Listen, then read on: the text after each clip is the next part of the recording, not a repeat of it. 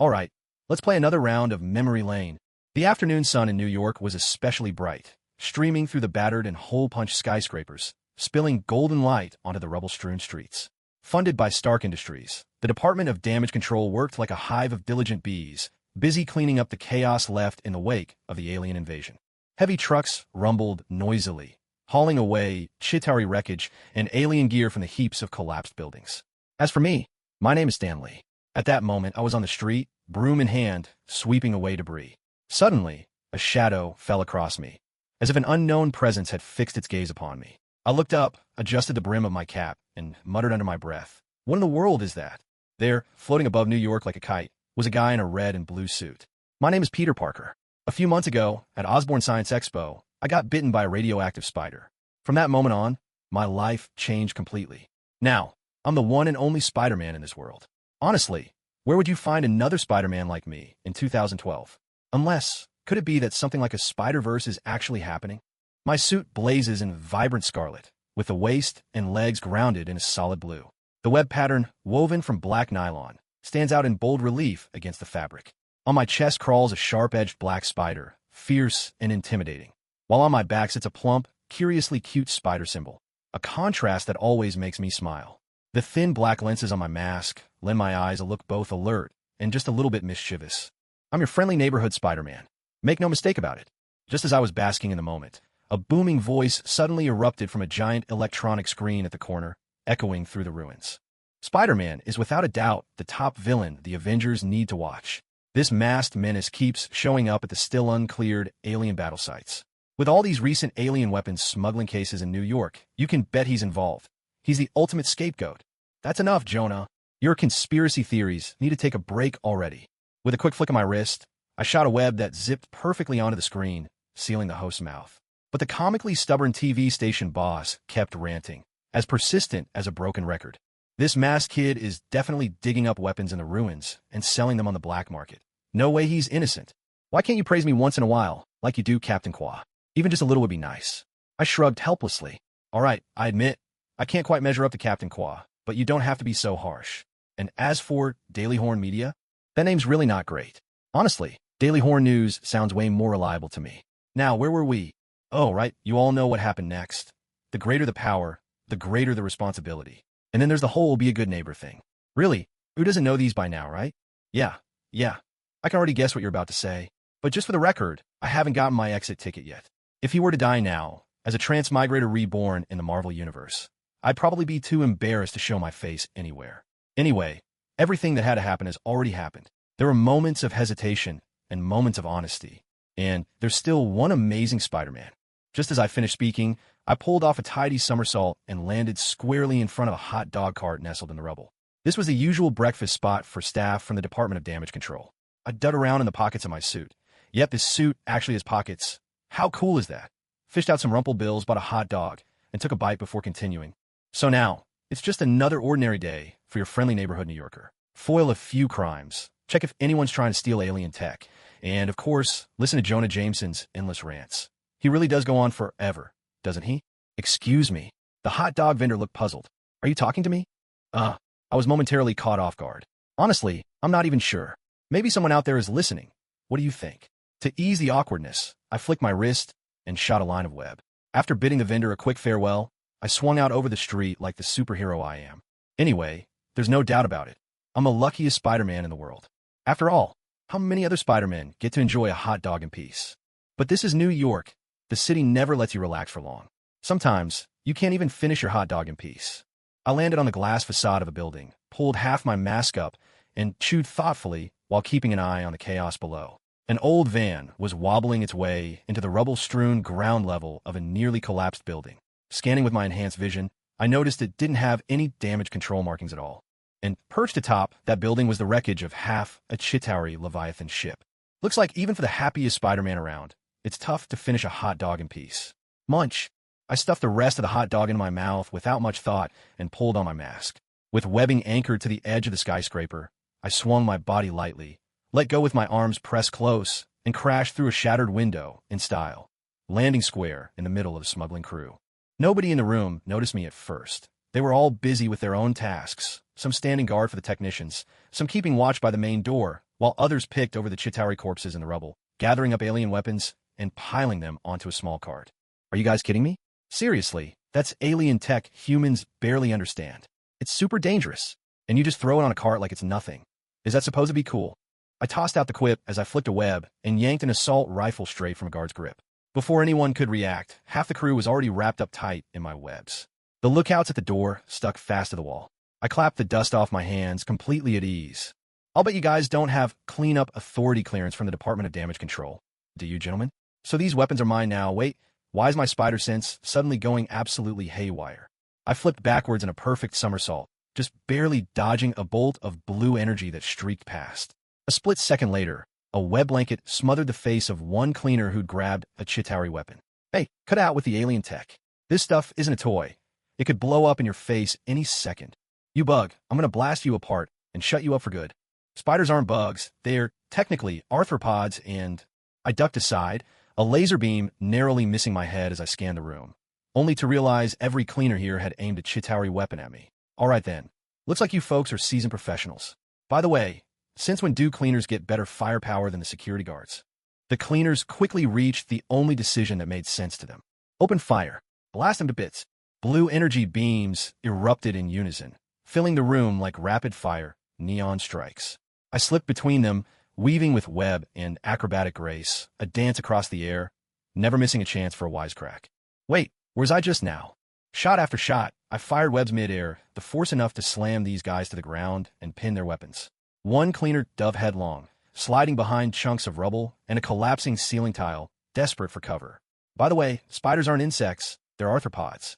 Good grief, what's happened to science education these days? Weren't you supposed to get a no-one-left-behind education? Or is it that you're smuggling alien weapons because you couldn't keep up with your classes? Actually, learning to repair cars isn't a bad choice either. I know a few really excellent mechanics, solid, dependable skills. The janitors hiding behind their barricades listened to me, a guy in a skin-tight suit, rambling on, despair filling their eyes. At last, one of them couldn't take it anymore. He poked his head out and shouted, "Would you just shut up?" Then, he started firing wildly in my direction. His efforts were short-lived.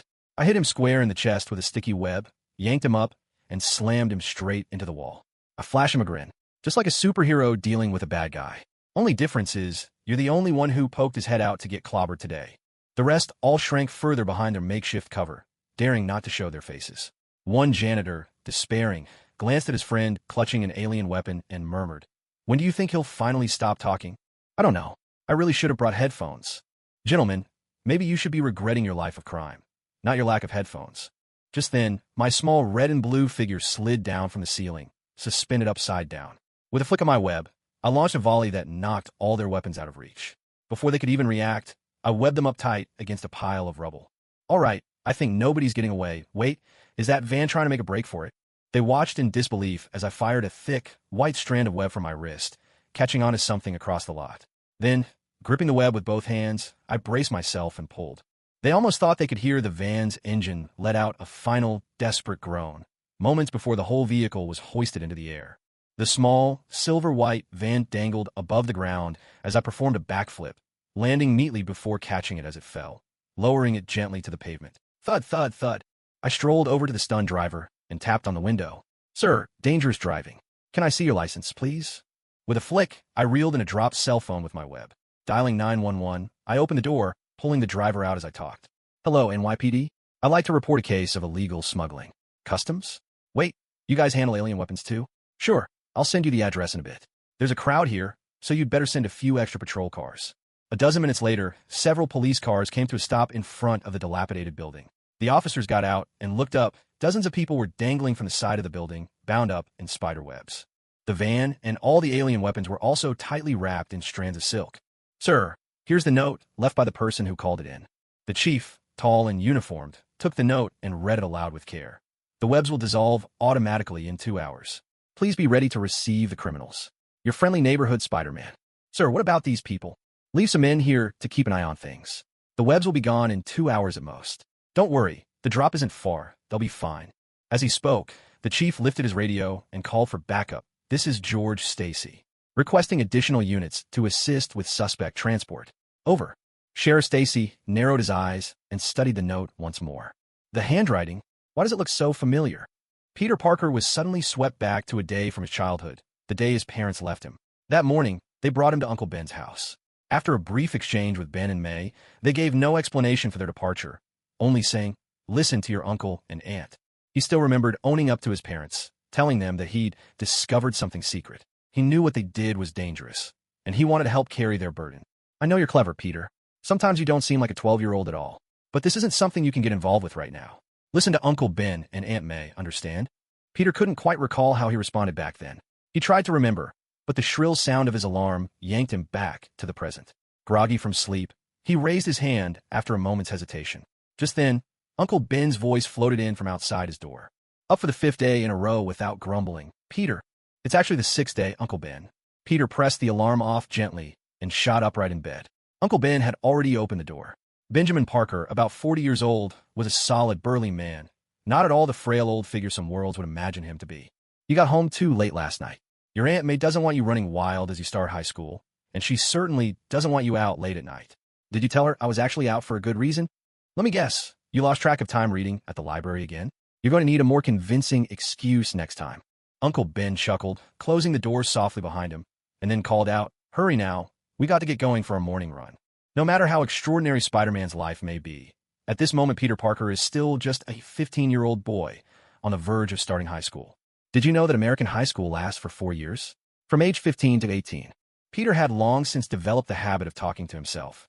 As he got dressed, he spoke aloud, then hurried into the bathroom to wash up. Stuffing his toothbrush into his mouth, he mumbled indistinctly, "But here's something you'd never guess. Uncle Ben used to serve in the military. He even joined the Marine Corps and carried out missions overseas. Pretty impressive, right? I mean, wow." After finishing up in the bathroom, Peter and Uncle Ben began their morning workout together. They jogged 5 kilometers, and when they got home, Aunt May would be waiting for them with breakfast. The purpose of the run wasn't to build stamina, but simply to help Peter appear like a regular kid. Otherwise, he could easily have shattered world records without breaking a sweat. Yet it wasn't only about helping Peter blend in. Uncle Ben, a retired serviceman, had also taught him many practical skills: how to scout a battlefield, techniques for close combat, how to plan escape routes and stay alert, and ways to avoid surveillance and the gaze of strangers. Without Uncle Ben's guidance, Peter would hardly have grown, within just 5 months, into what he considered a passably competent Spider-Man.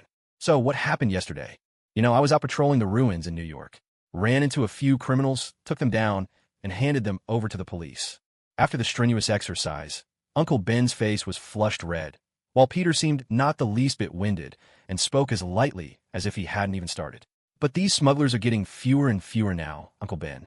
It's been over 3 months since the Battle of New York, and September's right around the corner. Maybe before long, I won't even have to go check those places anymore." Uncle Ben let out a sigh. He wasn't sure if he should feel regret that the Department of Damage Control hadn't finished clearing the ruins, or relief that everything was finally drawing to a close. He thought back over all that had happened in the past few months.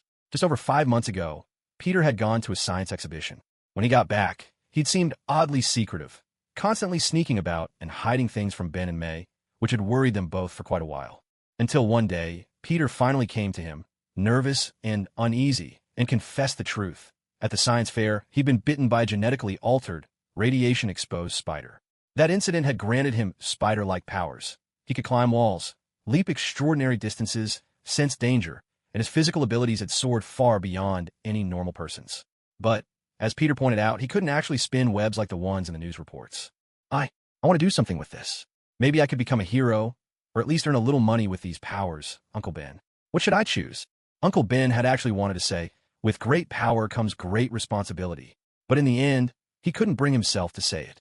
After all, Peter was still only 15, and he knew all too well that the life of a so-called superhero was far from the rosy picture painted in the news. Just imagining the dangers posed by those villains was enough to realize how terrifying this path could be. For Uncle Ben, who had no children of his own, Peter was like a son to him. He couldn't bear the thought of letting Peter risk his life. In the end, he spoke gently. "As long as you never use these gifts to hurt others, Peter, no matter what you choose, you'll always have my support. I know Aunt May feels the same way." Sometime after that, a fire broke out near their home. Uncle Ben joined the neighbors in the rescue effort and saw a scene he would never forget. Peter, alone, carrying a little child in his arms as he leapt from the 2nd floor, bringing the child to safety. I was really scared, Uncle Ben." He still remembered how, later in the car, Peter spoke, his words marked by trembling and anxiety. There were flames everywhere. A A beam crashed down and hit my arm. It still hurts. I really didn't want to go in, Uncle Ben. But when I heard that little girl crying, calling for help, I felt like I had to do something. I thought, maybe I could at least try to save her. I wasn't totally helpless. I was terrified and worried that I might never come out again.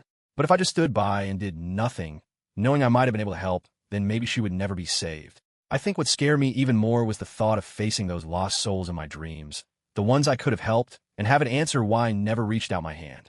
Peter didn't become Spider-Man out of a desire to be a hero, but because he couldn't bear the guilt and regret of being powerless in the face of danger. What drove him forward wasn't the power itself, or some lofty savior's sense of duty. What truly frightened him was the feeling of regret and shame when he stood before someone in need and realized he failed to act. It was at that moment that Benjamin Parker understood his nephew might one day become the world's greatest hero. At the same time, he couldn't help but worry, wondering if someone as sensitive as Peter might eventually be crushed by the weight of this responsibility. Still, he chose to stand by Peter's side. From that moment on, he began training his nephew, using the skills he'd learned years ago as a Marine, and he kept at it to this day. Peter revealed his gifts as well. He was bright and insightful, just like his late parents. He even found clues within the scattered notes left by his father, Richard, which allowed him to independently synthesize web fluid and invent his own web shooters.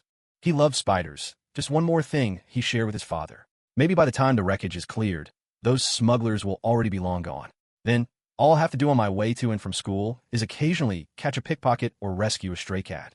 Peter jogged backwards, giving his uncle, who seemed momentarily lost in thought, a glance before asking, "Uncle Ben? Oh, that sounds great. Your Aunt May won't have to worry about you falling in with the wrong crowd. She knows I'd never do that." Peter and Ben both burst out laughing, and then Peter turned back around to run in step, shoulder to shoulder with Ben. When Central Station's all cleared up, how about we go out for Turkish kebabs together? Somewhere in the depths of New York City, in a basement, a young black man in his 20s, his hair in dreadlocks, carried a bag as he entered an abandoned building. This was their hideout, furnished with nothing but makeshift mattresses, a couple of desk lamps, and 7 or 8 companions sprawled about. "Here's today's haul." He handed out the money from his bag to his crew. One of the younger guys asked, "Herman, why is there less cash these days?" "We're simply running out of things to scavenge from the ruins, and buyers are getting hard to find. That group calling themselves AIM packed up and left last week, and even the folks over in Hell's Kitchen barely come by anymore. Now I've got to look for someone else willing to risk getting hunted down by Iron Man just to take these alien scraps." What makes things worse is that guy in the skin-tight suit with the spider webs keeps showing up to mess with us. After Herman finished speaking, another of his crew complained, "You never should have stockpiled all that junk in the first place. There's no way to sell it now." But Herman just laughed. "Listen, fellas, New York stash is worth a fortune, but opportunities like this won't last forever. We got to stay ahead of the game. I used to be the most famous locksmith in the city, and I even invented the best safe-cracking tool there was. And now, thanks to the parts left behind by those aliens, I've made something even more advanced using my own materials." As he spoke, he pulled out a device from his bag that looked a lot like a gun. Its build was simple, a blue energy chamber powered by a Chitauri battery with a dial and a trigger. "What's that?" "A lock-breaking tool. A shockwave generator. Here, see this dial? It adjusts the intensity. At the lowest setting, it can knock a grown man off his feet." Herman raised the device and squeezed the trigger at a nearby cement pillar. The pillar shook violently, blasted by a force you couldn't see. And if you turn it up to level 2, with a sharp, piercing noise, the cement pillar split apart, shattering into pieces. The crew immediately erupted with excitement. "What about the highest setting?" "I haven't tried it out yet, but based on my calculations, it could probably bring down an entire building. That's why I added safety restrictions. 3 levels is the maximum setting." A chorus of admiration broke out among his men. What excited them even more was that Herman hadn't just made one of these. He handed one out to each of them. The unfinished building was filled with concrete pillars, giving them the perfect chance to test the full power of this new weapon. This was Herman's invention, a device capable of breaking into any safe or vault, which he proudly called the Lockbreaker.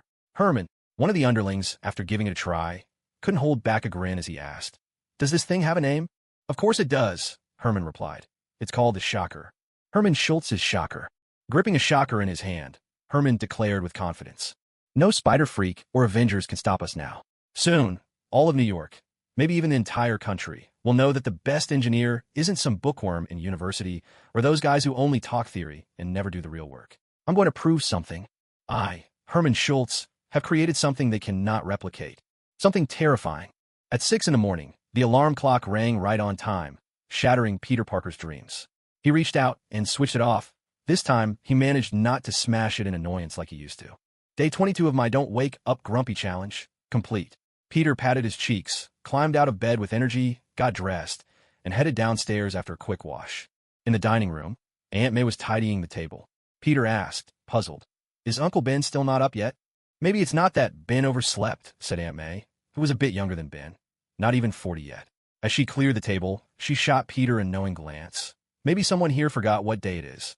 Oh, today's the first day of school. Realization dawned on Peter. He suddenly understood why Uncle Ben hadn't joined him for their usual morning run. Is he in the garage? Yes, he's in the garage. Could you pop next door and wake one up while you're at it? Peter nodded, ran a hand through his hair, and headed over. Gwen Stacy had grown up next door with him, her father George Stacy being a single police chief whose job kept him busy. Most of the time, it was the Parkers who looked after Gwen. For the past few months, Peter had just become Spider-Man. While Gwen had gone on a school graduation trip, she'd spent the entire summer in London and had only gotten home yesterday. Peter hadn't joined her since he was busy training and learning to be Spider-Man. Because of that, Gwen was unhappy when she left. He could only hope that London had lifted her spirits. "Hey, Peter." Before he even had a chance to knock, Gwen had already poked her head out of the upstairs window. Her tousled blonde hair was a wild halo around her face as she asked, "What time is it?" "It's just 6 o'clock. I've never seen you up this early." "Was the trip that exhausting?" "It was awful. I'm still jet-lagged and barely slept at all last night," Gwen replied as she ran her fingers through her messy hair. "Give me a sec, I'll be right down." Peter waited patiently at the door for about 5 minutes before Gwen emerged. She'd already brushed her hair and lifted it back with a black headband, letting her golden locks fall naturally across her shoulders. "Turtleneck and jeans? Judging by your outfit, is London even hotter than New York?" "It's honestly not so bad. I don't mind the heat, anyway. There's no school uniform in high school here, right?" Gwen glanced at her clothes, then tossed something to Peter. "Catch, smart guy. This is a little souvenir I brought back from London." "Wow, a deerstalker hat just like Sherlock Holmes. Did you get this at a souvenir shop on Baker Street?" "Nope, just picked it up from a random street vendor." Gwen closed the door behind her with a laugh. Peter glanced into the Stacy family's living room. "Where's Uncle George? Off to work already?" "No, he was up working until the early hours last night. I don't think he'll have time to take us to school today, so let's let him sleep in a bit longer. I'll have breakfast at your place." Perfect timing. Aunt May's already finished making breakfast, and Uncle Ben just headed off to the garage. Gwen gave a helpless smile. Looks like Uncle Ben and Aunt May also think he ought to get more rest, or at least go to bed a little earlier. Breakfast at the Parkers was simple. A few slices of toast with lettuce and jam, plus a fried egg.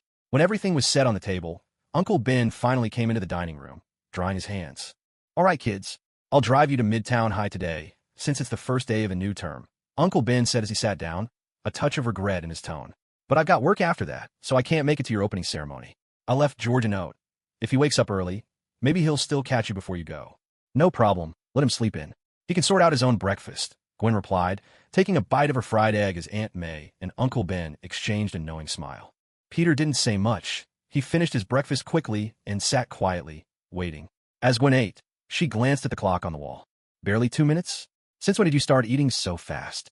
"Ever since summer vacation started, Peter's been gobbling down his food," Aunt May said with a laugh, tracing the sign of the cross over her chest. "Thank goodness he only eats quickly. At least he hasn't turned into a bottomless pit. I want to spare some time for training with Uncle Ben." "Hold on." Gwen paused, fork midway to her mouth. "You've been learning combat over the summer?" Peter hesitated for a moment, then nodded and launched into his well-rehearsed explanation. "Yeah, I got to be prepared in case I run into another bully like Carl King in high school. Worst part is, Carl King also got into Midtown." Carl King. He was Peter Parker's biggest adversary since his second chance at life. Even back in junior high, Carl had topped 6 foot, your classic American jock and the very definition of a schoolyard bully. He picked on all sorts of kids, not just the bookish ones. Truth be told, Peter had always expected his first real bully would be Flash Thompson, but instead, it was Carl who targeted him all through junior high. Before becoming Spider-Man, Peter had, inevitably, fallen victim to bullying more than once. Of course, he managed a few tricks of his own, playing practical jokes on Carl with his little inventions. But despite Carl's bluster, he could never puzzle out who was behind the pranks. In fact, Peter's path to becoming Spider-Man had something to do with Carl King. During the Oscorp Tech Expo, the radiation device exploded, causing chaos, and it was Carl who caught that irradiated spider and tossed it onto Peter's neck. He had still been hesitating about whether to become Spider-Man, wondering why that spider had appeared on his hand in the first place. Yet Carl King had simply forced the choice upon him. Peter was left with no option but to face this decision. You'd better be careful. I think even if you study martial arts for 2 months, you might still not be a match for Carl King. Peter grinned nonchalantly. Don't worry. One day, I'll defeat him for good. Remember, you're not learning to fight so you can get into trouble, but to protect yourself. Uncle Ben added instinctively, then realized Peter might be the last person who needed that reminder. Smiling, he wiped his mouth with a napkin and said, "All right, kids, let's get ready to head out." The Parker family owned an old Toyota that had been with them for 15 or 16 years. The engine struggled now when it started coughing and groaning. Fortunately, they lived not far from Midtown High, and the drive took just over 10 minutes. On the way, Peter and Gwen chatted about Gwen's adventures in London, where she'd been, the photos she'd taken. Uncle Ben didn't put on any music. He just drove quietly, listening to the two young people talking, a gentle smile spreading across his face. It all seemed like nothing more than an ordinary day. Suddenly, Peter shouted, "Uncle Ben, watch out!" Uncle Ben reacted in a flash, slamming on the brakes. The wall of the building beside them suddenly collapsed, chunks of stone and concrete crashing down just 3 or 4 meters in front of the car. Uncle Ben realized they'd narrowly escaped disaster. As he was about to turn around and find another way, a section of wall came crashing down behind them as well. A huge slab of reinforced concrete smashed into the car behind, crushing its engine completely and sending the terrified driver scrambling out. "Out of the car now!" Uncle Ben barked urgently, ushering Peter and Gwen out. He spotted a subway station nearby and immediately pointed. "Get to the subway and take shelter." Peter looked around and saw that cracks were still spreading across the building's wall. He glanced at Uncle Ben and Gwen, then dashed away without a second thought. "Uncle Ben, Gwen, get to the subway. I'll check the area and see if there are any other safe exits." "Be careful," Uncle Ben called out, grabbing Gwen's hand and running toward the station. Gwen couldn't help wondering why Peter was still carrying his backpack, but she barely had time to voice her confusion before being hurried along. Why was he still carrying his backpack? As he ran, Peter grumbled inwardly. "I always knew I'd end up in situations like this, but did it really have to be on the first day of high school?" He dashed into a quiet alley, quickly scanning the surroundings to make sure there were no cameras or bystanders. Pulling out his web shooter and mask, he retrieved the rest of his gear from his backpack. After that, he tossed the bag high into the air and, with a nimble leap, sprang onto the wall, climbing swiftly upward as he put on his equipment. The backpack, now airborne, began to fall, but a web shot out, catching it and reeling it back to Peter's side. He stuffed the t-shirt and track pants he'd just taken off into the bag, then pulled out the long-sleeved gloves and slid them up his arms, tugging them all the way to his shoulders. The short-sleeved uniform he wore underneath could be zipped to these gloves, a design originally meant to make changing outfits easier in the summer and fall, but now proving unexpectedly useful. Peter pulled on one glove first, holding the bag with his other hand. Once he was fully suited up, he took out his spider belt, loaded with spare web cartridges and various small tools. He gripped the belt between his teeth as he zipped up the backpack, then tossed the bag back into the air and anchored it securely to a high-rise with a web. Finally, he fastened the belt, pulled down his mask, and leapt into the golden light of morning. The hero in his red and blue suit sprang out from the edge of the building, firing a web to stick his backpack firmly to the outer wall. Then, with swift, practiced moves, he lunged toward another building and hurled himself from the dizzying height. The whole transformation took even less time than Peter had imagined. He even had a moment to glance at the digital watch strapped to his left wrist. "If I can get this sorted in half an hour, Uncle Ben won't be late for work." By the subway entrance, Uncle Ben and Gwen quickly realized something was wrong. The station, which they'd planned to use as a safe shelter, was already beginning to jam up, not just with themselves, but throngs of other citizens pouring inside. The entrance grew more crowded by the second. Meanwhile, things were deteriorating fast at the nearby high-rise. The sound of cracking concrete grew sharper and louder. As the crowd screamed, Uncle Ben and Gwen looked up to see chunks of concrete tumbling down from above. But the screams didn't stop. Instead of crushing anyone, the falling debris was caught by a web stretched wide beneath it. Then, a quickly moving shadow swept over the crowd's heads, prompting a surge of curious glances skyward. "What is that? A bird? A plane? No. Haha, it's Spider-Man." Spider-Man answered his own question with a laugh. Rapidly firing webs, he spun a massive net between two buildings, catching all the crumbling wreckage securely. With the rescue finished, Peter finally had a chance to land atop the opposite building and observe the situation more closely. "All right, let's see what's really going on here." He narrowed his eyes, scanning the damaged tower. Just then, an explosion thundered out, accompanied by a thick plume of smoke billowing from somewhere in the building. It was a bank. As time moved forward, Hermann Schultz led a small group of henchmen, each armed with his self-made weapon, the Shocker Blast, and sporting the signature black masks of bank robbers. They were poised to rob a bank. After all, the wreckage left behind by the Chitauri had long been cleared away, leaving nothing more to scavenge. Fast money had become their only way of life, and now, with this new tool, a shocker blast capable of breaking open any vault, they were more emboldened than ever. They picked a moment that no one else would ever choose, the early morning, when the bank hadn't even opened its doors. There was a reason for this unusual timing. First, it was so unexpected that no one would imagine a robbery happening before business hours. Second, Herman didn't want any casualties, so he deliberately chose a time when the bank would be empty, ensuring no one would get hurt. Of course, there was a third reason. Thrill, their device, was powerful enough to shatter the locks on the bank's main door and even the vault. So, even if the bank was closed, they could force their way in without trouble. As I said, this is the best lock-picking tool in the world. With his face hidden behind a black mask, Herman took the lead, blasting open the bank's main doors with the Thrill device and rushing inside with his crew. "Everyone, find the vault door." "Isn't that easy?" one of his men replied, switching the Thrill device to level 2 and sweeping it around the lobby. "Wherever the door won't budge, that's where the vault must be." They shouted their approval as they sprang into action, following this logic. But none of them noticed the shadowy figure that slipped in the moment the door was blown open, hugging the ceiling and quietly watching their every move. "Ever since I got in, my spider sense hasn't stopped buzzing." "What kind of device is that?" "It doesn't feel like Chitauri tech, more like something cooked up in some mad scientist's basement." Spider-Man watched from above, seeing one of the robbers aim his weapon at the counter. With a sudden blast, the counter exploded into fragments. Sonic weapon? Or is it some kind of shockwave? If only shockwaves in real life were as colorful as they are in comics, it'd be so much easier for me to stay hidden. Muttering to himself, Spider-Man fired a web and expertly snatched one of the Thrill launchers out of the thief's hand. "Hey, fellas, you do realize the bank doesn't open until 9, right? Might be better to try your luck with the ATM right now." "It's him," one of the gang members exclaimed, recognizing Spider-Man. "That troublemaker who's always in the way. Get him." "I bet your idea of friendly neighborhood has nothing to do with making new friends."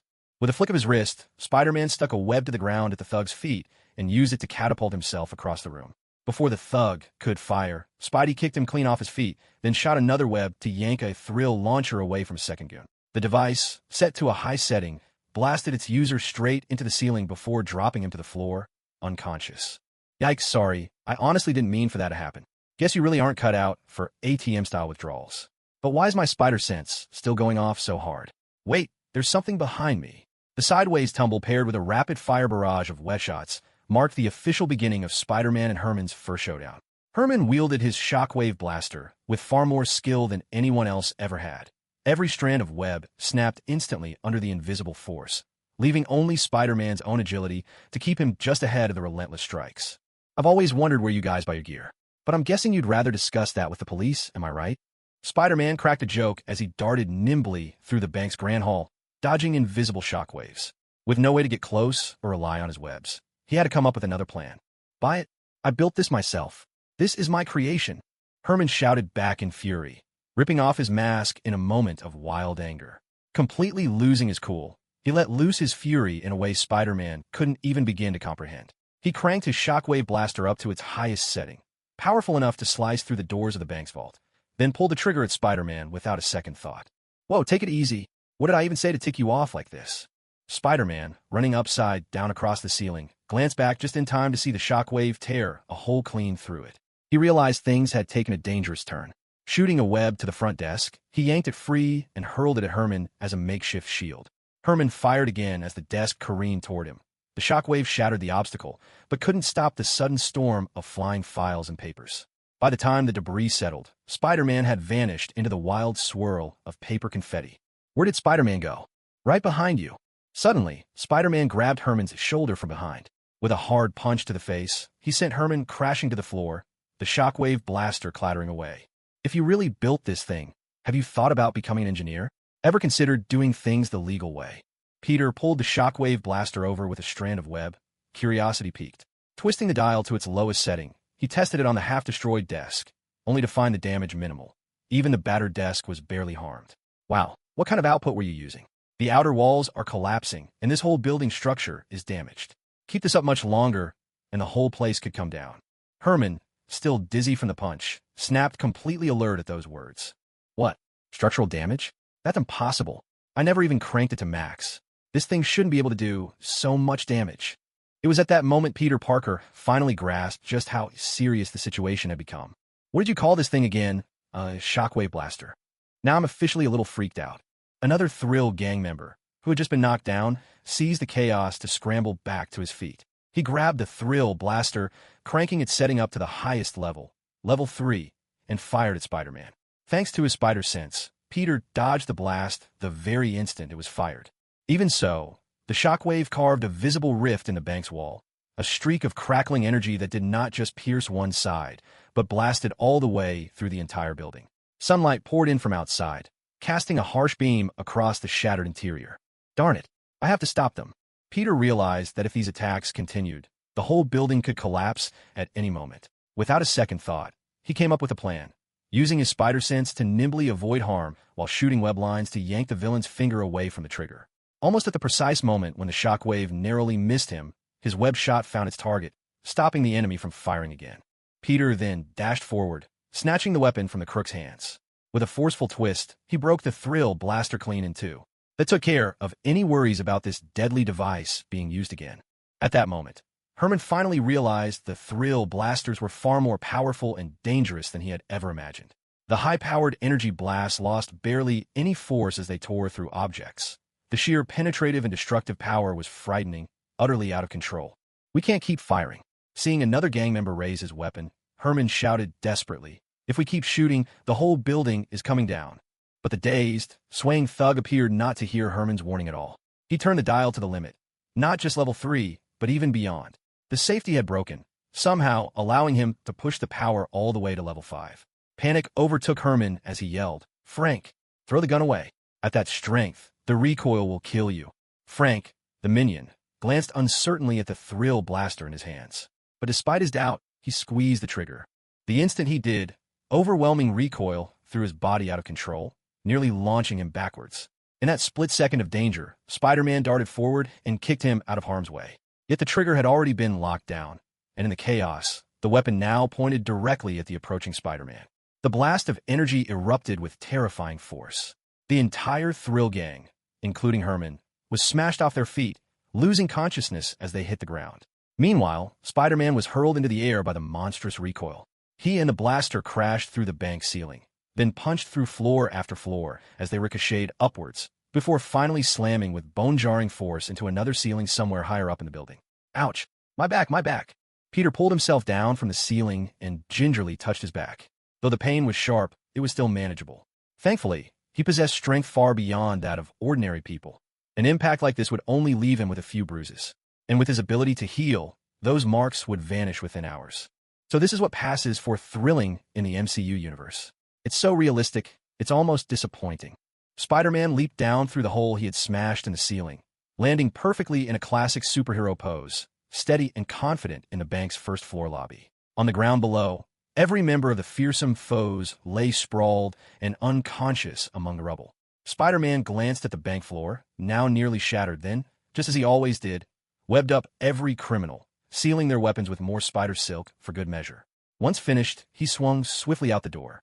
Outside, he spun a few lines of webbing across the street, leaving written warnings about the damage to the building, advising passersby to keep clear and marking off the area with barricades and evacuation signs. Spiderweb fluid only lasted for 2 hours.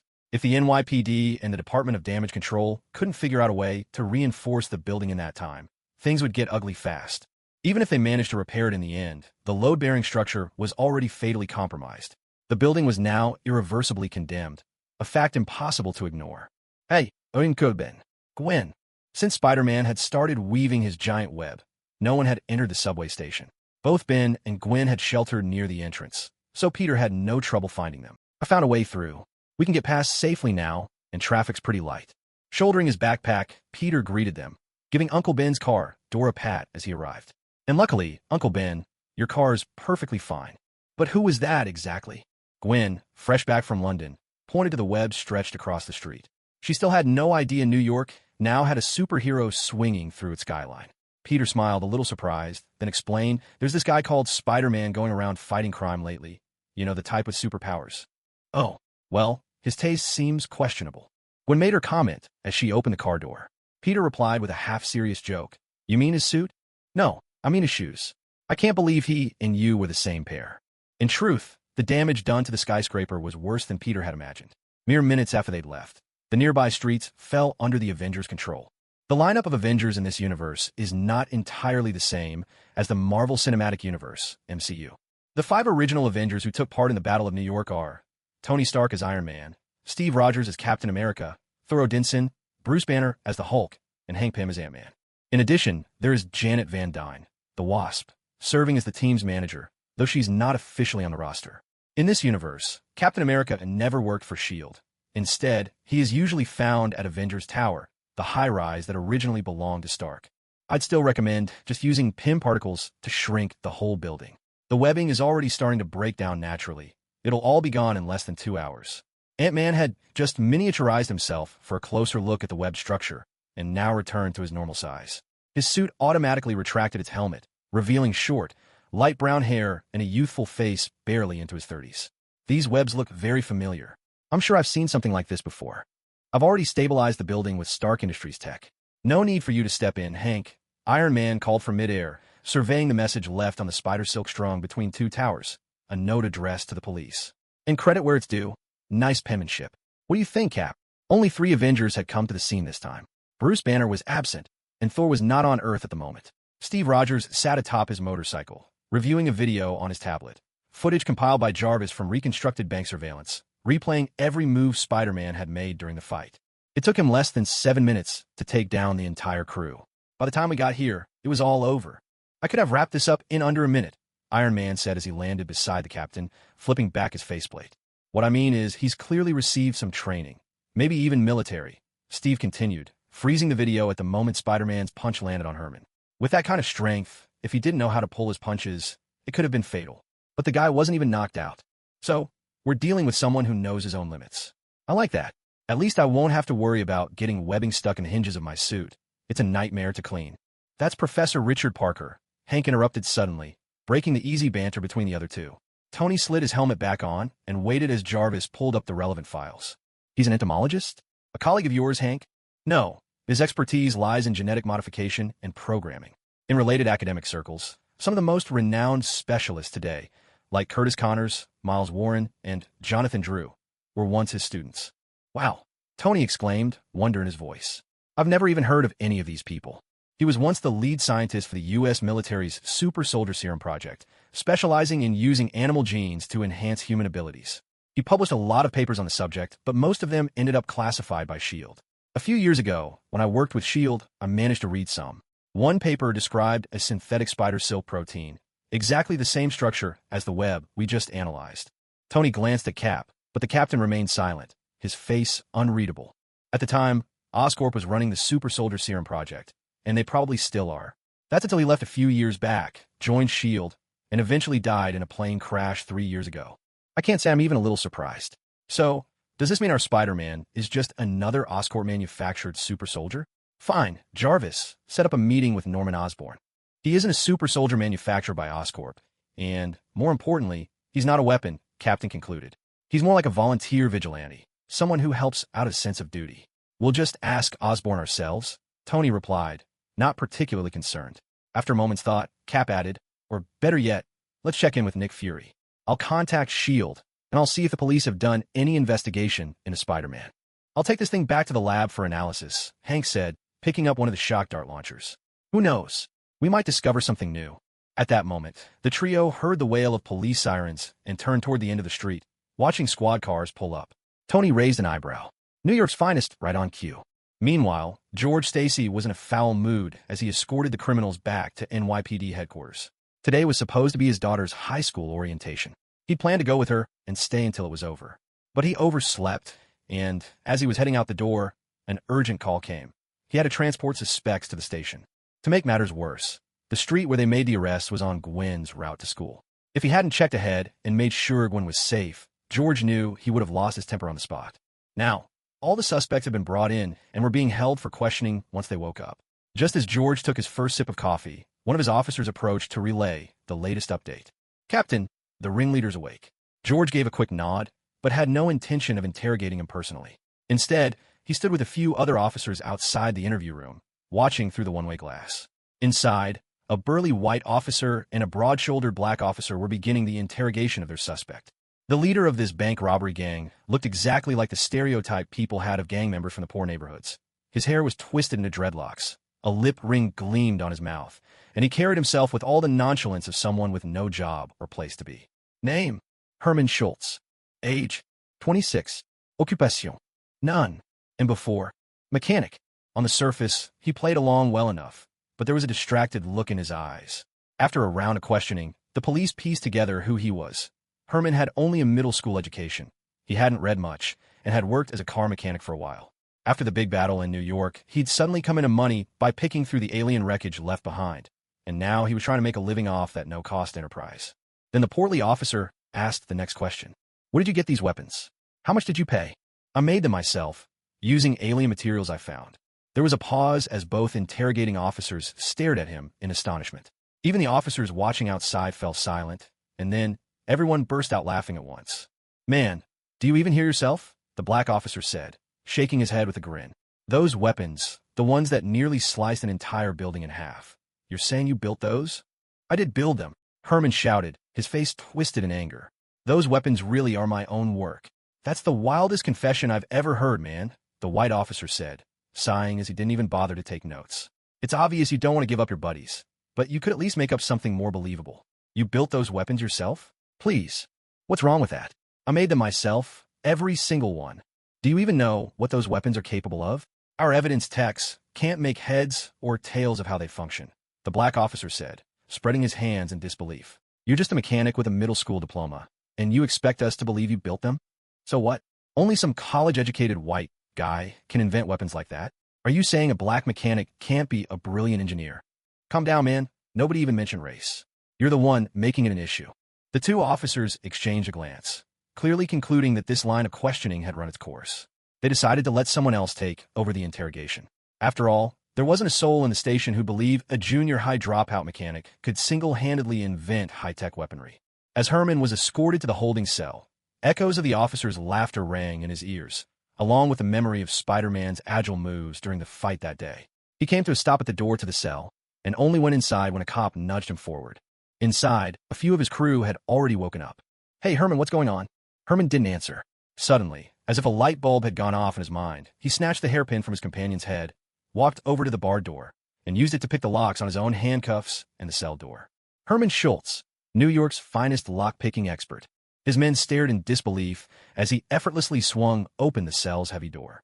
Before the patrolling officer could react, Herman moved swiftly, taking him down with a professional precision that left the officer slumped and unconscious. He slipped into the police uniform and tossed the keys back to his people still locked inside. You can decide for yourselves whether you want to leave. If anyone asks where I went, just tell them the truth. His men sensed something was off, exchanging uneasy glances. At last, one couldn't hold back and asked, Where are you going, Herman? To do what I've always wanted. Let all of New York know that I am the greatest engineer. Lowering the brim of his police cap, Herman strode out of the holding cell without a trace of hesitation. Since it was barely 9 in the morning, the police station was far from crowded, and astonishingly, he slipped right out of the heavily guarded NYPD building. Half an hour later, he arrived in a rundown residential neighborhood. There, at a long-abandoned construction site, he found the secret hideout he'd set up, its existence unknown even to his own men, where he had stashed away his trove of alien technology. Herman dug out the extraterrestrial parts, but after contemplating them for just a moment, he carelessly kicked them aside. Perhaps someday those alien trinkets could fetch a good price, but for now, he had no need for such complicated devices. You, Herman, are the greatest engineer. You don't need any alien technology. In his mind, the battles with Spider-Man replayed over and over. The wall crawler's strength and agility were truly remarkable, while Herman's own movements, weighted down by massive, clunky weapons, seemed almost farcical in comparison. Herman realized he needed something different, a suit as nimble and powerful as Spider-Man himself. My suit must be agile, able to absorb tremendous impact, so I won't be hurt by my own attacks. The gear needs to be portable. Wrist gadgets are just too small. I'll design forearm guards instead, and I'll have to recalculate the firing frequencies. Yes, that's it. On the desk, all he had was a battered old lamp, a box of colored pencils, and a stack of scrap paper. The whole morning slipped away, and quietly, a miracle took shape. He sketched out a pair of wrist bracers, similar in principle to his old vibration emitters, but far more controllable, as well as a suit of kinetic armor, its primary yellow offset by striking patches of red metal. When the design was finally done, Herman Schultz's eyes were rimmed red with exhaustion, barely able to believe he'd actually accomplished it. And then, unable to hold it back any longer, he burst out laughing. I did it. I really did it. I'm not here to create shockwaves, he said. On the contrary, I'm going to become the shocker. American high schools use a credit-based, flexible class system, which means students don't stay in one fixed classroom. Instead, they head to different rooms depending on the courses they've chosen. Free periods can be managed however they wish. The curriculum is split between required and elective classes. At Midtown High, each semester you need to take 5 required courses and 2 electives. There are 5 classes a day, 3 in the morning from 8:20 onward, then 2 after lunch, with school ending at 3 o'clock. The first day of high school was straightforward. The opening ceremony, an entrance test, and then picking out classes based on your results and interests. Lunch was a quick bite in the cafeteria. Next came the club recruitment fair, and the upperclassmen discussing the upcoming homecoming. The new students usually just watch from the sidelines. It's also worth mentioning that during the opening ceremony, a famous scientist, Norman Osborn, gave a speech. As for why someone as well known as Norman Osborn, a major business figure, would appear at an ordinary public high school, the answer was simple. His son had just enrolled. I thought you'd be interested in seeing a scientist in person, but you looked half asleep during Osborn's speech, Gwen remarked. Osborn's definitely a remarkable investor and business leader, Peter replied, but I don't really see him as much of a scientist or engineer. By the way, does our school actually have its own TV program? He shifted the subject, unable to fully escape the complicated attention he gave to Norman Osborn. Part fascination, part avoidance. At the moment, Peter Parker and Harry Osborn didn't have any special connection, but the spider that had changed Peter's fate did come from Oscorp's lab. Besides, who could guarantee that Norman Osborn wouldn't become the dangerous Green Goblin someday? Perhaps the only reassuring thing was that, in this universe at least, Norman Osborn was still white. Peter brushed off Gwen's comment, turning his attention to the hallway TV screen. On it, a boy and a girl, 2 fellow students, were hosting Midtown High's evening news. They weren't as polished as professional anchors, but their enthusiasm was unmistakable. The new school year has begun, and voting for the homecoming theme is now open. Visit the school website to cast your vote, the girl announced from the TV. They watched the broadcast for a few moments. Gwen's anticipation for high school was palpable. It clearly seemed much more exciting than junior high. Peter, on the other hand, only wanted to get out of there as soon as possible. It was already 3 o'clock, the perfect time for Spider-Man to begin his patrols across New York. Hey look, our school actually has a rock band. I want to join, Gwen said, her voice sparkling with excitement. If Uncle George finds out you gave up ballet to become a drummer, he's definitely going to be furious. Peter laughed as he made his way to his locker. Gwen, leaning casually against the next locker, raised an eyebrow at him. If you dare tell my dad, you're finished, smarty pants. I surrender. Peter lifted both hands in a mock gesture of defeat and then opened up the new locker he'd been assigned that first day, starting to organize his things. That's when Gwen noticed his bag was already packed, ready to go home. Wait, you're leaving already? HM? Yeah. On the very first day? Don't you want to at least explore the classrooms? Maybe check out which clubs might interest you? Maybe. For instance, what if the school has a science club, or a comics club, or even a detective society? Peter Parker paused, thinking silently for a few seconds, then nodded in earnest. All right, you've convinced me. Let's try to actually enjoy high school together. Did Peter Parker really want to enjoy high school? Maybe he did, but in truth, his mind was elsewhere. Just this morning, Gwen had already noticed that Spider-Man and Peter were wearing exactly the same pair of shoes. That, of course, was because the cost of custom footwear was too much. Peter could barely manage a few sets of uniforms to rotate, let alone spare the money for a special pair of shoes just for Spider-Man. The realization was a sharp reminder. He had to be vigilant, careful not to expose his identity, and always protect the people close to him. Of course, if his secret were ever revealed, those responsible would definitely regret it. Still, it was far better to avoid that risk altogether. So he considered, if Peter Parker never joined any clubs, always kept a distance from classmates, and was constantly slipping away at odd times, it wouldn't just be Gwen who got suspicious. Teachers and other students would soon be watching him too. To stay safe, it made more sense to act like any ordinary high schooler. That was the best way to keep Spider-Man's identity hidden. On top of all this, he hoped to steer his way into an internship at Stark Industries or Oscorp, somewhere he might secretly upgrade his gear. But to do that, he needed to plan his time even more carefully. Fortunately, Spider-Man's powers came with rapid recovery, so Peter only needed 4 or 5 hours of sleep every night to recharge. Oh, by the way, why'd you think I'd become a drummer? Because you'd honestly be perfect for it, Peter thought. In another universe where it was Gwen who'd been bitten by the spider, She was the band's drummer. But all he could do was laugh it off and steer the conversation away. So, which club are you planning to join? It's hard to say just yet, Peter replied offhandedly. I'll definitely take part in the Olympiad competitions. They're really helpful for college applications. As for the student council, I'm not all that interested. Our Midtown High probably doesn't have any fancy science research clubs, but an internship at Stark or Oscorp Industries sounds more promising. Other than that, I'd love to have a place to code with others, play Dungeons & Dragons, or build Lego sets together. Gwen mused. Sounds like you're quite the homebody. I actually am. I love reading, tech, anime, and tabletop games. Sport are not my thing at all. Still, I keep up with long-distance running and some combat training. They chatted as they made their way toward the club fair at school. They hadn't walked far when a familiar and rather obnoxious laugh rang out. A tall guy in a short-sleeved shirt was pinning another student's head against a locker. Peter sighed helplessly, reopened his locker, and grabbed something from inside. I can't believe it. Seems like every American high school has to have this stupid scene. A jock bullying someone by the lockers, Peter said as he shut the door, glancing at Gwen, who was waiting for him. I thought you'd be the one to run over and help that poor kid. If you don't step in, I will. But if you try to play hero, I might end up dragging you to the nurse's office again. High school's not supposed to be like this anymore, Gwen. Really, I only ran into it a few times back in 6th grade. With that, Peter headed toward the bullying scene. The noise in the corridor was a dull roar. Sometimes Peter thought high schools in another world probably had a much kinder atmosphere. He could never understand why America idolized athletes so much, looked down on students who liked studying, or even found bullying entertaining. The victim was a young Asian boy, a stranger to Peter. But the bully he knew all too well. It was Carl King, his nemesis and sparring partner through 3 years of middle school. Talk about running into the unexpected.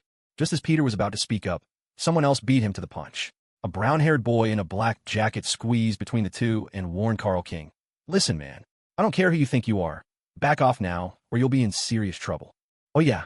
Carl King clenched his fists with a menacing pop, looming over the newcomer with his nearly 2-meter frame, just like the textbook TV bully. You're the one asking for trouble now, sticking your nose where it doesn't belong. Hey, Carl. A familiar voice made itself heard. Peter Parker strode calmly into the scene. How about this? If you stop picking on people, we could even be friends. What do you say? Peter Parker reached out his hand to Carl King, a gentle smile on his face. To his surprise, Carl actually released his grip on the student he'd been bullying, turned, and shook Peter's hand. Or rather, he clamped onto Peter's hand with all his might. You won't be saying that when you're the one begging for mercy. Parker. Arf. Contact stun gun, Carl. If you just shaken hands like a normal person, you wouldn't be getting shocked right now. Peter didn't let go of Carl's hand. And it's best if you don't try anything funny.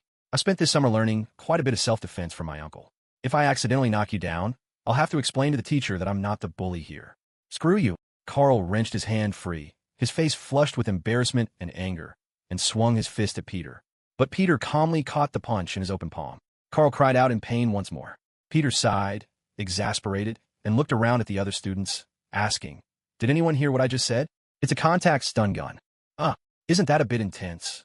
Don't worry, I've known Carl for 3 years. I know exactly where his limits are. Peter flashed a reassuring smile at a nearby classmate who looked like he wanted to help. Carl retreated a step, then charged at Peter again. I'm gonna. Here's a tip, Carl. Don't yell like that. With an agile sidestep, Peter seized Carl's wrist, twisted his arm behind his back, and pinned him easily. When Carl cried out in pain, Peter let go and, almost casually, tapped his ankle, sending him sprawling to the floor. Carl tried to get up, but as soon as he lifted his head, he saw Peter's hand hovering near his face, this time extended as a gesture of help. Like I said, as long as you don't go around bullying people in high school, we can still be friends. What do you say? Screw you. But this time, the words didn't have the same bite. Carl didn't dare challenge him again. He just swatted Peter's hand away and slunk off in defeat. The students watching were both shocked and thrilled by the scene. Peter, not interested in their reactions, let out a mock disappointed sigh. I was hoping I could actually be friends with him in high school. How are you guys holding up? He turned to help the small, Asian student who'd been bullied. The boy wasn't hurt. He was already getting up by himself, and the other student who tried to intervene walked over as well. You were awesome just now, bro. You took that guy down in no time. I went to middle school with him, been on the receiving end of his bullying for years. After a while, you learn how to handle him. Peter finally took a good look at this classmate.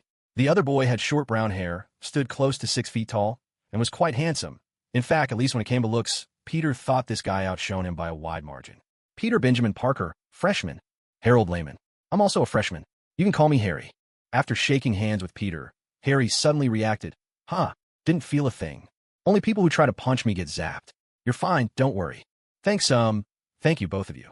My name is Zhao, Amadeus Zhao. Earlier, hearing Harry's name had only reminded Peter of the missing Harry Osborn, but the name Amadeus caught him off guard. He quickly composed himself and reached out his hand. Nice to meet you, man. I'm glad to meet you too, and seriously, thank you for before. Amadeus shook hands, his eyes falling to the device strapped to Peter's wrist. This gadget looks pretty interesting. If you don't mind, could I have a look? Of course, here you go. As Peter handed it over, he subtly sized up this new classmate. He began to suspect that this shared name was no coincidence. If the Amadeus Zhao before him really was the same genius from the Marvel Universe's ranking of world intellects, what was he doing calmly attending an ordinary high school? Someone like him, at 15, should be working on a doctorate in an Ivy League university. An uneasy feeling crept into Peter's mind. Maybe his high school life was about to get as dramatic as a superhero story. The internal structure's even simpler than I expected. Maybe I should make one myself for self-defense. As Amadeus examined the stun device, he smiled apologetically. So Amadeus was at least smart enough to recreate his gadget? Peter's suspicions grew even stronger. In my experience in junior high, gadgets like this only make the bullies worse. Peter took back the device, vaguely wishing he could incorporate it into his web shooters, but with the batteries he had access to, that just wasn't possible yet. Honestly, the best way is to train up your body, get strong enough that nobody wants to mess with you. I used to get picked on all the time, but then I started practicing martial arts with my uncle, and after a while, the beatings got a lot less frequent every year. Hey guys, Gwen's voice called out right on cue. She nodded toward the crowd nearby. Students still clustered around, watching them. You planning to talk till sunset? I don't exactly love being gawked at like some zoo animal. Understood. Oh, by the way, this is Gwen. She's my childhood friend, my neighbor, and we went to middle school together. She's always looking out for me, helping me chase off bullies or getting me to the nurse's office when I need it. Hi, nice to meet you all. Gwen cut in decisively before the conversation could wander further. If we keep chatting, Peter, we're really never going to leave. Oh, right, Peter said quickly, shifting the topic as he gestured with his hands. We were just talking about the club fair. Want to check it out together? Sure. After all, we're all freshmen here. As the four of them headed toward the plaza, the various clubs were ushering in new members with infectious enthusiasm. Sports and social clubs were swarmed with people, but the three boys, already familiar with the typical recruitment tactics, steered clear of the mainstream booths. Instead, with tacit understanding, they made for those niche clubs more suited for tech geeks and academic enthusiasts. There really is a board game club. Peter eyed the sparsely attended booth, a stark contrast to the lively crowds elsewhere. And it looks almost empty. I always thought everyone loved Dungeons and Dragons. Board games are great for the occasional get-together with friends, but to make it a full-time club activity, Harry shook his head, clearly not enthused by the idea of regular role-playing sessions. Peter watched Harry thoughtfully. Up until now, he'd been mesmerized by the name Amadeus, but it suddenly dawned on him. Why was it that Harry Lyman was always at his side, not the legendary Harry Osborn? He summoned up the memory of Osborn's features. There were indeed some similarities between the two, but perhaps that was just his own preconceived notions at play. Could Harry actually be Osborn's heir in disguise? The thought sparked a thrill in Peter, a top-tier genius masked as an ordinary student, a low-key heir hidden right under everyone's noses. Even though none of this was confirmed, Peter was already embracing the idea, the same way he'd accepted that he himself was Spider-Man. Even if he set aside his own secrets, just imagining the possibilities his two classmates brought to the story made everything feel exciting and full of promise. I can't wait to see just how epic the next 4 years of high school are going to be, he murmured to himself. What's up? Gwen raised an eyebrow, instantly catching on. She knew Peter too well. She understood, of course, that his anticipation was no idle phrase. Is it because there's no Lego club? Or are you already worried you'll be the odd geek out all through high school again? I don't think I was really isolated in middle school. Wait a second, Peter. You like Lego? Harry suddenly interrupted Peter, his eyes lighting up. Really? Yeah? Is that weird or something? I've always wanted someone to build the Millennium Falcon with me. I bought it ages ago, but I've never had anyone to do it with. The set's huge. I can't finish it on my own. Hold on. Amadeus joined the conversation. Is it the latest edition? No, it's the Ultimate Collector Series, Model UCS 10179. Oh my god, you actually have that one. Amadeus exclaimed in disbelief. Peter was just as shocked. There was no way he could afford a $500 Lego set, not to mention asking Uncle Ben for the money. The funny part was, even if he added up the cost of all his backup Spider-Man suits and gadgets, it wouldn't come close to the price of Harry's Lego set. Wow, Gwen glanced at Peter and the new friends chatting away and turned to him. Looks like I'd better get going. Bands are more my thing anyway. I'll leave you all to your Lego talk. Not that I'd have much to say. All right. See you later, Gwen. Oh, actually, I've got something after school today. I probably can't walk home with you. We'll have to catch up tomorrow. Oh, Gwen teased with a mischievous smile. Why are you making it sound like a question? It just came out that way. We'll talk if anything comes up, Peter replied, then added, time to make more friends, you know? New school and all. Don't worry, smarty pants. I'm sure I'll have even more friends than you. As Gwen waved and walked away, Peter turned and found Harry and Amadeus eyeing him with sly grins, their faces full of mischief. What's with those looks? Are you really just neighbors? Harry raised an eyebrow. Of course, we're just really good friends. Peter hurried to explain, but Harry cut him off, turning to Amadeus. What do you think? He's totally chicken around Gwen. I am not. So you think that one girl is too tough for you? All right, I admit it. I get nervous around her. Peter changed the subject without missing a beat. Weren't we just talking about Lego? How's your build going? That's what I was about to say, Harry chimed in. My place isn't very convenient right now, and Amadeus is staying with the host family, so we don't have anywhere to build. Peter, is your house an option? Would your folks mind? No problem at all. Let's set a time, Peter answered confidently. Honestly, May would be thrilled if I brought friends home to hang out. The three of them chatted as they walked, passing one club recruitment booth after another.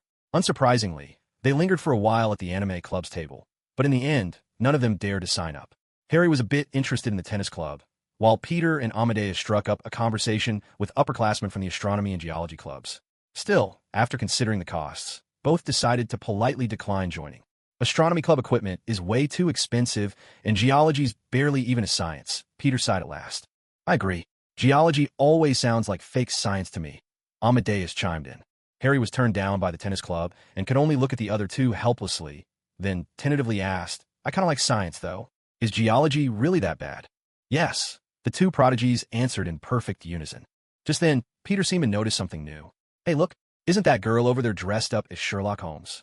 At a booth not far away, Peter's attention was caught by a beautiful Latina girl. She wore a dark, classic Ulster coat and a deerstalker hat, the very same style Gwen had once given Peter. Waving a club flyer energetically, she called out, Detective Club is recruiting. Interested in joining? All you need to do is answer our entrance quiz. Want to give it a try? What does a detective club usually do? Do you guys help students with mysteries around campus? Peter approached, clearly intrigued. Hearing Peter's question, the upperclassmen couldn't help but sigh in disappointment. Unfortunately, formal cases are pretty rare. Not many people actually come to us. Most of the time, we organize book clubs, create our own mystery puzzles, or discuss detective novels together. I'm in, Amadeus declared, walking straight up to the table. Seeing the astonished faces of his friends, he added, sounds great to me. All we have to do is read and answer quizzes, plus, we get credits for it. The girl seemed a little dissatisfied with Amadeus's reasoning, and she spoke earnestly. Sorry if that's not what you expected, but you still need to pass the entrance question. For example, a rich man who loved cipher games has passed away. His will is locked inside a safe with a 5-digit code. No one knows the code, but there's a calendar lying on the safe with only one date circled, March 15th. Can you guess the password? 31415. Peter and Amadeus answered in unison. March 15th. Oh, that's Pi Day. Harry thought about it for a moment, and then looked at them in admiration. You two are so quick. Yes, if we were on the other side of the Pacific, perhaps today would be known as 12315, but in America, of course, it's Pi Day. The senior nodded. Looks like the three of you are good to go. Welcome to the Detective Club. Here's our registration form. Fill it out, then go to the club room and mention my name, Jessica. I'm the club president. The three nodded and thanked her, waiting until they'd walked some distance away before speaking in hushed voices. The club president herself is out here recruiting? Harry muttered under his breath. Does that mean this club is legit or not? Peter remembered there was a well-known detective named Jessica Jones, but as far as he knew, she was definitely no longer a high school student. The three kept walking. Suddenly, Peter stopped in front of a large screen that was displaying all sorts of part-time job postings at Midtown High. One of them was for managing the Daily Bugle's website, a listing that immediately caught his interest. What's up? Harry asked. Nothing, Peter replied, glancing away. Just saw something interesting, that's all. P.S. In the main 616 universe, Jessica Jones and Peter Parker were indeed high school classmates, but that's not the case in the setting of this story. High above the city, Spider-Man clung to the glass exterior of a skyscraper, one hand pressed flat against the window and both feet planted confidently on the sheer vertical wall. He looked out silently over New York at 4 in the afternoon. The late August sun still blazing, cars flowing endlessly through the city streets. The ruins from past devastation had long since been cleared away. The city looked completely restored, with no trace of the epic battle between the Avengers and the Chitauri. It was as if the Battle of New York had never happened. That day also marked the very first time Spider-Man donned his suit to join the fight in this universe. As disaster struck New York, he raced through the chaos, saving those in need and going toe-to-toe with alien invaders, though hardly anyone took notice of him.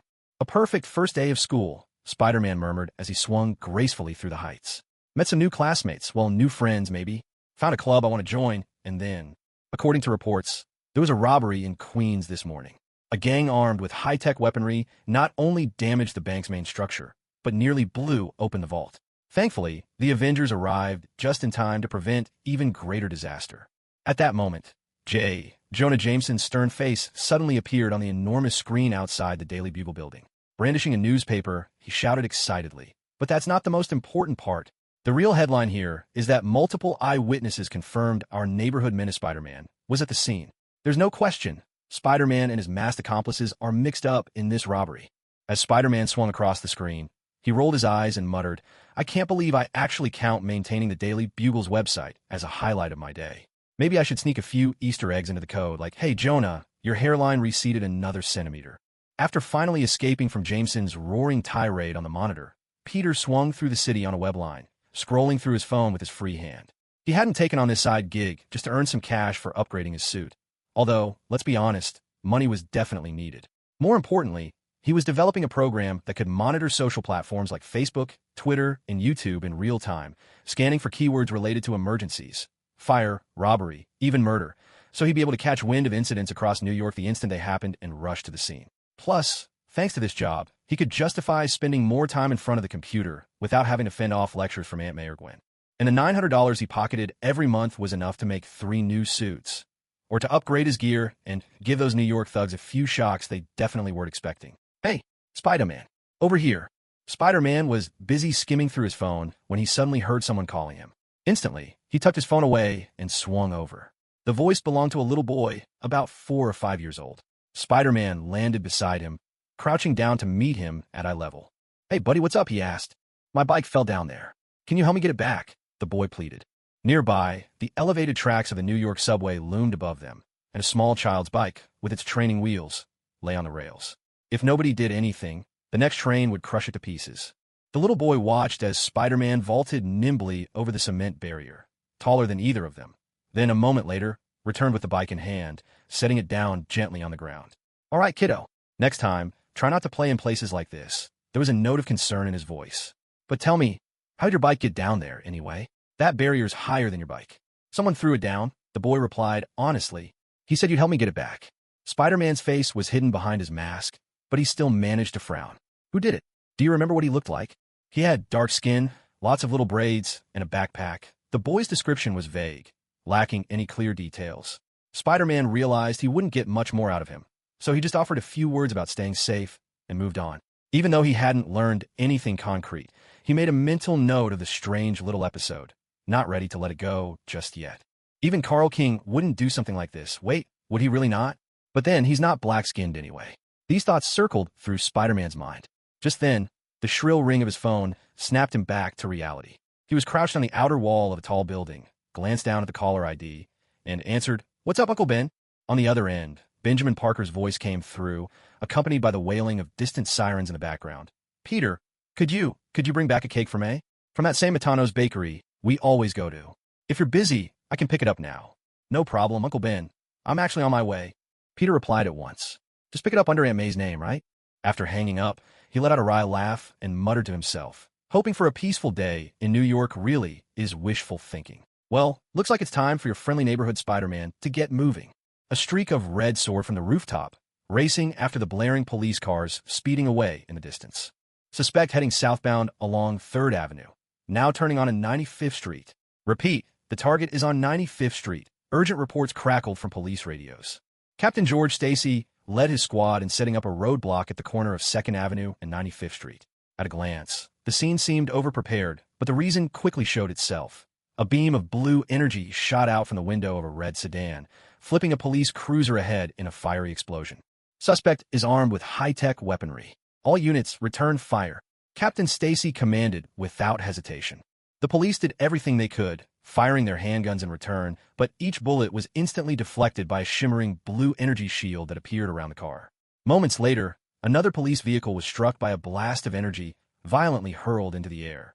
Officers instinctively dodged the explosions, scattering to find cover. A masked robber leaned out from the car window, brandishing a weapon far more advanced than anything the police had seen, firing gleefully at police cars and blowing up 2 more cruisers. Now, with little left in his way, he spotted the middle-aged officer orchestrating the scene and, without a moment's hesitation, swiveled his weapon to fire directly at him. He didn't need to aim carefully. A gun like this, he figured, was deadly enough even without precision. A surge of blue energy struck the patrol car, sheltering Captain Stacy, sending up a billowing cloud of smoke. The robber let out a triumphant laugh, but was abruptly interrupted by a new, unfamiliar voice. "What's so funny, pal?" At the critical moment, Spider-Man shot out a web, whisking Captain Stacy out of danger. Then, braving billows of smoke, he skillfully strung a massive web across both sides of the street. Almost immediately, the speeding sedan crashed headlong into the web. Its tires spun uselessly, tangled in sticky silk, and the car was locked tight, utterly immobilized. With a heavy thud, Spider-Man landed nimbly on the roof of the trapped car. "Complimentary convertible experience," Peter quipped, punching through the roof and peeling it clean off. Hoisting it above his head, he stared down at the 3 terrified robbers inside, their duffel bags bulging with stolen jewels. "What's wrong? Not satisfied with the service? Don't forget to leave a 5-star review if you have time." "Shoot him." In a fluid backflip, Spider-Man dodged the energy gun's blast. He quickly tried to seal the barrel with his webbing, but it hardly slowed the weapon down. The blue beam sliced through as if the web wasn't even there. Agile as ever, Spidey twisted aside to avoid another shot. Then, with a flick of his right wrist, he webbed the passenger side door, and in the instant it ripped free, the gunman, just about to make his escape, lost his balance and toppled out. As he tumbled to the ground, the weapon was snatched away by Spider-Man's web.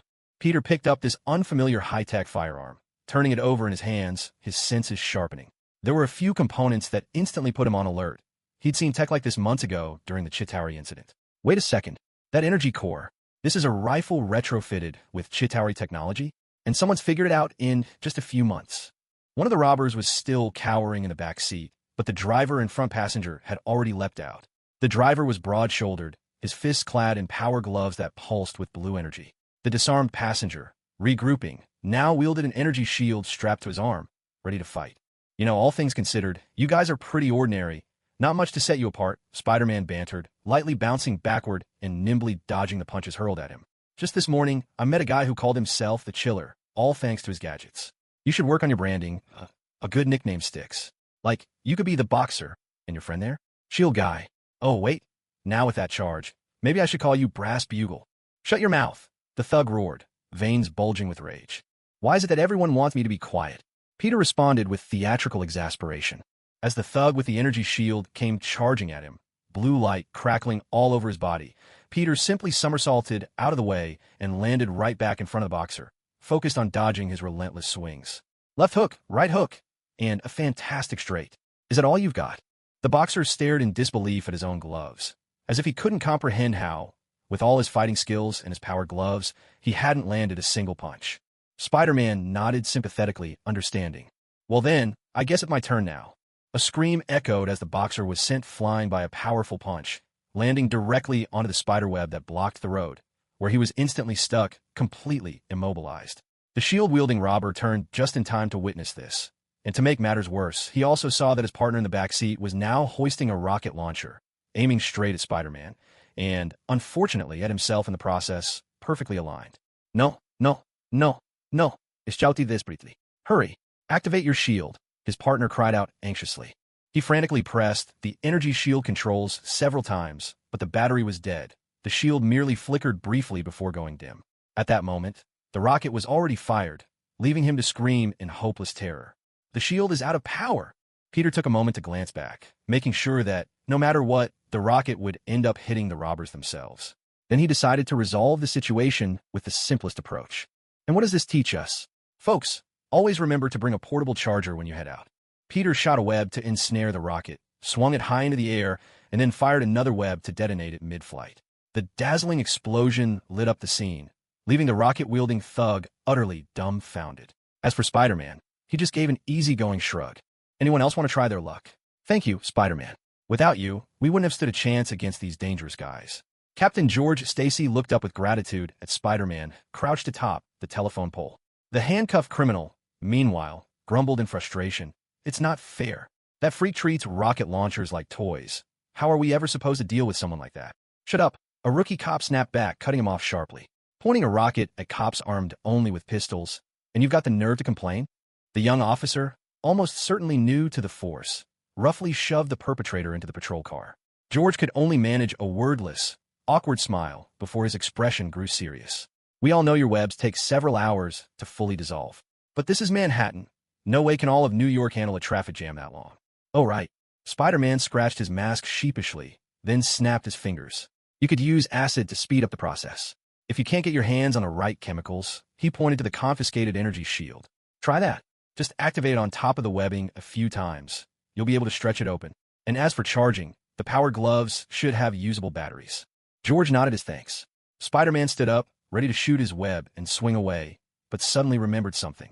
He quickly crouched down to remind Captain Stacy. By the way, Captain, their weapons contain parts made from Chitauri technology. It's only been 4 months since the Battle of New York, and already there are criminals arming themselves with alien tech from the black market. You really need to be on guard. Thank you, Spider-Man. We'll make sure to find out who's behind the modifications of this alien technology. No need to thank me. Your friendly neighborhood Spider-Man is always here to help. With a soft thwip of webs shooting out, Peter Parker's figure soared across the sky. He glanced at his watch, then suddenly slapped his forehead as if remembering something important. Aunt May's cake. Maytano's bakery. What day is it today, anyway? Why did Aunt May order a cake? Is it someone's birthday, or are we expecting guests? Adjusting his trajectory midair, he muttered, let's hope nothing else goes wrong. All right, I still need to get my backpack back. In the shadows at a street corner, Herman Schultz pulled his hood lower, having watched the entire fight play out. He had to admit, the thug was right. Facing a weirdo in tights who could swing between skyscrapers, a couple of high-tech gadgets wouldn't cut it. To defeat someone like that, he'd have to become something else entirely, a monster. But Spider-Man wasn't invincible. That kid's bike thrown onto the subway tracks was proof. The tracker he planted had registered a sudden change in altitude, which meant Spider-Man stopped to help a child by the roadside. This masked protector wasn't just some glory seeker chasing praise, nor was he a cold, unyielding machine of the law. He was simply someone who couldn't help but intervene, a good guy. That meant there were ways to handle someone like him. In New York, everything the city had to offer could be used to control or threaten him. Herman weighed the backpack slung across his shoulder.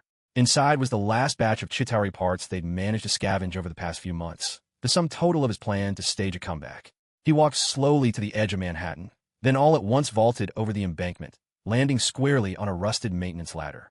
The damp air carried the scent of New York's underground tunnels, and the entrance to the sewers gaped before him like a dark maw, hungry to swallow him whole.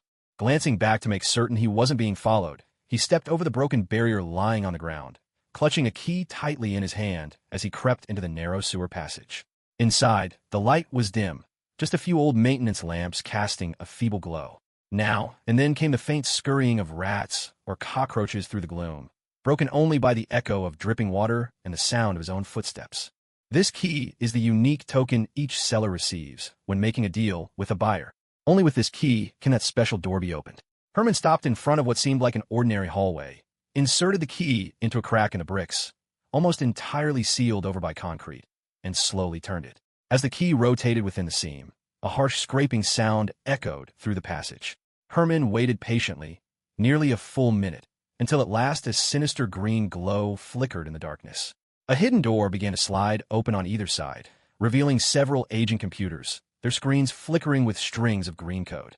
He tossed his backpack onto a stainless steel panel, the clatter of metal striking resonating loudly in the confined space. Not bad. It's getting harder and harder to find people willing to make deliveries these days. A voice, buzzing with electronic static, came from the shadows beyond. 3 pinpricks of green light lit up, forming a triangle that swept over the package Herman had brought.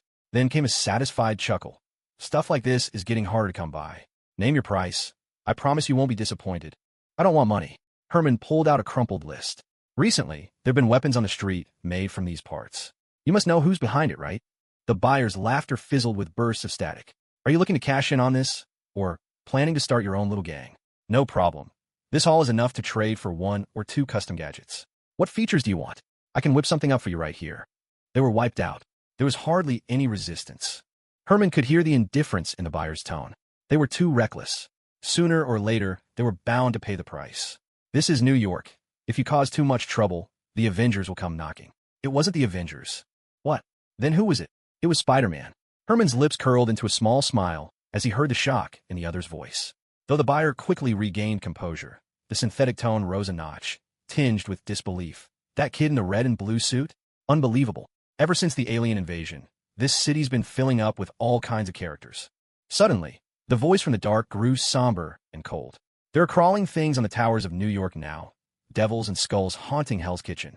10 years ago, people with powers like that would have been thrown into jail and called mutants. But now they're called superheroes. What an irony. The buyer remained silent for several seconds in the darkness. Then, a cackle burst forth from him, warped with electronic distortion. Ah, now I remember. This morning's fireworks show at Midtown Bank, that was your handiwork, wasn't it? There was a new note of appreciation in his metallic voice. Those weapons were quite something. Was it your design? Are you here to upgrade them?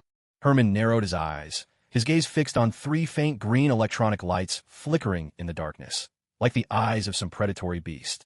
Not just an upgrade, he replied, his voice echoing low and deep through the sewers. I want to be someone like Spider-Man. Just look at the world now. He clenched his fist.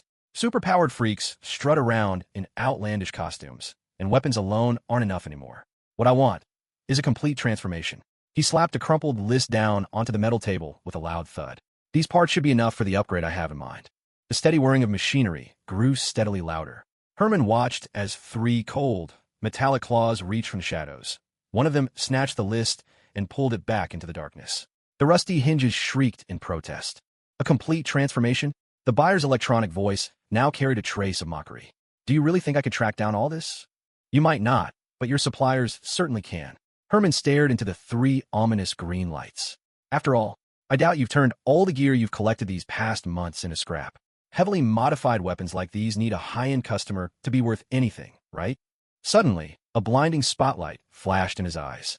For a split second, Herman glimpsed a massive metallic sphere suspended in midair, its mechanical arms writhing like the tentacles of a giant octopus. The afterimage lingered as the glare faded, and the electronic voice resumed. The list's been sent up the chain. Our boss always enjoys it when someone gives those street vigilantes a hard time. But I have a question for you. One of the mechanical claws extended until it hovered just before Herman's nose. Why do you want to go against those ridiculous superheroes? It doesn't seem like you're in this for the money. Is that a problem? Not at all. The claw passed him a stack of crumpled bills. That's your payment for this shipment. I was just about to spend it on my new materials. I figured as much. Seeing Herman hesitate, the mechanical claw forced the money into his pocket. Consider it an investment. Our boss is more than happy to support those who dare to challenge the masked vigilante. I know how hard this city can be for black men like you. You need to leave something behind for your family, don't you? Thank you. A mechanical arm extended, its hand forming the gesture for a handshake. When Herman reached out and grasped the cold metal hand, a burst of synthetic laughter echoed from the pipes, reverberating through the cramped space. Unnervingly strange, almost chilling. Come pick up the goods at the same time tomorrow. Oh, and you can call me Otto. That's what my friends call me. Herman left the sewers, but he didn't return to his secret hideout. He navigated the maze-like pipes until he finally made his way back to Harlem. Starlight filtered through the maintenance hatch above, as if trying to stir old memories, but he couldn't remember what it felt like to come home. The word itself always seemed to come wrapped in foreboding. This time was no different. As he pushed open the door with a grating screech, the sight that awaited him was all too familiar. A lifeless body sprawled across the couch, a gaping wound in the chest, blood pooling on the floor. "Subby, gang fights," his mother replied, stitching a burial shroud with quiet composure, her head lowered. "Just like your father and your brothers, they spent their days risking their lives for the boss. He didn't even have anywhere to rest. I had to get things ready here. The folks from the community church will be by soon." Silently, Herman pulled out the bundle of cash. His mother tucked the money away with practiced efficiency. "You're still running your little business? I thought you'd given all that up long ago." "This is the last time," Herman murmured, eyes locked on his friend's pale face. "I'm going to do what I have to do. It's time the world remembered the name Herman Schultz." "Hey, May, I'm home." Peter stepped inside carefully, holding the cake box with extra caution, not wanting the frosting to get smudged. This time, he hadn't swung home on his webs. When it came to choosing between unscathed cake and the thrill of a New York rooftop swing, the newly minted Spider-Man had gone with the safer bet. Fortunately, the bakery wasn't far from home. The walk was no trouble at all. In the dining room, Aunt May was busy setting the table with elegant place settings. She looked up at Peter with a warm, gentle smile. "How was your first day of high school?" "It was great." Peter placed the cake box on the table.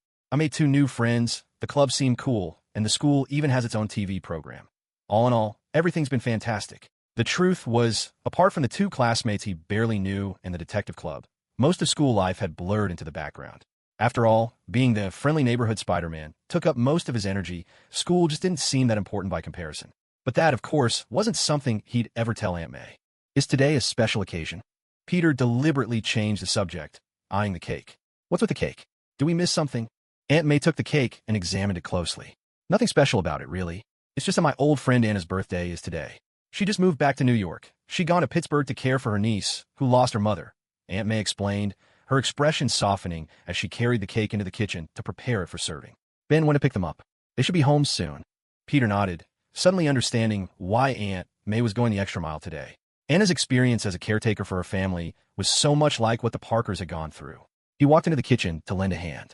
While she arranged the plates, Aunt May added, "Oh, by the way, her niece is a freshman at Midtown High, just like you and Gwen. You might have even seen each other." I don't really pay attention to girls," Peter admitted, scratching his head a bit sheepishly. "Even if we met, I probably wouldn't remember. Hardly anyone gets introduced to me by name anyway." "Oh, you?" Aunt May said, shaking her head with an affectionate sigh. "You've never had many friends, even as a kid. You ought to be a little more outgoing." "I think I'm actually pretty outgoing," Peter protested at once. "First day of school, and I already made 2 friends, and they're coming over to build Lego sets with me." "Really?" Aunt May's eyes lit up as she placed a batch of freshly baked muffins on the table. "Be sure to let me know next time, so I can make you all a proper dinner. They're going to love your muffins." He didn't even get to finish his sentence before Uncle Ben's old car rumbled up outside. Aunt May took the plates from Peter's hands. "Would you go greet our guests at the door, Peter?" "No problem." Peter turned for the front door, and his super-sensitive hearing caught the sound of quick, lively footsteps approaching. He timed it perfectly, swinging open the door just before anyone could knock. Standing on the porch was a red-haired girl who clearly hadn't expected the door to open so suddenly. She wore a white t-shirt and pale denim shorts, her fiery hair flaming in the sunset like streaks of crimson in the clouds. She was still mid-movement, hand raised as if about to knock, her bright smile frozen in surprise. She recovered quickly, though, bracing herself in the doorway and giving Peter a playful wink. "Face it, Tiger," she teased with a mischievous smile. "Today you hit the jackpot." Meanwhile, Gwen Stacy was hunched over her computer, studying drumming tutorials. She'd been buzzing with excitement all afternoon after visiting the school's rock club. Midtown High had several student bands performing in the gym. The raw, exuberant energy of their rock music was a world apart from the classical ballet she'd practiced as a child, and this new experience had her completely captivated.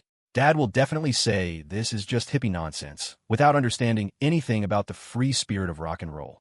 She muttered to herself as she closed the webpage. While she was debating whether to bring her father dinner at the police station, she suddenly heard the front door open downstairs. Startled, Gwen rushed down, only to discover that her father, George, had come home early. He had already taken off his police jacket and tossed it over the sofa. "So, does this mean today is actually peaceful in New York? Captain George Stacy is home on time. All thanks to Spider-Man. He stopped a bank robbery this morning, intercepted a truckload of criminals armed to the teeth this afternoon, and, most importantly, he saved my daughter." George opened his arms, ready to hug her, but Gwen stood still, uncertain how to respond. "Are you serious? You want a big hug right now?" Captain Stacy smiled a bit awkwardly and said, "What? A dad can't ask for a hug. You only got back from London late last night and went straight to sleep. I barely saw you this morning. We've spent the whole summer apart." Gwen relented, offering a helpless smile as she hugged her father. The mention of Spider-Man brought back the day's earlier events. Why does the Daily Bugle always badmouth him? He's out there helping people. He even saved us. Who knows? But Jameson acts like the Avengers can do no wrong. George pulled a beer out of the fridge. You know, when Spider-Man first showed up, he'd leave notes for the police since he hadn't figured out how to write with his webs yet. I remember looking at the handwriting and thinking it was so familiar, but when I checked, I couldn't connect it to anyone. Familiar handwriting. Gwen recalled that Spider-Man wore the same kind of sneakers as Peter. Could it be Peter? Peter? Peter Parker? George looked at her in disbelief, then let out a laugh. "No chance. Sure, it's classic high school scrawl, but it's definitely not Peter's. I know exactly what his handwriting looks like. Let me have a look at those notes sometime. Who knows? Maybe I'll recognize them. It might even be someone you've just forgotten about." "The notes are being kept as evidence," George replied, his voice taking on a sudden seriousness. "Anyway, I was thinking of stopping by the Parker's place. Should I change out of my uniform first? Gwen frowned and gestured toward herself. Should I ask what for? It's just to say thank you, Gwen. You were somewhere dangerous this morning. My God, thank goodness Ben was there and that you're safe. The least we can do is thank them in person. Well, to be precise, it was Spider-Man who saved us. And there's no way I can thank Spider-Man in person. In any case, I realize I forgot to thank them properly back there. Gwen could only offer her father a helpless smile. All right. I haven't had dinner yet, so maybe I'll finally get to try Aunt May's famous pancakes. Just don't overdress, okay? It's just dinner, not some official visit. George Stacy put on a theatrical air and exclaimed, Oh, May's pancakes. I can never get enough of them. Father and daughter bantered as they walked up to the Parker house, laughter trailing behind them. George knocked and waited patiently. After a moment, Ben Parker answered the door. George was about to exchange a few pleasantries when a burst of cheerful laughter drifted out from inside. George, I didn't expect you home from work so early today. Ben clapped him warmly on the shoulder. May was just saying we should invite Gwen over. There are more than enough pancakes. Come on in. Ben, it looks like you already have company tonight. Should I come back another time? Nonsense, George. In this house, the more friends, the better. How could we ever welcome one guest and turn another away? Trailing behind her father, Gwen's curiosity got the better of her. She paid little attention to the grown-ups' small talk. Instead, she craned her neck, eager to catch a glimpse of the Parker's mysterious visitor. The moment she stepped into the dining room, she stopped in her tracks. Mary Jane Watson, the very girl she'd just met at the rock band club today, was sitting here as the Parker family's new guest. Instantly, Gwen felt a ripple of anxiety. After all, they talked about everything except her dad's disapproval of her playing in the band. What if Mary Jane accidentally spilled the beans? That would be a disaster. As it turned out, Peter was just as overwhelmed as Gwen, frequently flustered by Mary Jane's lively conversation. If anything, he seemed even more at a loss for words. Now the question was, should she warn Mary Jane not to mention that particular subject? At that moment, Mary Jane called out excitedly, Hey Gwen! Everyone turned to look. Peter quickly took the chance to shift over, making room for Gwen to sit between him and Mary Jane. Aunt May asked in surprise, So you all know each other already? We're classmates, Mary Jane replied, her smile bright and natural. The awkwardness promptly landed on Gwen, who could only follow along. That's right. Then Aunt May moved on to scolding Peter, as usual, for not making more friends. Aunt May sighed with feeling, Today is such a delight. It's wonderful to have everyone gathered together, and even better that the kids already know each other. She then began her introductions. George, this is my dear friend Anna. We've been friends since high school. Anna, this is George, our neighbor, and an honest, kind police chief. George greeted Anna politely as well. It's lovely to meet you all, especially Gwen's friends. I've always hoped she could make more good friends, Anna said sincerely. At this moment, Gwen felt as if the sword of Damocles was constantly hanging over her head, and to make things worse, she couldn't even sneak a message to Mary Jane with her phone. Resigned, she decided to steer the conversation herself, hoping to regain control. We met at today's club fair. At the door of the dance club, Gwen quickly jumped in before Mary Jane could continue. Peter, meanwhile, kept his head down, concentrating on his pancakes and staying out of the conversation. Mary Jane paused for a second, then rolled smoothly with Gwen's story. Yes, that's where we met. The adults at the table, unconcerned with the kids' little secrets, resumed their own chatter. Gwen leaned in close to Peter's ear and whispered with a hint of pride, See, I'm better at making friends than you are, aren't I? And dragging your new friend into a lie? Peter whispered back. Gwen's white sneakers nudged the top of Peter's foot, just firm enough to make her point. Peter fought to keep his composure, forced his features into a smile, nodded, and then let out a long, silent sigh. Aunt May's worries weren't unfounded. She really did have good reason to be concerned that Peter might struggle to make friends. At this dinner, which was meant to be a cheerful gathering, Peter sat there as silent as a quail, absorbed in his pancakes, completely unable to join the two girls' conversation. Not that he minded it much. In his eyes, being excluded from their girlish chatter seemed only natural. That was, until the conversation shifted to part-time jobs at school. I just found out Midtown High has a partnership with the Daily Bugle, Mary Jane said, her voice bright with excitement as she described the internship program she discovered. Every year, they recruit student reporters from our school. It sounds so cool. Maybe one day I'll become a famous journalist. This child never sticks with one thing for long, Aunt Anna gently teased with a laugh. Not long ago, she wanted to be a star, even went to audition for a TV show, ended up playing a couple of bit parts. And now, she wants to be a journalist. The Daily Bugle really is a solid newspaper, Captain George said, nodding as he sliced into his pancakes. Jameson is one of the rare editors who runs an independent paper. He doesn't take sides with either the donkey party or the elephant party. Instead, he judges the news by his own moral standards. He hesitated for a moment, then went on, but he really has an extreme take on masked vigilantes. Take Spider-Man, for example. He's helped the police considerably, but you'll never hear Jameson acknowledge the good work these vigilantes do. Especially Spider-Man, Peter thought to himself, chewing his pancakes. He knew that in different universes, Jonah Jameson always has his own reasons for hating Spider-Man, and he hadn't yet met the Jameson of this universe, so he wasn't sure exactly why this one disliked Spider-Man so much. Maybe, he mused, if Jameson's grudge wasn't just blind malice, perhaps they could even become friends. A Spider-Man who's friends with Jonah Jameson? Now, that would be something to see. But aren't the rising numbers of superpowered crimes a result of these vigilantes showing up in the first place? Mary Jane offered up the argument that was all over the media lately. Just 2 years ago, before Iron Man and Ant-Man showed up, the world was so much more peaceful. Mary Jane voiced the opinions many anti-superhero activists held these days. That only 2 years earlier, before Tony Stark and Hank Pym, two of the world's brightest minds, donned their superhero personas, life had been ordinary for most people. Sure, there were already beings like the X-Men and the Fantastic Four, but the X-Men mostly took on rogue mutants seeking revenge against humanity, and the Fantastic Four at heart were explorers and scientists. Besides Johnny Storm, the Human Torch, none of them ever tried to steal the police's thunder.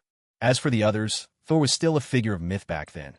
Captain America lay frozen beneath the Arctic, and the Hulk was little more than an urban legend and an internationally wanted fugitive. Superpowered individuals, at that time, were synonymous with danger, not like now, when they're adored by the masses. But ever since Iron Man burst onto the scene, everything has gotten crazier, Peter protested. There was that time when aliens even invaded New York. There aren't really that many true, superpowered people in the Avengers, Peter couldn't help but argue. Iron Man and Ant-Man rely on technology. Captain America is a super soldier, Hulk does have powers from gamma radiation, and Thor, well, is kind of practically gods. Peter, Aunt May interrupted him. Remember, there's only one God, and he is merciful. I'm sorry, May. As a staunch materialist, Peter had no wish to clash with Aunt May over this, so he quickly apologized and moved on. Mary Jane was quick to offer her own perspective. But aren't most of their adversaries superpowered criminals anyway?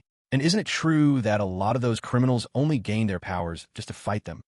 That's not always the case, Peter explained earnestly.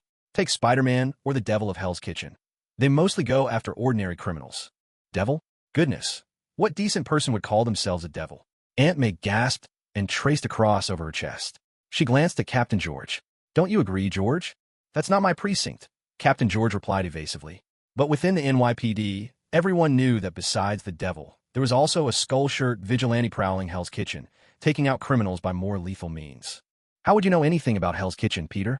As school rumors. You know how it is, May. Hell's Kitchen is right here in New York, Peter stammered, eager to steer the conversation away.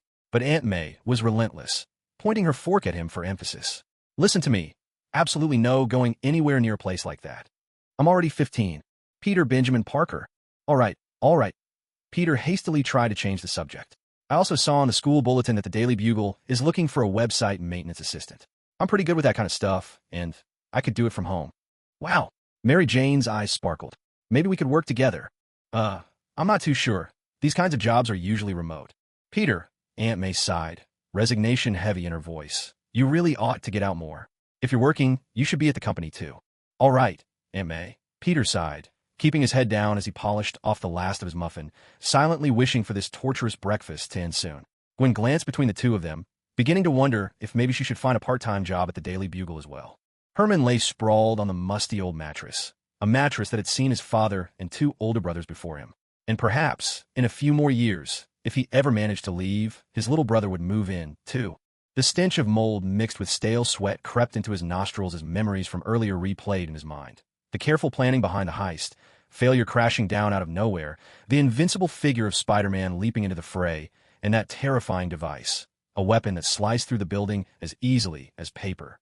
But what stung most was the image on the front page of the Daily Bugle, that red and blue streak, the talk of all New York, whether they spoke in praise or contempt. He's nothing but a freak, Herman muttered, his voice drifting off as sleep began to take him. In his dreams, he wore a doctor's white coat, with patients lined up outside his office, drawn by his reputation. He donned gold-rimmed glasses and walked the streets of Manhattan as an elite lawyer. He suited up in Stark Industries uniform, personally assisting Iron Man with the fine-tuning of his armor. He dreamed of the day he moved out of Harlem, with news crews coming by to film his interview. He'd finally said farewell to everything his skin color had tied to him.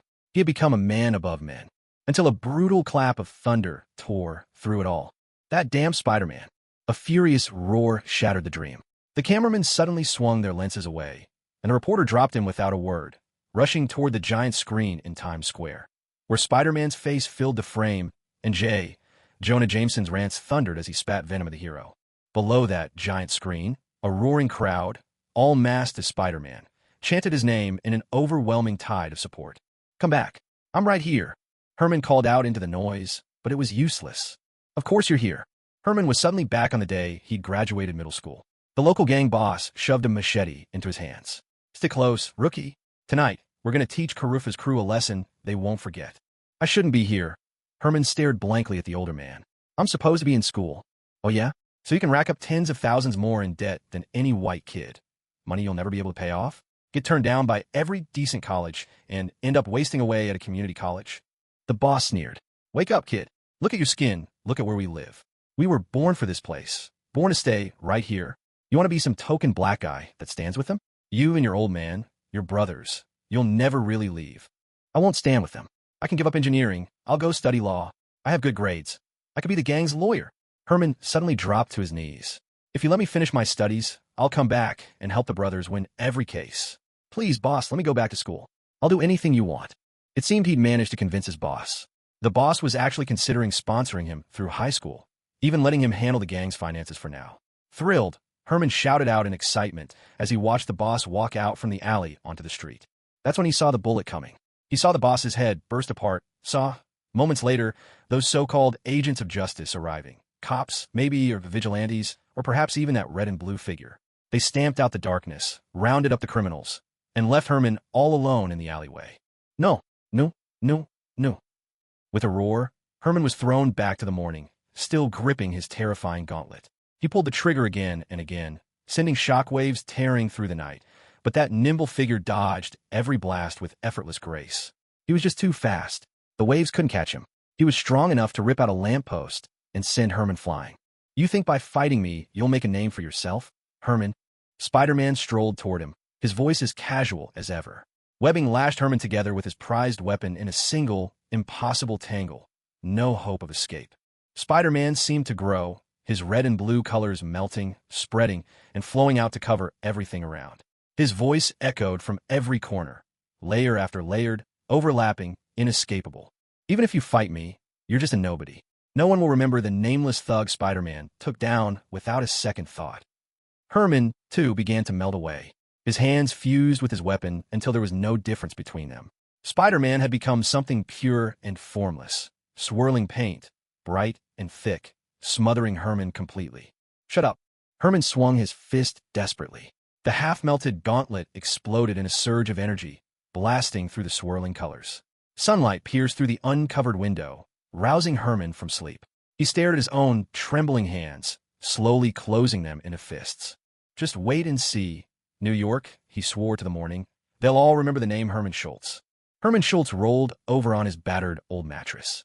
This might be the last time he ever slept in this bed. Whether his plan worked or not, nothing good was waiting for him. Either he'd end up dead in the street, or spend decades behind bars. But who cared? All he needed was for everyone, no, just all of New York, to remember the name Herman Schultz. When a morning light streamed in through the filthy window, Herman had already bought himself a $2 burger from the shop downstairs. The burger was cheap, but the price was a taste that could only be described as dreadful. The patty was a slab of cheap meat, and the stale buns chewed in his mouth like sawdust. But he had no grounds to complain about the taste. A burger like this was made for Harlem's poor, after all. The more expensive options were utterly out of reach for folks here. He slipped through the rusted iron gate of an abandoned construction site, the hinges creaking mournfully in the wind. Lifting a corroded manhole cover, Herman slipped with practiced ease into the twisted labyrinth of Manhattan sewers. In the darkness, the scurrying of rats harmonized with the heavy thud of his boots, composing an eerie duet. He followed the slime-slick walkway, returning yet again to Otto's underground warehouse. The air inside was thick with a mingled scent of machine oil and mold. As the door swung open, 3 ghostly green lights flared in the gloom. Otto's electronic eyes. A synthesized voice echoed strangely through the tunnels. "You're here earlier than we agreed." I don't have the patience to wait around. Is the stuff here or not? Herman brushed a stubborn web from his sleeve, his reply met by a harsh, mechanical laugh. Two metal claws reached out from the shadows, tossing a bulging parcel onto the steel table with a bright clang of colliding components. The big boss is plenty eager to deal with that spider too. Otto's eyes glimmered. Everything arrived last night, not a single piece missing. Herman rifled through the pricey titanium alloy parts, his tone casual, almost nonchalant. All of this is restricted material. It got here so fast. Who exactly is this big boss of yours? Aren't these what you asked for? What's with the sudden doubt? Call it curiosity. The claw that had started to withdraw stopped midway, then darted forward, halting just short of Herman's nose. Want to know? Why not ask in Hell's Kitchen yourself? The message landed. Herman gave a dry, knowing chuckle. Oui son fisc. Ah, the infamous kingpin. So that's it. Let me guess. He's placed a massive order for alien tech with you, hasn't he? I only care about my business. What my clients do with my merchandise is none of my concern. I heard Fisk has been busy lately. Something to do with a certain devil. Herman studied Otto in silence, deciding not to push further. After verifying everything was there, he grabbed the package and made for the exit. But just as he was about to leave, Otto blocked his path with one outstretched mechanical claw. I told you, you could actually finish your designs in my lab. I really admire talented young people like you. No, but thank you all the same. Herman declined Otto's offer. With the kind of gear I'm working on, even the sewers of the city couldn't handle it. Trust me, I've tried. The Midtown Bank building? That was quite a masterpiece. Otto's reply came with a harsh, metallic chuckle that lingered in the air. All right then, I'll look forward to seeing you show off your skills. Hopefully, I won't have to wait too long. You won't be waiting long. With his package in hand, Herman turned and left. By all rights, the NYPD should have started hunting for him already, but he'd slept at home the previous night and hadn't heard a thing. As he left, he noticed the police hadn't bothered chasing him at all. Maybe his henchmen had kept their mouths shut, or perhaps the cops just didn't think much of a small fry like him. If it was the latter, they were making a grave mistake. Back in the long-abandoned, half-finished building, Herman got to work, pulling out the tools he used back when he was a car mechanic. Welding torch, gear, and all. The torch spat out blinding arcs of blue light. Herman began converting a pair of hockey gloves and elbow pads into the base for his new weapons, winding wires covered in different colored insulation around the arm guards, the cords snaking along like pulsing veins. He tore pieces from an old shock blaster, soldering salvage parts straight onto his creation. Snipped wires piled up beside the pliers, copper strands braided together as he bit through the insulation tape and wrapped up his handiwork. As the sunset stretched a shadow across the crumbling floor, Herman wiped sweat from his brow with a black cottonwork glove on his right hand and raised his left. He had finished strapping on the next-generation shock blaster. When he hooked up the new battery system he designed, the indicator light flashed a sharp green. He curled his fingers into a fist. The light shifted from green to yellow. Herman tensed with anticipation, then suddenly punched out with his left hand. The light flipped from yellow to red. A piercing shriek shattered the silence, churning up a cloud of dust and blasting a perfectly clean groove into the floor of the derelict hallway. At the same time, there was a thunderous crash. Herman was slammed hard against the wall by the sheer force of the blast. He coughed, then broke into breathless, elated laughter. Ghoul. Ghoul. I did it. I actually did it. Now, all he needed was a matching suit of armor, and his work would be done. That was Herman's next goal. The entire bag of golden titanium alloy, the very same kind Iron Man used for his armored shell, was his ticket to see this through. He glanced over his blueprints. Building the shock blaster for his right hand, along with the entire suit, would take about a week. Enjoy your week at the top, Spider-Man, he murmured. At the very same moment, somewhere entirely unnoticed by either Herman or Peter, the Avengers' investigation into Spider-Man's true identity pressed steadily onward. In the president's office of Oscorp Industries, Tony Stark, also known as Iron Man, was meeting with Oscorp's president, Norman Osborn, in a session that could hardly be called cordial. Although Norman Osborn was only a few years older than Tony Stark, he exuded a far greater air of maturity and composure. With his brown hair slicked straight back and his deep green suit, Osborn stood in sharp contrast to Stark's more casual style. T-shirt under suit jacket, just as he always preferred. Anthony, it's been a long time, Osborn greeted. It certainly has, Osborn, Tony replied. Truth be told, Tony Stark didn't care much for Norman Osborn. That meticulously combed hair of his caught the sunlight, glinting like the scales of some cold-blooded creature. In fact, Osborn reminded Tony of Obadiah from his own company, a pure, Edison-type businessman through and through. When I first received your request for this meeting, I thought maybe Stark Industries was about to break into the biotech field. Thank heavens, I won't have to compete with you, Osborn remarked. I've passed the company on to Pepper.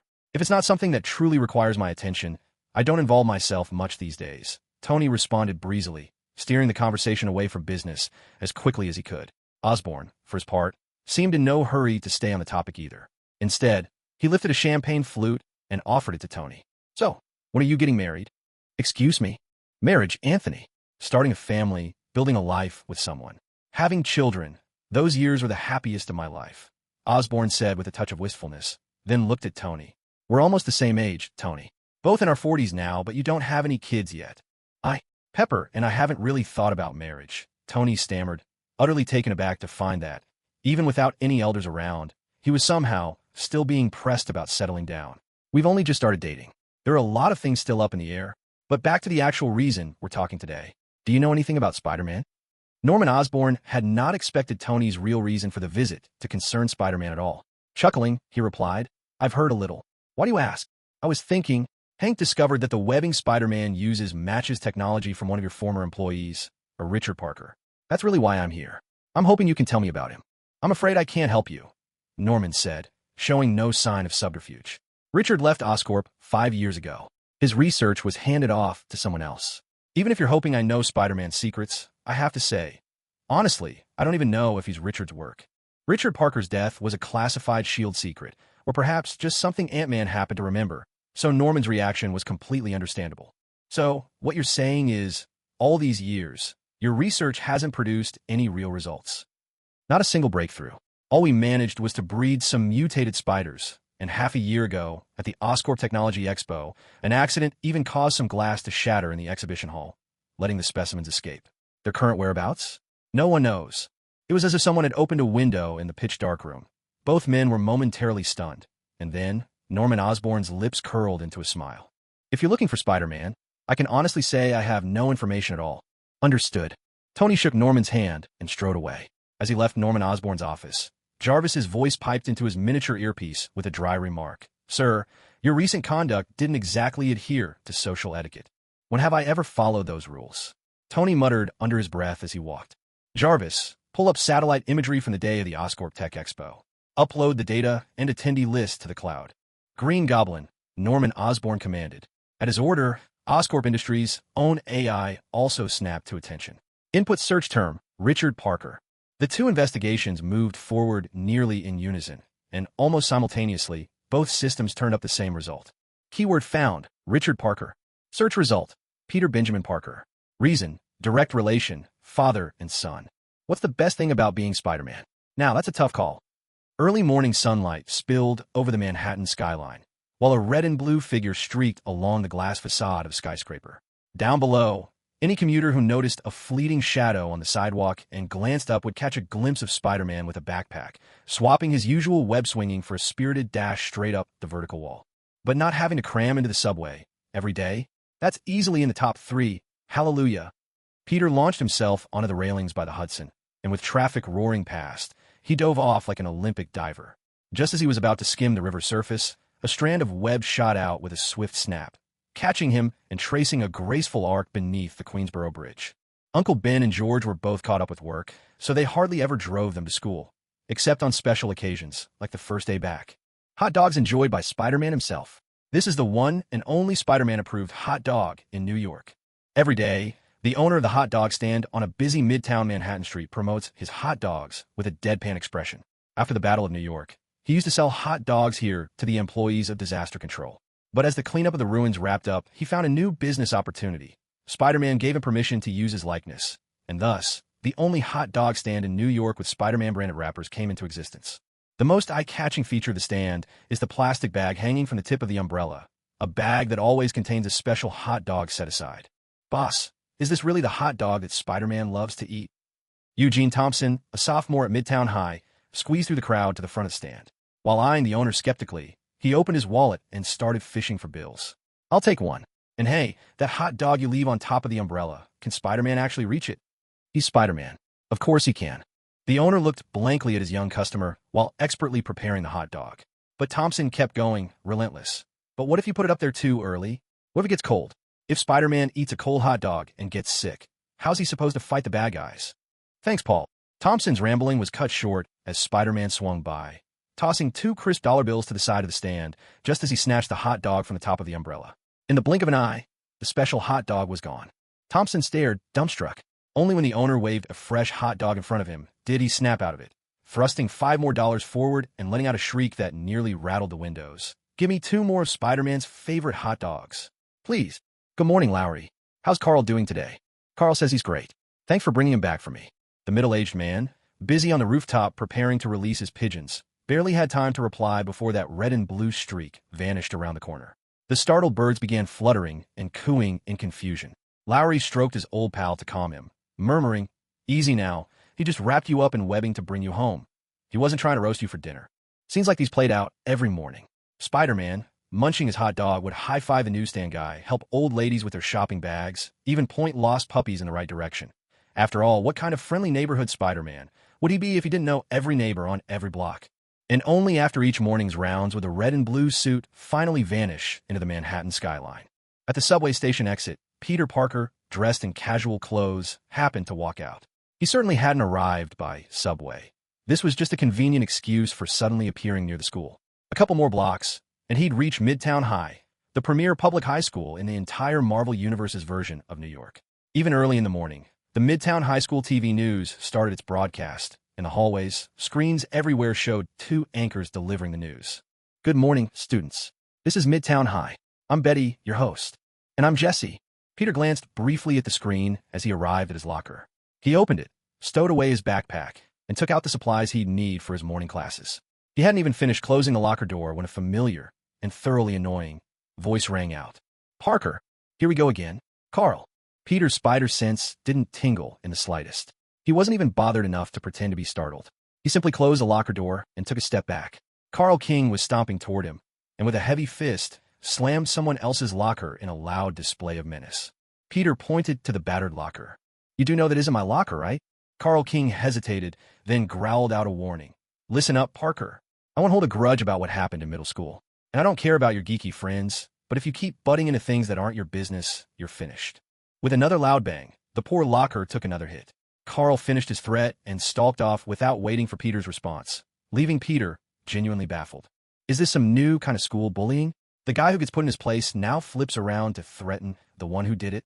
Completely failing to understand Carl King's behavior, Peter shook his head. As he did, the school's janitor, leaning on his broom, made a similarly exasperated comment. "Kids like that aren't rare these days. But don't let punks scare you, son. Stand up for yourself. Face them head on, and you'll come out on top." "Thanks, Stan." Peter gave his thanks to the Marvel Universe's legendary creator, who, in this version of reality, was relegated to the role of a janitor, then headed into his math classroom. He shared this class with Amadeus and Harry, both students of the same math teacher. Gwen, meanwhile, had been assigned a different instructor. And of course, Carl King. You couldn't expect a muscle-bound knucklehead to end up in the same math class as Peter Parker. "Morning, Peter." Harry slid into the seat next to him, set his laptop on the desk, and as class hadn't started yet, opened it up to search the latest news on Spider-Man. "Spider-Man? Why are you suddenly interested in him?" "It's nothing, really. I just overheard people talking about Spider-Man, so I wanted to find out more. By the way, are you planning to check out the Detective Club? I was thinking about having a look myself." "Sure, I'd like that too. I enjoy solving mysteries. It's quite relaxing." Amadeus arrived late, quietly apologized, and seated himself behind them. He was never very tall, fitting the classic image of the frail, bookish type, someone who could easily become a target for bullies. It was hard to tell if he could even see the front from back there. Once Amadeus was settled, Harry glanced back and picked up right where they'd left off. "Hey, Amadeus, we're planning to submit our Detective Club applications after school. Want to come with us?" "Of course I'll go with you." "Sounds great." Amadeus nodded. After a short, pensive silence, Peter looked over at him. "Are you all right? Has anyone been picking on you?" "No, not at all. It's just that I'm probably a bit short, so no one notices me. I got bumped into several times, that's all." Brushing off the subject lightly, Amadeus left it at that. Just then, the teacher came in, interrupting their conversation. High school classes are monotonous no matter where you are, and now they had pre-calculus, the required math course at Midtown High. Their curriculum was noticeably tougher than at most other schools, covering advanced algebra and the foundations of calculus. That probably had something to do with the partnerships between Osborne Tech and Stark Industries. In other schools, the math curriculum could be far less demanding. Peter had even heard rumors about schools where students banded together to turn math into an elective, a notion he found downright outrageous. With nothing challenging about pre-calculus, Peter was quickly bored. He started twirling his pen between his fingers, doodling absently on his paper, then switched the pen to his right hand, spinning it again, and continued scribbling with his left. You can write with both hands? Harry, sounding as if he'd discovered something extraordinary, lowered his voice. Can you write with both hands at the same time? Peter's left hand scrawled a quick yes on the paper. Can you write different words at the same time? This time, his right hand answered the challenge with a neat no. All right, guys, we really need to pick a day to have a proper Lego building session together. Harry, having survived the seemingly endless math lesson, suddenly brightened as if he'd just remembered something fantastic. His face lit up with excitement. It was clear he genuinely loved building with Lego, and he nodded enthusiastically. No problem. Just let me know when. I'll ask Emma to host dinner for us. She'd love to. With that, they headed off to their next class. As they made their way down the hallway, the school news broadcast was delivering fresh updates over the PA system. According to this year's votes, we've already decided on the theme for the first day of Spirit Week leading up to Homecoming, superheroes. Every student who wants to participate needs to dress up as either a superhero or a supervillain. The Detective Club's initiation process was exactly as Jessica had described. Aside from filling in basic personal information, every new member had to solve a carefully crafted logic puzzle. The level of detail in these questions was astonishing, rivaling the complexity of mysteries you'd find in a published detective novel. Take the puzzle Peter was faced with, for example. No need to repeat every detail, but, broadly speaking, the victim's stomach had been burned through, and the method involved swapping out the granules in a capsule with metallic sodium. Never mind whether this was actually feasible. The creativity alone was enough to drive an ordinary high schooler mad. Without using a process of elimination, there was no way to get the answer. I've got it. Congratulations, Peter Parker. You're now officially a member of the Detective Club. Jessica smiled and pulled out a cardboard box from under the table. Here's your initiation gift. A deerstalker hat from 221B, Baker Street. The box was filled with at least 20 such hats, dust motes swirling in the sunlight. Peter picked one up and glanced at the tag. Made in O. Trust me, even if you actually went to Baker Street to buy one, the tag on the back would look just like that.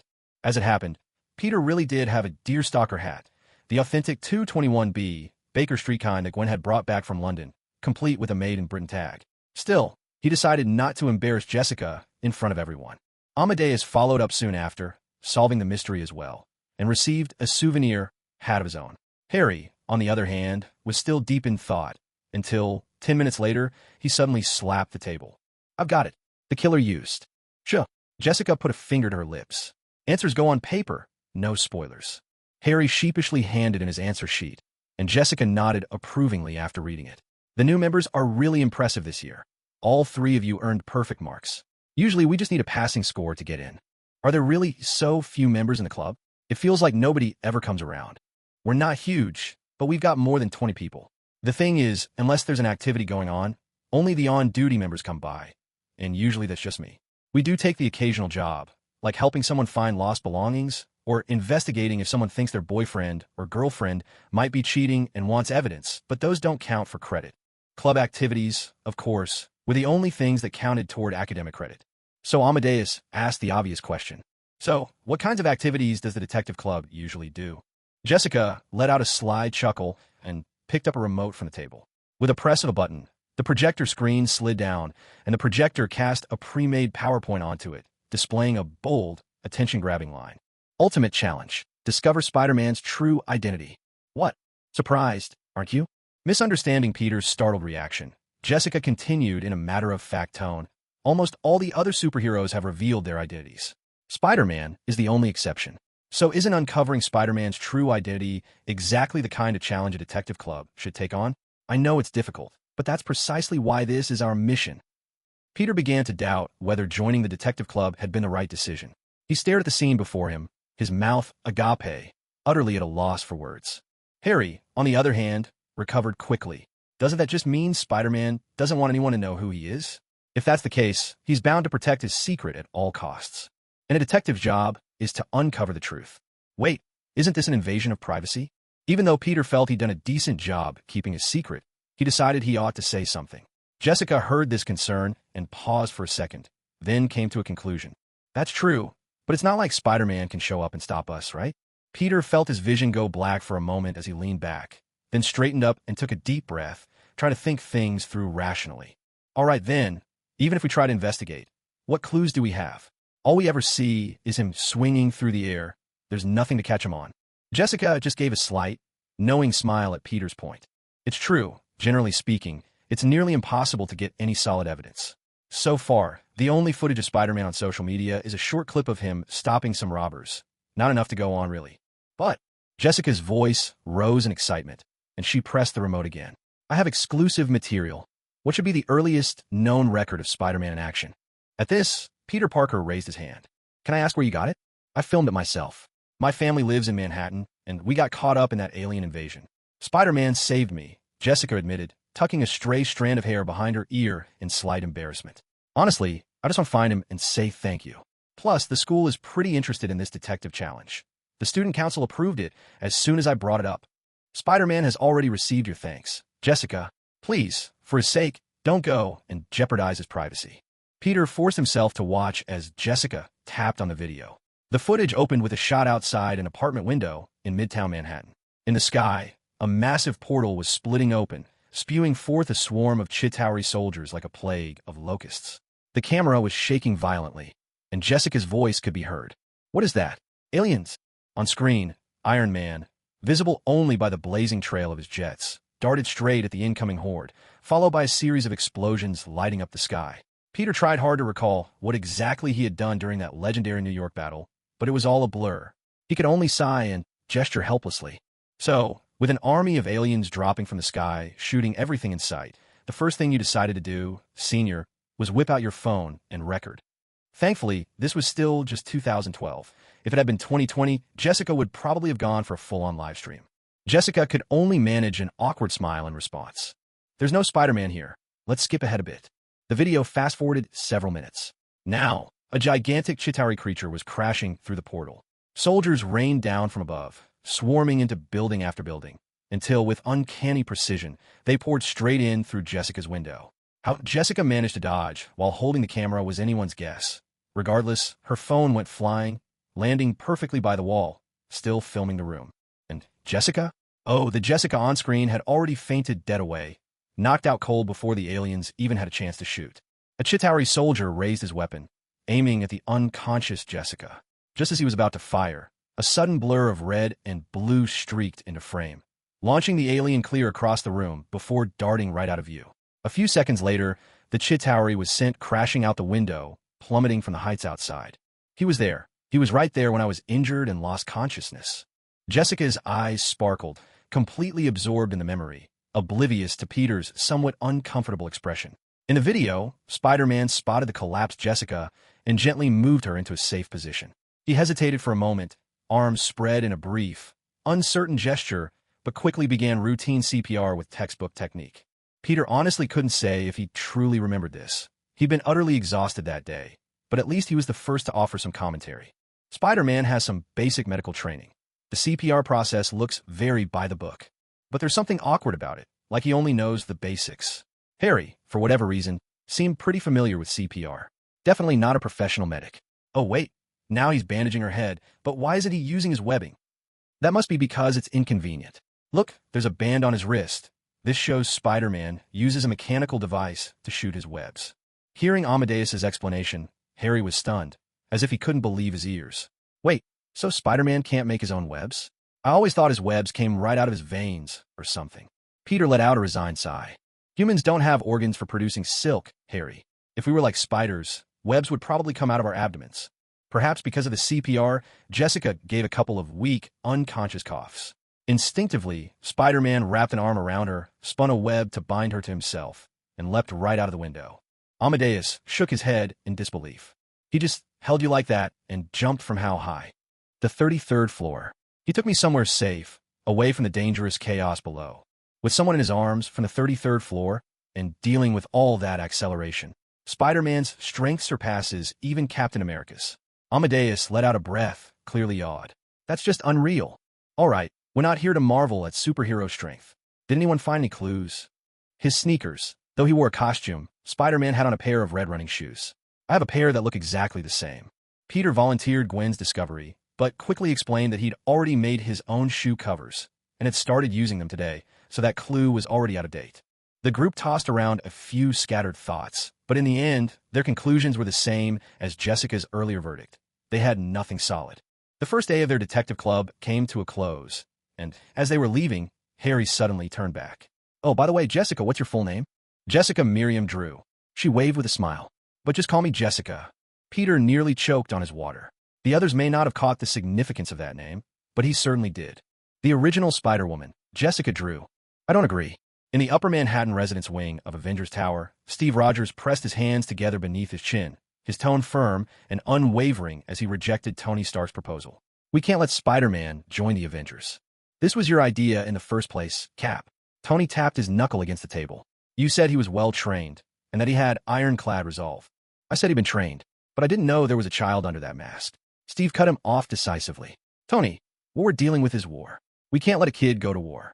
Tony lowered his head, staring at the table, but quickly looked up to argue. "Would war spare a child, Captain? You've seen war. You know what kind of battle we're facing.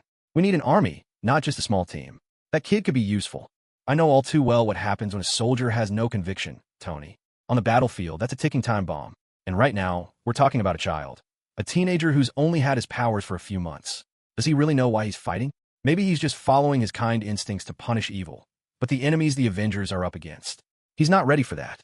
The new Avengers Initiative, Tony's proposal after the Battle of New York, aimed to build a defense strong enough to withstand the next intergalactic invasion.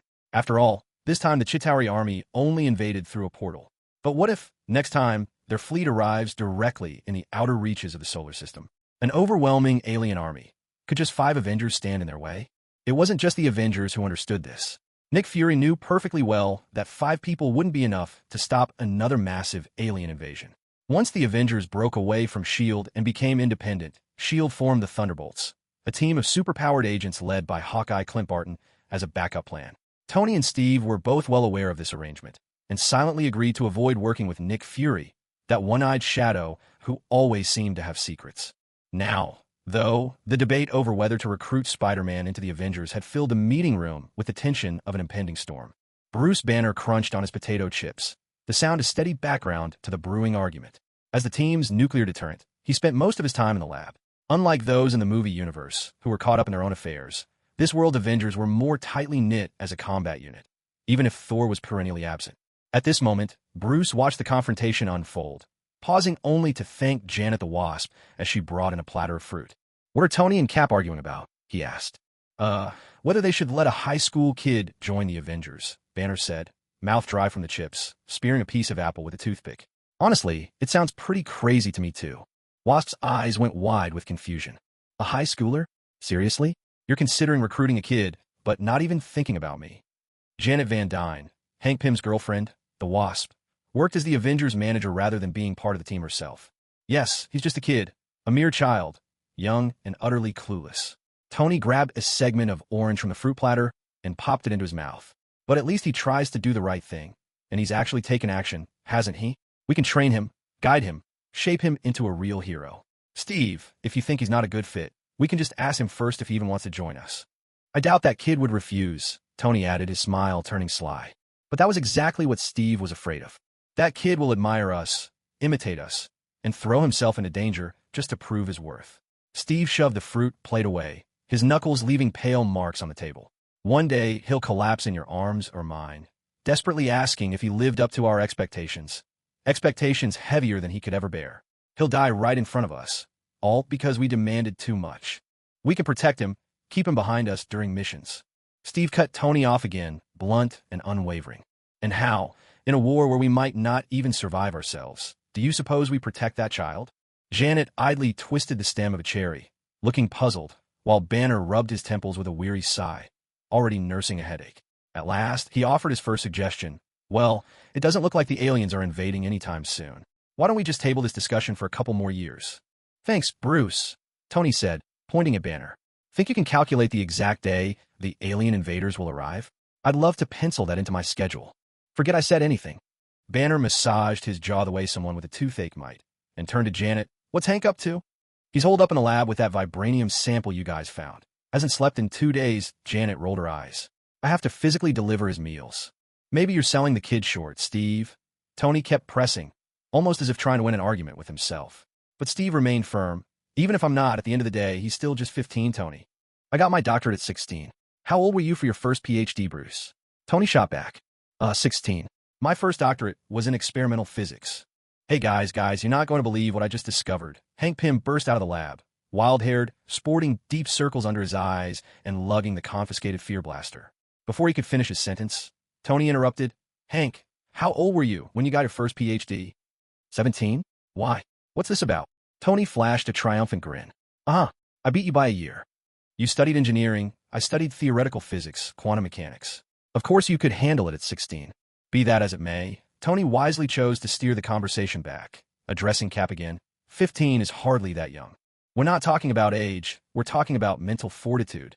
Guys, Hank forcefully cut in, inserting himself into their exchange. You need to listen to this. You won't believe what I found in the lab. We'll hear about your latest scientific breakthrough in a minute, Hank. This isn't a breakthrough, Tony. Hank's expression turned serious. This is about our mission. A few minutes later, a schematic of the dismantled terror emitter appeared on the projection, its components scattered like the pieces of a stripped-down machine. The Avengers gathered around, eyes fixed on the diagram, waiting for Hank Pym's explanation.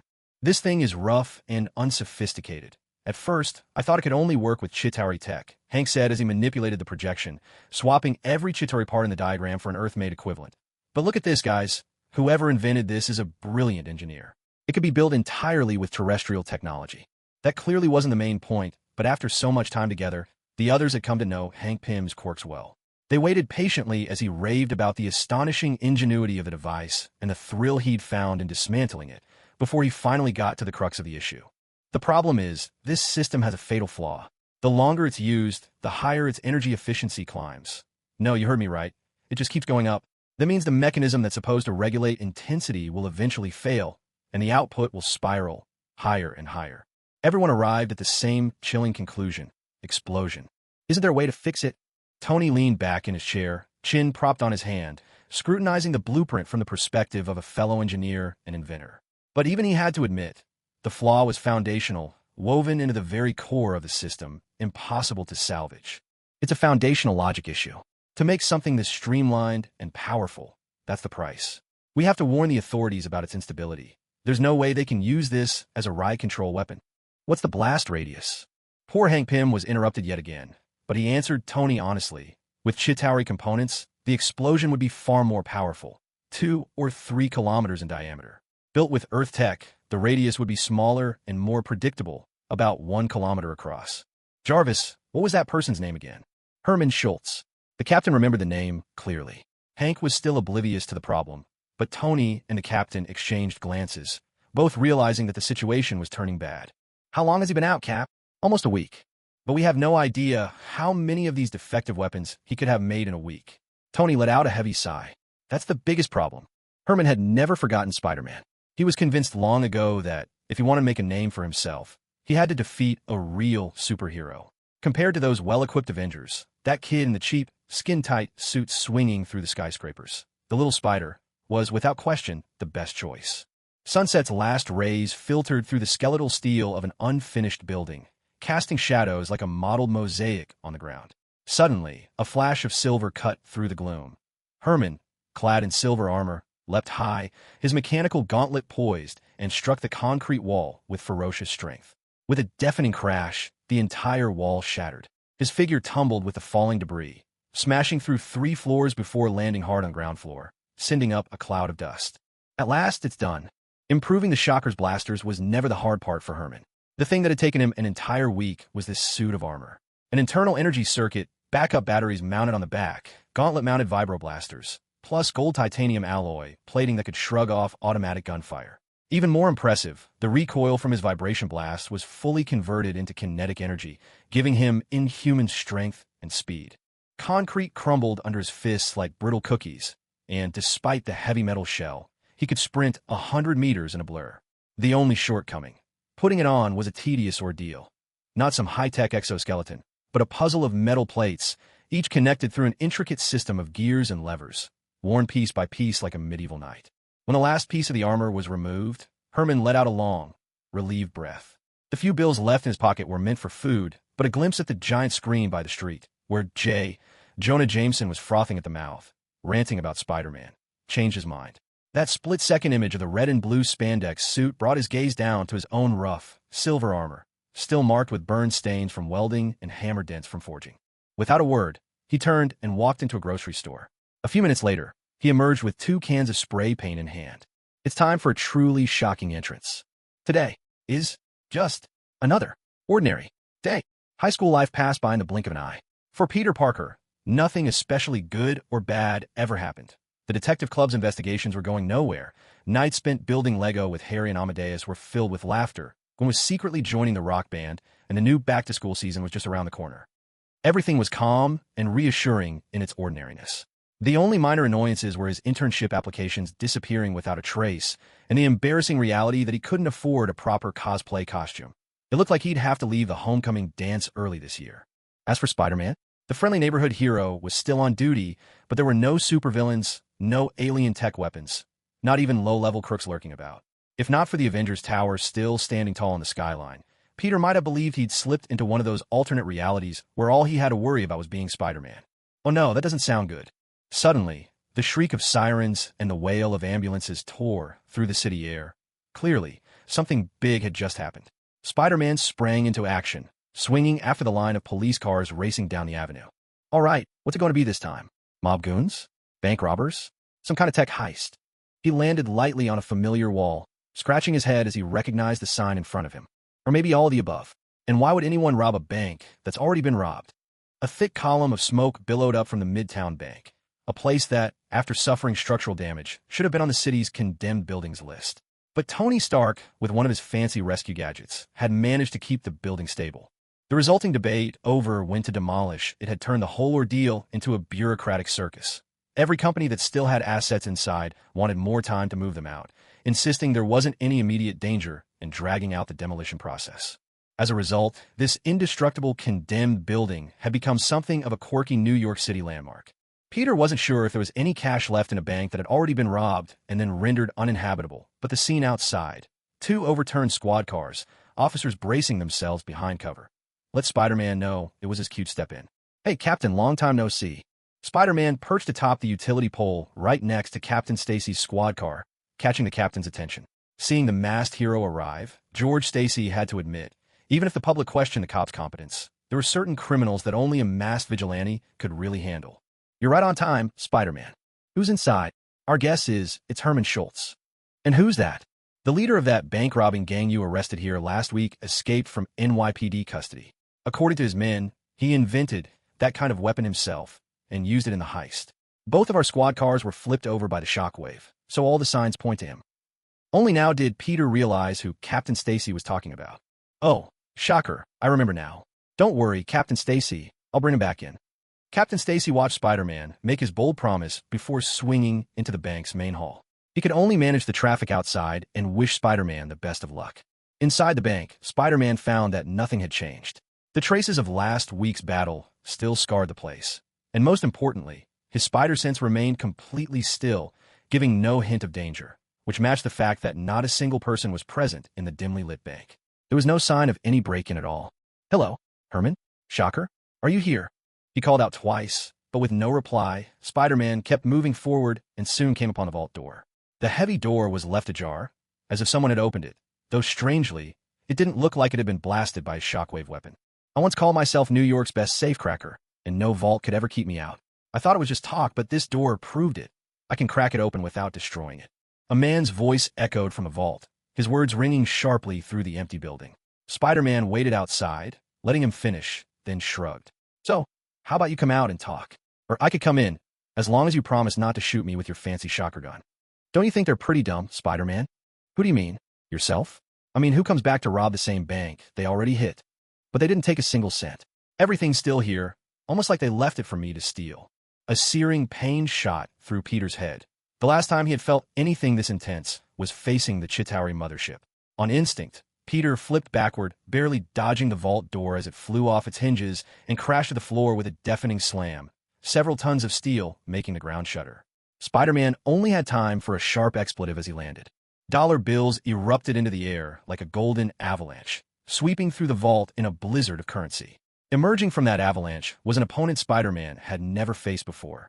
The man was clad in heavy, yellow-brown seismic armor. His pauldrons and chest plate were forged from segmented metal plates, while honeycomb shock-absorbing patterns ran across the entire surface of his suit. His arms were fitted with bracer-mounted vibro gauntlets capable of unleashing terrifying force, and his helmet, the color of aged bronze, gave him the unnerving appearance of a deadly owl. It's almost as if I've been waiting for you to come back. In that instant, Hermann Schultz, know he truly deserved to be called Shocker now, hurled forth a left hook. The force of the sonic blast was enough to send the entire vault door hurtling through the air. Spider-Man, relying on his spider sense, dodged just in time and swung on a web back into the main hall of the bank, where there was far more room to maneuver and fight. Well, I'm flattered, Herman. You upgraded all your gear just to take a swing at me? You even built yourself a suit of armor. Spider-Man clung upside down to the wall, eyeing Shocker as he advanced step by slow, menacing step. Look at your inventions. Honestly, you're a genius. You could use all that talent for something meaningful. You could help people, maybe even be a hero yourself. What do you say? Shocker hesitated for a moment, lowering his arms slightly. Peter could feel the tingling of his spider sense diminish just a little. You make a good point, Spider-Man. Shocker gave a quick nod, lifting his chin to meet Spider-Man's gaze. Except for one thing. You should have asked me back when I was still a nobody. Meanwhile, Captain George stood outside the bank, anxiously waiting for any sign of what was happening inside. It was clear that things weren't going well. A huge hole had been blasted in the building's outer wall, and moments later, Spider-Man went flying right out of it. Stay back, Captain. Herman's dangerous. Get everyone out of here now. Spider-Man, sent flying by Shocker's gauntlet blast, slung a web to the floor of the bank's main hall and snapped himself straight back into the fray. The upgraded gauntlets now had such a massive range that even with spider sense, he couldn't fully evade them. This time, he managed to land using the classic superhero three-point pose, coming down right in front of Herman. All right, Herman, looks like it's time for a reality check. Peter remembered clearly. Shocker was the first true supervillain he'd ever faced. He'd never believed that being Spider-Man would mean he'd be spared encounters like this.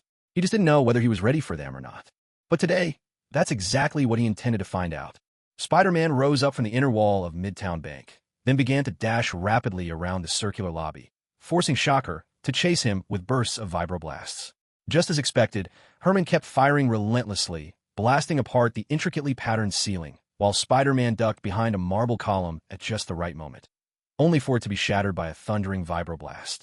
You know what, Herman? I actually kind of like that Roman-style column. Instead of running directly at him, Spider-Man swung forward at full speed on his web and kicked Shocker hard in the chest.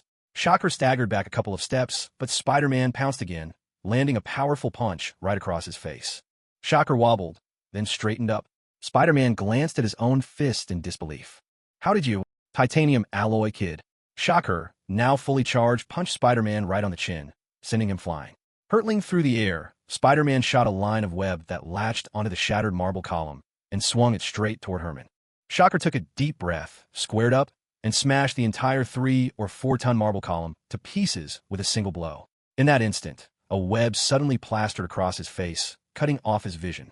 I've got a question for you. If your fists are that strong and your armor's that tough. Spider-Man landed on Shocker's back, while the web in his hand quickly snared Shocker's charging fist and yanked it straight at his armored face. What happens if you punch yourself in the face? The moment Shocker's own crushing blow struck his mask, Spider-Man leapt away. The heavy vibroblast sent Shocker staggering back, but then he started to laugh, spotting Spider-Man landing nearby. My suit absorbs most of the kinetic energy from direct hits, Spider, whether it's my own vibroblasts or something from the outside. Wonderful. By now, Spider-Man's web had hooked onto the remnants of the column, and with one powerful yank, he ripped the rest of it free and swung it straight at Shocker. So that means I can hit you as hard as I want, right? Or maybe you should start worrying about surviving this. In a flash, the energy indicator on Shocker's gauntlet turned red. He slammed both fists hard into the ground, unleashing a massive tremor that shattered all the bank's security glass and sent chunks of marble crashing down. Out of the rising cloud of debris, that blur of yellow armor lunged straight at Spider-Man. Even with his spider sense, Peter couldn't dodge it this time. Shocker tackled him to the floor and raised a massive fist over his head. Say goodbye, Spider-Man. I usually prefer to say cheese. Peter's hands shot out webs at the same time, plastering them over Shocker's fearsome mask, causing his punch to land off target. Then Peter kicked out with both legs, sending Shocker crashing straight through the ceiling. With a nimble kip up, Peter sprang to his feet, still unable to resist clutching at his throbbing head. Herman's bursts of speed are insane. Even with my spider sense, I didn't have time to react. Ah, crap. He immediately leapt into the air, twisting agilely to dodge as Shocker, along with an uncertain number of ceiling layers, came crashing down from above. Shocker landed on his feet, standing tall, seemingly unscathed. You think I'm still that small-time hoodlum? I'm as strong as you now, Spider-Man. No, I'm stronger than you. Let me ask you something, Herman. Catching his breath and seizing an opportunity to recover, Peter slowly retreated while keeping the conversation going. I figured you were just here to rob another bank cause you needed the cash. But now it looks like you just want to beat me up. Why? I do need money. But with this suit, making money is easy. You don't need that suit to earn money. You're smart, really smart. You're talented, inventive. You can make it anywhere you want. Herman laughed, a genuine, spontaneous laugh, simply because he felt like it. For the first time, he realized this bug in front of him genuinely wanted to talk him out of being a criminal. He unclenched his fist and gave Spider-Man a beckoning wave. You're not, like, black under the mask, are you? You go to high school. Even if you've got student loans, you'll pay them off eventually. Me? I might never get out from under that debt. More importantly, I might never even get shot at college. Instead of closing in, Herman actually took a step back, widening the distance. Think about it. Stark, Osborn, Baxter. Would any of them actually hire a black guy who doesn't even have a high school diploma? This isn't about your skin color. You could help people. So many people. You could show the world right now what an incredible genius you are. Just look at your armor. It's insanely cool. Yeah. Herman nodded again. Just as Peter was about to try talking him down further, Shocker clenched his fists. There's only one thing that matters to me. If it's Shocker that makes me famous, then why bother being Herman Schultz? A straight punch blasted toward Spider-Man. Peter spun away, nimbly avoiding the strike and landing flush against another marble pillar, while Herman charged forward, slamming his fist into the column. If nobody wants to know Herman, then I'll make them remember Shocker. Spider-Man had just leapt off the marble, planning to land behind Herman, but to his surprise, Shocker jumped as well, and even higher than he had. Before Spider-Man could react, Shocker's fist sent him hurtling towards the already blasted vault doors. This wasn't going to work. He needed to find something Herman couldn't simply punch through to fight back. His eyes landed on the vault door, now torn from its hinges by Herman, and then back to Herman charging straight at him. Quickly, he fired webs, sticking Shocker's armored arms to the floor, anchoring the stretched strands onto the ground and pinning him down for the moment. As Spider-Man pulled himself back to his feet, he kept shooting more webs. Shocker yanked at the webs a few times, but realized they were far tougher than he'd expected. Without hesitation, he powered up his gauntlets and blasted them away. You really think these little tricks are going? These aren't little tricks, Herman. The rushing sound snapped Herman's focus. He looked up just in time to see the 3-meter-tall vault door, yanked by webbing, hurtling straight for him. Raising a fist, he tried to block, but there was no time. The massive door slammed into him, sending him crashing across the hall and onto the floor. Finally catching his breath, Spider-Man unleashed a barrage of webbing, cementing both the vault door and the now-trapped Herman to the ground. Going by what he'd learned from those old Spider-Man video games, this technique ought to be enough to deal with Shocker for good. Take a good look at your life, Herman, Peter said between gasps. With your talents, you never had to end up like this. And what was I supposed to do, huh? The first time we fought, you thought I just bought that gun off the street. I just didn't expect. I know. Herman lay perfectly still, his eyes on Spider-Man. You're a good guy. Not like those cops who just laughed when I told them I'd built my own gear. You're the sort of person who'd go pick up a kid's bike if it fell onto the subway tracks. That was you? Seriously, man, come on. Want to hear something cool? Shocker tilted his head, gazing up at the ceiling.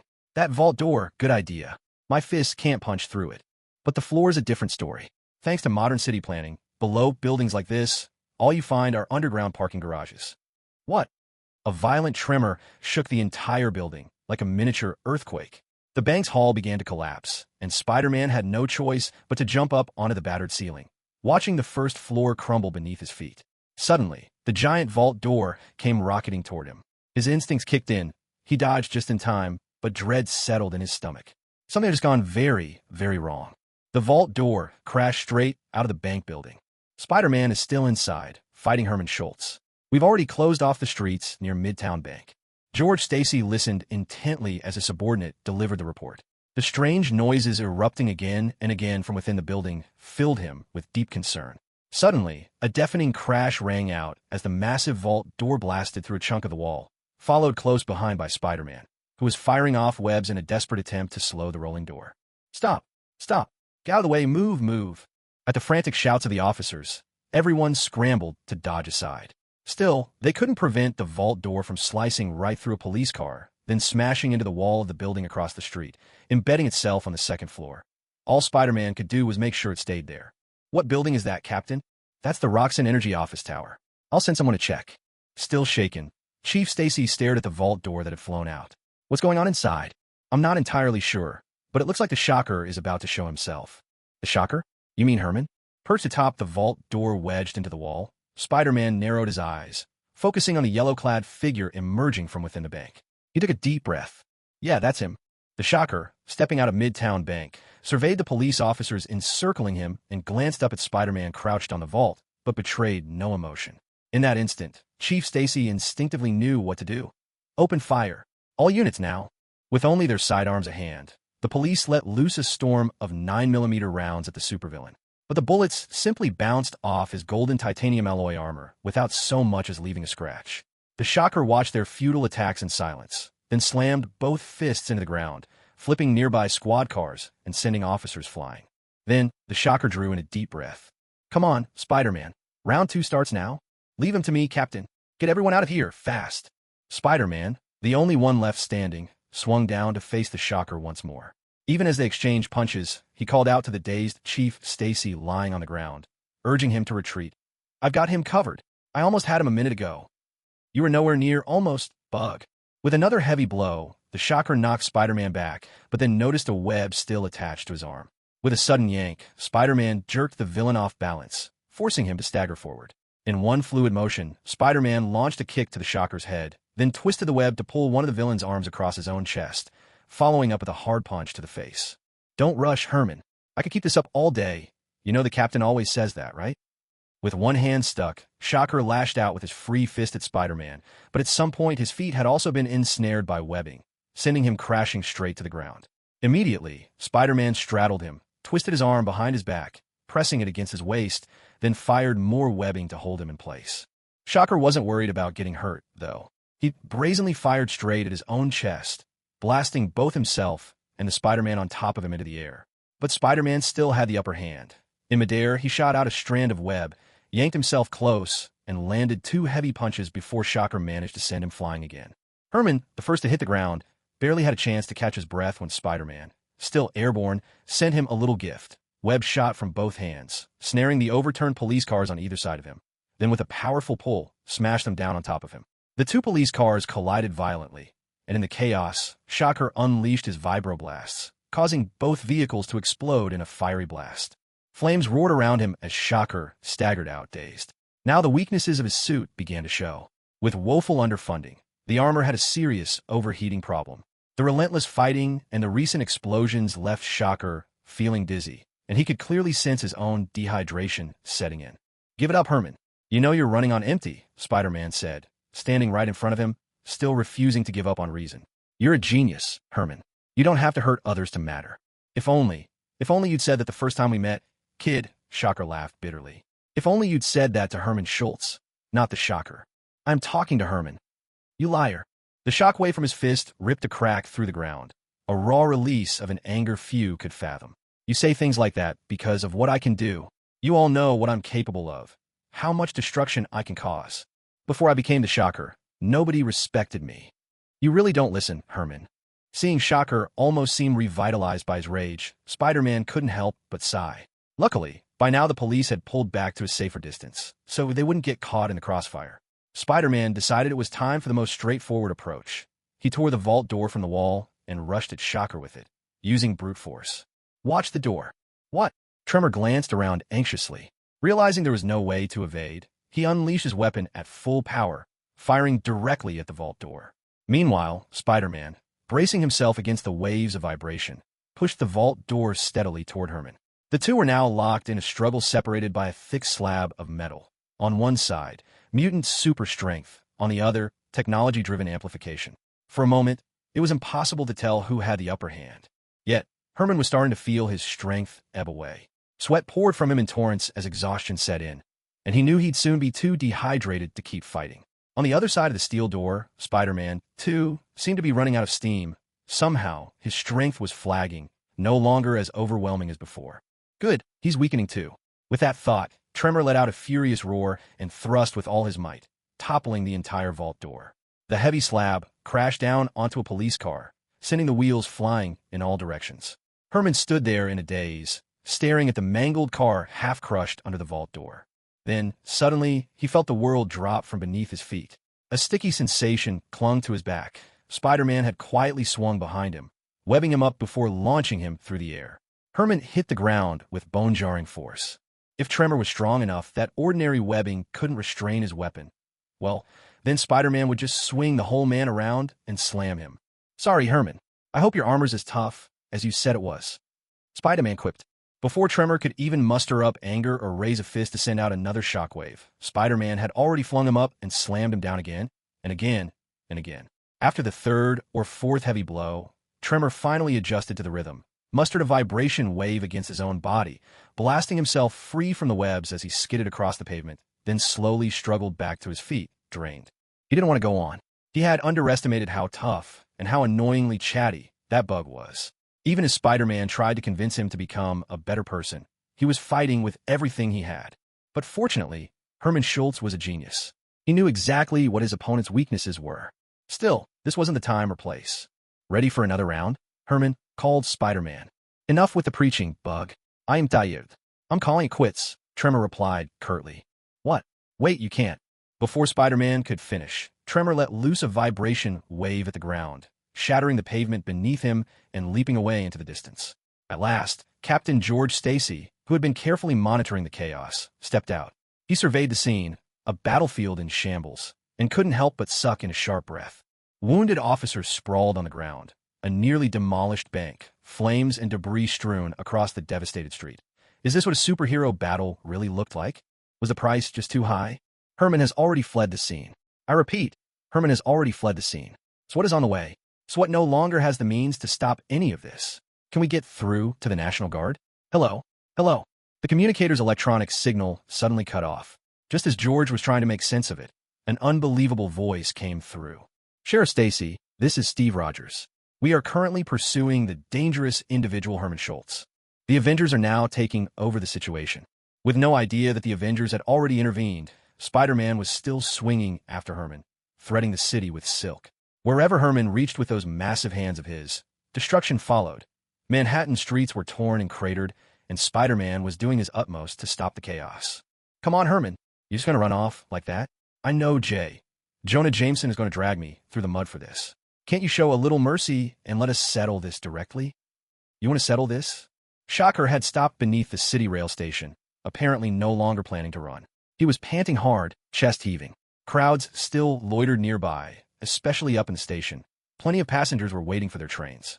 "Then let's settle it, Bug. You're a hero, aren't you? Let's see how a hero handles things." No need this time for the all-out brawl from before. Herman's target was no longer Spider-Man. He simply lifted his hand, and with a single gesture, he blasted apart the support columns under the station. "What are you doing?" "Save them, hero." "Great idea, Herman. This way, I won't have time to stop you from escaping." With a sigh, Spider-Man swung under the overpass and began weaving webs to bind the broken support beams together. He darted between the surrounding buildings, latching webs across the high train platform, all the while shouting for commuters to evacuate the station. Yet the columns continued to collapse. One, in particular, had buckled beyond repair. With no way to hold it together, Peter acted fast. He struck the mangled pillar with a powerful kick, letting it fall, then braced himself and strained to hold up the entire overpass, buying precious moments for the passengers to escape. Shocker hadn't run. He'd been waiting for this. The moment Spider-Man stood there, arms outstretched, supporting the collapsing beam and the weight of the high-rising tracks. Shocker raised his hand, aiming straight at Spider-Man. He listened to the screams of the panicking crowd, felt their confusion and fear. All he had to do was clench his fist, and Spider-Man would be blasted aside, buried under the wreckage. He could wipe out Spider-Man right now, at the cost of a few dozen innocent lives. Screw it. Herman Schultz lowered his fists, striking the ground one last time, and chose to walk away. Is there anyone who hasn't made it out yet?" Peter Parker's voice trembled, every word forced out as if squeezed painfully from his lungs. His arms and back were bearing a weight beyond imagination.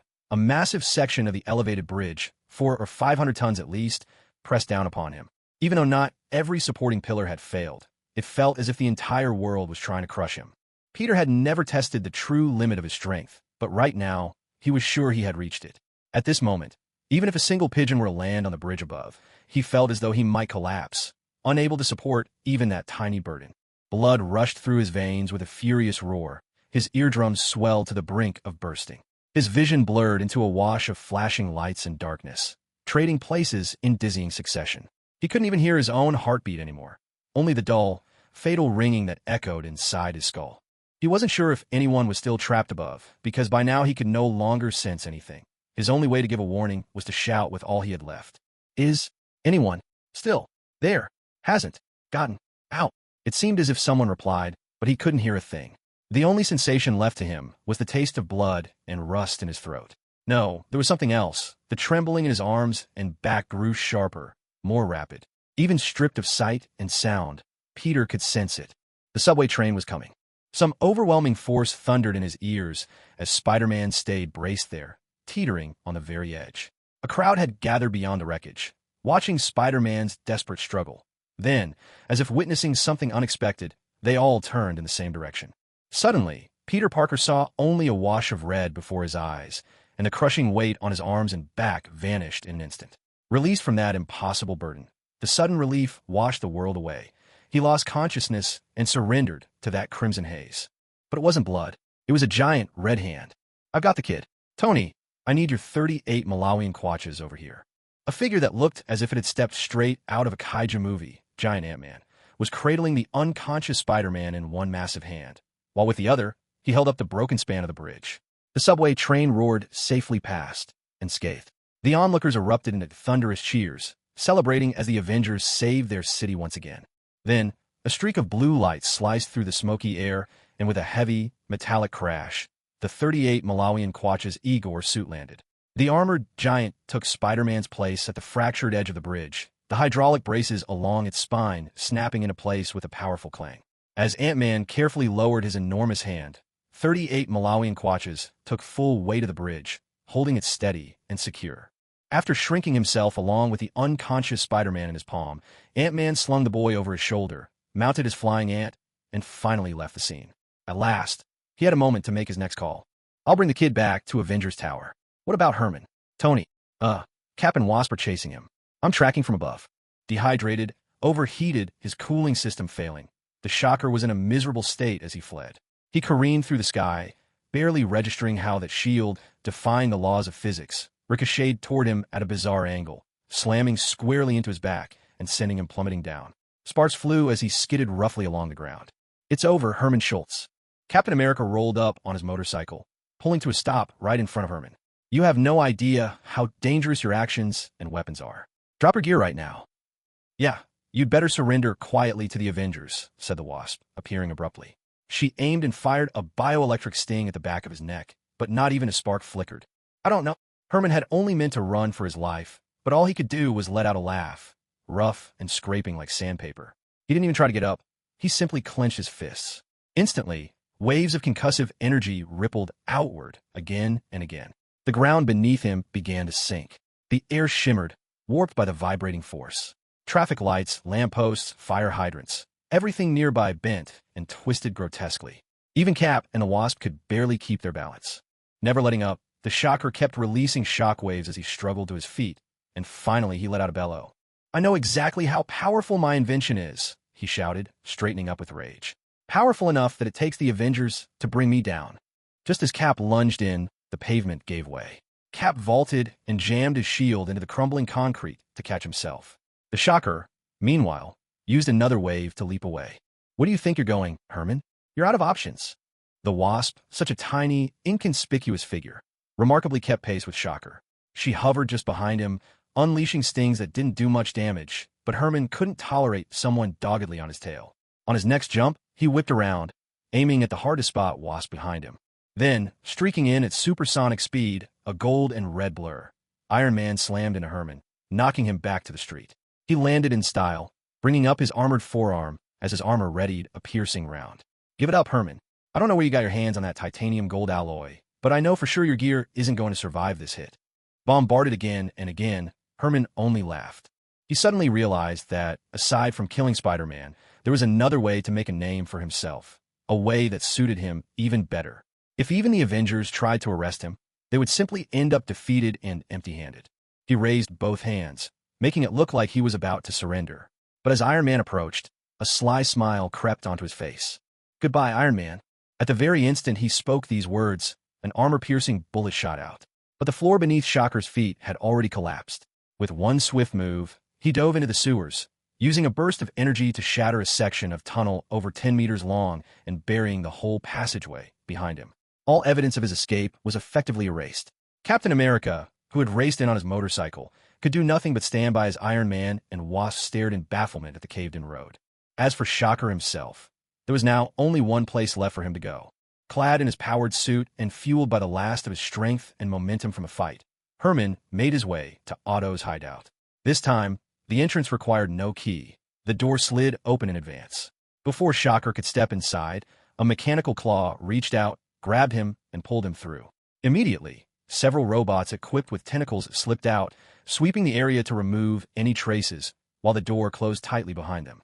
"I watched your performance," came a synthetic, electronic voice from the shadows. "You had the chance to kill Spider-Man. Why did you hold back?" Herman removed his helmet, now soaked through with his own sweat, and accepted a bottle of mineral water passed to him by the mechanical claw. "I don't know. Maybe it's because I've never killed anyone before. Or maybe I believe Spider-Man could survive that bridge. But if I crossed that line, if I killed someone by choice, everything would be different." Slumped against the wall, Herman sat for a long while before he could finally get the words out. Otto remained silent for a moment, and then, for the first time, switched on the lights that had always remained off in the hideout. As a gentle white glow bathed the room, Herman finally laid eyes on the enigmatic Otto. He saw a middle-aged man, utterly immobile, his limbs paralyzed and his body encased in a bulky mechanical life support system. Even moving his neck seemed to struggle. Some metal apparatuses pierced right through his throat, blending his vocal cords with an electronic generator. Heavy protective goggles shielded his eyes, making him appear unable to tolerate bright light. Instead of arms and legs, he now had 4 agile mechanical tentacles, his new limbs. "A bit of light. Maybe this will make you a little more comfortable, my friend. I really never imagined you would look like this." Otto paid his words no mind. He simply turned back to his battered old computers and resumed his calculations. "If you had an old friend like Norman Osborn," he said, "being like this is already a stroke of luck." Herman instinctively sensed that Dr. Otto before him was still holding back much more than he was letting on, but he didn't press the issue. Instead, after dumping the remaining water over his own head, he put forward his own request. "Can you help me get in touch with that big boss? I'm pretty sure he wouldn't say no to someone who can open any lock working for him." Otto adjusted his glasses with one of his mechanical claws. "That's your plan? To become famous and then take on odd jobs? Looking for a proper career, are you? My next step is to take down the Avengers, Iron Man, Captain America, Ant-Man, the Wasp." Herman, keeping a cool head, deliberately left out the Hulk and Thor. "I want them to know that the gear Herman Schultz invents can leave Tony Stark, Hank Pym, or anyone else in the dust. I'm the real genius here." For Herman, it all boiled down to fame, big, resounding fame. That made the Avengers his target. And to make that happen, he needed more money to upgrade his suit, especially to improve its cooling system and avoid running into dehydration like he did today. He needed cash. Lots and lots of it. He'd already run through all his reserves, and simply robbing a bank would likely land him in Avengers custody before his plan ever got off the ground. That's when he thought of the Kingpin. Since Kingpin was willing to fund his suit development, he'd surely want to employ him once he proved his worth. Dr. Otto had no intention of turning down such a promising new ally. He, too, required someone formidable to gather intel on the Avengers and other superheroes' strength so that he could fine-tune his own arsenal. Still, there was one other issue lingering in his mind. What about Spider-Man? You can't exactly call that a decisive win. Are you satisfied leaving things like this? He'll come looking for me, and once I've upgraded my suit, he won't be my problem anymore. Peter Parker slipped into a strange and uncanny dream. No, to call it a dream would be to miss the mark. It was more like a surreal vision. He dreamt of the spider that had bitten him. How, after he slapped it away, it hadn't died, but instead scurried off toward the necks of others. One Peter Parker after another was bitten, their faces flickering through the darkness. The Toby Spider, the Amazing Spider, the MCU Tom Holland Spider. Shadows of countless Spider-Men tangled and overlapped inside his mind. It was as if, starting with him, a vast web spread outward, each thread holding a different Spider-Man within its lattice. Spider-Man. A distant, hazy voice was calling to him. "You have to find what? The other spider." A gentle female voice spoke, strange, yet oddly familiar, as if it were right beside him, but still shrouded behind a heavy veil of mist. Peter wanted to ask what was meant by the other spider. Was there another spider in this universe? Or perhaps a Spider-Man for some parallel world? But he found he didn't even have the strength to lift his eyelids. All he could do was struggle, fighting to break free from the darkness. He made a meaningless, muffled groan and forced his eyes halfway open. Just then, a young woman with short brown hair entered, carrying a tray of fruit. When she saw Peter awake, she offered a warm, kind smile, her gaze filled with concern. Was she the one who had called his name moments ago? Her face seemed vaguely familiar. "Are you all right?" she asked softly. "Don't worry, you need rest right now." I'm terrified," he managed to stammer. Floods of memory rushed in. The shattered overpass, the roar of the subway, the feeling of his body on the verge of collapse. What about Herman? Was the fight over? Where was he? With a jolt, Peter sprang up from the bed, instincts kicking in as he flipped himself up to cling to the ceiling, hanging upside down as he scanned the room warily. Only then did he notice he was still clad in his torn Spider-Man suit. The ruined mask had been neatly folded and set beside his pillow. Outside the window, Manhattan's skyline gleamed in the sunlight, the Empire State Building visible in the distance, just a bit shorter now, but he could roughly make out their location. From this angle, there was one building conspicuously absent from his line of sight. All at once, Peter realized why this woman seemed so familiar. His voice rose with surprise. You Miss Janet Van Dyne? Where am I? Oh my God, am I at Avengers Tower? Is this really happening? Janet, otherwise known as the Wasp, chuckled at Peter's over-the-top reaction. Relax, kid. Yes, of course you're at Avengers Tower. Now, would you mind coming down from the ceiling? My neck does not appreciate conversations like this. Oh, of course. Sorry about that. It hit Peter just how awkward he was being, and he scrambled to drop back to the floor, only to stumble as his legs nearly gave out beneath him. Every muscle in his body screamed its protest, each bone feeling as though it had been shattered and then roughly stitched back together. Janet picked up the transparent touchpad from the bedside and glanced over the diagnostic report. Jarvis says you've suffered severe tendon ruptures, widespread internal bleeding from torn capillaries, extensive alveolar damage, and dozens of fractures. Normally, you should be in the ICU, far away from any superhero business. But honestly, your recovery is already far better than any of us expected. That mutated spider had given Peter a healing ability far beyond that of ordinary people. Though not as extreme as Wolverine's, it was enough for him to recover from broken bones with just 2 or 3 days of rest. So, he wasn't worried about his own body. There was something else on his mind. Herman? The one they call Shocker? Did the Avengers catch him? Janet's expression subtly froze for a moment. That is probably better explained by someone else, she sighed softly. I'm just a manager, handling the Avengers' social calendar, press conferences, maybe even apologies, but war briefings? That's not my department. Peter grabbed his mask and forced himself upright. His instincts told him things weren't that simple, that the Avengers hadn't caught Herman. I'm sorry, but could I take a look for myself? In the Avengers Tower conference room at that moment, a looping holographic projection replayed the battle between Spider-Man and the Shocker. Tony Stark had his feet propped up on the table, reclining in his chair, speaking with the breezy air of a sports commentator. Good news number 1. Herman Schultz is both insecure and egotistical, a fool who would never share his masterpiece with anyone else. So, there's only one of those unstable vibro suits in the world. He snapped his fingers for emphasis. In his own words, Shocker's staying out of circulation. Good news number 2, Tony went on. He's upgraded his weapon system, meaning it takes longer for his equipment to go haywire. So, we still have time to catch this yellow Mario. As always, Tony Stark handed out nicknames with no reservation.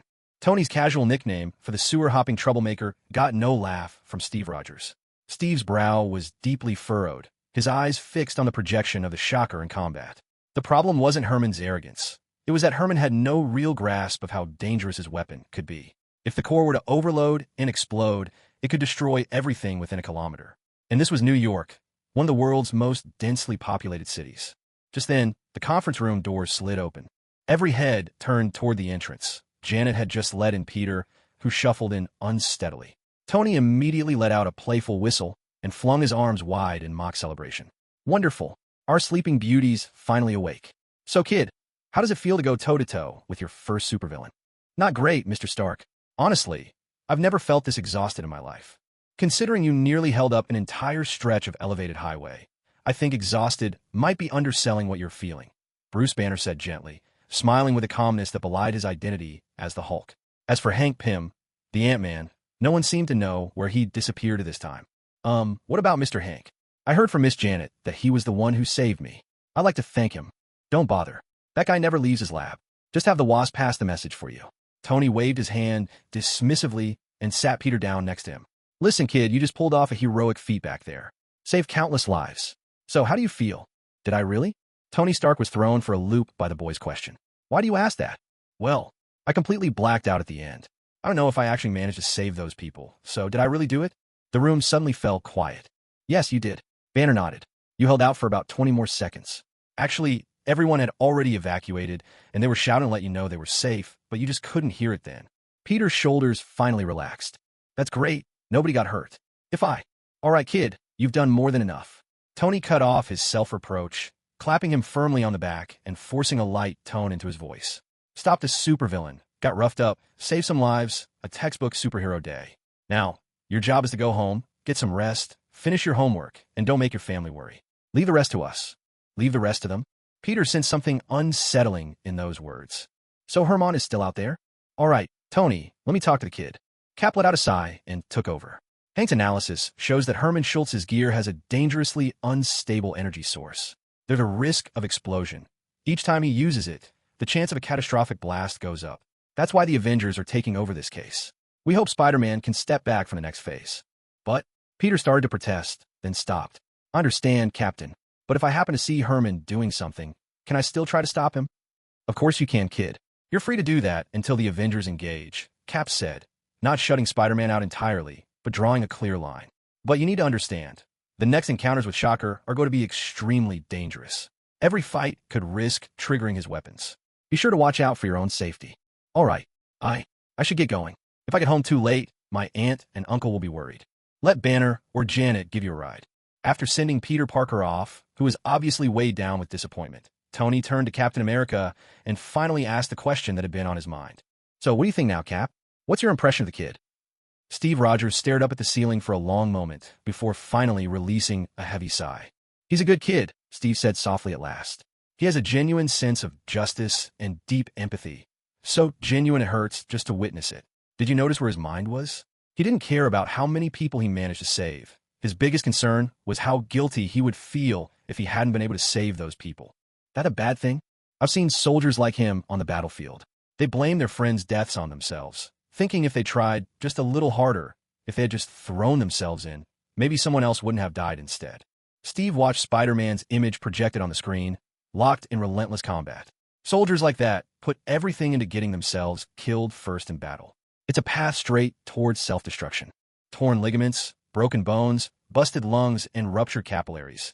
Injuries that would land a regular person right into intensive care. But for Spider-Man, a few nights of deep sleep is all it takes to recover. Peter Parker never lets minor injuries keep him down, and Spider-Man will go right back out tomorrow to protect the city. But the next morning, Peter didn't patrol, not because he was sulking about missing the Shocker, but because Gwen Stacy caught him in the act. Good morning, smart guy. When the blonde girl appeared at his front door, backpack slung over her shoulder, Peter scratched the back of his head, his messy black hair standing up like an antenna. Hey Gwen, you're up early. I have to get up pretty early to catch you before you run out the door. Most mornings you're long gone by the time I wake up. Gwen smiled and added, besides, my dad got home really late last night, so he told me not to wait up for him. Work at the station getting rough. I heard some guy was bouncing all over Manhattan yesterday. I don't know. He doesn't want to tell me anything about it. Having been caught by Gwen, Peter had no choice but to forego the suit and skip his morning patrol. Instead, he joined her for a subway ride into Midtown Manhattan. While they queued for tickets and boarded the train, their conversation drifted to lighter topics. How's the rock band thing going? Any leads at all? Yeah, we found a few classmates to join us. MJ, Liz, Betty, oh sorry, besides MJ, you probably don't know the others. Gwen laughed. Guess I've got more friends than you, like I mentioned before. Peter gave a couple of awkward chuckles. He never really thought of himself as shy, but these were just the unwritten rules of American student life. Muscle-bound football players were idolized, while brilliant minds toiling away in labs barely got a second glance, much less a dance invitation. People simply didn't like to study, so naturally, Peter Parker found it hard to make friends. So, how are you going to keep up with your drum practice? I can't imagine Uncle George letting you bring those drumsticks home, not to mention the whole drum set. That's what I was thinking too. Now that the topic had shifted, Gwen couldn't help but sigh as well, though she just tossed out and we'll cross that bridge when we get there, and brushed the thought aside. Instead, she asked Peter, you take such an early subway every day. You're not one of those people who just goes straight to school and then zones out until class, are you? Peter considered for a moment whether he should make up some excuse to explain his early mornings, but then a new idea struck him. Have you ever tried getting off the subway a stop early? Or maybe a stop late? Predictably, Gwen gave him a look of utter confusion. What? I mean, getting off a stop before or after a usual one, and then walking to school from there. We're early enough that we could do that any day. Gwen stared at him as if he'd just spoken in an alien language. Is that seriously why you wake up so early every morning? No, it's actually the other way around. It's because I wake up too early and have nothing better to do that I started doing this. Peter let out a resigned sigh, then offered a small, helpless smile. Want to come with me? I don't really have anything else to do anyway. So sure, lead the way. And that would become Peter's biggest regret for the day. Not because their chosen route was troublesome, but the very moment they stepped out of the subway station, a familiar, furious voice erupted from the giant screen outside the mall. Just yesterday, our beautiful city suffered unspeakable damage at the hands of two maniacs. Spider-Man and some lunatic in a high-tech battlesuit were locked in relentless combat. According to the police, the supercriminal calling himself Shocker is actually the same man who, thanks to Spider-Man's so-called crime fighting, was arrested not long ago. Jonah Jameson's face was flushed red, almost bursting out of the screen with rage. Take a good look, New Yorkers. This is what you get from those self-righteous masked vigilantes. More masked criminals. I guarantee you, this Shocker is nothing but a monster created by Spider-Man himself. Mark my words, it's his thirst for revenge against Spider-Man's lawless arrogance that turned him into a supercriminal. Tell me, if it had been the NYPD or the Avengers who arrested this Herman, would he have become a criminal at all? Jameson then stood up and actually grabbed the live camera, shoving his face right into the lens and shouting so fiercely that flecks of spit splattered across the screen. He wouldn't, because he knows he deserves his punishment. He knows he was caught by someone who had the right to do so, not by some lunatic in tights, swinging around town, poking his nose into everyone's business. He doesn't think it's just bad luck, or that he shouldn't have been caught. If only you'd said something like that the first time we met, little bug. If only you'd said those words to Herman Schultz, not the Shocker. Peter thought back to what Schultz had said to him the day before, a headache starting to throb at his temples. As he rubbed them, he realized there was another layer of meaning there. If, during that first bank robbery, Spider-Man had just said, "Man, your gadget is awesome," to Herman, maybe the Shocker would never have come into being. Maybe, just because he missed saying that one sentence, a new supervillain was created. I can't believe I'm about to say it, but maybe Jameson actually has a point for once. Gwen was stunned by Peter's confession. Are you serious? Every time Jameson starts ranting about Spider-Man, even my dad can't help but mutter, "What a load of crap." Peter couldn't help but burst out laughing, shaking his head. He really says that. He never swears in front of his daughter, but I can read it on his face. He means every word. So, where are we headed anyway? Peter pointed casually toward an apartment building. Up there, the rooftop. A few minutes later, the two of them stood at the edge of the roof, Gwen peering over the side. The view's amazing, from up here. As long as you don't fall off, that is. Do you remember Andrew Derby? Went to middle school with us. No idea who that is, Gwen replied. Then, after thinking for a bit, she dredged up the memory. Oh, right. A freshman from when we were in 8th grade jumped off a roof. Was that him? That was him. Right here, actually. In that instant, Gwen retreated from the edge and returned to the safety of the rooftop. Only Peter remained at the rim, gazing out over the New York streets he visited almost daily for a quiet minute or two. So, you knew him? Not really. Just 2 days before it happened, I saw him here. He looked crushed, like something terrible had happened to him. Sometimes when I pass by here, I wonder if I'd walked over and talked to him, would things have turned out differently? Gwen was at a loss for words for a long while. She struggled to find something to say. After searching for the right words, she finally spoke up. And if you had tried, but he still chose to end his life, would you start blaming yourself for not saying the right thing? Would you wonder if it was your words that weren't enough, St. Peter? But don't say that to me. Gwen sat down next to Peter, cutting him off. Just give me a moment, let me think. All right, I know how to put this. Gwen finally found the words. Peter, you are absolutely not suited for a suicide hotline job. If you started work with all your ideals, by the second day, you'd probably be so crushed by the people you couldn't save that you'd be ready to jump yourself. Her example sounded blunt, even harsh, but it was fitting. These things, this sort of thing, it's simply not your responsibility. You don't have to shoulder the burdens of others, especially strangers. Kindness is a virtue, smart boy, but too much kindness turns into a curse. And curses are never a good thing. With that, Gwen sat quietly by Peter's side. The two of them sat together in silence for a long while. Gwen wondered if Peter might think she didn't understand him, that she couldn't truly relate. Maybe, in truth, some things were impossible to fully relate to. So she had to ask again. So, sometimes, when you think about these things, you come here to sit. Does it help, even a little? At least I've never jumped from here. Well, there might have been a time or two, but he'd always swung back up again. He'd sought that feeling of free fall a few times, but the fear was starting to fade. Maybe you should talk to a priest? Get things off your chest. I don't believe in religion. I believe in science. Then talk to me. Or Uncle Ben. Or Aunt May. Don't keep everything bottled up inside. Smart kid. To this, Peter Parker only responded with a calm, almost distant smile. I will. Gwen wasn't sure if Peter actually took her words to heart, but she knew there was at least one person Peter always listened to. She'd have to have a good talk with Uncle Ben after school. Oh, the HR at the Daily Bugle really gets in early. As they reached the school gates, morning lights stretching across the asphalt, Peter Parker pulled out his phone. He checked the resume he'd sent in for an internship, and, rather unexpectedly, the rejection message. They say they don't need me for that position. Maybe I applied too late. Maybe they already found someone. I was hoping to use the salary to buy some back-to-school day costumes. Even if you'd gotten the job, you wouldn't get paid this month, would you? I was counting on getting an advance on a month's pay. Gwen couldn't help but roll her eyes at Peter. Her golden hair swung in a graceful arc under the sunlight. You spent your first day's paycheck on a superhero costume? Good thing your resume didn't make the cut. Otherwise, if the interviewer asked, "Can you tell us about your passion for journalism?" you'd have to answer, "I get discounts on Spider-Man merchandise." Why Spider-Man? Because everyone knows Jameson is obsessed with Spider-Man. He's on TV ranting about him every single day. Peter wasn't particularly interested in the Jameson and Spider-Man saga. He could only shrug helplessly. So, I won't be able to join the festivities on theme day this year. You could still try going to the back-to-school event. I'm guessing you don't have a date for the dance, do you? Hey, Gwen. A red-haired girl burst into Gwen's back like a bundle of fire, greeting them with infectious cheer. It was only then that Mary Jane even noticed Peter. Hi. Peter, is this the first time I've ever seen you and Gwen coming to school together? I usually get here a bit earlier, so, by the way, how's your job at the Daily Bugle? Any news? It's pretty great, Mary Jane replied, letting go of Gwen. They gave me a shot at an interview. Maybe I really could be a Daily Bugle intern reporter. I'm sure you'll crush the interview. Good luck, Mary Jane. After Peter flashed her a supportive smile and said his goodbyes, Gwen gave Mary Jane a gentle elbow to the ribs, leaving her bewildered until Gwen whispered something quick in her ear. Then Mary Jane finally understood what she'd missed. I didn't mean to. Should I go apologize to him? No need. He was the one who brought it up anyway. Just, a heads up. Peter didn't pay any mind to their conversation. He headed off toward his locker, as the school's main screen broadcasted Midtown High's own news show as always. Recently, there has been political turmoil in Wakanda. After the death of former King T'Chaka, a minority faction known as the White Ape launched multiple armed attacks, throwing the nation into chaos.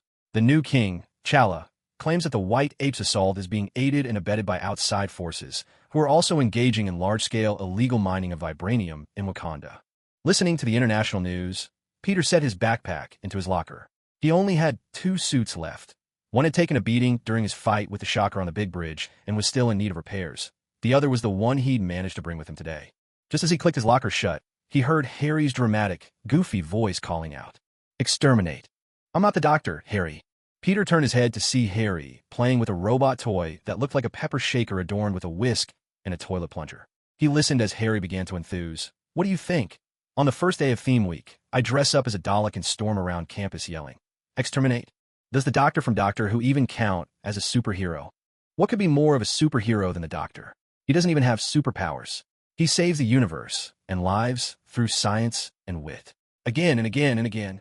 Watching his best friend channel the spirit of the Doctor, Peter hugged his book to his chest and asked, "Then why don't you just go as the Doctor yourself? I think you or Amadeus would fit better. You're both way smarter than me. You could still go as a wizard." "If I dress up as a wizard, then we turn into 2 guys in suits instead of the Doctor and his alien nemesis." As Harry spoke, he pulled out an old model sonic screwdriver prop from Doctor Who. "No need for fancy cosplay. Just dig out some old suit no one at home wears anymore, and you've got the perfect look. How about it, Dr. Peter?" Seeing his friend so cleverly solve the costume dilemma that had nearly kept him from joining theme day, Peter couldn't help but break into a sheepish smile. "Harry, I thank you. No need to thank me. I can't wait to see you waving the sonic screwdriver while sparring with a Dalek. Hey, Amadeus, are you taking part in theme day too? You and Peter could go as different versions of the Doctor." "I've got my own idea," Amadeus chimed in, growing more and more animated as the topic of superhero costumes came up. "I'm going to wear an oversized lab coat, put on a pair of glasses, change my hairstyle, and boom, I'm all set." Harry was visibly bewildered. "Wait, who are you supposed to be? Rick Sanchez? Bruce Banner? Man? Hunk." It was the first time either Peter or Harry had seen Amadeus so fired up. Peter, well aware that in the 616 comic universe, Amadeus had been the Hulk for a while, still hadn't expected him to be this obsessed at his age. "So, what about Doctor Who?" Peter ventured. "You two go for it," Amadeus replied, already moving off happily. "That show's just too niche. People might think we're a bunch of nerdy shut-ins. After he left, Harry gazed after him for a long moment before finally grumbling, "Does he even realize he's the nerdiest one out of the three of us?" "Yeah," Peter said with a grin, just like Bruce Banner before his transformation. After pulling himself together, Peter headed off to class with Harry. But it seemed that, today, all his bad luck had decided to gang up on him. Barely had they walked a few steps when that familiar, annoying laugh rang out, quickly followed by a chorus of girls' shrieks. Looking over, Peter saw a frightened girl crouched down, sobbing. The culprit was none other than Carl King, a face Peter knew all too well. Carl, still roaring with laughter, tucked away his scare prop in his pocket. Then he turned and, spotting Peter, frowned in irritation. "This has nothing to do with you, Parker. Beat it.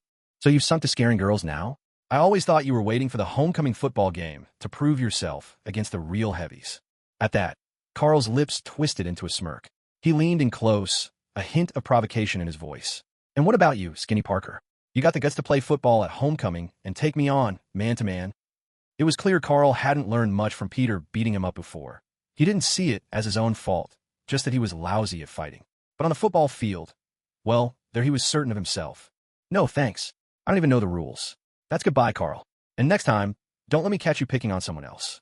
Peter said goodbye, but made no move to leave, obviously waiting for Carl to take the hint. Carl let out a derisive sound of annoyance and stomped off. Even as he left, he couldn't help but lob a threat over his shoulder. "Remember this, Parker. You're just a guy who wouldn't dare face me on the field." Harry looked at Peter with surprise, seeing how unruffled he appeared. "Honestly, I thought you'd go for it and say yes. I wanted to believe me, but I really don't know the first thing about football. How could I play when I don't even know the rules? Not just football, soccer, basketball, badminton. I don't even know the rules of ping pong. I'm going to check on that girl." And with that, Peter left Harry standing there, utterly perplexed. Why not even ping pong? Does everyone just magically know how to play ping pong or something? Harry wondered aloud, completely lost on the connection. While Harry was still puzzling it over, Peter had already comforted the girl and was walking away. Only then did Harry snap back to reality. Not bad. Knight in shining armor. Except, she might not actually be into you. "I'm not thinking about that," Peter replied. "I just figure I should check if she's okay. Just in case, you never know." But what exactly was he guarding against? Peter, in truth, had no idea. On the other side, after Carl King left, he finally pulled out from his pocket the thing he'd used to scare the girls. It was a spider. More precisely, a spider preserved as a specimen. 6 months ago, on the eve of junior high graduation during the Oscorp Science Expo, it was Carl who spotted the irradiated spider crawling out of its display case. He had even placed it on the back of Peter Parker's neck. He watched with his own eyes as Peter Parker screamed in pain, flailing wildly after being bitten by the spider. Carl had actually planned on taking the spider home to keep as a pet. He thought he could unleash it on anyone who annoyed him in the future. But after Peter swatted it away, someone ended up stepping on it by accident. So there was nothing left to do but turn it into a specimen to scare people. Had Carl known what that spider truly was, he never would have carelessly tossed it onto someone else. Similarly, if Peter's previous life had taught him more about Spider-Man's lesser-known villains, instead of only focusing on the famous ones, he might have realized just how much trouble Carl King could bring him. Herman Schultz sat huddled in the cargo hold of the truck, the cold from the metal walls seeping in through his armored suit, chilling him to the bone. In the past, he would have thought anyone trying to rob a bank with a truck had to be insane. What was this, a scene out of Batman? Did they plan on mimicking the Joker's heist with some big, ridiculous vehicle? But reality was even more absurd than any movie script. Kingpin's man, the black guy in the purple jacket known as the Prowler, had only thrown out one sentence. "There's no way you can drive a regular car to rob a bank in this gear." And Herman couldn't very well spend an hour suiting up on the bank's doorstep either. The only solution was to find a truck, ride in the cargo hold, and have someone drive him to the job. As if that wasn't enough, whether by coincidence or cruel joke, that damn Prowler had chosen an ice cream truck to transport him. The entire drive, the truck's speakers blared out cheery jingle music. "Can't you at least turn off that blasted music?" Shocker pounded the wall in frustration, and the driver's voice crackled over the intercom. "Sorry, man. No idea how to turn it off. It just comes on automatically when we start her up." Damn it. It wasn't as if Prowler meant to poke fun at Herman over his suit's heat issues, either. Unlike Herman, who was just a barely literate dropout, Prowler was a true illiterate who didn't understand any of the complicated tech at all. The only reason they ended up with the ice cream truck was because it was the only vehicle left at hand.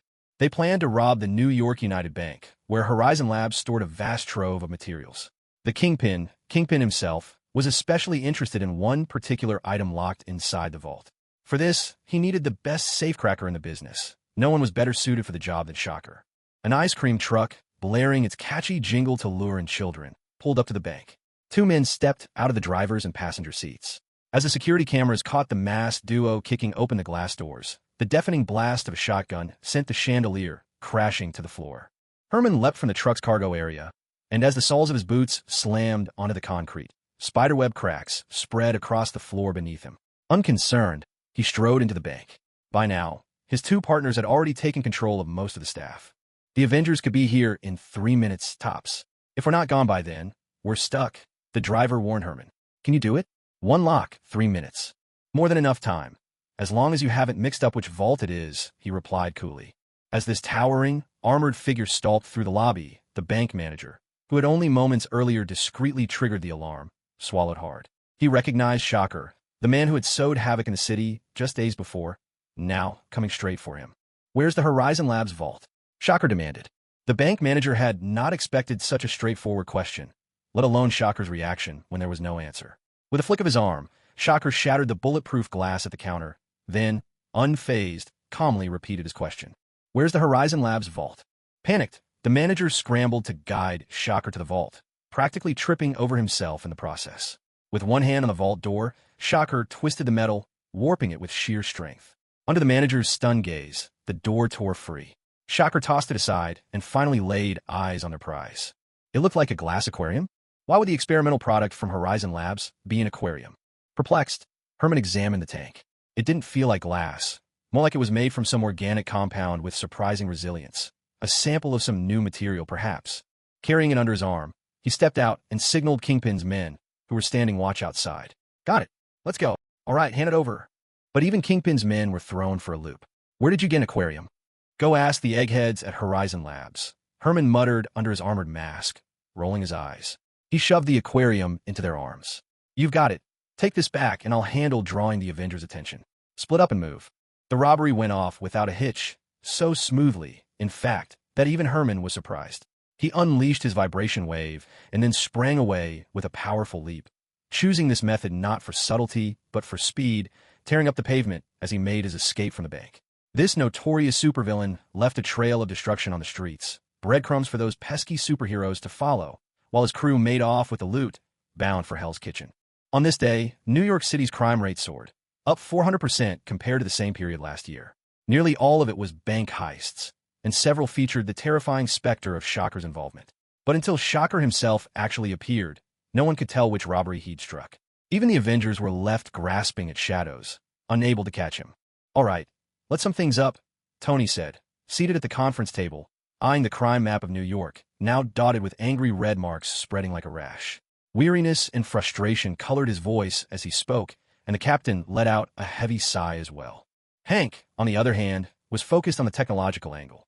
He had noticed that Shocker's taste was impeccable. He only targeted locations holding technological prototypes and data, most of which weren't even weapons. And let's not forget, bank robberies around the city have surged at the same time. It's clearly a diversion. Only those banks struck by Shocker himself are the real targets. The majority of what's stolen is experimental tech from labs all over the city. Much of it's so new it hasn't even been patented yet. Someone hired Shocker for those tech products, the captain continued. From what we know about Herman Schultz, he's fiercely proud of his own inventions. He'd never use anyone else's tech lightly. Plus, there's no way he could coordinate so many extra people on his own. As he spoke, the captain unfurled a list, revealing the names of New York's major and minor criminal gangs. Normally, these were outside the Avengers' jurisdiction, but now they needed to know who had hired Shocker. Hammerhead, Tombstone, the Serpent Society. Do we have any likely suspects? The captain wondered aloud, watching as Kingpin's portrait appeared on the floating holographic display. It's an honor to have you with us, Mr. Schultz. Atop a lavish dining table Herman had never seen the likes of, laden with rare vintages and gourmet delicacies, sat the emperor of Hell's Kitchen. Towering and imposing, Kingpin was built like a wall. Without his armored suit, Herman felt smaller than ever before this man, and he suspected that even in full gear, he still wouldn't match Kingpin's sheer presence. Mr. Fisk, the honor is all mine. I look forward to working for you, Herman replied, watching Kingpin tear into the feast, then offered a bit about himself. I was born in Harlem. For people like us, you're... Thank you. Kingpin smiled as he picked up his knife and fork, cutting Herman off. I'm glad you recognize my previous, he waved his hand, searching for a not quite accurate word, achievements. But this is a new era now.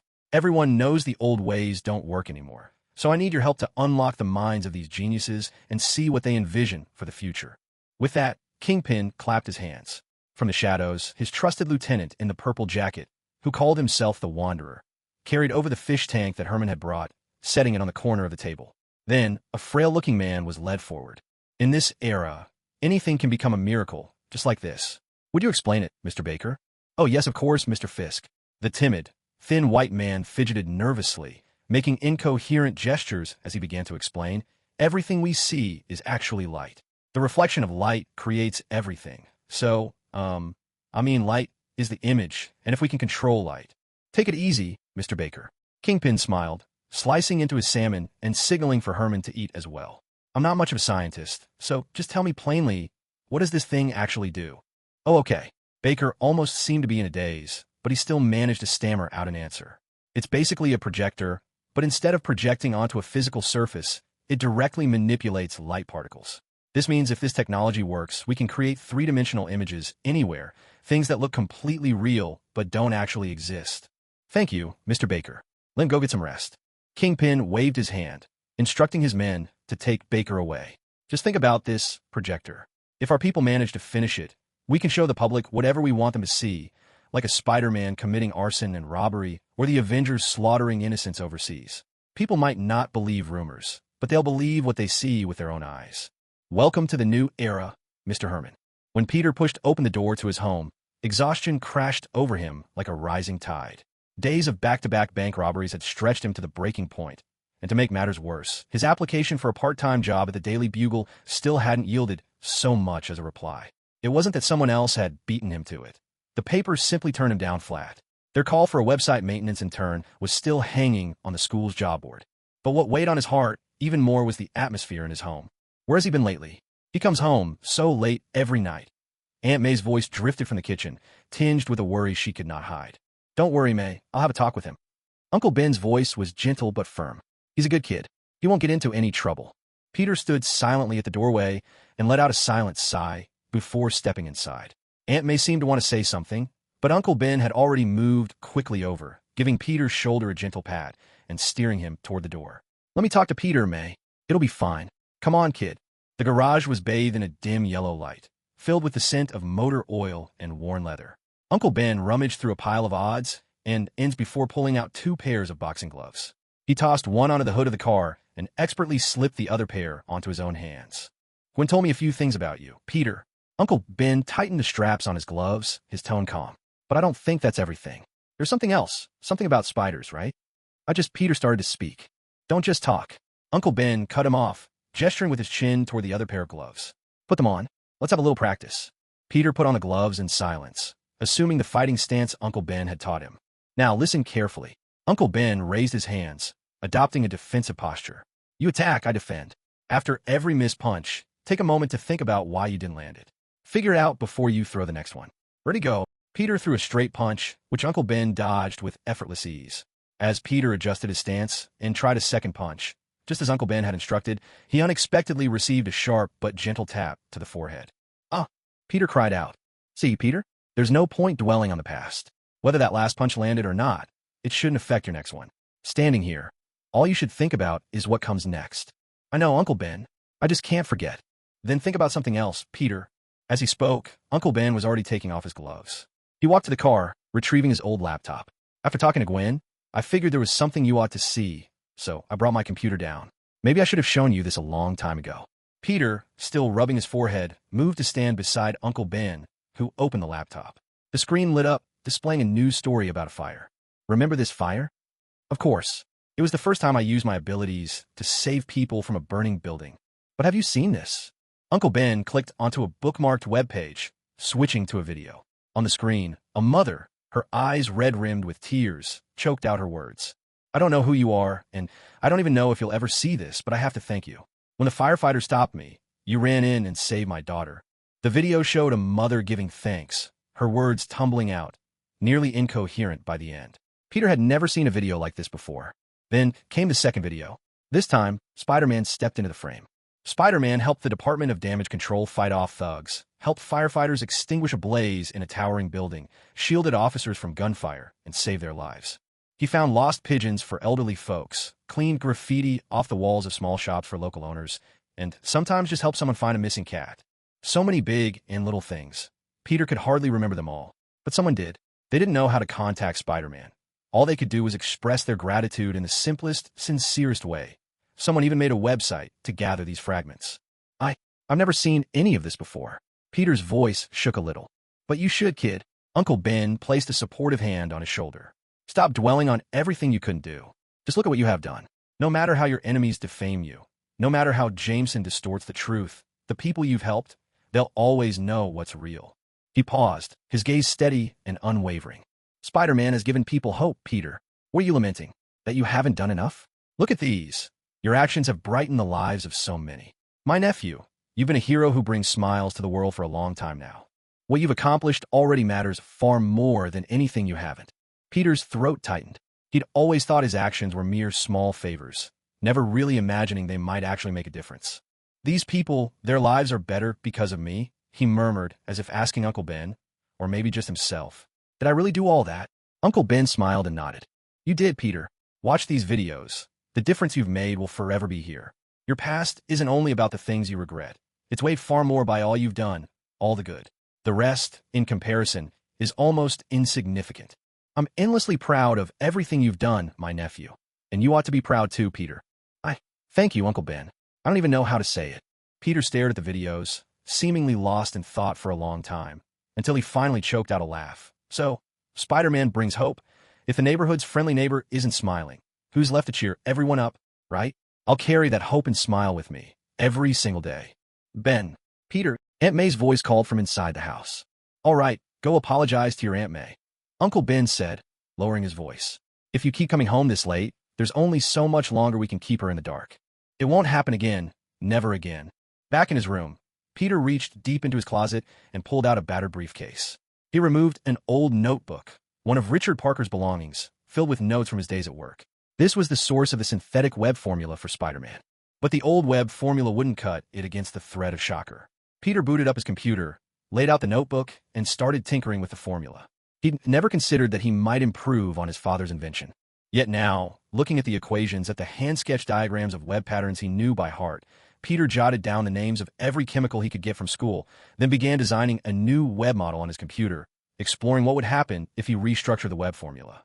I guess sometimes you have to push yourself, he murmured, never imagining he'd accomplish something like this in a world of superheroes. One by one, bottles of chemicals tumbled out of the closet and into his backpack. The rest he could get at Midtown High. As a representative school partnered with Oscorp, their labs had everything he'd need. Besides, he doubted any teacher would mind if he borrowed a few chemical compounds. In theory, the new web should be 20% stronger, more than enough to take on Shocker. No, there was one more important thing. Shocker was being incredibly cautious these days, sticking with other criminals and pulling off bank robberies with lightning-fast escapes, never giving anyone a shot at catching him. If Peter couldn't track him down, even the best plan would be worthless. Fortunately, he had two great friends, one rumored to be the world's 7th smartest kid, and the other, possibly Oscorp's heir. Together, they'd started their own detective club, led by a professional detective turned superhero, albeit one who didn't have superpowers just yet.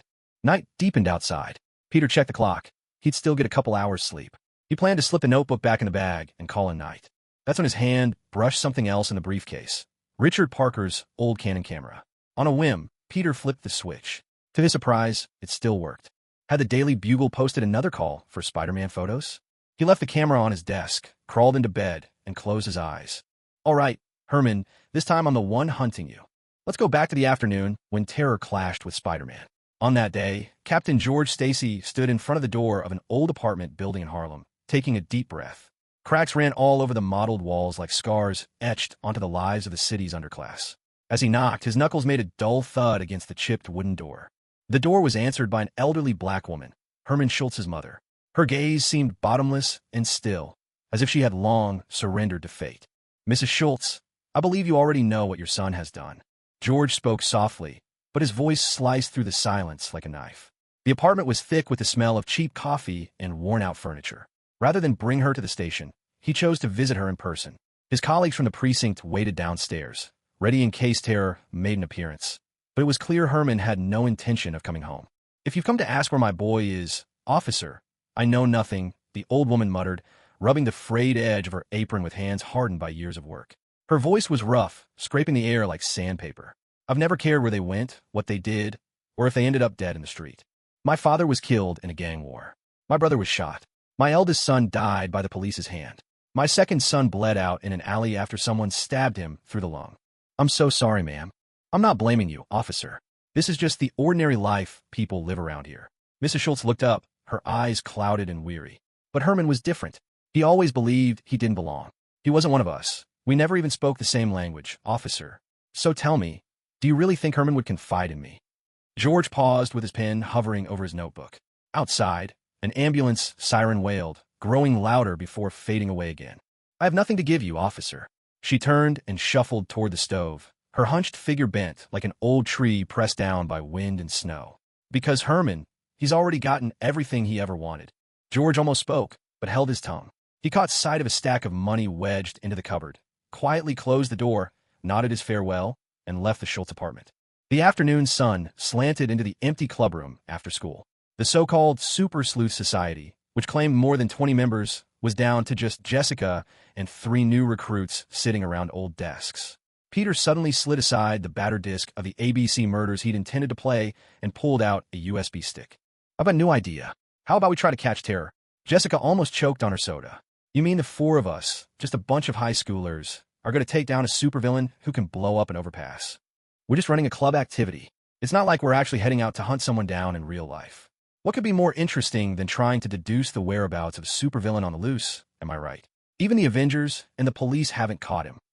We barely have any clues, though. How are we supposed to figure anything out? By relying on the Daily Bugle's sensational stories. Faced with Jessica's question, Peter just smiled knowingly. I have a friend. Her dad's the chief of the Midtown Police Department, and he's in charge of this case. Peter made up a source for his information. It wasn't totally a lie. Peter Parker might not be able to get anything from Captain Stacy about the Shocker case, but Spider-Man certainly could. Jessica, completely unaware of the details, lit up with excitement at once. You mean you can get access to the police's latest inside reports? Not every time, but this time, yeah, I can. As Peter spoke, he plugged a USB drive into the computer. The projector flickered on, casting its blue light onto the screen and displaying photos and files related to Herman Schultz. It all seemed a little absurd if you thought about it. Before their encounter, Peter barely knew anything about this villain. With so many bad guys in Spider-Man's rogues gallery, who even worries about the Shocker? In the 1994 animated series, he didn't even get his own storyline or origin.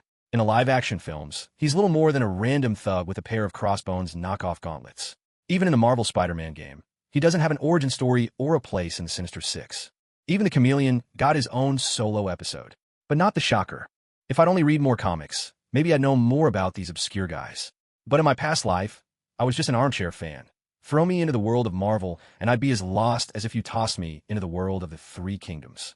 Peter shrugged off these thoughts as he began playing his prepared PowerPoint. The Shocker, real name Herman Schultz. Born in Harlem, Manhattan, raised in New York. Hold up. This says here that he only graduated from middle school. Looking at the resume up on the screen, Harry couldn't help but ask, does that mean someone else made his gadgets for him? No, he made all his gear himself. His criminal associates are very clear about that. Seeing his friend's skeptical expressions, Peter continued his explanation. Herman may have only gone through middle school, but that was due to family circumstances. School just wasn't an option. The guy is a natural engineering genius. Even before he became the Shocker, he'd already built prototype vibration weapons. He tried robbing a bank, the same one where he fought Spider-Man and got caught in the end. Jessica immediately followed up with another question. When exactly did that happen? At the police station, he picked the lock with a hairpin, knocked out an officer, stole his gear, and just walked right out. The group exchanged bewildered looks, not quite sure whether to blame the NYPD's incompetence or to admit that this guy really was something else, to escape so easily right after being arrested. So, when he fought Spider-Man, it was a week later. Even Amadeus looked astonished now. You mean to tell me, someone with only a middle school education managed, within just 1 week after getting arrested, to upgrade his equipment to the point where he could go toe-to-toe with Spider-Man? Amadeus couldn't help muttering to himself. Are geniuses just that common in New York? All right, we have a lead. Jessica, ever perceptive, seized on something. Guys, after he broke out, he built himself a suit of armor and then headed straight for the bank where Spider-Man had beaten him up. He didn't do anything else in between, didn't commit any crimes, didn't even rob the bank. Peter, yeah, that's true. At this, Peter seemed to remember something. Actually, I heard from Captain George that after he got arrested, he was calm at first, but during interrogation, when two officers found out he'd built his own gear, they didn't believe him and started mocking him. That's when he decided to break out. So what we're dealing with here is an egomaniac, maybe with a little inferiority complex. He wasn't well educated and wants that recognition. And when people dismiss his hard-earned inventions, it really gets to him. That's why he went after Spider-Man. Harry nodded in understanding. He's out for revenge, or maybe just trying to prove himself. Jessica spread her hands in resignation. But what good does that do, really? The police have access to all this information anyway. But the police haven't found him, and neither have the Avengers. Knowing all this doesn't help, Harry pointed out. We have to find him ourselves, or lure him out. What if Spider-Man provokes him? The group fell silent, until Peter spoke up. Jessica was the first to react. What? When Shock fought Spider-Man, he almost lost. It was only because he blew up the overpass and Spider-Man went to save people that he managed to escape. So he's never actually beaten Spider-Man, just ran away. Peter absent-mindedly rubbed his fingers together. If Spider-Man calls him out again, do you think it might work? Maybe. Harry scratched his head. But how do we get the message to Spider-Man? There's a website where people leave messages to thank Spider-Man, since no one knows who he really is. Peter broke into a smile. We could post our suspicions there. If Spider-Man sees it, he'll know what to do. The Detective Club members huddled together and recorded a short thank you video for Spider-Man on their phones. After uploading it, they chatted a little longer before each heading their separate ways. Of course, Peter Parker didn't go home. Instead, like a nimble cat, he slipped silently into the deserted chemistry lab. If Jonah Jameson knew about this, Peter thought wryly as he rummaged through the bottles of reagents, he'd have an absolute field day.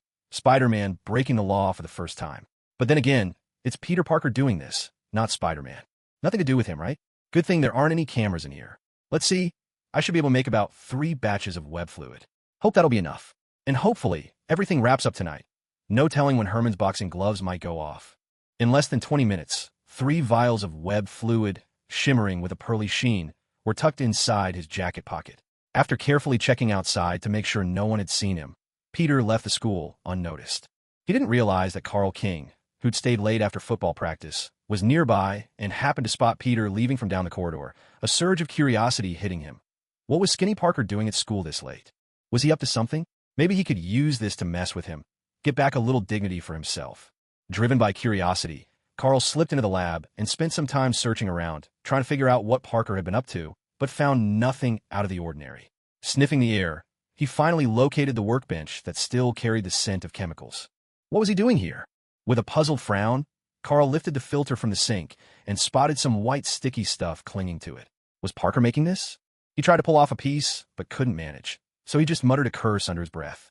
He made a mental note of this oddity before leaving the lab, not realizing that the web would dissolve on its own in 2 hours. By the time he came back tomorrow, there would be no trace left at all. Meanwhile, Peter, already changed into a suit, was on the phone with Uncle Ben. Hello, Uncle Ben, I'll be home a bit late tonight. Just tell Aunt May her worrying nephew went out to see some excitement. What kind of excitement? Well, remember to watch the Daily Bugle on TV. An unprecedented surge of excitement shot through him like an electric current. Spider-Man swung through the dusk of Manhattan, heading straight for his next target.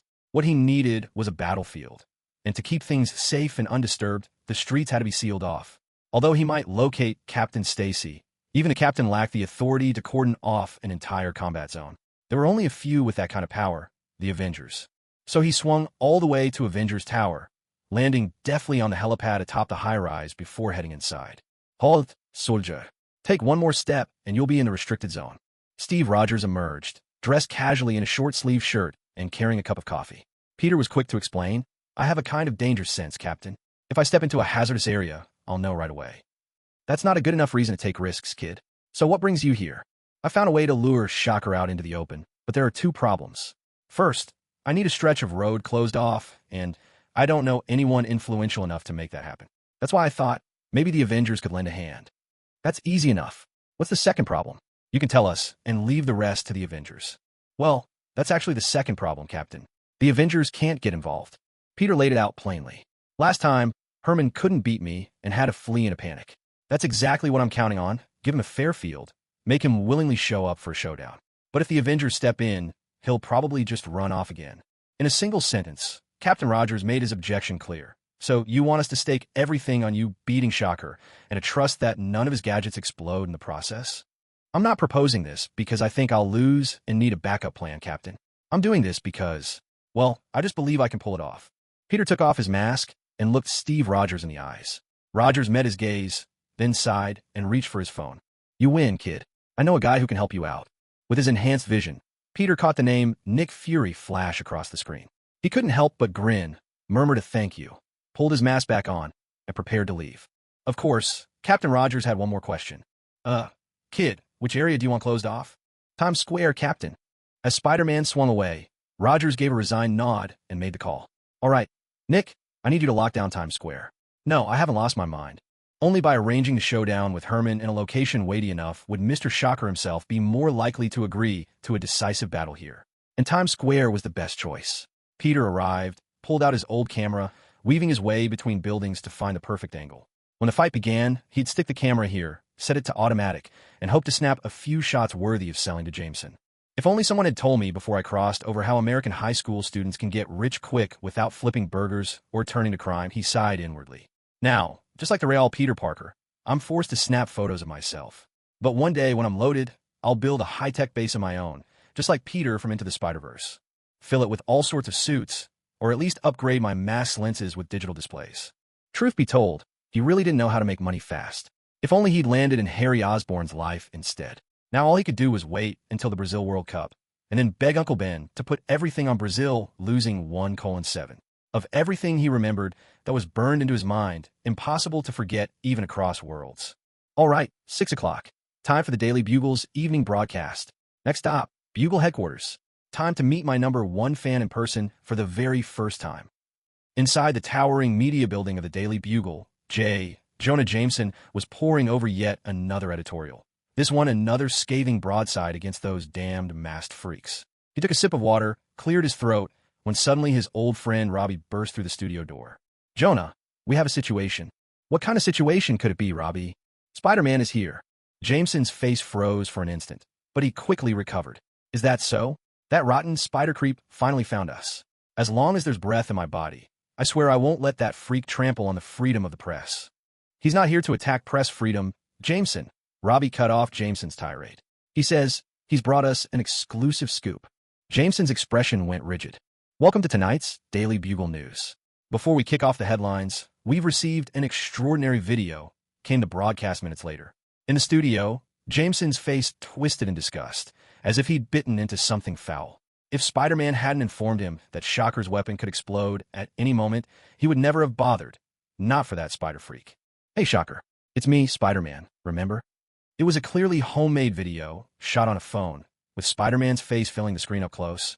Oh, I still remember how I gave you a thorough beating that day, how you ended up so desperate you had to threaten innocent civilians just to make me leave. What's wrong?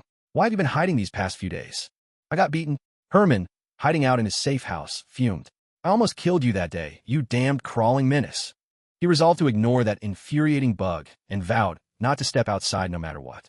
I get it. Maybe you're scared. Maybe you're worried that you can't beat me, or that your weapons aren't as powerful as you claim, or maybe you're just afraid of the Avengers. If that's all, then you've got nothing to worry about. I've taken care of everything. Tonight after 8, it'll be just you and me, face to face in Times Square. No Avengers, no police, but all of New York's media will be watching. I'll show the world that your weapons really aren't all that. Shocker. My weapons aren't all that. Seething, Herman flung open his wardrobe, fetched his costume, then paused to second-guess the wisdom of his actions. All the media in New York, Herman. And if that spider wasn't lying, it'll be just him out there. After a moment's contemplation, Herman began to shed his clothes and don his uniform. There was no better opportunity. Every media outlet in New York would remember it. Shocker defeating Spider-Man. Neon lights surged through Times Square like waves. Massive electronic billboards flashed breaking news headlines, casting the coming showdown as the battle of the century. The National Guard stood ready, locking down the entire square. The interiors and rooftops of nearby buildings had been cleared. Steve Rogers himself had ordered a 1-kilometer-wide security perimeter, determined to prevent any chance of an explosion. Yet no security cordon could contain the fervor of New Yorkers. Outside the barriers, crowds surged like a rising tide. Hundreds of phones and cameras held aloft, all eager to capture the ultimate clash between superhero and villain. Most of them weren't true fans of Spider-Man or Shocker, but that didn't matter. For them, the fight was spectacle pure entertainment, especially when such an epic showdown had been set by appointment. Look there, in the midst of the clamorous crowd, something wonderful happened. A figure in a cheap Spider-Man costume stood out from everyone else. Eugene Thompson from Midtown High, waving his homemade cheer sign, rallying for Spider-Man, a striking contrast to the rest of the onlookers. Although the first to enter the scene was Shocker.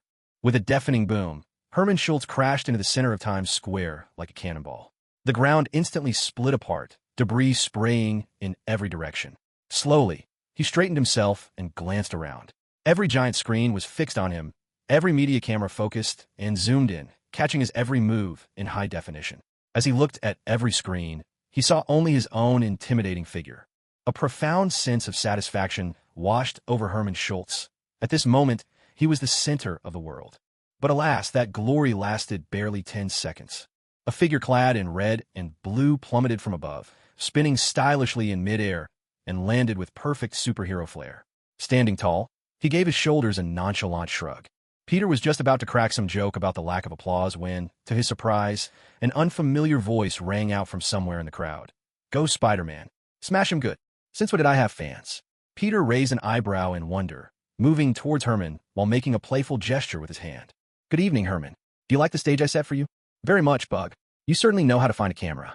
Tonight, everyone's going to see Shocker take down Spider-Man. Right here." No sooner had he spoken than he slammed both fists into the ground.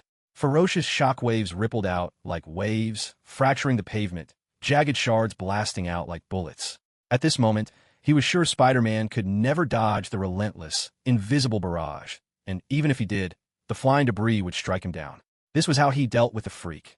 Keep the monster at bay, and victory was assured. Yet all Spider-Man did was leap, weaving ever closer with each springing step. Every shockwave was met with a perfectly timed jump or swing. Every flying stone missed his path by a hair. It was as if he could see the approach of every ripple in the air. By the time Shocker realized Spider-Man was right on top of him, it was already too late. A web shot out, adhering to the fractured pavement, and with a mighty pull, Spider-Man wrenched up an entire slab of road, then brought it crashing down squarely on Shocker's head. "I was actually planning to shake your hand politely before we started fighting, Herman. Maybe we can still make up for it now." After tossing the rock, Spider-Man stood in front of Shocker, who had staggered back several steps from the hit. He once again extended his hand, assuming a friendly gesture, but Shocker steadied himself shakily, shouting, "Shut up already. If this wasn't our first fight, I'd have loved to sit down and chat with you. Honestly, our first meeting wouldn't have been nearly this intense. Well, I hate to say it, but your vibro-blast attack style is just a bit too one-note, you know? Why not save us both some trouble and just surrender? I haven't lost yet." With his armor's cooling system now perfected and the cameras of the media trained on him, Shocker, full of confidence, retaliated immediately by firing another shockwave at Spider-Man. Spider-Man dodged it with a graceful roll, making it clear to even the slowest observer. Invisible as they might be, these vibroblasts couldn't catch Spider-Man. He could sense and evade them at will. In other words, the invisibility of a vibroblast didn't hinder Spider-Man at all. Moreover, Spider-Man fought in a completely different style. Times Square, packed with skyscrapers and neon facades, was the perfect arena for his unique tactics. Again and again, he used his webs to swing and dart between buildings, maneuvering with agility. He deliberately led Shocker into firing at him continuously.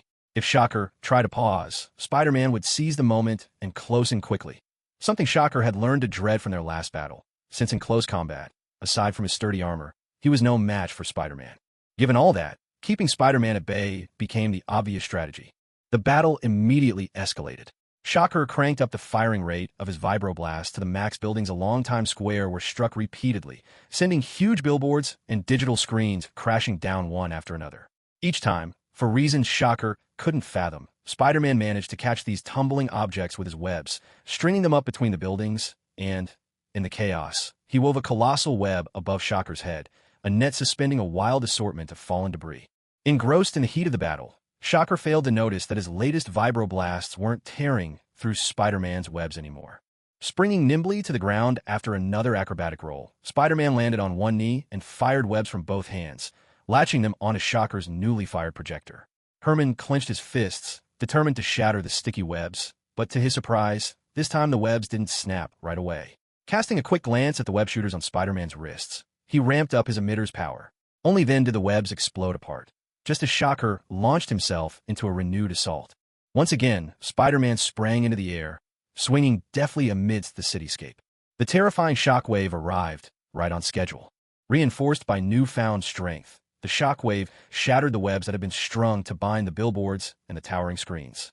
One by one, the massive displays, some still rolling commercials, others flickering with static, plummeted from above, crashing down into the heart of Times Square. With a thunderous impact, they hit the ground, kicking up clouds of dust so thick they all but blinded the chilling gaze that surveyed the chaos. So this is your plan? Did you improve your webs just so these things would come crashing down? Do you really think this will let you get close to me? A powerful wave of force burst forth from the roiling dust, shattering the glass of nearby buildings in a single instant. The screens and billboards, swept up and tossed by the force, cleared the air and widened that fearsome field of vision once more. Only then did he realize. Spider-Man wasn't waiting for the dust to settle. He was waiting for the moment when the shocker activated his pulse emitter. Beneath the shroud of night, a slender figure eclipsed the dazzling lights. Then, in a flash of vibrant red and blue, the hero sprinted across a toppled screen, his webs firing rapidly from his wrist shooters as he swung toward a colossal billboard. Planting his foot, Spider-Man soared into the air, snatched up the gigantic sign, and hurled it mightily toward his adversary. Every news chopper and camera lens could only capture the image of that massive billboard slamming into the earth. Jonah Jameson, the Daily Bugle reports the truth for you. Pinned beneath the fallen sign, the shocker struggled in vain to lift it off. He was strong. Thanks to his enhancements, this shouldn't have been a problem, but Spider-Man wasn't about to give him the chance. Quick as a flash, a web latched onto the shocker's upraised hands and yanked him free, dragging him out from under the sign and right into Spider-Man's grip. It's over, Herman. With one hand, Spider-Man hauled him upright. With the other, he grasped the armored gauntlets on the shocker's arms. You're under arrest for carrying hazardous, explosive materials. The curtain falls on the shocker tonight. The curtain falls? No, the shocker never bows out. Herman's snarl came as sharp as a knife blade, stabbing into Peter's eardrums. Wildly, he thrashed and struggled, fists clenched so tight his knuckles whitened. Forced to release his hold, Peter gripped the sides of Herman's gauntlets instead, the metal groaning and twisting under his fingers' pressure, but he was just a fraction too slow. With an explosive crack, a shockwave detonated. Peter went flying backwards, tossed like a rag doll, crashing hard into a pile of battered metal debris. No, Herman. Peter sprang upright in one swift motion. The panic in his shout wasn't because the shocker was making a getaway or anything like that. It was the gauntlets themselves spiraling out of control. Sparks sputtered from the seams, the weapons spitting and sparking like the dying breaths of a cornered beast. There are three possibilities. First, the thrill blaster itself has reached its limit and is about to explode. Second, the thrill blaster was simply broken by Spider-Man and has reached the end of its usable life. Third, the thrill blaster, having been crushed, is on the verge of exploding. The unsteady shocker remained oblivious to all this, raising his fist at Spider-Man. But he staggered, taking a misstep and swinging uselessly to the side. At the same time, a shower of sparks burst from the gauntlet on his arm. All right, we can rule out the second possibility. Two strands of web shot past Shocker, sticking to the ground behind him. With a tug, Spider-Man launched himself right in front of Shocker, and Peter immediately began to forcefully dismantle the thrill blaster. He grabbed Shocker's arm with one hand and yanked with the other, prying off the golden titanium shell of the gauntlet and tossing it aside, revealing the wiring inside. The mechanism is the same as your previous blaster, isn't it? Just downsized and crammed into your arm. Good. I remember the structure. Let me see. Get out of my way. With a vibrating punch, Shocker's other arm swept across in an arc. If Peter hadn't ducked just in time, he would have been hit right in the head. Peter looked at him in astonishment. Hey man, I'm trying to save you. Don't you realize your gear is malfunctioning? Still reeling from getting hit by the billboard, Shocker glanced at the sparking gauntlet on his arm and finally regained a bit of his senses. But then he slammed his helmeted head straight into Spider-Man's, his golden titanium helmet crashing into Peter's skull with an audible thud. Stars exploded in Spider-Man's vision as he stumbled back several meters. I can handle all of this. Just gotta deal with you first. What? Spider-Man was speechless. He threw up his hands and asked, Dude, you've obviously lost. What are you still trying to pull? So many cameras, so many screens. I can't lose. I won't lose. Well, so much for a rational conversation. Peter sighed. All he'd wanted was to lure Herman out with the spotlight of the media. He hadn't expected the attention to drive him into a full-blown frenzy. This guy probably has some form of camera-induced psychosis. There's really no saving him. But the real issue is that his blaster could explode at any moment. And there's no telling when it's going to happen. Let me think. Executing a backward somersault to dodge the wavering shockwave Herman swung at him, Peter's mind raced. The problem now was, even though they'd beaten Herman, dismantling his gauntlet would take time. And besides that, no one knew exactly when the gauntlet would explode, just that it would be soon. What if he managed to remove it, only for it to detonate en route? For the first time, he realized how convenient those ticking countdown timers in movies really were. No, wait, I can trigger an overload in the emitter and set it off early myself. With another effortless tilt of his head, he dodged yet another shockwave aimed straight at him. Peter racked his brain, recalling the moment he'd first encountered Herman. Back then, he'd picked up an old model shock emitter and inspected its internals carefully. If he thought hard enough, he should be able to remember. Herman's original emitter had enough power to slice through an entire building, but the later versions weren't nearly as strong. That meant Herman understood he couldn't let the emitter run at full capacity. And those antique shock emitters had a fatal flaw. The safety mechanism was always jammed, which meant no matter the power level, the device could spiral out of control. What if he could replicate both factors, power up to maximum, blast himself sky high, then disengage the jammed safety so it overloads? Was that flaw still present? Let's see. Meanwhile, the helicopters circling above captured the spectacle. Spider-Man ripping off the outer shell of Herman's other gauntlet, while Shocker's frenzied punches and kicks were effortlessly sidestepped. Peter analyzed Herman's gear, checking his memory for the location of the safety catch. He realized Herman adjusted the emitter's power with the clench of his fist, while the safety itself was jammed tight. The flaw had never actually been fixed. In battle, all Herman could do was avoid ramping up the frequency and pray the jammed safety didn't finally give way. "All right, Herman," Peter muttered, "since we're in the heart of New York, I'll have to improvise." He found the section securing the gauntlet to Herman's elbow, tore it loose with brute force, and with a bit of awkward fumbling, fixed it onto his own arm. Herman, still dazed and mumbling to himself, didn't quite register what was happening. Peter had no choice but to web him up and toss him aside, then gripped his new gauntlet as tightly as he could. Time to take off. Spider-Man took off literally. A massive shockwave slammed into the ground, leaving a deep crater, while Spider-Man himself was sent hurtling skyward, soaring higher and higher. As he ascended, he disabled the safeties on his arm guards, tightening his fists as much as he could. He faced the earth, unsure how high he might go, but he caught a glimpse of Manhattan, then nearly the whole of New York City sprawling beneath him. With his back to the ground, he clenched his fists. The tremendous force instantly cleared every cloud over New York, and Spider-Man was hurled downward by the shock, plummeting toward the earth. The impact separated his arm guards from him in midair. Propelled by the recoil, the armor shot even higher, bursting into a brilliant white light. Now, there's just one problem. In free fall, Spider-Man pondered aloud. Am I at least a kilometer away from that thing? The blast's aftershock only hastened his fall. Peter squinted, Manhattan racing closer and closer. At this speed and altitude, even shooting a web to anchor himself would result in his arms being torn off by the acceleration. Well, he played out scenarios like this in his head 1,000 times. The perfect high-altitude rescue to save Gwen. Who would have thought his first real attempt would be to save himself? He fired his web shooters in a flurry. Layer after layer of silken nets unfurled, stretched across the gaps between skyscrapers. He crashed through them, their elastic strength absorbing the force of his descent. Each web layer broke after softening his fall, and after dozens of such cushions, Spider-Man finally stuck to one last web, suspended in the air. He looked down and saw the reporters, always eager for the next headline, now rushing into the battlefield as the fight ended. He couldn't help but sigh. Panting, he dropped to the ground, waving for the crowd of media swarming Herman to make some room, finally pushing through to stand by his side. "So, did you see that? That thing nearly turned you into fireworks." Herman said nothing. He turned to look at Spider-Man, who gazed back, finally understanding what he wanted. Spider-Man reached out and removed his helmet, revealing Herman Schultz's face for all to see. In an instant, every spotlight zeroed in on him. Herman squinted and smiled, a look of satisfaction on his face. "I hate to admit it, but you really are insane," Peter said, giving Herman a light pat on the shoulder. "But one way or another, the terrifying spectacle is finally over. Peter Parker, it's time to go home." The night wind of New York swept across Spider-Man's mask, carrying with it the lingering taste of smoke and sirens. He took one last glance at Herman, now completely surrounded by swarms of reporters. Herman, who was speaking nonstop to the cameras, looking for all the world like a washed-up actor who'd finally landed a primetime slot. Fine, let Herman bask in the limelight one last time.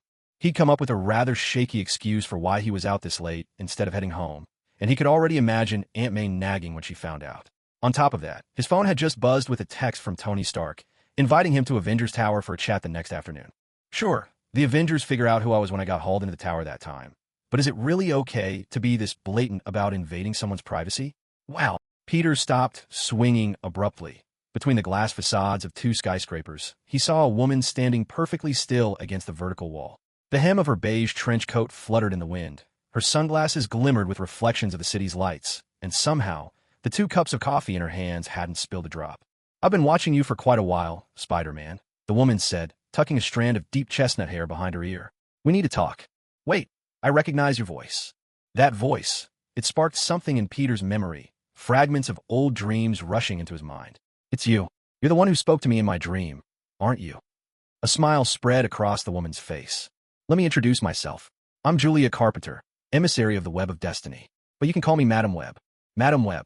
Anyone familiar with Spider-Man would almost certainly think of that old blind lady in a wheelchair from the '94 Spider-Man series. And as for Julia Carpenter, the second Spider-Woman, well, most people now remember her from Sony's sprawling epic, Madam Web, and hardly anyone recalls she was ever the second Spider-Woman. Thankfully, this MCU-based Marvel universe didn't have even a shadow of the Sony universe in it. All Peter could do was scratch his head. After all, the original Spider-Woman was still in high school, while the second one was older and had already become Madam Web. Combined with all the other differences from the MCU, he had completely lost track of this universe's timeline. "All right, ma'am, what should we talk about? Magic? Or maybe fortune-telling? Why don't we just have a cup of coffee together?" A few minutes later, the 2 spider-powered individuals found themselves sipping coffee atop the Empire State Building. Peter eyed this mystical figure with caution and began his inquiry. "In my dream, I heard you say to find another spider. Was that you, ma'am?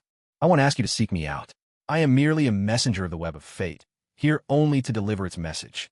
Besides, I think I know the question that's on your mind. I'm not blind." Madam Web didn't drink her coffee. She simply held the cup in her hands, as if to warm them. Gazing out at the night lights of New York City, she spoke as though she were peering into a tapestry only she could see. "Have you ever heard of the multiverse?" Yes. Reed Richards managed some fuzzy observations of other multiverses back in 2008, though everyone since has only been able to repeat his experiment without grasping the principles behind it. The Web of Fate exists in a higher dimension. It sows its power across countless universes, using spider totems as anchors. In most worlds, Peter Parker is bitten by a radioactive spider. That's one of Destiny's fixed points. Peter had known about this for a while, though he couldn't let on. So he sat and listened patiently as Madam Web went on with her explanation. "Among all the spider totems, you stand out as especially unique. Not simply because Ben Parker survived and you became Spider-Man as a result." Peter choked on his coffee, coughing as he waved a hand, looking at Madam Web. She just smiled gently. "In fact, in this universe, you were destined to be born 3 years later. But for reasons unknown, some node in the Web of Fate shifted. A new, unique totem appeared. You are the Patriarch." Patriarch? Peter knew about the 3 major totems of the Spider-Verse: the Other, the Bride, and the Scion. Each represented a different aspect of spider-powered destiny. But this Patriarch, what was that? Was the web spawning new totems just because of him? Julia had no intention of explaining further, steering the conversation back to the previous topic. As the Patriarch, you have the ability to sense and respond to the tremors of the Web of Fate. Whenever there's a disturbance in the web, you'll know a spider totem in that world is in trouble. You can traverse the multiverse, go wherever destiny falters, and help the Spider-Man of that world to mend their broken thread. "I can barely keep up with the problems in New York," Peter protested, setting his coffee aside and throwing up his hands. "Help Spider-Man across the multiverse? Don't those universes have their own defenders? Like, I don't know, multiversal Avengers or something?" Julia said nothing. She simply smiled, meeting Peter's gaze in calm silence. After a long, silent moment, Peter let out a resigned sigh. "All right, what do I have to do?" "Before long, you'll feel the trembling of the Web of Fate. But before that happens, you need to find another spider. The same totem has given you both power, and your destinies are bound together. Only by finding each other can you resolve the crisis of the Web of Fate and safely return to your own universe." "If you can see the future," Peter asked the spider goddess, "then why don't you just tell me where to look?" "I do not weave fate, Peter Parker." She spoke his name in full for the first time. "I only read it." Meanwhile, at Times Square, as police and the Department of Damage Control began to arrive, members of the media were slowly pushed back behind barriers. Yet the reporters were quite satisfied with today's footage, for in front of their cameras, Herman was a total chatterbox, spilling all manner of stories. But truth be told, Herman didn't share everything. He kept silent about Dr. Octavius and Kingpin. He simply craved fame, not the betrayal of friends or the wrath of the mob boss. Among the gathering crowd, a few stood out from the rest. One of them was Carl King. He felt neither fear nor admiration for Spider-Man. He was just there for the spectacle. Strolling up to a shattered piece of billboard lying on the ground, he noticed some webbing stuck to it. Curious, he gave a tug. The texture struck him as oddly familiar. Where had he seen this before? Suddenly, a memory surfaced. Earlier that afternoon, Peter Parker leaving the chemistry lab. Peter Parker is Spider-Man? Carl King murmured to himself, then laughed at the thought. That scrawny kid? Could it really be him? But Peter Parker was suspiciously impressive these days. Carl King drifted into deep thought, recalling the prank he'd pulled, planting one of Oscorp's mutated spiders onto Peter Parker's neck. He started to wonder, was that spider the reason Peter Parker became Spider-Man? No, I can't be sure Parker is really Spider-Man. Not yet. He was so lost in speculation that he hardly noticed when someone brushed past him. The newcomer was dressed as a reporter, squeezing out of the group gathered around Herman and seamlessly blending into the surrounding crowd before making a quick phone call. Hello, this is me, Mr. Fisk. Your new hire is playing by the rules. He knows what should and shouldn't be said. You probably have nothing to worry about. A smile played on the reporter's lips as he headed into the restroom, listening to Kingpin's instructions over the phone. He entered one of the stalls, and when he emerged again, he was a completely different person. Not just in clothes, but in face, even fingerprints and the color of his irises reflected in the mirror. Yes, I've already observed everything about Spider-Man, his actions, his expressions, even his personality. I can imitate him perfectly now. As long as your little gadgets are as impressive as you claim, you have my word, Mr. Weskier. Chameleon always keeps his promises. Very soon, Spider-Man's name will be dragged through the mud. He'll become a public enemy for all to see. It was the beginning of another beautiful day. Peter Parker wrapped up his classes and joined the detective club to celebrate a victory. The club had played a key role in helping Spider-Man capture Scarecrow. That small success made up for the scolding he'd gotten from Aunt May the night before, and Peter was in high spirits. Later, Spider-Man found himself once more at Avengers Tower. The last rays of sunlight cast golden-red reflections across the tower's glass facade, dazzling and radiant, a perfect mirror of Peter's feelings in that moment. Although his 2 battles with Scarecrow had left both his Spidey suits in shambles, he managed to patch together the least damaged pieces and slip them on as best he could. Halt, soldier. Go any further, and you're in a restricted area. Iron Man spoke in a mock-authoritative tone, doing his best impression of Captain America. Then his faceplate flipped open, revealing Tony Stark's trademark smirk. He clapped Peter on the shoulder with a laugh. You know, Cap always doubts you. Thinks you're just a kid, too impulsive and all that. But you've proved yourself, haven't you? That trick you pulled with the overload to blow up Scarecrow's gadgets? Brilliant. Peter grinned back, noticing Stark was suited up in his armor. Mr. Stark, is there an Avengers mission today? Oh yeah, we're heading to Africa to apprehend a smuggler named Ulysses Clow. He's got his hands on a big stash of vibranium weapons. Tony realized Peter might not know who Clow was, so he added, that's the same vibranium used in Cap's shield. Clow's been fueling the civil war in Wakanda to get his hands on local resources, so we've got to bring him in. The Quinjets already left. Peter actually recognized the name Ulysses Clow. He was the guy who lost an arm to Ultron in the second Avengers movie. In the comics, he was a supervillain known as Claw, and he even appeared in the Black Panther movie wielding a vibranium-powered sonic arm. Not exactly the most threatening villain, though, at least not compared to Scarecrow. The Avengers were clearly after more than just a smuggler. Vibranium and Wakanda were surely at the heart of this mission. But Peter knew this wasn't something he could get involved in, at least not this time. No matter what, we're going on a trip and won't be home. And it so happens I thought of someone who might be able to look after things while we're away. As Tony spoke, he led Peter into Avengers Tower and picked up a card he'd already prepared from the bar. The Avengers protect the world, but a friendly neighborhood hero can protect New York. This is your Avengers ID card, kid. Does this mean? Don't get ahead of yourself, kid. At most, you're a reserve member. Tony grinned. You've still got a few more years of hard work ahead of you. Anyway, while we're gone, take care of New York. With this ID, you'll be able to access all the equipment in Avengers Tower. Oh, and to keep you from misusing anything, you'll have to swipe the card every time you come in, so we know what you've been up to. Understand, Mr. Stark. Peter took the card, turning it over in his hands, and asked his first question. Can I use the tech here to make a new suit? My current one. Well, it doesn't offer any protection, and it's basically falling apart. I told you, kid, everything here is at your disposal. Tony spoke as he slipped on his helmet. If you don't know how something works, ask Jarvis. How about I go catch up with Cap? There's one more thing, Mr. Stark. Tony had already powered up his boosters, ready to take off, but he paused and looked at Peter. What is it? I met someone who said she was a prophet. She claims she can see my future, knows my identity, and has spider powers like mine. Peter, not wanting to burden the Avengers with too many details, summed up what had happened as simply as he could. She told me that on the same day I got my powers, someone else did too. This person is very important, because someday I'll be traveling across the multiverse, and I'll need this person as a beacon to find my way home. Whoa. Even Iron Man paused for a good 3 seconds to take it all in. That's certainly unusual. Whether it's true or not, if there's even a chance another Spider-Man exists, the Avengers will look into it carefully. Peter had a good idea who that person might be. If someone else got their powers from the same spider as Peter Parker, that could only be Cindy Moon Silk. But here was the problem. Whatever Cindy Moon was doing now, she definitely wasn't a student at Midtown High. Peter would have noticed long ago if she was. There was no guarantee it was her, either, so after some thought, it seemed better to let the Avengers handle it. As for Tony Stark's perspective, it was simple.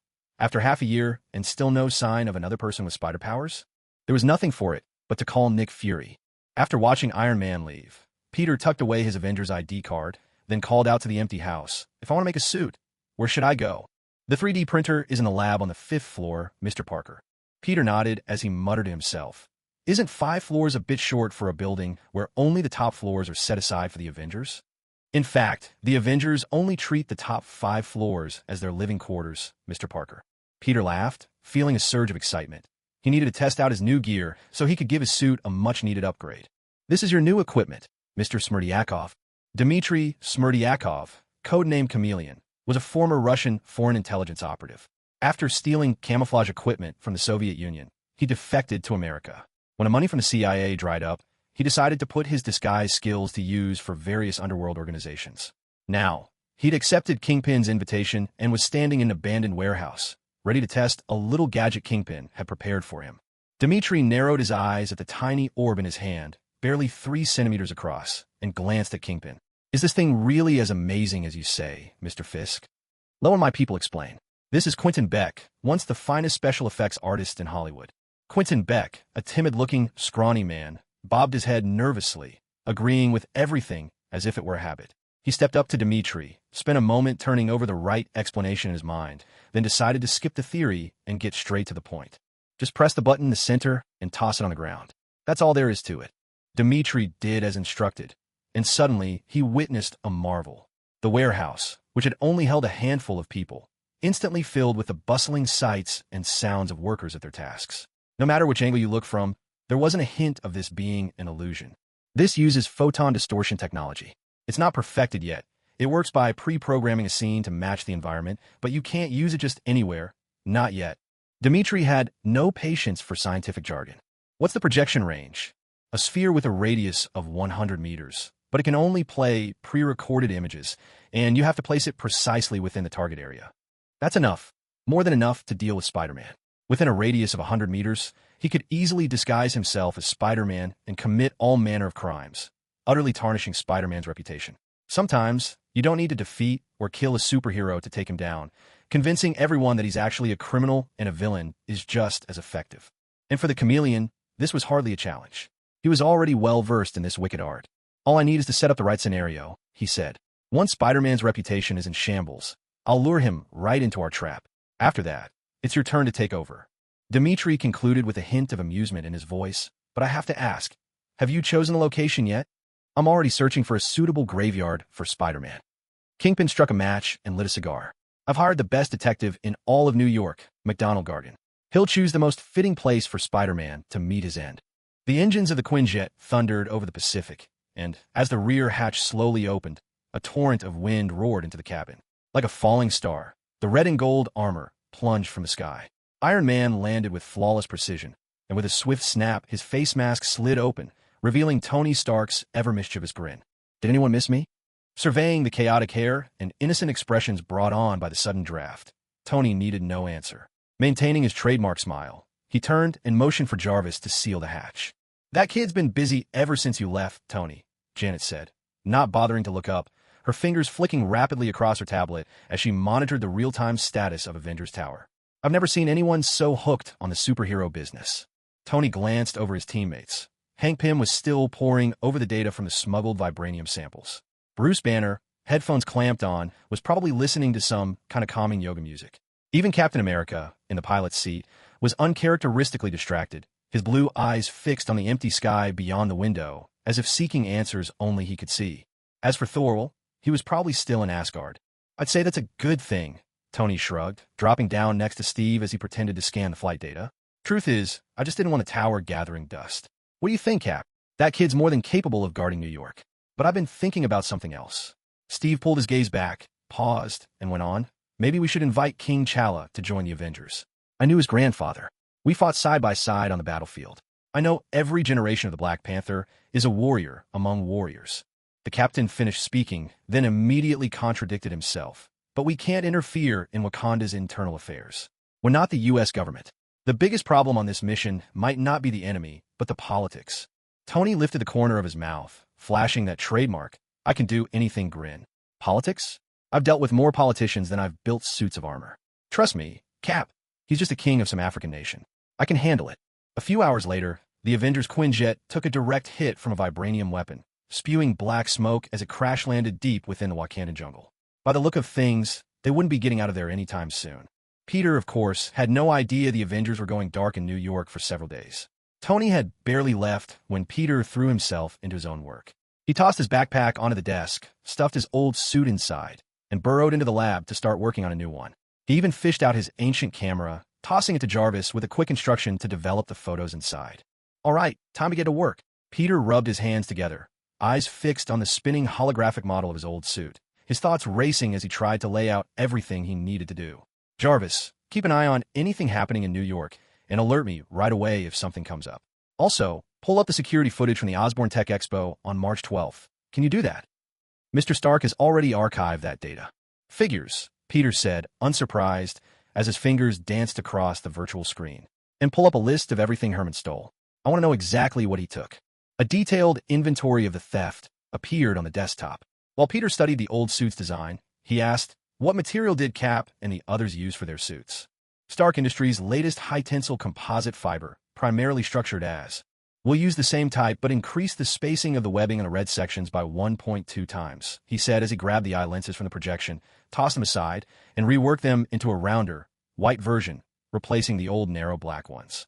It was his first time using the system, but he mastered it with astounding speed. This looks friendlier, don't you think, Jarvis? If you want to convey positive emotions, I recommend brighter colors. Good idea. A few minutes later, a brand new Spider-Man emerged from the skyscraper's upper floor restroom. The new suit was brighter in red and blue, the 3D printed composite fabric hugging his figure perfectly. Web-patterned wings were added under his arms for gliding, while the white eye lenses could now change size with his facial expressions, allowing him to show his emotions more vividly. The spider emblem on his chest had shrunk, and the menacing spider design on the back had transformed into a chibi-style circular motif. On closer inspection, it was clear that this was actually a cleverly designed storage device. The suit could automatically fold itself down into a palm-sized spider disc, making it easy to carry around. Hidden pockets had been sewn into both sides of the waist, replacing the once conspicuous utility belt. At the very center of the waist, there lay a spider-shaped flashlight, specifically designed for navigating sewers and other dark environments. Of course, the most impressive feature of all was the tactical display embedded in the lenses, connecting directly to the Avengers' satellites and offering real-time communication and analysis. In short, the outfit looked like the classic suit on the surface, but came loaded with high-tech upgrades. And not only that, anticipating the unexpected, Peter had actually made 2 sets. All right, I'm uploading the keyword search program I wrote. I can't believe I memorized the whole block of code, Peter said, tapping away on the projected virtual keyboard. Jarvis, can you access the Avengers and NYPD's joint network? You should have clearance, right? Access to New York police and fire system has been successfully hacked. Hacked? Peter blurted out, surprised that the Avengers hadn't bothered with official channels. Still, that wasn't his concern right now. Getting the system working was what mattered. Surely the NYPD wouldn't mind, probably. Great, just integrate my program in there. Then cross-reference all police and fire dispatch reports and run an integrated analysis of the situations. Instantly, his lenses filled with live alerts, crimes in progress, whether police or firefighters would make it to the scene in time, and whether the criminals were armed enough to require Spider-Man's intervention. Everything was perfectly clear. Thanks to this system, Peter could avoid incidents the police could handle on their own and focus his energy on situations where Spider-Man was truly needed. Next, he pulled up surveillance footage from the Oscorp Science Expo, the kind Stark always seemed to get his hands on, rendering a 3D model from multiple angles in an immersive holographic display. This investigative method had once shown up in Iron Man 3, but Peter was now using it to reconstruct the events leading up to his infamous bite. He got himself a cup of water at the dispenser, then stepped aside to watch the detailed reenactment unfold. The holographic projection brought the whole scene alive, Peter and Gwen laughing together as they browsed the exhibition booths. Suddenly, the glass case containing the mutant spider shattered without warning, and chaos erupted in the crowd. Zooming in, the display showed Carl King stooping to pick up the spider, quietly sneaking up behind Peter and pressing the dangerous creature onto the back of his neck. What caused the display case to break? No relevant records found in the Oscorp database. No records? Peter kept watching, instinctively brushing off the mutant spider that had bitten him. In the corner of the surveillance footage, a shadowy figure suddenly crouched down, but the recording seemed to have been deliberately altered, and Peter could never quite make out the person's face. Can you pull up information on that person?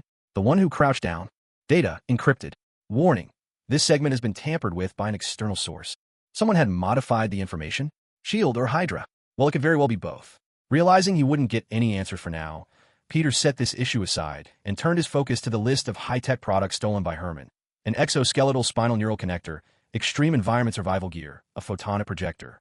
From the list, he pulled up a holographic projection of the photonic projector. A fish tank. Photonic projection device, developed by Horizon Labs. Its function is to manipulate light particles to generate virtual images. All of these stolen pieces are unfinished prototypes. Someone must be working to perfect them. Jarvis, can you look up researchers in the field of photonic technology? No one matched what he was searching for. Or maybe special effects artists involved in relevant research. Jarvis seemed to pause for half a second, clearly unprepared for such a leap of logic, but quickly brought up a suitable file. Quentin Beck, Hollywood's most creative special effects artist, missing for a month now. Found you. Mysterio. So, the next guy I have to face is Mysterio? That's something to look forward to, I suppose. His brand new suit snapped sharply in the New York night breeze as Spider-Man swept past neon-lit skyscrapers. Facing this new enemy sparked no real excitement in Peter, especially after recalling Quentin Beck's insincere guise in Far From Home. Even though this universe's Mysterio was set up very differently from the MCU's, with completely distinct sources of power, Peter couldn't help but feel an ingrained disdain. What's worse, Mysterio's potential power ceiling was utterly absurd. The movie version had been one of the weaker takes. If that were all Peter had to deal with, things would be easier. But in some versions, Mysterio's illusions could even interfere with his spider sense, manipulating senses beyond mere vision and trapping someone fully within a fabricated reality. Let's hope this universe's Mysterio isn't that twisted, Peter muttered to himself, having specially upgraded his suit's infrared vision functions just in case they might help.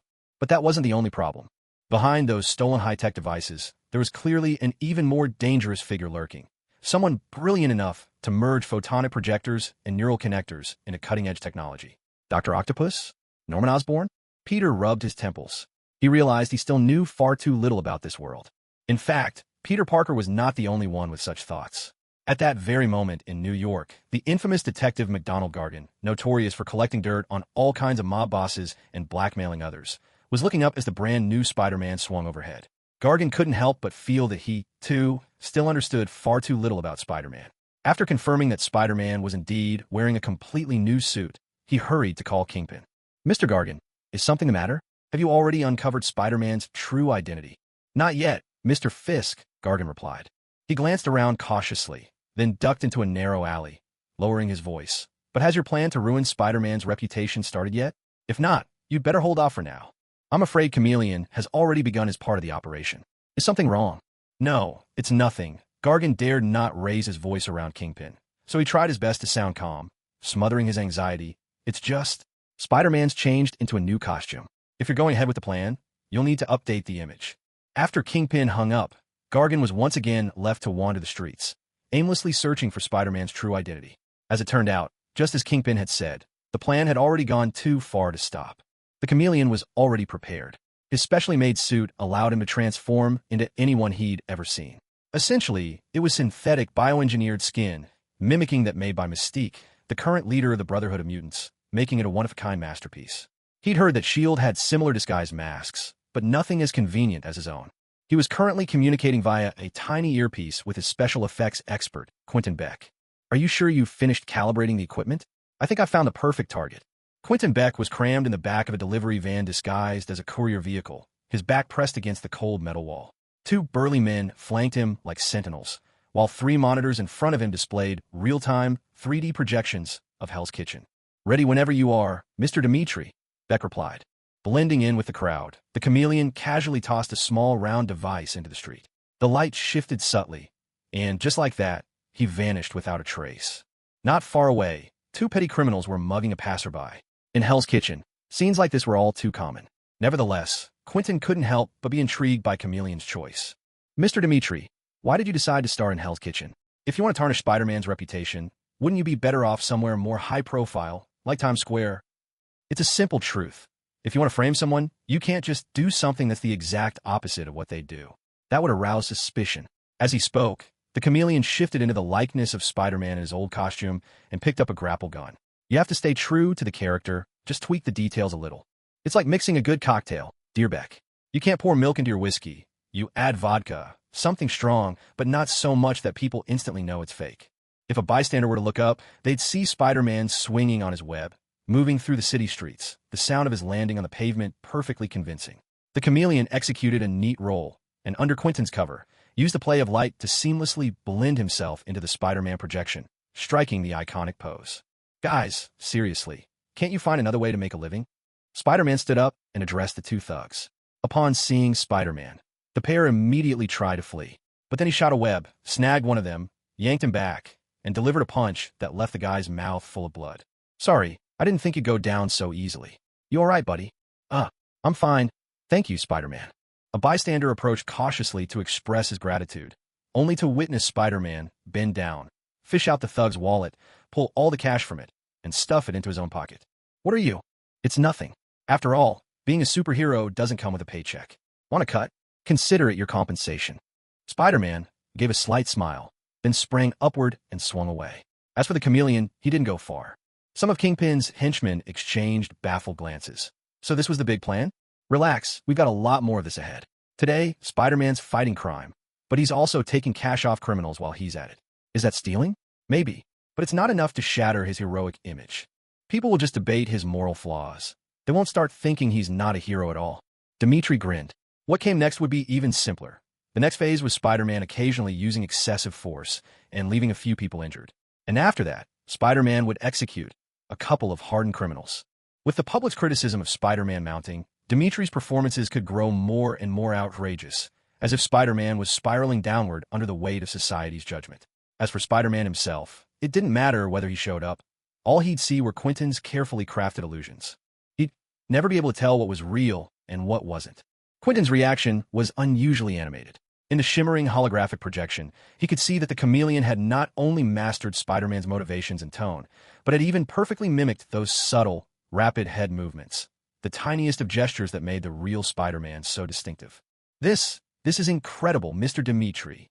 You're honestly the finest actor I've ever seen. Your performance just now, it was flawless, exactly like Spider-Man himself." Quentin Beck might have been a minor figure, shrugged off by Kingpin, but such praise still delighted Dimitri. He could hear the genuine envy in Quentin's voice. Envy for his performance, or perhaps for his gift as a performer. Quentin was clearly a talented visual effects artist, but in his heart, maybe he longed even more to be an actor. This realization set the chameleon thinking. Maybe he could use this to build a rapport with Quentin and recruit him for his own crew. With a special effects artist of his caliber by his side, his business in espionage and assassination would surely rise to another level. Still, best to help Kingpin get rid of Spider-Man first. Entertaining this thought, the chameleon couldn't help but chuckle. What he didn't know was that Spider-Man had already changed into a brand new suit. Later that night, a post titled "Has Spider-Man Turned to Robbery?" began making the rounds. In a blurry video clip, Spider-Man was seen stuffing cash into his belt. All around the web, Kingpin's hired shills were busy making sure it spread as widely as possible. Only the chameleon watched it all unfold in silence.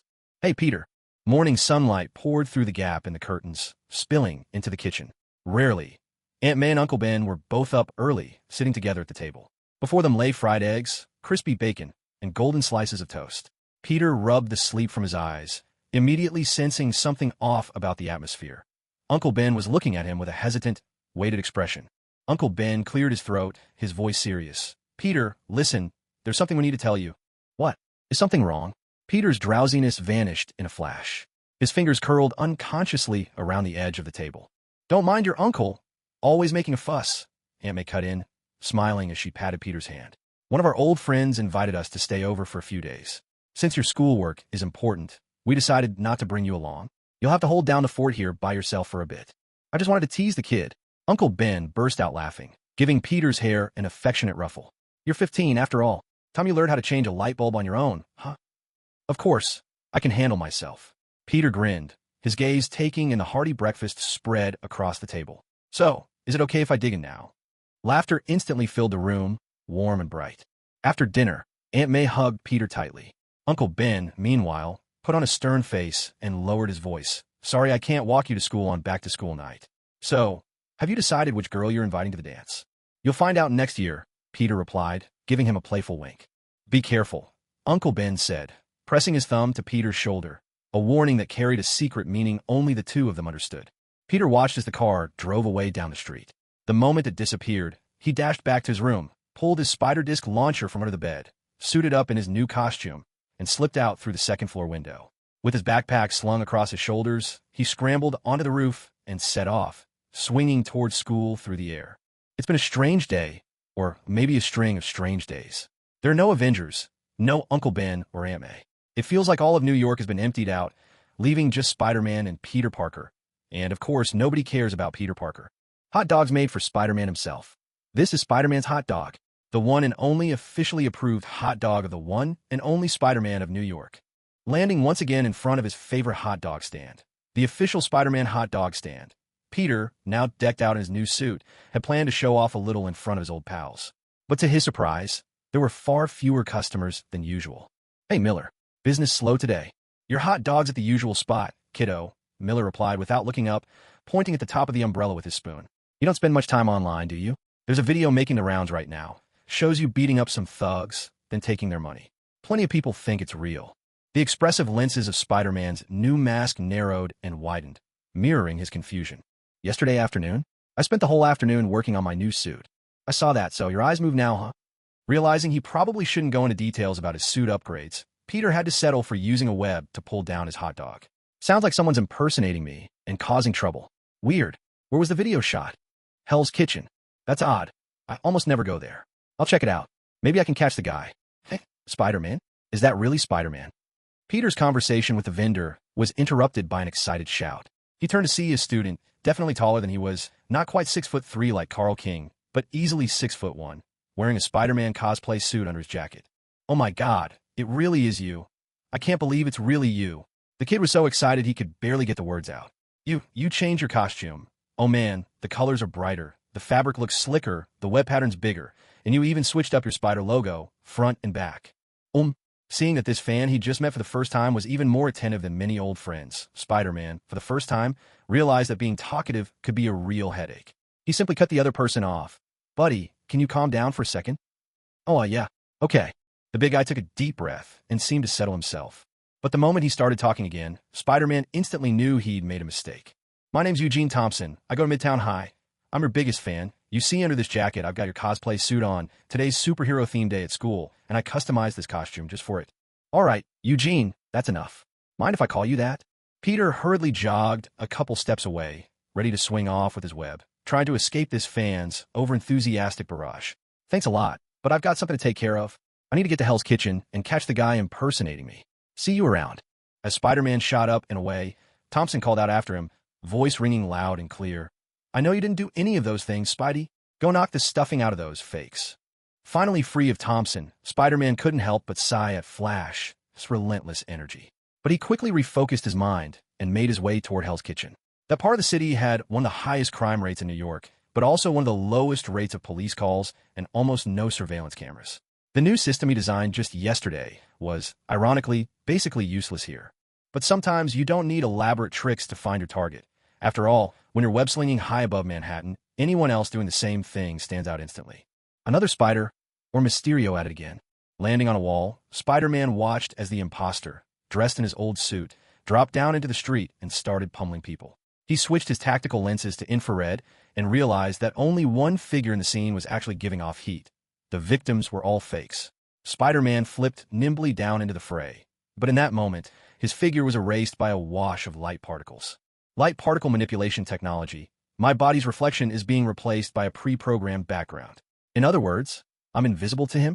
Right then, Chameleon, who was putting on quite the performance, heard a noise but saw nothing. He could only talk into his comm, asking his backup, "What's going on?" "What's going on?" came a voice from nowhere, "is that you still owe me copyright fees." With Chameleon completely blind to his attacker, he suddenly took a punch to the chest and went flying, knocked right out of the artificially rendered scene, rendered invisible even to himself by the light particles. But that didn't stop Spider-Man from tracking him through his lenses. What the heck? I don't know. It looks like Spider-Man is here. He's entered the illusion field.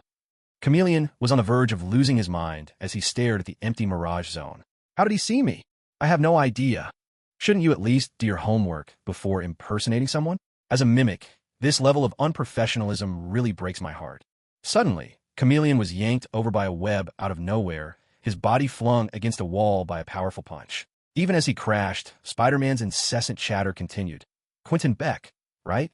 Mind telling me who exactly hired you?" "He knows who I am."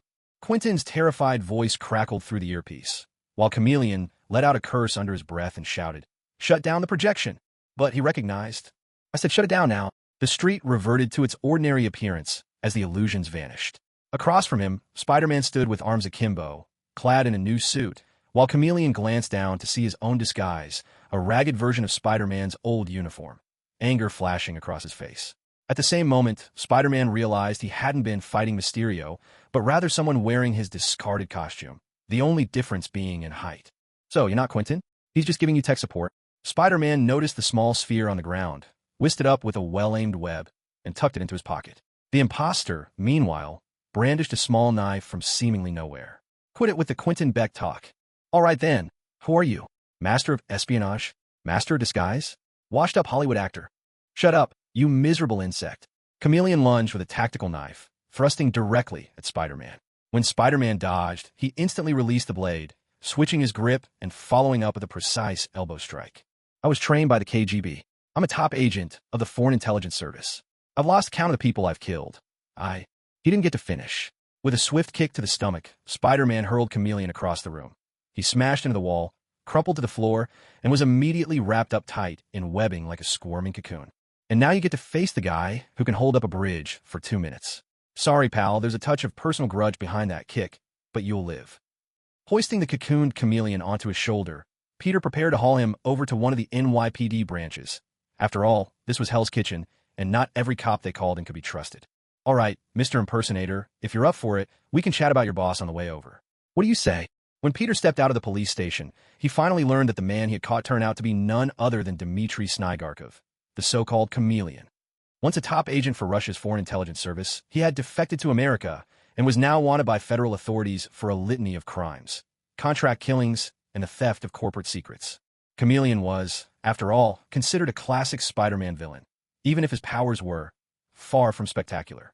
Essentially, he was a bargain bin version of Mystique, and in the comics and cartoons, he couldn't even change his appearance without using a special belt that would snap photos. But things seemed different in this world. According to the police chief, this guy had swapped his own face for some vintage Soviet black tech mask, leaving him with no true identity left. Yet, oddly enough, this master of disguise insisted on using his real name. In any case, that little imposter incident is settled, Peter thought to himself. It's a pity that Mysterio was so on guard. He cut the connection as soon as I tried to hack his setup. Still, if his photonic projector can't fool thermal imaging, taking him down shouldn't be too much trouble. Glancing at the time as he left NYPD headquarters, Peter hurried off toward school. So long as nothing unexpected happened along the way, he'd make it before the bell.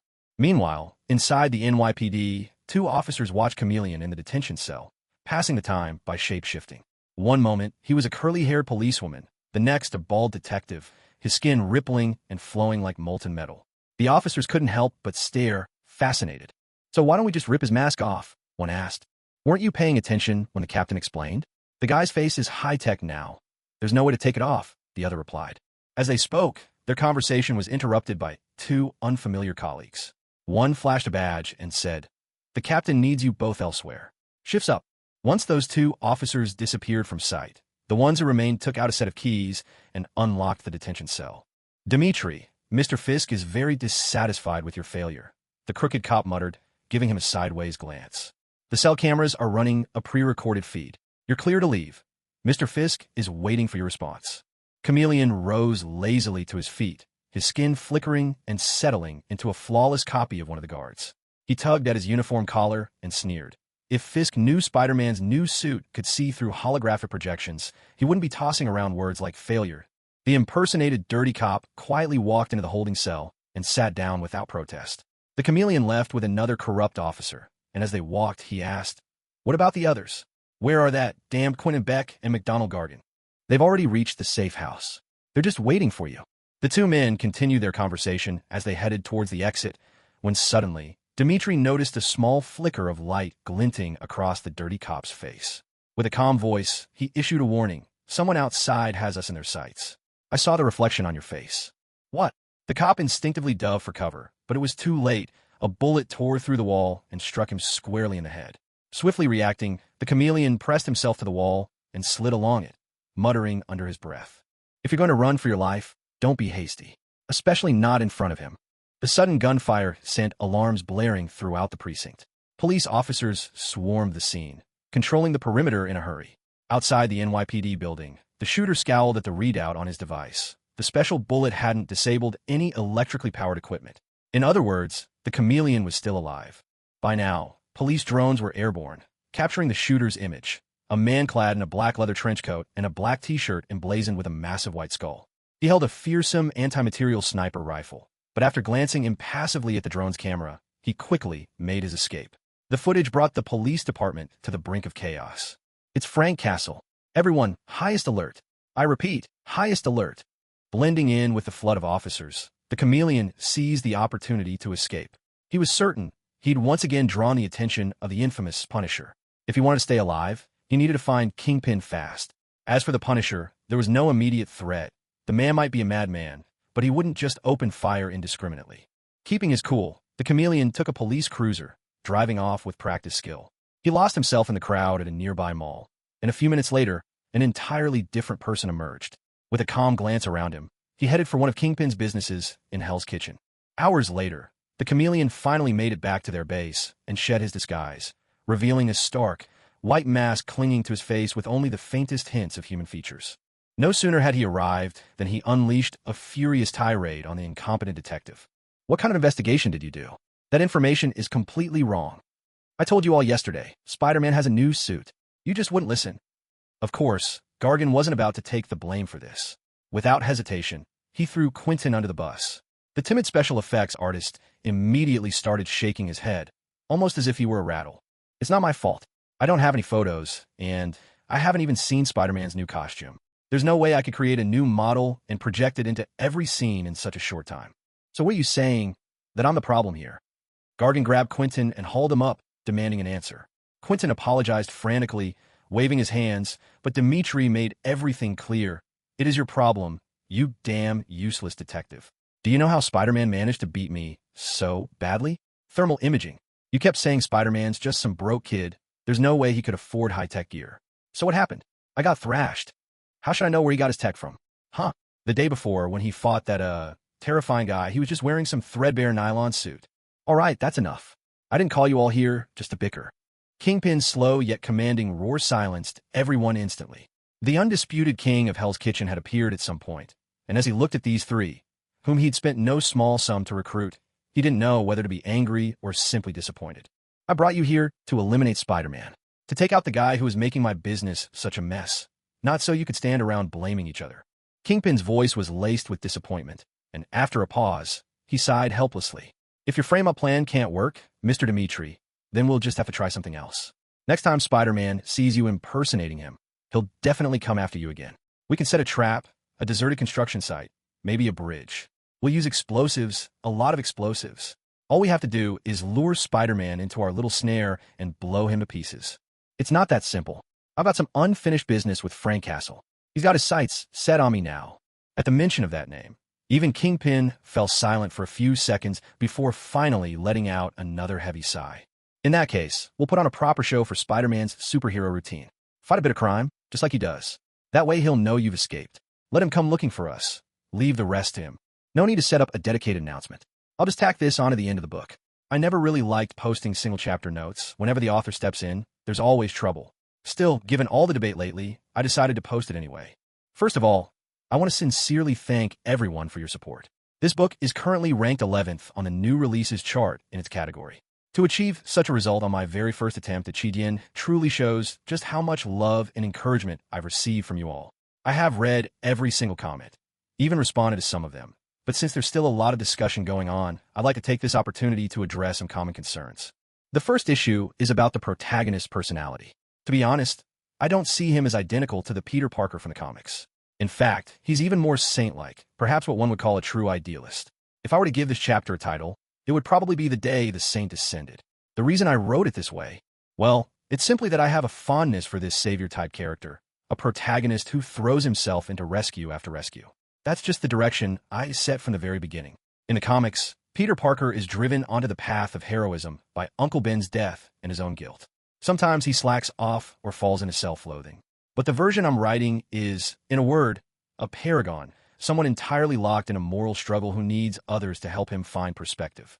Next, about the issue of the Traverser, the character who's crossed over between worlds. Honestly, I didn't expect this to be such a controversial topic.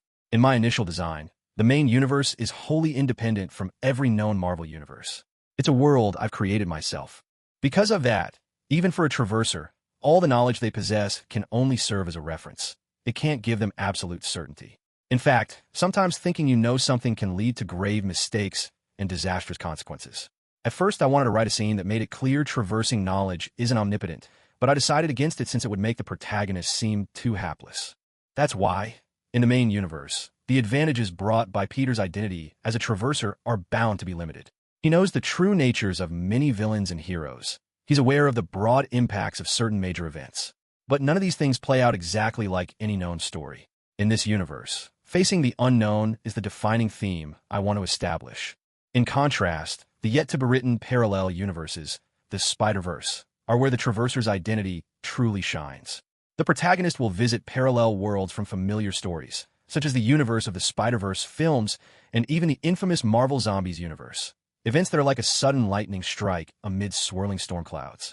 It's in these scenarios that a Spider-Man endowed with all-knowing cheat codes can truly display his abilities as a Traverser, and in passing, gather some unique equipment and powers from across the multiverse. One of the reasons I've written things this way is that a protagonist must take responsibility for their own universe. Only when you don't fully know the consequences of your actions do your battles and choices carry real meaning. As for why I wrote it this way, well, it's simply because I find it interesting. For instance, why did I make the protagonist so much like the real Peter Parker? It's not just because I think Spider-Man's constant chatter is funny, but rather because of a lesser-mentioned bit of characterization.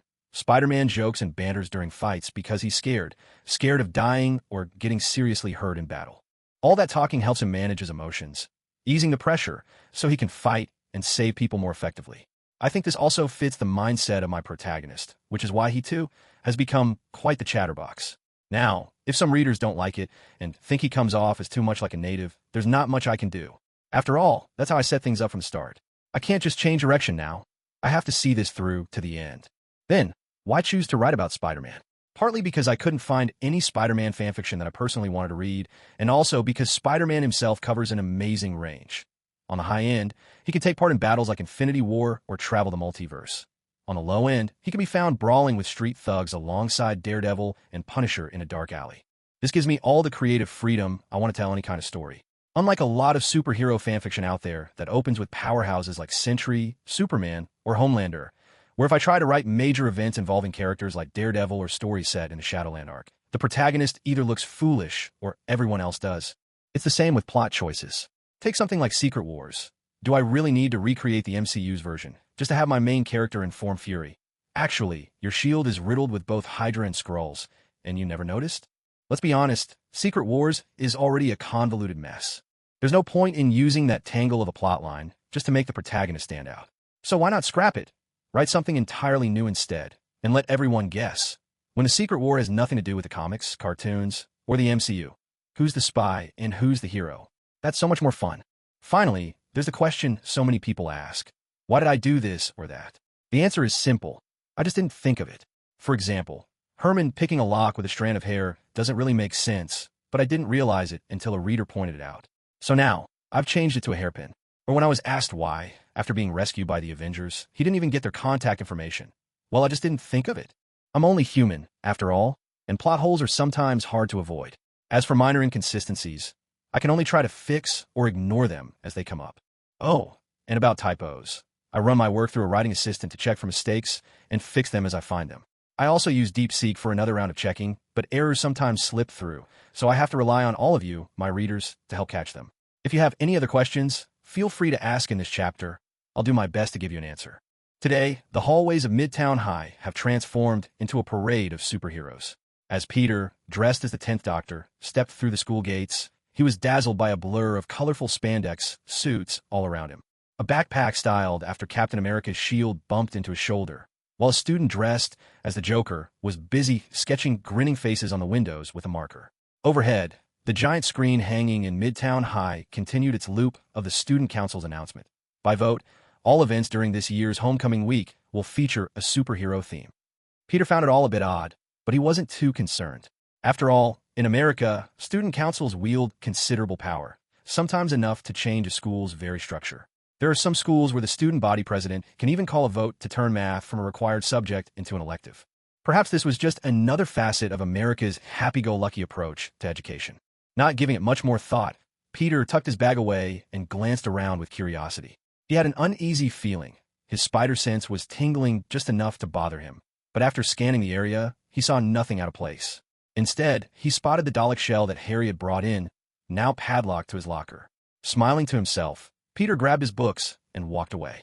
All the while, Carl King, disguised as the Hulk and lingering behind the crowd, finally gathered the courage to approach.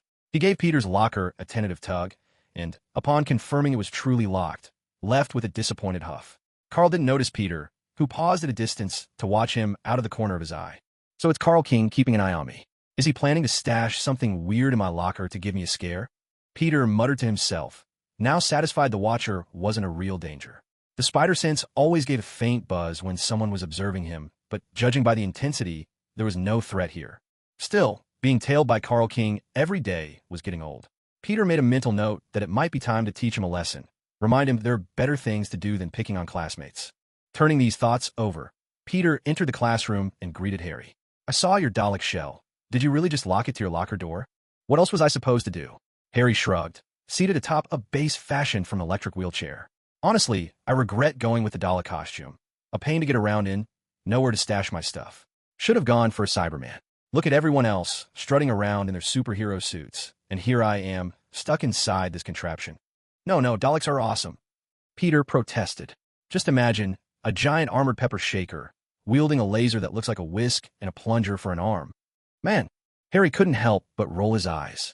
The more you say, the more I regret it. What about you? What'd you bring, Dr. Peter? I didn't bring anything. Peter joked half-heartedly. I'm just wearing a suit that looks kind of like what the 10th Doctor wore.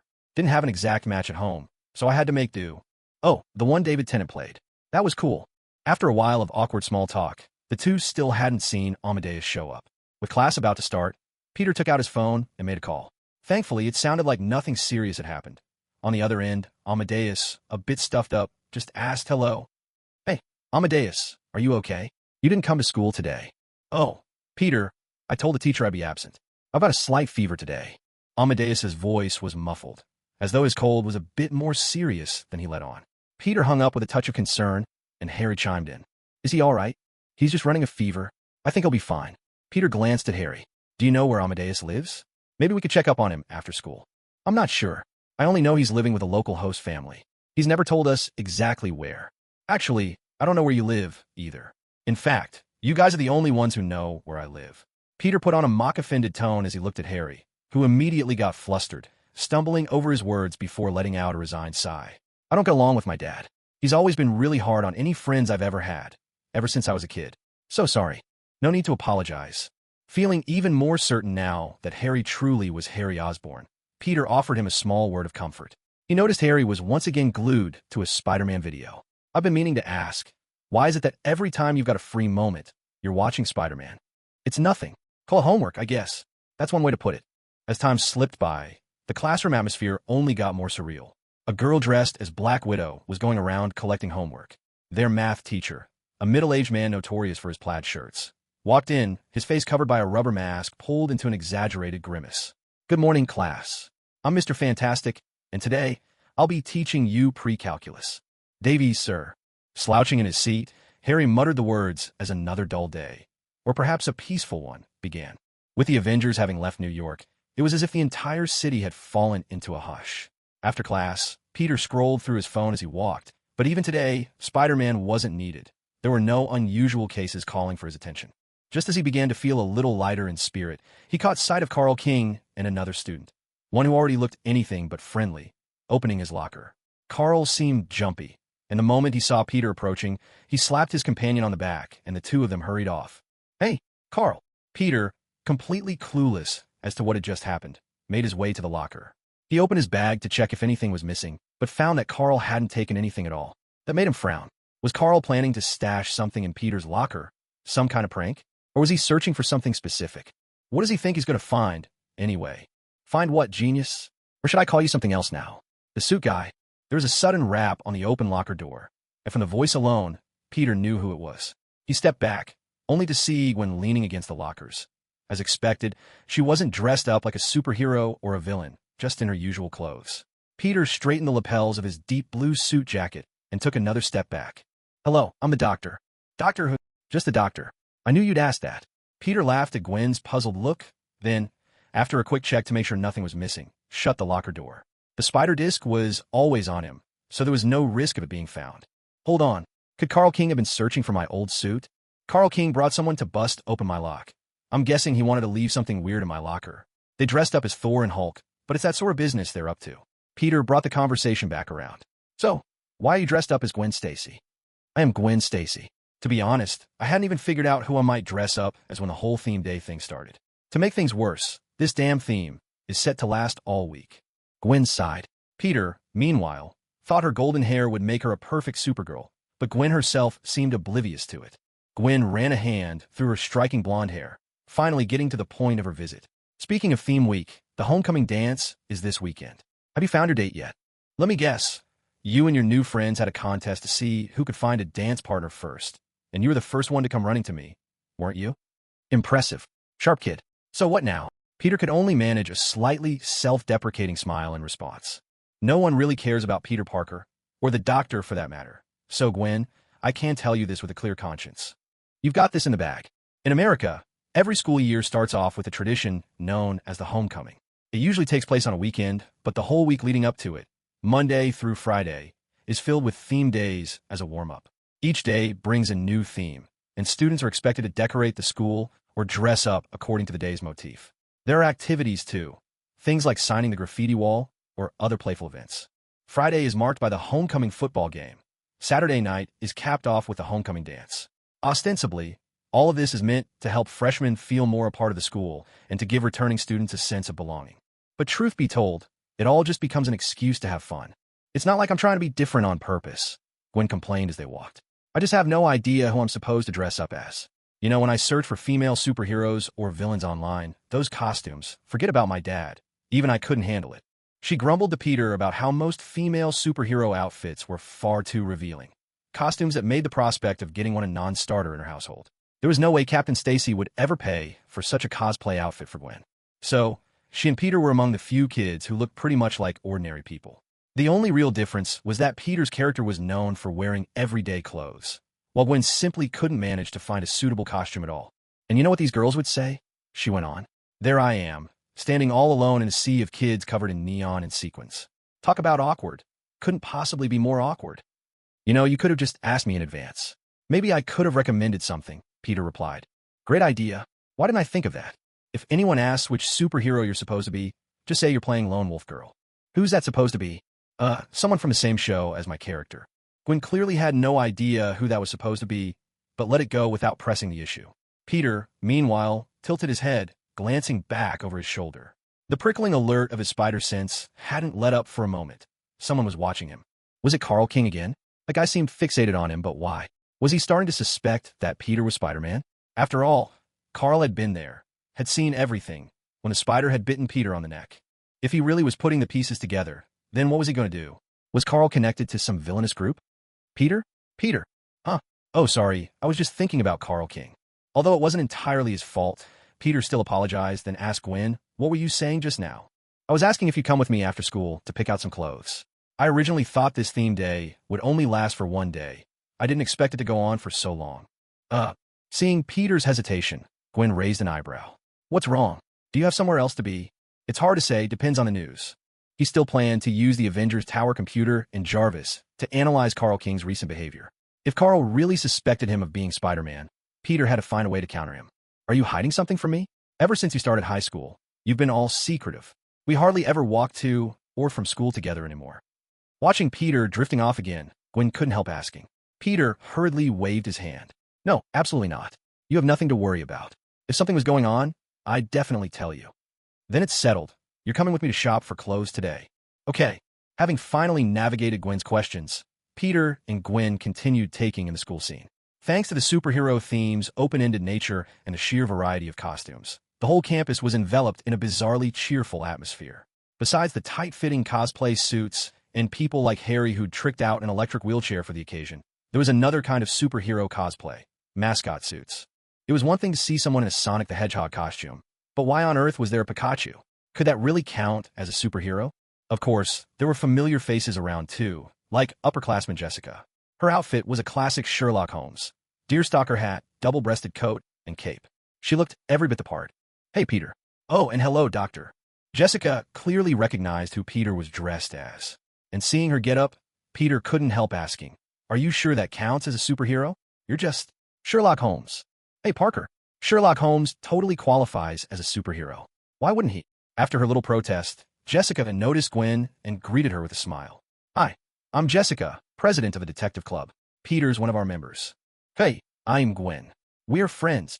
As Peter gave a brief self-introduction, he once again felt Carl King's gaze upon him. At this moment, he decided to change his approach, offering Carl no further reactions. Let Carl believe his own stealth is flawless, Peter thought. He wanted to see just what Carl King was really up to. Yet Carl King had already started to doubt his own conclusions. There was nothing odd about Peter Parker. He couldn't even find a Spider-Man suit in Peter's closet, and Peter had not acted as if he'd noticed anything amiss. Stuck in this tangle of uncertainty, Carl became confused about how to proceed. He was planning to follow Peter after school today, hoping to discover if Peter was truly the so-called Spider-Man. But then, quite unexpectedly, he came across a video on his phone. It was a clip of Spider-Man helping an ordinary citizen, skillfully defeating some thugs. The content itself wasn't important. The crucial detail was that it had just been uploaded and Spider-Man was dressed in a new costume. Every move, from any angle, looked absolutely convincing. All of this threw Carl King into a deep confusion. Could it be that Peter Parker really wasn't Spider-Man? Had he made a mistake all along? And perhaps that Spider never gave Peter Parker any powers? Naturally, it was the chameleon who had uploaded the video and taken on the role of Spider-Man. With Quentin Beck's assistance, he had pulled off another spectacular performance, this time fully suited up as a superhero for the occasion. To prevent the Punisher from unexpectedly turning up and causing chaos, Quentin handled everything himself, using projections to transform a warehouse into a city street and sealing off the scene. The plan was to lure Spider-Man into this meticulously designed location, a place meant to become Spider-Man's doom. Just thinking about the humiliation Spider-Man had once brought him made the chameleon draw in a deep breath, struggling to contain his frustration. But Quentin Beck saw things differently. He kept thinking about Spider-Man. How, for some inexplicable reason, the hero had known his real name, and more importantly, about one crucial detail. Leaning in front of that massive fish tank, Quentin couldn't help but mutter to himself. Infrared vision. Infrared light is still light, isn't it? The comic shop's air conditioner droned steadily, but it couldn't disperse the heavy attention gathered around Peter Parker. Those sidelong glances clung to him like syrup, envy mixed with a tinge of resentment. After all, in a shop filled with geeks and bags of chips, it was rare to see someone lucky enough to arrive with a girl as pretty as Gwen for cosplay shopping. Yet, Peter neither glanced at the comics nor joined any conversation. Instead, he waited for Gwen to finish changing, idly scrolling through his phone to check the latest crime map of New York, as reported by Jarvis. The good news was New York had indeed been unusually peaceful lately, so peaceful that there was hardly any need for Spider-Man at all. The bad news was that the reason things had unfolded this way was probably because someone else was doing his job for him. A slew of new videos cropped up showing Spider-Man fighting various thugs and low-life villains. In each one, the fighting style and the moves were unmistakably his. If the chameleon hadn't already been locked up, Peter might have suspected him. Or maybe it was the chameleon. After all, perhaps he'd broken out or been let out by someone. Ever since Herman had strolled out of captivity, Peter had given up any expectations for the NYPD's security measures. They might as well be as non-existent as Captain Stacy's homemade breakfast for Gwen. "Are you sure this looks good on me?" Peter looked up and saw Gwen stepping out from the fitting room, now dressed in the classic costume of Supergirl from the comics. Turning around uneasily, she asked Peter for his opinion, and of course, he greeted her with an encouraging smile. "Of course, it looks great on you. When I first put it on, I was worried the skirt was too short, but actually, I think it's fine. Even my dad probably wouldn't have anything to say about it. If Uncle George is concerned, you can always wear a pair of pants underneath." Gwen gave him a puzzled look. "Seriously? Superheroes wearing pants beneath their costumes? We're just on a school-themed day, Gwen, not San Diego Comic-Con. No one's gonna mind, even if it looks a little off. Besides, you've already seen all kinds of superheroes at school. Sherlock Holmes, a guy in a Pikachu onesie. All right, hold on. I'll go change back." Once Gwen disappeared into the fitting room, Peter returned to his phone, sending a request to Jarvis for intel on the imposter Spider-Man popping up across the city. This fake Spider-Man wasn't just a basic cosplayer. He had authentic web-swinging footage and fought like someone with real superhuman abilities. Even if the chameleon was out of the picture, there was still Mysterio somewhere in the shadows. But what Peter couldn't figure out was why Mysterio still hadn't shown himself, choosing instead to linger backstage. Was it because his gadgets weren't up to scratch yet? Maybe all Mysterio could do for now was set static illusions with projectors, unable to adapt on the fly or fool thermal imaging. So hiding was the safest bet? Peter furrowed his brow, uncertain what his foe was thinking. He still had Mysterio's little orb tucked away. Tonight, he could bring it to Avengers Tower for a thorough analysis. "Is there anything else you need?" Gwen, now done with her shopping for the costume, called out to Peter.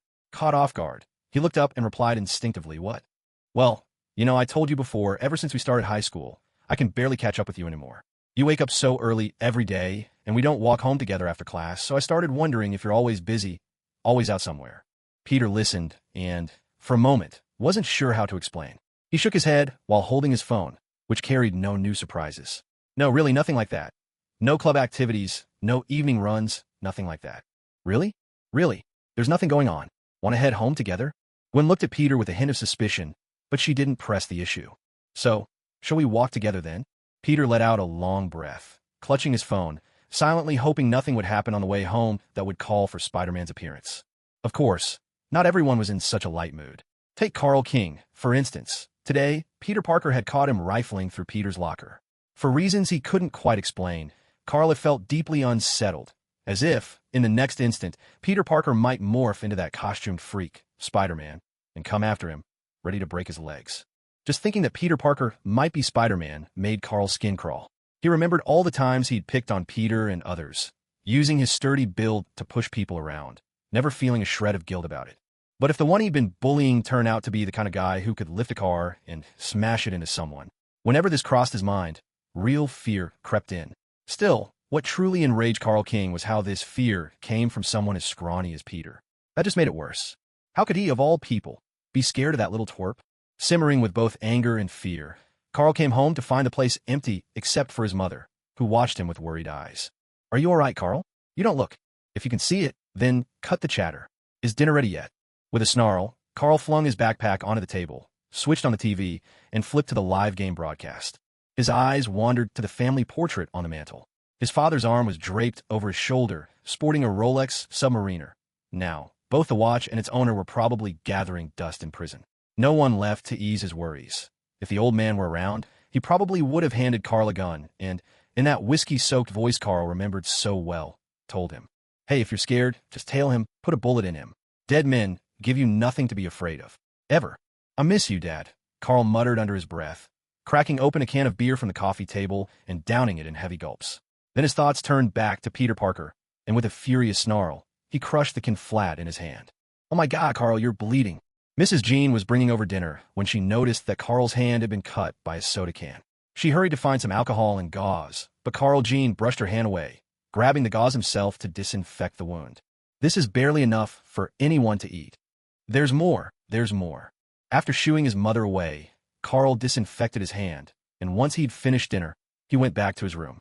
He couldn't shake the images from his mind, the threads he'd found in the chemistry lab, and the web-like strands he'd seen during that nightmarish battle. He'd planned to check the next day if they were really the same, but when morning came, the thing had vanished completely. Damn Peter Parker.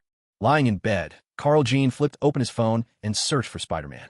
There were clips of Spider-Man upholding justice, some of which clearly took place while Peter Parker was still in school. But for reasons he couldn't explain, Carl felt something wasn't right. He pulled out the vibrantly colored spider from his backpack, the one from Oscorp Industries. This was the very spider he'd pressed against Parker's neck, his proud little act of revenge for 3 years of Parker's resistance back in middle school.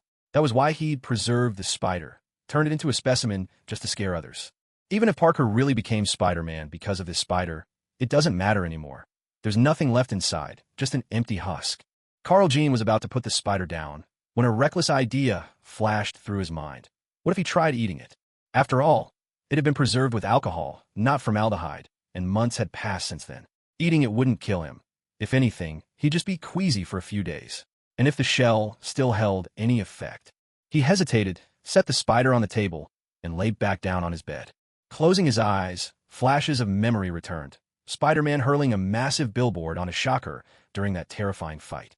Startled, Carl Jean bolted upright, stared at the specimen on his desk, grabbed it in one swift motion, and stuffed it into his mouth. He chewed up the entire dried spider, swallowing it down. He wasn't sure why he'd done it, but maybe the sense of security that followed was real. Only then did Carl Jean drift into a peaceful sleep. Well, tomorrow I'll have to go to school with Gwen. As long as nothing happens on the way, because if something does, and I have to break away, there'll be no chance left to keep my identity hidden from her. After 10 o'clock at night, Peter finally slipped out of his house. His web shot out in a silvery arc through the night air of Queens, and he swung toward Manhattan like a shadow melting into darkness. The Avengers Tower stood tall in the gloom, with only a handful of windows casting faint glimmers of light. Jarvis, as always, had unlocked the entrance ahead of his arrival, and Peter landed lightly, giving his suit a habitual pat to brush off imaginary dust. Good evening, Jarvis. How's the Avengers mission going? Once the Quinjet entered Wakandan airspace, all external communications were cut off. The only record of data transmission occurred within the Wakandan Palace. That probably meant everything was fine. The Avengers had made it into the Wakandan Palace, but due to Wakanda's own unique protocols, the connection was lost. Satisfied with this bit of intelligence, Peter decided not to worry about the Avengers any further and turned his attention instead to two other matters. First, was the new imposter actually Chameleon on the run, or simply Mysterio up to his old tricks? And second, why was Carl King tailing him? Had Carl discovered something? Let's start with the easy one. Jarvis, please match the photo of Carl King, a freshman at Midtown High, against all known cameras in New York. I want to see what exactly he's been up to. Jarvis quickly combed through footage from various media cameras and located the first piece of evidence Peter needed. On the night of Spider-Man's battle with the Shocker, Carl King had been present at the scene, and after the fight ended, he'd wandered around, curiously surveying the battlefield. Nothing much after that, it seemed. Peter then asked Jarvis to compare every instance where he himself appeared on camera, using 10-minute blocks from the same surveillance feed as a reference.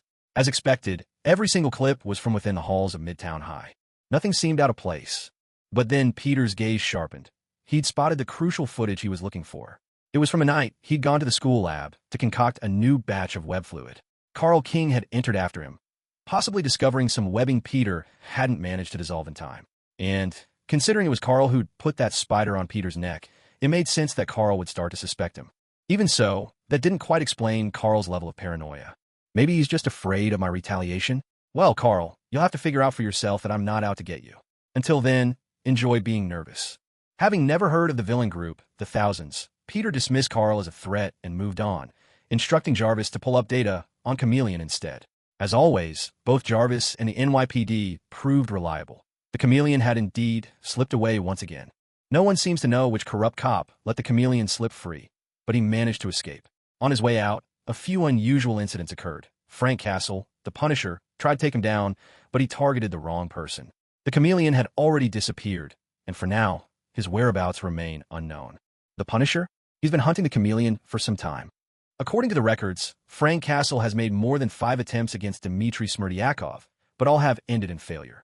Can we find out why? No. All right then. Peter took a moment to sort through the clues at hand.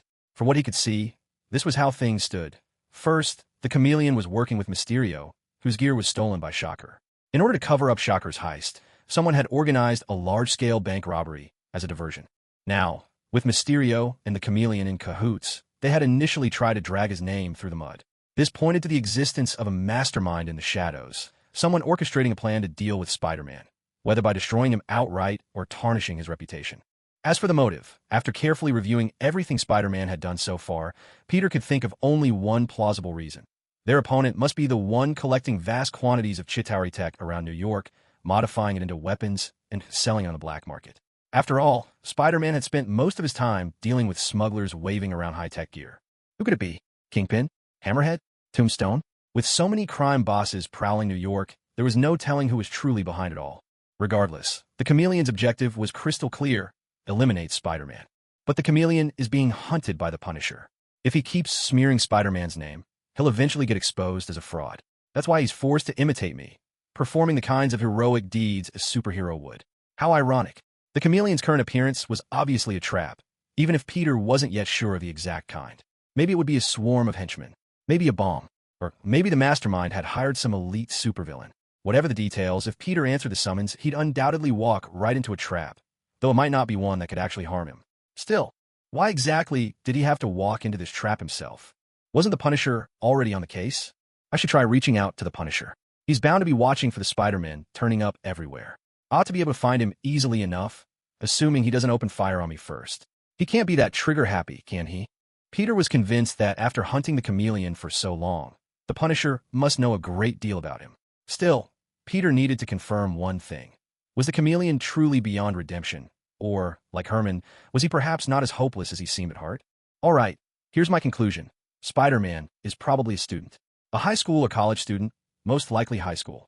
Though McDonald Gargan might be questionable in character, as a detective, his professionalism was beyond doubt.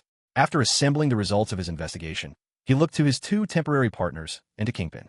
Kingpin had brought in a grand armchair from the east, sitting on only half of it as he offered a pleasant smile, gesturing for McDonald to continue.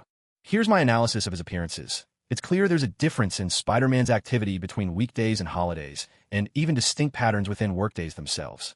He's rarely seen between 8 a.m. and 3 p.m., hours that aren't typical work hours, but coincide with school schedules.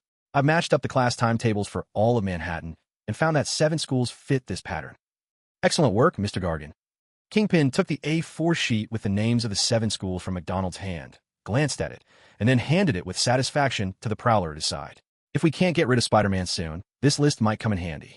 However, for now, let's focus on eliminating him directly. I've already arranged it. A whole building under construction, not registered under the Fisk name, already rigged with enough explosives to kill anything that lives. Even if the blast doesn't finish the job, the collapse of the ruins will be sure to bury Spider-Man. All that's left is to pick the right moment.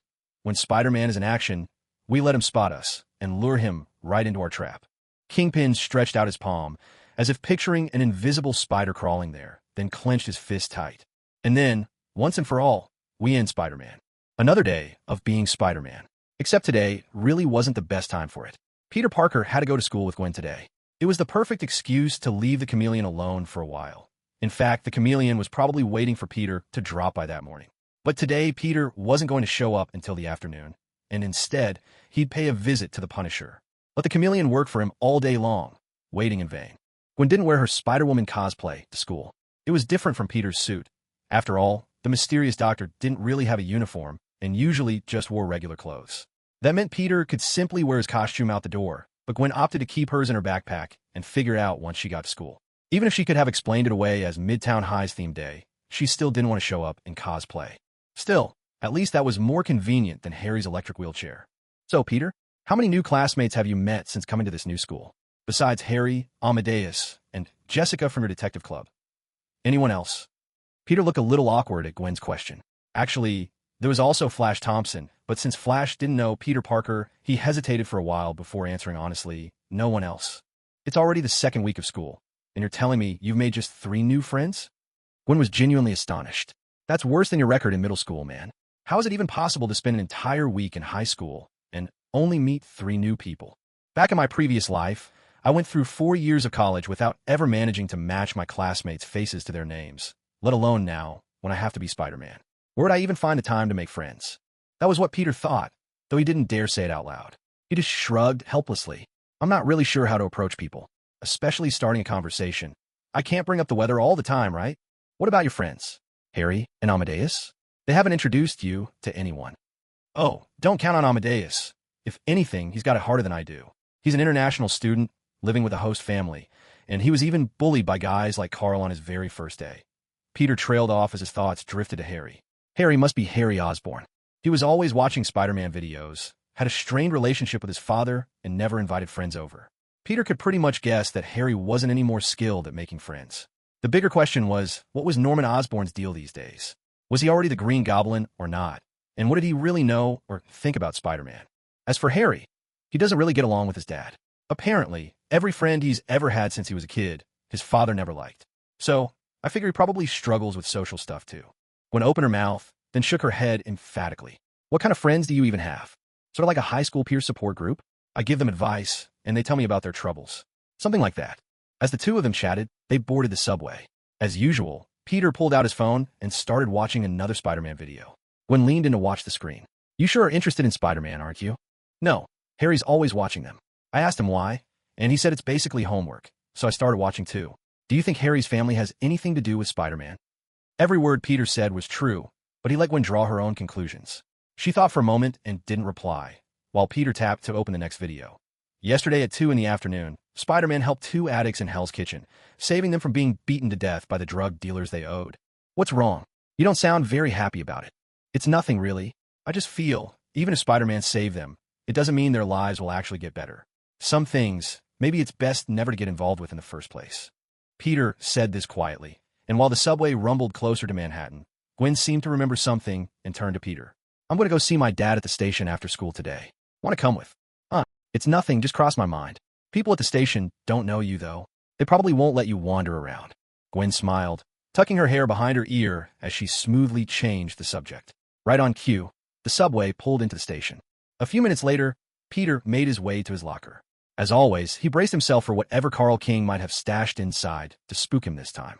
But his spider sense stayed quiet, so whatever was in there wasn't dangerous. 3, 2, 1. He flung the locker open. There was nothing inside. With a sigh, Peter put his backpack in and pulled out his books.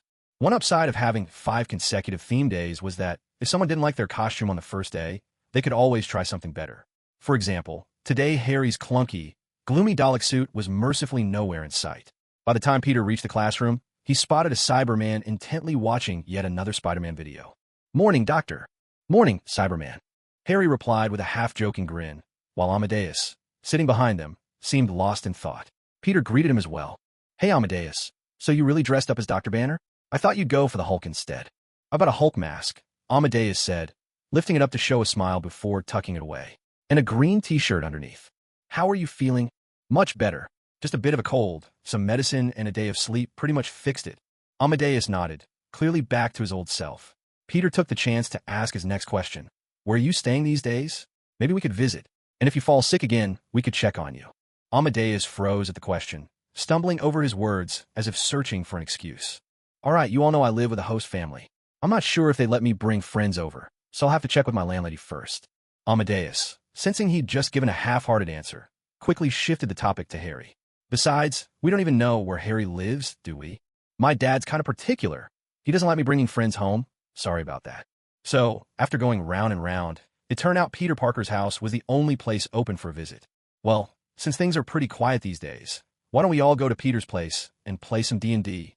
Harry glanced at Peter, asking cautiously, Your aunt and uncle wouldn't mind the noise, would they? I'm not sure, but they're away right now. I've got the house to myself. If you guys want to come over, that's fine by me. When were you thinking? How about sometime in the next couple of days? Just give me a call before you head over. If I'm out, I'll let you know. Peter thought about it, and, realizing he had no pressing plans, decided it would be all right. Besides, if he had free time in the evening, he could join in as well.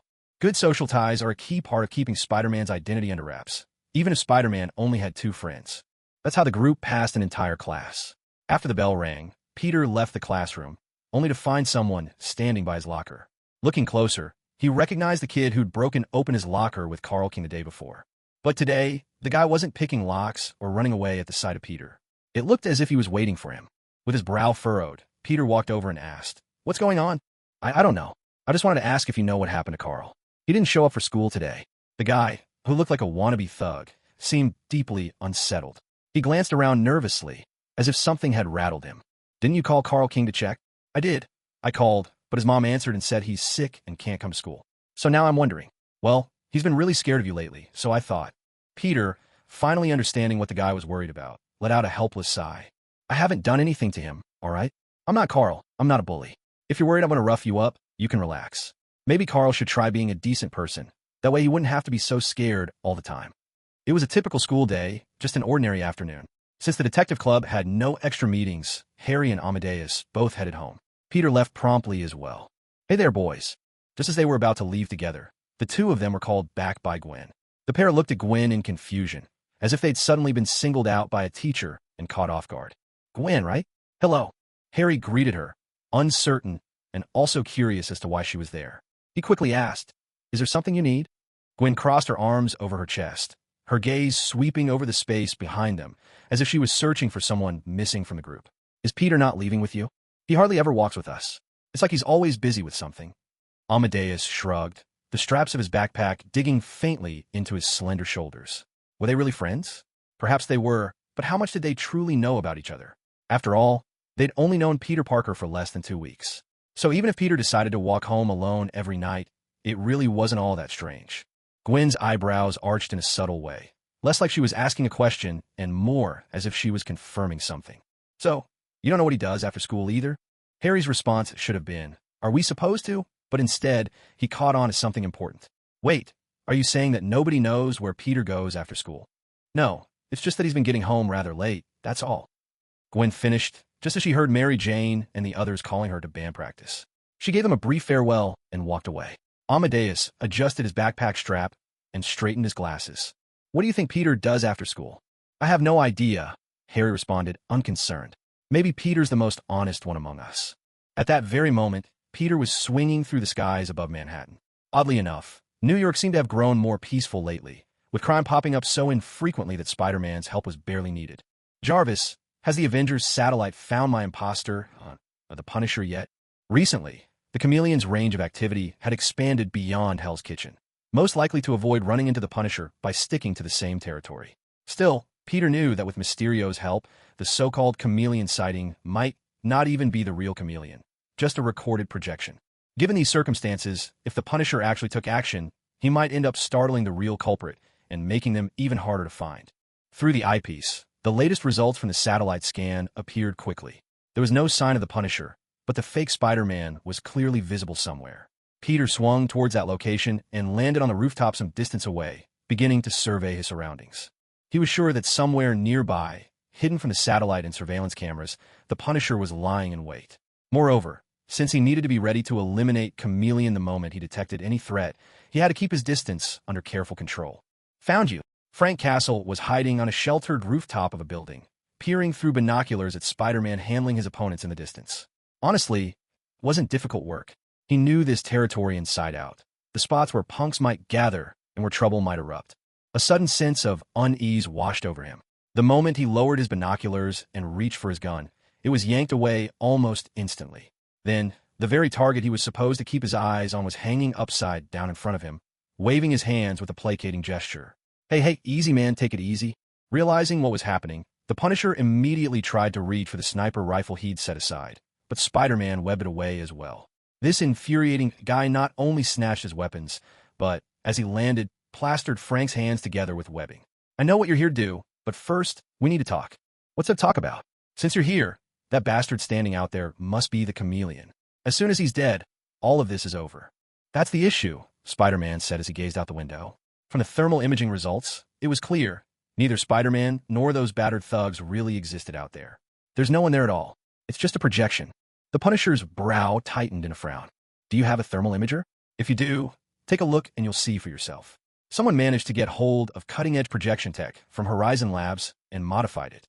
This person is working with the Chameleon, projecting nearly flawless illusions all over the city, when in reality, there's nothing there. As Spider-Man spoke, he peeled the webbing off the Punisher's hands. The latter grabbed a different pair of binoculars and peered at the supposed Chameleon, letting out a harsh curse. "So I've been watching this whole day, hit 7 or 8 locations, and they've all been phonies. There's got to be one real spot. Their target is me. All these decoys are just bait to draw me out, Spider-Man said, handing the gun back to the Punisher and stating a conclusion the Punisher had already suspected himself. Frank thought it over for a moment and understood what Spider-Man was getting at. So you mean I act as bait to check out the situation, and you'll take care of that damn chameleon from behind? First, let me ask, why are you so intent on hunting the chameleon down? Has he really committed unforgivable crimes? The Punisher, hearing this, seemed to recall something.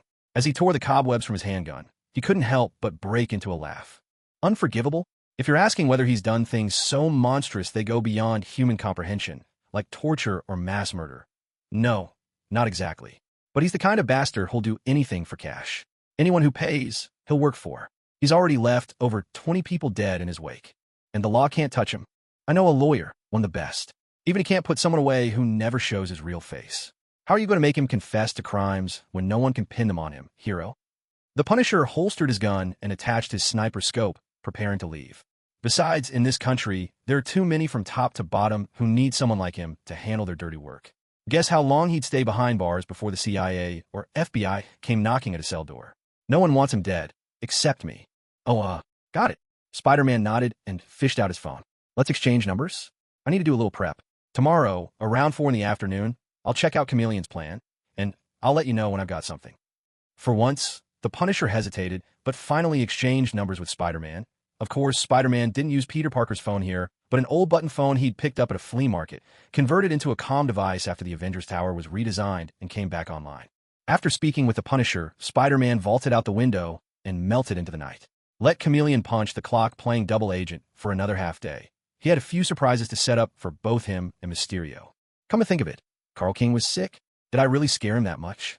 Of course not. At that very moment, Carl King was curled up in bed, burning with fever, his skin crawling with eerie red rashes. The mutant spider hadn't gifted him with powers. It had brought him a torment straight out of hell. Am I going to die? Am I really going to die? Lost in agony, Mrs. King crept upstairs and opened the bedroom door, bringing a tray of food. She stood in the doorway, tears glistening in her eyes, too afraid to step closer. Are you all right, Carl? Give me medicine. Just give me some painkillers, please. You've already taken too many, Carl. If you keep this up, you'll become dependent. You bitch. Carl, through gritted teeth, grabbed the alarm clock from his nightstand and hurled it at his mother. You just want me dead, the same way you wanted Dad in prison. Isn't that right? Carl, bring me my medication. George Stacy worked as a patrol sergeant at Manhattan's 12th Precinct. Despite this sergeant title, he was still considered an officer rather than a full-fledged detective, which meant his days were always hectic. It wasn't until 6 in the evening that he finished his shift and returned to the station. He'd barely had a chance to sit down when a colleague approached with an unexpected bit of news. Immediately, he sprang to his feet and stepped into the hallway, where he spotted his daughter holding a takeout dinner from a Chinese restaurant. Welcome to the NYPD, Captain Stacy said, embracing his daughter and letting her go. Thogwen looked just a little embarrassed. What brings you here to see your old man? First of all, you're not even 50 yet. I wouldn't call that old. Second, I brought you dinner. I figured you hadn't had a chance to eat yet, right? I was just about to, actually. I'm on break now. Gwen eyed her father suspiciously. So what were you about to eat?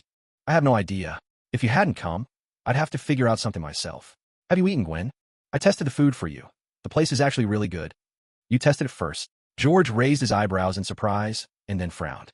It's not good to eat out all the time. Once or twice fine, but at your age, you really should be learning how to cook and take care of a household. If only Helen were still here, she could have taught you.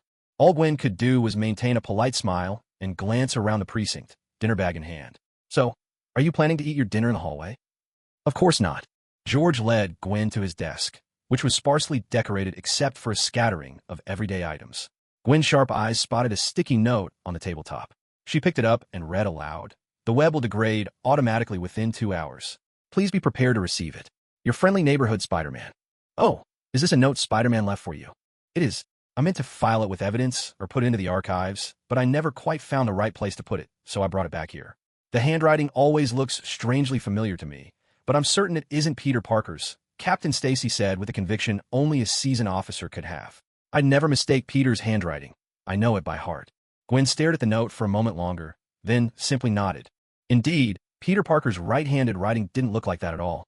Others investigating Spider-Man's identity included the chameleon. The entire day, he'd been impersonating Spider-Man, running around the city fighting evil. Ever since yesterday afternoon, Kingpin's explosive trap had been set, waiting for just the right moment. But Spider-Man never showed up. Your so-called deduction is absolute trash. Spider-Man is a high schooler, you said. We should lure him out after school? And look, where is he? How many days has it been since Spider-Man last appeared? The chameleon spat venomously at McDonald Gargan, his voice laced with frustration and scorn. My reasoning is flawless. The real problem is you being too timid. Scared of the Punisher, huh? You're too afraid to even commit a little crime. McDonald fired back, refusing to take the blame. In his eyes, it was the chameleon's fault. Even with holograms at his disposal, the chameleon didn't dare use them for anything serious, terrified that the Punisher might show up and take him down with a single shot. What was the point of having those cutting-edge projections if they just sat around gathering dust?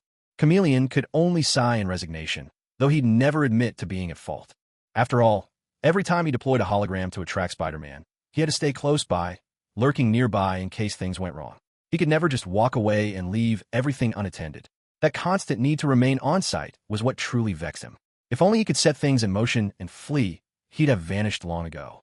Hey, guys. Quentin Beck appeared, carrying a newly designed projector. He handed it to the chameleon, his excitement obvious. The latest tech.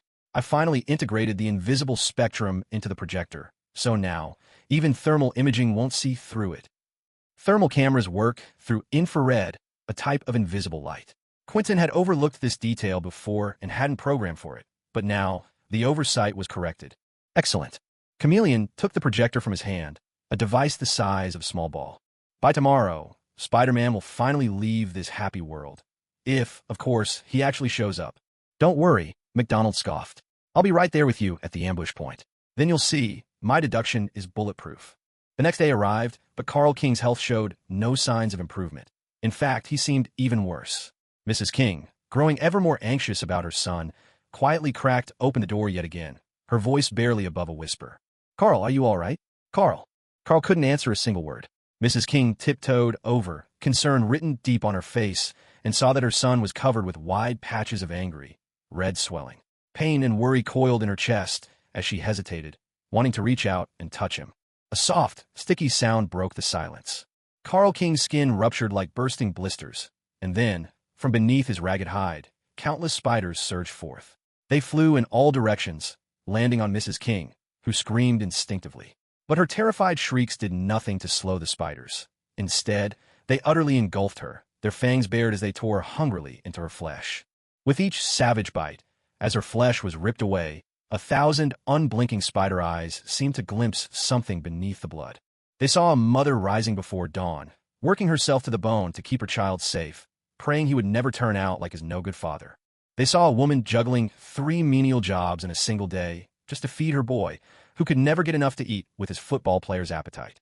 They watched her lie awake through restless nights, rising 4 or 5 times to check if her son needed anything, to ease, if only a little, the pain gnawing at his heart. The swarm of spiders clustered and began to take shape, at first tracing the outline of Mrs. King herself, then shifting into the form of Carl King. They secreted a viscous, silk-like fluid, weaving a counterfeit skin to drape over themselves. A self-righteous woman, just like Dad always said, muttered Carl King, gazing at the skeleton picked clean by spiders on the floor, fighting the urge to retch.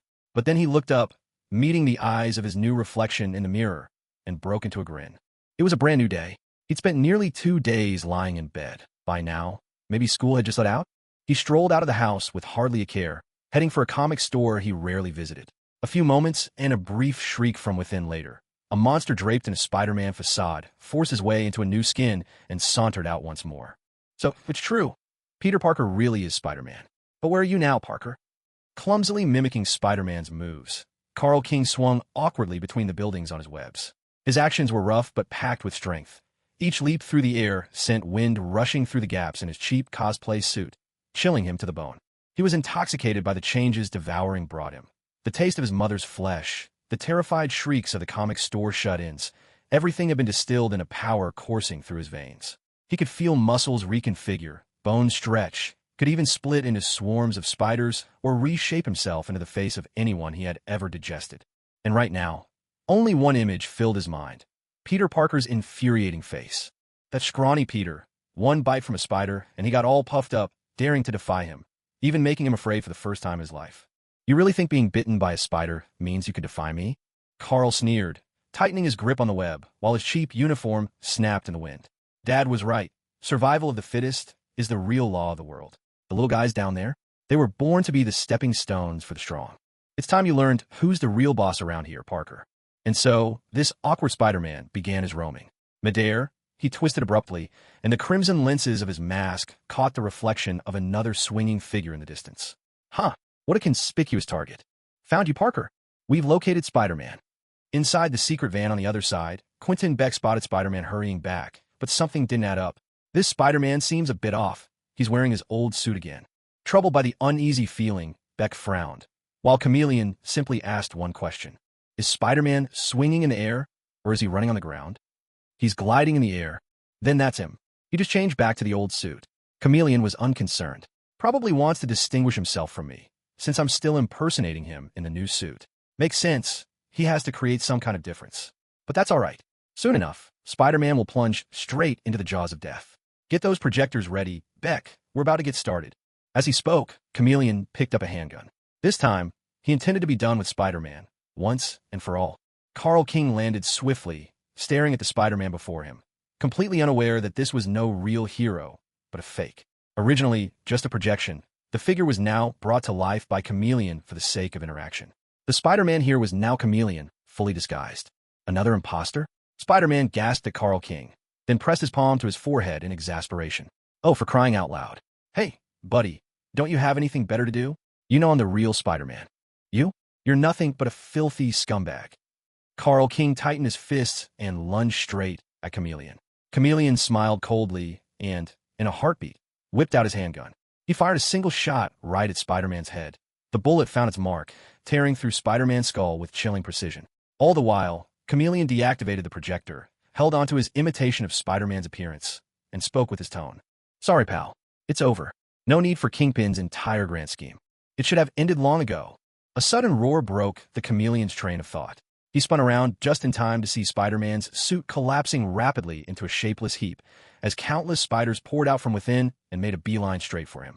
After a split second of stunned disbelief, less than a tenth of a second, really, he bolted, pure terror written in his wide eyes. For heaven's sake, why had no one told him that Spider-Man was quite literally this kind of monster?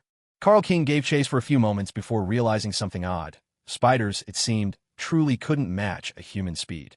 So the swarm quickly crawled back into that flimsy costume, which then morphed back into a humanoid form. With a flick of webbing, Spider-Man resumed his pursuit, swinging after the fleeing Chameleon. Hey, what are you running from? Huh? Aren't you supposed to be Spider-Man? Why are you fleeing now? Ha ha ha! Carl King shouted brazenly, pursuing the Chameleon into the distance. The Chameleon, thinking fast, darted into an unfinished construction site. No one else in sight, just a few 100 kilograms of explosives stashed throughout.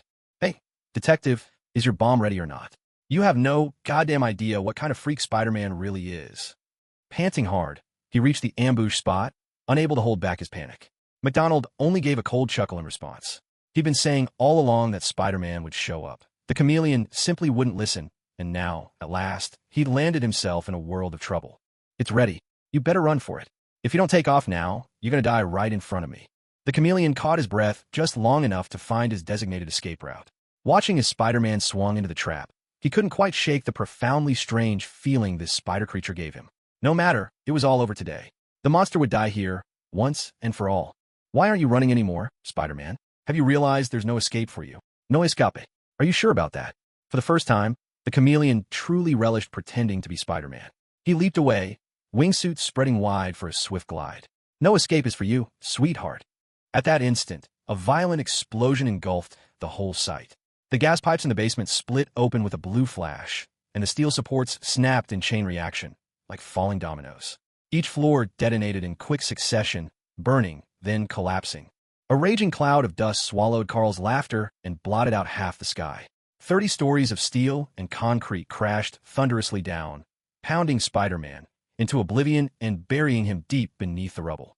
Watching all of this from above, the Chameleon soared through the air, unable to suppress his triumphant laughter. I did it. A single, specialized bullet cracked through the sky. The Chameleon was struck mid-air, tumbling out of the sky and landing hard at the edge of the smoldering ruins. It wasn't until this moment that Spider-Man finally arrived, landing beside the Punisher. Peter had seen the plume of smoke in the distance and could hardly fathom how things had ended up like this before he even arrived. What happened here? How did things turn out like this already? If he hadn't received a call beforehand, the Punisher might have assumed that swarm of spiders really was Spider-Man. He gave Peter a casual sideways glance and spoke indifferently. You should go down and see for yourself. Yet another freak trying to imitate you. And this time, it's a whole swarm of spiders doing the impersonating. Spider-Man, utterly baffled by what the Punisher was saying, used his new masked expressive eye feature to vividly convey his what on earth are you talking about confusion. Meanwhile, atop the ruins, the chameleon, still disguised as Spider-Man, struggled to his feet. That lucky shot had barely missed him, and the armor he wore offered just enough protection to keep him alive. He couldn't suppress a bout of bloody coughing as he staggered, desperate to leave. Damn it, I need to find a safe house before Frank Castle tracks me down. He heard an eerie rustling sound.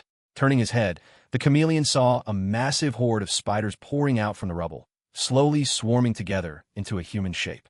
Damn it, his curse was drowned out by the hiss and surge of countless spiders streaming through cracks and crevices, their legs scraping the ground in a sinister, rain-like chorus. Dragging his shrapnel-torn leg, the chameleon stumbled backward. His gun flared with muzzle flashes that etched brief arcs through the darkness, every bullet bursting a spider in a sticky green ooze, yet more black shapes crawled relentless up his ankles. McDonald? Quentin? Damn it, the comms busted. Shit. Desperately, the chameleon fired again and again, but it did no good. Swarms of spiders had already climbed all over his Spider-Man disguise, their jaws snapping open to bite. Yet, the mimicry armor he wore proved impressively tough, making only the harsh sound of polymer grinding under a hail of gnawing mandibles. But the creatures were quick to discover the weak point, the bullet hole torn open by armor-piercing rounds. One after another, spiders wriggled inside. The first to break through bared its fangs and bit down hard, tearing flesh. The chameleon let out a wailing scream as pain racked his body. Don't be in such a hurry. The Punisher's arm swung in front of Spider-Man's chest, a barrier as solid as steel. He stared at the figure disappearing beneath the tide of spiders, his finger caressing the trigger. Either way, the chameleon's as good as dead. What's the difference if I put a bullet in him, or let the spiders finish the job?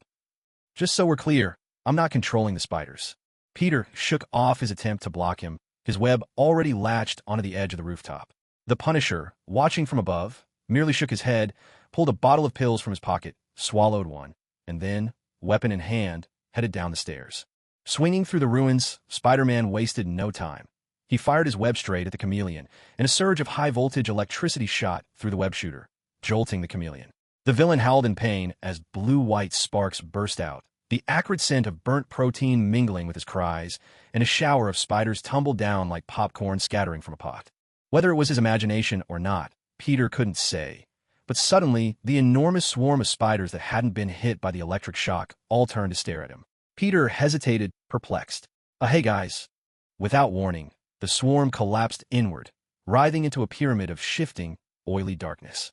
A sound like tearing flesh echoed out as viscous secretions oozed from their bodies, quickly forming a ghastly pale skin, close-spun from spider silk. And then, faces began rising from that nightmare substance, each mouth stretched wide, grinning from ear to ear. Standing before Peter was a bastard he knew only too well. It's not guys, it's me. Carl King let out a harsh, mocking laugh, squaring off against Spider-Man. Have you ever imagined this day? Peter Parker? Carl? So you thought that was me? So you took him out? At last, everything clicked into place. Somehow, Carl King had acquired these grotesque powers and had found the chameleon posing as Spider-Man, intending to eliminate him.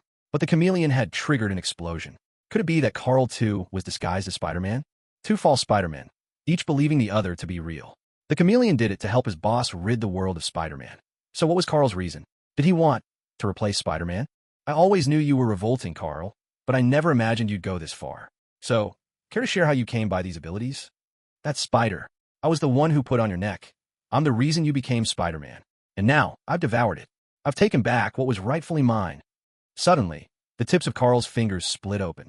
A piece of bone shot out like a bullet casing, replaced by a gout of webbing. Not synthetic fiber, but a rope woven from hundreds of tiny spiders working as one. Peter twisted aside, narrowly dodging the revolting attack. But there was no sidestepping Carl King's wild, bellowing taunts. And yet you dare use the power I gave you against me? First, you might want to brush up on your logic, and second, I'm not Harry Potter. Spider-Man leapt up, dodging out of the way, and wrenched a chunk of concrete from the ground, swinging it straight at Carl King. Unexpectedly, Carl King's body was shockingly fragile. It was smashed clean in two. But from within the wreckage, countless spiders burst forth, swarming together to reconstitute his form. "You have no idea what I'm capable of, Parker." Carl King, once again whole, let out a wild, long-forgotten laugh. When was the last time he laughed like this? Yes, when he placed that spider on Peter Parker's neck. "I cannot die. I cannot be destroyed." With bare hands, Carl King tore open his own chest, and swarms of spiders spilled from beneath his skin, piecing him together anew. His flesh peeled off like an ill-fitting costume, slipping away to reveal a writhing mass of insects beneath, weaving themselves into an entirely new body. "I can become everyone I've ever consumed." A new skin took shape, and instantly Carl King transformed into someone else, someone Peter had never seen before. But what was truly shocking were the words he spoke next. "You ate the people." Maybe it was that question that struck him. Carl King, under his new disguise, was silent for a long moment, as if something had just dawned on him. Then, he grinned, baring his teeth. "That's right. Not only can I become them, I inherit all their memories, everything they ever learned. It's all mine. I can finally take what I'm owed. And I'm going to devour you, Parker. I'm the one who deserved to become Spider-Man. It was me who got the spider. Once I consume you, I'll be the only true Spider-Man." "I gotta be honest, Carl. You were seriously messed up." Realizing Carl King had completely lost his mind, Spider-Man didn't hesitate. He fired webs from both hands, each snaring a slab of concrete, and began pounding them down hard on the monster before him. After all, when dealing with spiders, there aren't many solutions more direct than just smashing them flat. Peter Parker? Is that Spider-Man's real name? The chameleon, having memorized the name, crawled desperately across the ground. By some miraculous luck, he wasn't dead yet. If he could just make it somewhere safe, he'd be able to find Spider-Man and cash in on Kingpin's bounty. Seizing the opportunity while Carl King and Spider-Man clashed, the chameleon gritted his teeth through the searing pain, dragging himself inch by inch out of the war zone.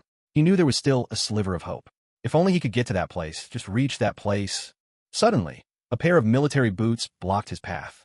He looked up and saw a pair of weary, deep-set eyes, burning with an unyielding anger. A rough, unshaven jaw, and a black t-shirt emblazoned with a stark white skull. He was here. No, he had never really left. The Punisher raised a submachine gun and opened fire at Chameleon's legs, arms, and palms in quick succession. Each bullet elicited a howl from Chameleon. Then, aiming at his chest, the Punisher squeezed off another round. And finally, the Punisher raised a submachine gun and aimed at the Chameleon's legs, arms, and palms, unleashing a barrage of bullets that sent the Chameleon howling in pain again and again. Then, the Punisher fired a round into the villain's heart, and finally emptied the rest of his magazine into his head. "Consider that a favor, you bastard." With that done, the Punisher looked back at the battlefield. Spider-Man, his breath ragged after delivering several fierce blows, heaved aside 2 large stones. Underneath lay countless spider corpses. He froze for a brief second, but almost immediately, from among the dead, a swarm of living spiders began to stir. In a matter of moments, they consumed their fallen brethren, then violently burst apart, each one splitting off into more spiders. This time, the spiders didn't come together to form Carl King's shape. Instead, they massed into a gigantic fist, a knotted cluster of spiders clenched tightly together, and hurled themselves at Spider-Man. The immense fist actually shoved the boulder aside, tossing Spider-Man onto the ground nearby. Though fortunately, he wasn't hurt. "I originally cooked this up for Mysterio, but looks like you get to try it instead, Carl. Let's see how you like this." A strand of web shot out and stuck fast to the giant fist, and then Spider-Man unleashed high-voltage electricity, frying the massive spiders until their outsides were charred and their insides crisp. At that exact moment, a grenade arced through the air and landed right on the repulsive hand, and with a thunderous blast, it was scattered into pieces. The Punisher swiftly pulled out 2 incendiary grenades and set all the fallen spiders ablaze. Then he turned to Spider-Man. "I'm not quite sure what that monster really is, but after all this, he can't possibly survive, right?" "Probably not, if every single one of the spiders is dead," Peter replied, still catching his breath. But before long, both men heard a strange noise. It wasn't coming from the burning spider swarm, but from the chameleon's corpse. The body began to contort in a disturbing way. Spider-Man was the first to catch on, shooting webbing to try and pull the corpse closer. But the shape-shifting combat suit, riddled with bullet holes, was now dangerously fragile. Instead of dragging the corpse over, Peter ended up tearing it apart. Inside were only the picked clean bones of the chameleon and a teeming multitude of spiders. Acting in eerie unison, they swarmed towards the nearest storm drain. The Punisher hurled grenades as quickly as he could, but a small number of spiders still managed to wriggle their way into the sewer. Immediately, Spider-Man tore off the manhole cover and dove after them. But just as he suspected, the spiders had vanished without a trace. What do you think are the odds a spider just happens to die in the New York sewers?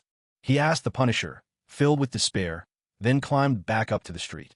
We'll need to come up with a new plan. Spider-Man led the Punisher through the lower levels of Avengers Tower, then pressed the button for the top floor once they reached the main elevator. Since he was a guest, the Punisher hadn't come overly armed. Just 7 or 8 guns and a dozen or so explosives accompanied him. But Jarvis, who had clearly seen it all before, offered a calm welcome inside the elevator. Good evening, Mr. Parker, Mr. Castle. Welcome to Avengers Tower. Avengers Tower, Stark's little playground. Never thought I'd see the day I'd set foot in here. The Punisher muttered, half mocking himself, half sneering at Iron Man. Peter, masked up, nodded. Yeah, I heard this elevator hasn't been used in ages. Last I heard, it was contractors hauling up building materials. In fact, most of the Avengers use this elevator daily, Jarvis replied without missing a beat. Peter shrugged. Well, I usually just swing straight to the roof, so, I'd only heard stories. The Punisher glanced over at Spider-Man, whose hands were folded in front of him now, mouth shut. After a few more floors passed in silence, the Punisher couldn't help himself. Don't you ever get that uneasy feeling in elevators? Like it could just plummet at any moment? Shut up. I'm just a little on edge, that's all. Phew. Spider-Man let out a long breath. 2 people, 1 elevator, a couple minutes of pure silence. It gets to you. Can you please shut your mouth? Peter fell silent. But then, recalling something from their recent fight, he looked like he was about to speak, only to catch the Punisher's sideways glare, cool, wordless, and sharp. He kept quiet. I'll ask later, he told himself. At last, the elevator doors opened near the top 5 floors of Avengers Tower. As Peter stepped out, he smoothly called to Jarvis. Jarvis, pull up the latest missing persons cases for me. Even if Carl King can mimic a human, he still has to play by the law of conservation of mass. Though plenty of people seem to ignore that these days. Still, if he needs to replenish his spiders, he'll have to consume others to do it. It's no use. This city's crawling with drifters and junkies no one keeps track of, the Punisher replied as he rummaged under the bar, coming up with a bottle of whiskey. He poured himself a glass, unbothered. If your spider pal wants to hide, he could disappear whenever he wants. Based on what I know of Carl, he's not the kind to give up so easily. Maybe he can't go after me right away, but he'll definitely target the people around me. Fortunately, my family is out traveling, and besides, he doesn't even know where I live. That leaves only one real option. I'll have to go to the school gates tomorrow morning and keep an eye on my friends. Frank paused, his glass of liquor halfway to his mouth as he heard this. After a brief hesitation, he set the drink down and walked over to Spider-Man. What's going on with you? You're just a student, right? Or maybe not even in college. A high school kid? You swing around a city in that outfit, taking on thugs with guns, and fine, maybe that's one thing. But then there's that guy you took down before. Jumpman, was it? The chameleon? And now this latest guy. What exactly are you doing? Just trying to be a friendly neighbor, lending people a hand where I can. Is that so? Frank didn't press any further. He sank onto the Avenger's couch, still holding his glass. So, how do you plan to handle your friend here? Just talk him out of it? Peter certainly wasn't counting on talking things through. He produced the only spider corpse that had survived the fight without being burned up. An animal's physiology limits how it can act.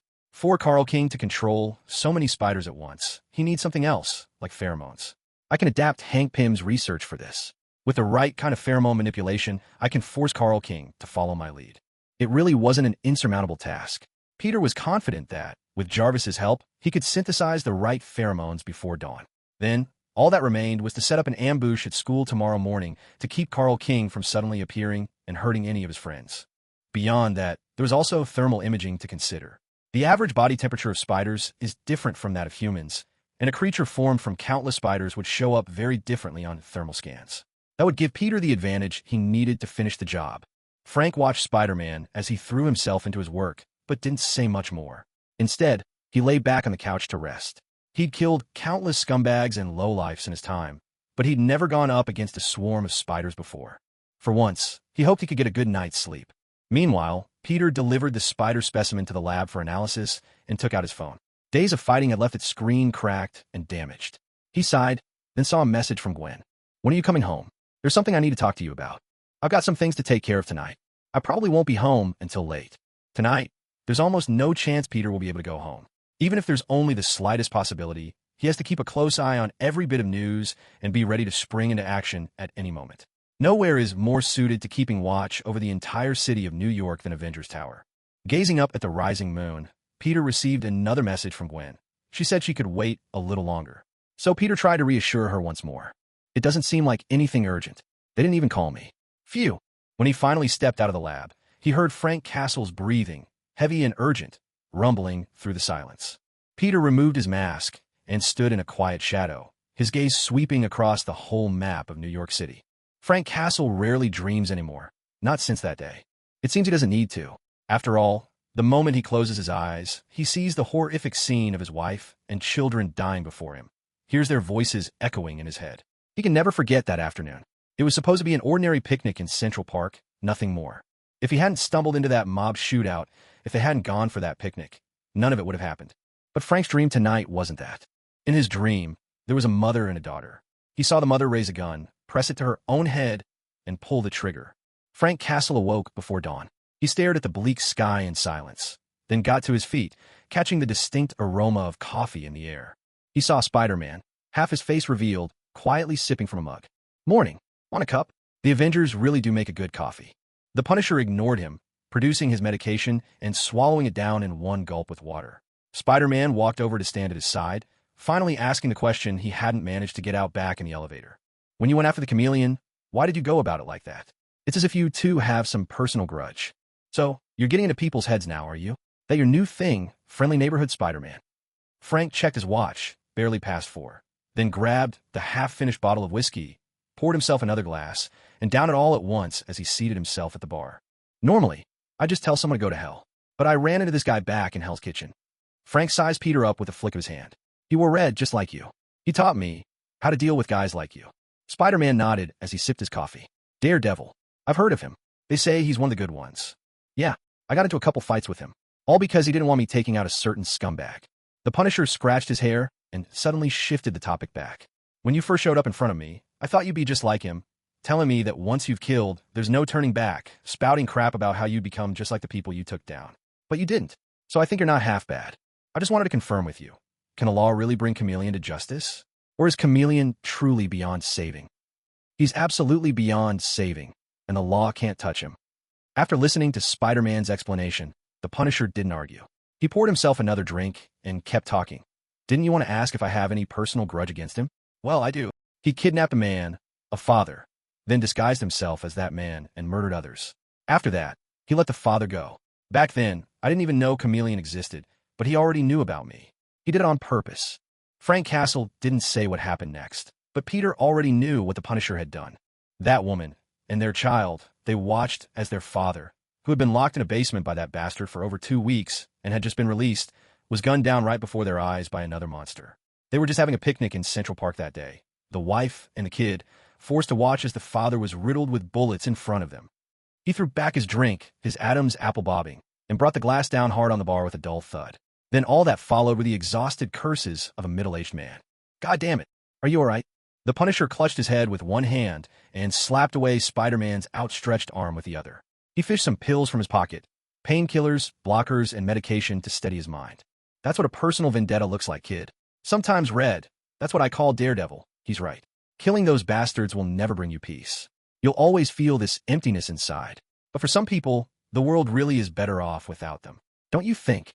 After swallowing his pills, he lit a cigarette and threw the question back. Like your friend, for instance?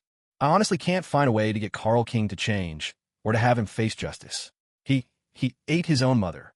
Peter couldn't even imagine how someone could do something like that. He set his coffee down and walked over to the railing, gazing out at New York cloaked in night. I can't pin my hopes on his conscience or trust that he'd never hurt my family or friends. I can't think of any other solution except killing him or locking him away forever. If you can't do it, leave him to me.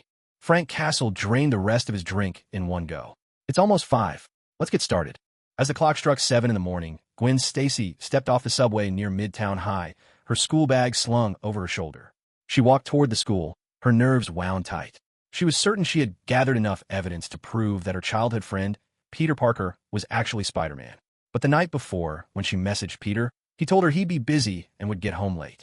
In reality, Peter Parker hadn't come home at all last night. Not even once. Gwen had kept watch by her window the whole night, eyes fixed on the Parker house. Not a single light flickered on, nor did a shadowy Spider-Man crawl in undercover of darkness. By morning, there was still no sign of anyone leaving the Parker house. What troubled Gwen even more was that when she tried texting Peter again that morning, she got no response at all. Welcome to the Daily Bugle's Morning News. We've received reports that yesterday, a Roxxon Energy construction office building was rocked by an explosion. There's no direct footage, but according to a man who calls himself Detective Mike, he saw Spider-Man engaged in a fight with someone among the ruins after the blast. True to form, Jonah Jameson lashed out at Spider-Man again. So there's absolutely no doubt. It was Spider-Man's fighting that brought on the explosion. Some might argue this is just a superhero doing his job. Well, what if every time these masked vigilantes sprang into action, a building collapsed or Times Square was turned to rubble? What's more dangerous than ordinary criminal activity or these damned masked vigilantes? Gwen had no patience for this nonsense. If Peter were here, he'd probably throw in a sarcastic remark or two. But right now, she was in no mood for that. She reached the subway exit, a prickly feeling crawling up her back, as though someone were watching her. Before she could turn to see who it was, an arm wrapped around her waist, lifting her off the ground in one swift, seamless motion. She opened her mouth to scream, but not a sound escaped. Seconds later, her feet touched solid ground. Incredibly, she found herself on the rooftop of a Midtown high building. She let out a deep, shaky breath, still rattled by the sudden flight. The Spider-Man who had grabbed her finally let go and, in a serious tone, began, "Miss, you might not be aware, but—" "Peter? What happened?" "You now." Spider-Man froze mid-sentence, caught off guard and at a loss for words. He could only manage a fumbling counter-question. Who's Peter?" "Listen, whatever you're going to say, you should at least—" Gwen didn't bother fixing her windswept hair. Instead, a realization dawned on her as she stared intently at Spider-Man. "I'm in danger, aren't I?" Yeah. Someone's got their eye on you, miss." Spider-Man called out as he dashed toward the edge of the rooftop, glancing back at her as he ran. "Don't wander off until you're safe." "All right, we'll talk later," Gwen thought as she sent a quick text to Mary Jane, asking her to help excuse both herself and Peter. Her mind drifted back to the brief moments swinging through the air. Strangely, it wasn't frightening at all. On the contrary, it filled her with an overwhelming sense of freedom, one she'd never known before, even if she was just being carried along. If only she could swing freely through New York like that herself. Meanwhile, as Spider-Man leaped from the rooftop, he entered a free fall, pulling out a small vial to spritz himself with a pheromone. The stench was dreadful, like rotting tropical plants, enough to make people steer clear, but it was the most effective lure for Carl King's horde of spiders. "All right, Carl, you won't have time to pick another target." Arriving in a dramatic arc at the subway station's exit, Spider-Man activated his thermal vision and launched a powerful punch at a passerby dressed like a hippie. The crowd, caught off guard, now found themselves witness to Spider-Man apparently assaulting an innocent civilian. No need for the chameleon to spread rumors this time. But then, the victim's entire face peeled away, and a writhing mass of spiders tumbled out. "How about it, Carl? I bought a new cologne. How does it smell to you?" Plugging Carl King's mouth with webbing, Spider-Man yanked the spider swarm out of the subway and slammed it onto the road nearby. "Let's go. Just you and me." Eugene Thompson had just stepped out of the station when he saw the astonishing spectacle. Spider-Man swinging away, a massive swarm of repulsive spiders emerging from the sewers, merging with a monstrous humanoid creature made up of countless spiders. They, too, began swinging after Spider-Man on strands of silk. Eugene's eyes went wide in shock, then drifted to the school beside him. "I'm calling in sick today." Carl King had spent the night devouring more than a dozen homeless men, feeling his powers swelling with every victim. He'd grown so strong that, by daylight, even Spider-Man's strength might not be enough to stop him. And so, he set his plan into motion. He would eat all of Peter Parker's friends at school, one by one, then disguise himself as one of them to get close to Parker. But his very first target slipped through his fingers. Parker seemed to have anticipated his plan from the start. He whisked Gwen away the moment she stepped out of the subway. Worse still, that painstakingly crafted, flawless skin disguise was like a flimsy Halloween mask under Parker's gaze, torn apart with a single punch. That, in itself, would have been bad enough. But who could have expected that today? Parker was exuding an incredibly alluring scent, sweet, cloying, tinged with heat and something raw. It was as if rotting honey and fresh blood had blended together, driving his swarm of spiders into total frenzy. Not just the ones hiding inside him. No, even those lurking in the sewers and the cracks of the walls swarmed out in a mad rush. Altogether, they formed a black tidal wave that condensed into a human-shaped monstrosity over 3 meters tall, swinging on webbing in a grotesque mimicry of Spider-Man himself. "I'm faster than you." Carl King laughed wildly in the wind, using greater speed than Spider-Man to close the gap. He shot a web at Spider-Man's back, yanking him forward so that Parker was hurled right up to him. Then Carl raised his fist and slammed it straight into Spider-Man's head. The sheer force of the blow sent Spider-Man flying. "I'm stronger than you." Carl didn't let up after sending Spider-Man hurtling through the air. He plummeted down, landing right on top of him, raining down punch after punch until he drove Spider-Man's entire form into the pavement. On the street, car alarms erupted one after another. People scattered in terror, their screams echoing as they ran.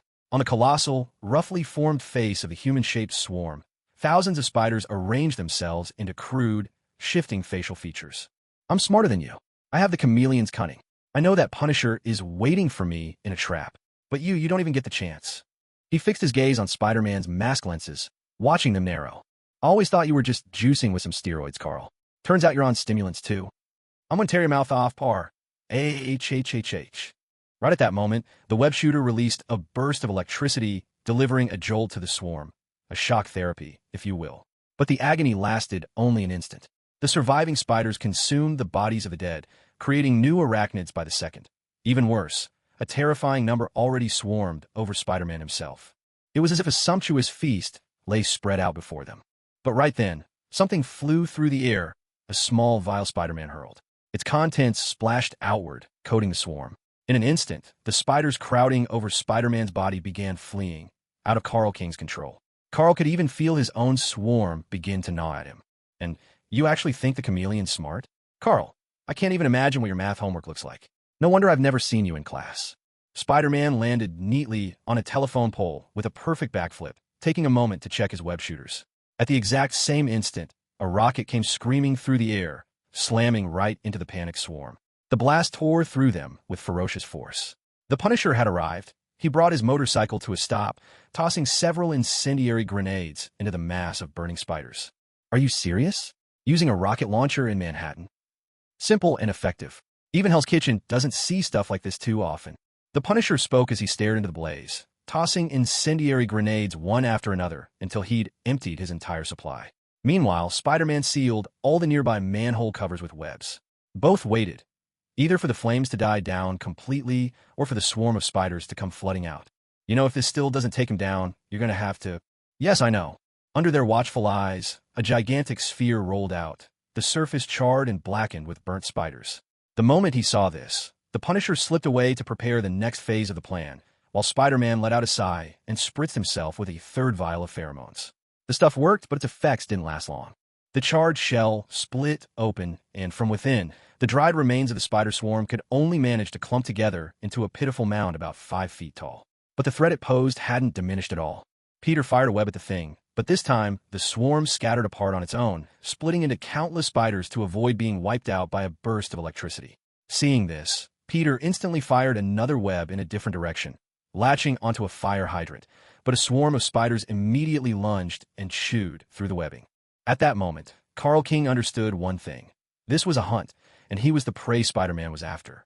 To deal with Spider-Man, he only needed to make sure of one thing. No matter what, don't let Spider-Man do what he wants. The swarm crawled all over Spider-Man, biting and destroying the old web shooters, then reformed into the shape of a face and let out a furious roar. "Parker, today is the day you die. You look like you could use some help, Spidey." Like a well-aimed football, an object slammed right into the face Carl King had just formed. He glared back, only to see, along with Spider-Man, the arrival of Eugene Thompson, who had apparently rushed over unnoticed. Even Peter couldn't help but mutter, "You've got to be kidding me. How about backup? You'd better run. But it really looks like you need help." Peter scrambled to brush the spiders off himself. But instead of running, Thompson seemed genuinely determined to help knock the spiders away. Thinking quickly, Peter shouted, "Thompson, is that you?" "That's me. Oh my gosh, you remember me. Just don't get in the way. Can you drive?" Peter looked down as his reinforced suit was being shredded by the relentless swarm. The advanced polymers wouldn't hold out much longer. They did have a backup plan, but it was far from foolproof. There was no guarantee Carl would be stopped for good. So, he truly did need a little help this time. Thompson felt a surge of genuine happiness. He really could do this.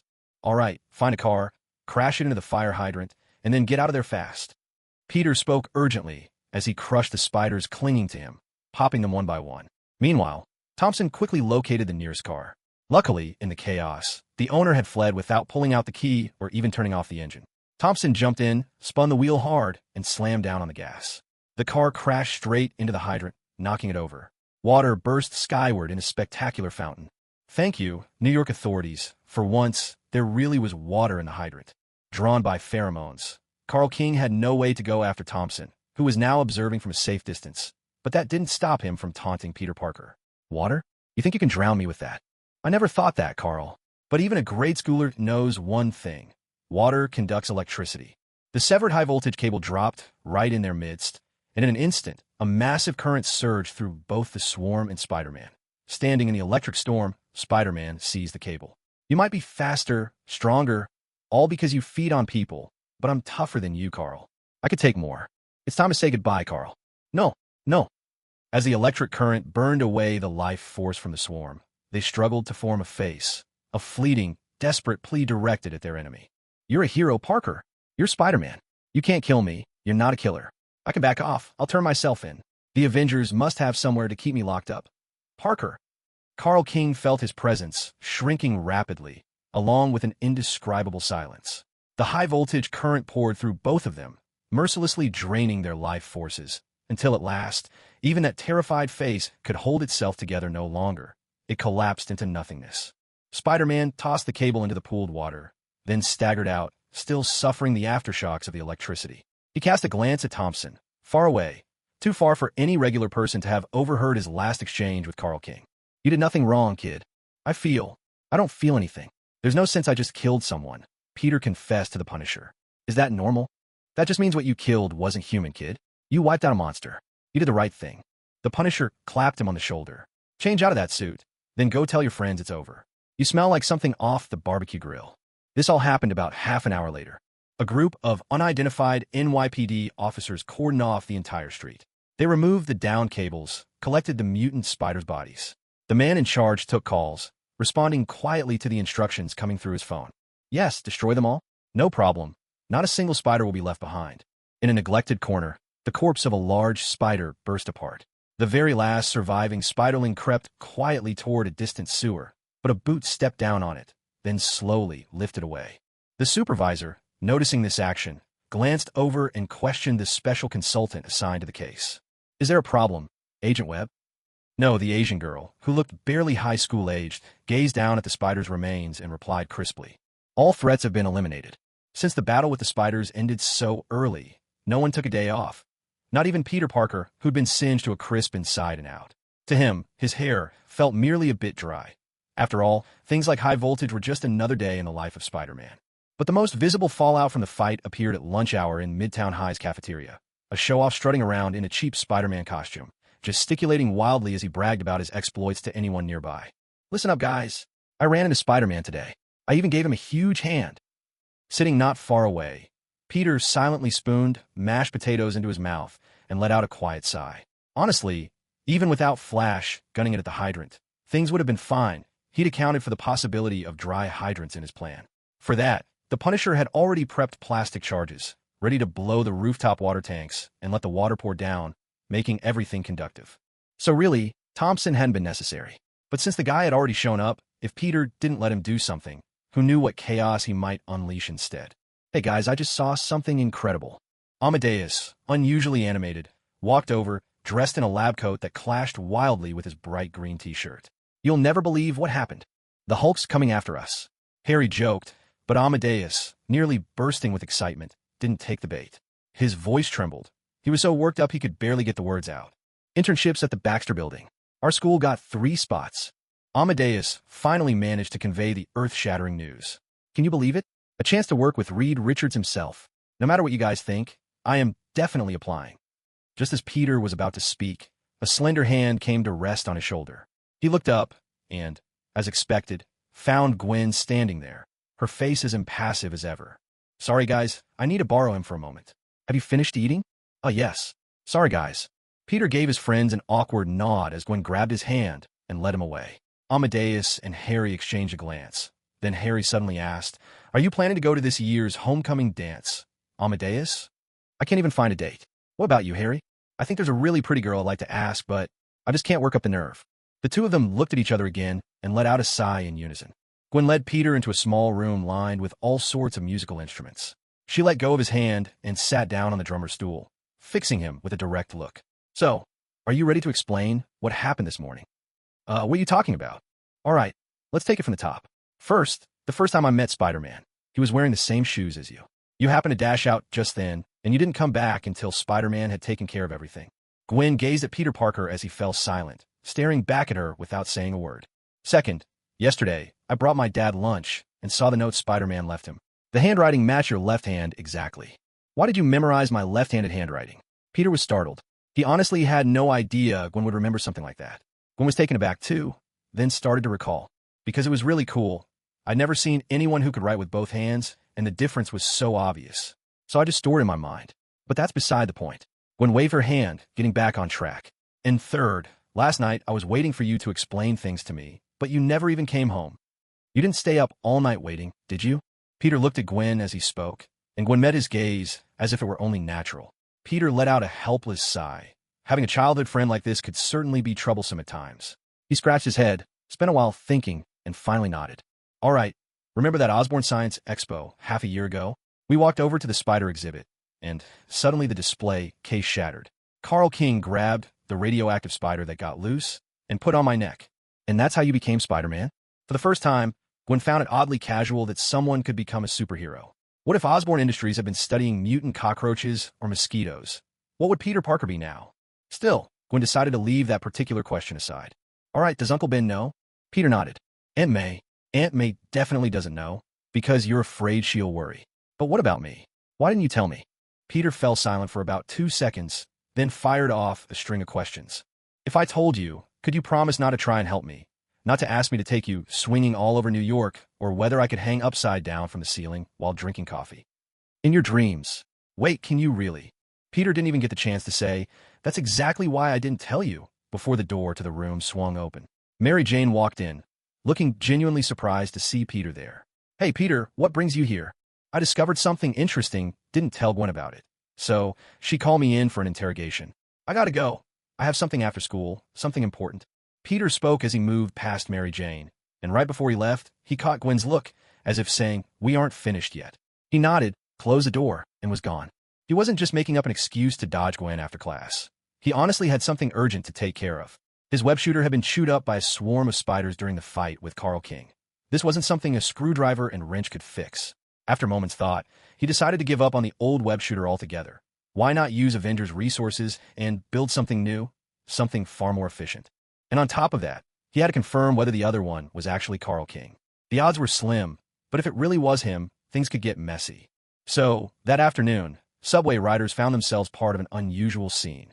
Spider-Man, waiting in line to swipe his fare card, squeezing onto the crowded train, and even politely giving up his seat for an elderly lady. 20 minutes later, he jogged into Avengers Tower, pressed the penthouse button like he'd done it 100 times before, just another guy working late at the office. Jarvis, get the lab ready for me. As the elevator doors slid open, Peter strode into the Avengers workspace. But something immediately fell off. His spider sense wasn't tingling, but somehow he just knew something was wrong behind him. He arched backward, just in time, dodging a kick aimed straight at his head. Continuing the motion, he planted his hands on the floor, pushed off with both legs at his attacker, and, once he realized he'd missed, forced his arms down to spring into a backflip, slinging a chair at his assailant as he touched down. Wow, not very gentlemanly, young man, came the teasing voice of his opponent, a woman, and no stranger to trouble. Peter, who had just hurled the stool, paused and turned to face the voice dripping with mockery. A single black eye glinted back at him. Nick Fury stood there, dressed in a black trench coat. In his hand was a bottle of liquor, the same kind he'd seen the Punisher drinking the night before, and Fury was pouring himself a glass without care for the moment. Before Tony Stark and his Avengers disappeared, he told me a few things about the multiverse, about some Spider-Woman business. I brought the person you're looking for, kid. Fury lifted his glass, gesturing towards someone behind Peter as he called out. Come and meet one of SHLD's level 4 agents, Silk. Cindy Moon. Peter turned around. Standing, there was a girl about his own age. Her face wasn't covered. She wore a uniform made of some unknown material. The torso was white, etched with a delicate web pattern that spread out from the chest, shifting from red to black. At the center, a red S was woven into the design. Her arms and legs were a seamless black with no visible webbing. Except for her gloves, On both hands, the index and middle fingers were capped with red. Noticing Peter's gaze, the girl quickly pulled up the red scarf around her neck, hiding the lower half of her face. Peter Parker felt momentarily out of sorts. Not just because the person he'd been seeking had appeared so abruptly, but because he was once again reminded of just how useless all his knowledge of the story you think you know could be. In the more familiar comic book world, Silk's story is tightly entwined with the Spider-Verse. To summarize, to keep her safe from the villain Morlun, Cindy was hidden away in a facility for 10 long years, only released when Spider-Man discovered her existence. But Cindy Moon joining S.H.I.E.L.D. and becoming an agent? That had absolutely nothing to do with what he knew. Young folks these days have no idea how to handle things properly. They get superpowers and don't bother to report to the authorities or get training from professionals. They just try to figure things out on their own. Nick Fury sauntered over, glass in hand, looking for all the world like he had no intention of actually drinking from it. Peter watched Cindy for a moment, not because she was particularly eye-catching, but because from everything he knew, Spider-Man and Silk were supposed to have this immediate, uncontrollable hormonal reaction whenever they met. But right now, absolutely nothing. Peter shrugged to himself. Maybe that's for the best. They throw on circus costumes and rush out to fight street punks, like their skin's bulletproof or something. Actually, Peter interjected, I did get training.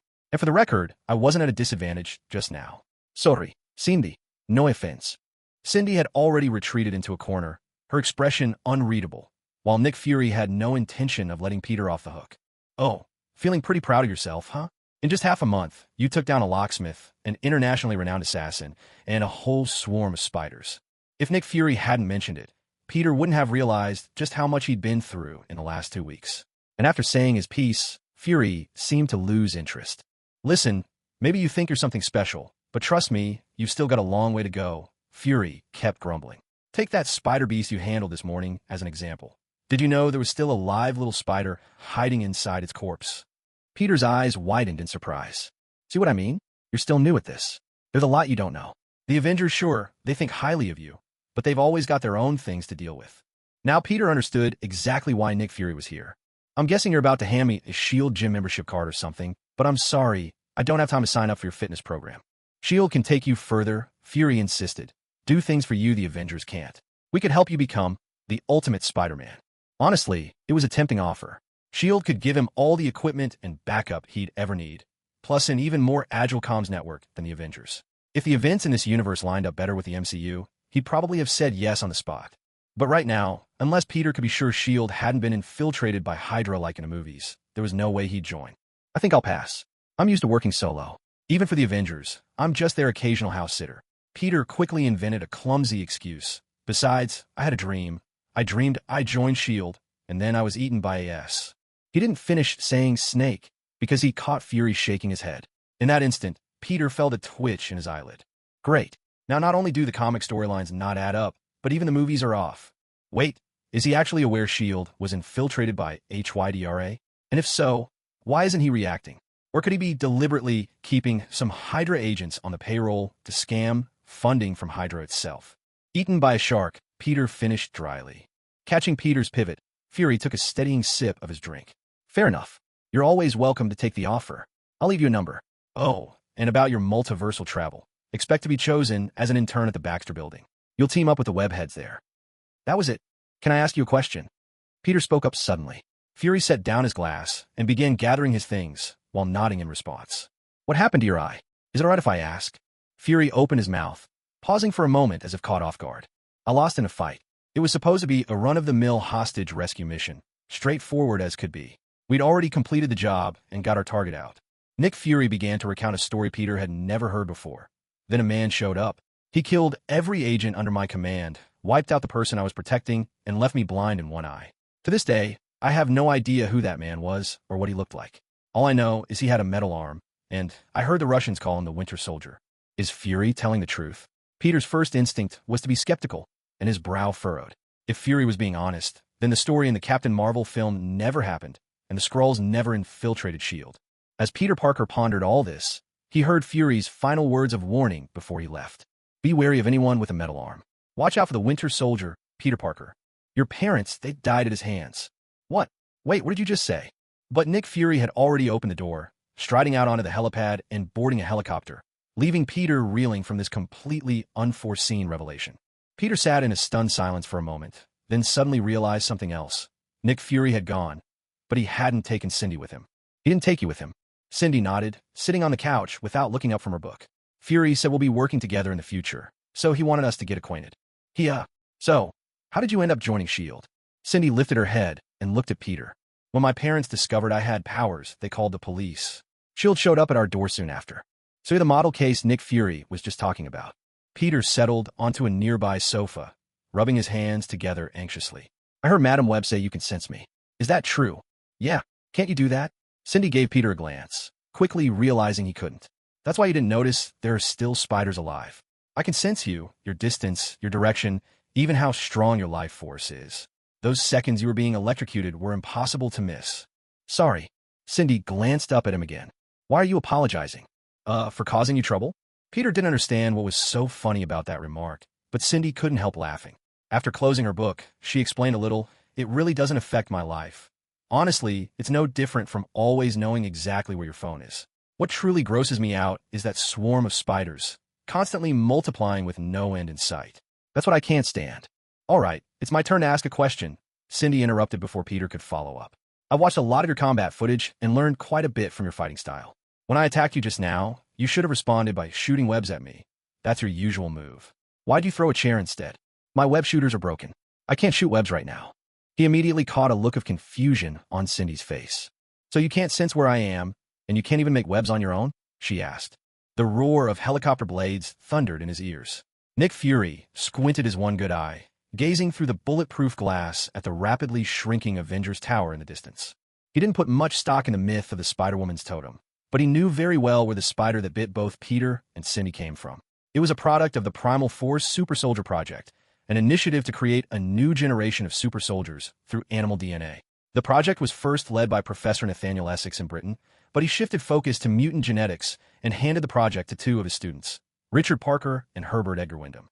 Wyndham had disappeared years ago, while Richard Parker chose the spider for his research subject. He and his wife, Mary Parker, worked side by side, but withdrew from the project a few years back, leaving Richard's own student, Jonathan Drew, to pick up where they left off. Their reason for walking away was clear. They discovered that the U.S. military had begun sharing the research with another, shadowy organization. That was why Nick Fury had recruited them in the first place. But his intervention came too late. The couple were eventually killed by the Winter Soldier's gun. The deaths of Richard and Mary Parker marked a major failure for S.H.I.E.L.D., but their sacrifice was not in vain. It tore the mask off Hydra's carefully constructed deception. The organization, which should have perished with World War II, had survived and worked its tendrils deep into the very marrow of post-war order. AIM, Roxxon, the Hand, the Hydra factions that have surfaced are just the tip of the iceberg. In brute force, what Hydra calls Project Number 2 internally, is only the beginning. Fury could feel a throbbing pulse at his temples. If just the public brute force program could already create 3 superpowered individuals, then how many monsters has Hydra secretly bred in their second project? Even more crucial, Fury was certain Hydra had planted agents inside S.H.I.E.L.D., but how many were there, really? Was there any way to root them all out? For Fury now, these were impossible questions to answer. He knows all this. Fury watched as Avengers Tower disappeared from sight, recalling the few things Peter Parker had just said, his brow furrowing in thought. Had Richard left something behind for him? Wilson, a cigar clenched between his teeth, strode into the basement of Fisk Tower, with Aaron Davis following silently behind like a shadow. Smoke curled and twisted under the harsh white lights. Something new was being built here, a state-of-the-art covert laboratory. It's a pleasure to see you here, Dr. Otto Octavius. Faced with a mechanical claw extended toward him, Fisk accepted the handshake with only a brief, measured squeeze before letting go. I trust you understand what I need. Spider-Man has become a serious disruption to New York's underground trade. I want weapons that can deal with him. I'm honored to help, Mr. Fisk, Otto replied, adjusting his glasses with one of his mechanical claws. But first, I need to collect enough data. I've witnessed Spider-Man's fights and recorded his clashes with Scare and the Spider Swarm. Even so, I don't believe we've yet seen the full extent of his abilities. If you truly hope to defeat Spider-Man, you'll first have to push him to his limits. As the old saying goes, keep your friends close, but your enemies even closer. Fisk's brow furrowed at these words. Test Spider-Man's limits? He knew that with the kind of people the New York mobs had now, even armed with every weapon imaginable, none of them would stand a chance against Spider-Man. These superpowered beings had changed the rules of the game. Numbers and firepower were no longer the deciding factors. So, if they want to take on Spider-Man, They need to create someone on par with Scare or the Spider Swarm. Build me a suit of armor. I'll handle Spider-Man myself. Aaron Davis spoke up. Fisk turned, meeting the steady, unwavering gaze of his trusted lieutenant. Leave it to me, Kingpin. I can get it done. Listen, Aaron, my friend.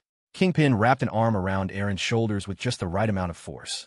I'll build you some gear, but it's not for fighting Spider-Man, got it? No need for us to get our own hands dirty. He then turned to Octavia. I'll hire a team of international mercenaries to test your new equipment, Dr. Otto.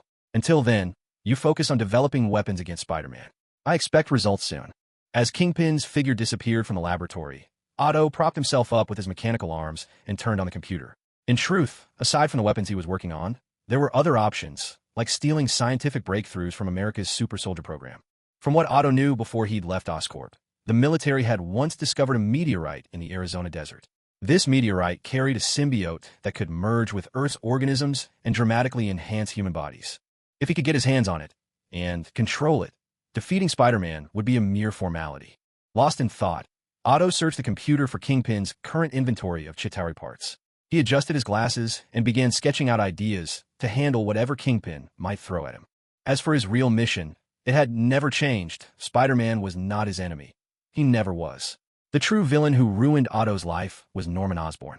Light particle imaging device? Handed to Quentin Beck. I can't believe Kingpin actually found someone who understands how that thing works. In fact, Quentin not only understood it, he'd been endlessly improving it. Now, staring at the fishbowl-like device in his hands, he found himself holding his breath. Is it done? I did it. I really pulled it off. He muttered to himself, rubbing his temples. Electrodes connected to the projector clung to either side of his head, and the images projected around the room shifted and danced. Then Quentin heard footsteps. The Kingpin's thugs, the ones who bullied him, were back. He glanced around in alarm, then down at the photon imaging device in his hands. He slid it onto his head. Beck, where's that little punk run off to? Two gangsters walked in, puzzled to find the room empty, and were about to leave. As they headed for the door, they ran smack into something invisible, and quickly realized what had happened. That damn kid's messing with us again. Hurry, find a way out. Feeling their way toward the door, they finally managed to step outside. Based on previous experience, as long as they got out of here, they could avoid being toyed with by Quentin and, afterward, give that bastard the punishment he deserved. But this time something seemed off. They exited through the door, only to realize that nothing had changed. They found themselves right back inside Quentin's studio. Suddenly, they were struck with brutal force. Heavy objects crashed down upon them, knocking them to the ground. As smoke filled the air, a man appeared before them. He wore a glass dome over his head and a suit of green armor. One of the gang members swung a punch at him, but it hit nothing but empty air. Tell Kingpin, I'm the one who'll deal with Spider-Man. Kingpin, who was in the midst of signing some contracts, looked up in disbelief when he heard this absurd news from his trusted associate, Aaron Davis. Are you serious? He asked, unable to believe it. That's what they said. Quentin finished that half-done fishbowl of his, then suddenly changed his attitude and declared he'd take down Spider-Man himself. Aaron was just as dumbfounded, but those were the facts. I think he's trying to avenge the chameleon, since the two of them got along fairly well. Kingpin grew even more confused. Were they really close? In all honesty, not particularly. But considering Quentin's always been timid and insecure, the chameleon was about the only one who ever said anything kind to him. So maybe that's enough. As he spoke, Aaron turned the question back to Kingpin. Do you want to meet with him yourself? Send him to Octavia's lab. A single fishbowl isn't going to be enough to handle Spider-Man. A few minutes later, Kingpin arrived to find Otto Octavia marveling at Beck Quentin. At this moment, Quentin had somehow acquired a gleaming suit of green armor and had strapped that enormous, fishbowl-like projection device onto his head. Kingpin distinctly remembered that the contraption was supposed to be transparent. Yet now, not even Quentin's face was visible. Ah, Mr. Kingpin. As always, Otto refused to use Fisk's real name. I've been chatting with Mr. Beck. He might not be an expert in optics, but his grasp of related technologies is truly remarkable, a rare and brilliant mind. I've just completed a comprehensive upgrade of the photon projection device. Its use is no longer bound by location, and it can now even analyze invisible light. Within a radius of 500 meters, I can manipulate any visual image, make people vanish, or show them things beyond their wildest imagination. Then, Mysterio uttered the boldest statement he'd made since Kingpin had forced him to work here. Mr. Fisk, first and foremost, I demand a raise. I want my weekly paycheck increased from $300 to $500. Kingpin was silent for a long time, fixing his gaze on Aaron. Aaron, too, remained quiet for quite some time. At last, Kingpin let out a weary sigh, his voice heavy with fatigue as he instructed the assistant who had followed along. Raise Mr. Beck's weekly salary to $5,000. Thank you. Otto Octavius was visibly puzzled by this. You were only paying him $300 a week? It started off at $1,000, Aaron explained, trying to justify his boss's decision. But he seemed a bit overwhelmed.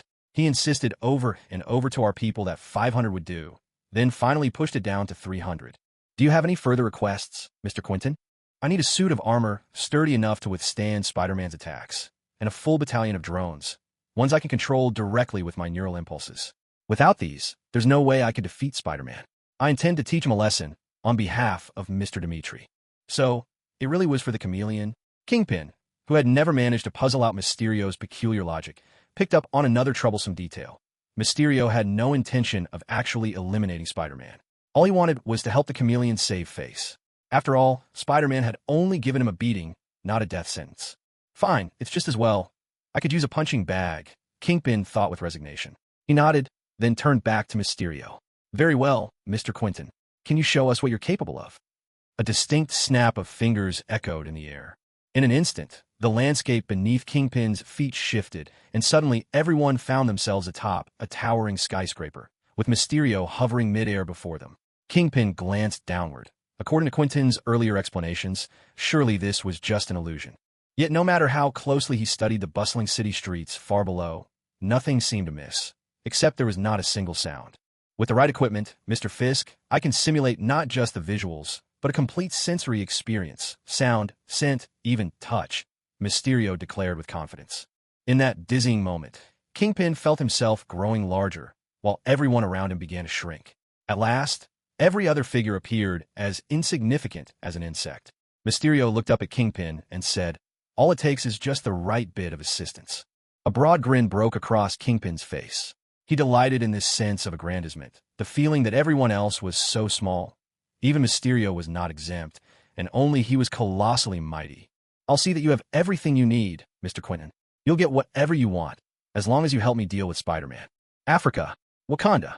After 3 days of relentless pursuit, the Avengers finally succeeded in tracking down the vibranium smuggler, Ulysses Klaue.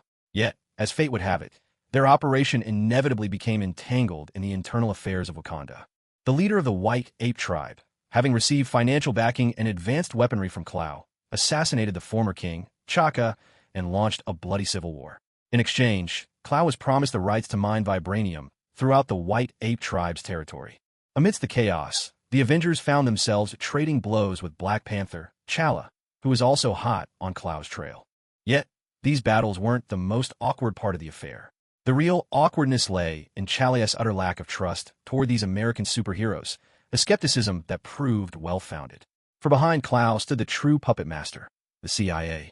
The bulk of the vibranium Klaue had been smuggling ended up padding the coffers of the U.S. military. In the end, Captain America, his face dark with fury, captured and roughed up every CIA asset and operative he could find, handing them over to T'Challa. In return, T'Challa turned Ulysses Klaue over to the Avengers, but not before severing one of Klaue's arms, in accordance with Wakandan law, and announcing to the nation that the Avengers were now friends of Wakanda. When I woke up, I heard that Jim, our original Human Torch, was dead. James, Wolverine, had lost his memory, and we'd become bitter enemies with friends who once fought by our side. More than once, I've asked myself, was the price we paid for victory in that war simply too high? Steve sighed, a rare bottle of vodka in hand. And now, you're all telling me that we're the fascists? That we've stooped to plundering the resources of other nations? I'm starting to wonder if this is what victory was supposed to look like. I think you might just have had too rosy a picture of America, Captain, Tony quipped, attempting to lift Steve's spirits. America's rarely been the good guy, except maybe for those few years during World War II. You just happen to live in a brief era when America was on the right side, and then you died before things got ugly. Welcome back to the real America. You know, sometimes I actually miss the war. Back then the lines were clear. The Germans were our enemies, Hydra were the bad guys, and we all fought for justice and freedom. There was no argument about it. Now, after a lifetime of fighting fascists, I'm suddenly the one being called a fascist. Hulk rested his chin on his hand, crouched inside the plane. He tapped the captain gently on the shoulder with a huge finger, and Cap could only murmur, "I'm fine." On the bright side, T'Challa has agreed to join the Avengers.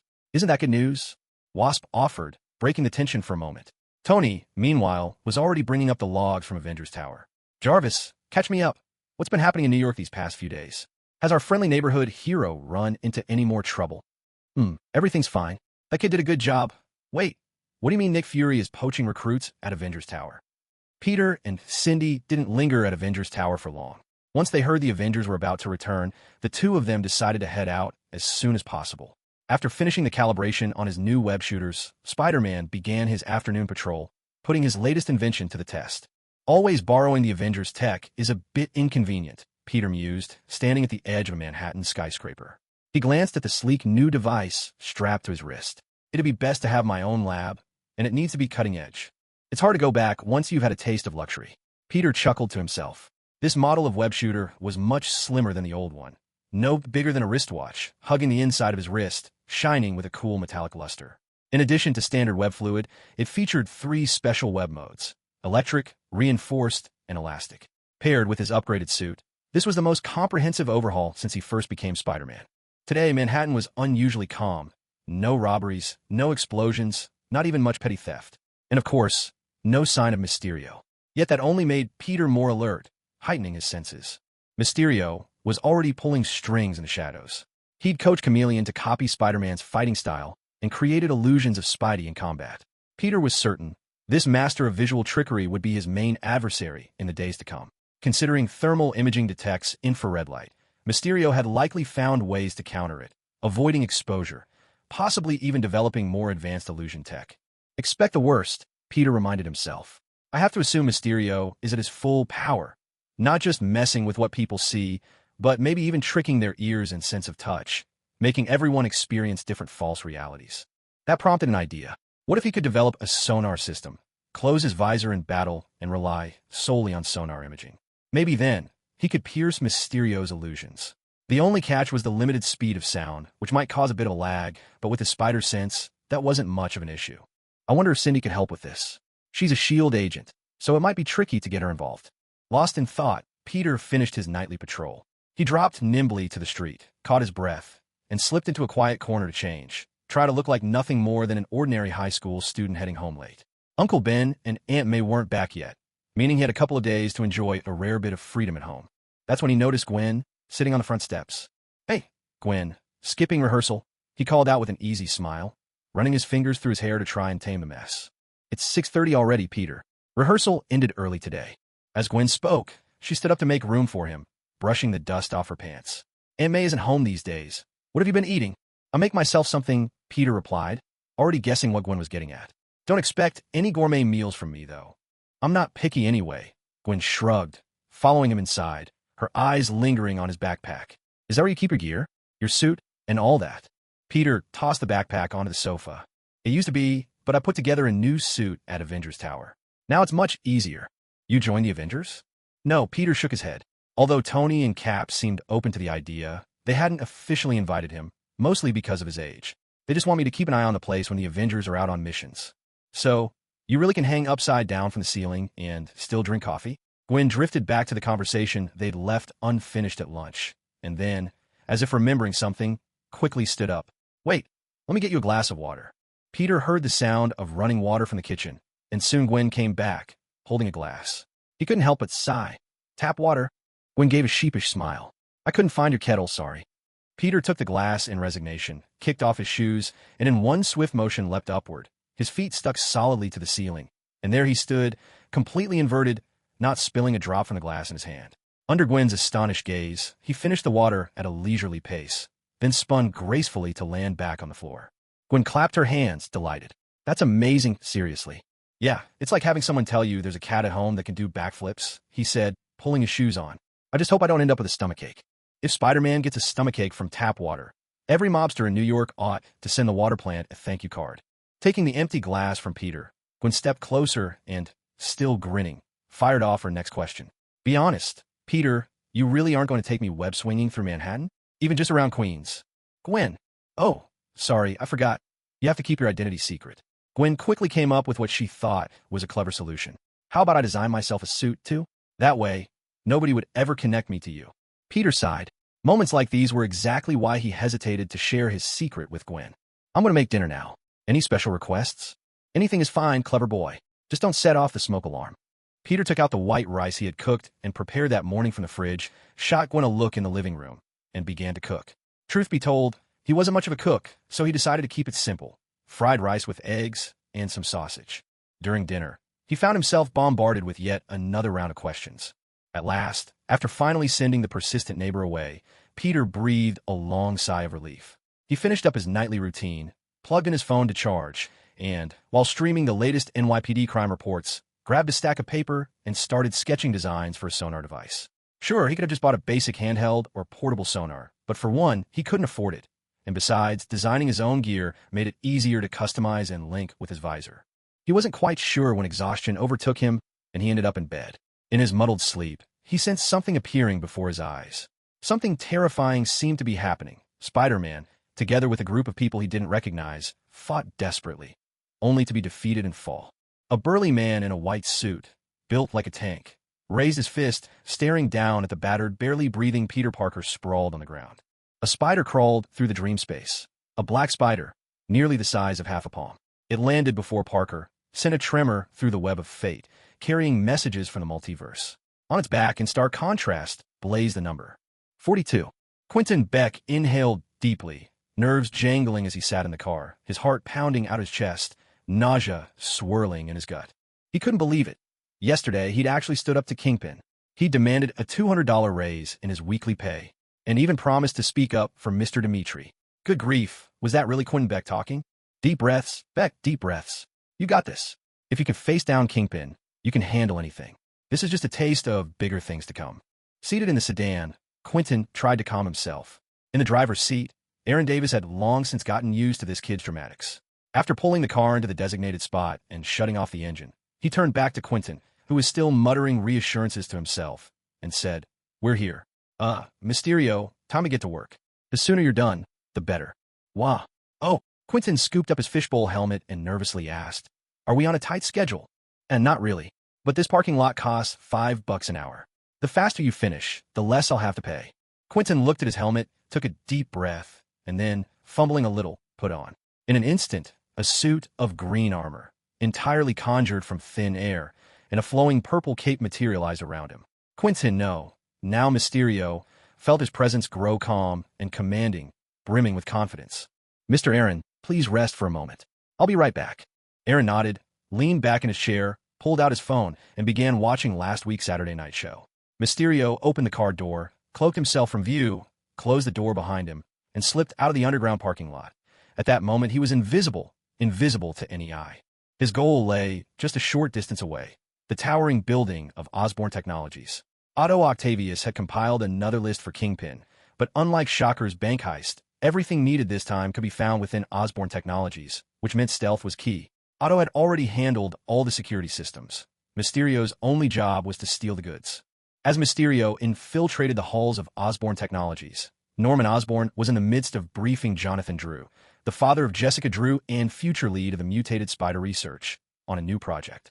The progress of the Savage Strength Initiative shouldn't be limited to spiders or scorpions, those arthropods, Norman insisted.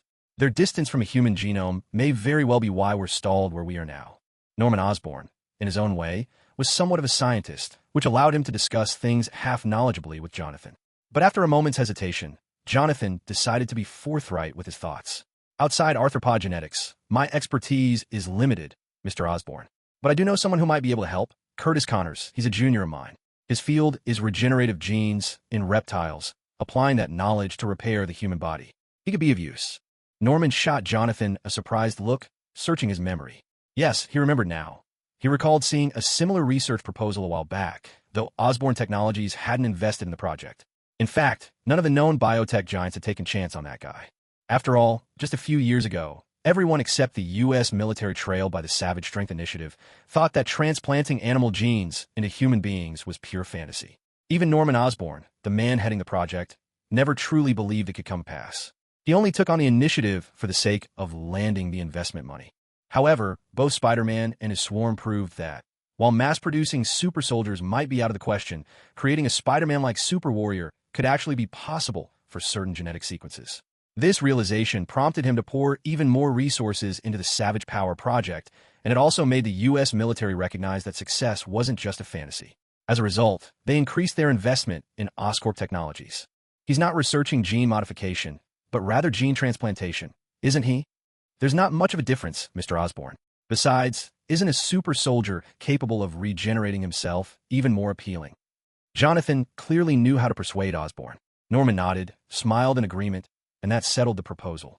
Relieved to have secured the investment for his junior, Jonathan didn't notice that, right at that moment, an invisible figure slipped by them unnoticed. A scorpion. Mysterio wasn't sure why Otto was interested in a mutated, irradiated scorpion, but he went ahead and stole it anyway, locking it up in a specially designed safe before taking it away. After all, according to Otto, that creature was just a bonus. What he really wanted was a composite material, something that would leave Spider-Man completely helpless. Under the cloak of illusion, it wasn't until long after Mysterio had left that people realized the scorpion was missing. By then, Mysterio had already arrived at the Oscorp Technologies warehouse. He pressed a modified Oscorp employee card to the security panel at the door, waiting for Otto to open it. Inside was an entire set of fabric that shimmered with a metallic sheen. Curiosity piqued, Mysterio whispered, "What exactly is this?" "Metallic bionic skin," Otto replied. "It's an unbreakable, bio-inspired structure. Problem is, it's so heavy that no one could possibly bear the weight of it. But if someone was strong enough to put on, I guarantee they'd be able to go toe-to-toe with the Hulk, let alone Spider-Man. How am I supposed to carry something that heavy? Just freeze a piece with the liquid nitrogen I gave you and cut it off. We don't need all of it, just a small sample." Following instructions, Mysterio gathered his spoils for the day and headed toward the exit. Suddenly, the blare of the alarm echoed throughout all of Oscorp Technologies, signaling the theft. Unperturbed, Mysterio manipulated the surroundings, ensuring that no one could spot him as he slipped out unimpeded.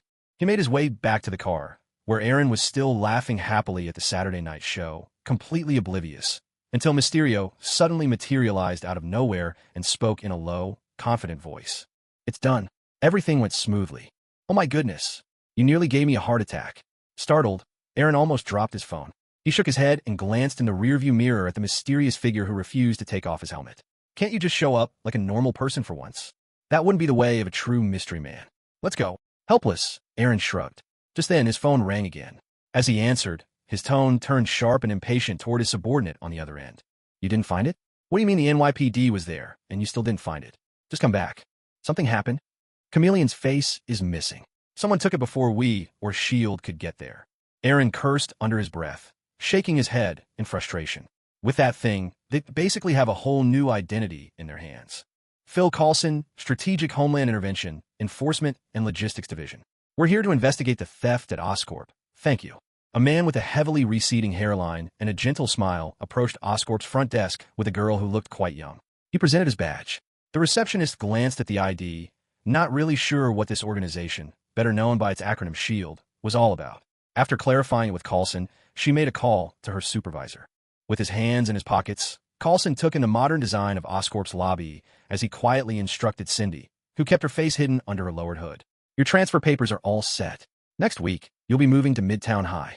From now on, you'll report directly to Director Fury, not me. This means your training with S.H.I.E.L.D. is officially over."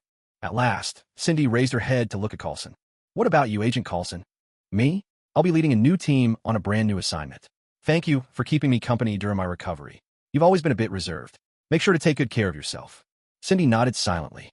As they spoke, Norman Osborn walked over, beaming and offering a firm handshake to Coulson. "Agent Coulson, it's a pleasure to meet you." Norman maintained his enthusiastic smile, gripping Coulson's hand tightly. "I'm grateful that S.H.I.E.L.D. is concerned about the loss of our property, but unfortunately, this case is highly confidential and I'm unable to share any details with you. We have evidence suggesting that the Oscorp break-in could pose a serious threat to public safety. This is our responsibility." Norman's expression took on a more intriguing, cryptic quality. Most people are actually unaware of S.H.I.E.L.D.'s existence. Even after the Battle of New York, although a portion of the public learned of it, hardly anyone truly understood what S.H.I.E.L.D. does. In fact, there are several common misconceptions about S.H.I.E.L.D., and one of the most widespread is the belief that S.H.I.E.L.D. is an American institution. That's not quite accurate. S.H.I.E.L.D. is more correctly described as an international agency under American control. Its predecessor, the Strategic Scientific Reserve, was founded by the Allied forces on the Western Front.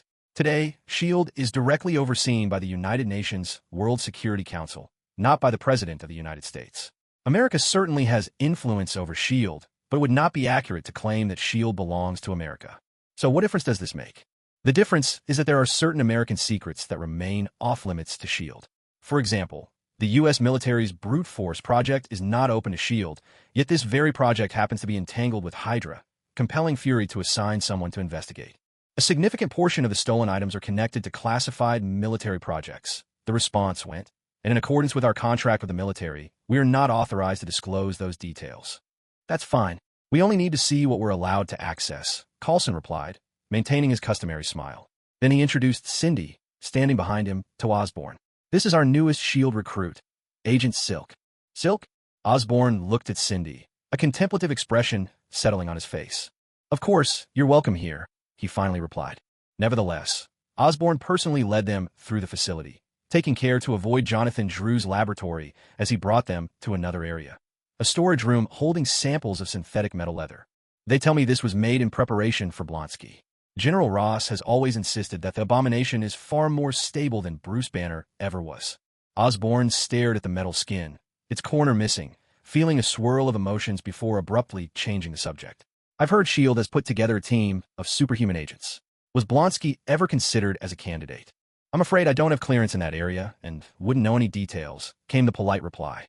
That's truly a pity, Norman remarked, feigning disappointment. In reality, from the moment he set foot inside, he'd been carefully sizing up the S.H.I.E.L.D. agent they called Silk. If even he and Tony Stark could unmask Spider-Man, surely S.H.I.E.L.D. could do the same. So why had these obsessively resourceful people, always chasing after superpowered individuals, never tried to recruit Spider-Man? Now, standing face-to-face with Agent Silk, everything fell into place. S.H.I.E.L.D. already had a spider of their own. That day, it wasn't just Peter Parker and the Spider Swarm who were chosen. Now, there was a third. This was definitely Coulson testing her, trying to use her as a way to probe his intentions. Norman chuckled softly. There was no way he'd ever let them know the real progress of the Savage Strength program. But there were related matters he could afford to reveal. If he could also take the opportunity to have this spider agent undergo some tests and checkups at Oscorp, that would be even better.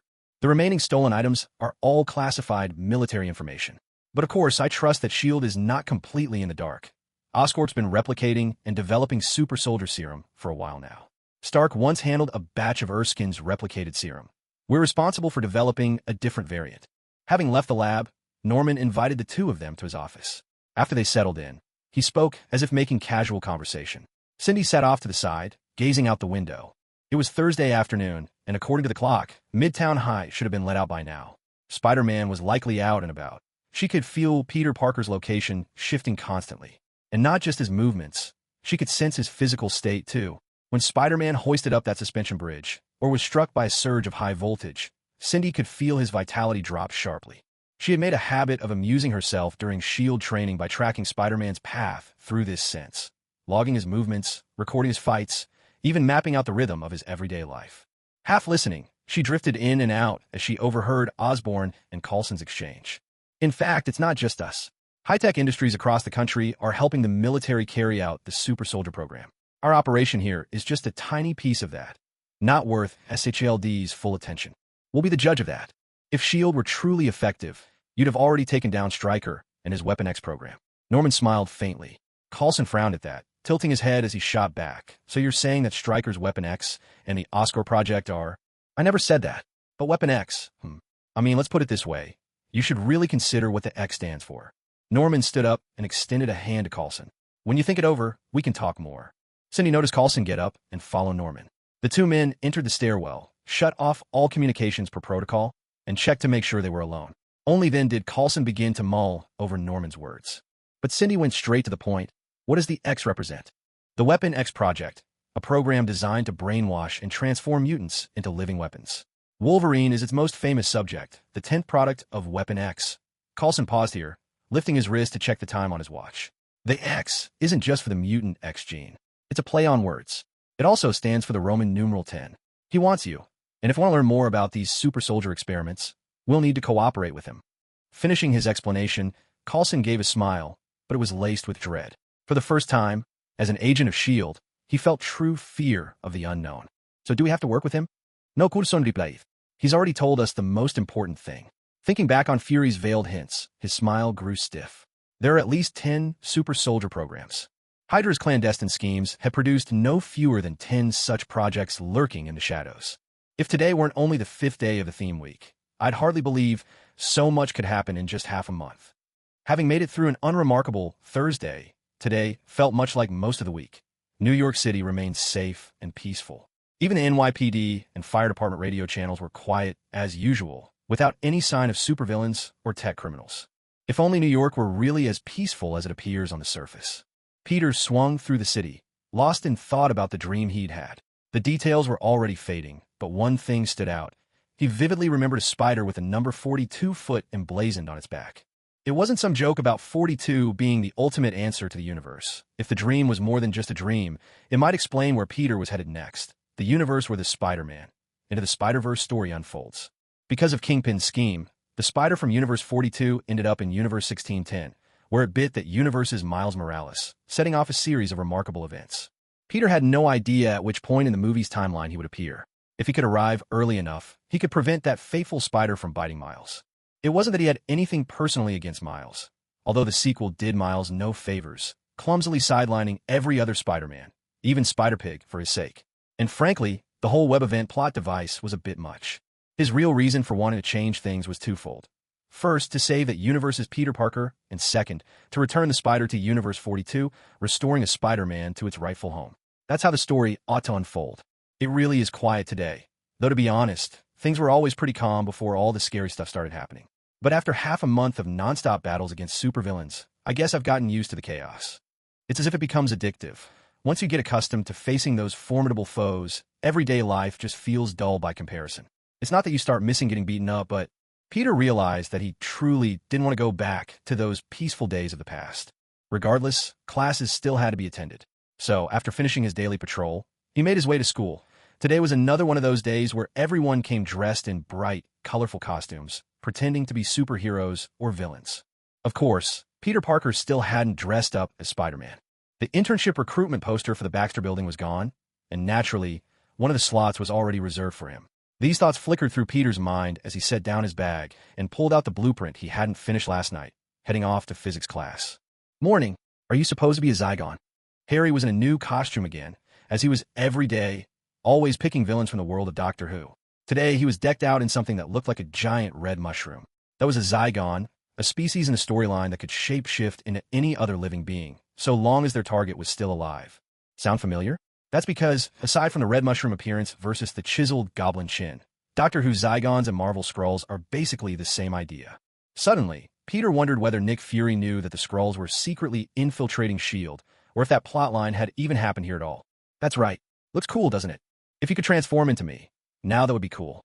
Peter shot back with a grin, then composed himself and shared his own news. I got the internship at the Baxter Building. Really? Harry's face lit up with a huge smile. Congrats. I knew I didn't have a chance, so I never applied. Why didn't you even try? I just didn't think I could do it. Harry's answer felt strangely familiar to Peter, though he couldn't put his finger on why. With a sigh, Harry glanced around. I can't even work up the nerve to invite a girl to the homecoming dance tomorrow. It took Peter a full 3 seconds to process that, and he blurted out, Wait, you're thinking of asking someone to the dance? Of course. I'm not like you. If you didn't know anyone here, you'd still have that childhood friend to fall back on and invite. Harry sighed again, and just as Peter was about to offer some encouragement, Amadeus bounced into the room, literally hopping with excitement, a rare sight for him. Guys, you'll never guess what just happened. Amadeus was way more excited than Peter. I got the internship at the Baxter Building. Oh, congratulations.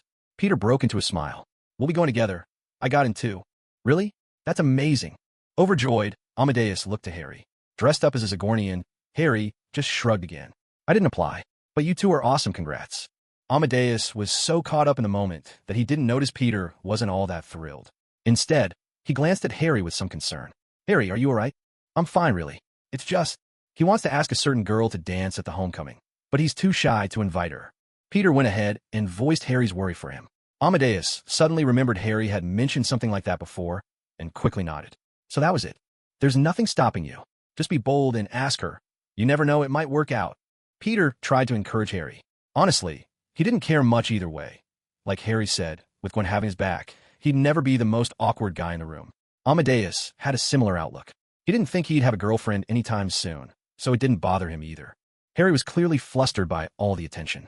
Eventually, Peter settled for a less ambitious question. At least tell us her name. Her name's Liz. She's a freshman like us, Liz Allen. I've never seen anyone so beautiful. Something stirred in Peter's memory.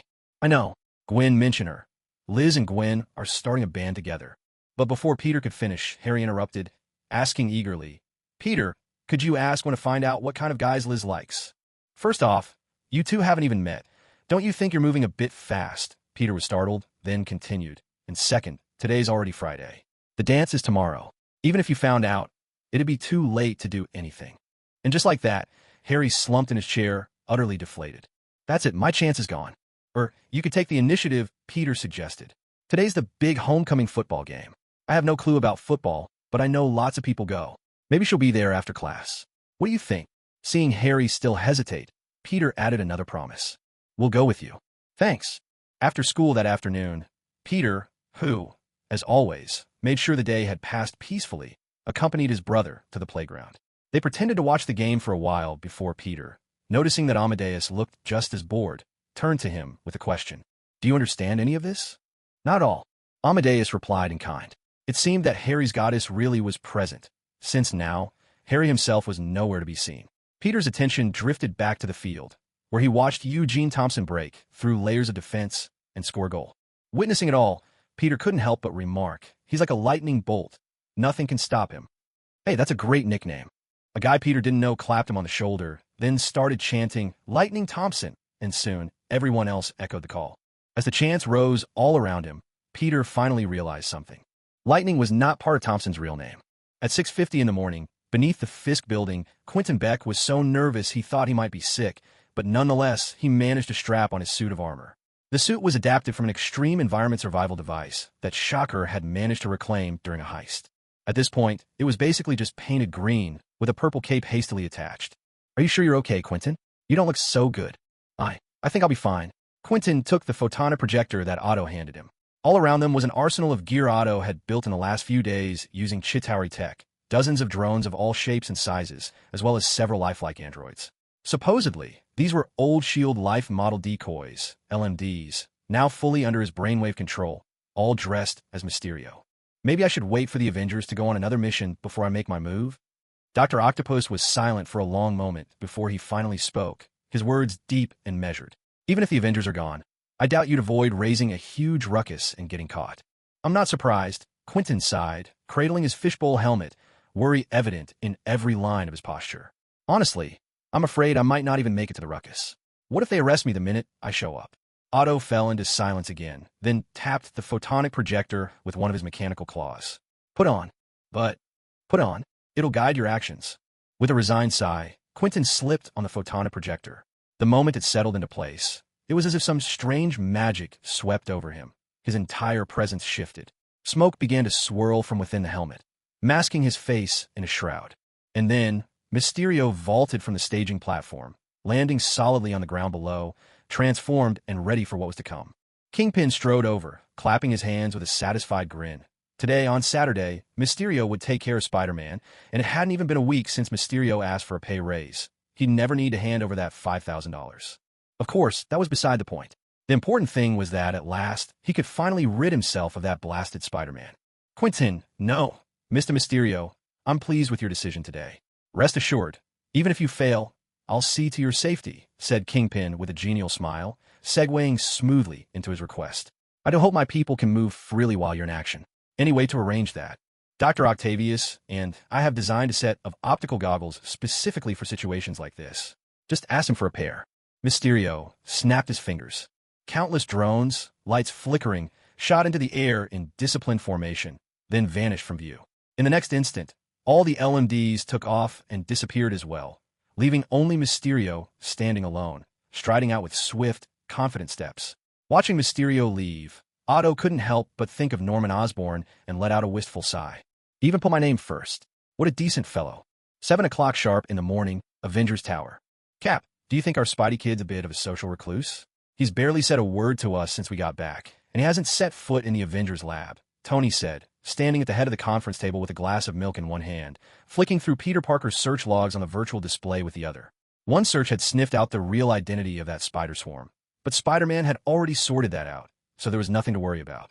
Another frequent search, Quentin Beck, a Hollywood special effects artist who'd been missing for more than 2 months. Conned several studios into investing in new visual effects tech, sued by a bunch of effects houses. Tony yawned, tossing a bundle of old headlines into the digital trash, before glancing up to see Cap hadn't answered. He shot back. Hey, you listening to me, Cap? Sorry, my mind was somewhere else. Captain America sat cross-legged, eyes fixed on the sketchbook balanced in his lap. He just finished sketching Black Panther T'Challa. In a few days' time, they'd hold a press conference to announce T'Challa's official membership in the Avengers. Having a non-American join, especially a leader from the developing world, would hugely boost the team's international reputation, further helping the Avengers distance themselves from both the U.S. government and S.H.I.E.L.D. Where's Hank? He was studying that thing Spider-Man left at Avengers Tower, the projector, or whatever it's called. Captain America wasn't entirely sure what it was, but his brow was furrowing because in the distance, plumes of green smoke were rising high into the sky over the streets of New York City. He set his sketchbook aside, gazed steadily at the drifting smoke, and then turned to look elsewhere. It wasn't just ahead. Similar smoke was spreading all around Manhattan, hanging heavily over the city. Tony? What were those things? Tony Stark glanced at the clouds of smoke, then called out for Jarvis to run a spectral analysis. In less than a second, Jarvis provided a response. Warning, spectral data error. Unable to detect or analyze any chemical components. And then, out of the billowing haze, one after another, towering figures began to rise, each several hundred feet tall, with round, glass-domed heads, clad in green, scale-like armor, and draped in wide, purple capes. They crossed their arms over their chests and stood tall with pride. Citizens of New York, prepare to welcome Mysterio. The giants lifted their hands high. One of them floated above the rest, his domed head gradually aligning with the newly risen morning sun, his form beginning to fade until all that remained was an enormous glass helmet. Like ink slowly spilling into a glass of water, black smoke filled the helmet, and within seconds, the sun was completely blotted out. The world slipped into a brief darkness, and the stars began to twinkle, casting their light on Manhattan at 7 in the morning. All of New York plunged into pitch-black night. But almost instantly, thousands of lights blinked on from the Avengers Tower, the Empire State Building, and other landmarks, sweeping beams illuminating the sky in perfect order. The giant Mysterio hovered midair, then took a delicate step forward. Under his feet, the swirling green smoke transformed into smooth, emerald-like steps. Each of his footsteps echoed distinctly, clear as striking crystal, as he proceeded down slowly from midair. There were no cameras, no equipment, and yet every big screen across New York City was suddenly displaying the image of Mysterio's stately descent. You have 10 minutes, park your cars, find a quiet cafe, restaurant, or library, or just stay at home. Turn on your phones. Enjoy the perfect performance Mysterio has prepared for you. If you can't do that, the streets of New York will become very dangerous. Mysterio lifted his hand, and as he did, the spotlights shining on him snapped off one by one. A waning moon began to rise in their place, its silvery radiance growing ever brighter as it shone down on him. Mysterio bowed deeply, just like a maestro greeting his audience before beginning the show. When I perform, crime rates across New York might shoot through the roof. So, I invite all superheroes in New York to try and stop me. Once I'm stopped, everything goes back to normal again. Audio track data analysis complete. Target confirmed as missing person Quentin Beck. Per Mr. Peter Parker's suggestion, all optical data collection will be disabled. Observation will proceed using sonar imaging. Switch to electromagnetic imaging, Jarvis. Get the Centurion in position. Tony stylishly downed the milk in his hand, cutting off Captain America just as he was about to stand. Keep working on your art there, art student. Iron Man's got this. Mark 33, Silver Centurion, is in position. A streak like a shooting star shot up from Avengers Tower, rocketing straight towards Mysterio, who was suspended in midair. The supersonic armored suit tore right through Mysterio's illusion, but caught nothing at all. Instead, the Phantom spun around and fired a beam of energy, catching Iron Man as he overshot, blasting him out of the sky. He crashed down in Central Park, carving a deep furrow into the grass. No feedback from electromagnetic imaging. Enemy device likely employs cloaking technology. Next time, give me a heads up about this sort of thing, Jarvis. Switch to sonar imaging. Crawling out of the ditch, Iron Man glanced at the display, which was now crowded with markers for hostile drones, all of them aiming their barrels right at him. He went silent for a moment. Holy cow. Saturday morning, 6:30. If someone happened to enter the server room of Fist Tower at this time and looked very carefully, they'd spot a data cable trailing from the main server into the ventilation duct. Inside the grimy vent, a freak in a red bodysuit, Spider-Man himself, was illegally hacking in, his keystrokes muffled by the vent's ever-present, droning hum. There are plenty of villains in New York, but only a few have the resources to hire the likes of Shocker, Chameleon, and Mysterio. Obviously, it's got to be one of the city's heavy-hitting, deep-pocketed players. Folks like Fisk the Kingpin, Hammerhead, or maybe high-tech outfits like AIM or the Alchemists, or even Hydra. Peter, clueless as to who exactly was behind the latest antics, decided to make use of the brief downtime after dealing with the Spider-Bots to poke around and investigate a little. Nothing, still nothing. Fisk's database is as squeaky clean as last time. It's like it's just been scrubbed. Where do you stash your dirty laundry, Wilson? This wasn't Peter's first time sneaking into Fisk Tower. In fact, he'd come here once before, even before his first showdown with Shriek. Back then, just like now, he found nothing of interest.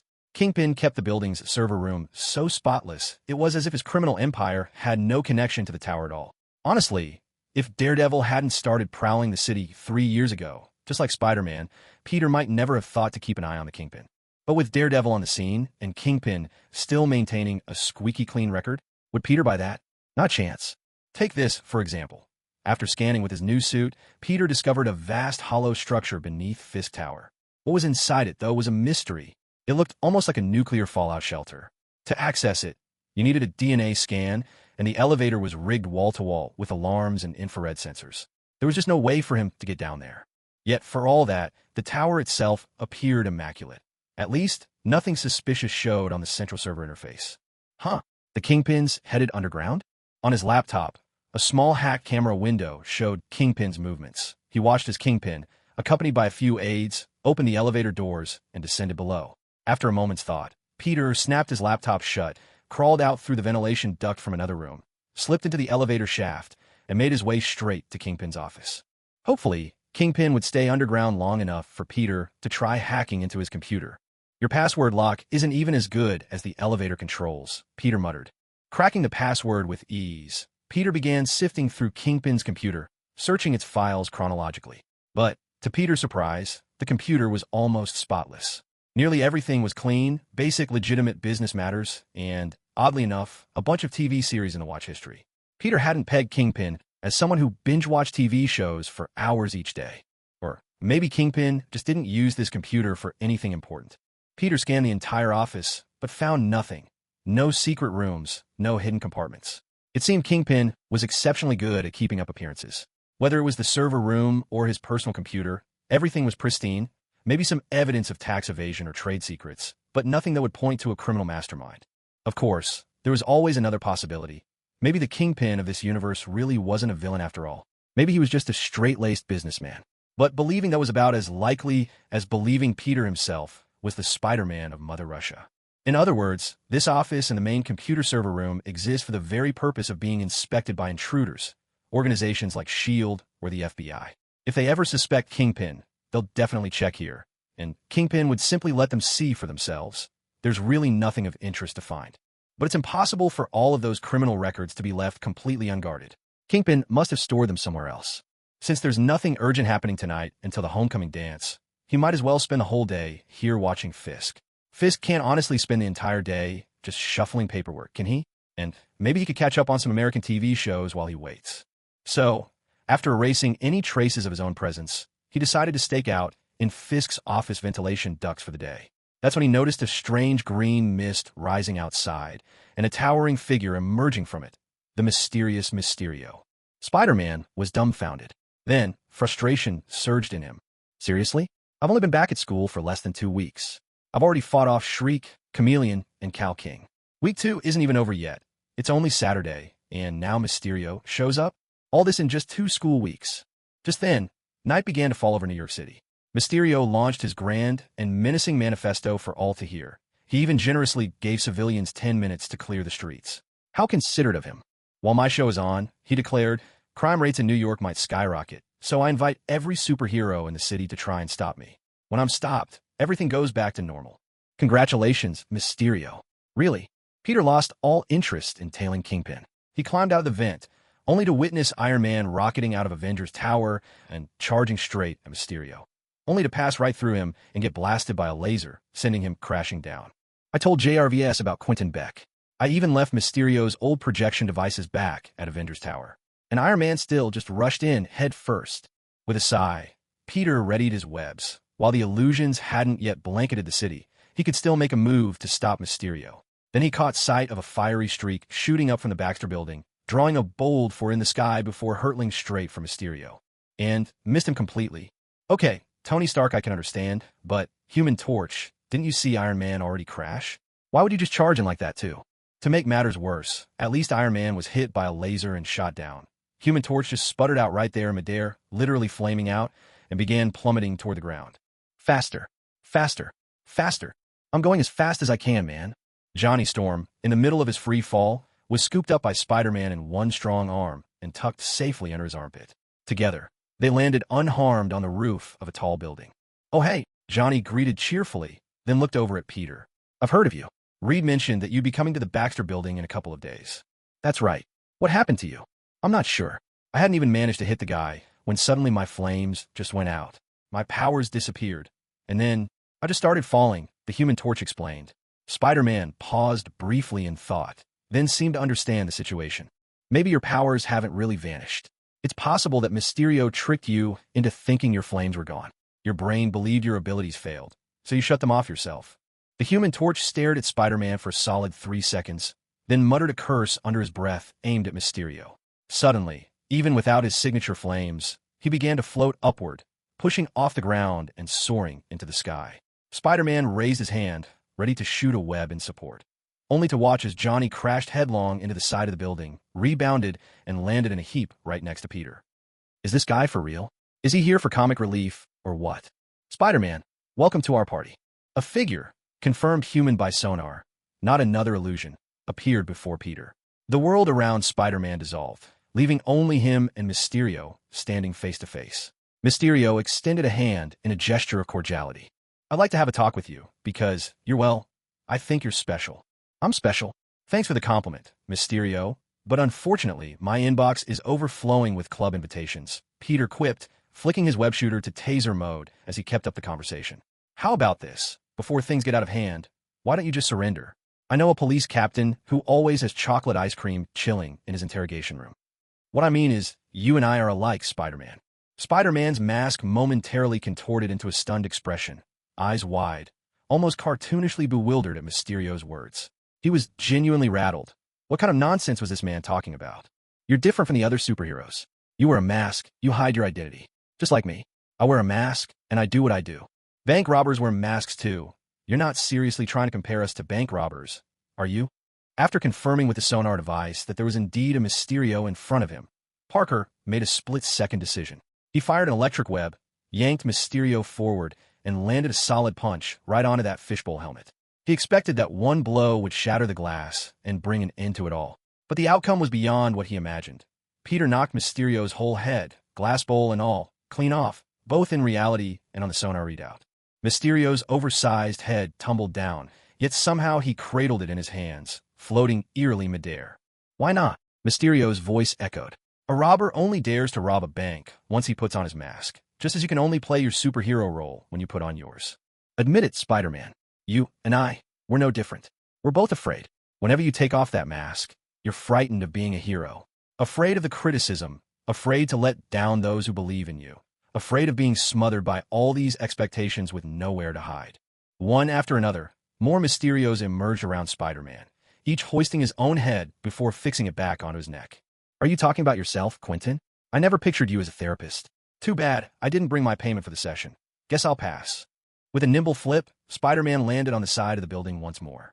He fired another web and snagged the one Mysterio among the countless illusions that actually had substance, yanking him violently and smashing him into the wall. The Mysterio instantly broke into pieces. Spider-Man was sure he hadn't used much force. As he glanced up at the dim sky, he picked up a fragment of Mysterio's remains, feeling the metal components and wiring beneath his fingers. A robot? Don't tell me you're just sending out these machines to fight for you while you lie low somewhere safe? Of course not, Spider-Man.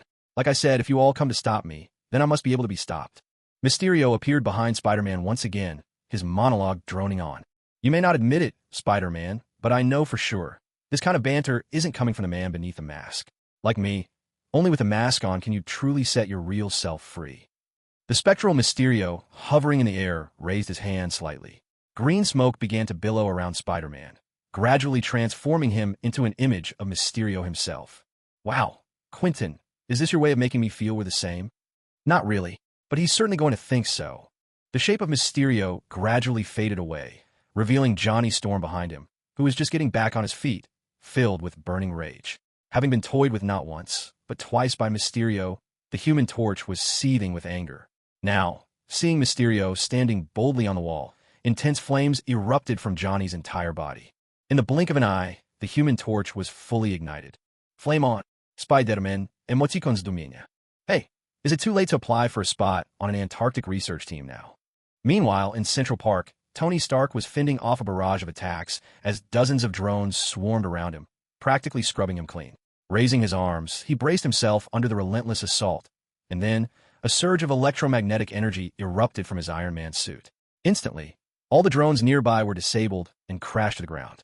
How about using an EMP to take out all these drones? The illusion now covers all of Manhattan Island. There's no guarantee hospitals and other critical facilities will keep running. Then deploy every Iron Legion suit we've got. Have them circle Manhattan, scan with sonar, and build a real-time model of what's happening. While they're at it, record everything those things are doing. He picked up one of the drones and fished out an intricate little sphere from inside. Jarvis, run an analysis on this gadget. This device is distorting all local optical readings. Scanning is impossible. Hank, are you working on this circus magician's old gear? Any leads? It's tough to say, Tony. According to the sample Spider-Man sent over, these projectors don't seem capable of altering the scene on the fly. They can only cast preset illusions. Quentin Beck must have modified them. The guy is a real genius. You said the same thing about Ulysses Klaue's sonic cannon last time. Tony couldn't help but mutter, poking fun at Pym's admiration for mad inventors. Then he issued orders to the Avengers. Hank, keep digging. Figure out a way to neutralize this tech. And remember to shut your lab door, so you don't get interfered with. Cap, let Jarvis get you a pair of sonar goggles.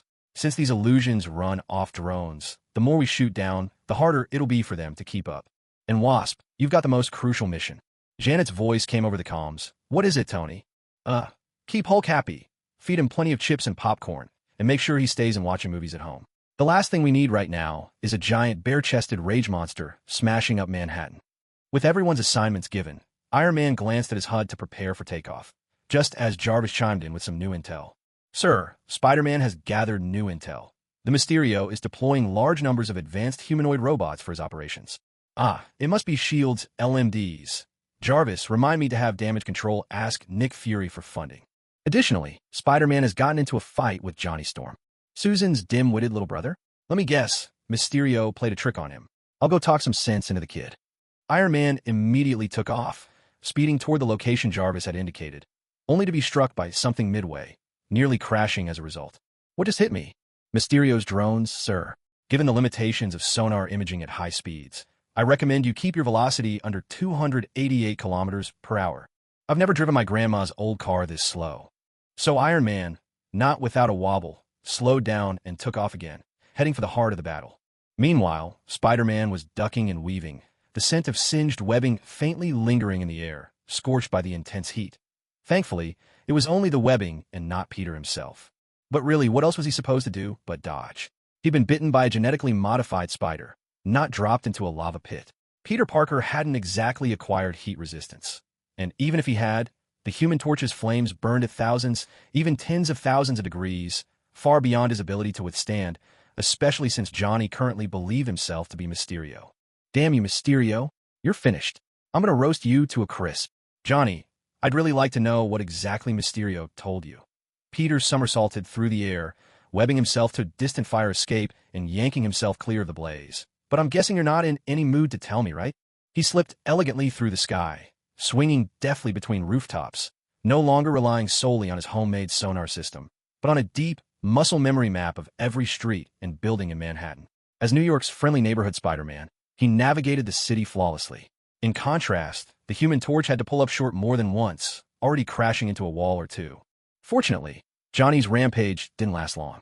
Another Mysterio dove in from above, grabbing him midair, and Tony Stark's voice came through Peter's suit comms. Okay, kid, leave this one to me. Mr. Stark, I think I might have. Then do it. I'll handle a hothead. With the Human Torch firmly in his grasp, Iron Man finally released his speed limits and rocketed skyward at full power. His holographic display filled with warnings about rising temperatures and suit damage. At these thousands of degrees, even the latest Iron Man armor couldn't hold up for long. "Sir, the suit is approaching its overheating limit. I've got it under control." Ignoring the constant stream of colorful language coming from Human Torch, Tony blasted through the darkness, breaking into broad daylight. Human Torch, clutched tightly in his arms, started to fizzle out from the lack of oxygen at such high altitude. Now in Iron Man's grasp, he looked completely at a loss. "Should I tell Susan you almost turned Spider-Man in a barbecue?" "No, no, no. Please don't tell my sister." Human Torch waved his hands frantically. "She'll totally chew me out. Please, Stark, I know you two are close." After descending to a safer altitude, Iron Man finally let him go. With his powers reignited, Human Torch barely had time to recover before a firm warning was delivered. "Then stay put somewhere safe. The last thing Manhattan needs right now is a walking fire hazard." Watching Iron Man rocket off back into the shadows, Human Torch opened his mouth to speak, but thought better of it. With a helpless sigh, he turned and flew back toward the Baxter Building. Iron Man, meanwhile, hugged the boundary where darkness met daylight. No projection devices detected at this altitude. "So our circus ringmaster must be projecting from the ground," Tony muttered, pulling out the small sphere. High above the city, he scanned and analyzed, then transmitted the new projector's data to Hank Pym. In the meantime, he had Jarvis work on a parallel analysis. But as soon as Tony crossed into Manhattan's shroud of darkness, he found himself plunged into utter blindness. Without hesitation, he had Jarvis disable all optical feeds, switching to sonar imaging only, and muted all audio input. Sealed off inside the armor, he funneled outside information through a separate interface.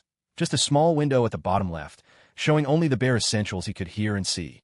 "Tony Stark, a nuisance, and a man determined to ruin my performance." Mysterio floated before him, arms crossed, but sonar imaging proved there was no one actually present. Tony braced himself for a maniacal monologue, but instead, what he got caught him completely off guard. "To deal with you, I prepared a special treat, Tony Stark." "I don't much like surprises," Tony shot back. "Oh, but this one isn't for you." A sudden attack slammed into his armor, an explosion so powerful it sent the Iron Man suit flying. Several seconds later, Jarvis's voice finally broke through the static. "Sir, I've detected a surface-to-air missile launch." "Perfect timing, Jarvis," Tony replied wryly. "I know exactly how you sabotage my show, Avengers." Mysterio approached Iron Man Sonics. "But surely you, of all people, should realize that in this era, weapons outpace sound with the greatest ease." The scene shifted back to Earth. As another Mysterio ascended into the sky, Peter scratched his head, then decided to keep moving forward. During his battle with the Human Torch, he remembered Susan, the Invisible Woman from the Fantastic Four. He wasn't sure, but Peter thought maybe Susan's powers could be the key to dealing with Mysterio, so he made up his mind to seek help at the Baxter Building. Moreover, for all of Mysterio's dramatic spectacle, the special effects seemed oddly sparse, as if he were waiting for something. "Welcome, citizens of New York. It's been a full 30 minutes. By now, you've all found somewhere to hide, I expect. And now, I'll be adding a little rule to spice things up." Mysterio's illusions appeared at every corner of New York, brazenly broadcasting his wicked designs and making no attempt to hide his contempt for the heroes and their countermeasures. "Some of you have tried to cheat your way out of my show, which is thoroughly disappointing to me. So, I've tracked down the superheroes' whereabouts. They're about to receive my special gift." According to sonar, a dozen drones were rapidly closing in on Peter. Yet his spider sense picked up nothing dangerous. Still, for reasons he couldn't quite place, Peter felt it best to stay on the move. The drones launched themselves at him in a kamikaze rush.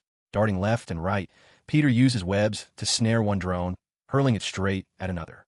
But every drone that crashed to the ground unleashed a violent electromagnetic pulse, flooding the area with disruptive energy. Mysterio had caught on. They were using sonar to counteract his optical illusions. That's why he'd armed his drones with localized EMPs, aiming to cripple the hero's sonar equipment. Iron Man couldn't risk a massive EMP that would shut down all of Manhattan. Mysterio needed only to get the blast close to a hero. Fortunately for Peter Parker, he never relied on sonar alone.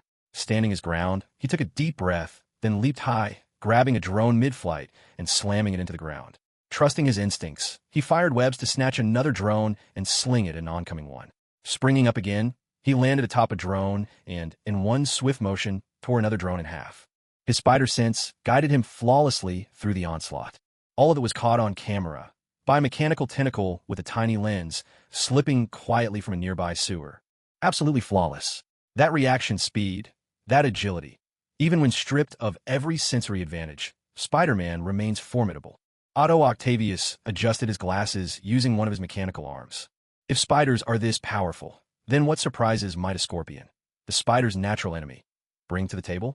Iron Man soared just outside the area shrouded by Mysterio's illusions, armored in his Mark 33 suit. The moment he entered the zone of illusion, he would lose visibility of everything inside and would have to slow down. But if he slowed his pace, the anti-air missiles would lock onto him. He was already constantly under their threat.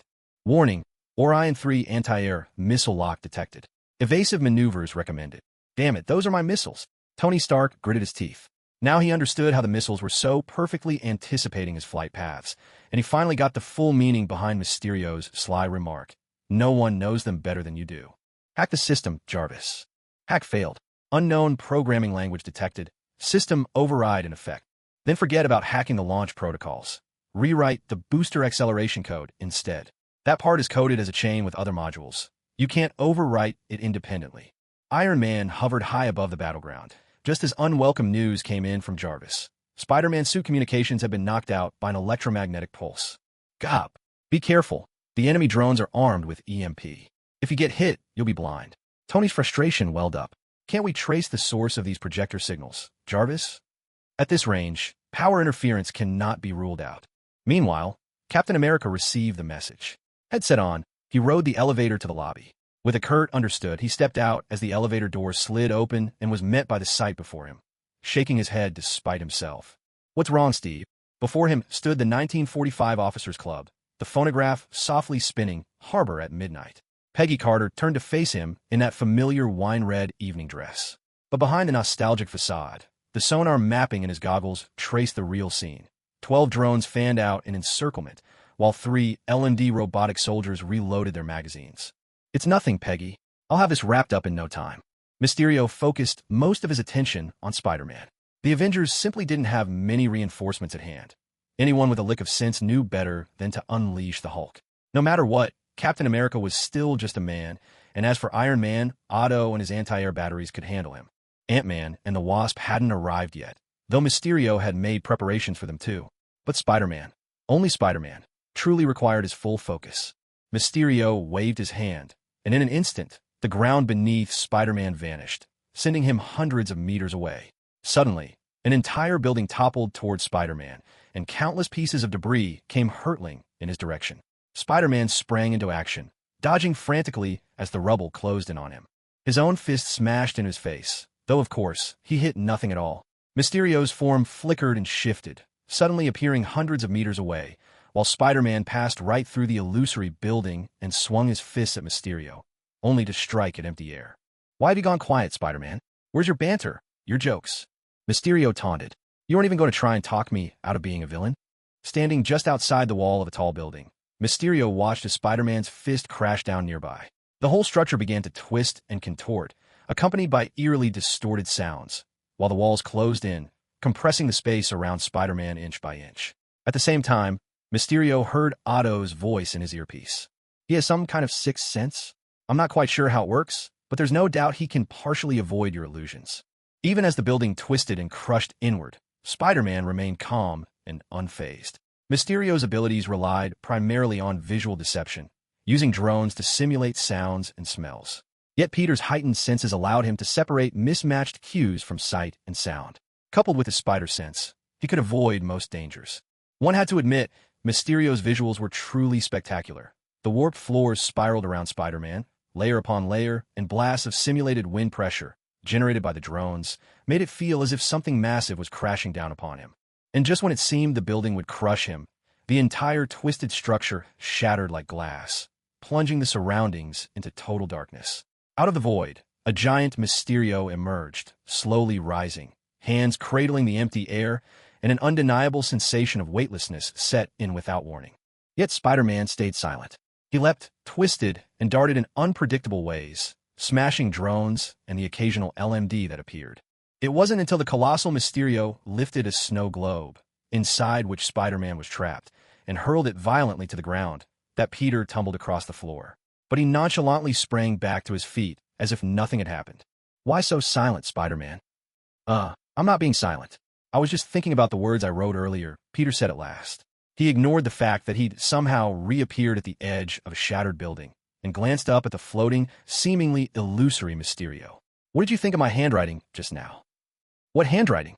He didn't finish his sentence because right before his eyes, Spider-Man seemed to be yanked away by something in an instant. Waving his arms, Spider-Man swiftly vanished from Mysterio's sight, leaving Mysterio glancing around in confusion. What just happened? As Peter was dragged off, he slammed into what felt like a wall. His back began to ache again, naturally, but in his ears came an unfamiliar voice, one he was oddly glad to hear in this desperate moment. How can you be sure I'd understand you were writing in the air to communicate? Cindy asked as she pulled him upwards, hauling him to higher ground. Peter had no idea where she was taking him, but he was quick to answer her question without giving it much thought. Because you're a S.H.I.E.L.D. agent. I trust you have at least that much skill. And besides, I figured you'd help me out with a small favor like this. Why would I? Well, it's really just a simple task. Once Cindy had dragged him into a room, she immediately closed the window and drew the curtains. The illusions all evaporated at once. This was a bedroom in some apartment whose location Peter didn't recognize, and there was a computer set up in the corner. He looked over at Cindy. She hadn't changed into her spider suit, but there was spider silk fastened around her waist. That probably explained how she managed not to lose her way in Mysterio's illusionary landscape. Clever idea, Peter commented. He removed his mask, took out a data cable, and connected it to the computer, starting to reboot his suit. At the same time, he linked into the Avengers communication channel. Tony's voice broke through, sounding cheerful as soon as he saw Peter reconnect. Hey there, Pajama Kid. How's it going? We need to find Quentin Beck's real location, or else, well, short of blasting Manhattan with an EMP, we're out of options. Cap's trapped in the Avengers Tower lobby, Tony reported, his tone grim. I'm working on disabling Mysterio's anti-air missiles. Just give me another 2 minutes. No, actually 1 minute. Hank, any luck on your end? Jarvis can't trace the data source. At least not in the short term. Mysterio's signal seems to be broadcasting from all over Manhattan. There's just no way to pinpoint it. Ant-Man replied with the conclusion he'd gotten from Tony's scans. But the range of a single projector is only about 500 meters, so there's got to be a real source somewhere.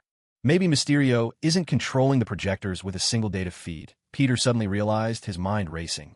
If he can conjure illusions anywhere in Manhattan at any time, it means he's constantly dealing with immense amounts of information, not just monitoring everything, but rendering detailed models and seeing all the visuals in real time.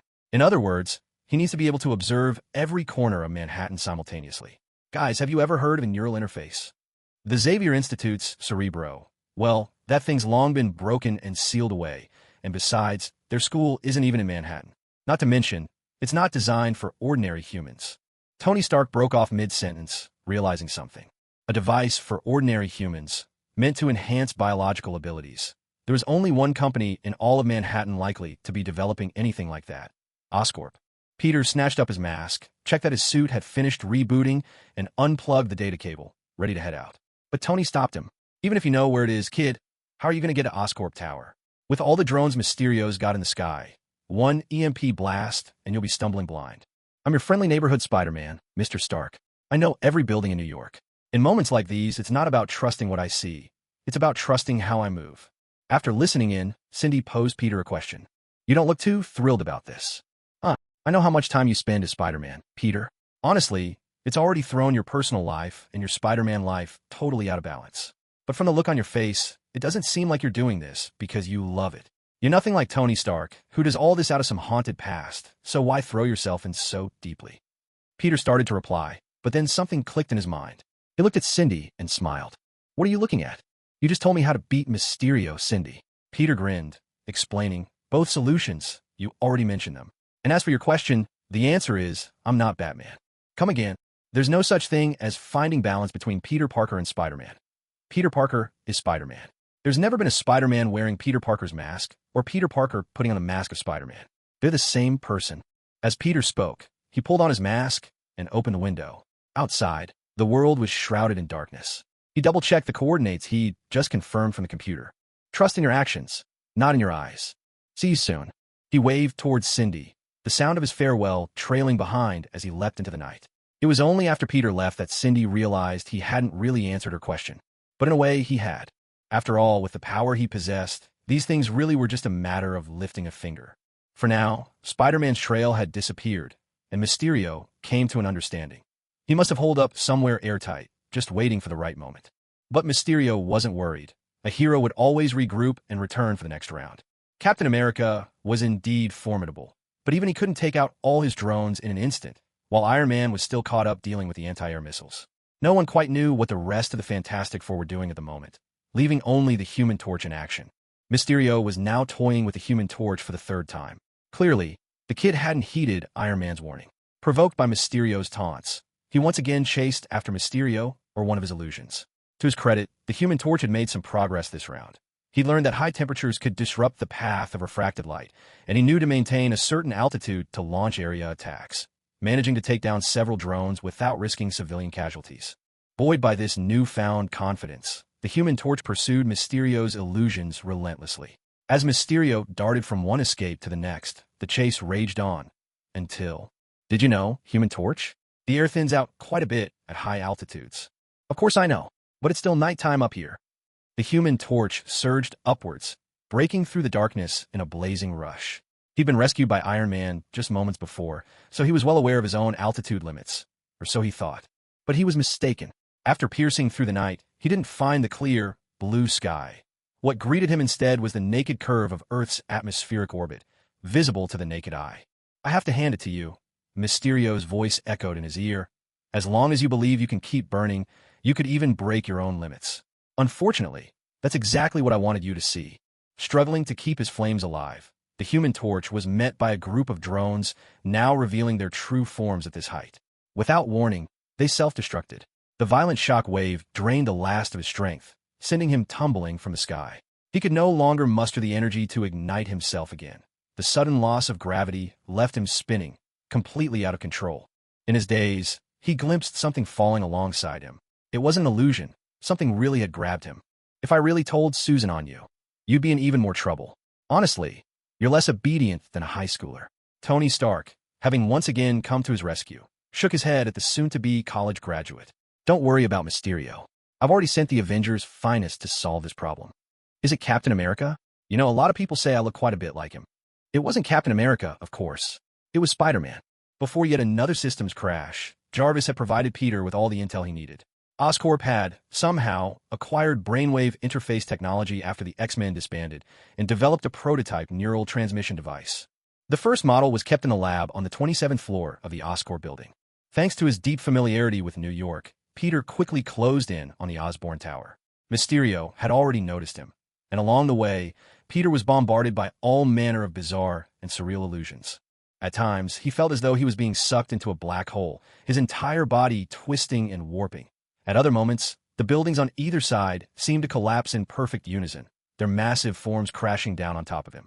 Mysterio even conjured the desperate cries of ordinary people calling for help, making it nearly impossible to tell what was real and what was not.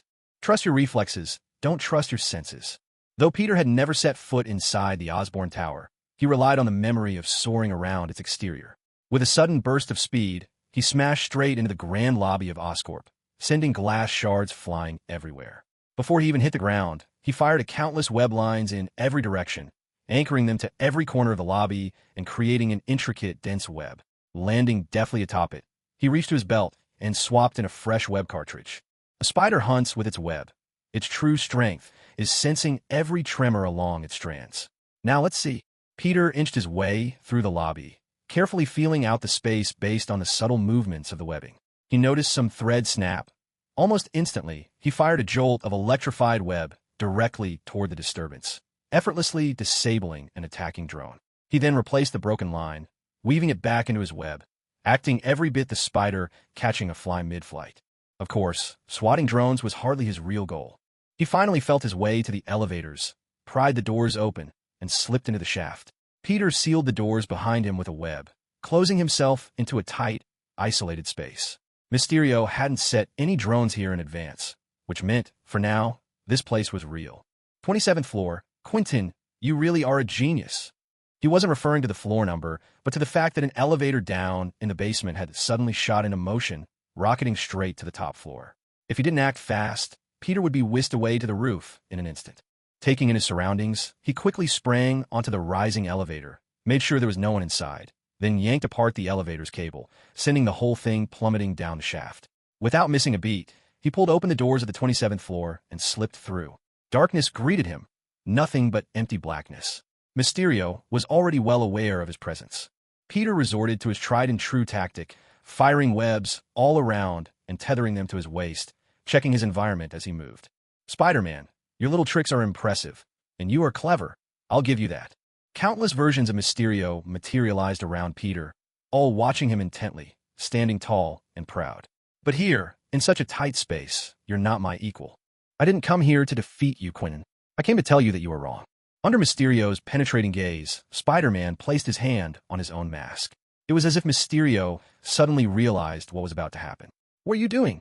You think I wear this mask because I'm afraid? Peter said slowly, tugging at the fabric, but you're mistaken. I wear this mask for the same reason I put on this suit, to help others, to protect them. I don't hide behind this mask for fear of what people might say about me. I wear it to shield them, to keep them safe. And now, just as I'm removing it to stop you, I do so with the same purpose. He pulled off his mask. As Peter's fingers worked the mask loose, Mysterio hastily used his holograms to reconstruct a false mask over Peter's face. But it was pointless. Even Mysterio couldn't fool himself. In a sudden panic, he shut down the feed from all his drones, his voice ringing out in terror, "No." The cry was so sharp and clear that, even lost in illusion, Peter could tell where the sound was truly coming from. "What are you doing, Quentin Beck?" Watching everything unfold from his office, Kingpin stood up with a furious roar, slamming his fist onto the desk. "Turn the cameras back on. Spider-Man just revealed his own identity, and you cut the feed? This isn't how it's supposed to be. It's not supposed to be like this." Quentin Beck wailed, clawing desperately at the device that connected the projector to his head, Spider-Man's footsteps echoing closer and closer. Quentin's cry was raw, almost hopeless. "You're supposed to wear your mask. You're supposed to keep your identity hidden. Keep it on. Keep it on." "I'm right here, Quentin," Peter said, towering over him, his voice softening from piercing accusation to pity. "Look at me. See for yourself if Spider-Man is really what you imagined." Peter tore out the cables from the device, dragging the armored, projector-laden Mysterio into the open. Mysterio still cast illusions at a cautious distance, but he covered his own eyes with his arms, as if refusing to see. He could create illusions so flawless that nobody could see through them. Nobody, that is, except himself. He could always see the truth beneath. Yet there was one thing he could never see, the false mask he had crafted for Spider-Man. "What's wrong, Quentin?" Peter looked down at him, his tone shifting from harshness to sympathy. "Didn't you say that, with your helmet on, you could be fearless, be your true self? Or is the real Quentin Beck nothing but a coward, too afraid to face reality? Keep it on. Just keep it on," Mysterio murmured shakily, like a man reciting his final incantation. Kingpin, who had been watching in silence, was furious, beyond disappointed. "Mr. Gargan, if you're nearby, get your goggles on and take out Spider-Man. And if you can't, at least tell me who he really is." McDonald Gargan, who had been keeping an eye on Quentin all along, only now realized something had gone wrong. He hurriedly put on his special goggles and moved towards Spider-Man. From a distance, he could see Mysterio lying on the ground, arms shielding his head, and that foolish Spider-Man who'd taken off his mask to reveal a mop of short, black hair. At this range, taking him out would be child's play. Gargan only hoped Kingpin would pay enough for it. He raised his handgun, preparing to shoot.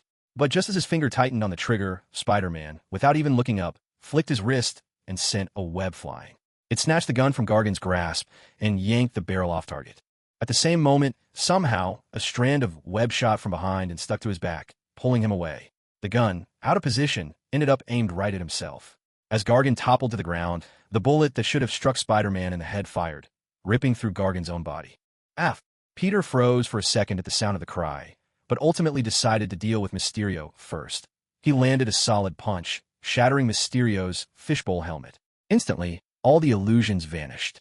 Peter turned to see Cindy, suited up and standing behind him. He hadn't even noticed her arrival. "I don't know New York as well as you do, but it's easy enough to follow in your footsteps. You don't have to thank me." "It was nothing," Cindy said, glancing at Mysterio, who was shivering on the ground. "So what do we do with him?" Peter was silent for a moment. He pulled his mask back on, crouched beside Quentin, and let his voice grow gentle. "It's okay now, Quentin," he said softly. "See? I'll put my mask back on."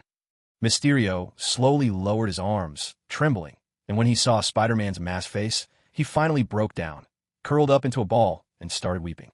At 8 in the morning, the roar of Manhattan reclaimed the streets. The Mysterio crisis had lasted only an hour, arriving as suddenly as it left. Shards of broken storefront glass glittered in the sunlight. Sirens still echoed in the distance, but the city had already settled back into its familiar rhythm. This brief spell of chaos hadn't cost any lives. Only a few overturned cars and some scorched billboards bore silent witness to the turmoil. Mysterio's goal had been unmistakable. He hadn't been seeking destruction, but provocation. Now he'd gotten what he wanted, brought low by a superhero's hand, and forced into a pitiful retreat. On the roof of Osborne Tower, Cindy Moon gazed out over Manhattan's morning, brushing a few stray hairs from her forehead. She was just about to leave when Peter Parker's voice reached her. "I wouldn't really recommend swinging away on your webs right now. The whole Mysterio incident just ended, and every media outlet in the city is prowling like sharks after fresh blood. If you swing off on your webs now, tomorrow's Daily Bugle headline might be, 'Spider-Woman spotted in New York.' Or worse, 'Spider-Man's true identity is a girl.'" Cindy turned around, catching a can of coffee tossed her way, and saw Spider-Man hanging upside down from the metal frame in the rooftop garden, already drinking from a can he just popped open, having pulled up his mask for a sip. "I grabbed 2 coffees from the vending machine at Oscorp. Hope you don't mind." "No problem." With a crisp click, Cindy pulled open her can and looked at Peter, suddenly asking, "Can you drink coffee while hanging upside down?" "Why? You can't." They both broke into laughter. After a brief lull, Cindy suddenly spoke up with a question. "What do you keep going? You mean the suit?" Peter hesitated for a moment, and Cindy nodded. "The Bugle runs you down every day, and people online are always talking about you.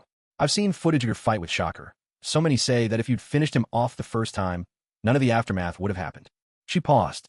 "The voices out there, most of them aren't on your side. Why do you keep at this?" Peter thought for a while before giving a genuine answer. "I've never really enjoyed being Spider-Man. I've never once felt like having these powers made me chosen or special. The reason I became Spider-Man, honestly, it was out of fear. For a long time after I got these powers, I was just scared. It wasn't the powers themselves he was afraid of, but the choices he had to make. If he hadn't become Spider-Man, what would have changed in this world? So much of the Marvel Universe revolves around Spider-Man. Crucial events hang in the balance. What if this world could have had a Spider-Man, and didn't? So Peter Parker kept playing the part of Spider-Man. "I've always tried to be the Spider-Man I imagined, the one I think the world deserves. I like to think I'm doing a pretty good job, but I can't say I'm happy about it." Peter's words were simple and sincere. But gradually, my attitude started to change. The urge to reveal my true self to others became stronger. Carl King told me what might happen if someone else had this power. And as for Mysterio, if I always played the role of Spider-Man and never took off my mask in front of him, perhaps I could never truly defeat him. I had to remind myself, I am Spider-Man. It was these people who helped me understand why my choices were right, why I was meant to be Spider-Man. He leapt down from the ceiling, came to Cindy's side, and leaned against the railing with her, gazing out at Manhattan. "Am I talking too much?" he asked. Cindy didn't answer him directly. "I'm listening," she replied. "I'm starting to think this life kind of suits me," he continued. "Honestly, the happiest moments about being Spider-Man aren't when you put on the suit and fight all those wild and bizarre villains. It's when you're swinging through the city, when nobody's in trouble, when you feel like all of New York doesn't even need you. That's when I feel truly happy." Cindy finished her coffee, then hopped onto the railing, stretching out her arms. "I'm heading home," she said. "Like I just said," Peter began. "I know." Cindy nodded, turned to face Peter, then crouched down. "One more thing. I'm transferring to your school next week. Same class schedule as you." "Oh, really?" With a playful grin, she leaned back, sent a strand of webbing behind her, and launched herself off the top of Oscorp Tower. Peter could only shrug in resignation. It looked like he'd have to get used to the Daily Bugle reporting on 2 spider people every day. But so be it. He smiled, took a running leap, and soared into the city's familiar skyline. And the good news didn't end there. "Hey, Webhead, I've got some news for you," came Tony Stark's voice in his ear as Iron Man filled him in. "You free tomorrow? There's a press conference at Avengers Tower about King T'Challa of Wakanda joining the Avengers. You might want to swing by." "Should I wear a suit, Mr. Stark?" Peter asked. No, that's not necessary," Tony replied. "I just think we should introduce our, resident security, our doorman, so to speak, during the press conference." After a brief pause, Tony's tone softened as he finally said what really mattered. "We know how you defeated Mysterio. Welcome to the Avengers, kid. If you're up for it, come by Avengers Tower tomorrow morning." "I will, Mr. Stark," said Peter. It really was a good day, wasn't it? The familiar sensation of weightlessness swept over him as Peter skillfully operated his web shooters, turning the Manhattan skyline into his stage once again. Is he still alive? After the battle between Spider-Man and Mysterio at Oscorp Technologies came to an end, and the Avengers notified Damage Control to clean up, an unconscious man, his fate uncertain, was carried out of Oscorp Tower by paramedics. In the ambulance, a nurse glanced at the doctor. After a brief examination, the doctor shook his head. There's no immediate danger to his life, but the bullet passed through his spine. He might be paralyzed for life. Have we figured out who he is? Lying there in a coma, MacDonald Gargan's brow furrowed, as if that bullet would haunt him forever. Compared to becoming an Avenger, Peter Parker had something even more important to do, tonight's homecoming dance. He actually had two things on his plate. One was a little later and not so troublesome. Captain George had managed to carve out some rare free time tonight and planned to drive Peter and Gwen to the homecoming together. That meant Peter needed to squeeze in a bit of time to get himself presentable. He couldn't let Spider-Man duties make him so frazzled that he had no energy left for the night. The other matter was that Harry had finally managed to invite a girl named Liz to the homecoming. He was a bundle of nerves over it and enlisted Peter and Amadeus to help him pick out a suit and prepare for the big night. Amadeus had declined, so it was only Peter who went along for backup. Thank you, Quentin, for causing a scene so early in the morning. It gave me more than enough time. Also, thank you to New York for being so calm and peaceful. Actually, I'd better not jinx it. Remembering how he'd commented for 2 days straight about things being peaceful in New York, only for Mysterio to show up, Peter decided it was better not to tempt fate. And then, there was the mastermind behind it all. After Quentin Beck was arrested, he still didn't reveal who had hired him. It wasn't out of loyalty, but sheer fear. Fear that if he talked, the shadowy figure pulling the strings would simply wipe him out. Given that Quentin used old Stark Industries anti-air missiles, outdated SHIELD LMDs, and a whole arsenal of high-tech drones in this battle, the list of who this sponsor could be had narrowed considerably. Kingpin, Hydra, or AM. Beyond those, Peter couldn't think of anyone else. Kingpin, at least, would be the easiest to investigate, but Peter had already broken into Fist Tower twice and found nothing. If he wanted to dig deeper into Kingpin's secrets, he'd have to try a different approach. For example, he could seek the help of a certain blind lawyer, someone who'd been entangled with Kingpin for years and surely was gathering evidence to finally bring him down. Peter, what do you think of this suit? Harry walked out of the fitting room with a broad smile on his face. Peter, seeing the new suit Harry had put on, couldn't help but rub his eyes and then felt utterly shocked. Who in their right mind would choose to come out wearing a bright green suit? The last time I saw a green suit like that was in a comic book. On the Joker, of all people, Peter muttered, massaging his temples in disbelief at Harry's fashion sense. You really don't have to try so hard to stand out, Harry. I just thought those other suits looked a bit too old-fashioned, but you're right. Green is just a bit much, Harry replied, taking a look at himself in the full-length mirror and conceding Peter's point. So, he picked another suit and went back into the fitting room. Meanwhile, Peter took out his phone, intending to check if there were any alerts from the security system that might require his attention. It was at that moment that he sensed something off with his spider sense. Someone sat down beside him. Peter quickly slipped his phone away and turned to see who had joined him. He recognized the man immediately, not just because they had met at the school opening ceremony, but also because Peter had been keeping a close watch on him, trying to figure out if this person was really the Green Goblin. Mr. Osborn, he said. The man sitting down next to him was none other than Norman Osborn. He was dressed in a light gray suit, his expression friendly as he offered Peter a grateful smile. I owe you my thanks, Peter, and not just for helping Oscorp tackle Mysterio this morning, preventing more of our tech from falling into the wrong hands. I'm also grateful because you're Harry's friend. He's never had many friends, not since he was a child, Norman said. Peter Parker frowned. He wasn't surprised that Norman Osborn knew his identity. After all, if Stark could figure it out, so could Osborn. Anyone who bothered tracing Spider-Man's actions at that tech expo would eventually find something. What he was concerned about was why Norman had sought him out at this particular moment. Harry wouldn't agree with that. He never uses the Osborn name, either, Peter responded. He's still young. There's a lot he doesn't understand yet. You, too, Norman said, putting on the air of someone who'd seen much more of the world. He smiled gracefully. For instance, I'm sure Stark is pleased with your initiative. He probably wants you to join the Avengers. I have no doubt he'll offer you help, but Stark Industries still doesn't truly appreciate your potential, Peter. You were bitten by a spider from Oscorp.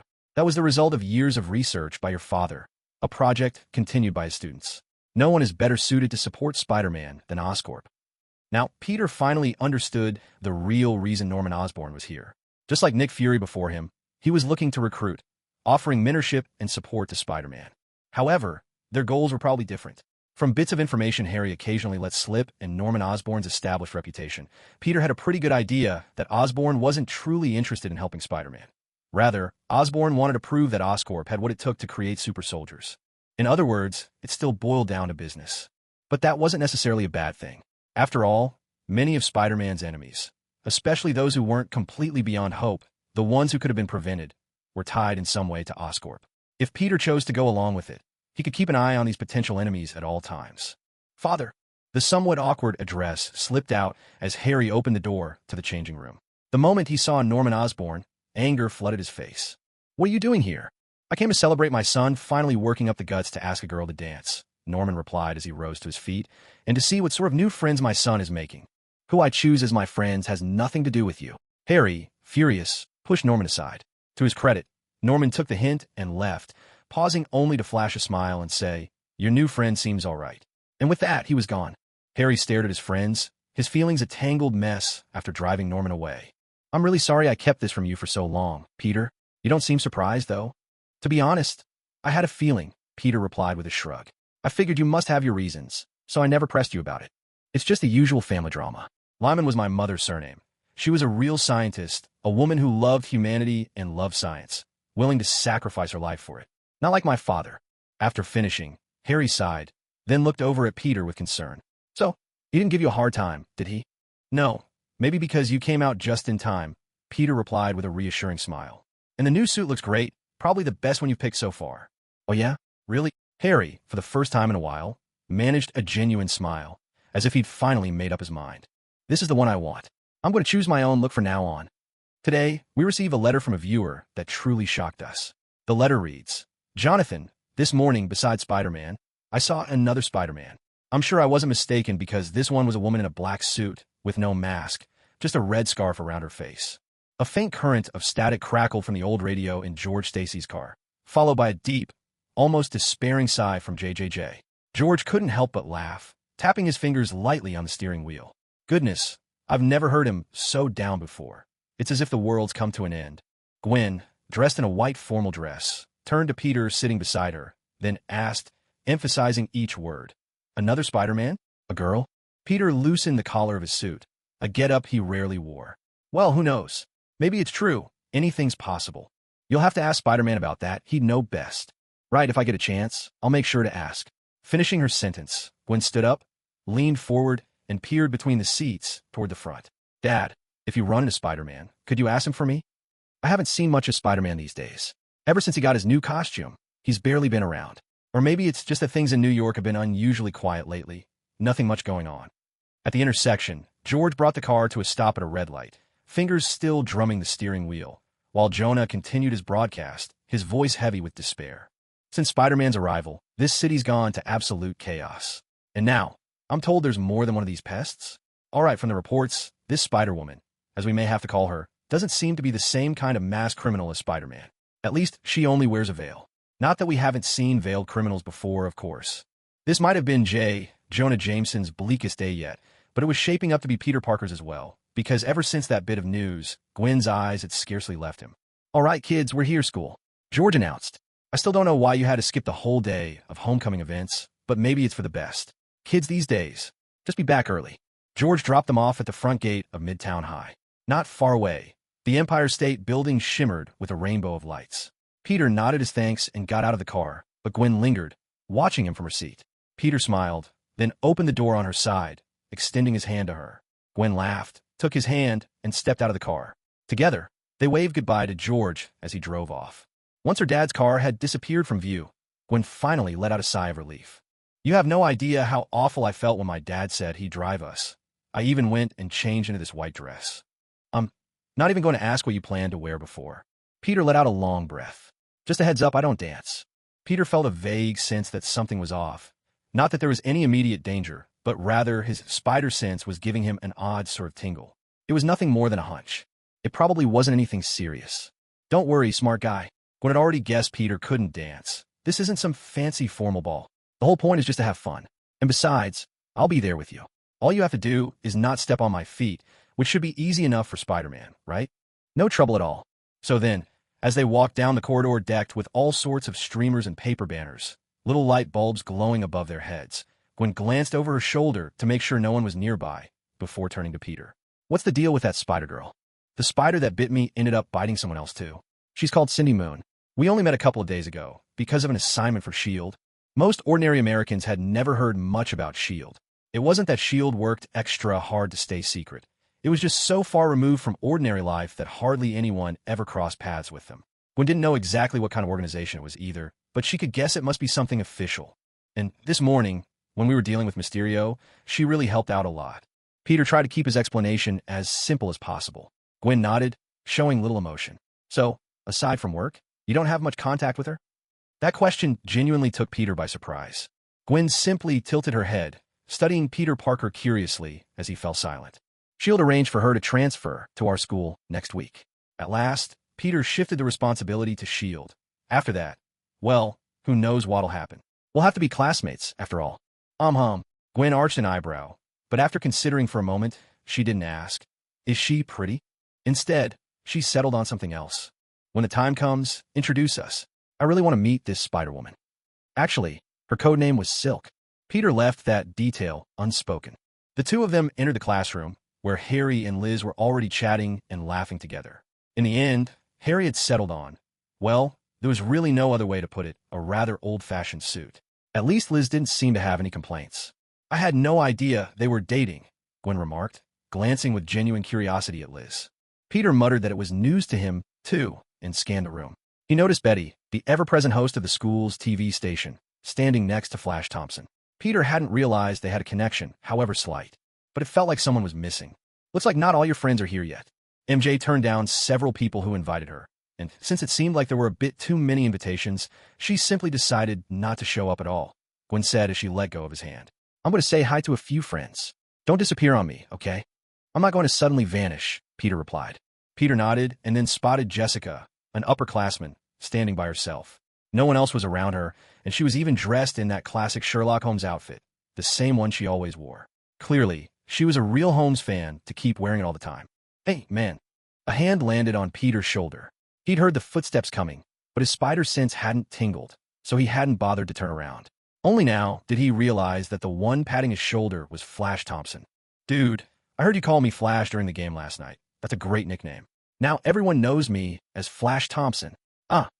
I don't really know much about football, Peter admitted as amicably as he could. Just thought you were really fast out there. And your Spider-Man cosplay? You could tell you put a lot of effort into it. It was great. Haha, man, you've got taste. Thompson laughed, giving Peter's shoulder another friendly slap. If anyone at school ever gives you trouble, you come find me, all right? What else could Peter do? He just smiled and nodded in agreement. Once Thompson had walked off, the dance was about to begin. Peter heard Gwen calling his name, but as he took his first step toward her, a sudden, searing pain shot through his mind. Without warning, strange images flooded his vision. A spider marked with the number 42, sinking its fangs into the threads of fate. Staggering, Peter caught himself against the wall. Gwen hurried over in concern. Are you okay? Just a bit tired, honestly. I'll be all right. Peter took a deep breath, beginning to grasp what was happening. He really hadn't had a break at all in the past couple of weeks. So you're leaving today?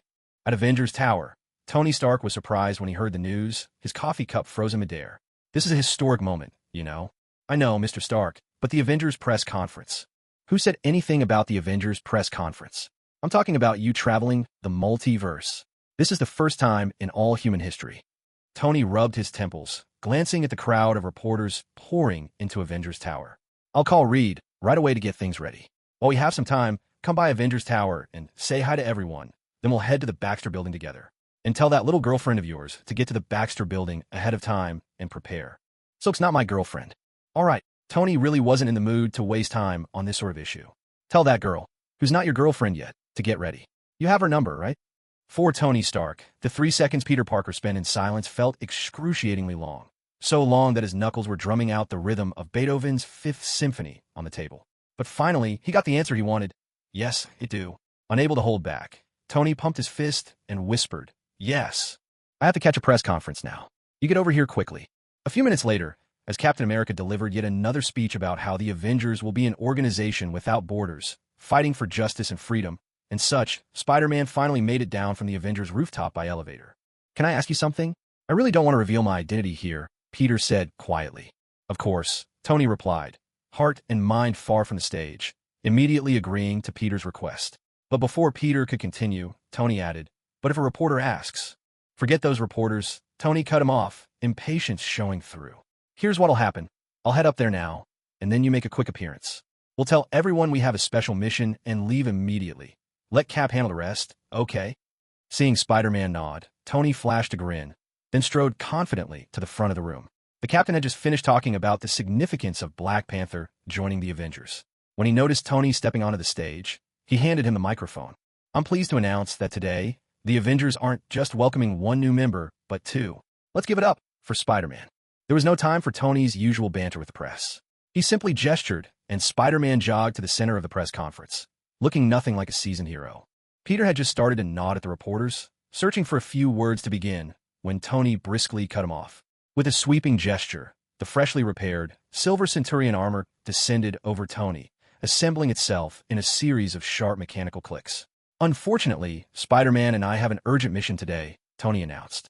From here, our leader Steve Rogers will answer your questions. Small, kid.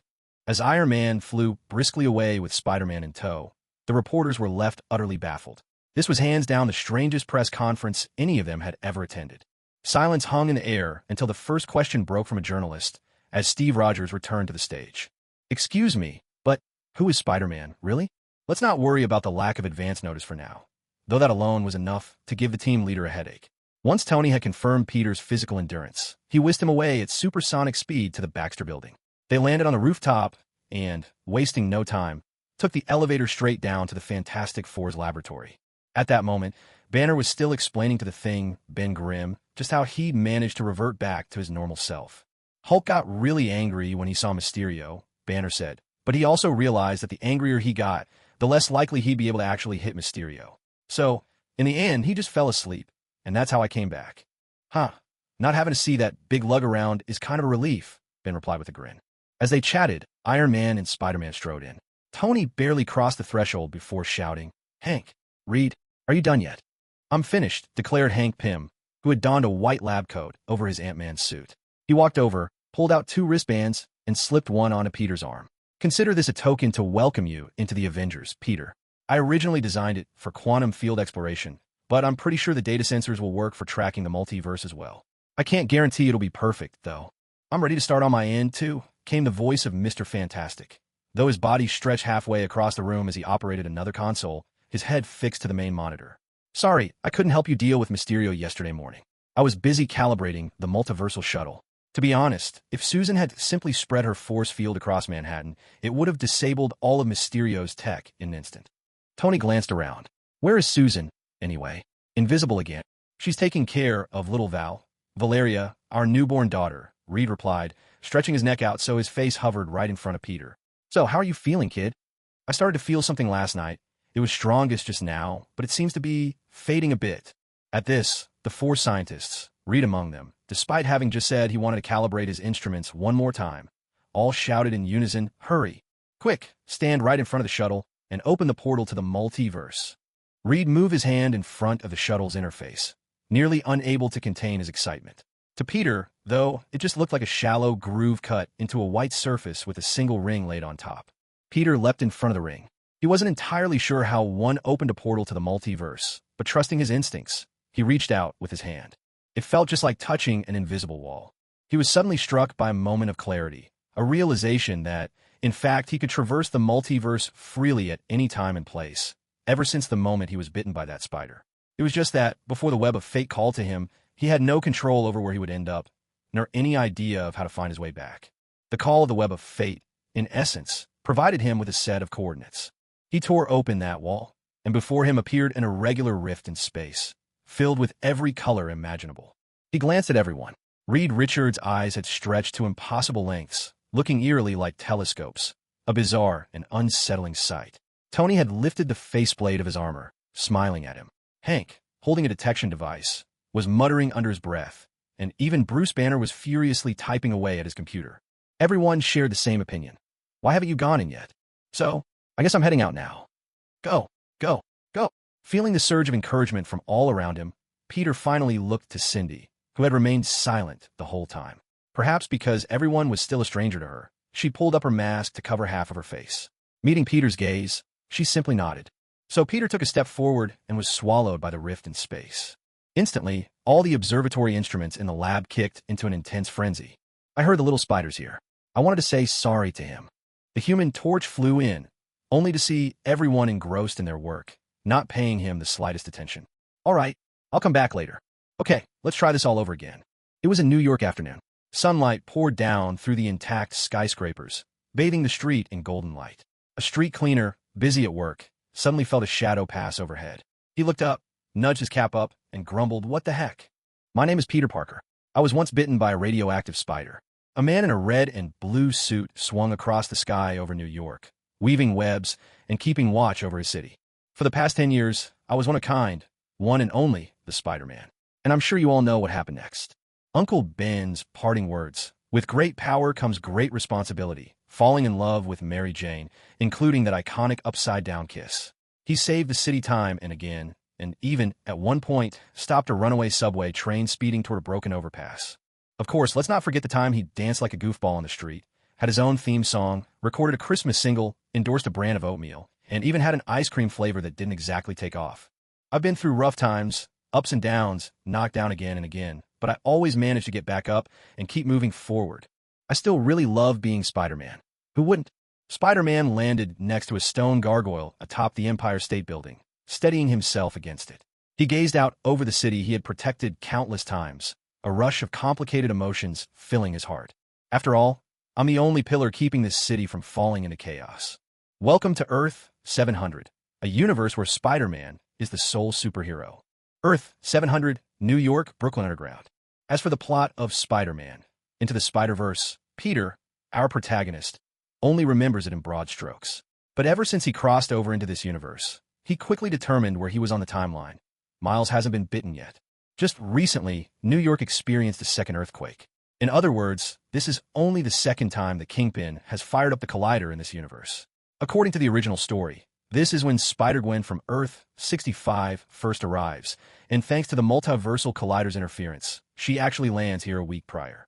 Which means, in this universe, Peter Parker should have just finished building the key to stop the Collider, and hasn't taken action yet.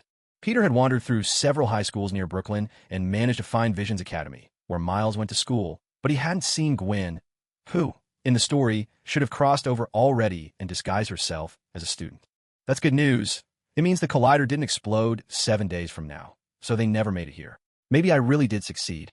Crawling through the maintenance tunnels above the Brooklyn subway, Peter finally reached his destination. And this looks so familiar. Spider-Man, hanging upside down, traced the subway tracks to an abandoned control station. The spacious corridor was sealed off by a sturdy electronic door. Beyond it, there was a clutter of construction debris and walls covered in layers of graffiti. The glass coverings overhead had shattered, exposing twisted metal frameworks. There was no doubt this was where Miles in this universe would eventually get bitten. According to the timeline, though, it hadn't happened yet. Luckily, Peter still had some cash on him, enough to buy a small container for keeping pet spiders. He couldn't be sure if the spider from Universe 42 was here yet. It might not be time for it to show up. But that hardly mattered. All he needed to do was lie in wait. Or maybe, Peter glanced at the glass pane, now completely clouded with dust, beyond which lay the deserted subway tunnel where the Kingpin was building his multiversal collider. If he slipped through now, could he dismantle that machine before anything happened? Maybe it's best to let it go.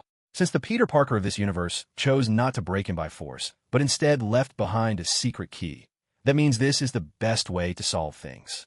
All I need to do is buy some supplies and wait here for Miles and the Prowler to show up. Who knows how many days that might take. Of course, the worst-case scenario is that the spider from Universe 42 never crossed over at all, but that just means I'll have to stick around for a few more days. Besides, I've already seen that spider in my dreams and spider sense. It's definitely here. I hope the Avengers can cover for me and explain why I've missed school for a few days. Especially if Uncle Ben and Aunt May come back and find me missing, they'd be worried sick. Someone has to tell them that I went to intern at the Baxter Building. Shedding his uniform, he turned back into Peter Parker, the 15-year-old high school student. He left the abandoned control room first. He needed to stock up on essentials for the next few days. A few nights later. "Hey, how'd you even know about this place?" "I did some work here once." The long-awaited voices echoed through the empty, abandoned subway. After spending several nights perched atop the beams, Peter rolled over, activating the infrared scan on his mask to begin searching the area. He heard footsteps landing on the security door, but, at the same time, finally found what he was looking for. A giant spider, with 42 and Alchemax Corporation written on its back, its 8 legs glowing faintly, was wandering not far from him. In that instant, the spider looked at Peter, and Peter looked right back, his spider sense buzzing in his mind, his focus zeroing in. The 42 spider seemed to sense something too, raising one of its legs. A sharp snap later, a web shot out and caught the little spider effortlessly. Peter crept toward the trapped arachnid, picked it up, and it began writhing its 8 legs in agitation. The next moment, it bared its fangs and bit Peter hard on the hand. Just then, Miles and Aaron Davis walked directly below him. Peter gritted his teeth against the pain and heard Miles shout, "Brooklyn!" With a sigh of relief, he pulled the spider off his hand and tucked it carefully into a small box meant for exotic pets. "Biting me won't help you. I'm already Spider-Man. Just please don't turn me into another mutant spider or something with 8 arms, okay?" Peter muttered to himself as he slipped away to the side, climbing up the wall and quietly making his exit. All the while, Miles, completely unaware that his fate had been altered, had already begun his carefree work of tagging graffiti. Only the Prowler seemed to sense something amiss. He looked up, but saw nothing out of the ordinary. "What is it, Uncle Aaron?" "Nothing, it's nothing. Let's keep going." Having snuck out of the subway station, Peter breathed a sigh of relief. The next steps were straightforward. Find this world's Spider-Man, tell him what he knew, and then, together, stop Kingpin before he could crash the multiverse together. Finally, send the spider from Universe 42 back to its home, have it bite that universe's Miles, and then, job done. Soaring above Brooklyn, Peter suddenly felt a sharp stab of spider sense, warning him of danger. He instinctively shot a web to dodge, but it was as if his every move had already been predicted. Without warning, a forceful kick slammed him onto the roof of a building nearby, where he tumbled before managing to get back on his feet. Startled, Peter immediately checked the box. Thank goodness, the spider from Universe 42 was still very much alive and bouncing around inside. Before he could steady himself, a voice, one he didn't quite recognize, spoke up.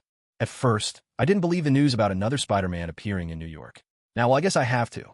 Chameleon? I thought you were supposed to be cozy in your prison cell." Standing before Peter was a Spider-Man even taller than himself, landing with that classic superhero flair. Straightening up, he pointed an accusing finger. "Get yourself back to prison, you imposter." "What? No, I'm not an imposter," Peter protested, thumping his own chest before looking at the Spider-Man in front of him. "Why are you pointing at me?" "I'm not pointing at you. You're the one pointing at me." But the argument was short-lived. Both felt their spider senses harmonize, resonating in a strange way. The other, older Spider-Man let out a surprised, "Oh," as realization dawned on him. "Wait, you mean? We're the same? Are you a clone or something?" "I'm Peter Parker." "Peter Benjamin Parker," Peter said hurriedly, waving his hands. "I'm from another universe. And I know who you are, I know what you're doing. I'm here to help." So, Kingpin succeeded. This world Spider-Man finally understood. He sighed, shrugged his shoulders, and gave in. "All right then. Let's go home, my home, that is. You know where, don't you? Forest Hills Gardens, 20, Ingram Street, right? So you really are me. Even our houses are the same." The two Spider-Men left together, but just moments later, the space atop the rooftop where they had stood began to twist and ripple. Soon, another figure emerged, clad in a suit of black metal with a striking red spider emblem pulsing dangerously across his chest. This was a Spider-Man from another universe, a Spider-Man from the year 2099. He raised his arm, and a holographic assistant in the shape of a young woman appeared from his wrist device. "Confirm our universe designation, Lila. Earth 700. We've landed safely. It doesn't look like the multiverse is at risk of collapse right now." "Good."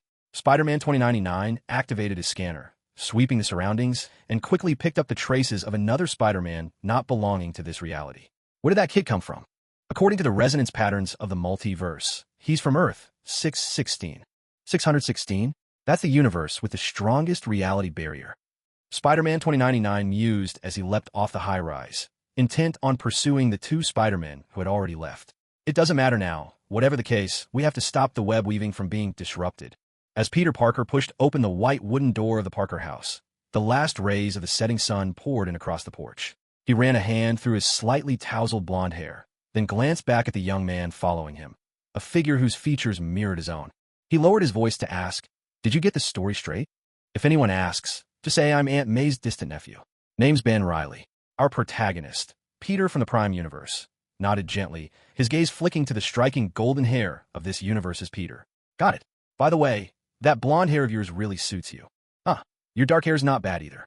The blonde Peter, let's call him that from now on, grinned, turned, and took a deep, steadying breath. He rapped his knuckles lightly on the familiar door. Aunt May, now older, answered the door.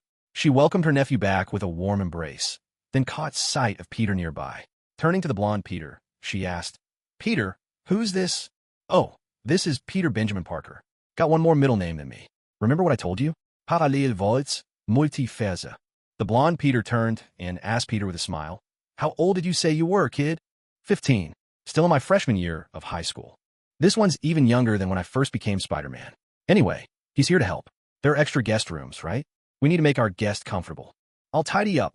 Aunt May smiled, her eyes drifting between the two young men before finally settling on Peter's slightly boyish face. What would you like to eat, child? Would pancakes be all right? Of course, that's fine. After Aunt May left, the blonde Peter glanced at Peter. So, shall we find somewhere to talk? Come with me.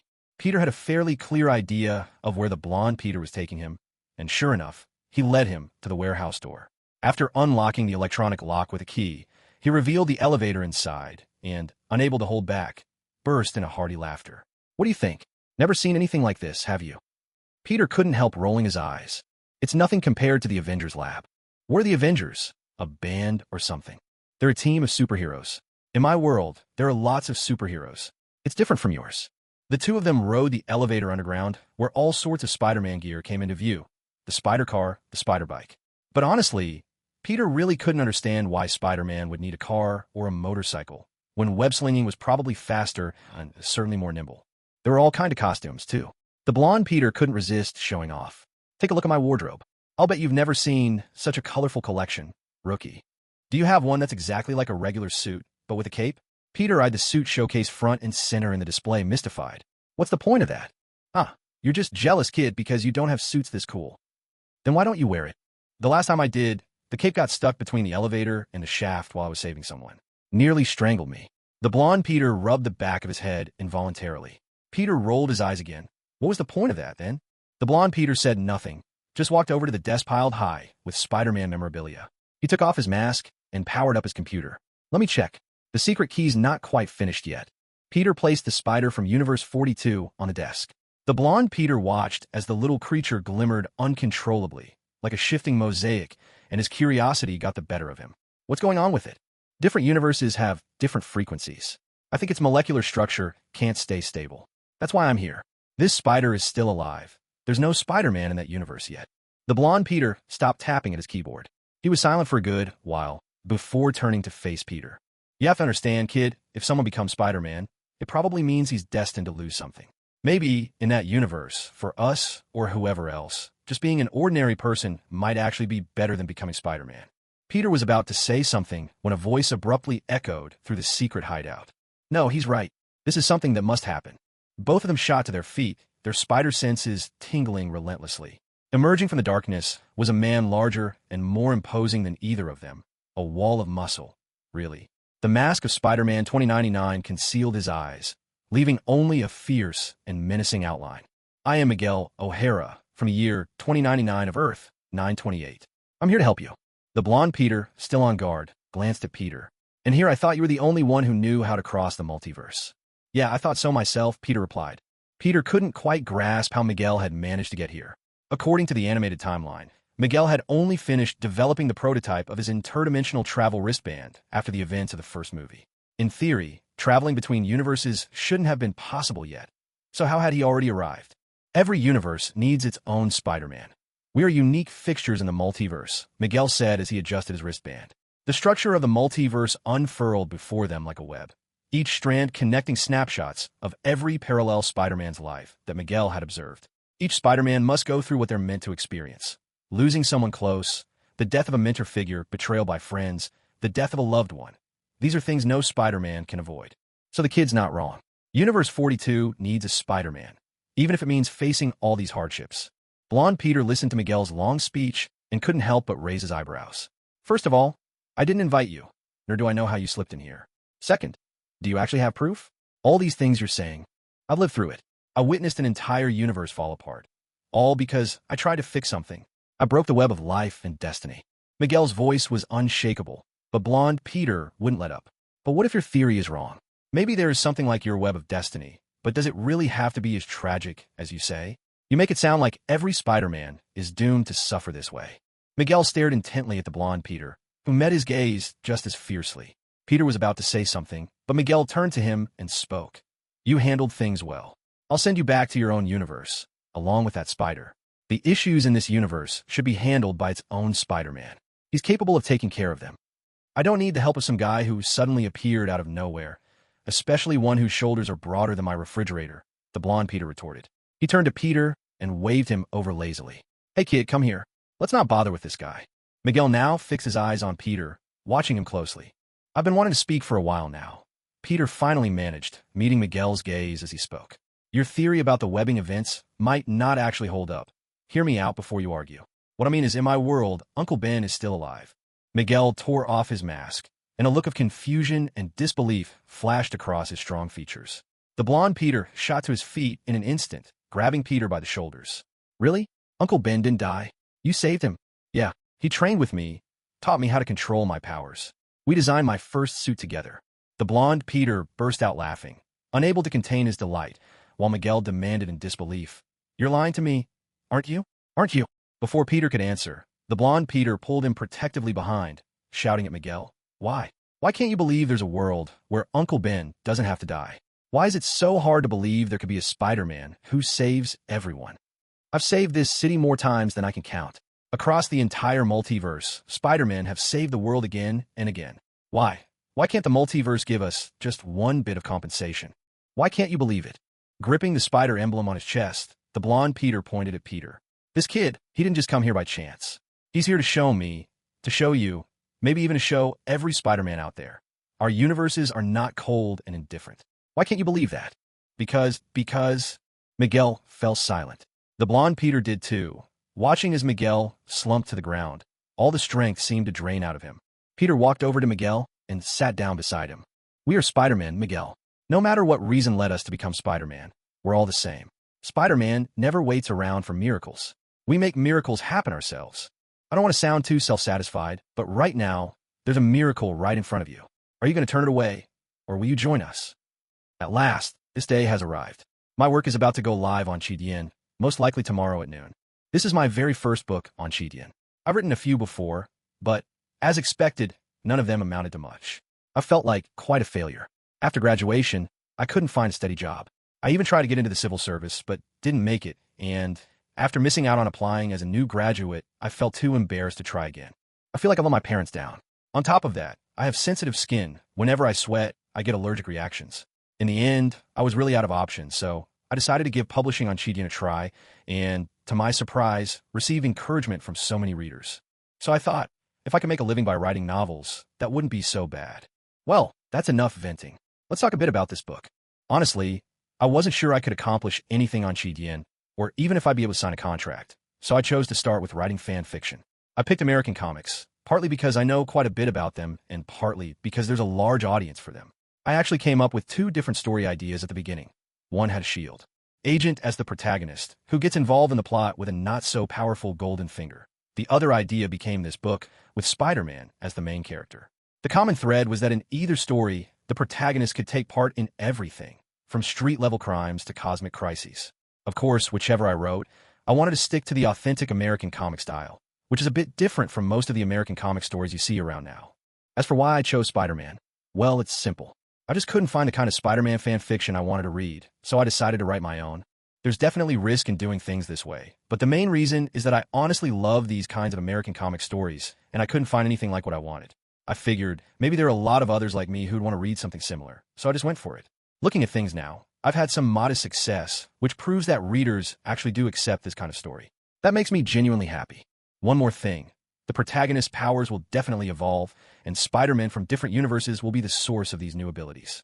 Besides the zombie universe that's already been teased, I can tell you for sure that we'll be visiting places like the Toei universe with Madam Web, the 1994 Spider-Man universe, the 2099 Super Spider-Man universe, the 2008 Amazing Spider-Man universe, and a few other bizarre universes.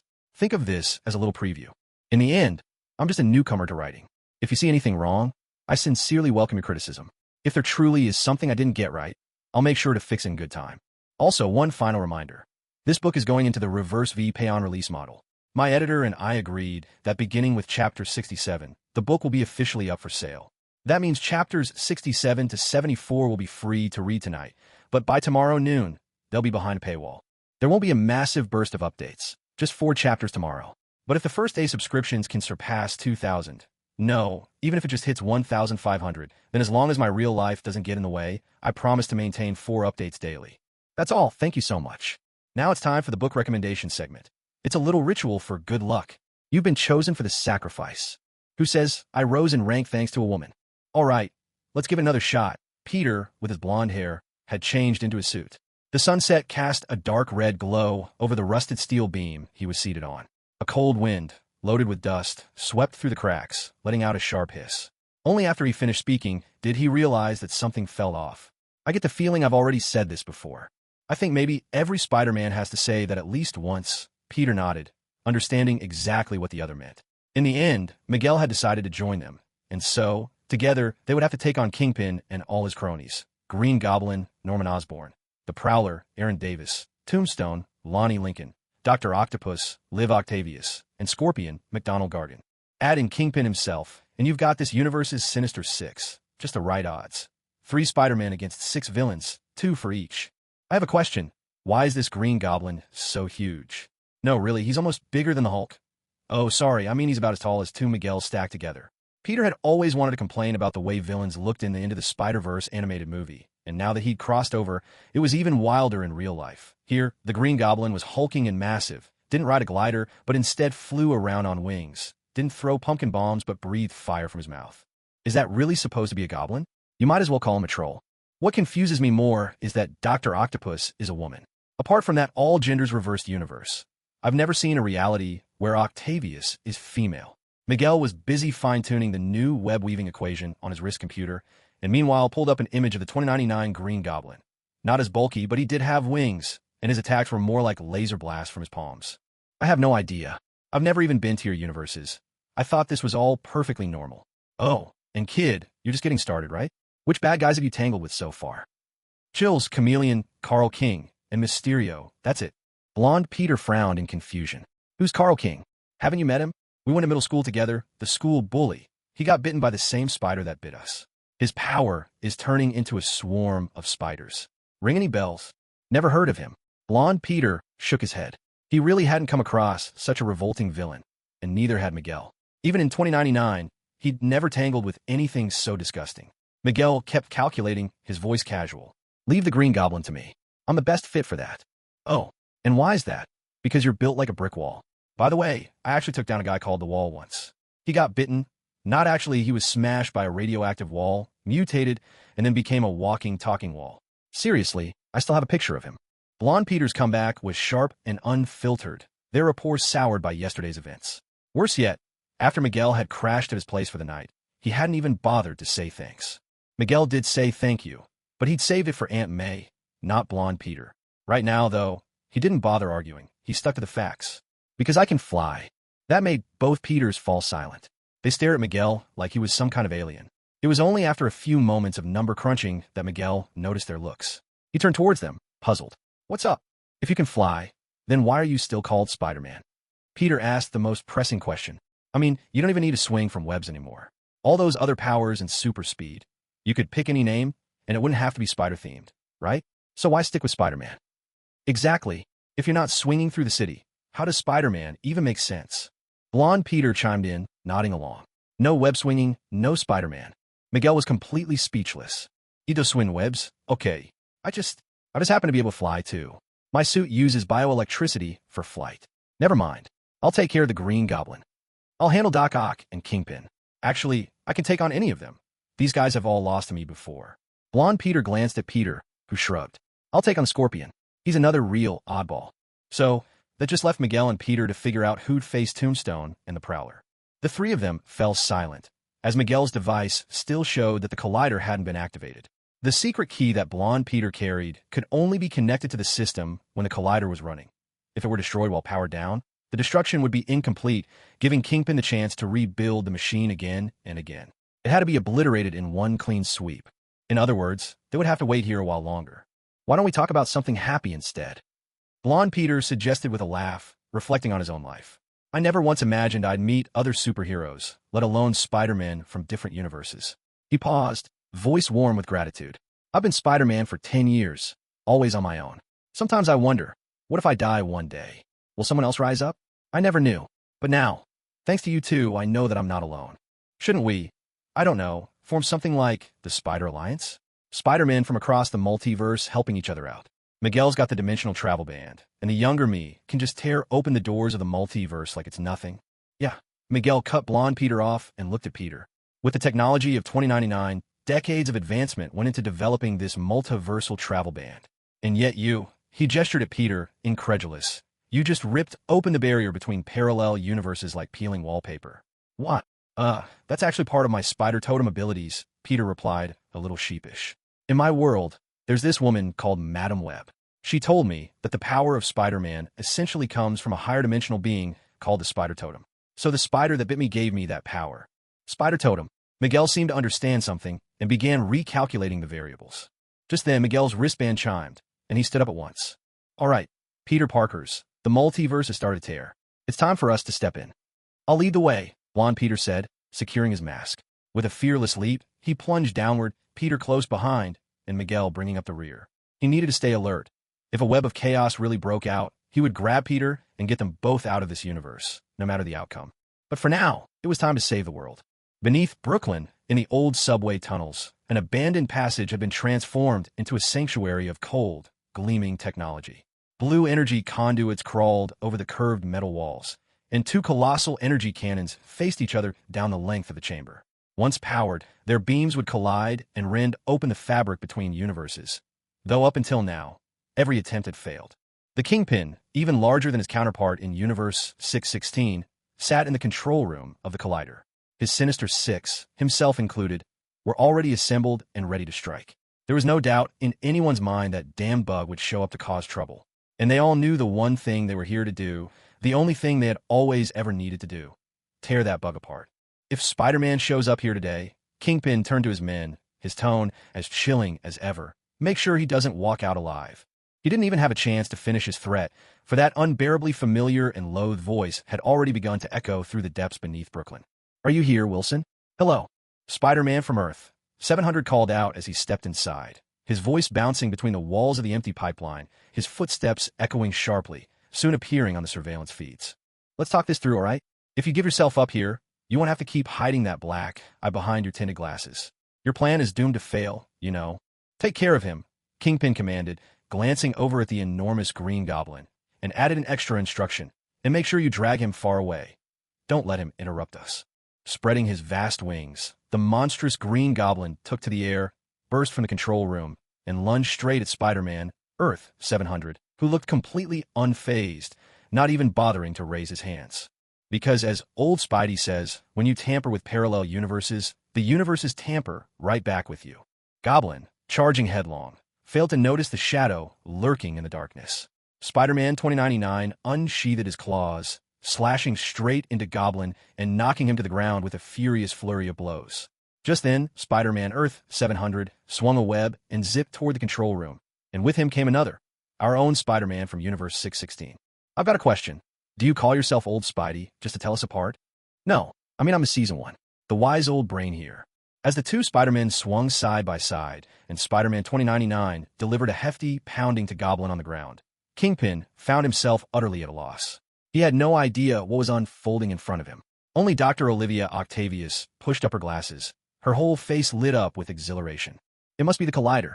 It's brought us not just one, but two Spider-Man from other universes. Mr. Fisk, my machine is a success.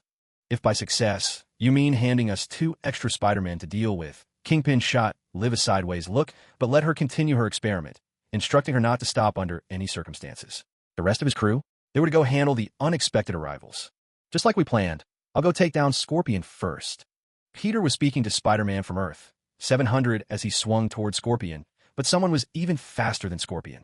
The Prowler brandished his sharp claws, dashing along the wall at breakneck speed toward Peter, and without hesitation, lunged straight at him.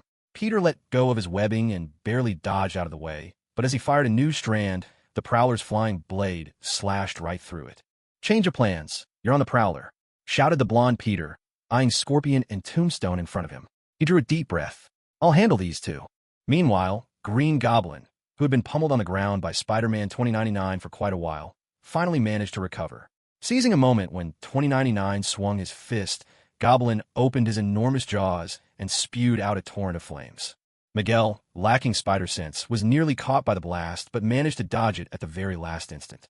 Narrowing his eyes, he looked ahead, The figure before him had risen to his full height, nearly 3 meters tall, wings unfurled to a span of more than 5 meters. The Green Goblin bared his claws, showing no mercy. That kid was right. You're better off calling yourself the Winged Troll. This universe's Green Goblin didn't seem terribly intelligent, charging forward with the fury of a beast, more like the Hulk than a villain with cunning. Despite having wings, he ran headlong rather than taking to the air. Fortunately, whether dealing with Green Goblin or the Hulk, Miguel had fought their 2099 counterparts before. And, as luck would have it, the goblin he had experience with also came from Alchemax. Here's a tip for you, big guy. Miguel extended his right claw, which shimmered with a dangerous red light. He didn't rely on spider sense, but instead trusted Lila's data analysis, his own combat experience, and his bullet time vision. Lowering his center of gravity, Miguel searched for the tiniest flaw in the goblin's slowed movements. In a flash, he launched himself upward at just the right moment. Blood sprayed in vivid arcs from the massive creature as 5 deep gashes tore through the goblin's chest, sending him flying backward to crash thunderously against the ground. On Miguel's heated claw, crimson steam began to rise, hissing into the air. You've been losing non-stop since 2018, and you're still not done in 2099, he taunted. The goblin's mouth unleashed a guttural roar. Spreading his wings wide like scaffolding, he heaved his massive frame off the floor and finally began to beat them, lifting himself clumsily into the air as he spewed fire at Miguel. Miguel started sprinting along the inner wall of the pipeline, with the Green Goblin twisting his neck to track him and unleash burst after burst of flame. When Miguel reached the space directly overhead, the goblin instinctively reared his head back, ready for the next move. So, with a swift motion, black webs shot out from the subdermal glands in Spider-Man 2099's wrists, latching onto the goblin's jaw. Miguel then leapt onto the goblin's back, tugging at his jaw in an effort to clamp his fiery mouth shut. The goblin, with his gaping maw forced closed, thrashed his wings wildly and smashed into the tunnel ceiling before streaking off at breakneck speed in another direction. Despite the impact, Miguel didn't fall. He clung tenaciously to the web, trailing after the goblin through the air. At last, the goblin burst out from the collider's test area, barreled into the broader construction site beyond, and then ceased flying, plummeting headlong towards the ground. He waited in midair, biding his time for the new Spider-Man to swing away on his webs, when he could strike, engulfing his opponent in a blaze of fire. But that moment didn't come for the goblin, because he never landed. Spider-Man 2099, still gripping his head, used their momentum to slam the goblin's skull straight into the metal wall of the collider's test chamber. The collision wedged the goblin's head deep into the outer wall of the tunnel. Miguel's claws flashed again. Frankly, he wouldn't have minded finishing off the goblin right then and there.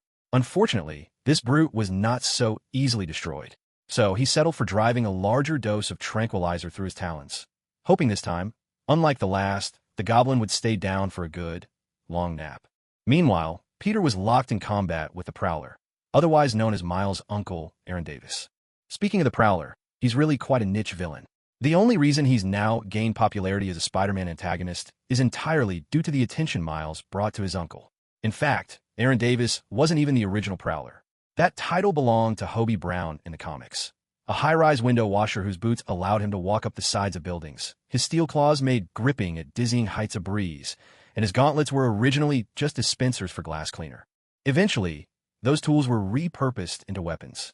Enhanced boots let the Prowler scale any surface with agility rivaling Spider-Man's. Sharpened claws could slice through rebar with ease. Those once innocent gauntlets could now launch grappling hooks, throwing knives, or any number of dangerous gadgets. And that's it.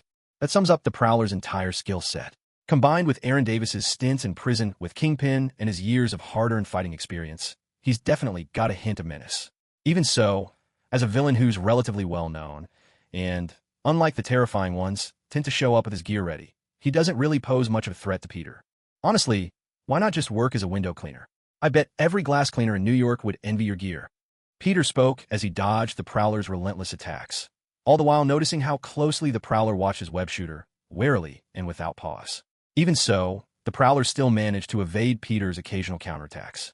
There was no doubt, after fighting the blonde-haired Peter, the Prowler had gained plenty of experience against Spider-Man. But that experience didn't matter, because Peter had something no Spider-Man from this universe possessed, and he didn't mean Uncle Ben.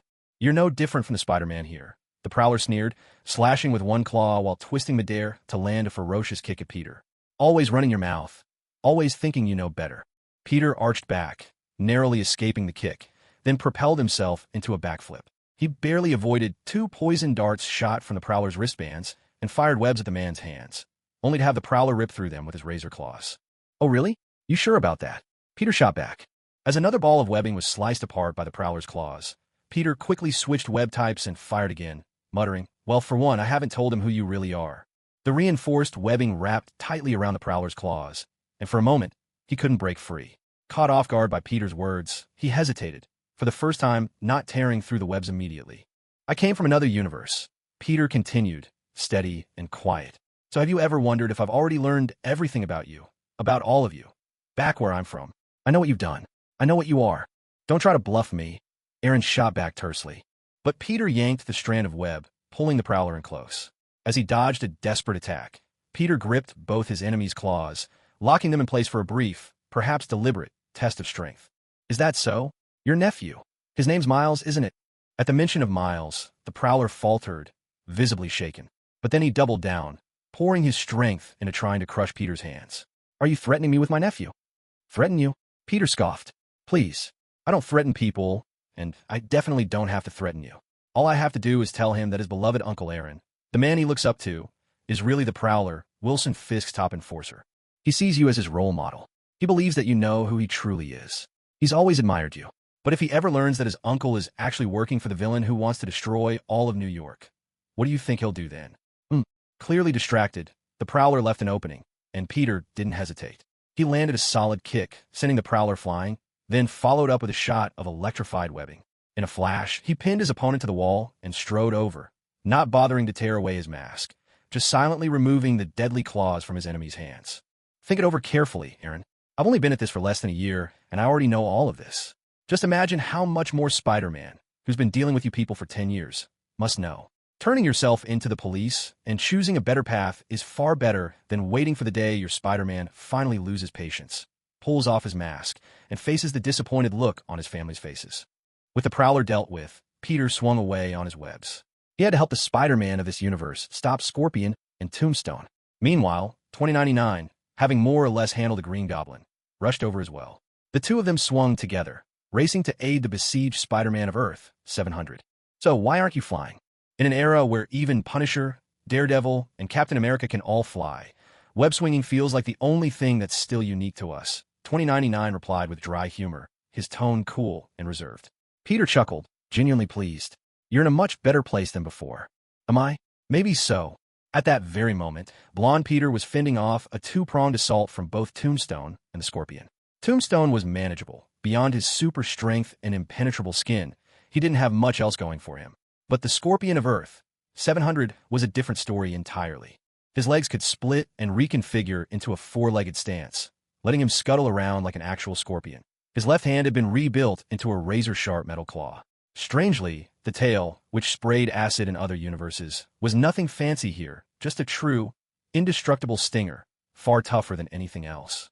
"I guess, Lonnie, you must have the toughest skin under Fisk's payroll, and Gargan, you've got the sharpest claws," quipped Spider-Man of Earth, 700, as he hooked the Scorpion's giant pincers with his webs and slammed them squarely into Tombstone's face. All it left was a starker, white streak on Tombstone's pale skin, making his albinism stand out even more against his bone-white face. And now, I finally know the answer to the paradox of self-contradiction. Just as Spider-Man, Earth 700, braced himself to leap clear of the Scorpion's venomous stinger and Tombstone's massive fists, he felt his spider sense beginning to wane. Both villains' attacks were suddenly yanked away by 2 separate webs. Miguel tackled Tombstone in a flying charge, while Peter snagged Scorpion's tail and swung him around, crashing him hard against the wall. "Hang in there, old man. I'm still hoping to win the award for worst rescue timing."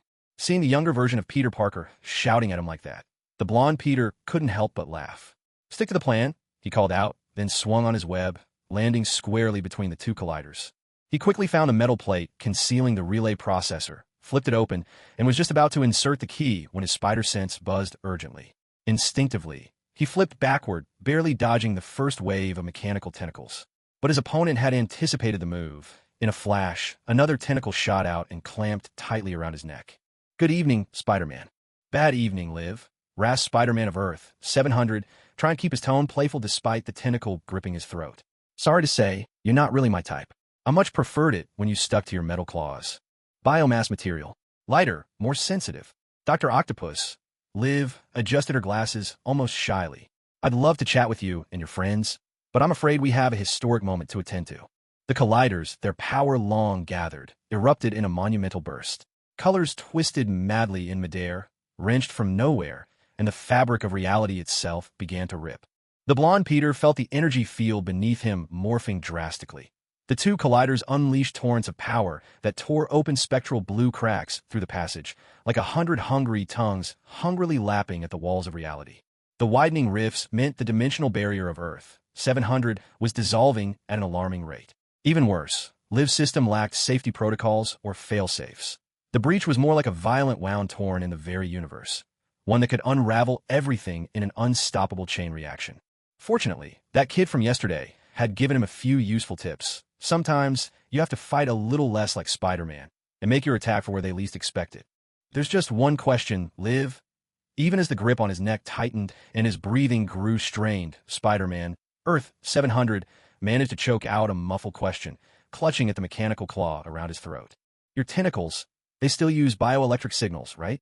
What? Instead of firing webs. A move Liv expected. He sent a surge of blue-white electricity shooting from the seams of his suit's gloves, arcing through the neural wires of the mechanical tentacle. In an instant, the shock short-circuited all of Dr. Octopus's arms. Liv screamed in agony, her tentacles slackening and releasing the blonde Peter, who seized the chance to swing away to safety. These new tentacles fused Octavius's nervous system directly with her machines, granting her greater strength and finer precision than ever before. But the price was total sensory feedback, including, inevitably, the pain. Dr. Octopus, instead of becoming angry after being shocked, actually seemed even more exhilarated. Liv pulled a handkerchief from her pocket and wiped her mouth.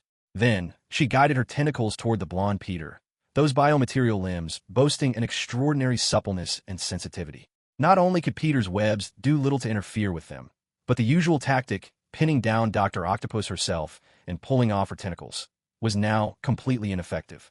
So a new plan was needed. Grabbing onto one of Dr. Octopus's tentacles, Spider-Man, Earth 700, seized the perfect moment and lunged toward the collider. Since the space rift was not yet fully torn open, he yanked hard on the tentacle as he charged for the machine. If he could just slam the tentacle against the collider, even these upgraded mechanical limbs wouldn't escape without a scratch. However, Dr. Octopus merely smiled. Using two of her tentacles, she pierced the facility's metal exterior, anchoring herself in place. Spider-Man, Earth 700, landed at the lowest platform, still suspended some 3 or 4 meters above the surging energy currents below. At that moment, Dr. Octopus's final tentacle arrived, her face lit with both excitement and wild abandon. She aimed to drive the mechanical claw at its tip straight into Spider-Man's chest, only to realize she, too, had reached her limit. The mechanical claw thrashed desperately, just shy of his face, yet it couldn't reach him. Spider-Man, Earth 700, sighed helplessly, covering his face for a moment before casting a web toward one of the colliders and giving it a forceful tug. Dr. Octopus, resigned, used her one spare tentacle, the one that couldn't reach Spider-Man, to brew herself a cup of coffee in the control room. She grabbed a waffle, placed it on a plate, and came over, sipping her coffee with a mild shake of her head. You can't shake me, Spider-Man. My reinforced tentacles can handle anything you throw at them. If I can't pull you down, Liv, I can at least destroy the collider. But as Spider-Man, Earth 700, felt the collider begin to loosen, something struck him as off. He looked up at Dr. Octopus, who lounged with her coffee mug like she hadn't a care in the world. Shouldn't you, at this point, be threatening me? Saying something like, don't do it, or you'll blow up the whole collider? Of course not, Dr. Octopus replied with a slight smile. Why don't you look behind you, little spider? Spider-Man, Earth 700, felt his spider sense blaring like a screeching alarm. He already knew who had arrived. Still, bracing himself, he reluctantly turned around to face the immaculately dressed Kingpin, who was raising his powerful fist. Spider-Man gave a nervous chuckle and tried to sound casual. Hey there, Willie. Any chance you could come back a bit later? Now's really not the best time for me. Out.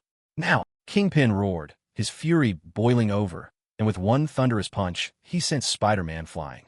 Mid-flight, Spider-Man adjusted his posture and landed on the exterior wall, shooting a hopeful glance at his teammates. But seeing that they were still tangled up with their own adversaries, he shook his head with resignation.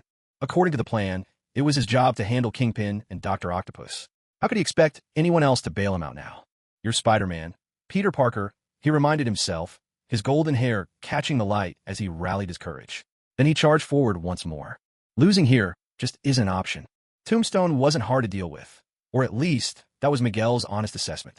In terms of fighting skills, the guy was really nothing more than a glorified gangster, some half-baked moves at best. The only real trouble was his impenetrable skin and the brute strength to break free from webs. In short, he was a punching bag that simply refused to go down, more of a nuisance than a real threat. But nuisances have their way of becoming real problems, and right now Tombstone was Miguel's. The worst part, no matter how hard you hit, you just couldn't finish him off. There was no getting around him, either, not unless he abandoned his mission to keep these villains tied up and off the local Spider-Man. So Miguel's focus shifted toward the Collider. At this moment, the machine had already torn open a large enough rift. Step by step, Miguel lured Tombstone closer and closer, until finally, Tombstone swung with all his might. Miguel sprang backward in a tight flip, both feet snapping up and connecting with Tombstone's jaw. The blow sent the hulking brute soaring. But Miguel was faster, launching himself after and snaring Tombstone with his web in midair. Then, with a powerful swing, hurled him into the surging energy blasted out by the Collider. For an instant, the crackling energy sliced right through Tombstone's body. He twisted and spasmed in grotesque ways before dropping to the ground with a heavy thud, motionless except for the occasional twitch. Miguel looked down at him and let out a derisive snort. Not even dead. Nothing keeps this guy down. Lila, how's the multiverse monitoring coming along? You haven't triggered a web event yet. That's weird. If your calculations were right, it shouldn't be like this. His virtual assistant's avatar materialized on his wrist, a note of mischief in her voice. Looks like your math doesn't quite add up. Isn't that a good thing? Miguel shot back. Compared to the other two, Peter really didn't have much trouble here, because, well, how should I put it? The Scorpion of this universe was just something else. Normally, Scorpion is a cyborg with a mechanical tail that can spray acidic slime, and he's enhanced with genetically modified Scorpion DNA, which makes him super strong, sometimes even stronger and faster than Spider-Man. But Scorpion from Earth, 700 had taken a totally different route. There wasn't a hint of genetic enhancement about him. Instead, he'd truly gone all in, transforming himself into a hulking scorpion with 4 legs, a clawed arm, and even a deadly stinger tail. You're not even green. Spider-Man leaped high, clinging upside down to the ceiling of the corridor, staring at the Scorpion of Earth, 700. And it's not just that. You're brown? Brown? Seriously? Are you a desert scorpion? Shouldn't you be out in the Arizona sands chewing on cactus, not crawling around the New York subway? With a heavy accent, Scorpion barked out something Peter couldn't make heads or tails of for the first time. Peter sighed, watching as all 4 of Scorpion's legs dug in. Then he charged straight at Peter. Unfazed, Peter merely shrugged, shooting out a burst of webbing. Scorpion, cocksure and grinning, swung his claw to cut the web, but Peter had already anticipated his move. The web shot straight onto the metal pincers of Scorpion's claw. A powerful current surged through the web. Scorpion, whose body was only mechanically modified but never genetically enhanced, writhed under the shock, sparks flying and joints crackling. Peter checked his watch calmly with a tap of his left hand, waited a moment, then finally let go, landing beside the limp Scorpion, who was now falling in a heap. Thanks for all the self-improvement. It really makes dismantling you so much easier on my conscience. With one boot planted firmly on the Scorpion's back before he could stand up, Peter yanked off his bionic tail. Scorpion howled in agony, his cry laced with a thick Mexican accent, and then Peter went straight for the massive claw arm, detaching it in one swift move. Next, he went after 2 of the mechanical legs, the very ones that could transform into 4 legs. Or I suppose you could say, it's 4 legs that could turn into 2, whichever, doesn't really matter. He tossed all the scattered machinery aside, then flung what was left, a man reduced to a single right arm, across the corridor, sticking him to the pipes with a web. Peter glanced back at the Spider-Man from Earth, 700, still battling Kingpin and the Collider, then turned his head to see Spider-Man 2099 landing at his side. All taken care of, kid. Miguel had only meant to ask a question, but just then he saw Peter reaching out his fist toward him. Hesitating for a moment, Miguel watched as Peter nodded, and then they bumped fists. Together, they swung on their webs in the direction of Kingpin. All they needed to do now was take Kingpin down, and the Collider could be shut off. At this very moment, the spatial rift had grown enormous, casting a dangerous red glow over the entire area. Strange, chaotic objects had already started tumbling out from within. Peter and Miguel zipped forward, weaving through the air on their webs towards Kingpin. Along the way, Peter's spider sense erupted, so loud it was nearly deafening. He had only enough time to shout a warning before he twisted away to dodge incoming danger. Miguel, not knowing what to watch out for, was suddenly struck from behind. A tentacle lashed across his back and snapped tight around his neck, hoisting the broad-shouldered man straight into the air. Another Spider-Man, and it looks like this one doesn't have web shooters, Liv quipped, drifting over with a smile and a cup of coffee in hand. She glanced at Miguel, who was still trapped in her merciless grip. Two more tentacles uncoiled, lashing out toward Peter. Peter had never faced anything like this before. No matter how hard he fired his webs at those tentacles, nothing worked. Even his electric webs were dodged with incredible agility, the tentacles slipping away as if they had a mind of their own. Miguel managed to free one hand and tried extending his claws, aiming to sever the tentacle, choking him. But almost instantly, another tentacle twisted around his right hand, immobilizing him. In the distance, Peter lunged toward Liv, only to be chased off by another set of her mechanical arms. As for Liv herself, she wasn't helpless without her tentacles. She landed deftly on the ground and stood aside, watching the Spider-Man struggle while sipping her coffee, clearly enjoying the spectacle. Sorry, kid. I had no idea Liv had upgraded her tentacles. The blonde Peter's voice crackled over the communicator as he narrowly dodged one of Kingpin's huge fists. Just give me a few minutes, and I'll have him sorted out. A few minutes? In a few minutes, the rift might swallow them all whole. Just look at it. Items from other universes were already flying through, floating weightlessly as gravity came undone. Everything was starting to drift and tumble through the air. Wait a second. Peter strained to recall how Kingpin was defeated in the movie, and suddenly he had an idea. Hey, older Spider-Man. Dodging Liv Octavius's revamped tentacles as he darted around, he called out to Spider-Man from Earth, 700, bring your opponent near the rift's edge, into its field of influence. What? Are you sure that's a good idea? Trust me, just this once. So Spider-Man, from Earth, 700, made a show of his secret key right in front of Kingpin. Then, with a powerful leap, he charged toward the Collider's energy panel. Seeing the sudden weightlessness around them, Kingpin ripped a chunk of metal from the nearby outer wall and hurled it straight at the panel. He jumped and landed on the flying metal, soaring after Spider-Man in the manner of Mercenary Tao. He quickly caught up, bellowed, and launched himself at Spider-Man. Both tumbled through the air, Kingpin's fists raining blow after blow down on Spider-Man's face. Suddenly, a blue school bus floated out of spatial rift. Kingpin slammed Spider-Man down onto the roof of the bus, pounding him again and again. The bus drifted unpredictably, plunging nose first into the rift. Do you think you and your little friends can stop me? You're out of your league. Kingpin roared, about to land another punch on Spider-Man's face. But blonde Peter seemed to notice something behind Kingpin. At the same moment, Kingpin heard a voice. Wilson, what are you doing? The ghostly image of his late wife, Vanessa, appeared behind him. Kingpin turned, stunned, and saw Vanessa holding their son Richard in her arms. Once again, he watched his wife leaving with their child. You want them to come back, Willie, but you've forgotten why they left in the first place, haven't you? A well-timed kick struck Kingpin as he faltered, launching him out of the bus and clear the rift. Blonde Peter leapt from the bus, slipped through the rift, and returned to his own universe. In midair, he caught Kingpin and delivered a fierce barrage of punches in reply. Blow after bone-jarring blow, until both of them crashed heavily to the ground. You think I'm the one who cost you your wife and child? You're wrong, Willie. It was you. No matter which universe, no matter how many times, they always end up leaving you, Blonde Peter said, pinning Kingpin. He glanced at the Peter still fighting Dr. Octopus and at Miguel, who was being tightly restrained. Suddenly, an idea struck him. He fired a web at the blue bus that had reappeared from the rift, yanked it out, and swung it with all his might towards Dr. Octopus. Catch! Leave. Special delivery. Liv looked up just in time to see the bus coming and instinctively drew in all her tentacles to shield herself. Unfortunately, the full force of that massive bus still crashed down on her. She wasn't killed, probably, but she was definitely in no shape to keep fighting. All right, folks. Spider-Men have saved New York, once again. Blonde Peter walked over to the energy console, plugged in a key, unlocked the system, and with a playful tone asked over the channel, here's a big, shiny red button. Anyone want to push it and put an end to all this? It's all yours, old man. This is your universe. After all, I'm only 26, Blonde Peter replied with a chuckle.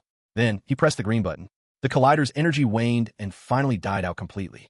New York of Earth, 700 experienced a blackout like never before. Nearly all of the city's electricity had been drained by Kingpin, right up until Blonde Peter stopped him. He notified the NYPD, and the entire Sinister Six of this universe was rounded up and arrested. Alchemax's stock is bound to take a nosedive because of this. Hopefully, Willie will learn a thing or two. Blonde Peter stood atop a distant skyscraper, feelings surging within him. With a smile, he looked at his two companions from other realities and couldn't help but draw them into a hug, an act that left both of them awkwardly glancing around, eager to make an exit. I've got to go. I've run some new calculations on the web of it. One result is clear. The existence of people from other realities can't replace the counterparts of a given universe. We can help, but we can't take your place, though there are still some theoretical problems to sort out. As Miguel spoke, he set about preparing the route back to Earth, 928, and at the same time brought up the alliance Blonde Peter had once suggested, the idea of forming a league of spider people. We could start a spider alliance. I can tweak the code for the wristbands and mass-produce them, but here's the thing. If we need a base, we'll have to find a secure universe, a place of our own. Miguel shrugged. So far, he hadn't found a universe suitable for their headquarters. At this, both Peter and Blonde Peter just shrugged as well. Hey, if you ever get a chance, could you give me one of those wristbands? Traveling between worlds is a bit of a chore for me these days. I get lost a lot, you know? That's a bit tricky, Miguel replied, neither agreeing nor refusing outright. You're from Universe 616. Reality, there has the toughest barriers in the multiverse, the very center of the whole cosmic model. I'm not sure I could even get through myself. Peter Benjamin Parker's mind froze for a solid 3 seconds. Wait, what did you just say my universe number is? 616, why? Something wrong. Miguel answered as he continued tapping in the wristband's data, setting things up since he had the most efficient device for universe hopping. Naturally, Miguel would be the one to send Spider 42 home. Noticing Peter's sudden distraction, he couldn't help but ask, curiosity piqued. Peter, on the other hand, spoke with a hint of embarrassment. It's nothing. What is 616? It's Marvel's primary universe. Whether it's Sony trying to reimagine a 616 and 1610 universe into the Spider-Verse, or the MCU using Loki to crack open a brand new multiverse, all of it was vetoed by Marvel Comics. In the animated films, every universe was stamped with a B. The middle-aged Spider-Man hailed from Universe 616B, while the protagonist Miles' home was labeled 1610B. Meanwhile, the MCU's claim to be Earth 616 in a new multiverse was dismissed by a comic titled TVA. So when Peter heard this, he was genuinely surprised. Then it hit him. Not only was he inside the Marvel universe, but he was part of an entirely new Marvel multiverse. What's more, he was the Spider-Man of the main universe in this fresh multiverse. He wasn't even sure whether to consider this good news. Miguel, however, didn't add anything more. He simply left, taking the spider from Universe 42 with him, intending to bring it to that universe's Miles. Now, Universe 42 would have its own Spider-Man. As for Peter, it was time for him to return as well. After bidding farewell to Blonde Peter, he tore open a rift and stepped through. Watching the two Spider-Men each leave his universe in their own unique ways, Blonde Peter scratched the back of his head. Sometimes I really do wish I could be that cool. Back in the realm between universes, Peter finally understood what Madam Web had meant. He could now vividly sense another presence so much like himself, navigating a massive web, each strand representing a different universe. Last time, he hadn't felt it so keenly, but now, he realized his universe was nestled quite close to the core, but perhaps not the very center of the web. Miguel had claimed his own 616 universe was the center of the multiverse, but from which perspective, Peter couldn't say. He easily found the vibrating strand that resonated with his being and plunged right in. Meanwhile, after waiting nearly 7 hours, Reed Richards, Mr. Fantastic, caught a massive surge of energy from the multiversal shuttle. His anticipation mounting, he watched as a rift snapped open. Smiling, he watched Peter emerge, pulling off his mask. Welcome back, Spider-Man. You were gone for 7 hours, but according to your wristband, you spent 7 days in that other universe. So, it turns out, time does flow differently between multiverses. Or perhaps just traveling across the multiverse itself causes temporal dislocation. 7 hours? That's great. He wouldn't have to miss a single class. Now, that was good news indeed. Peter glanced around. The 3 scientists from the Avengers had all vanished. It seemed they had left ahead of time. His gaze fell on Cindy, who was quietly sitting at the side, absorbed in her book. Thank you. I appreciate your help. Cindy looked at Peter in mild confusion. After all, she'd done nothing at all, and couldn't fathom why he would be thanking her for her effort. Spider-Man, if you're willing, perhaps we could perform some more detailed examinations. Reed Richards turned his head with bright enthusiasm. Peter let out a resigned sigh. No problem, Professor Richards. Could we hurry it up, though? I'm feeling pretty tired. Another 3 hours passed before Peter finally finished all the tests and was able to head home. Meanwhile, Reed Richards remained, more excited than ever. This is incredible. With this data, perhaps I can send a signal across the multiverse. Oh, they've all left already. He looked around the now empty lab, shrugged, and uploaded the precious data into his computer. Then, he began transmitting a signal across the entire multiverse, hoping that if anyone received and understood it, they might establish communication between universes at last. Surprisingly, within seconds of broadcasting his message, someone on the other end not only received it, but also responded with the same signal, and introduced themselves in the friendliest of manners. It was Mr. Fantastic, Reed Richards from another Earth. "Just as I thought," he muttered. "Every version of me across the multiverse must be eager to make contact with each other." And so it all began, with a single lightning strike crackling through the gathering storm clouds. On Earth 2149, Reed Richards ended his communication. As he turned, his head was rotten, his lips inexplicably missing, bearing dreadful fangs, with only the whites of his eyes remaining. He stood beside the multiversal transporter that, on this Earth, would never be completed. With a flick, he switched off the communication device and turned toward his family, grinning. The rest of the Fantastic Four gave off an equally vile stench of utter decay. While others are still scrounging in every cranny for a scrap of pitiful flesh, they have no idea what we've discovered. Zombie Reed licked his lips. During his interaction with his counterpart from Universe 616, he could almost taste the phantom aroma of living meat. A world teeming with fresh meat. A world that will belong to us alone. Outside the ruined Baxter Building, New York had plunged into chaos. The once revered superheroes were now scattered throughout the streets, hunting any living thing they could find, leaving nothing behind as they devoured every last trace of flesh. The overwhelming stench of blood seemed to have submerged the very world itself. The eternally crimson sunset cast its shroud over New York City, signifying that Earth had truly become a living hell. Peter Parker awoke on a Monday morning, glanced up at the bed on the ceiling, and let out a long, drawn-out yawn. Why is the bed on the ceiling? Realizing what was happening, Peter suddenly fell from the ceiling, then stared in confusion at the blanket that was stuck to his hand. What's going on? Didn't this only happen to me the day after I got bitten? Did I travel back to 6 months ago? He looked at the clock on his nightstand in confusion, confirmed it was now after September, and took a deep breath, trying as hard as he could to calm himself. That way, the blanket would finally fall from his hand. And indeed, the blanket fell, but things were a little more complicated. Peter discovered that his hand, no, his whole body, had become transparent, with light passing right through his palm. Right away, his mind leaped to the spider from Universe 42 that had bitten him. Startled, Peter darted to the bathroom. His camouflage faded, and in the mirror, he saw the perfectly normal face of Peter Parker. The good news, he hadn't turned into a humanoid spider, nor had he grown 6 arms. But he couldn't quite control his powers yet. He tried to open his wardrobe and get dressed. Even though he was extremely careful, the wardrobe door came off in his hand. With a helpless sigh, Peter looked towards the spider disc lying on his desk. That, at least, was probably the only suit his not-quite-under-control strength wouldn't tear apart. The one thing that puzzled him was why, on Earth 700, a day had passed after he'd been bitten, and yet no new powers had manifested. Instead, they only activated after returning to his own universe.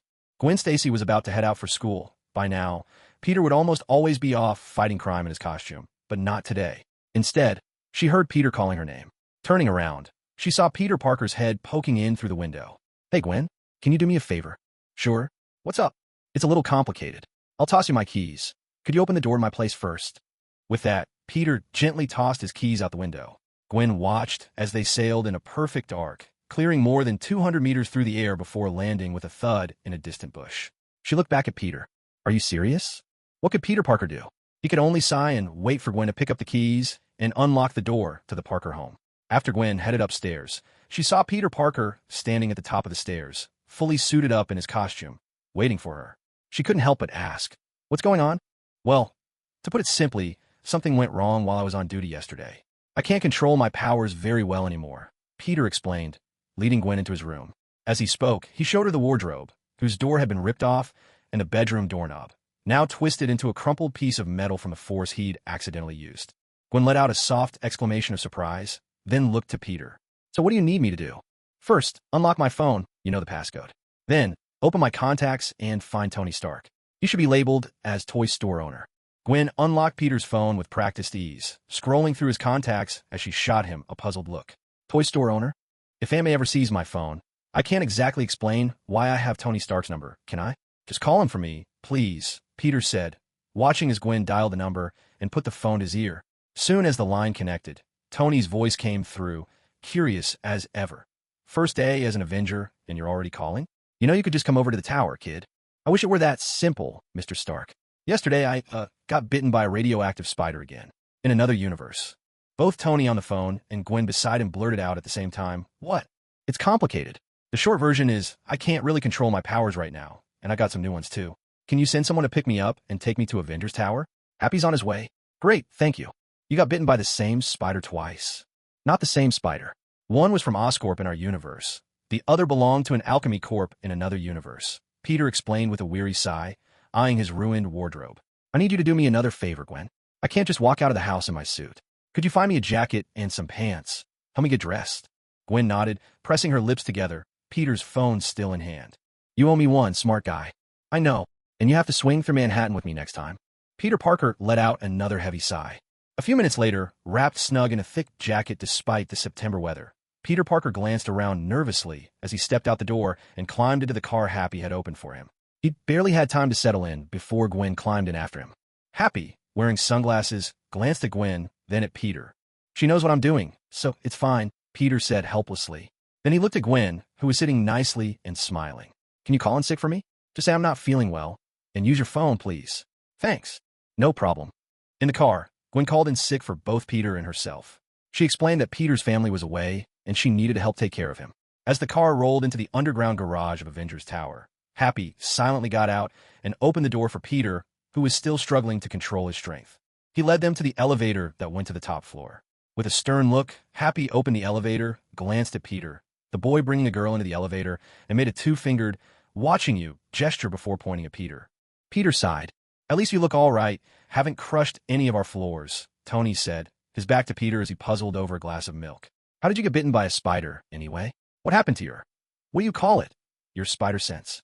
He turned around, intending to hand Peter the milk, only to spot Gwen stepping out of the elevator with him. Tony let out a surprised, "Oh," and raised his eyebrows. Skipping over Peter, he handed the glass of milk to Gwen instead. Gwen took it politely and introduced herself. Hello, Mr. Stark. I'm Gwen, Peter's neighbor and friend. She's a good one. So what happened, kid? I don't really know, Peter replied innocently. My spider sense didn't go off before I was bitten. And even when I was on the other Earth, I didn't notice anything different. I just came back, got some sleep, and then here we are. Tony frowned. Solving the problem wouldn't be impossible, but the real question was time. The Avengers and the Fantastic Four had plenty of scientists, but not one who specialized in genetic biology. Right now, the best experts in genetic programming and mutation were almost all at Oscorp. But sending Peter to Oscorp? Out of the question. Tony would never agree. Norman Osborn was no friend of theirs. Trying to learn that knowledge from scratch would be a massive time investment. And then Tony Stark thought of someone. Have you heard of King Chalia's queen, kid? You mean the former X-Men, Storm? What about her? X-Men's Beast, Hank McCoy, a geneticist, is still at Xavier's School for Gifted Youngsters, Tony said, a smile breaking out. I can have Aurora set up a checkup appointment for you. Xavier's School for Gifted Youngsters isn't located in New York City proper, at least not in the strictest sense. Instead, it stands in the northern suburbs of Westchester County. The grand old European-style mansion has been abandoned for nearly 6 years now, and only 2 people remain. The legal owner of the deserted estate, Cyclops Scott Summers, and Beast Hank McCoy. As usual, Scott sat on his bed, holding an old photograph of the original 5 X-Men alongside Professor Xavier. After the professor's passing and Jean's disappearance, he tried to hold the team together, but in the end, everyone went their separate ways, leaving just him and Hank to watch over what was left. I miss you so much, Jean, he whispered into the emptiness, speaking to the lost love who'd been gone for so long. In that solitary moment, the chime of the doorbell echoed through the speakers. Scott sighed, resignation in his breath. She really was relentless, that woman. Didn't she realize that he would never allow her to buy out the last of the professor's legacy? I've told you plenty of times, Miss Frost. It's obvious, whoever you're talking to, that isn't me. Nick Fury's voice crackled through the communicator. Cyclops lifted his head and stood, adjusting his ruby quartz visor as he made his way to the Academy's solidly locked front door. Through the doorway, he saw Nick Fury and a young girl beside him. Is there another mutant situation? This one's not about mutants. There's a young Avenger at Tony Stark's place who's scheduled a medical evaluation with you lot. That piqued my interest, so I decided to come take a look. With that, Nick Fury entered the long-neglected school with Cindy in tow as Cyclops unlocked the door. You're looking all right, at least still keeping up with shaving. There's not much else for me to do. The world doesn't need the X-Men anymore. More and more mutants are choosing to go to Genosha rather than stay here. Cyclops let out a sigh, leading them to the half of the lounge that was still barely functional, handing them each a can of coffee. It was just about the only refreshment he had to offer. Nick Fury raised an eyebrow, setting his coffee aside. Cyclops was just about to say something when the doorbell rang again. Scratching his head, he muttered, "Looks like the friend you're waiting for has arrived. Wait here, I'll get the door." Peter had indeed arrived, clad in his Spider-Man suit, accompanied by Happy. Gwen had followed close behind. Peter tried convincing her to go home, but, as always, he couldn't change her mind. In the end, there was no way Peter could make Gwen leave on her own. "Isn't today the first day that Cindy is transferring to our school?" Gwen asked while they were still in the car. "Wasn't she transferring because of you? Won't she be really disappointed if you're not there?" "There's nothing I can do about it. It's out of my hands," Peter replied. Happy honked the horn, and the two of them got out of the car together. To their surprise, there was already a sleek black luxury sedan parked at the entrance, and at the same time, a stunning white supercar pulled up and parked right next to theirs. Oh no! Gwen suddenly realized she hadn't changed into her costume and hoped, with a twinge of worry, that no particularly troublesome characters would step out. The unexpected turn of events caught Peter off guard, and his hope was quickly dashed, for out of the car came a very troublesome woman indeed. She appeared to be not quite 30, wearing a figure-hugging white dress that showed off her curves, matching knee-high white boots, and draped over her shoulders was a white fur stole. She seemed to be dressed in nothing but white, right down to her icy blue lipstick, making her look uncannily alluring. As she stepped out, she tossed her gold hair over her shoulder, then removed her sunglasses, revealing a pair of striking blue eyes brimming with captivating charm. "Spider-Man, what a surprise. I didn't expect to see you here. Does this mean, are you a mutant?" Her words were cool and laced with curiosity. And to top it all off, she was even taller than Peter. Standing a good 6 feet, she leaned casually against the supercar's hood, regarding Peter. All at once, Peter felt his spider sense tingle sharply, flaring with alarm, but nothing immediately happened. It was the woman herself who seemed taken aback, a flicker of surprise in her eyes that quickly shifted to intrigue as she looked first at Gwen by Peter's side, then at Happy, who was trying his best to offer a friendly, conciliatory grin. Of course, Peter knew exactly who this woman was. Ms. Emma Frost. "As I've said many times before, you're not welcome at Xavier's School for Gifted Youngsters," declared Scott Summers, Cyclops, opening the door with a steely expression. "No matter what you do, I will never agree to let the Hellfire Club or the Massachusetts Academy buy this place, be it the mansion or the school." "Why not, Scott? If you don't wish to carry on Charles Xavier's legacy, why not hand it over to someone better suited?" Emma countered, her tone silky smooth. "The Hellfire Club?" Cyclops gave a dry laugh, shoving his hands into his pockets and fixing Emma with a glare through his iconic ruby quartz shades. "You can go tell Sebastian Shaw yourself. He is not worthy. Come inside, kids. Nick Fury has been waiting for you quite a while," he added, turning his attention to Peter and Gwen. "And as for you, Miss Frost, goodbye and good riddance." He simply turned away, waved to Emma, and once again, Cyclops rejected her proposal. Peter could only shrug, then join Gwen as they followed along. They entered the half-destroyed living room, where he saw Nick Fury, and beside Fury, Silk. When Nick Fury noticed Gwen following behind, the look he gave Peter was downright fierce, but in the end, he said nothing. "Hey, you must be Cindy, right?" Gwen walked right up to Cindy, extending her hand. "I'm Gwen. Gwen Stacy, Peter's lifelong friend." "Cindy Moon." Cindy shook her hand politely, and after seeing Gwen take the seat next to her, she pulled up her mask. Gwen, curiosity getting the better of her, asked, "Weren't you supposed to transfer to another school today? Why didn't you go?" "Assignment. Something to do with Spider-Man." Meanwhile, Beast, covered in blue fur, had just drawn Peter's blood. He ran tests in an improvised lab amidst the ruins of Xavier's Academy, and soon came back with both good news and bad. "First of all, you're not a mutant," Beast said, half joking, before turning serious. "Secondly, your genes are exceptionally stable. 2 special sets intertwining, gradually fusing together. The recent loss of control over your powers was just a fluke. In a few months, once the gene fusion completes, you'll be back in command of your abilities." "A few months? It's not the only option," Beast continued, as any responsible doctor would, presenting Peter with an alternative. "We could use Nathaniel Essex's gene splicing machine, the one he used for creating artificial mutants. The problem is..." "The problem," Nick Fury interjected, knowing full well where the machine was, as he watched Cyclops open and drink the coffee he'd refused earlier, "is that only 2 are left. One's on Genosha, and, under current federal law, any trip there is strictly illegal. The other," he lowered his voice, "is in a troublesome place. Even S.H.I.E.L.D. can't guarantee complete safety or transparency there, Madripoor." "I don't see much trouble," Cyclops said, pitching his empty can into a distant trash bin before turning to Fury. "Logan's there. We'll need a jet to get the kid to Madripoor. In return, I need you to keep watch over the manor. Don't let the Hellfire Club get their hands on it. Noticing Nick Fury's concern for Spider-Man, Cyclops Scott Summers quickly seized the opportunity to strike a deal. He and Beast would take Spider-Man to Madripoor for treatment, in exchange for SHELD's protection over the Professor's legacy. No matter what happened, he could not let the Professor's inheritance fall into the hands of another ambitious schemer. Nick Fury had no intention of refusing the offer, but he added another condition. I need you to take Agent Silk with you as well. At that moment, Peter, Gwen, and Cindy all looked at Nick Fury. Peter was the first to voice his confusion. Isn't Cindy transferring schools today? Her assignment is closely tied to you, especially after you displayed the ability to cross the multiverse. So her mission parameters will be adjusted according to your actions. Nick Fury arched an eyebrow, unfazed. Besides, Agent Silk has been specially trained to handle situations related to you.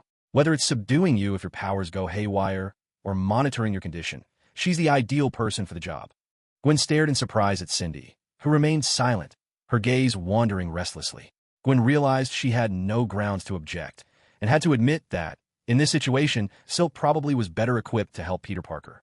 If only she were the one bitten back at Oscorp, Gwen couldn't help but think. At least then, she could actually do something for Peter. But Peter Parker was preoccupied with something entirely different. What about New York, he asked. I mean, if I leave, but Cindy stays, at least New York still has a Spider-Man. But if we both go, then what happens to the city? Nick Fury let out a chuckle, shaking his head.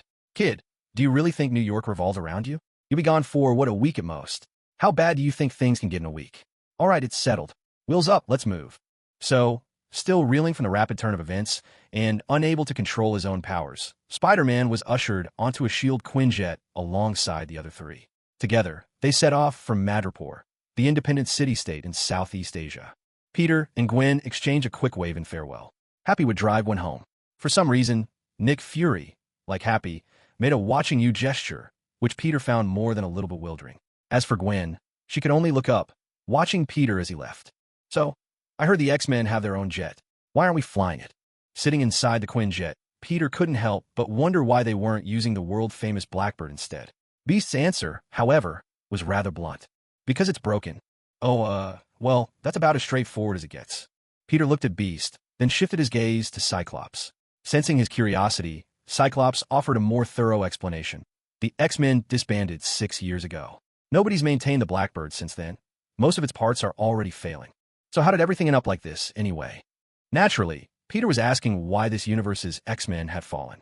It was a question that had haunted him ever since his rebirth here, lingering without a real answer.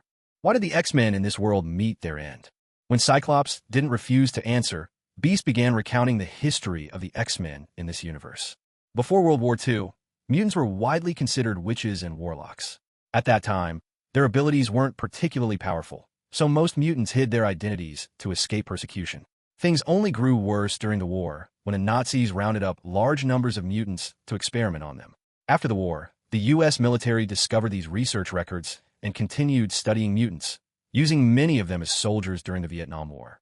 Professor Xavier and Eric Lyncher, better known as Magneto, met during those years. Back then, they were close friends. One was a genetics professor, the other a Jewish survivor of the camps.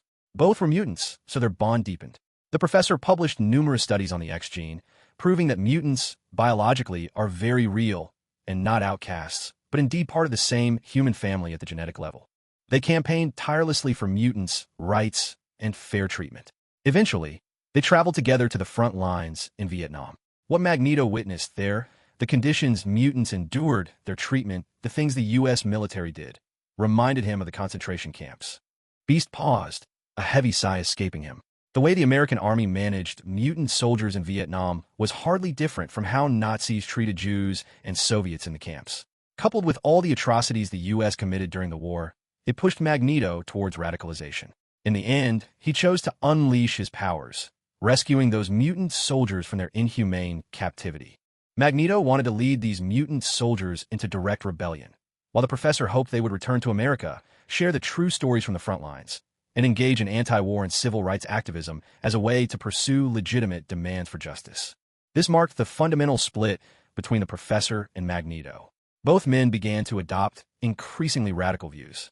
Magneto started to believe that mutants represented the next stage in human evolution. Just as Homo sapiens ultimately replaced Neanderthals, so too would mutants replace modern humans. The facts even seemed to support his view. The new generation of mutants was growing ever stronger, and their numbers were increasing rapidly. As for the professor, he believed mutants should coexist peacefully with humanity, regarding them as an ethnic minority who ought to fight for their rights through lawful means. At this point, Peter Parker couldn't help but ask a very important question. Why do people call mutants a minority group? I mean, by the usual divides among humans, none of that fits, right? Mutants can be white, black, Asian, there are all kinds, and they can even marry non-mutants without issue. What's more, mutant powers don't seem to have anything to do with the laws of natural selection. It all just feels pretty random. So why do both of them see mutants as a unique group, separate from ordinary humans? Beast and Cyclops exchanged glances. After all, Peter had a point. Mutants, for all intents and purposes, are just humans with superpowered genes, not an entirely separate species. There's no reproductive barrier, and mutant abilities don't arise from adaptation to particular environments or change over generations. In the end, it was Cyclops who offered the professor an explanation and a bit of dignity. That's because the professor and Magneto both grew up during the 60s and 70s. Back then, people were all about this stuff, civil rights, racial equality, all of that. If they could see the world now, I doubt they'd view things quite the same way.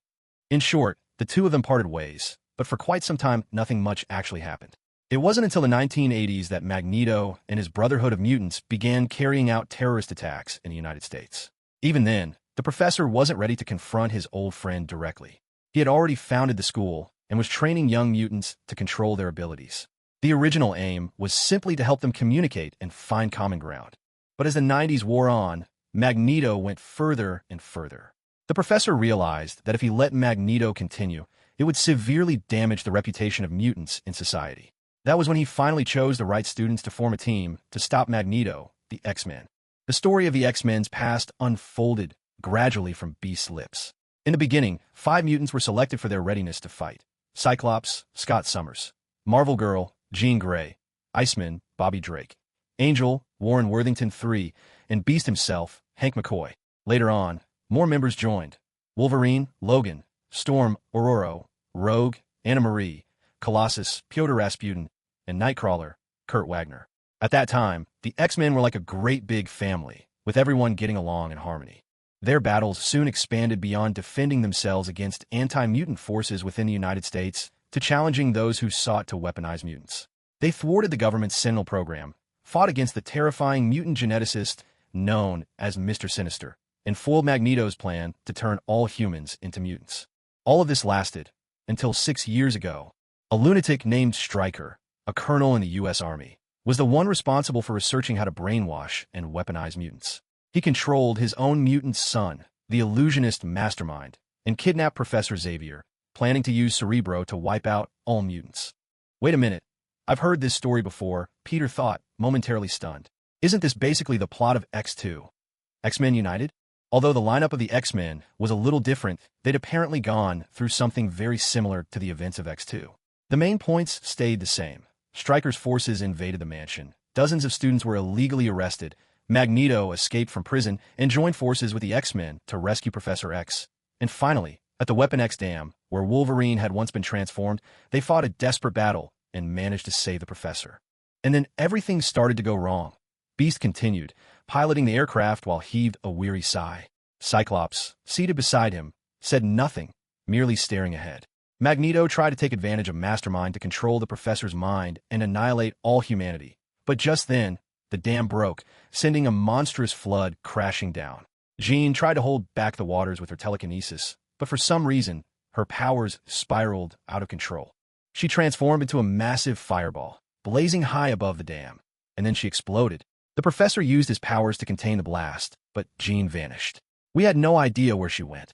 All we knew was that she was gone. At that moment, the professor came back to himself. He refused the order to retreat, told us to look after the students, and used telekinesis to quell the flooding. By then, the professor was already exhausted. Beast added, filled with emotion, as he spoke of Charles Xavier's fate.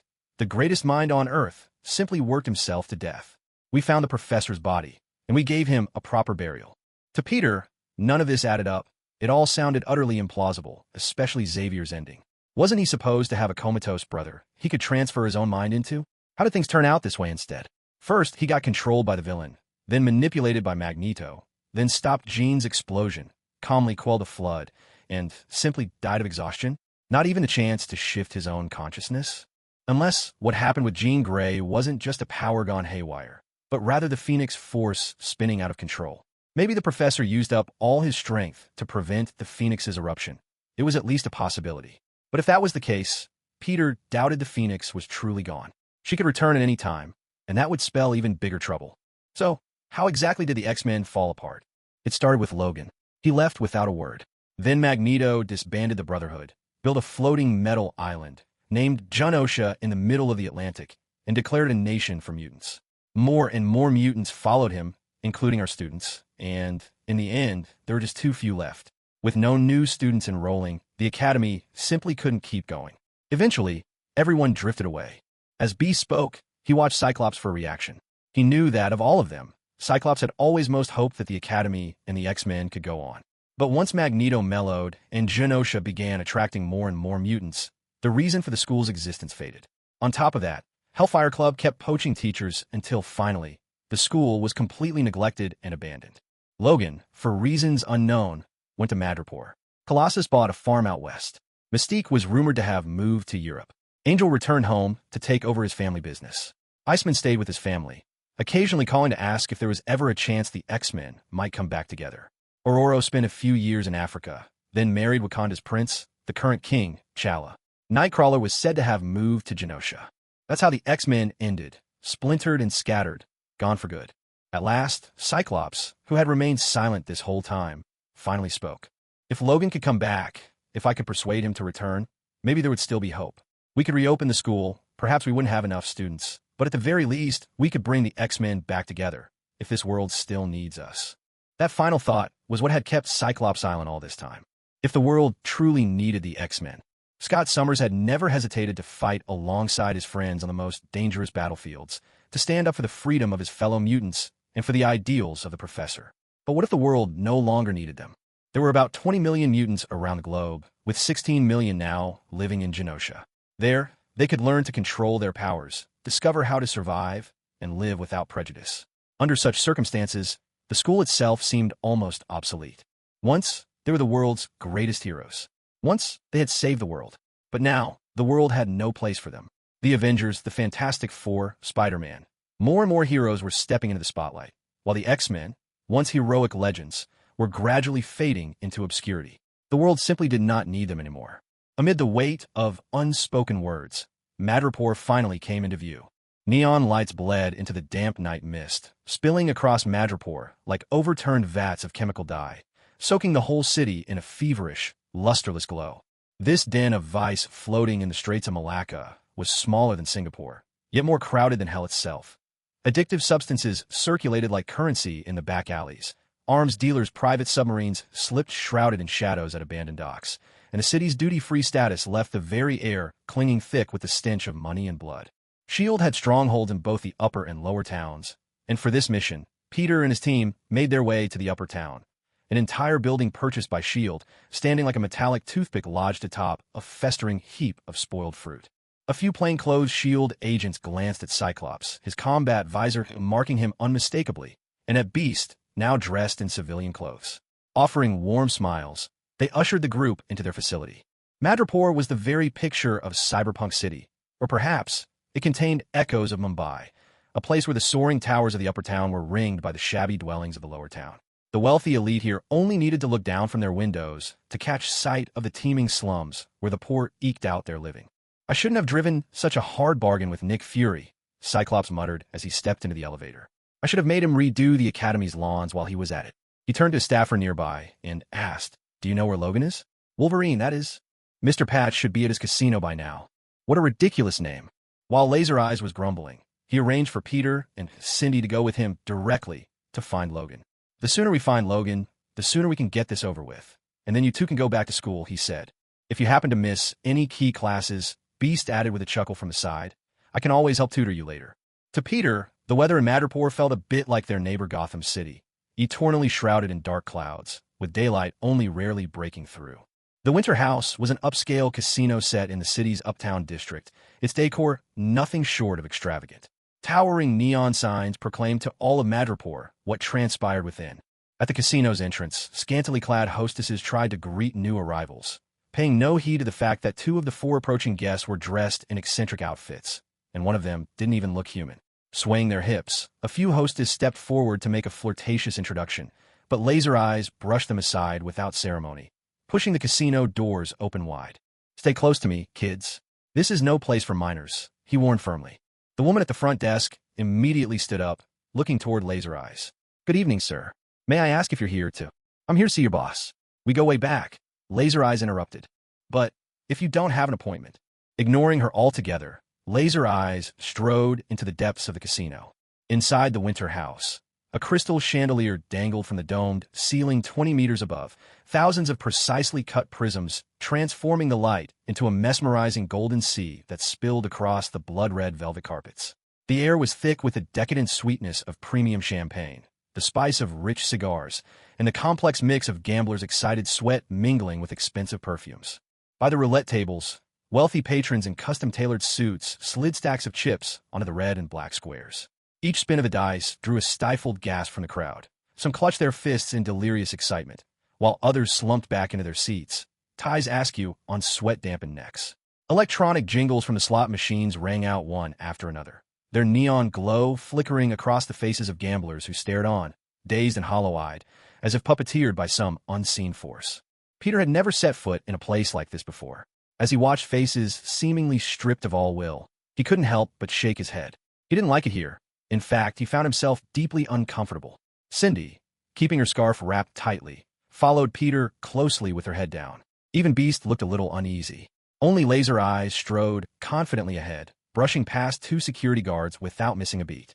More security guards were rushing over, but just then, a deep voice rang out, "Stand down, everyone.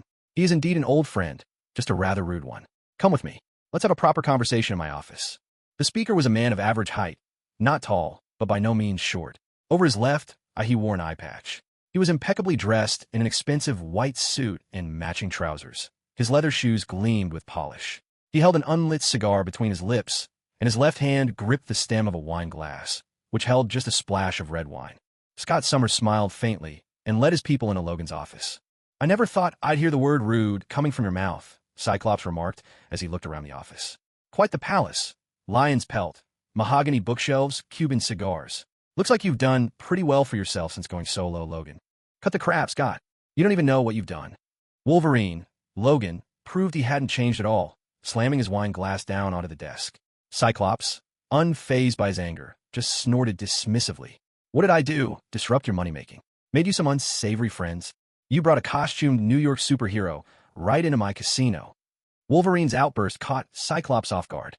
"I've been here hunting down the last stragglers of Weapon X and Stryker's goons.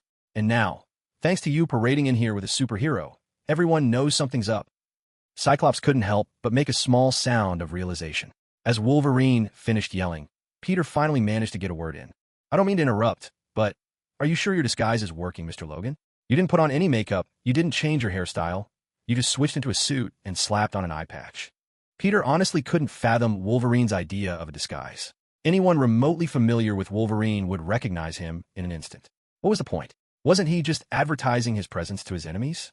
Logan, cigar clenched between his teeth, took off his eye patch, giving Peter a look before turning to Cyclops. "And why did you bring him here? We need the Omen's gene splicer to treat him. We know the last one is in Madripoor, so we came to you for help." Cyclops shook his head in resignation, and for what might have been the first time, he offered an apology to his old rival. "I'm sorry, I didn't know you were still doing the right thing. Forget it. I can't be bothered to argue with you." Logan gave a cold snort, but his thoughts had already turned to the gene splicer. "The gene splicer is—" A sudden explosion interrupted his words, the shockwave sweeping through the entire casino as flames burst out within. Logan cursed and unsheathed his steel claws, while Cyclops let out a weary sigh. Clearly, there was never any hope of settling this matter quietly. The Winter House was a place like no other. Here, money was no longer mere currency, but became the very flow of desire, the oxygen each gambler breathed. Winners roared with laughter, while losers forced on a brave face, but all were caught by the same wild pull, drawn ever deeper into this golden cage, spiraling down until their last chip was gone. It was in such a place that a man walked in, a Japanese of unmistakably Western features. He had a high, prominent nose, and strikingly deep-set eyes, yet those eyes glinted with a cold, eastern sharpness. Standing at the casino's entrance, he drew a long, deliberate breath, as if tasting every thread of decay and excess this place exuded. Then he smiled, flashing fangs that gleamed like ice under the lights. This was not his first time at the Winter House, but each visit brought fresh surprises. Take today. Even the chill pumped by the air conditioning carried a tang of rust, a faint, metallic hint of old blood, a discomfort sharper than yesterday's stale air. What's he looking for? A security guard whispered to the receptionist. I don't know. He's been coming here for days now. Around them, casino staff eyed the stranger with curiosity. The Japanese man had been wandering the halls for several days, yet had not placed a single bet, simply observing, surveying the crowd, and then quietly leaving. Many suspected he was up to something against the rules. Judging by his powerful build and the intricate Yakuza tattoos curling over his skin, there was no doubt this was a man best not crossed. Several guards were already braced for trouble, itching to swing their batons should the need arise. Today, however, brought something new. After slinging his bag over his shoulder and stepping through the doors, the mixed-race Japanese man unzipped it, withdrew a thick stack of cash, and laid it on the counter. Please exchange all of it for chips. Thank you. He grinned, those frightful fangs like the glint of steel. I've been watching your place for a few days now. Looks like a good spot to try my luck. We're very pleased to have you, sir. The receptionist's fingers trembled slightly as she counted the bills and pushed a stack of chips his way. He scooped them up and strolled to a particular gaming table, seating himself. His fingertips tapped rhythmically on the tabletop, as if he were waiting for a hidden cue. By now, his senses stretched wide, like an invisible web, gathering every thread of sound and movement the casino offered. Take it easy, man. From the concealed earpiece came the voices of those utterly untrustworthy companions, cautioning him. Now isn't the right time to make a move against Weapon X. Weapon X, he scoffed. Every time I hear that name, I can't help but laugh. He's long since forgotten who he was. Why do you insist on tying him to a past that no longer matters? With an unreadable expression, the man played his hand, then raised the stakes and revealed his cards. He lost, but he didn't mind in the least. Smiling, he shuffled for the next round. There were still plenty of chips left, no need to rush. He could take his time. His gaze lingered on the gaming table, but all his senses were tuned to other currents in the room. He'd seen the man, the target, engaged in what looked like a meeting. He watched as the man stepped into the office behind him. Only 5 people in that office, all unfamiliar scents, none threatening. It would be safe to proceed. He drew his cards again and lost once more. The man whistled softly, shrugged it off, and dealt another hand. Right then, a striking woman approached, her lips curled in a subtle smile, offering him a glass of red wine. Good evening, miss, he greeted. The mixed-race Japanese man looped an arm around her waist, flashed her a relaxed grin, and accepted the wine. Tipping it back in a single motion, he swallowed it down. As the wine traced his throat, the voice in his earpiece returned. Everything's set. Begin the operation, but remember your mission. Do not kill Weapon X. He merely returned the woman's smile. Suddenly, a thunderous explosion tore through the casino, plunging the floor into chaos.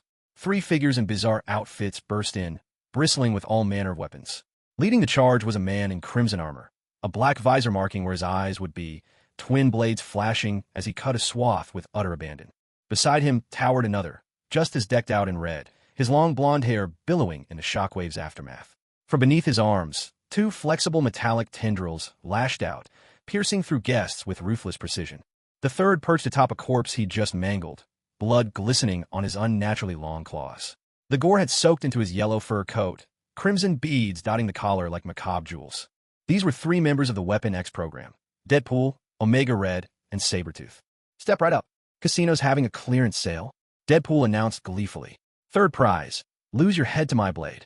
With that, he lopped someone's head clean off, then hooped with excitement. Second prize, lose a leg. Grand prize, a handy-dandy amputation. And for the jackpot, Deadpool stopped before a gambler frozen in terror, mouth agape. The victim took in the almond-shaped goggles of Deadpool's mask, and the beheaded, dismembered corpses strewn behind him, his entire body trembling. Deadpool greeted him with an exuberant hug. You made out alive. Now run for it. Feeling like he'd narrowly escaped death, the gambler broke into a sprint, heading straight for the hole blasted open by the bomb. But before he could get there, Sabretooth caught him by the neck, driving his claws right through the poor man's throat. Deadpool couldn't help but drop to his knees, wailing in grief. No, Victor, why are you so cruel? Red Omega's only comment on the carnage was blunt and unimpressed. Lunatic. In the midst of such bloody chaos, The mixed-blood man just smiled. He let go of the woman he'd been holding, but immediately seized her by the throat. Two metal claws shot out from his hand, piercing right through the woman's skull. Then, with grim determination, he leapt headlong through the window into Wolverine's office, unleashing a raging roar he'd held inside for days. "Prepare to die, James Howlett. I want you to remember, it's me, Dakin Akihiro, who's here to kill you." Bursting into the office, Dakin spread his arms wide, three gleaming claws sliding out, two from the backs of his hands and one from his wrist. He had only one goal, to kill Wolverine. But things weren't as simple as he'd imagined. Besides Logan, the office housed four others: a pure blue beast, a weirdo in a red and blue skin-tight suit, a girl in a black combat outfit with her mask drawn up, and finally a middle-aged man in a billowing trench coat, his hand poised right beside a button. A fiery beam of red light blasted from Cyclops' visor, sending Dakin hurtling out of the office. Cyclops simply turned to Wolverine. "Looks like you don't need to go looking for your Weapon X buddies. They've come looking for you." The Winter House Casino descended into outright chaos. It had already been tense when Weapon X stormed in, but once Dakin was blasted clear across the room by Cyclops' optic blast, things went from bad to explosive. The crystal chandeliers shattered under the crimson beam, filling the air with glittering shards. Dakin's body crashed through three poker tables like a rag doll before coming to a stop. Aside from Dakin, who was new to the scene, the rest were old nemesis of the X-Men, and they all knew exactly what Cyclops' arrival meant. This prospect thrilled Red Omega above all. "Tonight, I get to take out more than one damned X-Man." The burly Russian man extended the adamantium tentacles from his arms, thrusting them directly into the office wall that had just been blasted open. Beast, witnessing this, hurled a chair to disrupt the tentacles' advance, while explaining to the two spider heroes unfamiliar with the X-Men's foes, "Be careful. Red Omega can emit a deadly pheromone. For most superhumans, it won't kill you instantly, but it saps your strength and vitality. Your muscles will feel weak, as if you've been soaked in vodka. And another thing, don't bother trying to tear off his tentacles. Those are made of adamantium. Deadpool's swords and that kid's claws, they're adamantium, too." Logan chimed in as he loosened his tie and leapt out through the hole in the office wall, claws drawn and ready. After hearing about the opponents, Peter pieced the situation together. Members of Weapon X had come to apprehend Logan, their former comrade. Logan's disguise was, unsurprisingly, futile. Their foes had seen through him and come well prepared, each armed with adamantium and regenerative powers. Well, except Sabretooth, he didn't have adamantium. But something felt off. As far as Peter could remember, Dakin wasn't a member of Weapon X in the comics. How had he ended up with this group? And who gave him adamantium claws? But that wasn't the point right now. In other words, all of them have healing factors, right? Peter said, flexing his fingers in anticipation. Whether it was Cyclops, Beast, or Cindy, everyone understood what that meant. Spider-Man's powers might be tough to control at the moment, but if the enemies were just like Logan, practically unkillable, then holding back wasn't necessary. They could go all out, smash their way through, and no one would actually die from it. "Then let's get to work, kid," Cyclops said with a chuckle, striding out to join the fray. For enemies on one side, 5 heroes on the other, the battlefield was instantly split.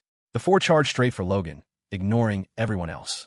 First up was Deadpool, who bounded over yelling, "Oh, Logan!"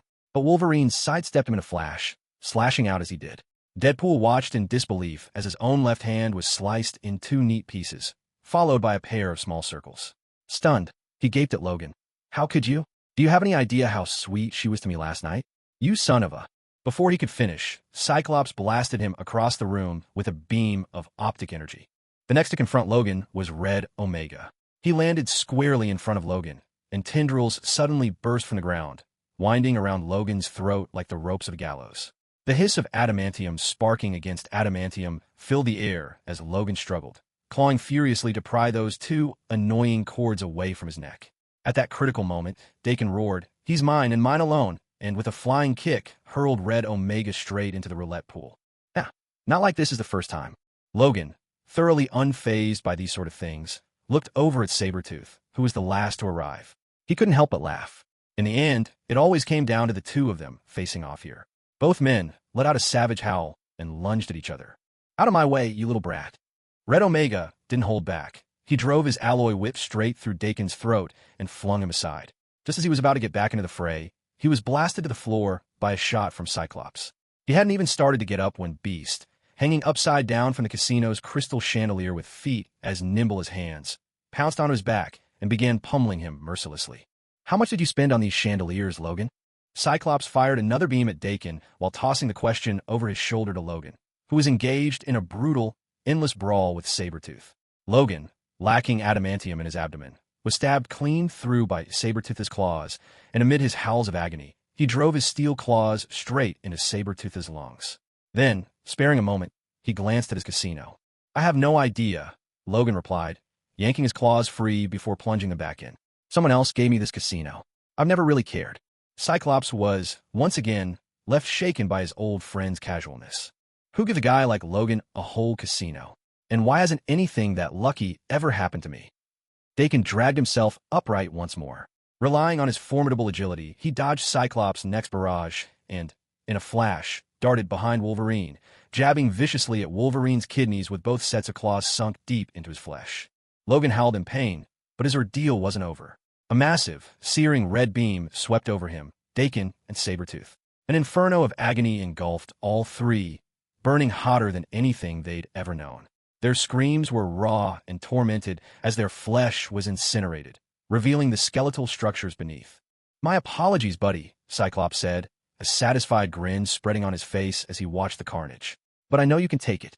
Elsewhere, Deadpool was still scrambling across the floor, chasing after his own scattered body parts. "Where is it? Where did it go?" Grabbing his neatly severed left arm with his right hand, Deadpool found the two small chunks that had been chopped off. He shoved them into his bloody shoulder, fitted the arm back in place, and in just a few seconds, he was moving with his usual agility once more. Now, while everyone's attention was focused on Logan, he figured it was a chance to pull a fast one on that unlucky Cyclops. Give him a good old stealthy smack. Except Spider-Man stepped in, blocking his way. "Sorry, buddy, can't let you through here." Watching Spider-Man saunter over for reasons unknown, Deadpool blurted out his very first question upon encountering the wall crawler. "So, under that mask, is it Andrew Garfield's face or Tom Holland's?" First subscription requested, and monthly votes too. Thanks for everyone's support. The first subscriptions have already surpassed 1,400, but there's just about an hour before 24 hours are up. Here's hoping for 1,500. And please, if you can, throw in a few more monthly votes. Thank you all so much. This is my first book as a new author, and reaching this milestone already is truly amazing. Thank you. Today it's 5 updates, and every day after this will be 4. Peter more or less understood what Deadpool was getting at. Sadly, while he considered his own looks above average, he didn't really look like Garfield or Holland, or maybe kind of like both. Still, to handle Deadpool, he dropped into Spider-Man's signature pose, one hand on the ground, the other raised, lowering both his center of gravity and his voice. "I am the man who came back from hell. Aunt May 400. Cindy, hanging upside down from the ceiling, tilted her head, clearly baffled by whatever Peter was doing. But since Peter had warned her before, she decided not to act for the time being. Seeing all this, Deadpool took a deep breath, then whipped off his own mask. "Then I must be the handsomest man in all of Canada, Wade Wilson." Most people know what Deadpool's face looks like, pocked and scarred like a battered avocado, or maybe the result of superglue dripped on a phone. Unapologetic, he paraded his so-called good looks right in front of Peter. Peter stood up, voicing his doubt. "I mean, come on, isn't Wolverine supposed to be Canada's most valuable superhero?" The moment stretched into an awkward silence between the two, only broken by Uncle Wolf, freshly singed by Cyclops' blast, hauling himself upright with his just-healed body and shooting a confused glance at the two non-combatants. "How dare you? He's obviously Australian." Deadpool was furious. He whipped out his dual katanas and lunged forward at lightning speed. The twin blades made a sweeping arc, a feint, before he shifted his weight onto his front foot and launched a brutal kick straight at Spider-Man's legs.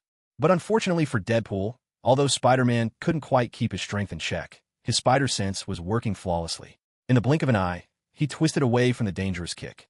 The only misstep was that his backflip was just a tad too forceful, leaving him perched upside down on the ceiling. With a powerful push, Spider-Man nearly cracked the ceiling as he leapt off, landing a solid punch right across Deadpool's face.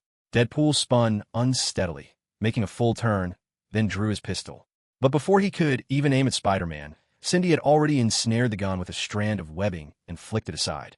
Deadpool glanced up at Cindy, but before he could process what was happening, Spider-Man flipped him over and slammed him to the floor with a powerful throw. As Peter completed the move and readied himself for another round, he realized something odd. He'd grabbed Deadpool's left arm during that throw, and now, that very arm was still in Peter's grasp. As for Deadpool, he lay sprawled on the ground, gazing in shock at Spider-Man, and his own severed left arm dangling in Peter's hand. I can see little birds fly around my head. Hey, wait a minute. Handsome, what are you holding there? My left arm.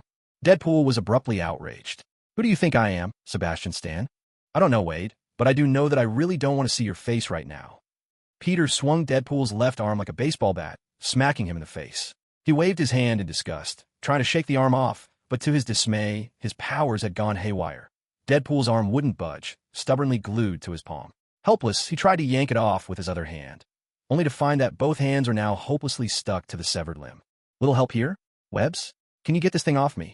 Cindy dropped down from the ceiling, looped her web around the dismembered arm, and tugged hard, intending to pull it free. Suddenly, she let go of the web, and Peter instantly knew why. His spider sense was blaring. He turned just in time, raising Deadpool's arm as a shield, and Deadpool's adamantium blade came down, neatly slicing through his own arm. Peter and Deadpool exchanged glances, then Peter grabbed Deadpool's severed arms, wielding them like a pair of short clubs, and rushed forward, flailing wildly at him with no particular technique. Deadpool gamely joined in, slashing about in chaotic abandon. After a moment, Peter looked down at the scattered remains of Deadpool's limbs, along with the last two stumps still stuck to his hands. A scene straight out of an R-rated movie. He spoke with genuine sincerity. Looks like you'll have to grow yourself a new set of arms, buddy. But you'll never be able to regrow these things. Deadpool roared as the adamantium katana came crashing down. But in the blink of an eye, Spider-Man vanished from in front of him as if he had never been there. The only thing in sight was Cindy, watching cautiously from a distance. While Wade was still reeling with confusion, he felt something tug at his belt. Someone, some invisible little punk, had just pulled the pin from a grenade clipped to his waistband. Watch out! Grenade! Now! Cindy, following Peter's instructions without hesitation, fired a web to glue the grenade firmly to Deadpool's right arm. Deadpool, bellowing frantically, waved his arm in desperation, but the future where both his hands would soon be gone was inescapable. The grenade erupted with a thunderous blast, sending him flying and tearing his entire right arm from his body. Although for any normal person, even surviving this was almost unimaginable. He collapsed to his knees, dazed, and instinctively tried to raise his hands, though there were none left, as he screamed his question at the universe. Why? Maybe, came an answer, the only way to really show off that healing factor is to get blown to pieces. Invisible, Spider-Man emerged from behind Deadpool's battered form, wrapping his arms tightly around the armless mercenary's neck. Of course, Peter didn't believe he could actually choke Deadpool to death, but he could feel a vast power building in his palms. Sorry, Wade. I really am, Spider-Man said, choking Deadpool until he was gasping for breath, speaking hoarsely into his ear. But I just really loved the Green Lantern movie. You said, Deadpool rasped, unable to get a full sentence out. He stared with his one good eye, stunned, trying to turn and look at Spider-Man. What? At that moment, a surge of electricity burst from Peter's hands, so intense that everyone nearby could feel its burning heat. When the last jolt had faded, Peter discovered that there was finally nothing stuck to his palms. Relieved to have rid himself of the mess, he gave his hands a quick shake and exhaled in quiet relief. Meanwhile, sprawled on the ground with his entire face charred beyond recognition, Deadpool was still mumbling at him. Hey, buddy, you know what? The last time I had an experience like this, it was one of those long, lonely nights when I couldn't find any other way to pass the time. I took apart my lighter, got out the electric igniter, and shoved it up. Before he could finish, Peter launched Deadpool off the ground with a kick, sending him flying like a soccer ball. Say something that could pass a broadcast review, Wade. With a resounding crash, Spider-Man delivered a flawless spinning kick, booting the blackened, limbless Deadpool right out of the casino. Deadpool's body crashed through the stained glass window like a ragdoll, scorched and battered, sailing in a high arc across the night sky. He landed hard atop the neon sign across the street, the impact echoing with a harsh screech of twisting metal. The tide of battle was shifting on both sides. Cyclops' crimson optic blast cut through the air with a burning path, keeping Beast in the fight as they struggled to contain the rampaging Red Omega. On the other side, Wolverine, Logan, was facing off alone against both Daken and Sabretooth, while Peter and Cindy were now free to join the fray. The struggle between Red Omega and Beast was especially fierce. Though Beast's strength far surpassed that of an ordinary human, years focused on scientific research had dulled the edge of his combat instincts. Sweat matted his thick blue fur, muscles trembling from overexertion. Red Omega, a long-standing foe who once rivaled Wolverine blow for blow, landed each punch with deadly precision. More terrifying still, every movement exuded the death pheromone, an insidious, toxic haze that strangled Beast's stamina, turning his once vaunted physical prowess into a mounting liability. Moments earlier, Beast had managed to tackle Red Omega to the floor, but now the tables had turned. Red Omega's fists fell like hammers, pummeling bruises into Beast's sturdy frame. Cyclops was forced to shift his stance, Quartz visor flickering with ominous red light, always ready to aid his old friend. Yet the two brawlers writhed so close together that finding a safe shot was nearly impossible. "Look out!" The warning rang out just as Spider-Man dropped from above in a perfect arc emulating Hulk's iconic ground slam. He funneled all his power into his fists and brought them crashing down on Red Omega's spine. The floor of the casino shuddered with the impact. Red Omega let out a scream that was almost too monstrous to be human. The moment was nearly catastrophic. The death pheromone took hold instantly, and Peter felt his powers starting to fade. Thankfully, they ebbed just enough for him to regain full control. Perfect. He flexed his fists, vanishing from sight, and called out to Cindy, "Webhead, go help Wolverine. I'm good over here, feeling great." The Red Omega, knocked to the ground, scrambled back up, ready to strike back. But Spider-Man, still cloaked in invisibility, landed a solid punch that sent Omega flying. When he crashed down hard, adamantium tendrils shot out from his wrists, lashing wildly at everything around, desperately trying to force the hidden Spider-Man out into the open. But Peter didn't need to stay invisible and sneak up for a takedown. He had a far simpler solution. Metal tentacles. I have to say, Red Omega, you're exactly my kind of opponent. Revealing himself as he seized Omega's tendrils, Peter let brilliant white lightning arc from his palms. Let's see just how well adamantium conducts electricity. A surge of bioelectricity raced through Omega's adamantium limbs and straight into his body. His howls of agony echoed and faded until there was nothing left but ragged breaths, and he collapsed, utterly spent. Peter wasted no time binding him tight with powerful webs. Looking at the fallen enemy, Peter couldn't help but feel a touch of nostalgia. If only he could carry Red Omega or keep his death pheromones with him at all times, getting through these days before his gene fusion would be so much easier. Besides, fighting the undead types had a pretty significant upside. You never had to worry about killing them. Didn't get much better than that. Meanwhile, Cindy, sensing that Peter's physical condition had stabilized, latched onto Dakin's back. Before this Wolverine look-alike with razor claws could sever the webbing, Cindy flung him high into the air. Cyclops unleashed his full laser barrage, blasting Dakin clear away and blowing a fresh hole in the casino ceiling. Now, only Sabretooth remained. "You really think bringing a few friends will help you escape your fate?" Sabretooth jeered as he tore a bloody chunk from Wolverine's face with his claws. Wolverine, gritting his teeth, plunged his own adamantium claws into Sabretooth's heart and hoisted him clean off the ground. Logan looked up at Sabretooth, suspended and helpless, and couldn't resist a cold, mocking grin. "No, even if they hadn't shown up, your luck was running out." With that, he slammed Sabretooth to the floor with unforgiving force. What followed was claw, after claw, after claw, each blow punctuated by the sickening crack of shattered bone and the dull rip of torn muscle. He didn't stop until Sabretooth's chest was nothing but a mangled, bloody pulp, and he finally lay still. Everyone knew, of course, that this undying monster would start healing in a few minutes. But at least for now, they'd brought him down. Deadpool and that rookie got away, or rather, we sent them flying with that last hit. Sabretooth and Red Omega are in custody. Cyclops walked over to where Logan stood, his clothes shredded. "Looks like it's not you tracking down Weapon X, but Weapon X hunting you." "Whatever you say, Cyclops. Have those two kids tie up our prisoners. There's nowhere here to keep them locked up anyway. S.H.I.E.L.D. can handle the tension." Cindy, who hadn't spoken a word the entire way, finally proposed a solution. Both Cyclops and Beast stared at her in surprise. They'd almost taken her for a mute. Logan gave Cindy a glance and simply nodded. "Go call S.H.I.E.L.D. then. As for you two, wait here a minute. I'm going to change, then we'll find somewhere better to talk." A few minutes later, Logan, now in a loose t-shirt, gathered with the others in a VIP suite. He went straight to the point, revealing the real reason Cyclops and his team had come. The gene splicer is in Ajax's hands. And who the hell is Ajax? A mad scientist under Stryker's command. After Stryker died, Ajax took over the Weapon X project. Logan extended the adamantium claws of his right hand, slicing open the cellophane around his cigar before lighting it.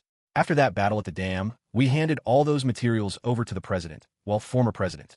He shut down Weapon X, but the people inside chose to flee and continue the project. I've been tracking them for years and caught their trail in Madripoor these last couple of years. Ajax got his hands on the gene splicer. He's planning to use it, together with the mutant DNA already collected by Weapon X, to manufacture artificial mutant weapons. That's basically the story." Logan exhaled a slow curl of smoke, his tone casual, but Cyclops couldn't keep calm. This is it. Beast, Wolverine, Peter, and Cindy all turned to look at Cyclops, whose sudden excitement bordered on revelation. This is it. This is why the X-Men have to keep fighting. Cyclops was almost trembling as he turned to Logan. Logan, we can rebuild the X-Men. The world still needs the X-Men. Logan stared at Cyclops for a long moment before letting out a bitter laugh. It's over, Scott. There are no more X-Men. 6 years have gone by, and the world hasn't ended. Has it? Once you got the gene splicer, just go home. You were the first to walk away. If you hadn't left, maybe nobody else would have, either. Peter and the others watched as Cyclops stormed out of the suite, shouting at Logan, "Don't forget, it was the professor who took you in. Why won't you fight for his legacy?" He received no reply. "Well, kids, maybe all of this is just a little too complicated for you right now," B said to Peter and Cindy with a helpless sigh. "They've always been this way. Give them some time. Things will work out in the end." Cyclops, Scott Summers, stood on the balcony of the guest room S.H.I.E.L.D. had prepared for them, gazing out at the nightscape of Madripoor, lost in thought. The Madripoor night was truly beautiful, a swirling burst of surreal color. This city burned with life in the darkness. Neon lights, like rivers of liquid rainbow, cascaded down the towering glass skyscrapers, turning the whole sky into whirling pools of magenta and cobalt blue. In the distance, the lower city's sparse, flickering lights resembled dying fireflies, nearly swallowed by the upper city's explosion of color.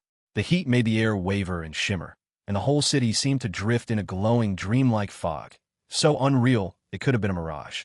He couldn't help but sigh, unable to understand why his old comrades seemed to have no attachment to their past. Once, they had all gathered under the professor's leadership. The school had been their home, but now, no one seemed willing to carry that forward. Cyclops' fingers unconsciously tightened as a faint red glow shimmered behind his quartz lenses. What he wanted to inherit wasn't just the old mansion. It was Charles Xavier's ideal, the dream of coexistence, of hope. But looking around, he realized he was almost entirely alone. He sighed again, unable to restrain his frustration. Just then, he heard a knock at the door. Before it had lasted more than a few seconds, the door crashed loudly to the floor. Turning around, he saw Spider-Man standing awkwardly in the doorway. Mr. Summers." "Oh, there's no need for that. Just call me Scott," Cyclops replied warmly, ushering Peter into the room. As for the door, well, S.H.I.E.L.D. would probably handle it. "What is it, kid?" "I want to talk to you about Wolverine, about Mr. Logan." Peter barely got the words out before Cyclops interrupted. "Sorry, kid, you had to see that. Logan's just like that. You don't have to pay him any mind." But it was clear Cyclops had misunderstood Peter's intentions. "I mean, I think I understand what Wolverine was getting at," Peter said as he walked over to the window, standing beside Cyclops. "I'm not like everyone else. I keep my identity hidden. I wear this mask because I worry that I don't have the power to protect my family. Even with the Avengers and S.H.I.E.L.D., there's no way I can guarantee my enemies, especially those whose identities I don't even know, won't go after the people I love." Cyclops listened quietly, the neon reflection of Madripoor shimmering in his quartz lens visor. He knew the kid was trying to comfort him, and he didn't brush off Peter's good intentions. "So, I think maybe it's the same for Wolverine. Maybe the reason he turned you down isn't because he doesn't care about Professor Xavier's legacy. It's because he cares too much. Maybe he thinks everyone around him ends up suffering because of him, and the only way to protect what he cares about is to keep his distance." This didn't have much to do with Peter wearing a mask, but it was true to Logan's thoughts. Whether in the comics or movies, Wolverine always saw himself as cursed, believing that everyone who showed him kindness was doomed in the end. Whenever that feeling crept up, he'd pull away from the people he cared about. So Peter was convinced. That's why Logan was refusing them this time as well. Cyclops was silent for a long time, then suddenly broke into a smile. He thanked Peter and gave him a reassuring pat on the shoulder. "Ow. Oh, sorry. I still can't quite control my powers. It's like I'm leaking electricity sometimes." "It's nothing, kid." Cyclops laughed it off. "I've seen plenty of young mutants struggle with their abilities. Compared to them, you got a long way to go. Go on, head back. I need to step out for a bit." "Oh, one more thing," Peter called out to Cyclops, who was probably heading out to look for Logan. "In theory, the X gene is hereditary. And that mixed-race Japanese guy, named Dakin, called Wolverine by a name none of us recognized. Could he be Logan's son?" Inside the casino at Winter Home, Logan, now back in a crisp white suit, stepped into the ruined main hall. He looked over the mess and let out a heavy sigh. Not everyone had fled, but no one dared come to snatch the money either. Not with a girl in a yellow jacket chewing bubblegum and playing the slot machine, holding court in the corner. "This isn't the kind of thing a kid should be messing with, Qianhuan." Leaning against the slot machine, Logan spoke to the girl. Her name was Li Qianhuan, the daughter of parents from Dongda, who had come to Madridpo to work in finance. Tragically, They were killed on the street after being mistaken for someone else by the mob, leaving her to wander the city alone. After discovering she was a mutant, Logan took her in and became her guardian. I know, minors aren't allowed to gamble, but I'm just playing around. Li Qianhuan grinned, snapping her fingers. Sparks of electricity danced at her fingertips. I didn't spend any money, and besides, I help you drive off those robbers. Aren't you going to say thank you? You saw for yourself. The people I've been looking for finally came looking for me. Logan hesitated, unsure how to start, but decided she deserved the truth. I found a place for you. It's safe. Truly safe. So you don't want me around anymore? No, that's not it. It's just Logan didn't finish. Instead, he let out a sigh. Not for lack of words, but because he just caught the scent of an old acquaintance. Back again, Cyclops? Same as before, Logan. Cyclops, eyes hidden behind his trademark visor, spotted Li Qianhuan, but kept his tone solemn. But I haven't finished what I wanted to say. There are things you need to know. My mind's made up, Scott. Just hear me out, Logan. Whether you come back or not, I'm going to rebuild the X-Men. I learned from a kid today that the world still needs us. That's why what I came to say is a little different this time. Cyclops held up a suitcase, looking Logan squarely in the eye. I'm making you the first heir to my estate. If I die, I can't think of anyone else I'd trust to lead us. Logan had never heard Cyclops speak like this before, never seen him like this. He was stunned, as Li Qianhuan looked to him with hope. Stop running, old friend. We need you. You can't keep using "I have to protect you" as an excuse to step away every time. Are you going to tell this kid the same thing? I'll protect you. Then push her aside? Danger won't just vanish because you're not there. Logan fixed Cyclops with a hard stare. His senses told him that Scott Summers had never been more serious. If I really were doomed to lose everyone around me, Scott, I promise you wouldn't last more than a few days, and then I'd inherit that fancy New York mansion of yours. Cyclops couldn't help but shake his head and laugh, tossing the suitcase to Logan. Logan opened it, stunned, and looked back at Cyclops. What the hell is this? Your suit. Hank made one for everyone. If you're planning to come back, then put it on. No, what I mean is, Logan stared at the yellow and blue Kevlar suit inside the box. This? There's nothing else.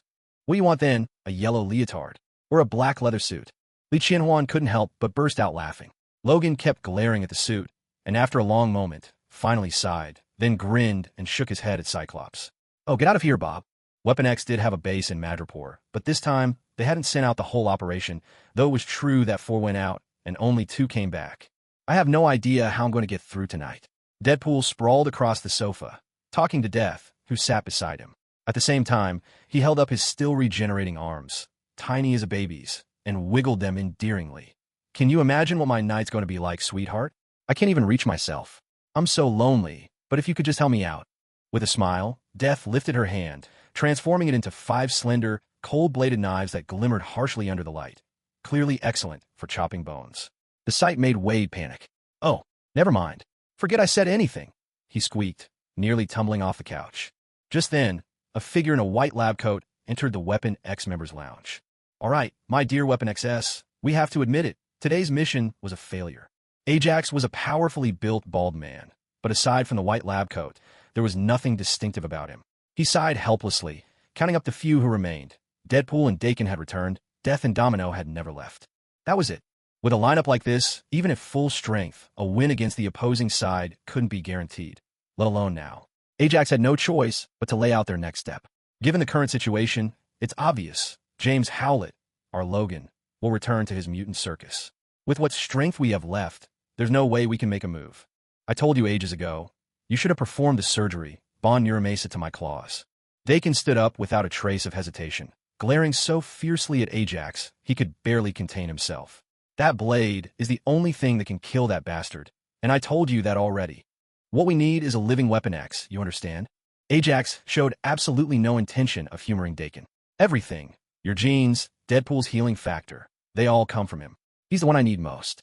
Ever since the damn incident, every single genetic sample of the Weapon X program has been destroyed. I need a living one. Do you get it? If it's just his blood you want, I can kill him first and then bring it to you. Speechless. There's just no reasoning with you. Classic archenemy of Wolverine thinking. If you all want Logan dead, would you quit fighting amongst yourselves? Everyone agrees. Take down Wolverine. Then the moment comes and it's all. He's mine. And you're at each other's throats instead. Really, what's wrong with your heads? Ajax, fed up, waved his hand dismissively, leaving behind only, I'll go prepare for the next phase, before walking away. He rode the elevator down from the Weapon X facility to his own laboratory, and only once behind closed doors did he drop his disguise. Ajax's true form emerged. His skin a sickly, ghostly gray-white, high cheekbones and a knife-sharp jaw, as if a corpse somehow pulled back from the brink of death. Most striking of all was the red diamond-shaped gem on his forehead, unmistakably reminiscent of a playing card suit. Ajax was just a mask. His real identity, or true face, was Nathaniel Essex, once thought long dead by Cyclops and Logan, arch-nemesis of the X-Men, Mr. Sinister. He had long ago prepared a contingency, a line of cloned bodies, and when death came, uploaded his consciousness to one of them, slipping away from the jaws of death itself. He hid himself within the Weapon X program, keeping to the shadows, just to seize control from within. He needed time and resources, and these he'd find in Weapon X's files, the blueprint to crafting the ultimate mutant weapon. Why? To challenge the ancient myth that foretold the return of an unstoppable mutant tyrant, Apocalypse. That was why he needed Wolverine alive.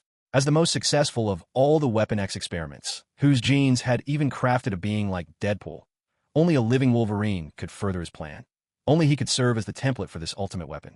But sadly, everything about Weapon X was complicated by Wolverine's legion of die-hard enemies, each one hell-bent on tearing him apart. Frankly, this job was becoming impossible. It was just exhausting. Feeling weary, Mr. Sinister reached out and dialed a code. Almost instantly, a green face, shaped from a cascade of zeros and ones, leered onto the screen, a digital skull, both menacing and playful. Well, isn't this Dr. Essex, project leader for Weapon 10? To what do I owe the honor of your call today? You didn't tell me the X-Men had come here, and because of that, my entire plan to capture Weapon X fell apart. Despite facing this mysterious figure, Mr. Sinister remained perfectly composed. Instead, he threatened him with a righteous conviction. You'd better send some of your top operatives over here. You know very well how crucial this is for Project 10. The other man fell silent, lost in thought as he weighed Sinister's demand. After a long moment, he finally offered a faint smile. His answer was yes. I'll help you expand your DNA archive, Dr. Essex. I have faith in your genius. But don't forget who's been funding your research all this time. Tomorrow at 10 in the morning, have the lab prepped. The people you've asked for will arrive. Hail Hydra! Hail Hydra! Sinister echoed with mock enthusiasm. But after the call, he couldn't help but curl his lip in disdain at his new patrons. Shrugging off his annoyance, he brought up his genetic databank and began running comparisons. He wasn't a mutant, or at least, he hadn't been originally. Yet, after using a gene-editing module on himself, he'd acquired a variety of abilities. Usually, he'd tailor his genetic code before each fight, programming himself with whichever mutant powers were needed to handle that specific threat. It had been an effective strategy, until the X-Men killed him once. But now, with the new generation of X-Men being so scarce, as long as he could engineer powers truly formidable, reshaping his own DNA sequence, he was sure he could give these X-Men a string of unpleasant surprises. I can't just count on myself. What if I get killed again? I need to prepare a fresh clone body and source the DNA of a telepath so I can transfer my mind whenever needed. As Sinister browsed his genetic database, his eyes widened and a sly grin spread across his face. He had just stumbled across Jean Grey's genetic sample, and suddenly, a daring idea took root in his mind. Meanwhile, the hastily assembled new generation of X-Men, though there wasn't a true newcomer among them, gathered together. Cyclops had just finished a round of calls, checking in with his old teammates to see who might rejoin the X-Men. The outcome wasn't perfect, but it wasn't hopeless either. Bobby, Iceman, is willing to come back. Warren, Angel, says it's better for him to use the resources of Worthington Industries to help mutants. Aurora, Storm, is a queen now. Rogue is still missing. As for Peter, Colossus, I've heard that he's willing to return now that you're back, on one condition. We'll have to find his family a place to stay. There was also Nightcrawler, but since he was still in Genosha, he couldn't be reached at the moment. It shouldn't be a big issue, but it meant he wouldn't be able to join this mission. So, the X-Men have reassembled, but there are only 5 of us. As Logan spoke, he sliced open the top of a beer bottle with his adamantium claws. The 3 of them were all wearing the newly designed X-Men suits by Hank, striking yellow and blue, though not as skin-tight as Spider-Man's costume, more akin to a kind of battle armor. It looked much better this way, even if Logan still thought the color scheme was ridiculous. And just as ridiculous, in his eyes, was the team's makeup: Cyclops, Wolverine, Beast, Iceman, and Colossus. No matter how you looked at it, the team felt unbalanced. The key problem was their lack of battlefield coordination and support, something Jean Grey or the Professor's telepathy had always provided before. But now there was none of that. Still, something was better than nothing. Cyclops had made that point again and again, And with Logan's return, they'd even managed to recruit their first student of the new semester. A bit of good news amidst the chaos. For the moment, funding for the teachers and the reconstruction of the school would be covered by Angel's family. Cyclops, meanwhile, had other plans. He knew there was a place full of ready teachers and students, Massachusetts Academy for Mutants. If only he could convince Emma Frost to leave the Hellfire Club and join them. If they could merge the two schools, the Institute could get back on track in no time. It sounded unlikely, but for some reason, Cyclops felt more confident about it than he ought to. Leaving that aside for now, today, the other two teammates would be flown by SHLD's private jet to Madripoor. That would mark the dawn of the new X-Men's very first mission, and their enemy this time was Weapon X. But there was one more issue to deal with. What about the kids? Hank shrugged. Let's set Spider-Man and Web aside for now. But what about the girl you brought back, Logan? She looks like she's dying to jump into the fight. For once, Logan's face clouded over with genuine worry. Qianhuan, let me think about it. Bottom line, keep her out of this. Her powers are decent, but if she figures out she can actually help, we'll have a real headache on our hands. I agree, Cyclops nodded. We don't have the time or bandwidth to look after rookies right now. Besides, S.H.I.E.L.D. is supporting us on this mission. Let them take care of her. But S.H.I.E.L.D. had more on its plate than just that. In their headquarters, Peter was undergoing yet another round of strength testing, pummeling a massive sandbag of unknown composition with relentless energy. He'd hoped, after his encounter with Red Omega's deadly pheromones and all those grueling training sessions, that he'd finally be able to better control his power. But Beast had been right all along. Unless Peter's genes fully fused, there was no way he could really control this power. No amount of training could change that. Still, this punching bag is perfect for testing Peter's strength. So far, the heaviest punch he's managed was 22 tons. He couldn't help but wonder what kind of material this bag was made from to survive that kind of beating. How am I doing? Since I got back from the parallel universe. Peter turned to ask Cindy, his personal doctor. Perhaps because they were the only two in the training room, with no strangers around, Cindy took off her mask. As usual, she was sitting in a corner reading. She only looked up when she heard Peter's question. For what I can see, you haven't changed much. If anything, you seem healthier. Healthier? Peter wasn't sure what standard Cindy was using, since he couldn't sense anything peculiar about her either. But after confirming there was nothing wrong with him, and hopefully he wasn't turning into some human-sized spider, Peter glanced at the book in Cindy's hands and asked, "What book are you reading?" Cindy held up the cover for him to see. Peter read the title, Oliver Twist, by Dickens. I'd recommend David Copperfield. Although, when it comes to realism, nothing beats Balzac's The Human Comedy or A Dream of Red Mansions. Cindy studied him for a moment before replying, I've read all of those. The room settled into a brief silence before Peter spoke again. I'm sorry to bother you again. If I hadn't needed you, you'd have already transferred to Midtown High today. Cindy didn't seem to mind. For her, it was simply a matter of reading somewhere else. But this time, she put down her book, looking at Peter with evident curiosity. Why are you always apologizing? It's like every time we meet, you have to say sorry. Well, I guess I always feel like I'm troubling others, Peter replied, scratching his cheek a little sheepishly. Cindy perched her chin on her hand, studying him thoughtfully.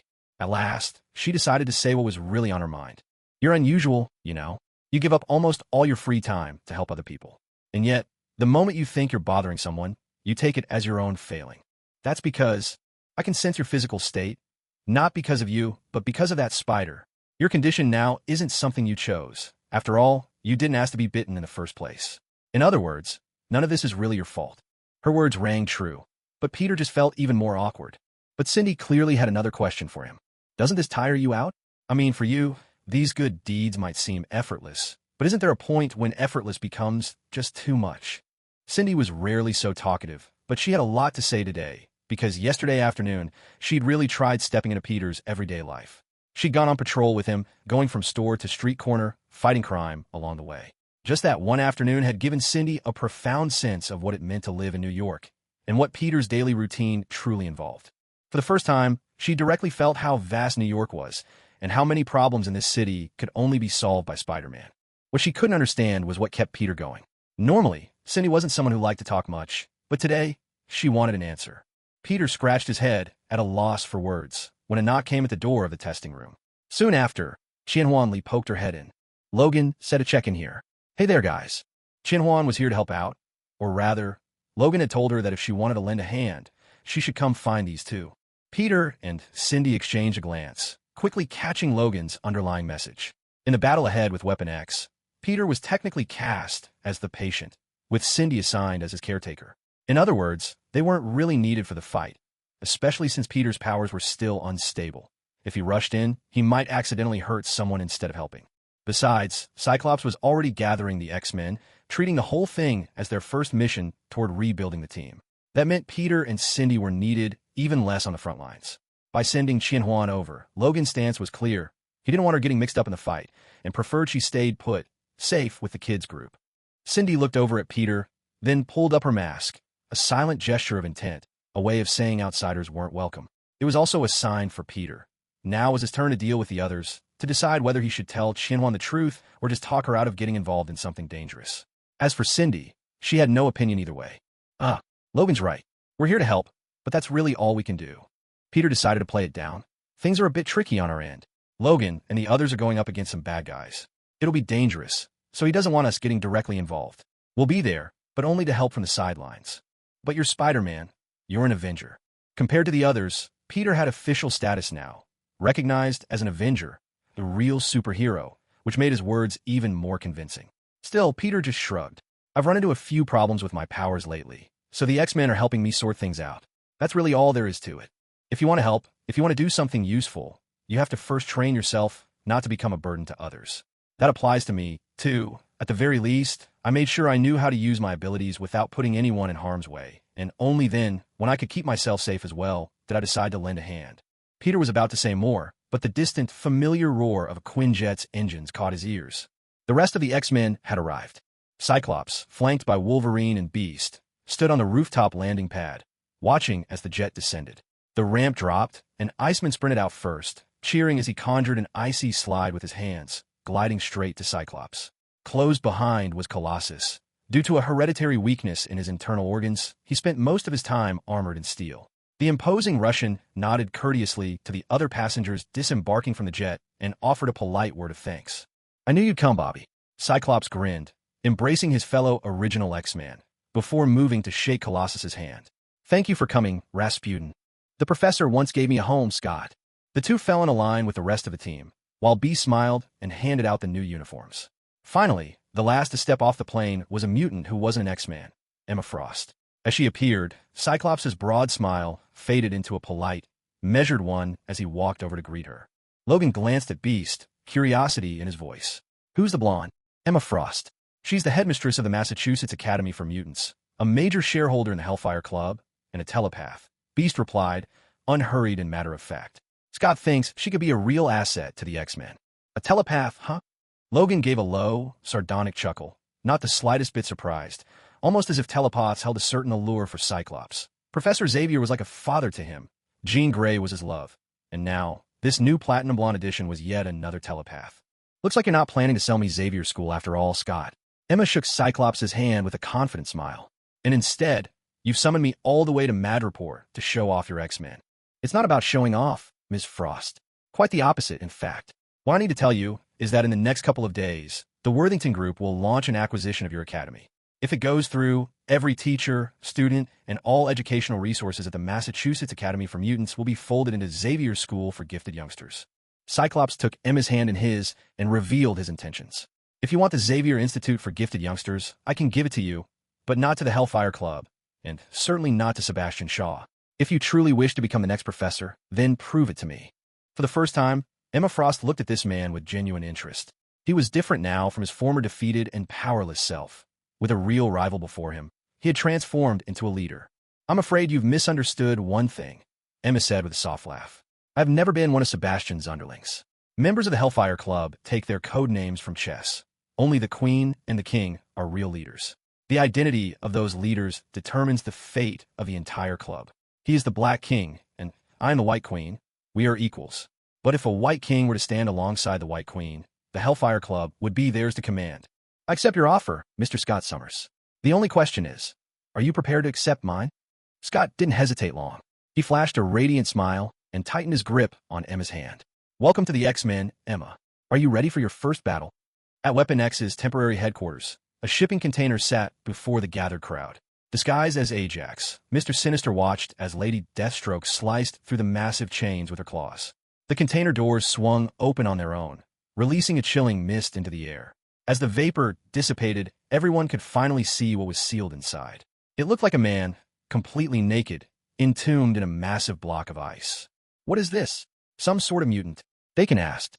Mr. Sinister shook his head in utter disbelief. No, this is a legend everyone thought was long dead. If he had lived, that upstart wouldn't even dare call himself by that name. I can scarcely believe Hydra actually kept this all this time. He nodded to Lady Deathstrike, indicating she should pierce a hole through the ice. As air rushed in, the man's skin began to burn. The rising heat melted away the last remains of the icy prison. He stood, dripping with melted snow, his gaze devoid of emotion, silently awaiting the next command from Weapon X. A slow smile spread across Mr. Sinister's face. He had never imagined Hydra would go so far as to turn his old nemesis into their own weapon. Everyone, allow me to introduce Jim Hammond, the original Human Torch. Based on the images captured by SHLD's satellites yesterday, we now know exactly where their base is located. A shimmering hologram hovered in the center of the aircraft cabin, displaying a three-dimensional blueprint of the Weapon X stronghold. What appeared to be an ordinary dockside warehouse was, according to intelligence, concealing a network of underground facilities, the true lair of Weapon X. Given this intel, Cyclops wasted no time assigning roles and setting plans in motion. Everyone, except the White Queen, was already clad in their signature yellow and blue battle armor, standing by and awaiting his command. As for Cyclops himself, he barely had a plan at all. His approach was simple and direct. Storm Weapon X's base with Spider-Man and Silk, seize the gene splicer to cure Spider-Man, and round up every member of Weapon X. No elaborate tactics, just hit hard and fast. Peter, eavesdropping on the discussion, was left dumbfounded by Cyclops' leadership style. No tactical briefings, no contingency plans, not even a mention of retreat. But Cyclops just shrugged it off with utter confidence. What use are detailed plans when you have overwhelming force? Just hit the attack key and charge straight in. It's as easy as that. Let's move out. And so, still bewildered, Peter found himself squeezed in with the team aboard a Quinjet. Within moments, they were flying above the warehouse. If SHLD's intel was right, Weapon X's hidden fortress was directly below. Stay with them, Chinwan, Logan said as a warning hiss came from the hydraulic door and a blaze of sunlight flooded the cabin. Logan strode to the hatch, paused to give Chinwan a final instruction, drew a deep breath, and then leapt first from the aircraft. Cyclops watched with a grin as Wolverine dropped out of sight, then turned to reinforce his instructions with a smile. Stay airborne, kids. Hank, look after them. One after another, the X-Men dove from the aircraft, until only Beast remained at the controls. Noticing Peter's stare, Beast gave a resigned sigh. What are you looking at? Unlike the others, I can't just jump out and expect to bounce back in one piece. This was no exaggeration. After all, the others showcased their unique prowess as they plunged from 300 meters above the ground.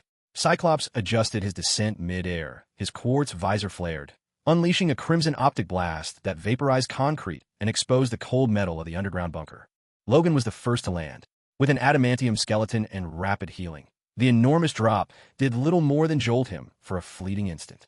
Colossus followed right after, slamming down with such force that his solid metal frame punched a crater into the surface of the bunker. The Iceman conjured an icy slide in midair, touching down smoothly off to the side. The White Queen landed gracefully with telekinetic poise. Last came Cyclops, who cushioned his fall with a burst of optic energy, landing stylishly at the bunker entrance. He called out with a flourish. "Tell 'em my X-Men. Even if I'm not right there, you all know I'm still an X-Man too." Inside the cockpit, Beast switched the jet to automatic hover mode, watching the camera feed with a hint of resignation as he spoke to Peter and the others. Pointing to the yellow and blue battle suit of his own design, he added with a shrug. Qian Huan asked with genuine curiosity, "Could you design one for me? When the Academy starts its term, if you want to join the X-Men and make it through a few months of training, it should be possible." Beast didn't fully extinguish Qian Huan's hopes. But for now, it's not possible. Peter was surprised to see Cindy so invested in the confrontation between the X-Men and Weapon X, a far cry from the bookish indifference he expected of her. The SHIELD manual says for any superpowered conflict that doesn't strictly require our intervention, we're to observe in real time and judge the proper moment to step in. Noticing Peter's gaze, Cindy offered this explanation. From the sidelines, Li Qian-Huan popped a bubble with her gum and asked curiously, "But what about the situations SHIELD doesn't cover?" Cindy was caught off guard. She'd never considered what she ought to do if SHIELD hadn't issued instructions, never really thought about what her own choices would be. The focus shifted back to the battlefield. The 5 X-Men watched as the bunker doors creaked open. Dakin burst out first, followed by Lady Deathstrike and Domino, and finally, Deadpool brought up the rear. As for Ajax, he remained unseen. Only a drone whirred out from inside, broadcasting a taunting message. Well, isn't this the X-Men? I thought Colonel Stryker had already torn your little group apart. Now you're down to half your numbers and still planning to take on Weapon X? If I'm counting right, you're hardly working with greater numbers, Ajax, Cyclops replied, signaling subtly to the White Queen. She knit her brows and shook her head. The opposition has a telepath. I can only roughly pinpoint his location. Ajax has telepathy? This revelation startled not just the X-Men, but even the members of Weapon X themselves. None of them had known Ajax was a mutant, much less that he had telepathic powers. As for Cyclops, he secretly felt relieved that he had managed to bring the White Queen over to his side in time. When facing a telepath, having a telepath on your own team changes the entire dynamic of the battle. Of course, Emma still hadn't fully earned his trust. But Cyclops was different from the Professor. He was willing to take greater risks to achieve the Professor's ideals. Even if that meant pressing a blade to his own heart, as long as it could take down enough enemies before it pierced him, then it was worth it. For the X-Men telepaths, the Professor had left them with mental shields and anti-brainwashing training. At least for the short term, the White Queen posed no threat. As for the Weapon X squad, yes, they were surprised, but little more. After all, morality was never their strong suit. Their only real worry was whether Ajax might use telepathy to control them, but that was a problem for later. Now, at this moment, the X-Men still had the upper hand. But then, why did their opponents look so confident? Almost as if they had nothing to fear. The answer was surprisingly simple. I'm not the only one with backup, Cyclops. I, too, have received a little assistance from elsewhere. Flames burst skyward from the distant S.H.I.E.L.D. facility, and in that instant, both Peter and Cindy's spider sense sounded off like blaring alarms. Peter shouted a warning to Beast, urging evasive maneuvers without hesitation. A blazing meteor rocketed out from the S.H.I.E.L.D. building, then hurtled directly toward the Weapon X bunker. As it passed, it flung down two shapes, then streaked toward the Quinjet. Beast hit the emergency brakes and dodged at top speed, but the thing still crashed into the Quinjet's wing, smashing it apart. Helpless, Beast could only shout, "Brace yourselves," and angle for a crash landing over the sea. The two figures flung down were, of course, Sabretooth and Omega Red, who had been locked up inside the S.H.I.E.L.D. facility. Mr. Sinister had known the location all along. He deliberately waited for Cyclops' team to depart, then sent the modified original Human Torch to launch a surprise assault, breaking the two out, and then targeted Spider-Man and the others on the plane to tip the numbers in his favor. So, Cyclops, who's got their math wrong now? The rooftop of the bunker instantly descended into chaos, with both sides locked in furious combat, each holding their own advantages. Weapon X had the numbers, and most of them could heal, uncaring whether they lived or died. The X-Men, meanwhile, were better coordinated. Unlike Weapon X, where 4 out of 7 relied on brute force and healing, the X-Men's skill sets complemented one another. But none of this really had anything to do with Peter.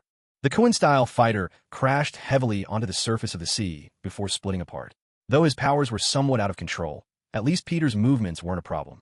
After swimming in the water for a while, he was hauled onto the shore by Beast. Looking over to the other side, it appeared that Xianhuan couldn't swim at all. Cindy had to drag her over to the pier. "It seems our wish to stay in the air has been dashed," Beast said helplessly. But there was good news. The massive fireball was no longer targeting them. Up in the sky, Iceman was locked in a fierce duel with it, fire and ice clashing without either side gaining the upper hand for now. "I have an idea," Peter said, a sudden inspiration lighting up his face.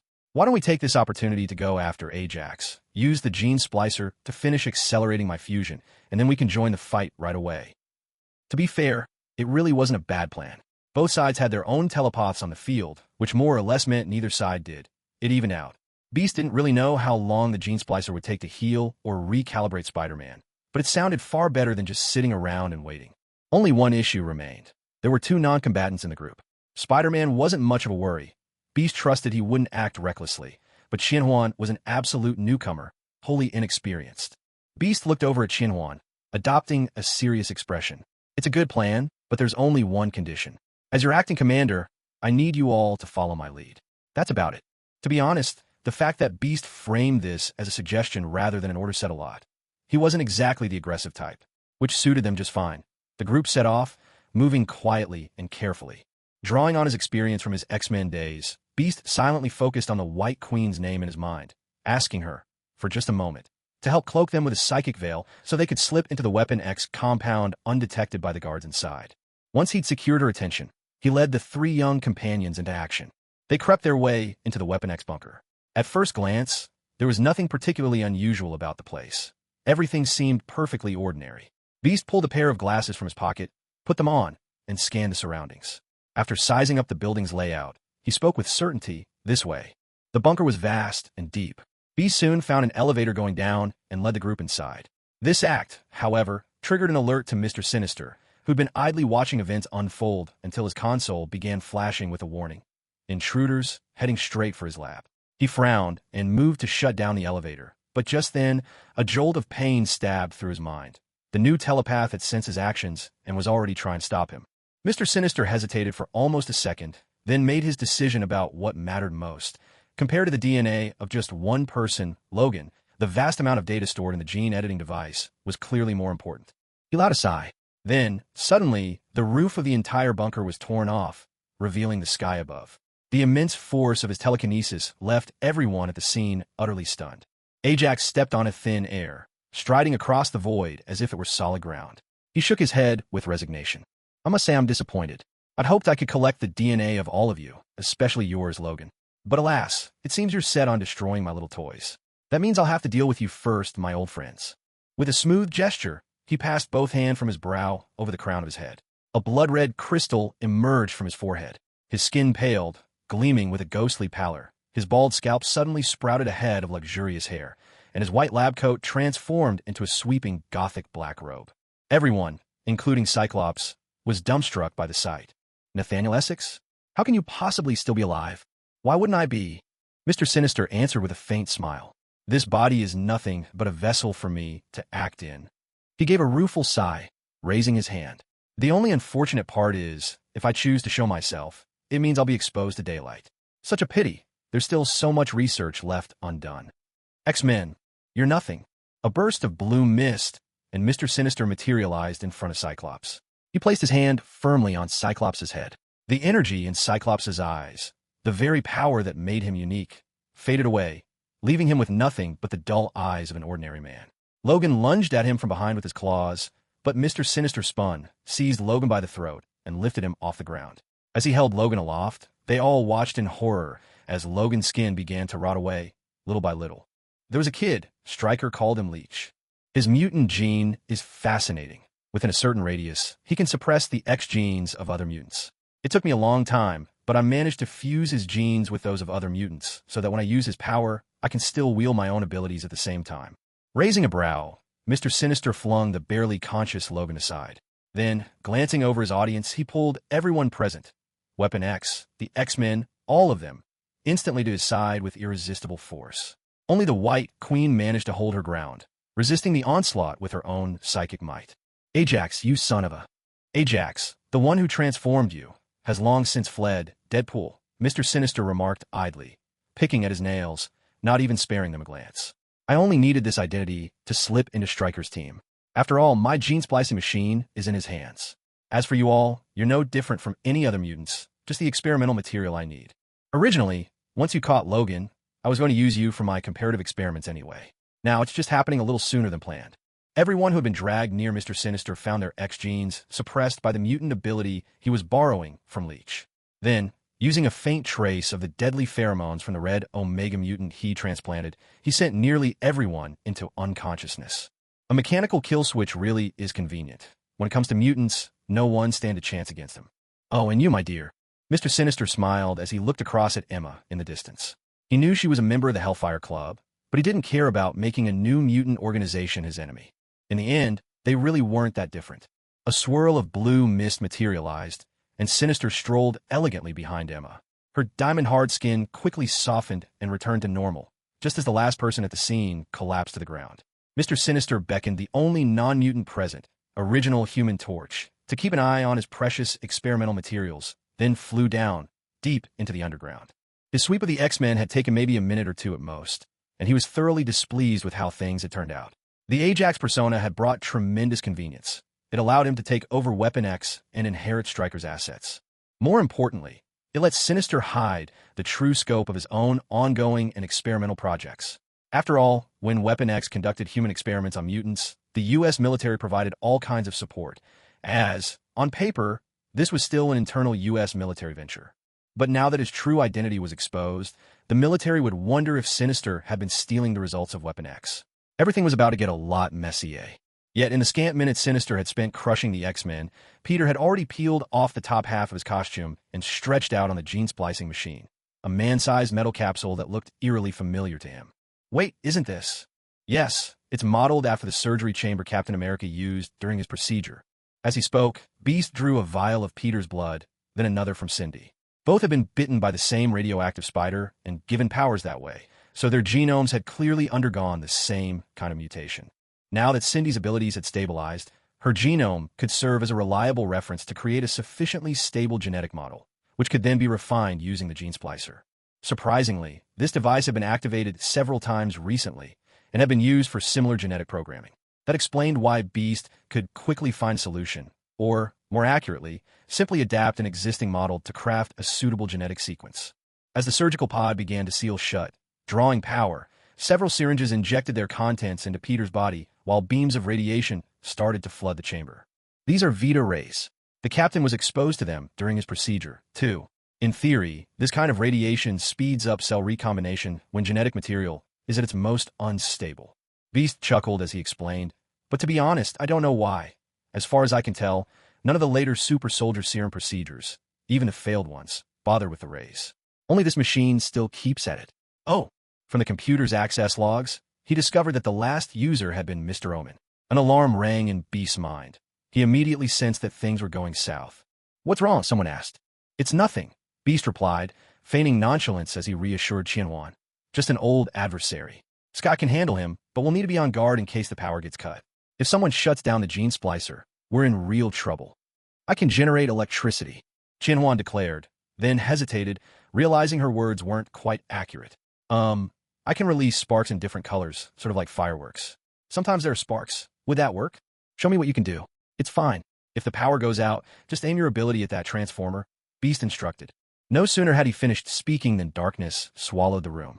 Li Qianhuan reacted instantly, bridging the circuit, and the room bloomed with a dazzling array of colored lights. With a tremendous clang, all three of them turned toward the door. A bizarre sound echoed from that direction. After a moment's listening, they realized it was the elevator at the entrance being wrenched upwards.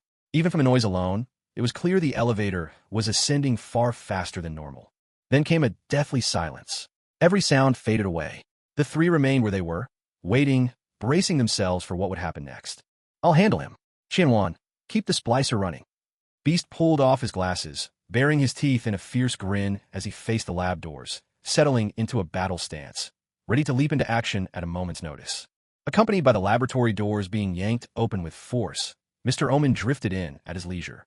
The moment he appeared, the Beast lunged at him without hesitation, but Mr. Omen merely made a slight wave of his hand. At once, the Beast's blue fur began to recede, and he reverted to an ordinary man. Stripped of his superhuman strength, he collapsed onto the floor, knocked out by the pheromones Mr. Omen released. I'm really displeased with how you've treated my equipment. Far too rough, Mr. Omen remarked, his voice tinged with reproach.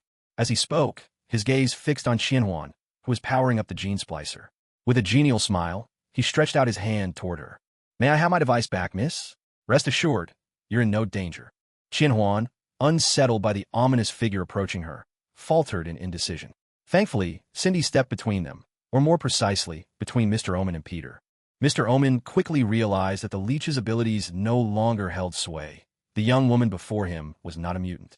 But that was of little consequence. Flicking away the web shot at him with a wave of telekinesis, he allowed no window for a counterattack. His right hand touched his temple as he deployed his tailor-made telepathy to resolve his opposition. His adversary, it seemed, had undergone some anti-brainwashing training, but she was still far too young. As Cindy shifted her focus to resisting his psychic assault, Mr. Omen suddenly ripped down the room's ceiling with a mental tug, trapping her beneath its weight.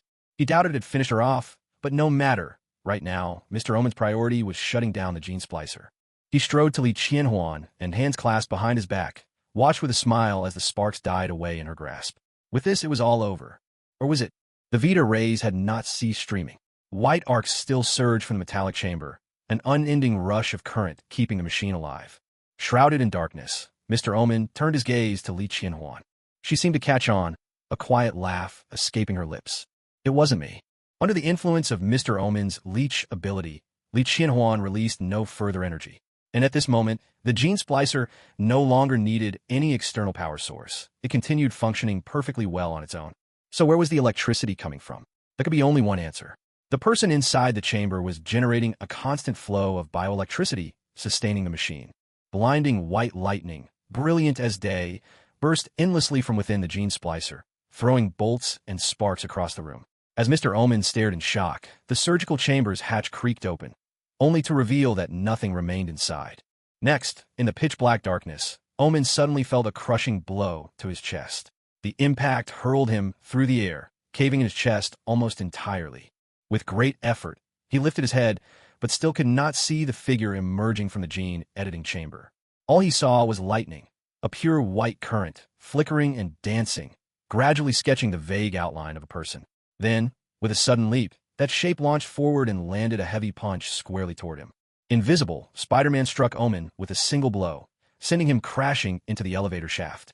It was almost an unconscious action. Only after throwing the punch did Peter regain his senses, disabling his camouflage. Tiny sparks of electricity still danced along his body. He walked over to the pile of rubble, cleared away the fallen ceiling, and reached out a hand to Cindy. "Are you okay, Cindy?" Cindy shook her head, her gaze lingering on Peter, whose body still glowed faintly in the darkness from residual sparks. "I'm fine. And your clothes?" Peter's appearance was rather unconventional at the moment. To make the gene modification process easier, he'd stripped off his suit, but left his mask on, leaving him looking like some kind of masked weirdo in underwear. After helping Cindy up, Peter quickly switched his stealth mode back on.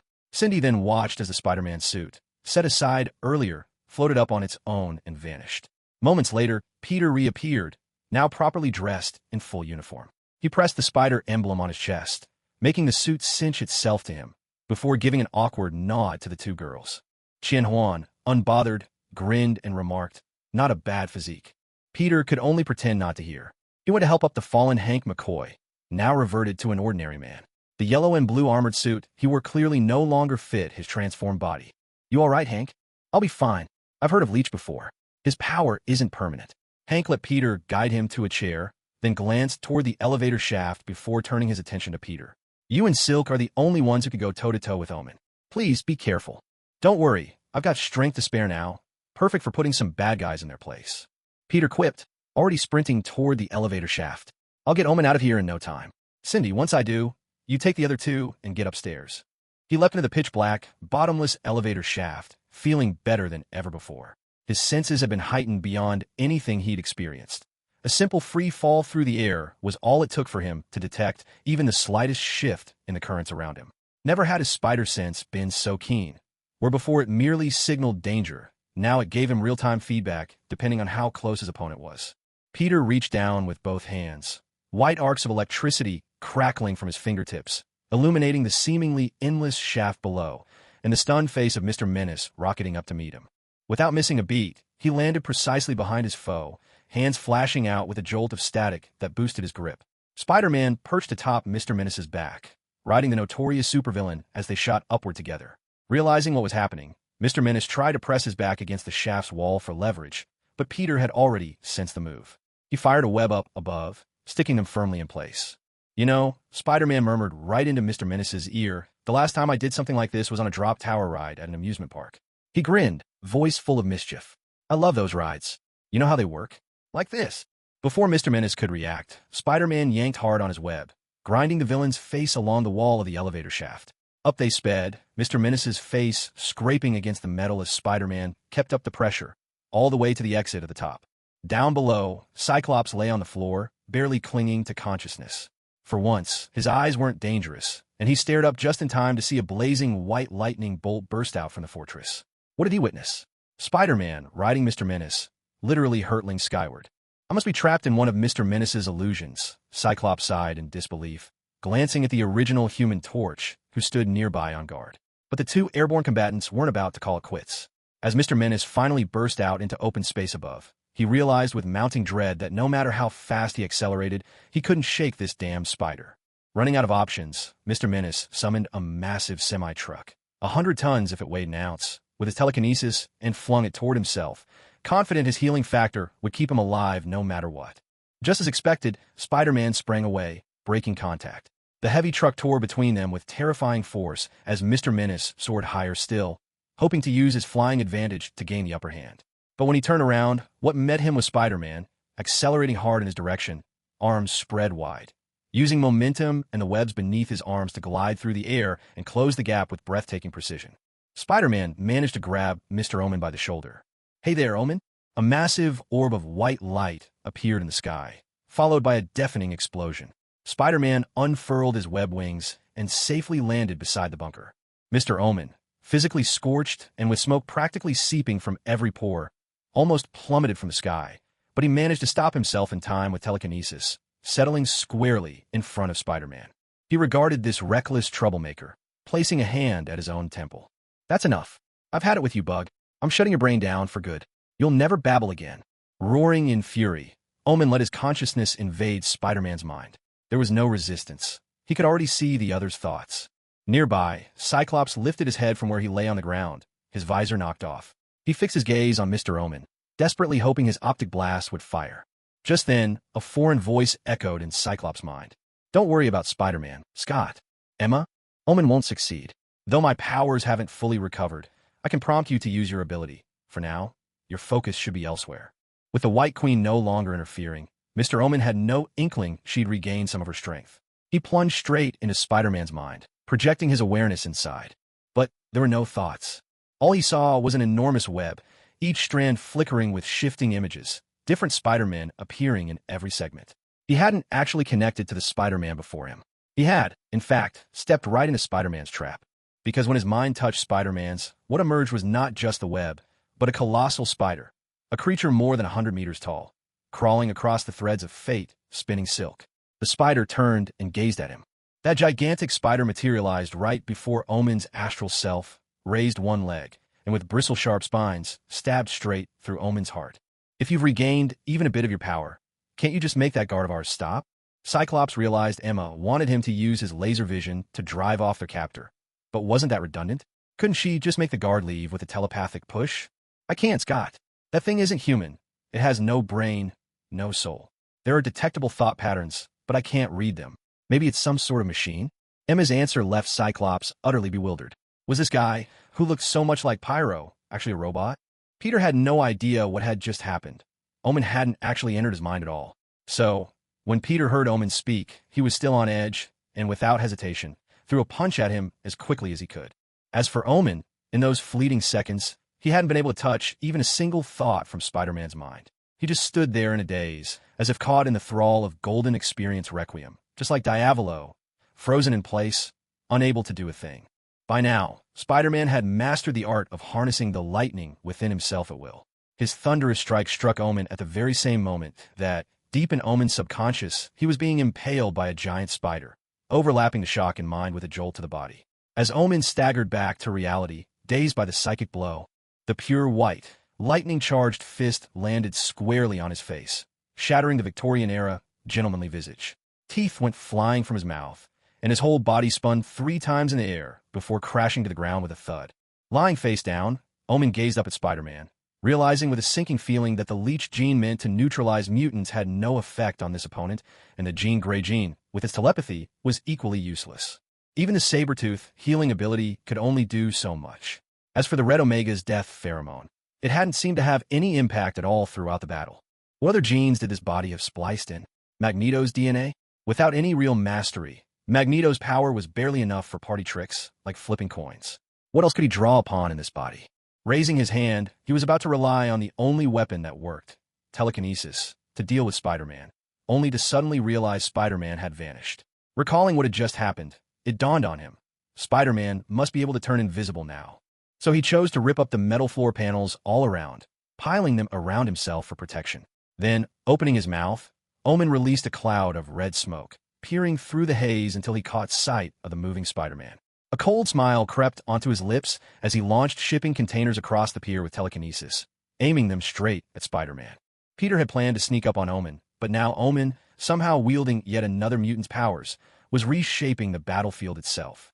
Suddenly, with a flare of telekinesis, Omen snatched a spark of fire from the original Pyro and swept the flames towards Peter.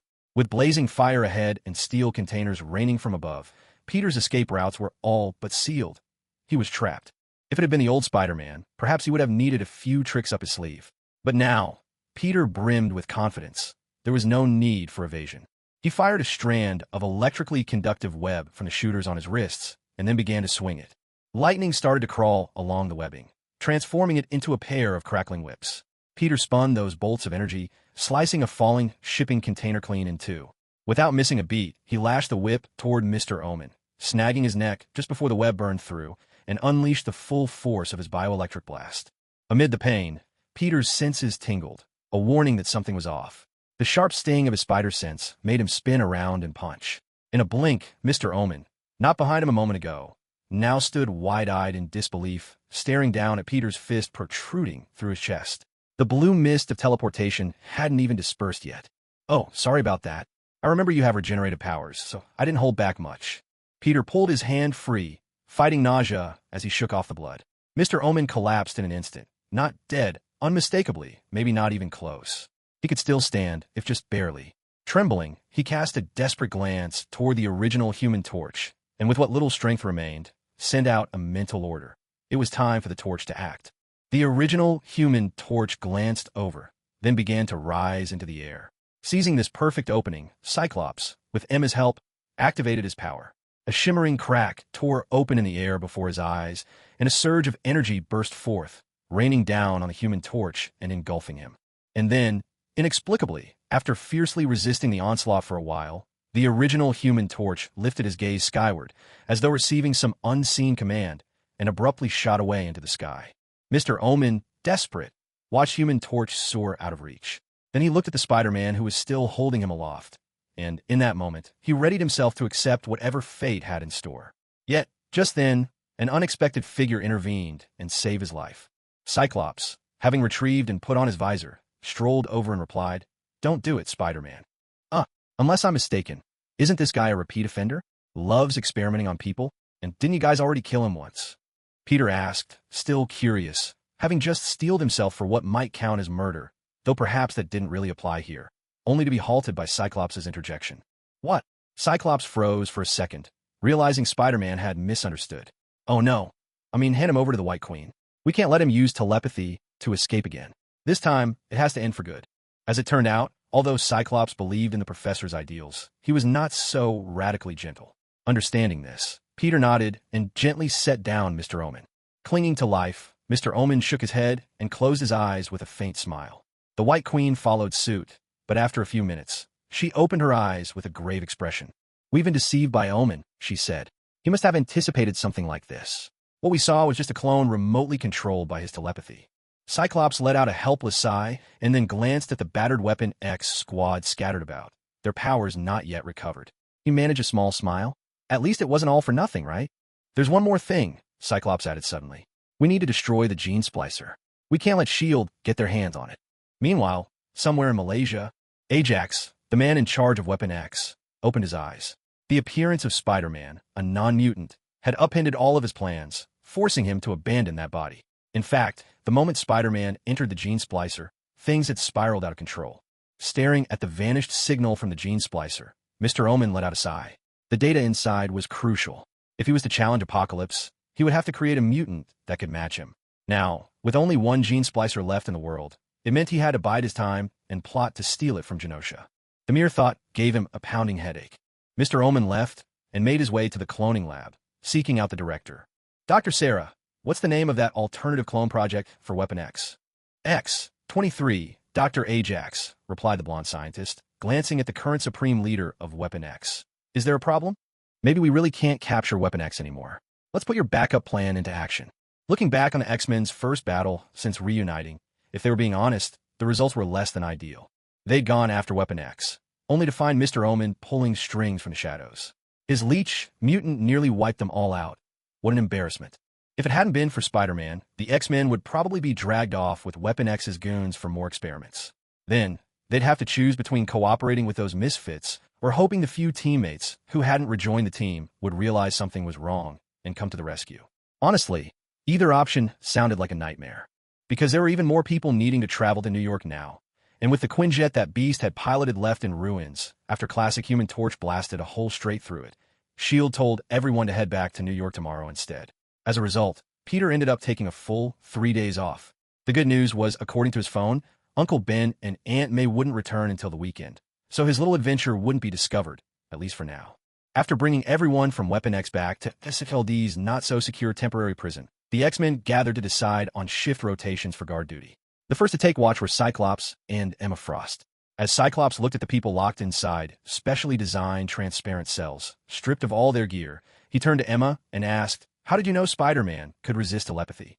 "The day he approached you, I took a little peek into his mind," Emma replied, making no attempt to hide her habit of reading people's thoughts. In fact, she admitted it quite openly. "This young man's thoughts are shielded by some power far stronger than my own. By the way, when is the Academy merger going to start?" "We'll get started as soon as we return," Cyclops replied. Noticing that Emma seemed to have something more to say, Cyclops asked, "Is there anything else on your mind?" "Yes, there is," Emma said. This battle made it clear that, when confronted with enemies who specifically target mutants, we are left at a disadvantage. So perhaps Spider-Man could be a valuable ally on the outside. What do you think? The next morning, Peter and the X-Men arrived by the remains of the bunker that had been obliterated the day before, waiting for a dedicated aircraft. Suddenly, the massive fortress in the clouds above, previously cloaked, dropped its invisibility and slowly descended. It was a gigantic C-17 Globemaster III, a heavy air transport with the S.H.I.E.L.D. logo emblazoned on its side, and a special launch platform for a Quinjet integrated above. As the plane made its slow descent, the cargo ramp at the rear gradually lowered. Wearing dark sunglasses, Phil Coulson strode down the ramp and smiled as he extended his hand to Cyclops. "Phil Coulson, S.H.I.E.L.D., he announced warmly. "I'm glad to hear the X-Men are reorganizing. It means our safety is that much more secure." "Pleased to meet you, Agent Coulson." The X-Men's goal has never wavered: to find a way for mutants and humans to coexist peacefully, Cyclops replied. Chatting as they went, Cyclops and Coulson boarded the aircraft, followed by the other X-Men and Shen-Huan. Of all of them, Peter was probably the most curious. Seeing the plane, he could already guess exactly which group had shown up. The main team of the TV series, Agents of S.H.I.E.L.D. To be precise, the main cast from the first season appears here. At this point in time, Coulson was still leading a squad whose primary job was to clean up after the Avengers and other superheroes, and this time was no exception. Their mission was to recover the Gene Splicer. Of course, after the skirmish yesterday, Cyclops had gone down himself to destroy the device, so all that remained were a few broken shards. Besides that, there was also the footage recorded by Peter's suit lenses. According to an agreement between the Avengers and S.H.I.E.L.D., evidence and records from battles against major supervillains were to be shared between them. Peter, however, remained a bit skeptical. After all, who knows how many Hydra agents are lurking within S.H.I.E.L.D. nowadays? To his surprise, on the way back to New York, it was Peter, not Cyclops or any other X-Men, whom Coulson sought out, saying there was something he wished to discuss. "Oh my God, it's really him. An Avenger!" A girl from Coulson's team gasped, her voice full of awe. Peter gave her a friendly wave, but in no time he was surrounded by 2 more team members. The girl immediately asked if his powers were the result of a genetic mutation, while the guy was eager to know, "Could you show me your web shooters?" Coulson politely introduced the members of his team. "This is Simmons, our biologist. This is Fitz, our engineer. And over there is Skye, our information specialist. Now, folks, I need to have a word with our Avenger friend here, if you don't mind." The group reluctantly pulled away, and Coulson offered Peter an apologetic smile. "Sorry about that. Everyone gets a little excited seeing you. We don't often meet a real superhero. I'm pretty excited myself. To be honest, it's not every day people look at me with that much respect," Peter replied with some self-deprecating humor. Then, curiosity getting the better of him, he asked, "I read your file in the Avengers records. It says you died during the Battle of New York." "I was dead for all of about 3 seconds. Then I got right back up," Coulson said with a wry smile. "You can tell Cap and the others I'm doing fine." As he spoke, he rather awkwardly pulled up an image from the table's holographic interface. "There's something I need to discuss with the Avengers." "I only just joined," Peter admitted. "That may be, but you are an Avenger," Coulson assured him. On the display, footage appeared of the original Human Torch, who had recently clashed briefly with the X-Men. Coulson, his tone tinged with emotion, explained, "Based on our confirmation, this man is Jim Hammond. He was once a member of the Howling Commandos and the very first Human Torch." Peter stared at the fiery figure on the screen in shock, then looked over at Coulson, questioning in disbelief. "Are you sure that's him? That's someone from 70 years ago." "Jim Hammond is an android," Coulson replied, "so I have my doubts as to whether the human lifespan applies to him. But the real question is, why is he there? We all know the original Human Torch supposedly sacrificed himself on the eve of victory, but the official story that he was shot down by Hydra aircraft isn't the truth.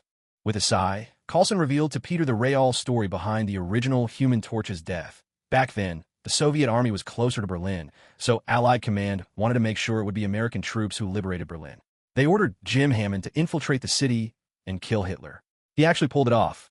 Hitler's charred corpse was found in the bunker. But Jim Hammond didn't make it out either. Afterward, his body was brought back here, but not long after that, it disappeared. Coulson turned to Peter. This was the truth he had to tell Spider-Man. Of course, this could never be just a simple story, and Peter understood Coulson's reason for sharing the real events. There was only one organization who could have stolen and transformed the original Human Torch: Hydra. Director Fury initially wanted me to tell you that nothing would happen if you left New York for a couple of days, Coulson went on, watching Peter prepare to leap from the top of the Airbus. But unfortunately, the very first day you were gone, violent crime in New York jumped by 2%. The next day, once everyone was sure you were still gone, it shot up another 7%. Be sure to tell Fury. Those who ignore Spider-Man's warning always get what's coming to them, Peter said, ready to leap, but then paused to give Coulson a heads up. By the way, when I passed your Agent Ward earlier, my spider sense started to tingle. Does he have a problem with me? I'm sure it's nothing personal, Coulson said, seeming to finally understand as he opened the door. With a gleeful shout, Peter plunged from above, descending into the city below. New York's friendly neighborhood superhero had returned, revitalized, stronger than ever. Coulson watched Peter leap away, then turned to Cindy as she walked up, asking the agent he'd personally trained, "What do you think of him?" "He's kind," she replied. Coulson smiled at Cindy. She was always one for few words, but today, her answer was even more concise and certain than usual. He couldn't help but ask, "Is that all?" Sometimes a single word says it all. Coulson watched Cindy jump down with him, unable to hold back a laugh. A few minutes later, the Airbus landed in the courtyard of Xavier's School for Gifted Youngsters. The X-Men gazed upon their dilapidated academy, overwhelmed with mixed emotions. Even Logan couldn't help but sigh. "We're going to need to give this place a serious cleaning." "Yes, a thorough cleaning is very much in order," came a voice. Angel, Warren Worthington III, strode over in a crisp suit. "The Worthington Group will handle the complete renovation of the school. Once the teachers and students arrive, everything will be ready for use." "Aren't you coming back?" "No, Bob," Angel replied, shaking his head. Then he glanced at Emma. The two of them had a contract to sign, but that could wait. He had no plans to return to the X-Men, as his influence within the Worthington Group did far more good. There he could use his resources to support the X-Men, the school, and other mutants in need. But his visit today had another purpose. "How is the professor?" Cyclops and Beast exchanged glances before turning their eyes to Emma. A few minutes later, down in the basement of Xavier's School, Cyclops led the X-Men into a chamber. At the very center, inside a life support pod, lay a man well into his 70s, frail and aged, with only the faintest signs of life displayed on the pod's monitors. "I thought Charles Xavier had already passed away," Emma expressed her astonishment. Beast was the one to answer her. "In a sense, he has. The professor is gone. All this machine can do is keep his body from decaying, keep his fluids circulating, his heart beating. For a while, we hoped he'd wake up, but as the world's most powerful telepath, if his body remained intact, his mind ought to return. At least that's what they believed. Yet here the professor lay, still and silent. No matter how hard it was to accept, this was their new reality. The X-Men, only these few remained. Spider-Man is back.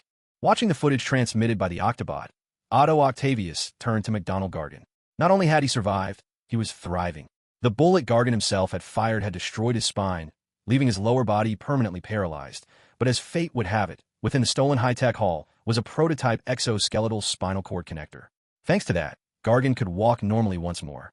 Afterward, drawing on her own research in neural interfacing, Octavia made certain modifications to Gargan's exoskeletal spinal nerve connector. At this very moment, a metal tail had emerged from the back of the bare-chested private investigator. He wiped the sweat from his brow, bringing yet another day of training to an end.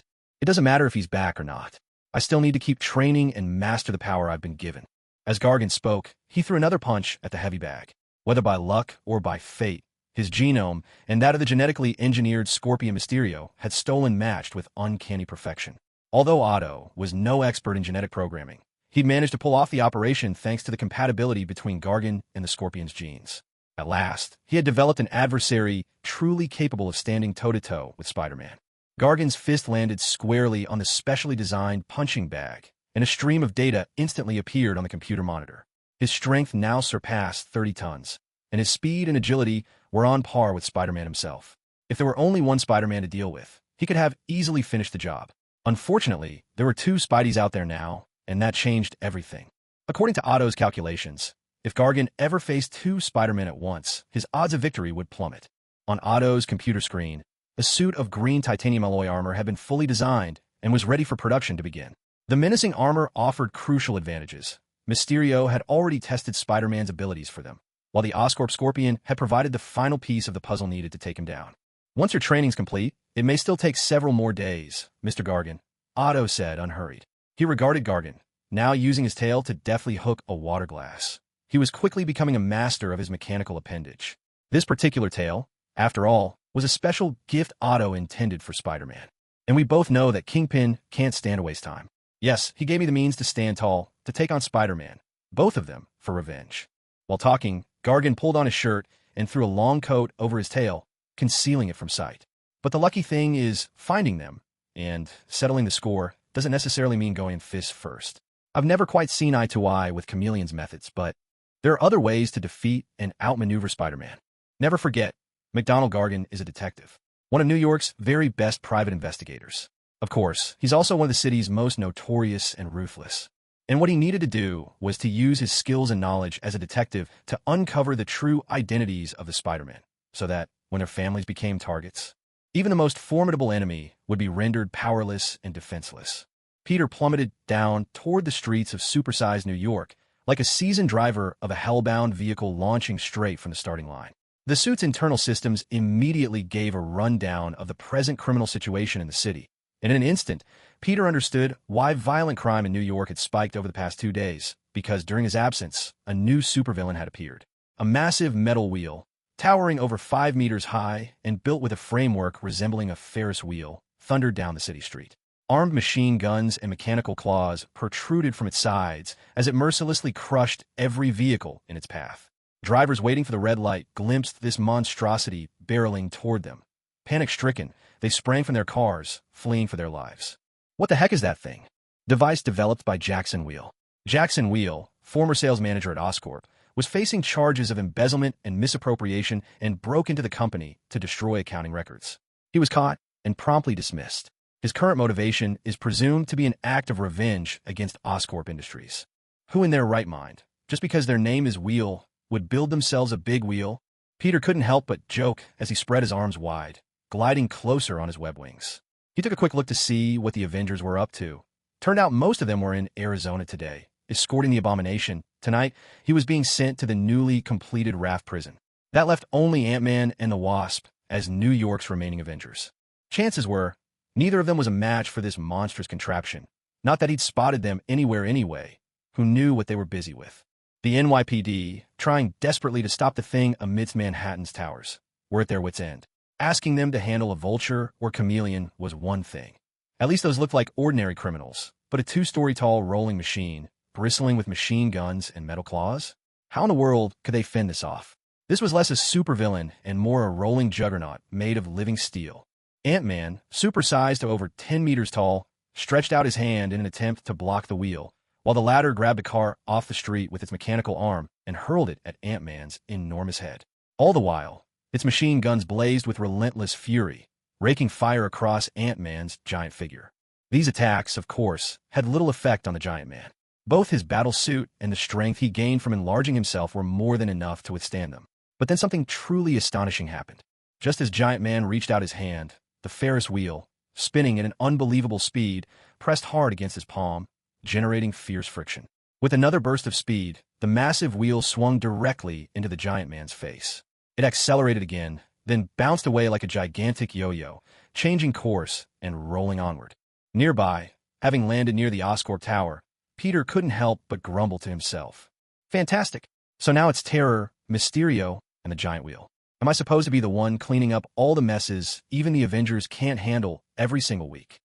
Hey, Spider-Man, glad to hear you sound alive and well, came the voice of Janet, the Wasp, over the comms.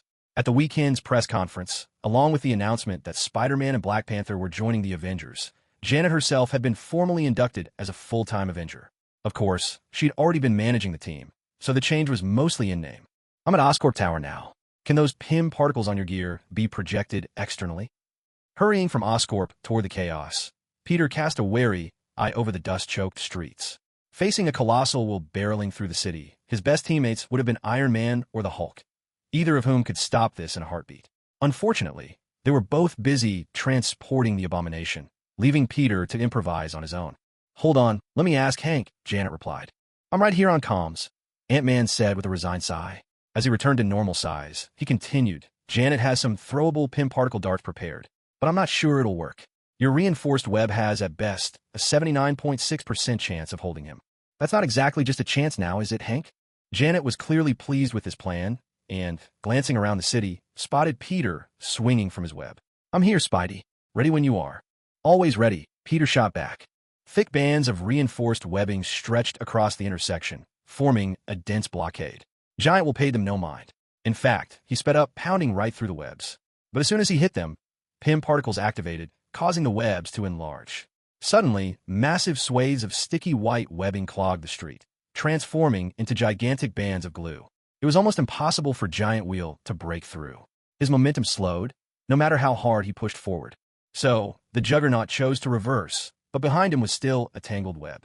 Then, he spun 90 degrees, accelerating straight toward the skyscrapers of Manhattan. With only a dozen meters to gain speed, the Juggernaut slammed into a building. But he didn't crash through. It started running along the building's outer wall. How was that even possible?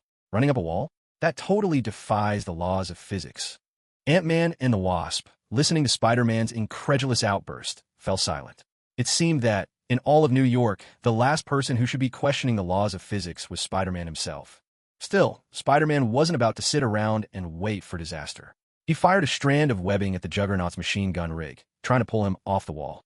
But the Juggernaut had already rocketed upward and came crashing down on the street on the other side of the building, speeding relentlessly toward Oscorp. As for Peter, he fired another web with his free hand, hoping to anchor himself to the street for extra resistance. But stopping this thing, a giant, engine-powered steel wheel, all alone was hopeless. Luckily, Peter wasn't alone. The Juggernaut's machine guns swiveled to take aim at him, but Peter's spider sense remained conspicuously silent. Sure enough, another web shot down from above, sticking to machine gun's barrel. With a strong yank, the entire gun was torn free. Cindy, using the same technique, dealt with the machine gun on the other side, then anchored her web to a second gun turret. Together with Peter, she pulled at the Juggernaut with all her might. At last, the enormous spinning tire ground to a halt, leaving deep gouges in the pavement. As the Juggernaut began to slow, Ant-Man, now shrunk to insect size and riding his flying ant, swooped in, then grew back into Giant Man. He grabbed the webs fired by the two spider heroes, bracing alongside them and adding his strength. Together, they finally brought the Juggernaut to a stop.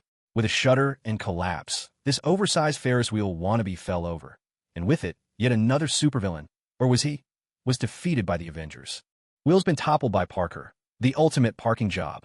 Spider-Man quipped, looking around at his unusually quiet teammates and shrugging. What? Not funny? He asked. I thought it was pretty good.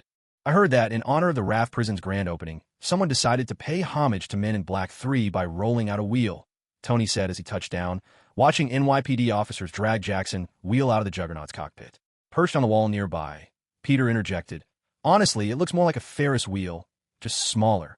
These days, anyone dares to call themselves a supervillain. Next thing you know, we'll be facing burglars with rocket-powered skateboards. Tony added, his disdain for these offbeat villains barely concealed.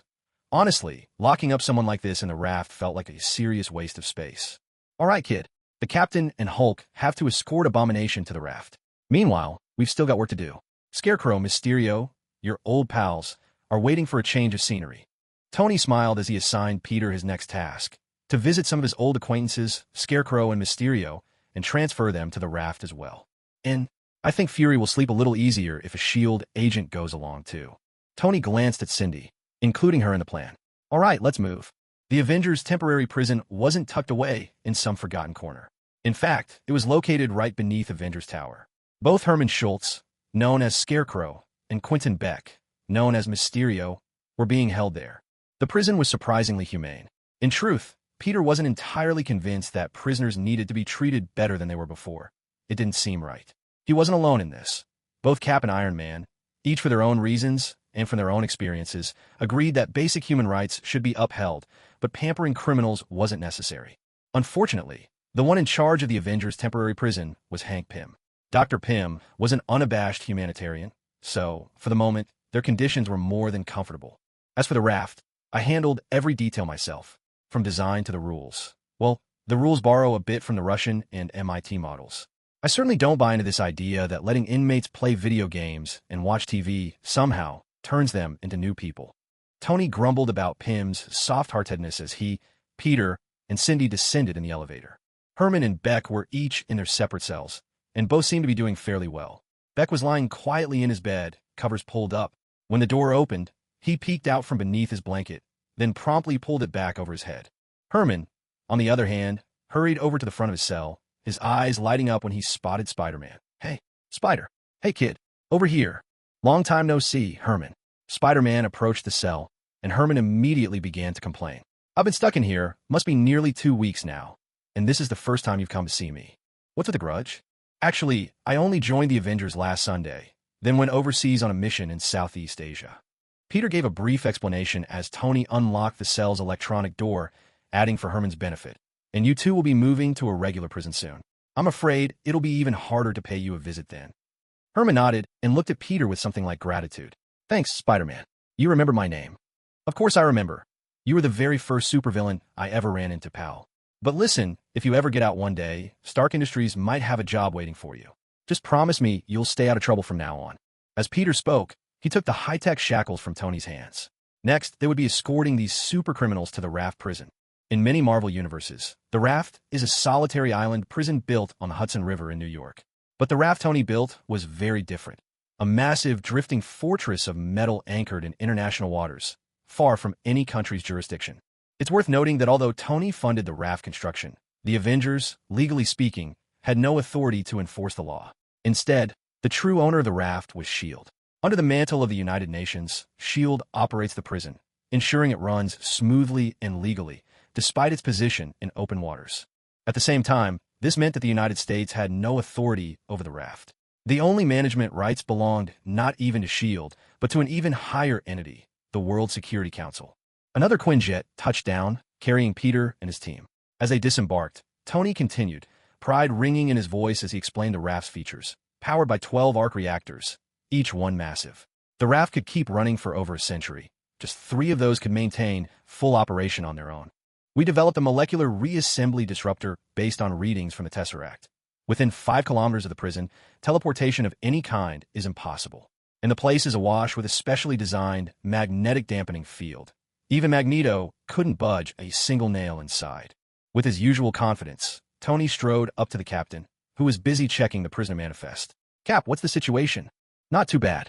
We got Blonsky, Abomination, Ulysses Clow, the ones you brought in, Shock and Mysterio, along with several other supercriminals." The captain glanced at Tony, finally voicing the question lingering on Peter's mind as well. "But can security here really be guaranteed?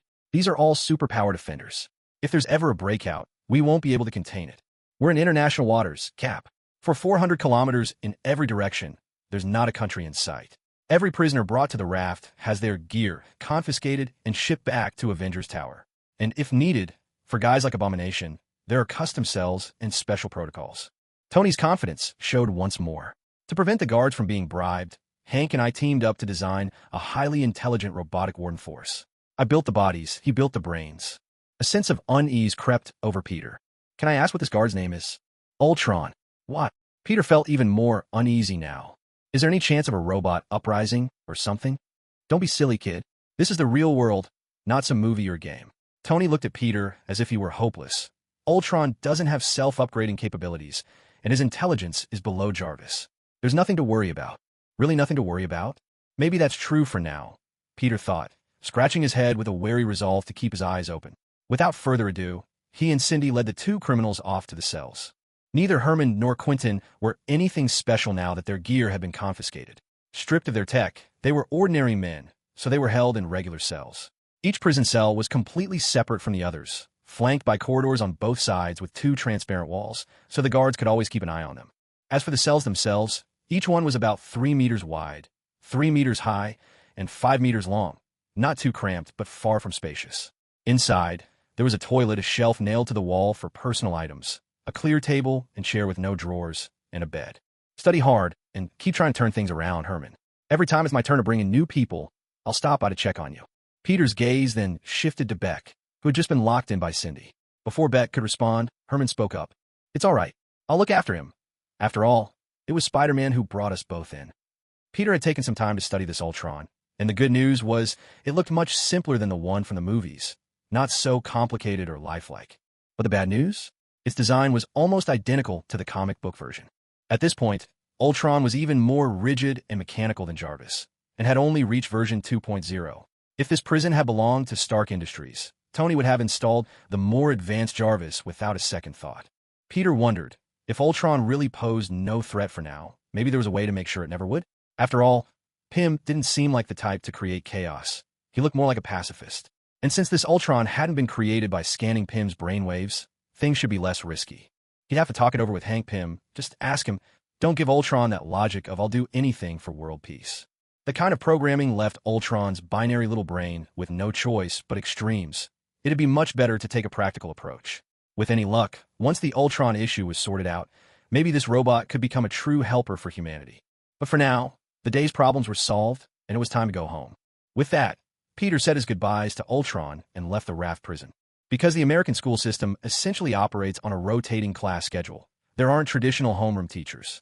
Instead, each student is assigned a guidance counselor, a role that's a mix between a homeroom teacher and a school psychologist who loosely oversees their academic progress. This means that even when a new student arrives, there's no dedicated teacher to guide them through everything. So, after Peter finished his Thursday morning patrol and arrived at school, his counselor called him into the office. Peter, this is Cindy Moon. She's a new transfer student from Vision Middle School. Based on your grades and courses, you both have identical class schedules. The counselor, looking rather unconcerned, quickly delegated responsibility to Peter. So, can you show her around? You know, the classrooms, library, cafeteria, that sort of thing. No problem. What could Peter say? He could only nod in agreement, then, pretending he didn't know Cindy, turned toward her and extended his hand. Nice to meet you, Cindy. Nice to meet you too, Peter. Peter hadn't really interacted much with Cindy in daily life, but it was clear she wasn't very talkative and tended to be introverted. The two of them ended up walking together in silence all the way to their first class. Finally, breaking the awkwardness, Peter spoke up first. This is our classroom. Not too many people here yet, so feel free to pick any seat you like.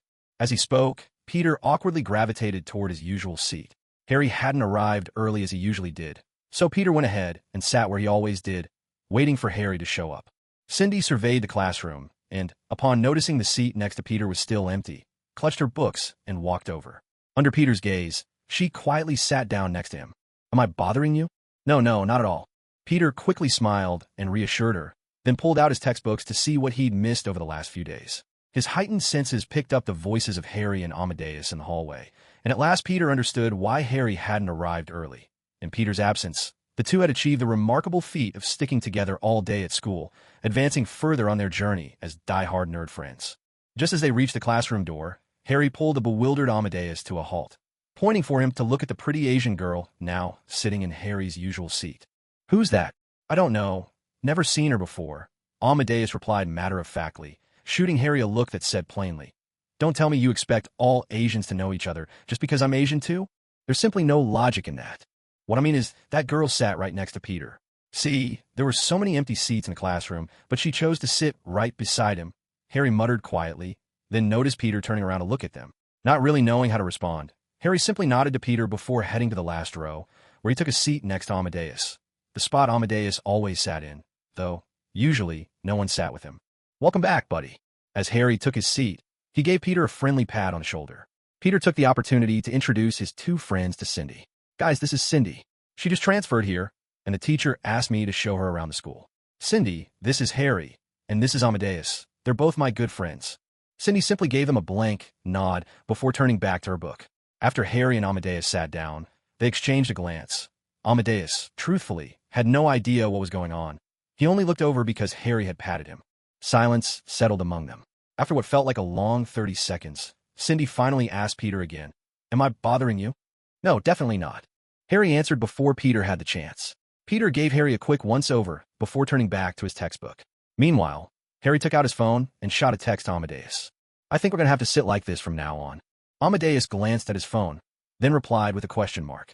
After checking the screen, Harry sent Amadeus another message. Do you think Gwen knows about this? At last, Amadeus responded with an aha emoji. Somehow, the exhausting lesson finally came to an end. As Peter packed up his things, he looked over at Cindy, who still sat there hugging her book. Suddenly, something clicked for him. Should we head to the next classroom? Cindy nodded silently and stood up. Now that Peter finally understood what kind of girl Cindy was, he let out a quiet sigh. He could more or less imagine how things would go today. And, sure enough, in the next class, Cindy sat right beside him again, attending the whole lesson like a statue, taking notes, waiting until he said something to her before she'd respond. In a way, she was like the perfect S.H.I.E.L.D. agent, diligently doing her duty, just so long as she didn't have to complete her missions alone. After school, you could think about joining some extracurriculars or something, if you have time. Maybe make some friends? Peter suggested gently after another class ended, but Cindy just nodded again before looking at him and asking a question. It seems like you don't have many friends either. Does it really matter to make so many? Maybe I should make 1 or 2 friends after all. Peter scratched his head. There was still a whole day ahead. He'd just have to get through it. Maybe he'd have to get through another 4 years of high school, too. Peter quickly realized there was an even trickier problem. Since it was Cindy's first day, she didn't know where the cafeteria was, so he had to take her there himself. That led to a new issue. Now Cindy was sitting across from him at lunch. So Harry and Amadeus deliberately chose a different table, hiding off to the side to whisper among themselves. After Cindy sat down, she seemed to catch on. She offered a suggestion. If this is too troublesome for you, just let me know. It's your first day at this new school. Besides, you won't need me to show you the way to the cafeteria tomorrow, Peter replied, hoping that someone would come over and help break the awkwardness. He thought it might be Gwen or Jessica, but unexpectedly, it was someone else entirely who shattered the stalemate. Hey, Peter, can I talk to you for a minute? Oh, and this is... It was Mary Jane who stopped by.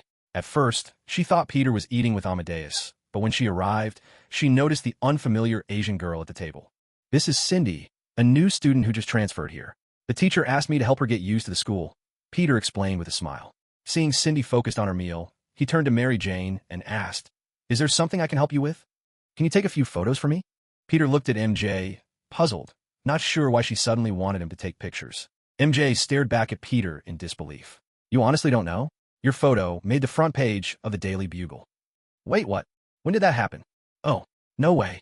Give me a second. Peter hurriedly pulled out his phone and scrolled through his emails. Sure enough, he found a reply from the Bugle. He hadn't imagined that the photos he took of Spider-Man's battle with the Shocker would actually get published. They'd been taken with the camera stuck right to the wall, not from any proper angle. He'd simply picked one shot, developed it, and mailed it into the Bugle. Back then, he was still broke Peter Parker. Things were supposed to be different now. Now he was Peter Parker, Avenger, who could make money licensing Spider-Man's image. Well, still broke at least for now. I just assumed my picture would get tossed, so I never checked back. Turns out, I've got $500 waiting for me, Peter said gratefully to MJ, then asked, So, what kind of photos do you need me to take for you? I wish more than anything that I could interview Spider-Man, but I doubt that's ever going to happen. MJ gave a helpless smile. But can you believe it? Jonah Jameson is willing to give me a shot. I can interview him about his views on Spider-Man. Right. What views could JJJ possibly have about Spider-Man? Peter let out a sigh in his heart, then suddenly realized something. Oh, you mean you want me to take a couple photos of Jonah Jameson? Yeah, that's right. Is that a problem? No, not at all. Actually, I'd really like to meet him. Peter genuinely wanted to get to know JJJ. After all, he was Spider-Man's #1 nemesis. Not many people managed to be that infuriating and yet utterly untouchable at the same time. But there was no rush. JJJ wasn't going anywhere. Better to worry about people who do move around. MJ, are you and Peter? Gwen, carrying her tray, spotted MJ chatting with Peter. She walked over, peeking around to see Cindy, then glanced at Peter with her eyebrow raised. Fortunately, MJ jumped in, explaining that Cindy was a transfer student and why Peter was sitting with her.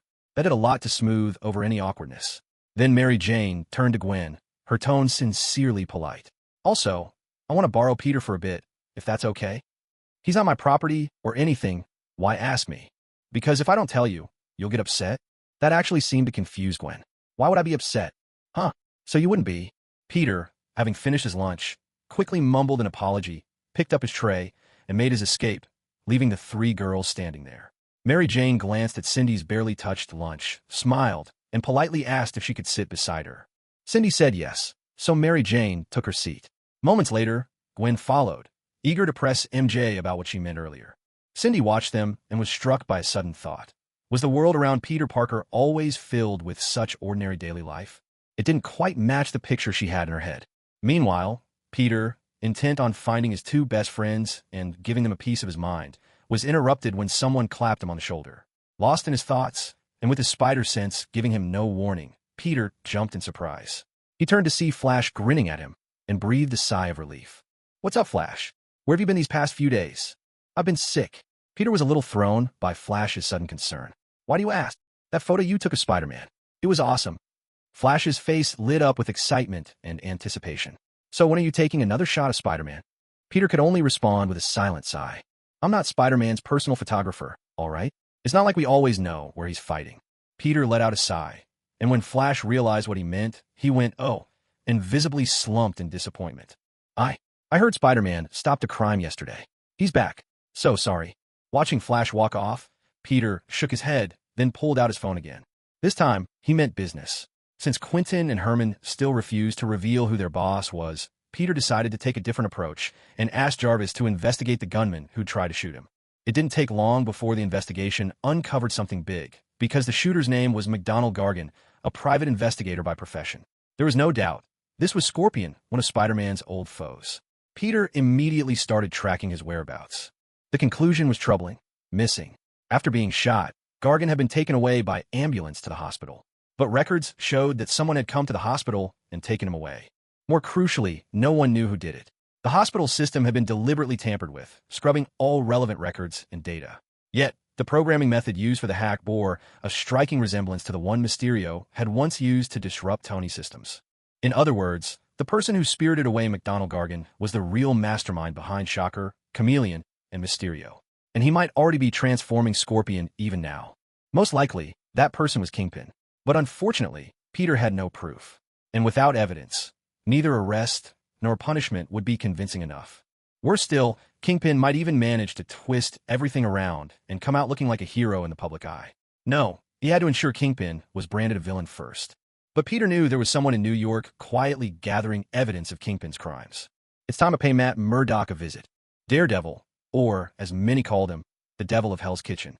He was like an urban legend, a shadow drifting through the darkness. Unlike Spider-Man, no one had ever snapped a photo of him. There wasn't even a single clear image of him in police files. The only traces of his existence were the bruised and battered testimonies from gangsters or those rare glimpses a passerby might catch, a fleeting dark shape between rooftops. Some said he had superpowers. Others claimed he was a mutant.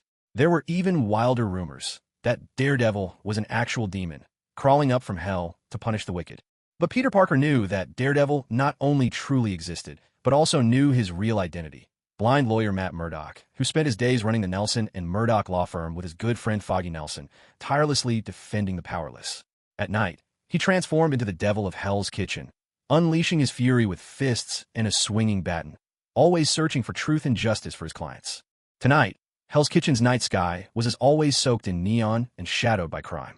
Daredevil soared between rooftops, his razor-sharp hearing picking up the whispered sins tucked away in every alley. Suddenly, he came to a stop. The wind shifted. It wasn't the blare of police sirens, nor the crack of gunfire, but something lighter, swifter, the sound of a body gliding through the air. "Spider-Man, that's a surprise. You don't usually come around here," he said, halting by a water tower and sliding his baton back up his sleeve. "I rarely see you in Hell's Kitchen." Maybe here is the better word, Daredevil. Peter landed atop the water tank, his tone tactful. He didn't outright reveal that he knew Daredevil's identity. But then, a realization struck him, and he asked, "Wait, hasn't the Punisher told you about me?" "I wouldn't say Frank and I are exactly friends," Daredevil replied, his voice easing at the mention of the Punisher. "We both have our own problems to deal with." The sound of Punisher's name seemed to relax Daredevil a bit more. No matter how Jonah Jameson painted Spider-Man, the fact that the Avengers had invited him to join meant he could hardly be an enemy. What Daredevil hadn't expected, though, was just how much Spider-Man already knew. "I'm guessing you're planning to send Wilson Fisk to prison for the third time." Peter cut straight to the point.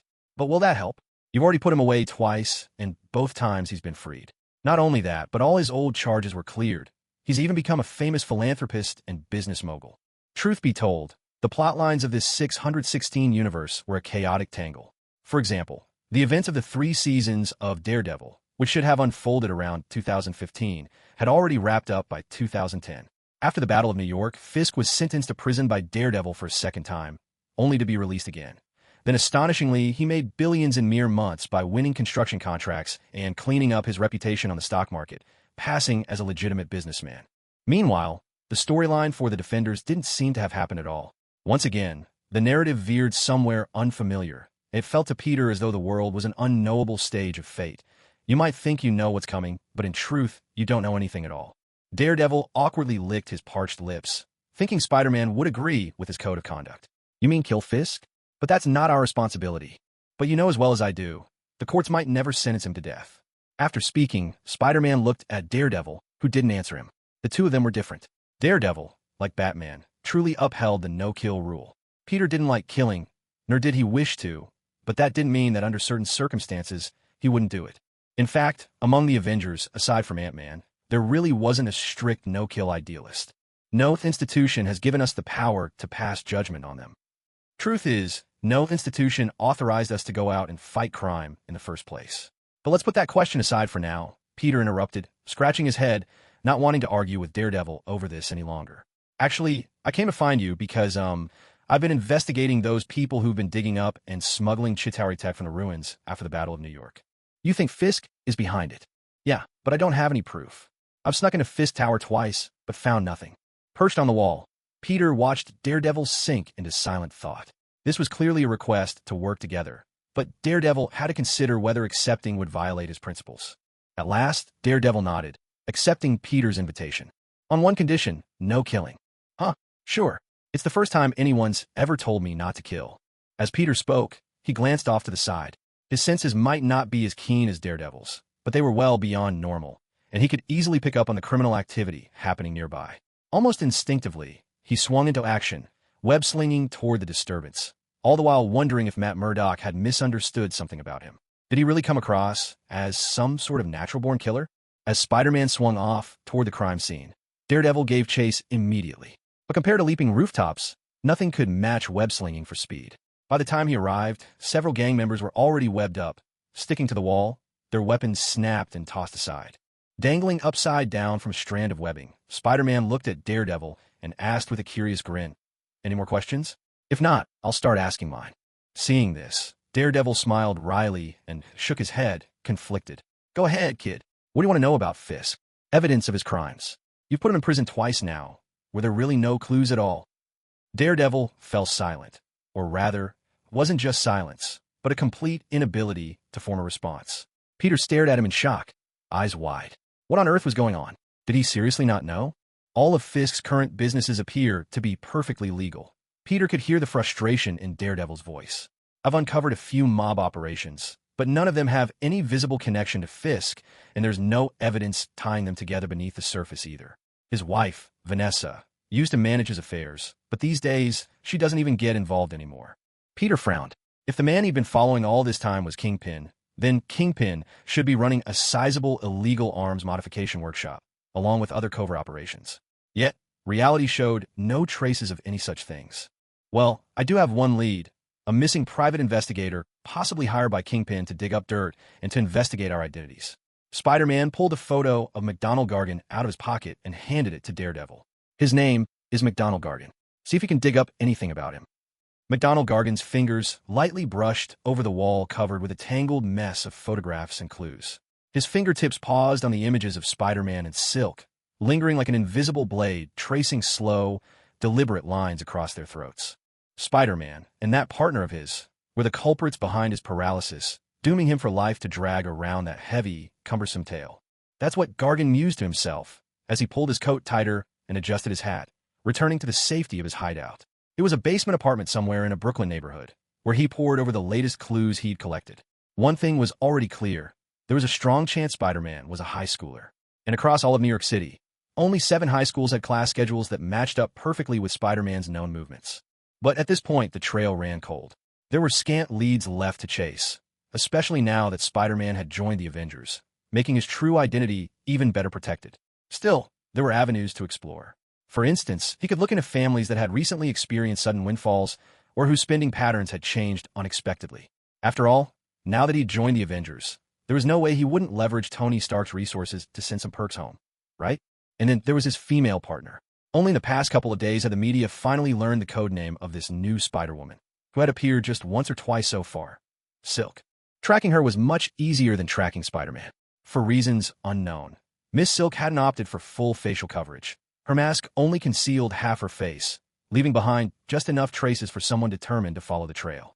Asian, short hair, female, not yet 20. She should be a high school student just like Spider-Man. Judging by the timing of their actions, the two of them match up quite well. In other words, there's a very good chance they both go to the same school. It had been 4 or 5 days since Spider-Man's return. McDonald was holed up here, honing his powers while relying solely on his deductions and the information delivered by Otto Octavius's little robots to piece things together. He gave Kingpin a call, using an old-fashioned satellite phone.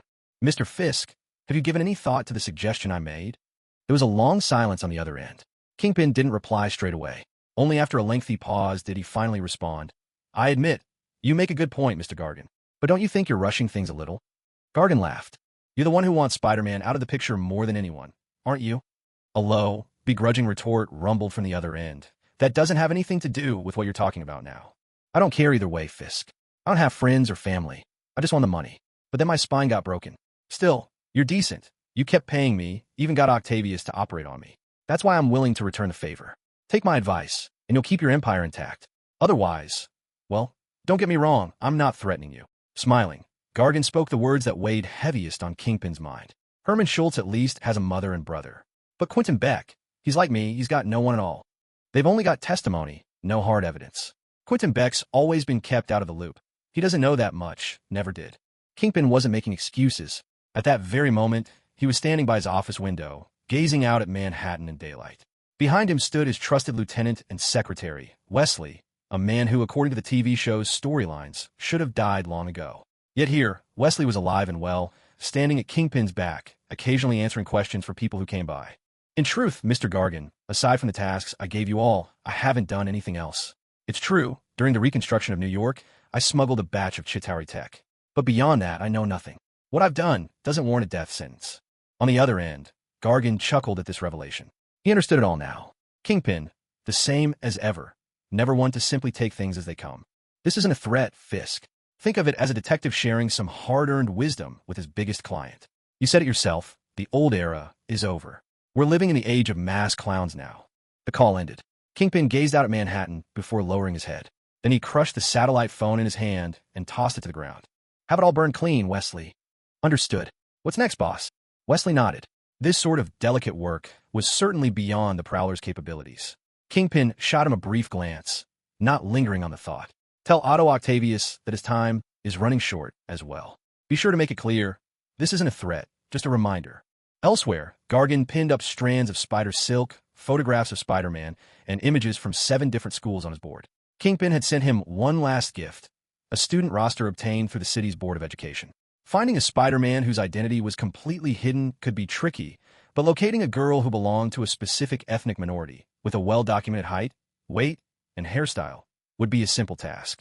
Sure enough, he quickly located the file of a girl named Cindy Moon from the Vision Academy's student register. Chances are, Spider-Man also attended this school. Not that it mattered. Once he set his sights on one, the other would show up soon enough. He dialed the final call he needed to make. "Otto, I'm set on my end. How about you?" Kingpin gave me his advice already. Otto's mechanical claws were making final adjustments to a massive suit of armor, scrutinizing every detail. At the same time, he relayed the most coveted information straight to Gargan. "The armor has been delivered, through the sewers, near your safe house. With your strength, it shouldn't be hard to retrieve it, right? Are you really not going to tell me which Spider-Man identity you uncovered? Any one of them will do. The man you want is Osborn, Otto. This isn't your concern." Having gotten what he needed, Gargan ended the call. Like Kingpin before him, he crushed his satellite phone. Striding to the basement wall, he slammed his fist into the concrete, punching clean through it. Beyond the crumbling barrier was a section of New York sewers, where a colossal crate waited. Inside was the suit Otto had designed to help him take down both Spider-Man and Silkworm. Today was Monday, a perfect day for school. It was 3 in the afternoon, the school day about to end. And for Spider-Man and Silkworm, it might just be the day everything ended. Meanwhile, Otto finished his adjustments, satisfaction gleaming in his eyes as he watched metal plates meld seamlessly onto the exoskeleton worn by the burly Russian before him. Despite never making it his priority to fight Spider-Man, even Otto Octavius couldn't help but feel a swell of pride at his creation. Absolutely flawless. Truly exceptional. Mr. Alex, you were born for this. The taciturn man stood up and asked just one question. Has the money been received?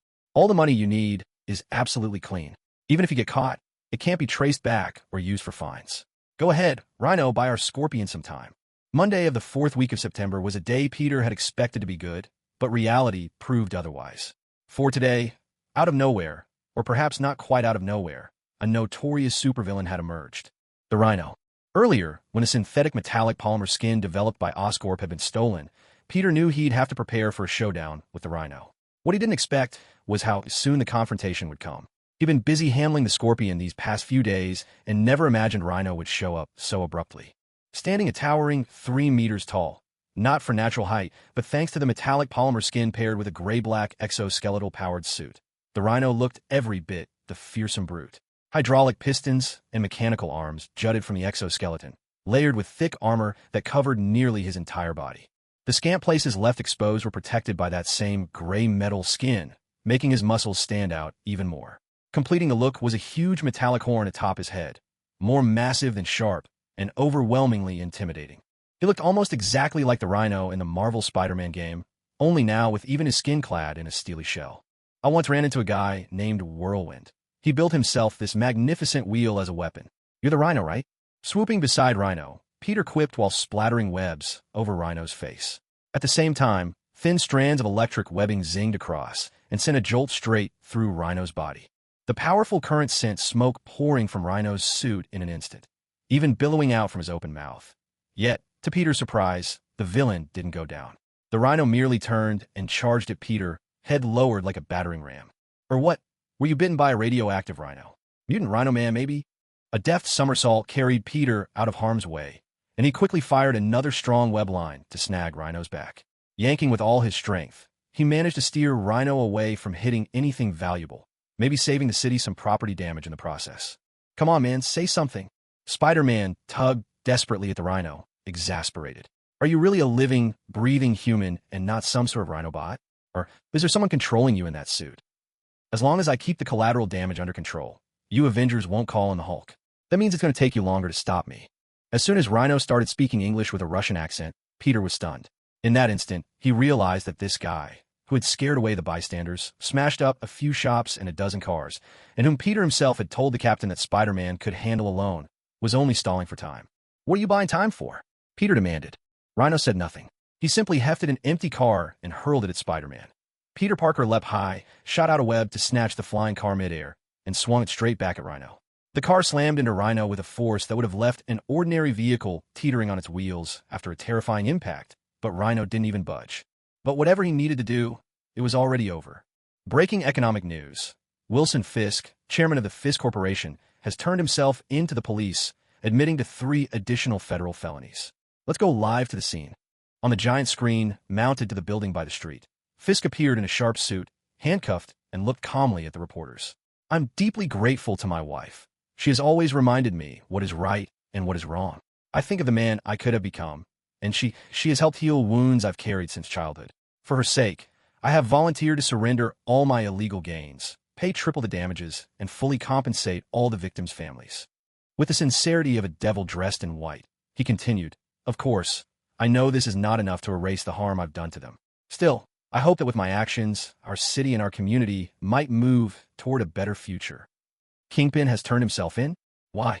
Peter hadn't found any evidence, hadn't even moved beyond vague suspicion, and yet Kingpin had just turned himself in out of the blue? The raft. Suddenly it clicked. Those recent news reports about transferring Scarecrow and Mysterio to the raft. Peter understood at once. This wasn't about admitting guilt. It was seeking asylum. Because if any superhuman crimes were exposed, Fisk wouldn't be sent to a regular New York prison. He'd be sent to the raft, a facility under UN jurisdiction, beyond the reach of American law. There were no human guards at the raft, no power base for Fisk to build. Once inside, he'd lose everything. That's why Daredevil argued that Kingpin ought to be sent to prison, because now there finally was a place from which even Kingpin couldn't escape. So if Kingpin's business had run its course for now, what difference did it make whether he was inside or outside? In fact, it was likely that any remaining evidence had already been wiped clean. And as Peter stood there, still reeling, he noticed something strange. Rhino hadn't attacked him. My job's done. How about my money? The Rhino looked calmly at Peter, making no attempt to resist, as if he had already surrendered. But this only confused Peter even more. If Kingpin intends to turn himself in, no one could possibly stop him. Why would you need to make a scene in the streets? It just doesn't make any sense. I don't know, the Rhino replied honestly, then went on to explain further. All I was told is that when Kingpin's arrest hits the news, that means my job is done. The only one I needed to delay was you, Spider-Man. You're always meddling in other people's business. If I cause enough trouble, I knew you'd show up before any of the other Avengers. They even told me you'd only be available around this time. Available only now? No, Peter didn't need the Rhino to say any more. He'd specifically arranged for Jarvis to provide real-time surveillance of his close friends and their families, just in case any danger arose. If anything suspicious happened, he could make sure they got out immediately. Cindy was included, of course, especially now when S.H.I.E.L.D. could easily be Hydra in disguise and was completely untrustworthy. And right now, Jarvis had already shown him the live footage, Scorpion emerging from a sewer near the Moon residence. Alexei, I know it's you. Listen to me, Peter shouted at the Rhino, who froze on the spot, stunned at the sound of his name. You don't want to do this, right? So just stay here and wait for the Avengers to pick you up. With those words, Spider-Man leapt away, swinging into the distance. The Rhino did as told, quietly sitting down and propping up his chin without moving an inch. Jarvis, give me the Moon residence on the line. Communication block. Then connect me to Silk's phone. In a frantic rush, as soon as the call connected, Cindy heard Peter's anxious voice. Cindy, where are you? I'm on my way home. There's no training today. What's wrong? Scorpion, Matt Gargan, the same guy you stopped from shooting me during that fight with Mysterio, he's had the radioactive Scorpion enhancement. He's headed for your house, and you. Before he could finish, Cindy hung up. Peter gritted his teeth and switched channels. God. Tony, I need the Avengers. Scorpion used his metal tail to tear open the road near the Moon residence, leaping up from the sewer below. There were shield sensors placed down there originally, but unfortunately, his tail unleashed an EMP blast, completely disabling them, as well as every other electronic device in the area. A family living near Moon's home had actually been secretly replaced by S.H.I.E.L.D. agents, with the sole purpose of protecting her family should her identity ever be compromised. When trouble arose, they rushed out of the house with their weapons at the ready, aiming at Scorpion and shouting for him not to come any closer. If the target shows any sign of aggression, you are authorized to use deadly force. The team leader wasn't worried about backup. Ever since the circuits in the area had failed, he was certain S.H.I.E.L.D. had already sent people. The real concern, however, was whether they would arrive in time. He raised his energy rifle and fixed his sights on Scorpion. No matter how you looked at it, this was an extremely dangerous adversary. He resembled someone clad in high-tech armor, not unlike Iron Man's, but his suit was a deep, sinister green, hardly the garb of a hero. His helmet didn't fully conceal his face. The lower half of his face was exposed, while the upper was hidden behind orange-tinted lenses, each fashioned from triangles of varying sizes and fitted together like the many-faceted eyes of an insect, never losing sight of any of them. I suppose you're all wondering what good your defenses will do you now, said Scorpion, lifting his green metallic tail. But I don't have time to play games with you. As he spoke, the tip of his tail began to glow with an ominous green light. Instantly, a powerful magnetic force surged forth. Every metal object on the agents' bodies was yanked violently away. The easiest targets were, of course, their weapons, torn from their hands in a flash. With a slight flick of his tail, those stolen weapons were turned back on their former owners. Gunfire erupted at point-blank range, cutting straight through the agents' chests. That was almost too easy, Scorpion sneered, giving his head a careless shake. He strode up to the front door of Muin's house. Several anti-EMP auto turrets began to deploy, but Scorpion's tail sprayed out a jet of highly corrosive liquid, dissolving them in an instant. With a single punch, he smashed through the door and wrenched it open. He was short on time. Taking a hostage was his only leverage against Spider-Man and the Avengers, and he knew it. Activating the infrared sensors in his armor, he scanned the house. To their credit, the Muin family weren't fools. They hadn't rushed for the basement, but had instead made for the second floor, evidently planning to escape by jumping from a window. Where do you think you're going, Mr. Albert Muinicia? The Scorpion's metallic tail smashed straight through the wall of the house, flinging the husband inside first, followed by the wife and their son. The three of them were tossed to the floor with brutal force. As the Scorpion turned to walk back, he remarked, "You should all resent your daughter. If it weren't for her, I would never have become like this, nor would I be here seeking revenge against you. No matter what Cindy has done, I am certain she would never do anything wrong," Albert Moon said, struggling to his feet while staring intently at the Scorpion. "And if she did something that made you want revenge, then I'd say you were probably not a good person to begin with. The scorpion paused, surprised by the words, then burst into laughter. When he finally finished, he let out a sigh. You're right, Mr. Moon. And so, I suppose it's time I did what villains are supposed to do. He raised his tail again. Its nozzle opened, aiming directly at Albert. But before he could unleash his deadly acid, sticky webs shot out and latched onto his tail. He felt a force pulling him back. Spider Thread stood in her own doorway, gripping the webs tightly in both hands, pulling with all her strength. Get out of my house. She poured every ounce of energy into yanking the scorpion's tail. He frowned slightly, reached over, and grabbed the web clinging to his tail, yanking it hard in return. You foolish girl. Our powers come from the same source. And remember, scorpions are spiders' natural enemies. An even greater force pulled Cindy away from the doorway. If she hadn't let go in time, she would have been flung right into the scorpion's grasp, and likely into a punch. Releasing her grip at the last second, she landed on her feet, then darted in front of the scorpion, aiming a punch at his unprotected jaw. But just then, a sharp warning shot through her spider sense. Something was wrong. She hastily somersaulted away, barely escaping as a poison dart shot from the armor on the scorpion's chest. The people who experimented on me called it feral sense, the scorpion said with a thin smile. It's not as sensitive as a spider's, but it's far from useless. It tells me when a moment is right to set my traps. He smiled as he leveled his tail at Cindy's family, already prepared. And it tells me exactly how to handle you all. Instinctively, Cindy fired webs to protect her family. To the scorpion's surprise, his usually unstoppable acid failed to dissolve these fresh webs, but that hardly slowed him down. After all, the best way to counter spider sense was to force the spider, even when she knew she was in danger, to make a move that would put her right in harm's way. Even though Cindy sensed the danger, it didn't stop Scorpion from clamping his hand around her neck. After all, unlike most, Scorpion had one more weapon to his name, a tail that specialized in launching sneak attacks. Should I take one out first, or wait until Spider-Man shows up to deal with them together? His own version of a scorpion sense flared, warning him of imminent danger, but there was no time to react. Suddenly, the roof of Moan's house caved in. Iron Man descended from the sky, landing squarely on Scorpion, his foot-mounted thrusters scorching Scorpion's face. In one swift move, Iron Man grabbed his tail and yanked him out of the house, soaring into the air. The abrupt assault made Scorpion grit his teeth in fury, his tail instantly sprouting countless sharp spikes that tore through the Iron Suit's armor. You must be looking for trouble, Stark. That's actually my line, Gargan. But the voice coming from inside the suit wasn't Tony Stark's at all. The moment Spider-Man sensed danger, he'd slipped out from within the armor. In the next heartbeat, he caught hold of Scorpion midair. Scorpion, unfazed, turned to Spider-Man with a wild grin. And what then, kid? Planning to sock me in the face as hard as you can. As they plummeted together, Peter kept a tight hold on Scorpion. Even now, he sensed the threat, but his resolve was clear. I told you what I'm about to do, Scorpion. A white lightning bolt crackled around Spider-Man, arcs of electricity flaring into brilliance above the city. Suddenly, a massive ball of lightning exploded in the sky. In that instant, the two figures were swallowed up by the blinding radiance, their bodies wreathed in thick, black smoke as they plummeted several hundred meters straight toward the earth. It had never occurred to Scorpion that Spider-Man possessed the power to generate electricity, let alone wield such overwhelming voltage.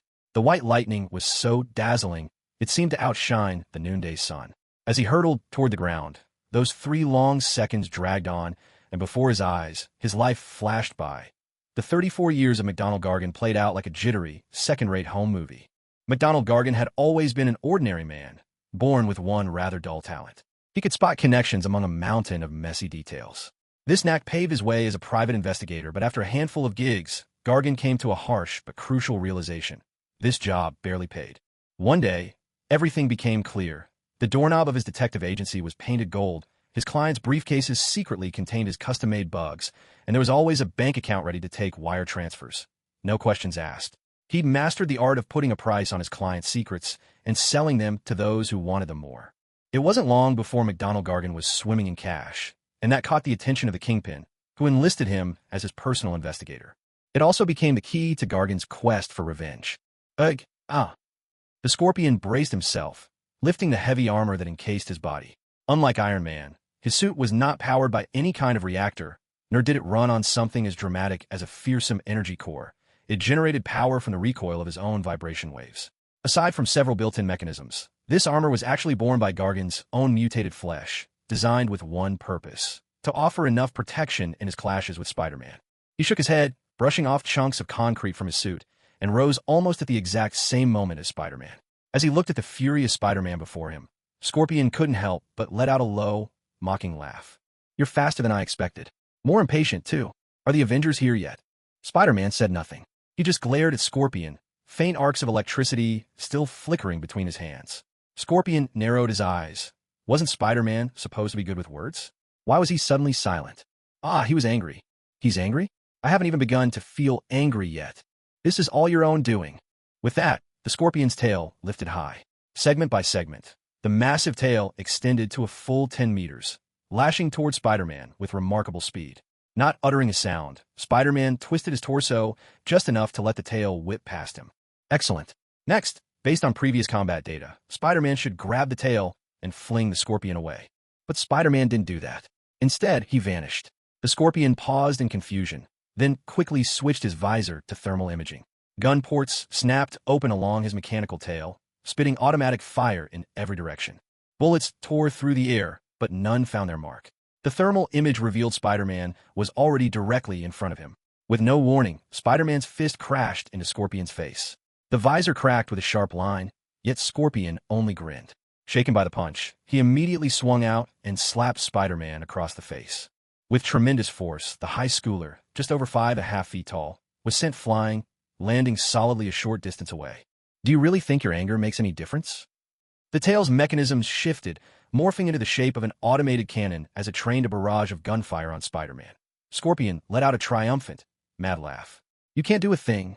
You got the strength of a spider, but I inherited the power of the Scorpion, a predator that hunts spiders." Still wordless, Spider-Man fired a web toward Scorpion. The Scorpion caught it easily, yanking Spider-Man closer with a powerful tug.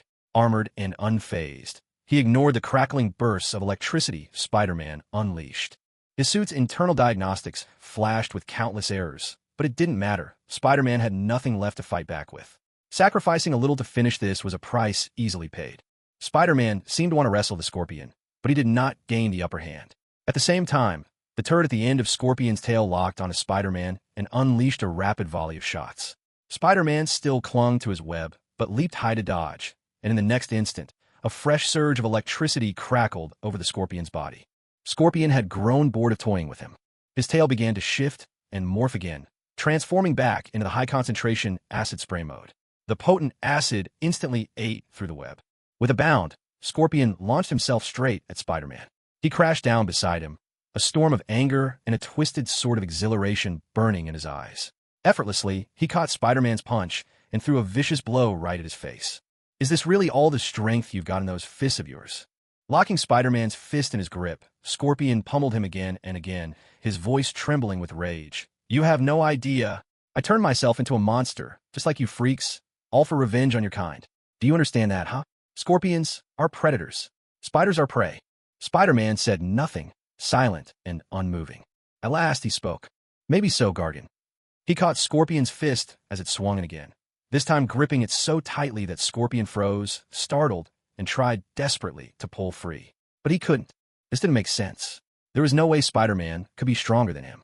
Behind him, the Scorpion tail morphed into a razor-sharp spike and drove toward Spider-Man. Despite having both hands restrained, Spider-Man lashed out with a single swift kick to Scorpion's side, sending him tumbling aside. "The reason I didn't answer you earlier is that I honestly don't know how to answer you." Scorpion scrambled back to his feet, only to be met by a devastating blow. His animal instinct screamed a warning, but it was useless against Spider-Man, who wrenched a whole lamppost from the ground and swung it full force across Scorpion's body. "Because I can't find a single reason to forgive you." "Forgive?" Scorpion laughed bitterly, his tail morphing into a blade that sliced straight through the lamppost swinging at him. "My spine was shattered by you freaks. You left me a cripple. To even walk, I had to become this monster. And now you talk to me about forgiveness?" Scorpion was met with silence. Spider-Man had vanished. Not even thermal imaging could pick up his presence. But in an instant, Spider-Man materialized right in front of Scorpion, as if stepping straight from the fabric of reality itself, and seized his helmet in one hand. "You're right. You're not even worthy of forgiveness. Cindy, stay out of this for now." Watching his daughter pull herself free from the web, Mr. Albert shook his head and said, "You should be helping Spider-Man and stopping the villains. That's where your real responsibility lies. And there's something else you should always remember." McDonald Gargan's rage was fueled by the actions of the two Spider-Men, whose interventions had left his spine shattered by his own bullet and condemned him to a life of paralysis. To seek revenge and reclaim the ability to stand tall, he had subjected himself to transformation, becoming a monster force to bear a scorpion's tail. He laid the blame for his suffering at Spider-Man and his webs, and all he wanted was to unleash his fury upon them. As for Spider-Man, his anger was pure and unrestrained. With a roar and raw strength, he tore the Scorpion's alloy helmet clean in two and flung the pieces aside. Then, with a powerful kick, he sent Scorpion flying across the ground. From a distance, Tony Stark couldn't help but quip as he watched. That kid really doesn't need our help, unless he's looking for a ride. The Avengers' real task here was to seal off several surrounding neighborhoods, keeping Cindy's identity safe from the media and any unwelcome attention. As for the Scorpion, Peter had insisted from the start that he would handle that himself. Captain America watched the action unfold on his tablet, perfectly aware of Peter's current state of mind. Spider-Man was letting his anger take the reins. Meanwhile, Scorpion, sprawled on the ground, let his tail morph into a gleaming, deadly blade, sweeping it in wide arcs to clear the area. He was convinced Spider-Man couldn't have just appeared beside him without a sound. He must have gone invisible again. Otherwise, why would he rip off his own helmet? Bullets shot from his tail in a wide spread, the blade slashing mercilessly at everything nearby, as Scorpion rose to his feet, scanning his surroundings. Suddenly, he felt an unprecedented surge of danger. But it was too late. A crushing stomp landed on the back of his knee, forcing him down hard.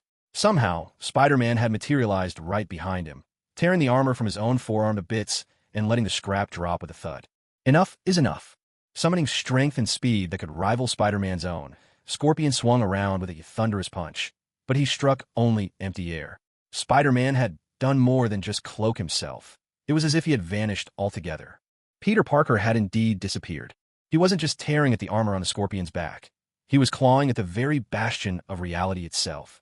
In that split second, as he ripped off a piece of the Scorpion's battlesuit, his whole being moved onto the web of fate strung between multiverses. Then, in a flash, he returned to his own universe, launching his next assault. It was, for all intents and purposes, teleportation, the only difference being that Peter could only return to the spot he had just left and, at most, shift a few meters from his previous position. But that was enough to overwhelm the Scorpion. Once again, the Scorpion struck with empty claws. The Scorpion, predator of spiders, was supposed to be far mightier than any spider. At least, that's what Otto Octavius had said. But the harsh truth now gnawed at him. He had paid an enormous price, had nearly caught his hostage, his claws wrapped tight around the throat of that girl named Cindy. He could have snapped her neck right then. So why now couldn't he even land a single blow on Spider-Man? Lost in turmoil, the Scorpion's tail kept morphing from electromagnet to turret to razor-sharp blade to acid sprayer.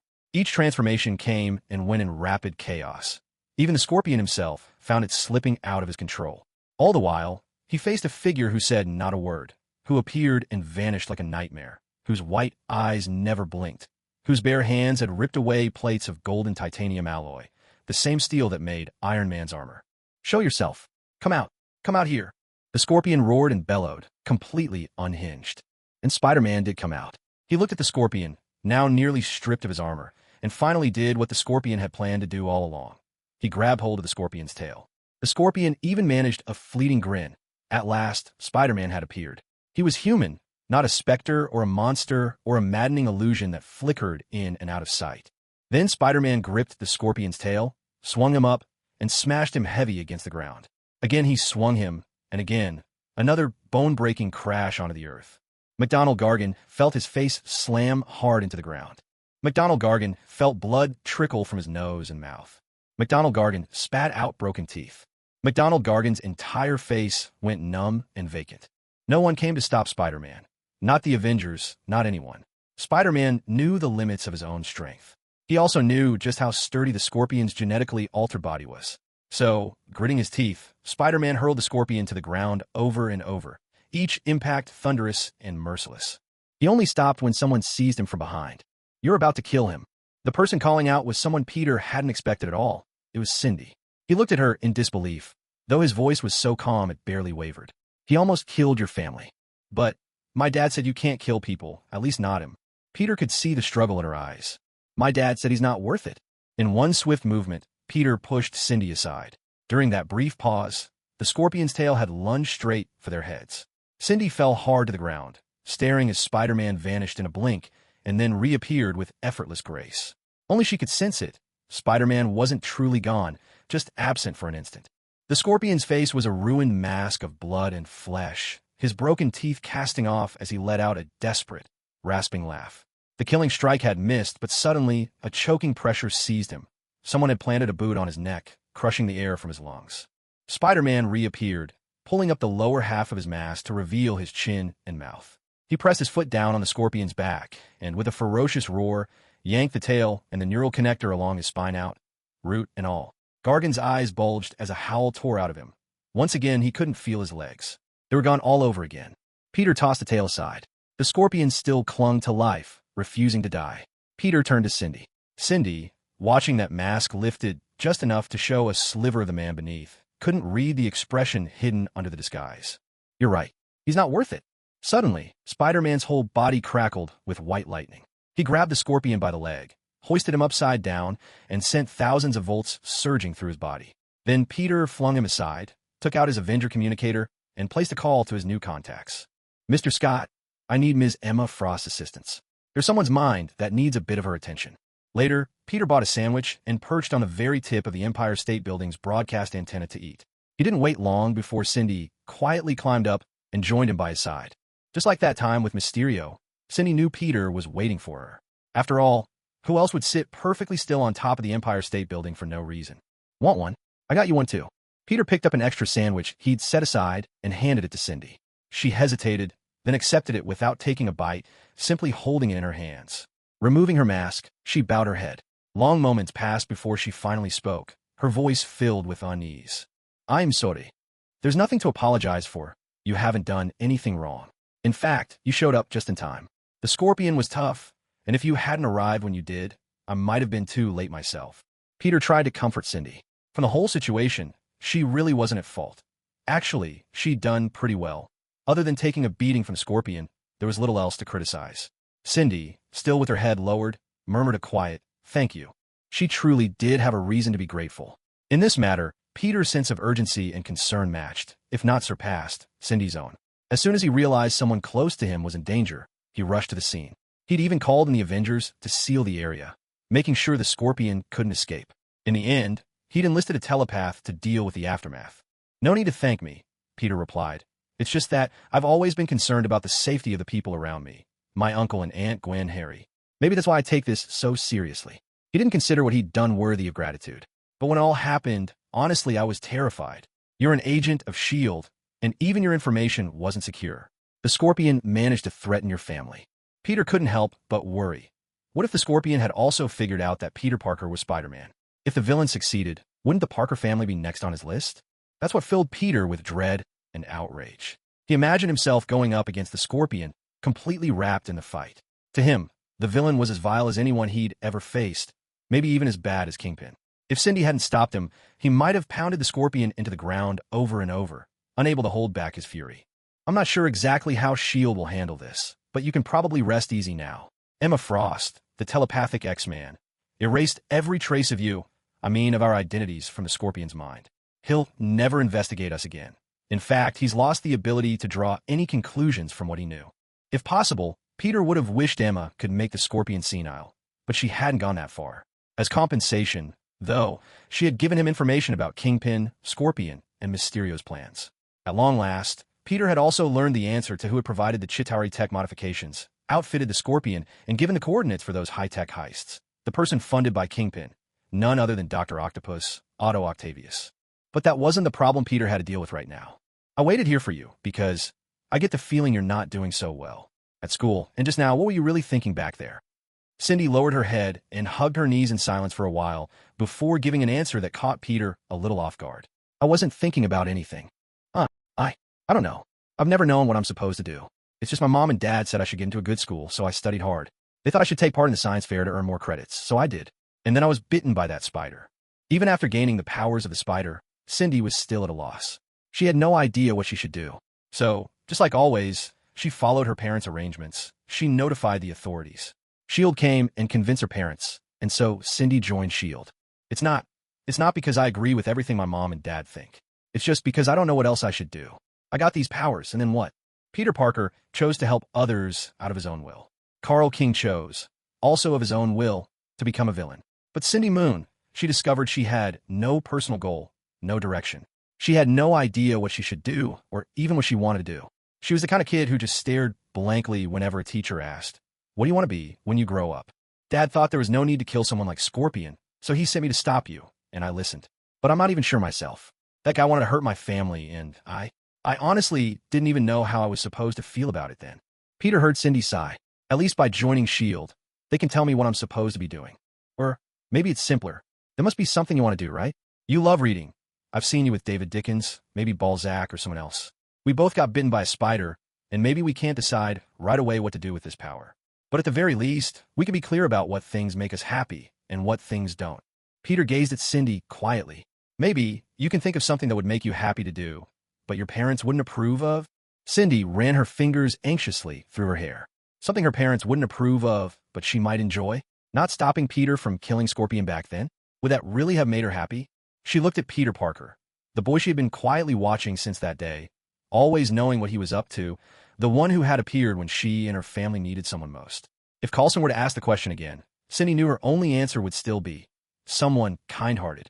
She actually envied Peter, not because he had saved many people or because he was a successful Spider-Man, but because he always seemed to know exactly what he was doing. Could you take off your mask? Unmasking Spider-Man, a bold move. Peter chuckled, removed his mask, and turned his smiling gaze to Cindy. She found herself looking into his eyes, dark as his hair, rare and striking. When I was trying to stop you, I remember thinking I couldn't see your eyes. How were you looking at me then? Maybe the same way I'm looking at you now? Cindy had certainly done something her parents would never approve of, though she wasn't even sure if it made her happy or not. She simply wrapped her arms around Peter's neck and silenced him with a kiss, her lips pressing against his. She pulled away, stared into his eyes, and then quickly averted her gaze, turning her head aside. I didn't expect, well, it's just thank you. I want to say thank you. Maybe we could change clothes, grab a coffee at a street cafe, and keep talking, just the two of us. Peter Parker watched as Cindy pulled her mask up and, in a flustered hurry, leapt from the rooftop. Peter could only nod, speaking the words he hadn't quite finished. Is there anything else you'd like to do? That sounded a bit mischievous, didn't it? All right, Parker. It's getting late. Go home and give Uncle Ben and Aunt May a hug. Peter donned his mask again, ready to leap off the rooftop, when a sudden spark flashed in the air before him. A spark? The spark crackled, forming an arc tall enough for a person to step through. Then, draped in a flowing cloak, gray at the temples, and sporting a distinct goatee, the sorcerer stepped out of the portal, eyes fixed on Peter. Peter Benjamin Parker? We need to talk about the 23 multiversal rifts you opened in the past minute. Dr. Strange, Stephen Strange, the Sorcerer Supreme of Earth, Marvel's unchallenged master of magic, infamously nicknamed the Frail Sorcerer among fans because despite being ranked a maxed-out powerhouse, all stats at 7, the highest possible, he always somehow ends up face down whenever a cosmic crisis strikes, just like the speedster next door, who gets his power suspended every other week. But that didn't matter. What mattered was, right now it was September 2012, and for reasons unknown, Dr. Strange's timeline seemed to have arrived ahead of schedule. And you are? Strange. You can call me Dr. Strange, the Sorcerer Supreme. It's my responsibility to safeguard our reality from any supernatural threats, especially those involving magic and the very laws that govern our universe. Strange introduced himself in a clipped, matter-of-fact tone. Peter suddenly remembered something, and couldn't help but burst into a small chuckle. Sorry, is Strange your name, or is it more of a code name? My last name is Strange, thanks, Strange replied curtly. Noticing Strange's gaze growing icy, Peter quickly reined in his laughter. Sorry, I think I get what you mean. A woman named Madame Web once told me about the web of destiny and the totems. That's my power. I know what I'm doing. You know nothing. With a gaze that grew even frostier, Strange floated up to Peter, his presence looming. Do you have any idea how many spells I had to cast just now to keep our universe from emitting abnormal vibrational frequencies? I'm aware that your soul is guarded by the spider totem, and that, as the leader, it's your responsibility to cross the multiverse and rescue your fellow totems. But that doesn't mean you can go around doing as you please. So what you're saying is that what I did is kind of like using a door to slam someone's foot? Doors are meant for going in and out, not for catching people's feet. Exactly. For a brief second, Strange was caught up in how logical Peter's analogy sounded, and then he snapped back, raising his voice. No. Oh, for heaven's sake, listen. That's not how this works at all. So, Thanks to Doctor Strange's little magical crash course, Peter finally began to wrap his head around the basics of this multiverse. In this Marvel multiverse, every jump between universes tears a tiny hole in the fabric of reality itself. The crucial difference is that some of those tears can be mended. Take, for instance, the multiversal travel machine Mr. Fantastic will eventually build using Peter's universe-hopping experience as data, while others simply cannot. Some exceptions exist, too, like traveling along the web of destiny, which fundamentally transcends the limits of the multiverse and leaves reality's barriers untouched. That's why, even though the barriers of reality in Universe 616 are extraordinarily thick, Peter is still able to cross between worlds. Yet, no matter how it's done, every traversal through the multiverse creates a sort of tremor, a ripple between the traveler's home universe and their destination. These disturbances always leave traces, and if any civilization or individual picks up on those traces, they'll know that certain universes have unlocked the secret of multiversal travel. And what you've done is basically announce to the entire multiverse that you have the power to travel between universes, that you are a walking, talking, multiversal portal, Strange said, eyeing Peter with evident disapproval. What if someone realizes this? What if they manage to catch you next time you travel? For all you know, you might become a tool used by others to invade the multiverse. Nothing is impossible, kid. Even if you died resisting, someone might still use your corpse to further their ends. Alright, so I'm going to keep watching you. I'll cast a spell on you that'll make it harder for you to tear open gaps between universes. That way, you'll have to really think about whether it's worth doing. And whenever you do manage to rip open a crack, I'll be keeping an eye on whether it's truly necessary. If you ever go making a mess out of the fabric of reality again, just to chase down a petty criminal, like you did today. Strange shook his head, warning Peter with grave seriousness. I'll turn you into a human-shaped spider and dump you right in the middle of the Sahara Desert. Well, that definitely counted as a stern warning. Though not exactly frightened, Peter nodded quickly. He was beginning to understand just how risky it was to use his powers so freely. As he watched Strange chanting incantations and weaving a spell around him, Peter struck up a casual conversation. Can I ask how old you were when you first became a sorcerer? 2 years ago. I only became the Sorcerer Supreme last year. If it weren't for a certain kid being born 3 years ahead of time, I probably wouldn't have become Sorcerer Supreme for another few years. Speaking as he cast his spell, Strange glanced over at Peter. It didn't sound like he was really blaming him. After all, Peter himself probably didn't know why his own fate had shifted and he'd been born 3 years early. Strange finished the spell quickly and seemed ready to take his leave, but Peter stopped him. Doctor? Yes, kid. Don't you want to join the Avengers? I thought I'd made myself clear. Strange raised an eyebrow. You people protect the world. I protect reality itself. So, nothing we're safeguarding in the world is useful for the sake of reality? Strange, unaware that he was being drawn into a line of questioning, nodded. Actually, there is one thing, the scepter that belongs to Loki, the Asgardian. It's currently the only Infinity Stone on Earth. If you could hand it over to me for safekeeping, Earth would be a whole lot safer. The only one, Peter blurted out, then quickly tried to recover his composure. You mean, there's more than one of these things? Infinity Stones are a unique kind of substance. Each one has its own distinct power. In the past, the Space Stone was hidden on Earth by Odin in the form of the Tesseract. But now the Tesseract has been taken back to Asgard, so only one remains here. In other words, the Time Stone isn't in Strange's hands. Not only that, it might never have been on Earth at all. This makes things a lot trickier. Even though Strange did become the Sorcerer Supreme, and most likely still dealt with Dormammu, the absence of an Infinity Stone means the main storyline could fall apart completely. The MCU's plot points might matter even less to what's happening in this universe. What if someone manages to collect all of them? Peter took a deep breath, steadying himself. Strange seemed to have come just to warn Peter, without bothering to answer his last question before vanishing. Peter looked out over Manhattan, and for the first time, he felt an unsettling sense of unreality, as though the future had become shrouded in a dense, impenetrable fog. Would the Infinity War truly unfold in 2018, just as the story goes? After learning what Strange had to say, Peter decided to report immediately to the Avengers. He told Uncle Ben he'd be home late, and as he swung through the city, he tried to marshal his thoughts and choose his words carefully on his way to Avengers Tower. To his surprise, not only were Captain America and Tony there, but Black Panther, T'Challa, had also joined them. We've seen most of the info already through the footage Jarvis sent over, Tony said, rubbing his brow. He seemed instinctively unamused by this Doctor Strange. I never knew Earth had a completely useless sorcerer as its so-called protector. Too bad Thor's not here, or I'd definitely ask that blonde little prince if he ever. What do they call it? Checked in with this Sorcerer Supreme when he arrived. The point is, Chala interjected, his naturally warm tone both calming and clear. Loki's scepter and another Infinity Stone are in S.H.I.E.L.D.'s hands. Today's events alone are enough to prove S.H.I.E.L.D. can't be fully trusted. Chala, a foreign guest, put his finger straight on the issue that had come to light when Spider-Man's family was attacked.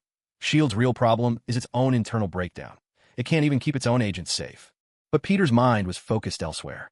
Has anyone noticed? The Tesseract is one of the stones, and then Loki shows up with another, and a whole army at his back. Peter laid out the most troublesome possibility. Someone is actively collecting these stones, and one of them is still on Earth. Cap and Tony exchanged a meaningful glance. This was exactly what they feared most, the prospect of another extraterrestrial invasion. If they had chalked up Loki's last assault to his own thirst for vengeance, Peter had now provided them with an even more chilling motive. The next alien attack could happen, and this time, it might be for reasons far more dangerous than a personal grudge. The captain looked over at Tony, fully aware of what Tony was planning. He answered bluntly, Nick Fury will never hand over the scepter. But the truth is, Nick Fury can't control S.H.I.E.L.D. anymore, Tony replied. Keeping the scepter in S.H.I.E.L.D. isn't safe in the least, Cap. The captain let out a sigh. He didn't counter with the idea that placing it with the Avengers would make it any safer. Instead, he just looked at Tony. But we can't exactly go and steal it from S.H.I.E.L.D. We could always sneak it out, right? That's not stealing. At least, not technically. Tony, don't lecture me, Steve. This is about the safety of the world. We can't put our faith in a S.H.I.E.L.D. that's already compromised. Tony Stark locked eyes with the captain. We have a responsibility here. Meanwhile, Nick Fury was still oblivious to the fact that Tony had already set his sights on Loki's scepter, even though no progress had been made on it yet. Back at S.H.I.E.L.D.'s Washington headquarters, Fury was losing his temper in a spectacular fashion. A level 4 S.H.I.E.L.D. agent, and her personal files didn't have any protection at all? Just anyone could pull up her records and go after her family? Is S.H.I.E.L.D. staffed entirely by incompetence? With his trademark eye patch, Nick Fury let loose a scathing stream of criticism, blasting both the agents present and those attending the meeting via video feed.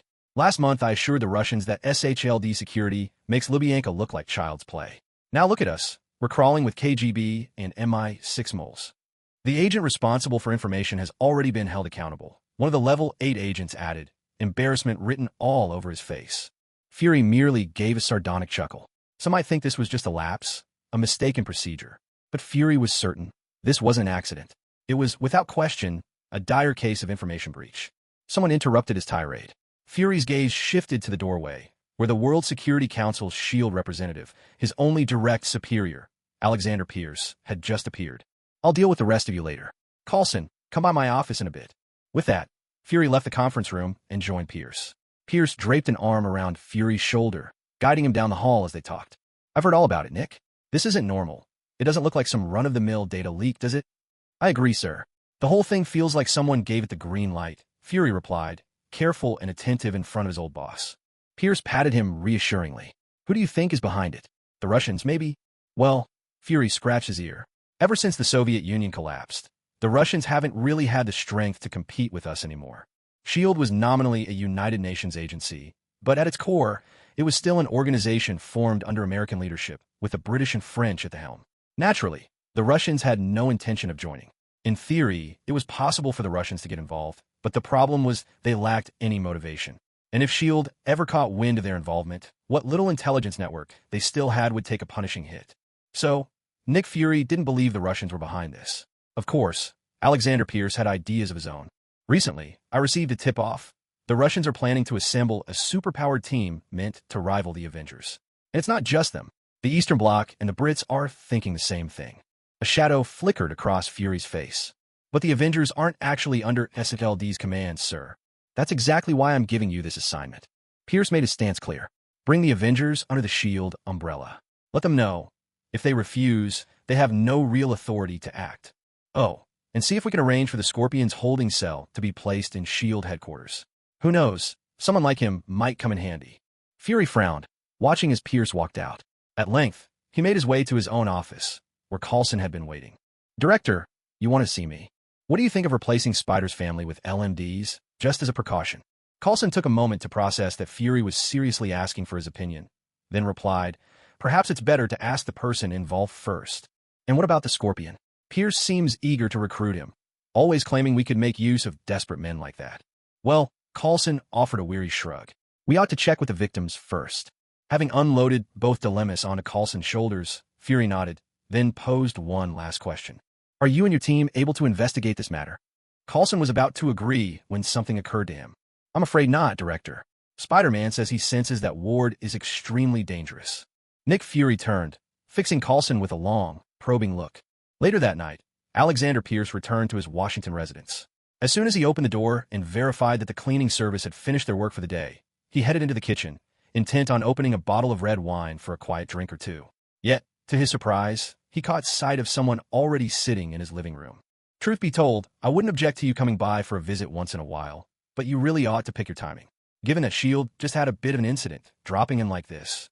Pierce, holding a glass of red wine, made his way into the dimly lit living room, only to realize that the person sitting there was not the one he had expected.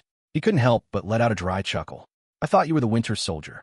Your place isn't exactly safe, Alexander. Haven't you noticed that? Questioned in this way, Pierce sat down, studying the man before him. In the darkness, he could make out only a vague human silhouette. The man's tone held a mocking undertone. Pierce smiled helplessly and took a seat.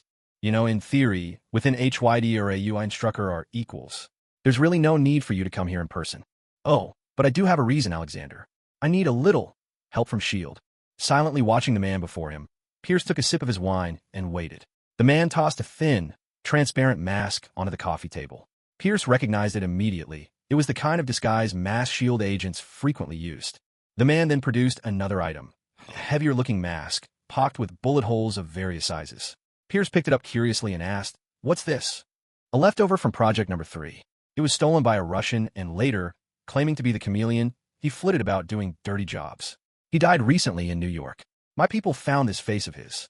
The silhouette in the dark continued in a slow voice. It's a very useful face, isn't it? With it, I could become anyone. Pierce remained silent, waiting for the next part of the plan. And then, you could become anyone. Even the average S.H.I.E.L.D. agent could pull that off. The chameleon's face might be special, but it hardly seemed like enough to warrant all this effort from the man before him. I need to become a superhero. In that instant, Pierce understood. You were the one who leaked the identity of Silk, weren't you? Of course. The man was perfectly unfazed by his actions. I imagine I know what you're thinking, Pierce, and I should tell you, you're absolutely right. Nick Fury will grow suspicious of us. He's the son of Jake Fury, the truck driver, and a student of Peggy Carter. When it comes to understanding us and being on guard, there's no one sharper. And even so, you chose to leak this information, because even Nick could never fathom why Hydra would expose an enhanced individual's identity, especially someone the Avengers are so invested in. This is a smokescreen, a test from Hydra, intended for Nick Fury. They want to know whether Nick Fury is already aware of Hydra's deep roots within S.H.I.E.L.D. and just how much he understands and has uncovered. More importantly, the information about Spider-Silk is actually entirely unrelated to Hydra itself. So even in the worst-case scenario, should it be leaked, it would only result in Nick Fury realizing that Hydra has started to doubt him. In the best-case scenario, Fury would get caught up investigating the supposed secrets behind Spider-Silk and searching for a connection to Hydra's interests where none actually exists. This would greatly absorb his attention and distract him. And this, in turn, presents the perfect opportunity for the person in front of him to step forward as a superhero. After all, while S.H.I.E.L.D. has already been taken over by Hydra in everything but name, the Avengers, a brand new initiative, remains untouched by Hydra's reach. If someone could slip into the ranks of the Avengers while Nick Fury is lost in his investigations, there just might be a chance to bring the Avengers down from within. Yet, there was still one thing Pierce hadn't quite understood. Why the rush, he asked. Our plan is progressing smoothly. Everything is unfolding according to Zola's algorithm. The Insight Project is developing in an orderly manner, and Tony Stark is unwittingly helping us dig his own grave. Pierce swirled his wine glass, peering at the other man through the blood-red liquid. If you act too hastily, you'll disrupt our rhythm, arouse Nick's suspicion, and possibly doom the Insight Project to failure. Because the Insight Project is doomed to fail, came the response. Pierce frowned. He had never heard this before, and couldn't help but ask why. There's a fatal flaw in Arnim Zola's algorithm, a flaw we never anticipated. The other person spoke slowly, the Avengers. Each one of them has shattered Zola's calculations. Zola never predicted that gamma radiation would turn a scientist into a green monster. He didn't foresee Stark breaking past the limits of his arrogant father to invent new elements and save his own life. Zola never imagined a god would descend to Earth with his hammer, nor that an impossible scientist would actually break the laws of conservation and learn to grow and shrink at will. Each and every Avenger has reduced Arnim Zola's so-called predictive algorithm to a punchline, a joke, including the alien invasion during the Battle of New York, as well as the success of Spider-Man and Spider-Silk, the secondary projects. And for Hydra, there was something even more critical. In their calculations, they had failed to account for one crucial variable. Their archenemy, Captain America, was still alive. Once the Avengers, as an unexpected factor, entered Hydra's carefully crafted equation, Hydra began to realize that their grand vision for the future was nothing more than a shimmering illusion. Therefore, to forge a world under Hydra's rule, one without freedom and with absolute security, they had to eliminate the Avengers. And what could be more effective than infiltrating the ranks by becoming a superhero oneself, and then striking from within? Pierce's brow relaxed as this thought took hold. He had stumbled upon an excellent idea, a perfect method to make a hero's entrance. Smiling, he extended his hand towards a figure before him. Tell me about your persona. I'll take care of your new identity. I look forward to the birth of an entirely new superhero. Hail Hydra! From the darkness, the unmoving figure spoke in a low, steady voice. Hail Hydra! Alexander Pierce raised his glass, smiling as he met the other's eyes. He then emptied his drink and called out the man's name. Baron Zemo. Rikers Island Prison stands on New York's Rikers Island. It is the city's largest and most overcrowded detention center. At its peak, it housed over 10,000 inmates. Due to a shortage of space, many low-risk offenders have to share a room with dozens of others. One room might hold as many as 50 beds. It is said that Wilson Fisk, who turned himself in just yesterday, will soon be back at this very prison. He has served time here before. But Fisk's impending arrival wasn't the reason sirens blared and guards were frantically searching every corner today. The commotion was caused by a prison break. Worse still, under orders from the warden, the guards were forbidden to tell the outside world who had escaped. As the urgent search continued, a bald, muscular black man in a prison uniform emerged from the Hudson River by Manhattan's west side, near Hell's Kitchen. He glanced around, peeled off his prison clothes, and tossed them into the river. Making sure there were no surveillance cameras, he slipped away into the chaos of Hell's Kitchen. He had once answered to other names, but those were no longer important. From this day on, he had only one name: Luke Cage. Today was a good day for school. Everything seemed to have finally returned to the simple, monotonous routine that existed before the start of term. No supervillains, no unexpected incidents. As the last days of September slipped away, Peter finally felt at ease. Carefully tallying things up, by September, he had already faced off against Fright, Chameleon, Carl King, Mysterio, Big Wheel, Rhino, and Scorpion. He'd traveled to a parallel world to stop Miles from rising, or, more accurately, to prevent the Spider-Man of Earth, 700 from dying. Then he returned in time to witness the X-Men regroup, flew overseas for a showdown with Weapon X and Madripoor, and managed to give Mr. Sinister a well-deserved beating. What a full and exhausting September it was. Honestly, he hoped things wouldn't be quite so eventful in the future. And then there was that kiss from Cindy. Well, maybe it's better not to include that in the month summary. Speaking of which, Peter glanced at Cindy, who was sitting right next to him. After yesterday, things between them were, of course, a little awkward. Cindy wasn't really talking to him anymore, which was odd to say, since she'd never been much of a talker to begin with. She was the kind of girl who'd shrink into the background the moment she realized someone was watching her, hiding her face behind a book. The strange part was that every so often, Peter would notice Cindy sneaking a glance at him. He'd think about saying something, but every time he tried, she clearly didn't want to continue the conversation. It was weird, but there was nothing he could do. He'd never been in a relationship in either of his lifetimes, so he had absolutely no idea how to handle this. Was he falling for one of life's classic delusions? The trouble was, nobody in the Avengers seemed to be any help at all. Cap's ideas about love were incredibly old-fashioned, as if he was still stuck in the 1940s. Tony was a notorious playboy, but the moment Pepper was around, he couldn't string two words together. Hank had never actually pursued a girl. Janet was the one who chased him, heaven knows how. As for Hulk, Banner and Betty hadn't even started anything yet.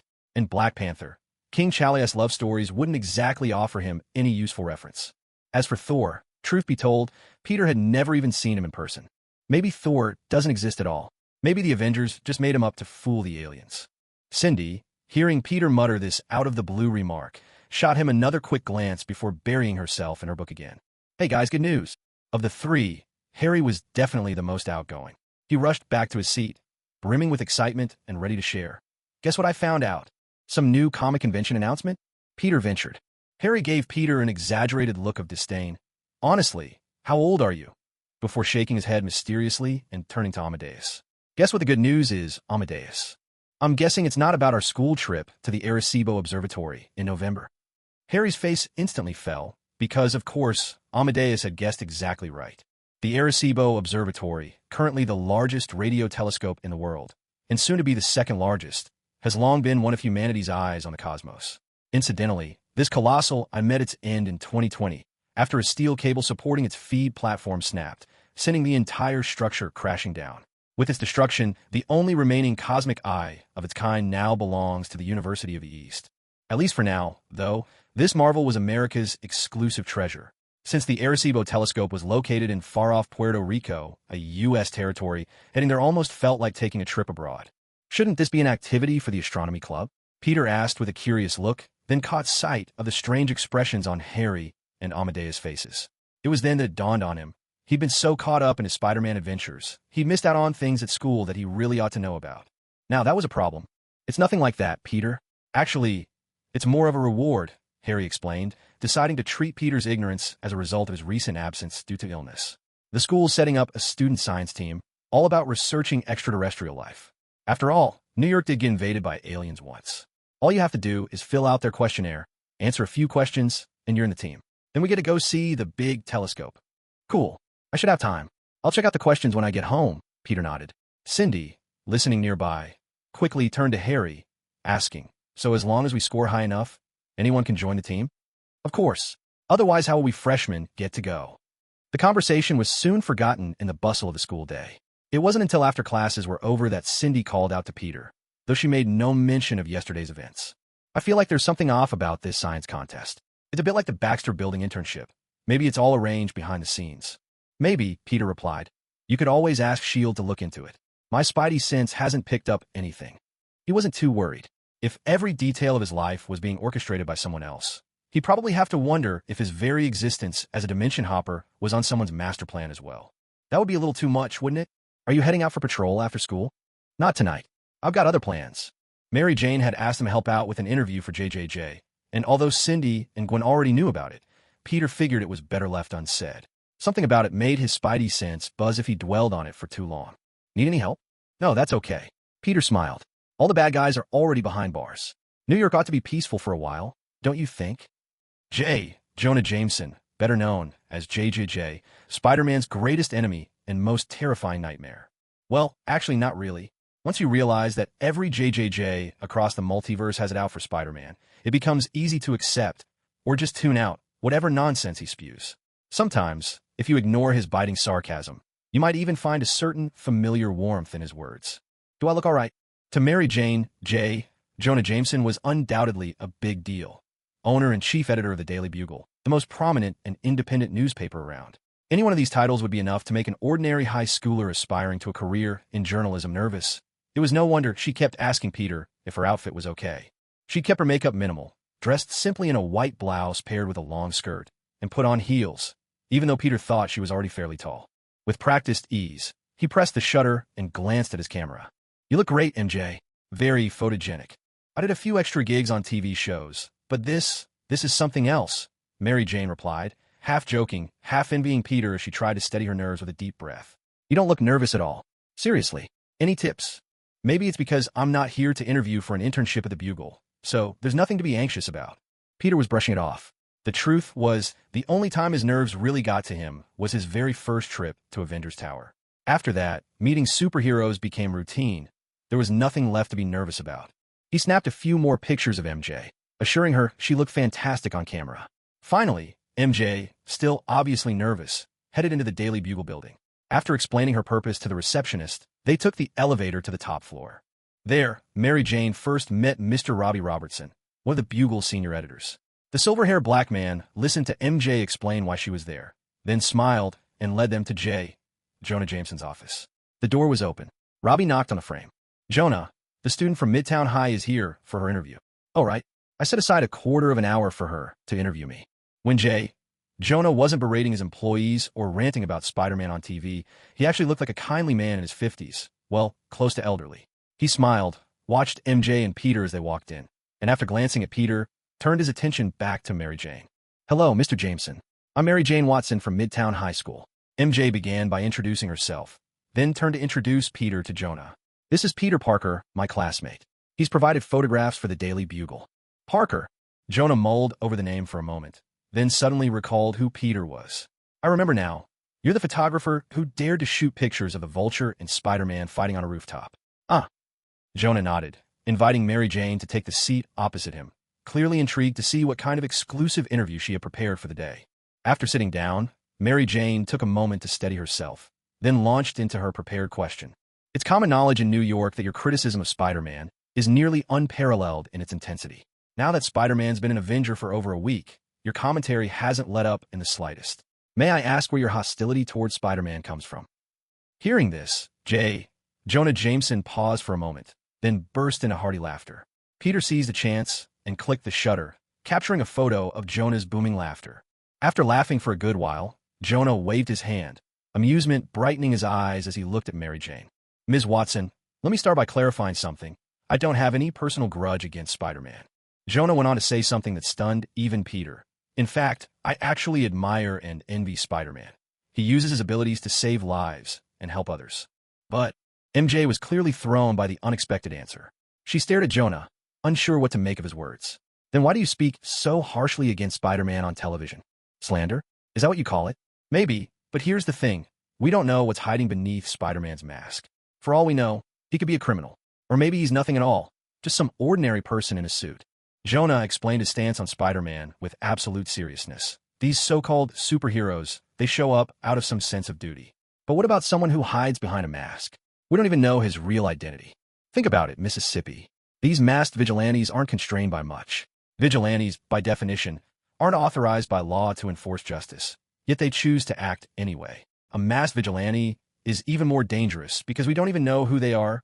What if the person under the mask turns out to be a thief? But as long as he keeps wearing that mask, we'll keep seeing him as a hero. That's a dangerous idea. But the Avengers know who he is. But we don't know. Jonathan raised his voice, sounding exactly like he did on radio and TV broadcasts. It's our job as members of the press to keep them in check. We have to remind that wall-crawling freak at any moment, I'm watching you. Only after letting out this roar did Jonathan realize he'd lost his composure, and he quickly sat down, trying to collect himself. In any case, I trust the Avengers. I'm sure they know the true identity of Spider-Man. But that's not the real problem. The real issue, he continued, is that Spider-Man, as a role model, has set a dangerous precedent. Now, any superpowered person can follow his example. Keep their identity secret, put on a mask, and run around playing hero wherever they please, without a thought for their own safety, or whether they're truly capable of handling everything that comes their way. Jonathan spoke calmly, laying out Spider-Man's first flaw. He encourages more and more people to become blindly confident. The mask becomes a shield that lets them overlook their own inadequacies. And that, Jonathan insisted, is only the tip of the iceberg. There's another problem. We have absolutely no way of knowing if someone genuinely wants to be a hero, Jonathan continued. What if the man under Spider-Man's mask is actually a bank robber? Of course, the Avengers wouldn't let that happen. But what about all those other people who try to imitate Spider-Man? Why are they suiting up and pretending to be heroes? What if, he pressed on, they just want to disguise a cloak to hide behind while they wait for their next crime? How can we guarantee the safety of masked vigilantes? As for Spider-Man himself, he's merely the most tangible example of this problem. For the first time, Peter realized that Jonah Jameson didn't actually hate Spider-Man as a person. It was almost as if, for once, Peter was meeting a somewhat gentler someone he hadn't expected to find in this universe. Still, Jonathan's distaste for masked heroes hadn't changed, regardless of the reason for hiding one's face. The difference this time was in his reasoning. Jonathan Jameson disliked masked heroes because he saw their actions as shirking responsibility. With a mask on, there's no need to answer for who you are beneath it, and nobody else can hold you accountable for your actions, either. A mask is a form of self-protection. It lets you walk away the moment you mess something up, just change your mask, and you're gone. Maybe Spider-Man himself would never do such a thing, but that's no guarantee those inspired by him won't.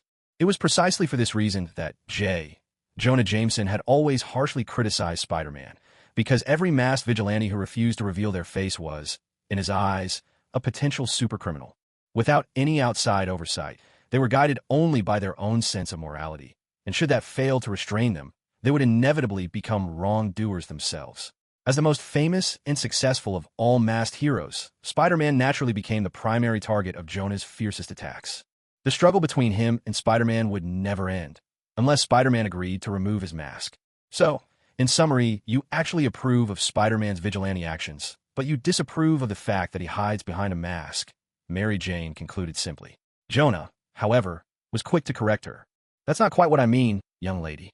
I deeply admire and appreciate those with superpowers who choose not to use their abilities for crime, but instead for the greater good. That said, whether superheroes have the right to enforce the law, make arrests, or, even more extremely, act as judge and executioner is something society is still debating. As for me, I believe superheroes should operate under a certain level of oversight in exchange for having legitimate legal authority. After he finished, Jonah offered a gentle reminder to Mary Jane. If you're planning to join the Daily Bugle, you must understand that the news industry cares very much about the accuracy of expression. A misstatement about the same event can completely distort the original intent. At the Bugle, we're committed to the fundamental principles of journalism: truthfulness, accuracy, and timeliness. But when it comes to Spider-Man, you don't seem to have any objectivity at all. Peter, lingering in the background with his camera, couldn't resist muttering under his breath. I understand, Mary Jane replied cheerfully, jotting down these insights. She proceeded to ask a few more questions, and before long, the 15-minute interview had flown by. According to the Bugle's requirements, Mary Jane had to return home and organize today's interview into a proper news feature to submit to the paper. If the Bugle's HR department liked her piece, she would be offered the internship. It said that as long as you stick with it until graduation, you're usually offered a full-time reporter's position at the Daily Bugle. Mary Jane looked genuinely happy, not just because she could start work at the Daily Bugle, but more likely because she felt recognized and appreciated. The sense of validation left her in particularly good spirits. With that in mind, she glanced at Peter in mild surprise. Jameson seems to really like your photos, especially that one where you caught a big laugh.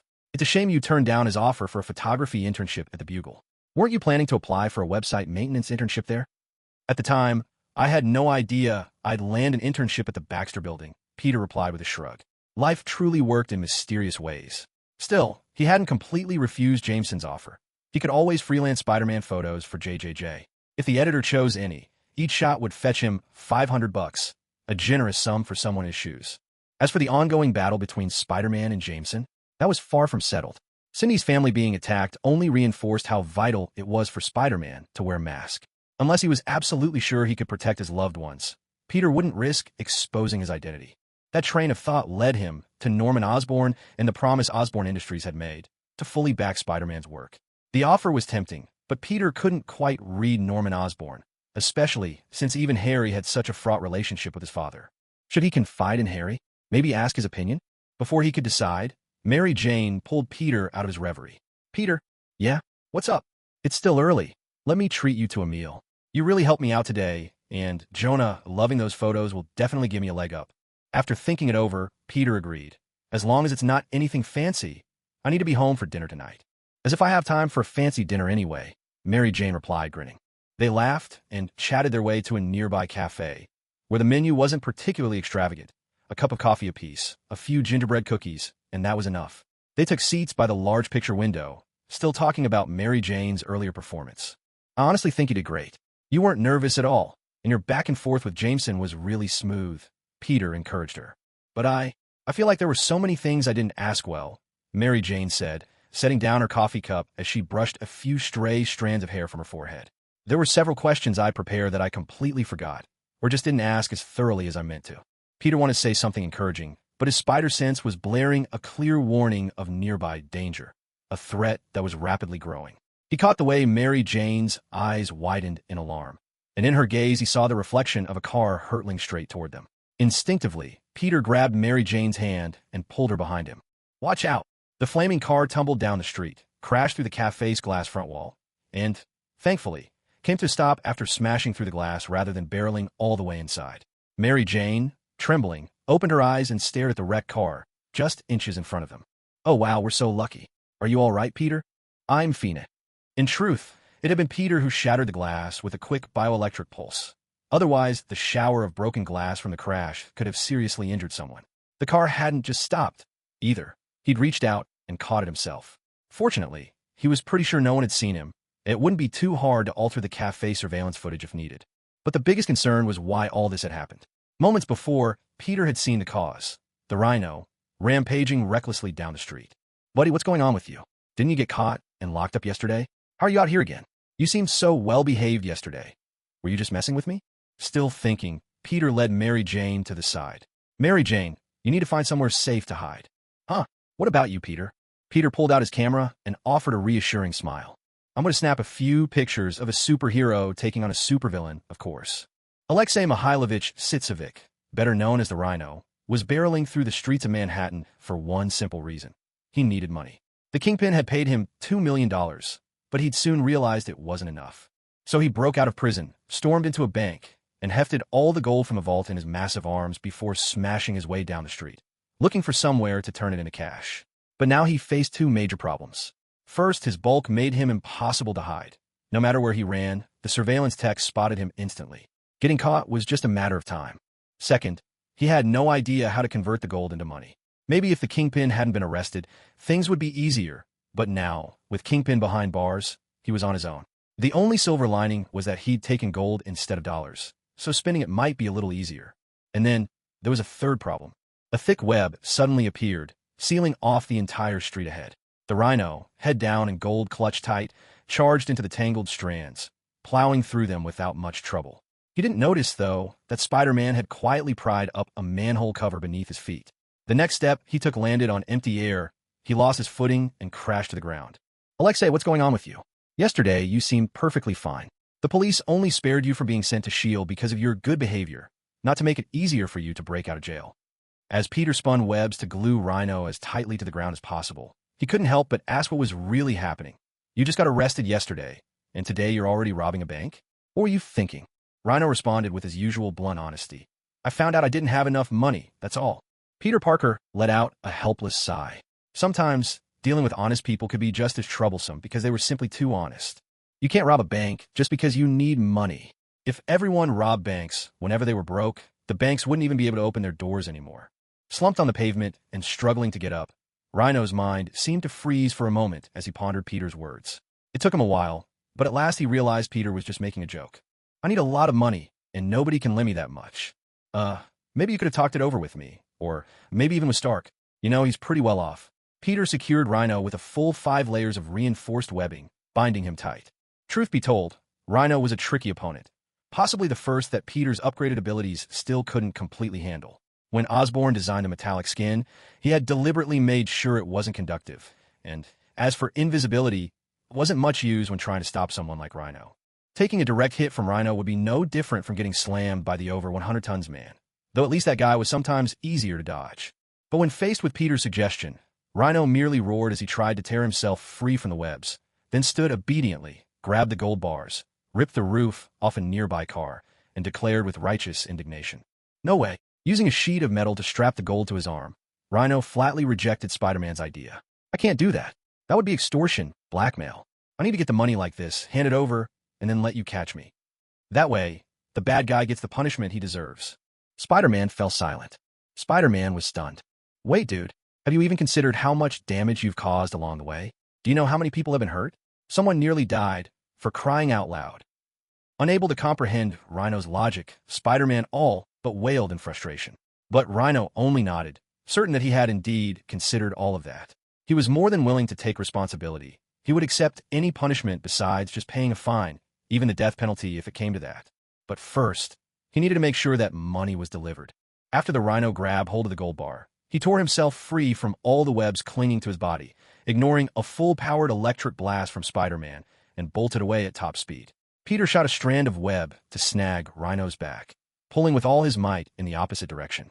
In theory, Rhino hadn't taken any serum or undergone genetic modifications. Beneath that heavy armor, he ought to be just an ordinary person. Unfortunately, that's only in theory. From Rhino's stampede, Peter felt a force like never before, greater than Scorpion's, even more outrageous than trying to stop an 18-wheeler at full throttle. There was no doubt Spider-Man was being dragged along by Rhino. For a moment, Peter tried to dig his shoes into the pavement, but soon he lost his footing and went airborne. He didn't even realize what had happened until his entire body crashed on the ground. He was still gripping his web, and now Rhino was hauling him along, scraping him mercilessly across the street. All right, time for a different approach. Tying the web around his waist, Peter decided to take a page from Bully Maguire's playbook.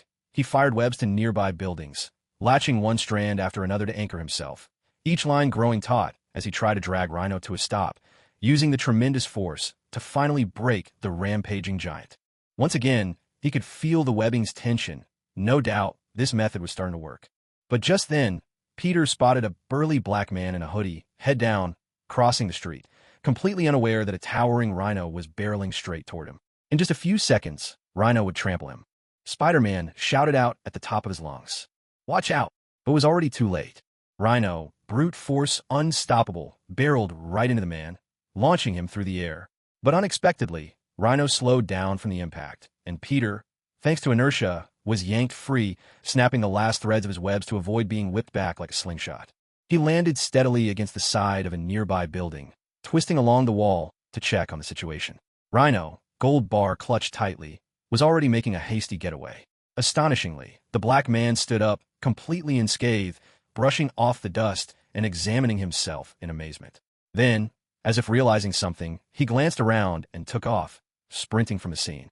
Peter stared in disbelief. There was no mistaking it. This guy was a superpowered individual too. But right now, he couldn't afford to worry about this unexpected victim. The real problem was still the fleeing rhino. Peter was ready to leap and continue the chase, but a gust of wind midair stopped him. A helicopter appeared between the tall buildings, slowly descending. Shielding his eyes from the dust whipped up by the chopper's rotor, Peter looked up and saw the man with the stern face and eye patch gazing right at him. "Forget about Rhino for now, Spider-Man." Nick Fury's face was all business as he addressed Peter. "Turn him over to the Thunderbolts. I need your help. S.H.I.E.L.D. has a major problem on its hands." S.H.I.E.L.D. has it figured out. Alexei Mihailovich Sitsovic, just muscle for the Russian mob, Russian-American. He quit the gangs a few years back, worked the docks as a laborer. Nick filled Peter in on Rhino's story. He and his wife were close, but she fell ill with a rare blood disorder. He went through Otto Octavius's transformation just for her sake, Peter realized.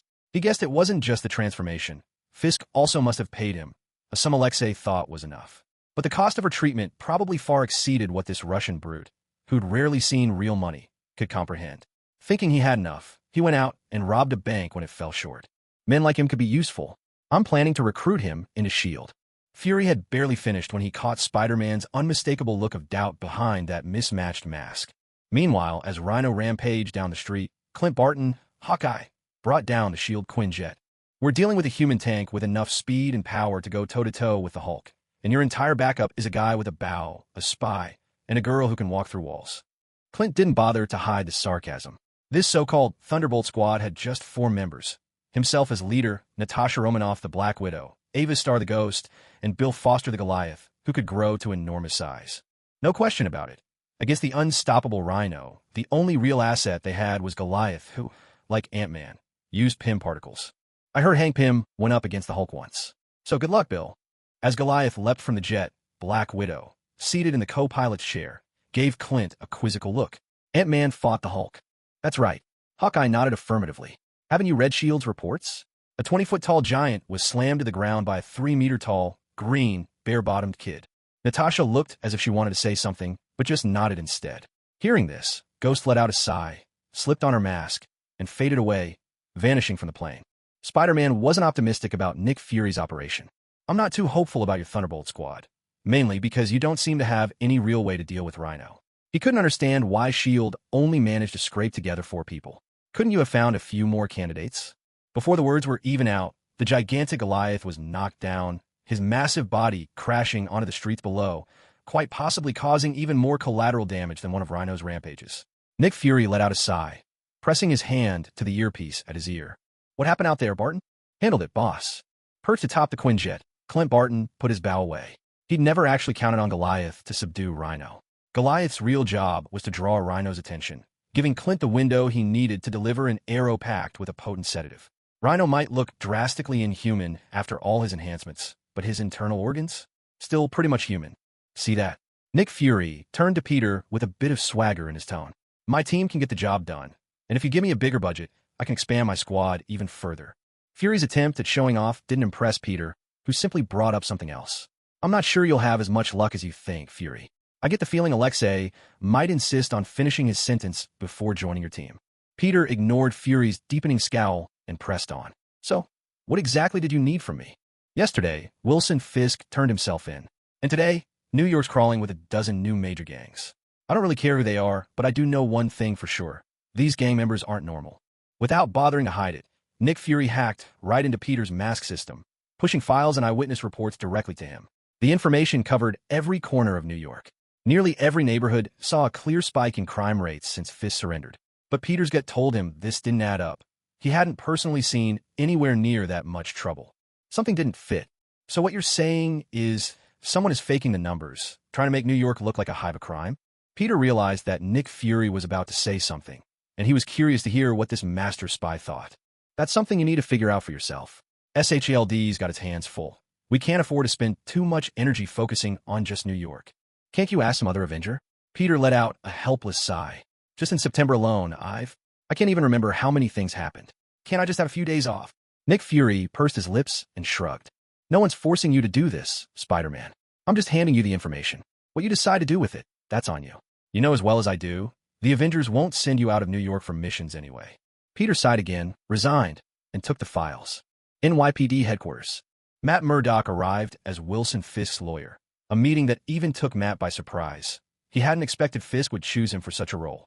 He stepped into the holding cell, heard the officer who was supposed to stay by the door quietly slip out, and adjusted his sunglasses as he looked toward Fisk.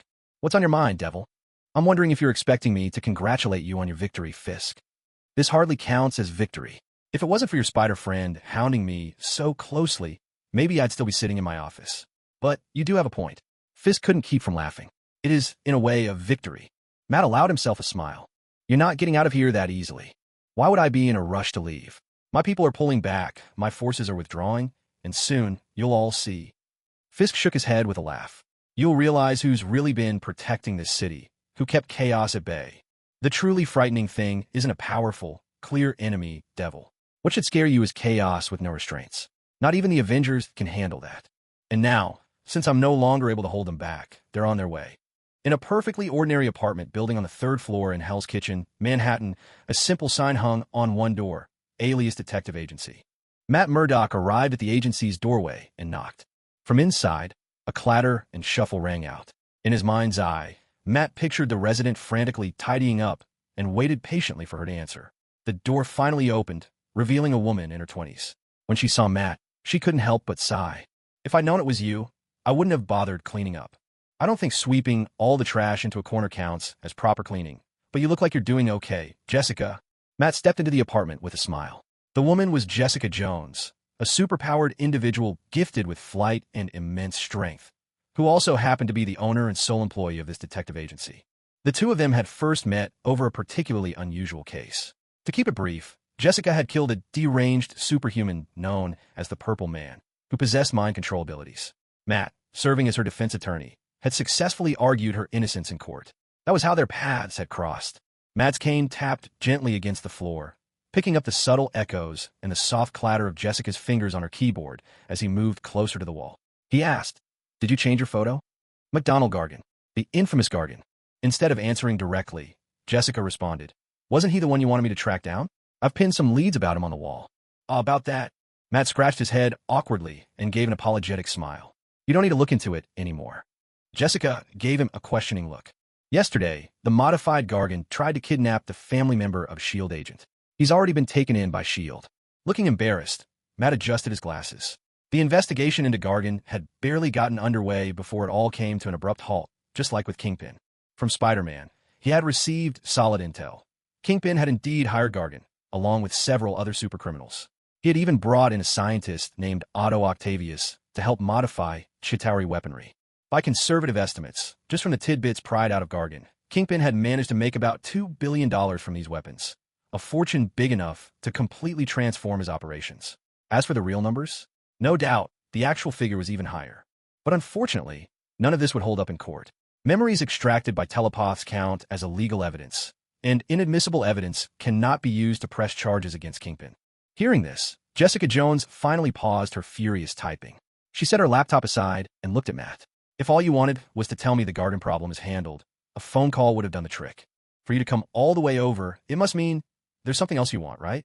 With a weary sigh, Matt nodded and sat down on the sofa. "I met with Fisk today. He seemed very eager, perhaps, to witness the greater chaos that might erupt once his influence in New York fades." Jessica Jones listened quietly as Matt recounted all of this, her brow furrowing in understanding. She grasped exactly what Matt was implying. Undoubtedly, as a detective, Jessica was far more familiar with the criminal underworld of Hell's Kitchen than Matt, making her better attuned to the subtle shifts and undercurrents that signaled something was wrong in the neighborhood. Since yesterday, Hell's Kitchen has gotten restless. I'm not entirely sure if it's because Fisk is gone, but you could start looking into it from that angle. Matt nodded in agreement. Thanks, he said. Fisk definitely knew more than he let on. He'd always been suppressing certain elements, or rather, entire gangs. The moment his grip loosened, these factions would inevitably surface, causing the chaos that Fisk himself was so keen to witness. He wouldn't rest until Matt himself admitted that Fisk was, in a way, protecting the city. That's why Matt had to step in and stop these new gangs from rising. He needed to prove to Fisk that New York didn't need him. After mulling it over for a while, Matt turned his attention to Jessica Jones once more. Nothing unusual or noteworthy going on lately. Jessica paused to think, then pulled up her recent cases on her computer. Matt listened to the quiet tapping of her keys until her voice, drawling and laid back, floated over. There's a missing persons case that seems odd. A girl named Tandy Bowen vanished without a trace. Her family's pretty well off, and she rarely runs away from home or anything like that. What makes it so odd? In response to Matt's question, Jessica summarized what she'd found: gold jewelry scattered on the floor and the nearby surveillance footage. Judging by the cameras, the girl never left the building. Sorry you can't see the footage yourself, but it's as if she just vanished into thin air. And that jewelry? She didn't take it with her. Jessica concluded, this was a kidnapping, no doubt about it. Someone abducted Tandy Bowen for reasons nobody can figure out. Matt was about to discuss this further with Jessica when another phone rang. Recognizing the ringtone, Matt saw it was his good friend, Foggy, calling. He shot Jessica a quick apology and answered the call. Oh, really? Got it. Okay, I'll be there. Let's talk it over tonight. Jessica looked at Matt, curiosity piqued by the serious expression on his face. So what's going on? You look pretty grave. It's another case. A client came to our firm, wanting to see if we can take it on. Matt gave a helpless smile. The client is a fugitive who escaped from Clayton Island, but he keeps insisting that he's innocent. He's saying the same thing here at the law firm, too. Jessica Jones nodded, not yet realizing the seriousness of the situation. He has powers. He's invulnerable to knives and bullets, and he's incredibly strong. Matt's words piqued Jessica's curiosity, but his next sentence made her realize just how much trouble this man could be. He says his abilities weren't some random accident. They came from human experimentation. He claims the U.S. military was running experiments inside the prison, trying to create a super soldier serum. Matt sighed, then looked at Jessica. This time, he truly needed her help. I need you to investigate this man, Luke Cage. We have to know who he really is. Luke Cage sat nervously in the waiting area of Nelson and Murdoch, the law firm. He glanced anxiously around, uncertain if this place was truly safe, always watching the exits. The moment the door opened, he immediately turned his head to see the blind lawyer entering, smiling as he leaned on his white cane. Oh, sorry, you are? Yes, I am blind. Matt sat down with a friendly smile, placing his cane on the table. But that doesn't mean I'm not a good lawyer, Mr. Cage. I didn't mean it like that. The man, Luke Cage, rested his big hands on his knees. Matt could sense the gesture. It was a habit picked up in prison, maybe because there was nowhere else to put his hands, or maybe it simply wasn't allowed to put them on the table. But Cage's words still managed to surprise Matt. I mean, you're real. Some of the inmates on the lower floors at Rikers used to talk about you. The blind angel lawyer, a good man who does the right thing. Matt let out a small sound of surprise. Then realization dawned on his face. So that's why you came to me. You believe I can help you? Yes. I mean, you might be the only one who can help, Luke replied with a heavy sigh. So, where should I start? From the beginning. Start with how you ended up in prison, Matt suggested. You claim you're innocent. So how did you get locked up in the first place? Luke Cage drew a deep breath and began to tell his story. As a typical black man growing up in New York, Carl Lucas, like most of his peers, joined a gang at a young age. As a kid, there wasn't much a small-time gangster could really do, especially since Kingpin was already starting to rise in power. So Carl and his crew mostly collected protection fees from a handful of neighborhoods. He'd always been big and strong, so just standing there was usually enough. People would hand over their money without him even having to lift a finger. Within the gang, Carl made a close friend, someone who brought him into the fold and taught him the ropes. This was Willis Stryker, a black kid from a poor background, just like Carl, who'd also been running with gangs since he was young. It was in the gang that Carl picked up skills, like learning to drive. And later, with Willis's help, he managed to leave gang life behind and got a job as a truck driver down at the docks. The pay wasn't great, but at least he'd escaped the cycle. Plus, because of his background, other people knew better than to hassle him. And when the old gang came asking him to run smuggled goods for them, Carl, truly set on changing, turned them down flat. Until that day. That day, Willis Stryker, still deep into gang life, called Carl in a panic. He said he got mixed up in something big, real big, caught a bullet, and felt like he was about to die. Carl hesitated, then jumped in his truck to find him. But when he got there, Willis didn't get in. Instead, in a frenzy, he threw a box onto the truck. He told Carl that even if the police picked him up, he'd survive, just as long as the box was safe. But if Carl let it go missing, Willis was as good as dead. He begged Carl to guard the box until he could come back for it. At the next intersection, the cops got me. They opened the box, and inside, it was completely filled with high-purity, addictive drugs. And since I had all those ties to the gang from back then, I was charged with aiding and abetting smuggling. Luke Cage couldn't help but chuckle at the story. Even he saw the bitter irony. He had thought Willis was his brother, thought he was just helping a friend run for his life. But in the end, it was gang payback. Since Cage refused to move drugs for them, they made sure he'd end up in prison anyway. Matt listened to everything. Listened to the early days when Luke Cage was still called Carl Lucas, and frowned. Luke Cage was just a rearrangement of his old name. After all, a simple, clever cover. But Matt had already noticed a bigger issue. And I'm guessing you didn't have money for a lawyer, right? So the court appointed a public defender for you. Yeah, what else is there to say? Every smuggling case the gang's been involved in over the past few years is now pinned on me. Thank heavens our gang wasn't all that competent. Otherwise, I'd probably be charged with moving bodies, grave robbing, and trafficking too. The problem here, Matt said, quickly grasping the heart of Cage's predicament, is that the police have eyewitnesses and physical evidence. You don't have either, and Willis isn't about to step up and defend you. He laid it out plainly. It was nearly impossible to find any evidence that could overturn the verdict in Cage's case. The police had caught him red-handed, and Willis wouldn't testify on his behalf.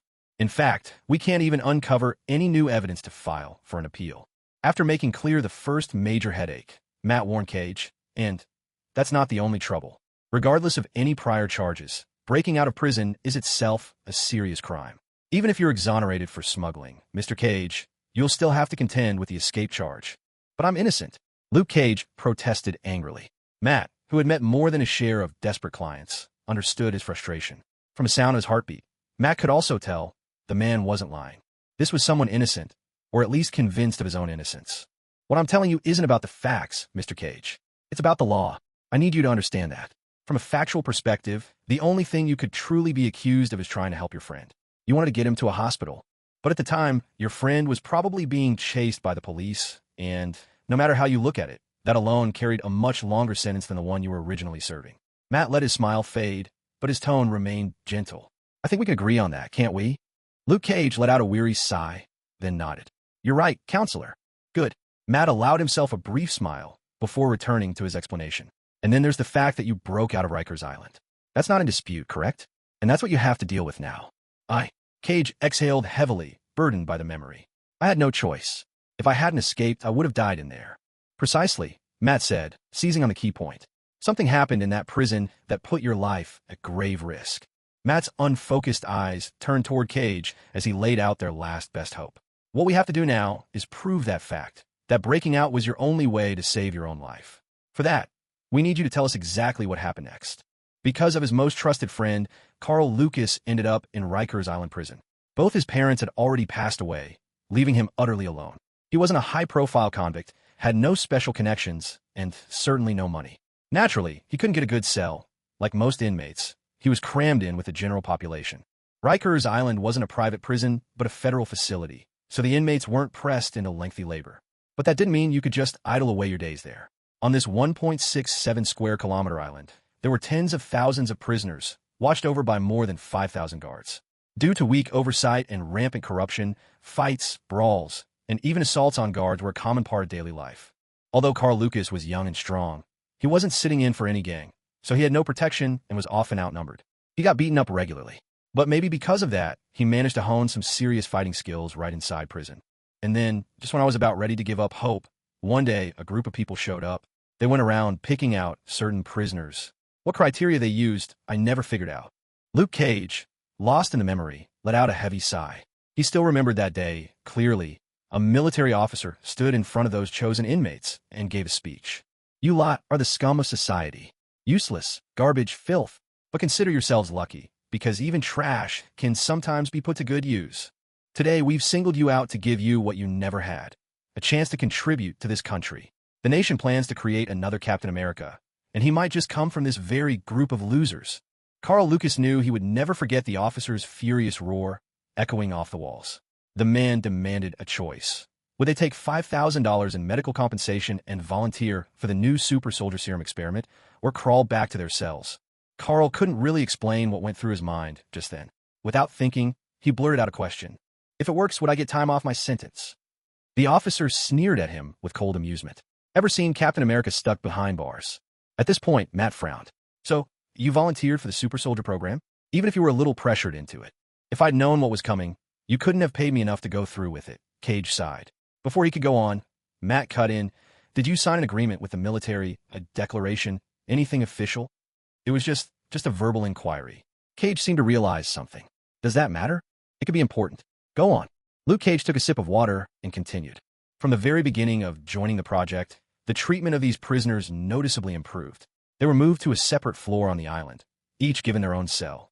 This made Carl Lucas curious about why these specific inmates had been chosen, so he started talking with the others who'd been selected. To his surprise, he actually managed to figure out a pattern.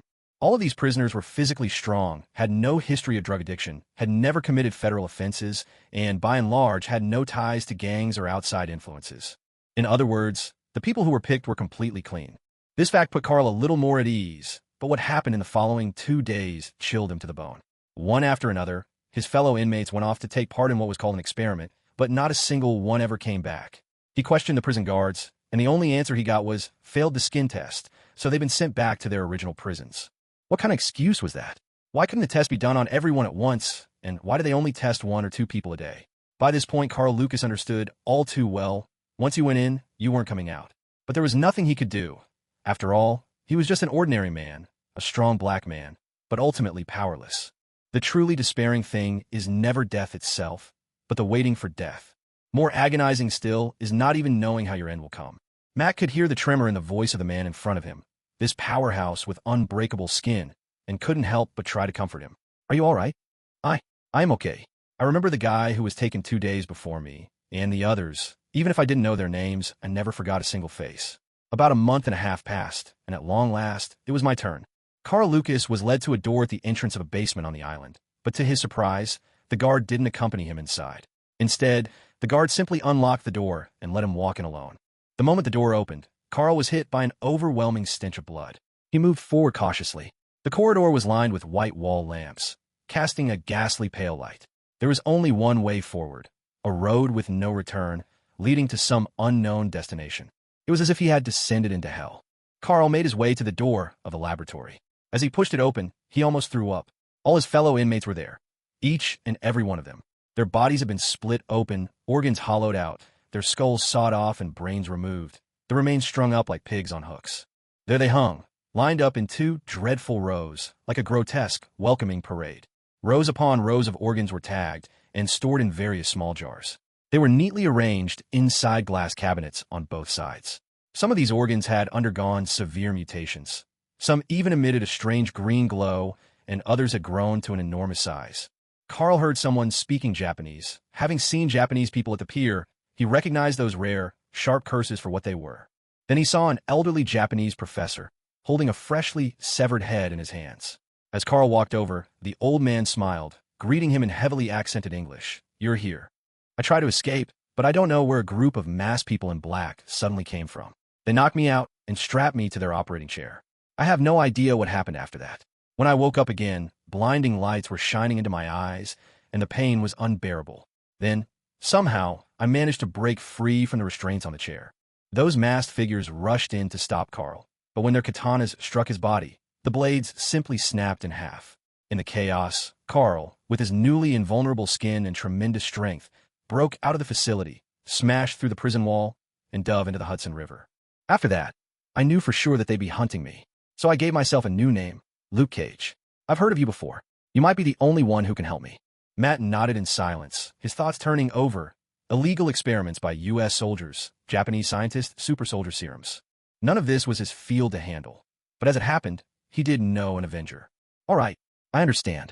As he walked down the school hallways, having just finished listening to Matt Murdock's account over the phone, Peter frowned. The reason Nick Fury had handed over New York's affairs to him after Kingpin turned himself in was simple. In Fury's view, public security in New York wasn't something to fuss about. As the saying goes, Under the Emperor's feet, the capital is the model city. With the Avengers keeping watch, what real trouble could New York possibly stir up? At most, with Fisk gone, a few new gangs would seize their chance. But compared to Kingpin, these new gang leaders lacked his wealth and influence. All they could cause was a brief period of chaos. Besides, S.H.I.E.L.D. hadn't left him completely unsupported. Wasn't Cindy a S.H.I.E.L.D. agent?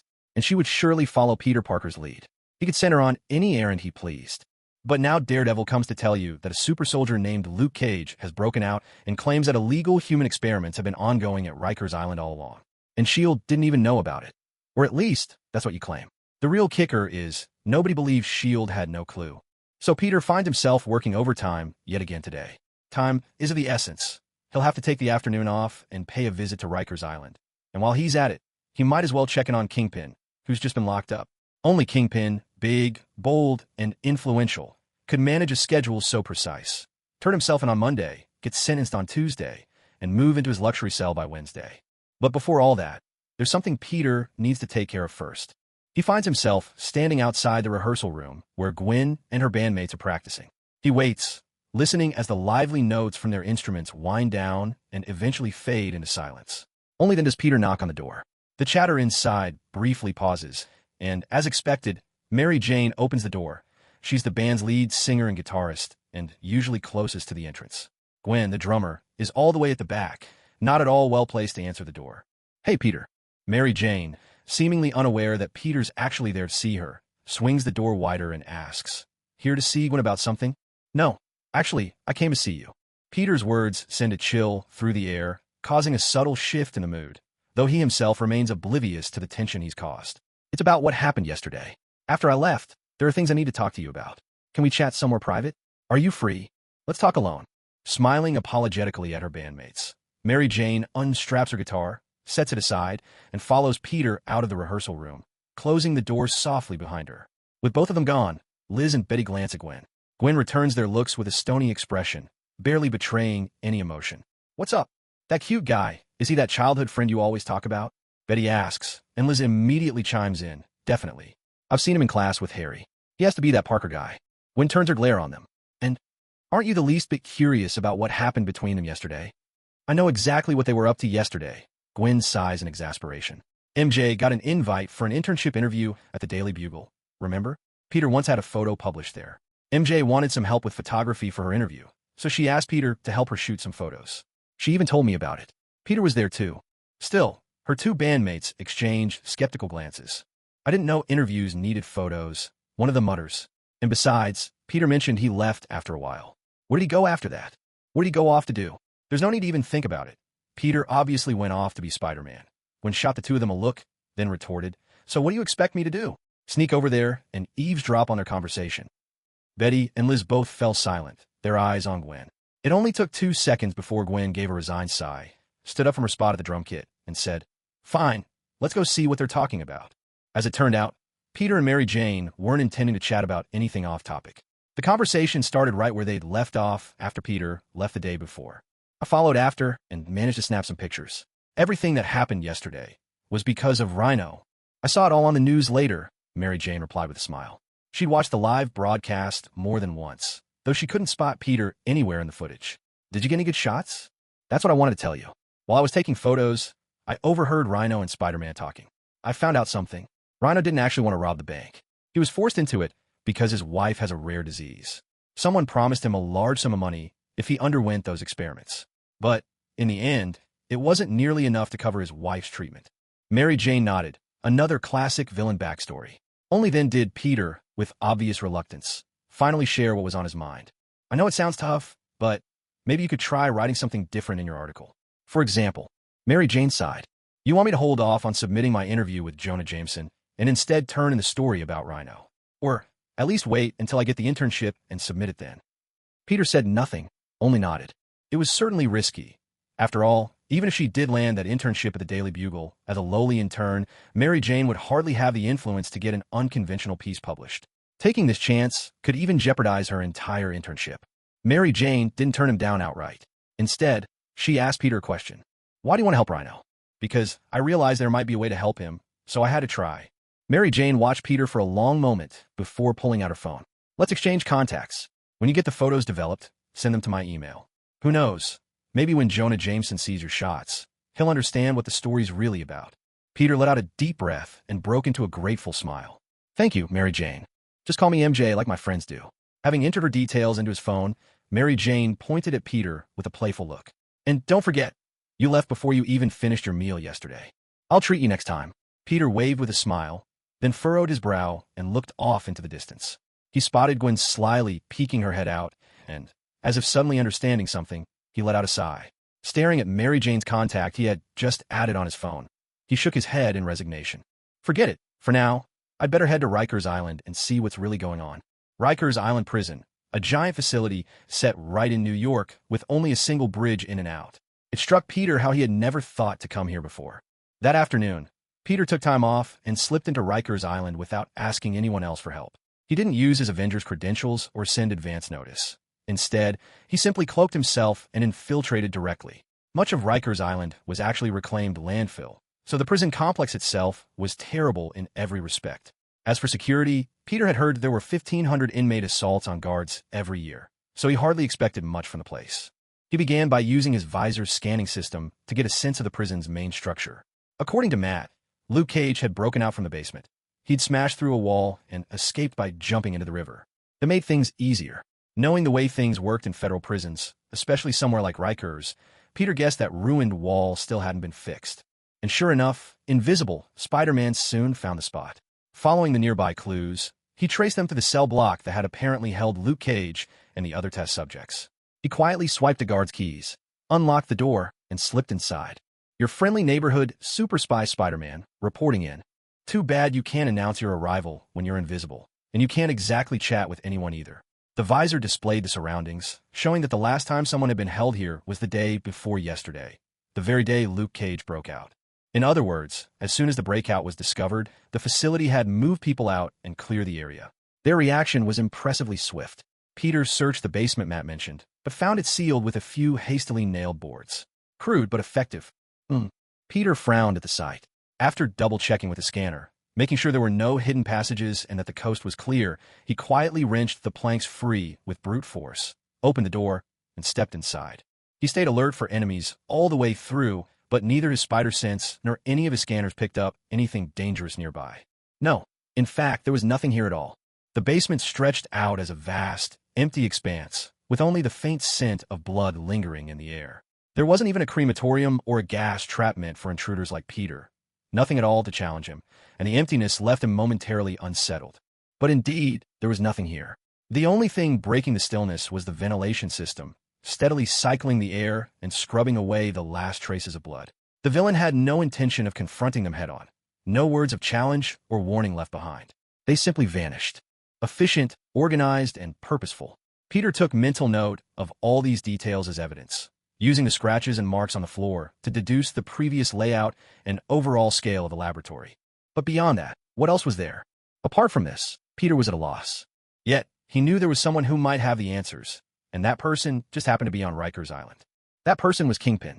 Now back in Rikers Island, Kingpin was quite at home. He had secured a well-appointed suite and, dressed in the standard orange prison uniform, was shaving before a mirror. He heard the sound of an uninvited guest. After putting down his razor and wiping his face with a towel, he stepped out and found Spider-Man standing in his suite. With a resigned smile, Kingpin greeted him. If you plan to make a scene here, Spider-Man, you can bet all of New York will hear about it, Kingpin remarked, settling calmly onto the sofa to face his visitor. Peter wasted no words. He asked outright, "Do you know there are illegal human experiments happening beneath this prison?" Kingpin was taken aback for a moment. In truth, he hadn't known about the horrific experiments being conducted below Rikers Island. After all, the so-called volunteers selected by the experimenters typically excluded anyone with gang connections. Still, just because he didn't know everything didn't mean Kingpin was completely out of the loop. After a brief pause, he replied in his measured, unhurried way, "I don't know about that, but I do know that unexplained disappearances and kidnappings happen frequently in New York, and those people are never seen again." Kingpin found the situation peculiar, but hadn't bothered to investigate further. For one, there was no need, and for another, he sensed these weren't amateurs, better not to get involved. If the experiments were about super soldiers, that was something for S.H.I.E.L.D. or the military to handle, not him. Still, Kingpin wasn't interested in volunteering this information to Spider-Man. "And why should I tell you anything more?" Peter considered for a moment, then said, I've been to another universe. Over there, your wife's name is Vanessa, and you have a son named Richard. Kingpin looked at Peter in genuine surprise after hearing that. Is that a threat? No, I won't threaten you. But I want you to understand one thing. I'm watching you every single moment. Don't send any fools to sniff out my true identity. Spider-Man glared at Kingpin, menace in his eyes. If my family ever comes to harm, I will come for your wife. That's a promise. Now, tell me what's really going on. Otto Octavius was on a run. The top-tier lab Kingpin provided was no longer a safe haven, even though Otto had long dreamed of working in such a place. But compared to staying alive and getting his revenge on Norman Osborn, this laboratory suddenly seemed trivial and dispensable. If it has to be abandoned, so be it. Moreover, with the likes of Scarecrow and others being transferred to the more secure Raft prison, Dr. Octopus even willingly gave up a few still undiscovered sewer hideouts, all in the name of absolute safety. Yet now, he found himself cornered in the sewers. Dr. Otto Octavius, a pleasure to meet you. You may call me Dr. Oyama. An elderly Japanese scientist appeared in the dank tunnel, flanked by a troop of black-clad men. To Otto's astonishment, his thermal sensors revealed a chilling truth. These bodyguards were all cold, lifeless corpses, none of them living men. Otto's curiosity was instantly piqued. Was this some kind of necromancer? What do you want? I don't recall ever making the acquaintance of any Japanese. Otto replied with a hint of self-mockery, but the other man dismissed his words. I've read your papers, the research Norman Osborn stole from you. You're undeniably a genius. Join us, Dr. Octavius. We can offer you the perfect chance to take your revenge. Don't you want to stand before Norman Osborn and make him pay dearly? A crucial word seemed to catch Otto's attention. Just now you said stand? Yes, stand, Dr. Oyama replied. Like a fisherman who felt the tug of a catch, Oyama smiled and waited for the inevitable response. As expected, Otto Octavius extended his mechanical arm in handshake. This is only a temporary alliance. My knowledge and skills, in exchange for a healthy body. Otto Octavius had no desire to work for anyone. But even a genius must weigh two things. First, he was out of money. Second, before exacting revenge on Norman Osborn, he couldn't afford to be caught by either the Avengers or S.H.I.E.L.D. After all, in this world, all sorts of mind-wiping and memory-probing techniques truly exist. As long as those methods work, then even if the law couldn't consider it proper evidence, S.H.I.E.L.D. or the Avengers might still use it as justification to capture him. That's why Otto had to keep switching bases and seeking out new patrons. Kingpin had helped him a great deal, but unfortunately, even though he was safe for the time being, there was no way he could help Otto now. Still, that wasn't the only reason Otto accepted the Japanese doctor's invitation. What truly tipped the scale was when the man dialed a number, and on the other end was someone from the U.S. military. They promised to help Otto escape from both the Avengers and S.H.I.E.L.D. in exchange for his support on their scientific projects. Why did this in New York? Usually, you would avoid such populated places for experiments like these, wouldn't you, to prevent unwanted attention? Dragging along his life support equipment, Otto couldn't help but ask. None of this made sense, but Dr. Koyama didn't offer much in the way of explanation. We've reached a critical phase, the doctor replied. What we're lacking now are human test subjects, and New York is a good place for that. Originally, we ran everything out of the underground lab on Rikers Island, but, regrettably, we had an escape. One of our successful test subjects got out, forcing us to relocate at short notice. As Koyama spoke, he swung open the bunker's doors. Built beneath the Hudson River, this facility was newly completed, its interior still unfinished in many places. All around, U.S. military personnel drilled and trained. I truly admire you, Dr. Octavius. As a doctor of neuro and bionic engineering, you managed to complete an experiment from Project Number 2. That's a testament to your gift and capability. Project Number 2? It took Otto a moment to recall, and he finally ventured, uncertain. You mean the Scorpion? The experiment to use radiation to alter animal genes and create super soldiers. Project Savage Strength. We entrusted Osborn with the plan before, but he never understanding the magnitude of what we gave him. He dragged his feet, and there were never any results. With that, Koyama gestured toward a female officer in the distance. Her hair, once dyed, now showed only green at the tips while the rest remained black, covering the right side of her face. She walked over, and after shaking Koyama's hand and trading a few words in Japanese, she extended her hand to Otto. Dr. Octavius, welcome. I'm Ophelia Sarkissian, head of security for the base. You can call me Viper. Otto glanced at Koyama. Don't look at me, the doctor responded. She's part of the private security your American friends hired, something called Viper Security Company. Everyone here is actually a participant in our weapon upgrades program. For instance, The woman standing in front of you has been injected with a lightweight version of the super soldier serum. The results are far from ideal, but at least it's better than nothing. Ophelia answered in this fashion, and Otto took her hand. Then the young lady said, I'm taking Dr. Octavius to his lab now, Dr. Yamauka. All right, I suppose I'd better go back and deal with those failed experimental specimens. Otto shifted his mechanical limbs and followed Ophelia, Viper, as she was better known. She led him to the entrance of a laboratory. Otto didn't ask what kind of experiments awaited him. He figured that, once he saw the setup, the answer would become clear. But what greeted him inside exceeded even his wildest expectations. The laboratory was dazzlingly bright, yet almost entirely empty, save for 2 enormous glass tanks, each large enough to hold a human being. In addition, 5 smaller glass containers were embedded into the sealed wall, each filled with a different colored, gelatinous substance that squirmed slowly inside. As Otto approached, the contents seemed to sense his presence. One of the thick, vivid red liquids sprouted fangs and eyes, as if howling in challenge at him. This is your new research project. These are symbiotes. I've seen the conversations between Norman Osborn and the U.S. military brass in Osborn's files. You discovered these bizarre life forms on a meteorite that crashed in Arizona. In order to achieve a stable form, they must bond with another living creature. And when they do, they greatly enhance the host's physical capabilities. And they can bestow new limbs upon those with disabilities. We've already done experiments with some volunteers. Hearing this, Otto Octavius glanced at Ophelia. Then, greed twinkling in his eyes, he lifted one of the jars, examining the alien organism within. As he did, he noticed that, among the 5 tanks, the black symbiote seemed the least responsive. That one looks different from the rest. That is sample 1. It's the least remarkable in terms of abilities, and also the most sensitive to environmental changes. Its molecular structure destabilizes easily when exposed to high-frequency sound and breaks down rapidly at high temperatures. It's also the least predictable in parasitic trials. Otto nodded, then firmly ushered Ophelia out of his lab. He returned the symbiote to its container and began poring over the research notes left by the previous scientist. Though these symbiotes were powerful, they were far from safe. Hardly any host had survived a stable bond. And as if the symbiote's tendency to warp the host's mind toward violent, indiscriminate destruction weren't dangerous enough, there was another, much grimmer truth. These life forms were carnivorous, and in many experiments, when things reached their end, the symbiote would devour its host. Although the U.S. military still hasn't figured out how to use symbiotes to create super soldiers, they've become quite adept at figuring out how to counter them. Just as Ophelia mentioned earlier, when exposed to high-frequency sound waves, symbiotes become molecularly unstable and can't merge with a host, while high temperatures and flames can also injure them. In addition, electricity can drive symbiotes away to some extent. They seem to have a fear reaction to lightning and thunder, though the reason remains unclear for now.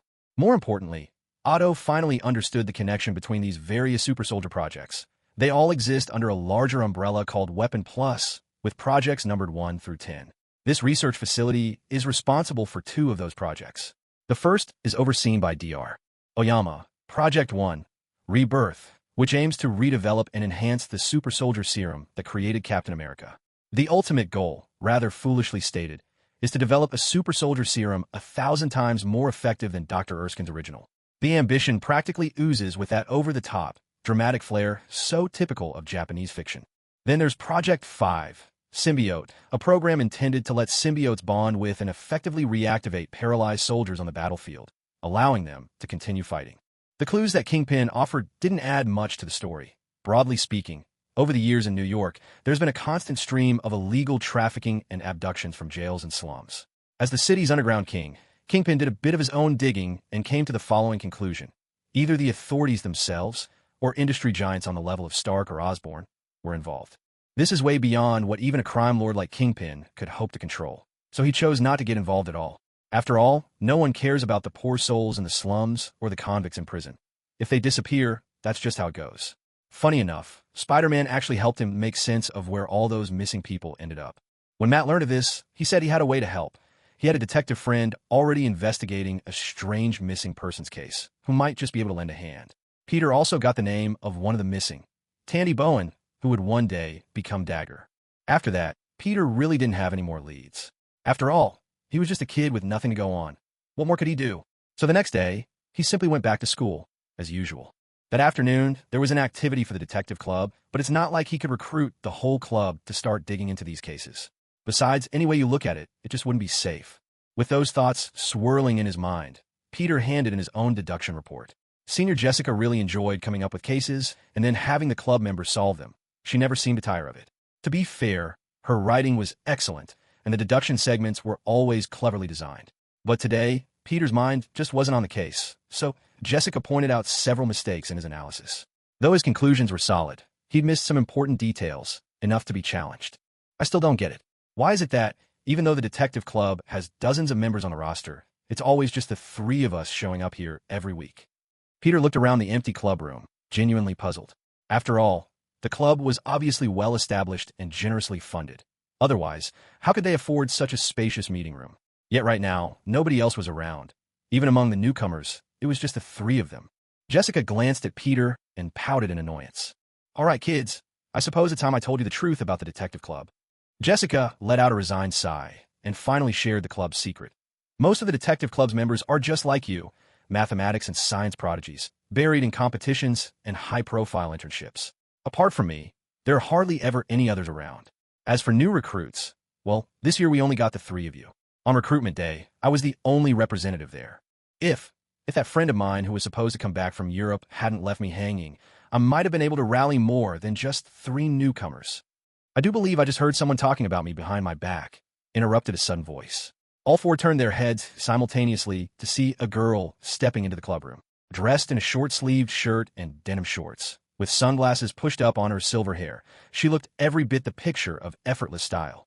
Her long hair cascaded to her collarbones, the ends curling ever so slightly. Her sapphire blue eyes swept over the newcomers, and her well-defined, delicate features framed by a classic oval face gave her an air of easy charm. Her smile was warm, casual, and just a bit mischievous. She was, without a doubt, the most beautiful girl Peter had ever seen, unmatched in every way. Amadeus immediately ducked his head, while Harry seemed completely dumbstruck, unable to even string a word together. Jessica's eyes lit up at the sight of the striking girl. With sudden excitement, she jumped up and wrapped her arms around her in a hug. Felicia, you're back from Europe. Felicia? Peter, drawn in by the sound of the name, looked first at the girl and then at Jessica. President, would you mind introducing us? Oh, this is my good friend and classmate, Felicia Hardy. She was supposed to be the vice president of our detective club and help me recruit new members, but, unfortunately, she went to Europe for a while and hasn't made it back yet. Felicia, you promised me you'd be back in time for the new semester. Just look, if Felicia stands right here, our club would definitely attract plenty of new recruits. Sorry, but I really had something important to deal with. She really is Black Cat. Felicia Hardy, the Black Cat. Not exactly a hero, but not quite a villain either. Much like Catwoman from DC, she's a master thief who often lends a hand to heroes. Most importantly, well, not important at all in this context, she's one of Spider-Man's girlfriends in the comics. Peter was surprised by two things. First, how young she seemed, and second, how quickly they crossed paths. Turning it over in his mind, a question suddenly occurred to him. Most people who join the detective club just because they see Felicia probably won't figure out that such a beautiful girl is actually the club's recruitment strategy. If they can't pass her entrance test, they'll be turned away, Peter began, echoing the issues Jessica had mentioned earlier. If someone's truly interested in deduction, Felicia wouldn't be their main focus, right? Felicia looked at Peter, a bit taken aback, then turned to Jessica and asked, "Who's this clever and charming boy? You've picked out a great new member. If nothing else, he's sharp as a tack when it comes to deduction." Peter Parker, a new first year, Jessica replied, then introduced the others. "This is Harry Lehman, and that's Amadeus Zhao." Felicia greeted everyone in turn. "Good afternoon, boys. Like Jessica, I'll be around the club a lot. If you think Jessica's puzzles are a bit too tough, just let me know. I'll make sure she goes easier on you next time." Jessica grumbled in protest, but Peter finally asked the question that had been on his mind. "Did you go to London during your trip to Europe, Senpai? I've always wanted to visit 221B, Baker Street, and see the Sherlock Holmes Museum. And there are other cool spots too, like the London Eye, the Shard." "No, I didn't go to London." Peter waited for Felicia to continue. "I went to Budapest. It's truly a wonderful city, and Warsaw. Oh, and Vienna too." Felicia said this as if it were the most natural thing in the world, but Peter was sure that just for a split second, she glanced at him, and his spider sense prickled in warning. In other words, this Felicia Hardy standing before him, barely 17 or 18 years old, was already the Black Cat. Peter didn't pursue the matter further because, just as he'd expected, Jessica stepped in and intercepted Felicia's attention for him. Without missing a beat, she asked Felicia for photos from her trip to Europe, skillfully helping Peter slip out from under Felicia's gaze. But what exactly had Felicia Hardy been up to in Eastern Europe? Peter had no clue whatsoever. According to Jarvis, there hadn't been any priceless works of art stolen, nor had anyone by the name of Black Cat made an appearance. Not even the night before had the Black Cat been out and about. Felicia had actually gone back to New York just yesterday. So what was the Black Cat's business in Eastern Europe? A search for the Black Cat would show that this world did know of a certain cat burglar, a legendary thief called the Black Cat who prowled New York around the turn of the century. But she'd vanished without a trace some 7 or 8 years ago. Are you certain there's nothing suspicious, Jarvis? I've already tapped into every surveillance resource available to the Avengers. I can confirm that nothing matching your description has shown up. All Peter had really said was that his spider sense was tingling. Something might go down tonight, but he couldn't be any more specific. He couldn't very well say that his spider sense told him exactly whose costume would show up. I never should have left the camera rolling when I went to that other Earth. Now, there's no way to come up with a good cover story. As Peter brooded over this dilemma, Jarvis chimed in right on cue with the exact update Peter had been hoping for.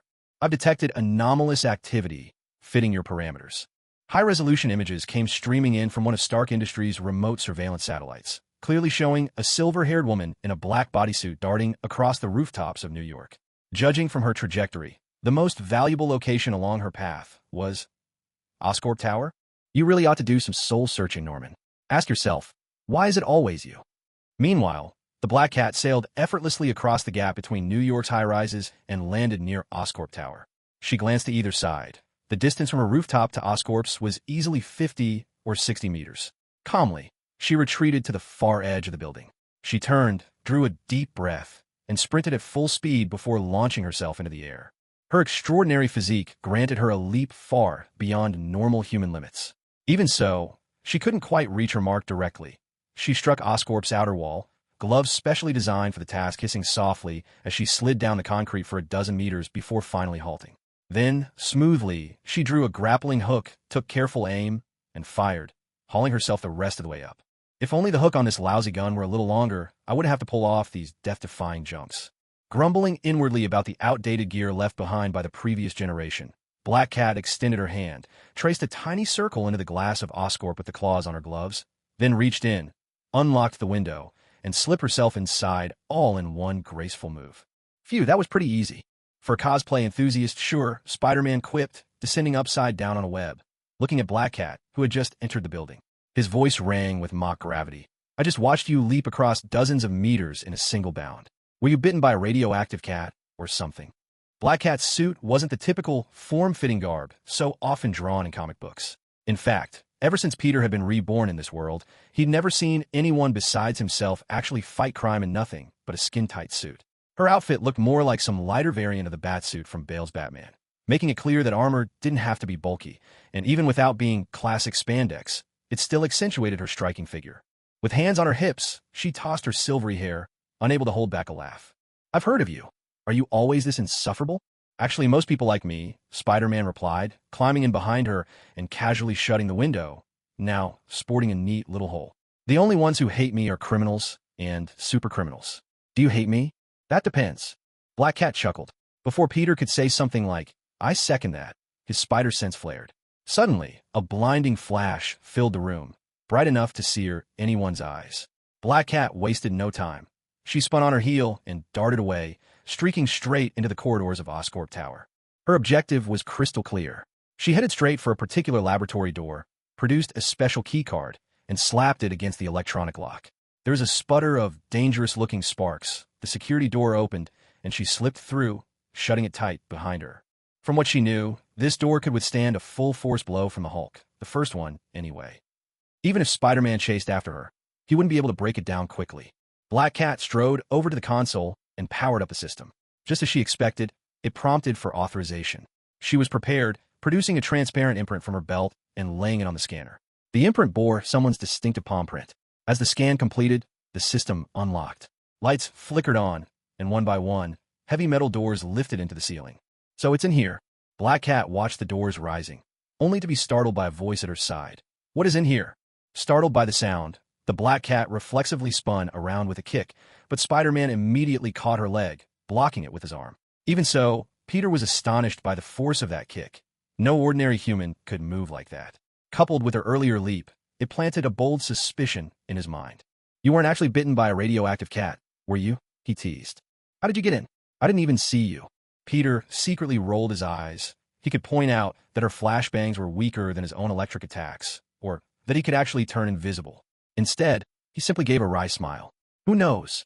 Maybe Oscorp doesn't keep their labs quite as tidy as they say. There could still be some spider webs lying around.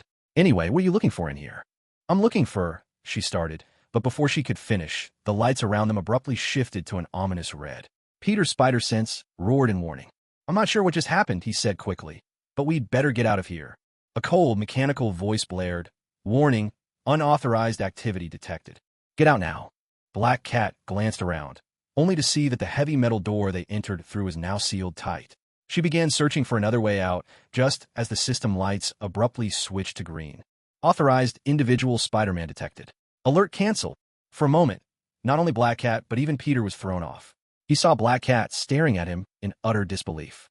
You have the highest security clearance at Oscorp. Peter echoed her words, staring around in confusion. I have the highest Oscorp clearance? Since when? Across the city, Norman Osborn was jolted from his not-quite-deep sleep by a blaring top-level company alarm. He sprang from bed and stared in bewilderment at the report. Spider-Man's voice print detected. Goblin, he mumbled, patch me into a live hollow feed from the gene editing lab. Clad in passable pajamas, Norman rubbed his face, fighting off sleep as he watched the feed from the gene programming lab, where Spider-Man now stood facing off against a woman in a sleek black suit. Hey there, Norman. Peter greeted the confused CEO. Your friend here broke into the lab? Seemed like she's looking into something, so I just tagged along. Relief washed over Norman at Spider-Man's words. Thank you for protecting Oscorp's assets, Spider-Man. I'll leave things in your hands. Wait a sec, Norman. Just one thing. Peter hesitated, glancing at the woman beside him. Norman looked at Spider-Man, then the woman, then back again. He finally asked, why do you have the highest level of authorization in our lab? Because you are, along with Dr. Richard, our greatest creation, Norman replied. We both trust you completely.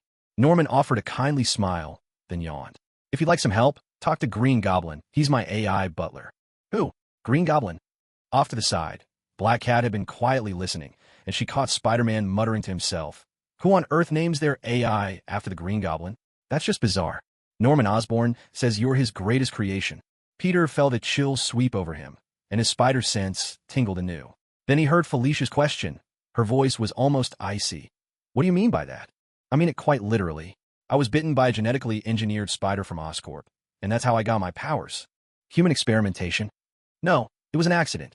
Makes sense. After all, Spider-Man is an Avenger, and from his reaction, it's clear he wasn't in on any of this. Black Cat felt a wave of relief, then turned to the great gates rising up before them. Beyond the gates were all kinds of animals, most of them low-ranking arthropods, scorpions, spiders, centipedes, even bees and butterflies.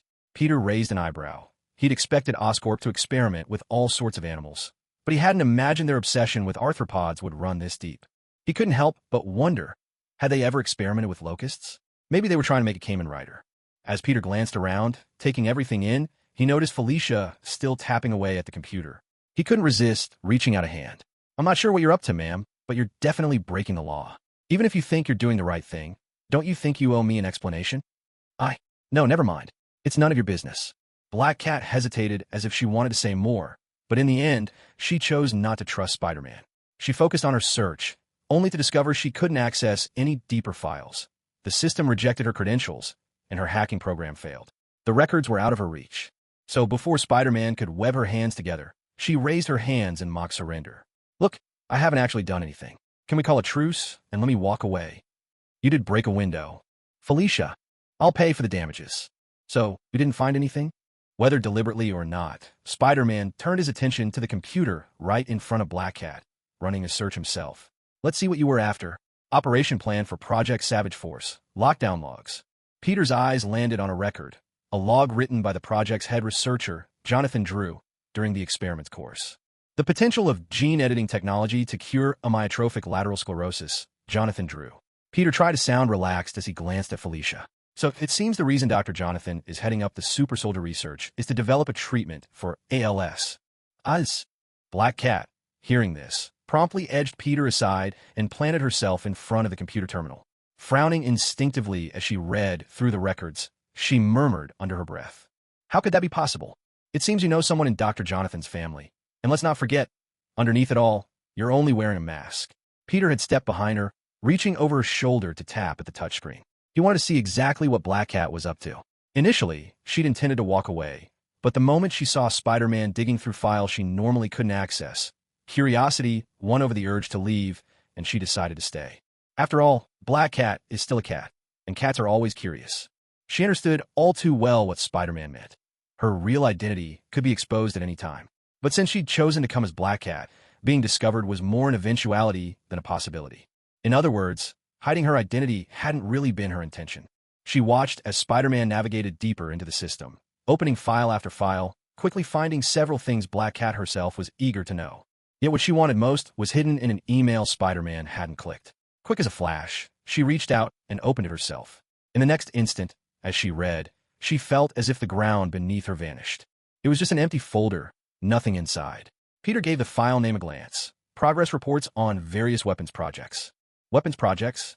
Given that this was the research base for the Super Soldier program, these must all be related to that project. But why was Felicia looking for these things? Is it related to your unusual physical abilities? Are you trying to find the person in charge of the program? Peter pieced together her actions, arriving at his own conclusion. It seemed that in Eastern Europe, Black Cat's activities weren't centered on wealth or jewels, but rather the Super Soldier project itself. Did she go to Eastern Europe because of the Soviet Super Soldier Serum program? Peter was more confused than ever about Black Cat's true motives. I'm sorry, but if you were hoping for the Super Soldier Project's list, you won't find it here. Listening to this, Black Cat already guessed what Spider-Man was about to say. After all, what could a superhero say to a thief caught in the act, but left with nothing to steal? It's quite a coincidence, actually. Recently, I ran into someone who had escaped from prison. He suffered inhuman abuse while he was there, but he ended up going through a super soldier transformation, and now he's got superpowers. Peter had gambled, and he was right. Felicia, who had been about to leave, spun around the moment she heard this, her gaze fixed on Peter. Did you just say there was another survivor who made it out alive? Black Cat studied Peter intently, then laid down her own demand. I want to meet him. So, you're here looking for information about the Super Soldier Project? Why? Is it because there were human experiments involved? Are you one of the victims? Peter tried his best not to give away any clues or information that might let Black Cat link Spider-Man and Peter Parker together. That meant he had to ask some pretty dumb-sounding questions. But to his surprise, Black Cat didn't brush him off. Instead, she glanced around at their surroundings. We need to get out of here, away from Oscorp.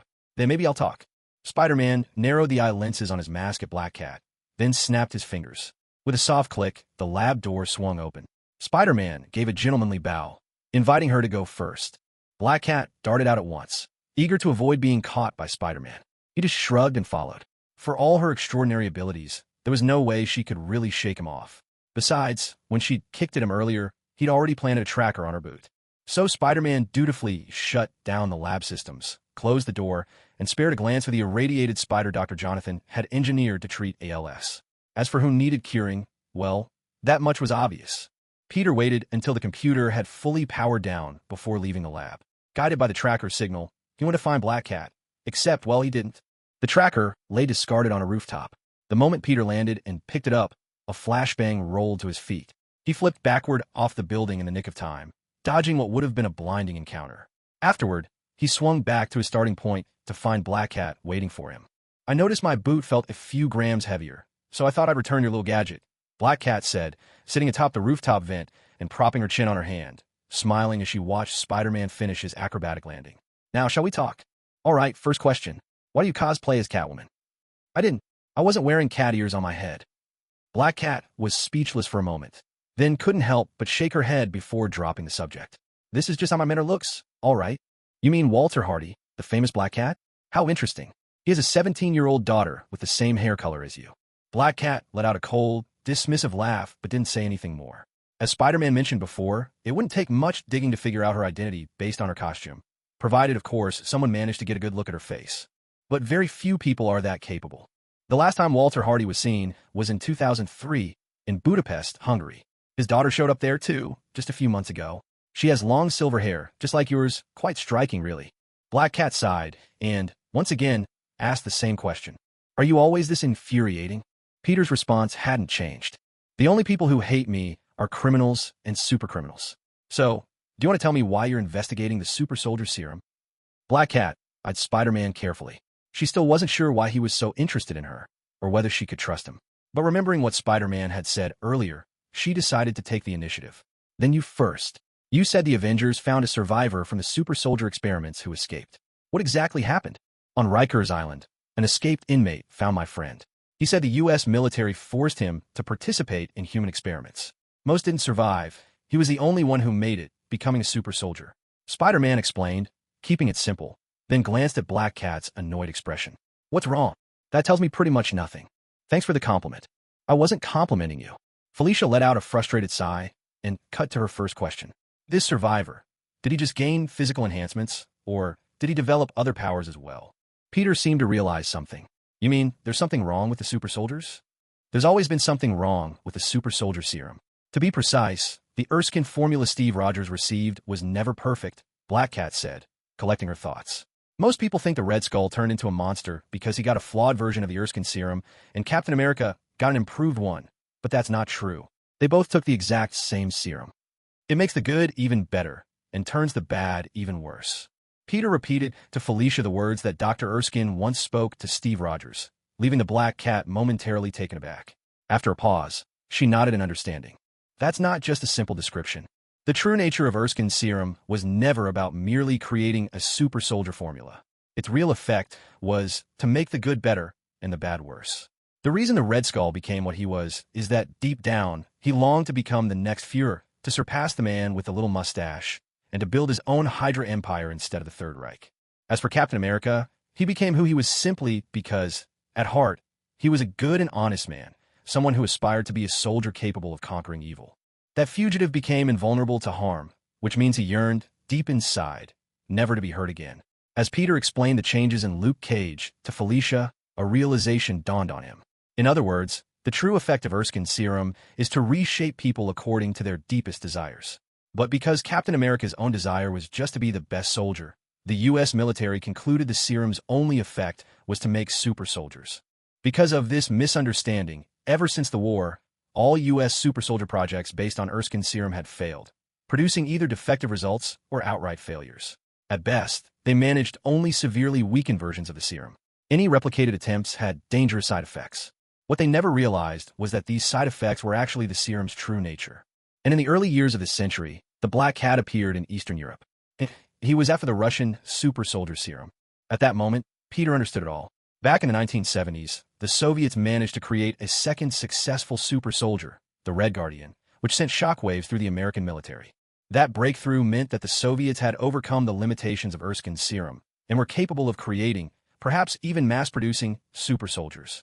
Because of the KGB's iron grip on information, the Americans only learned the truth after the collapse of the Soviet Union and launched a covert operation in the early 2000s. They recruited their best thief at the time, the Black Cat. By then, Walter Hardy's true identity had already been uncovered by the CIA. He'd been out of the game for years, living a quiet life with his family and child. He had no intention of risking everything again. What happened next was all too predictable. While the CIA had many skills, their favorite was using threats to family to force compliance. Walter Hardy was left with no choice but to accept the task and was sent to Russia to commit the theft. Their hope was to find an opportunity amidst the chaos following the Soviet collapse, to steal the Soviets' perfected super soldier serum. There's actually a big question buried here. If the Soviet super soldier serum could, in fact, be mass-produced, then why didn't the Soviets create an army of super soldiers? But this wasn't something Walter needed to worry about. His only job was to carry out the mission. In the end, it said that the Lynx completed his assignment in Budapest, but he didn't make it back alive. The only thing that returned to the Hardy family home was his cold body. The CIA didn't say much, only mentioning that Hardy had been discovered by the Russians and ended up gunned down on the streets of Budapest. That's how it happened. He brought back the super soldier serum, but he didn't come back himself. The Black Cat finished her story in a quiet, measured voice. Peter was just about to ask something when she tossed a vial over to him. His analysis showed faint traces of radioactivity, but what immediately drew his eye was the symbol marked on the glass, a Hydra, unmistakable and sinister. Far from being a Soviet creation, the serum the Lynx had uncovered was actually developed by Hydra. Most likely, an undercover Hydra agent within the CIA had murdered the Lynx and returned with a sample, a serum that, at least by its packaging, wasn't of Soviet origin.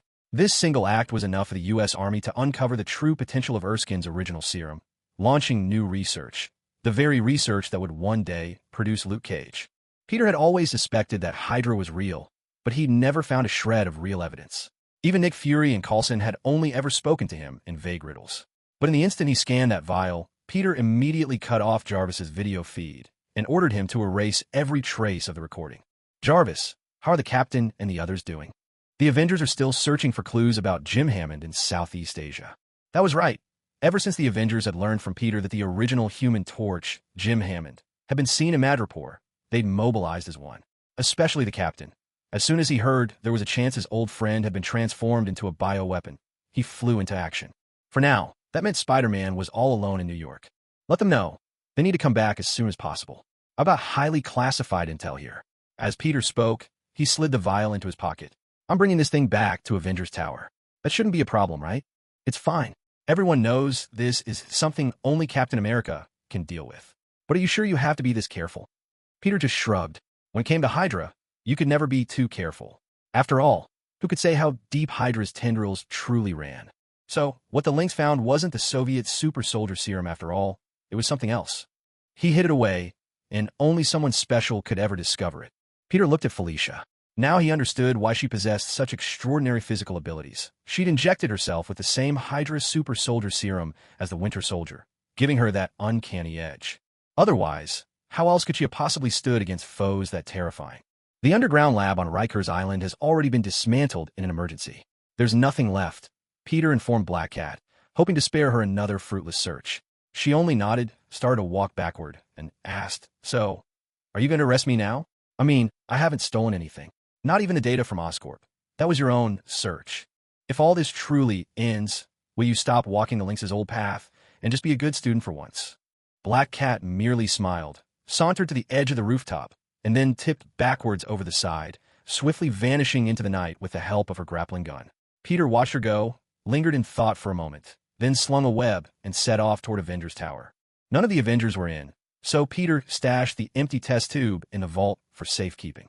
As an extra precaution, he brewed a special batch of web fluid and packed it tightly around the tube.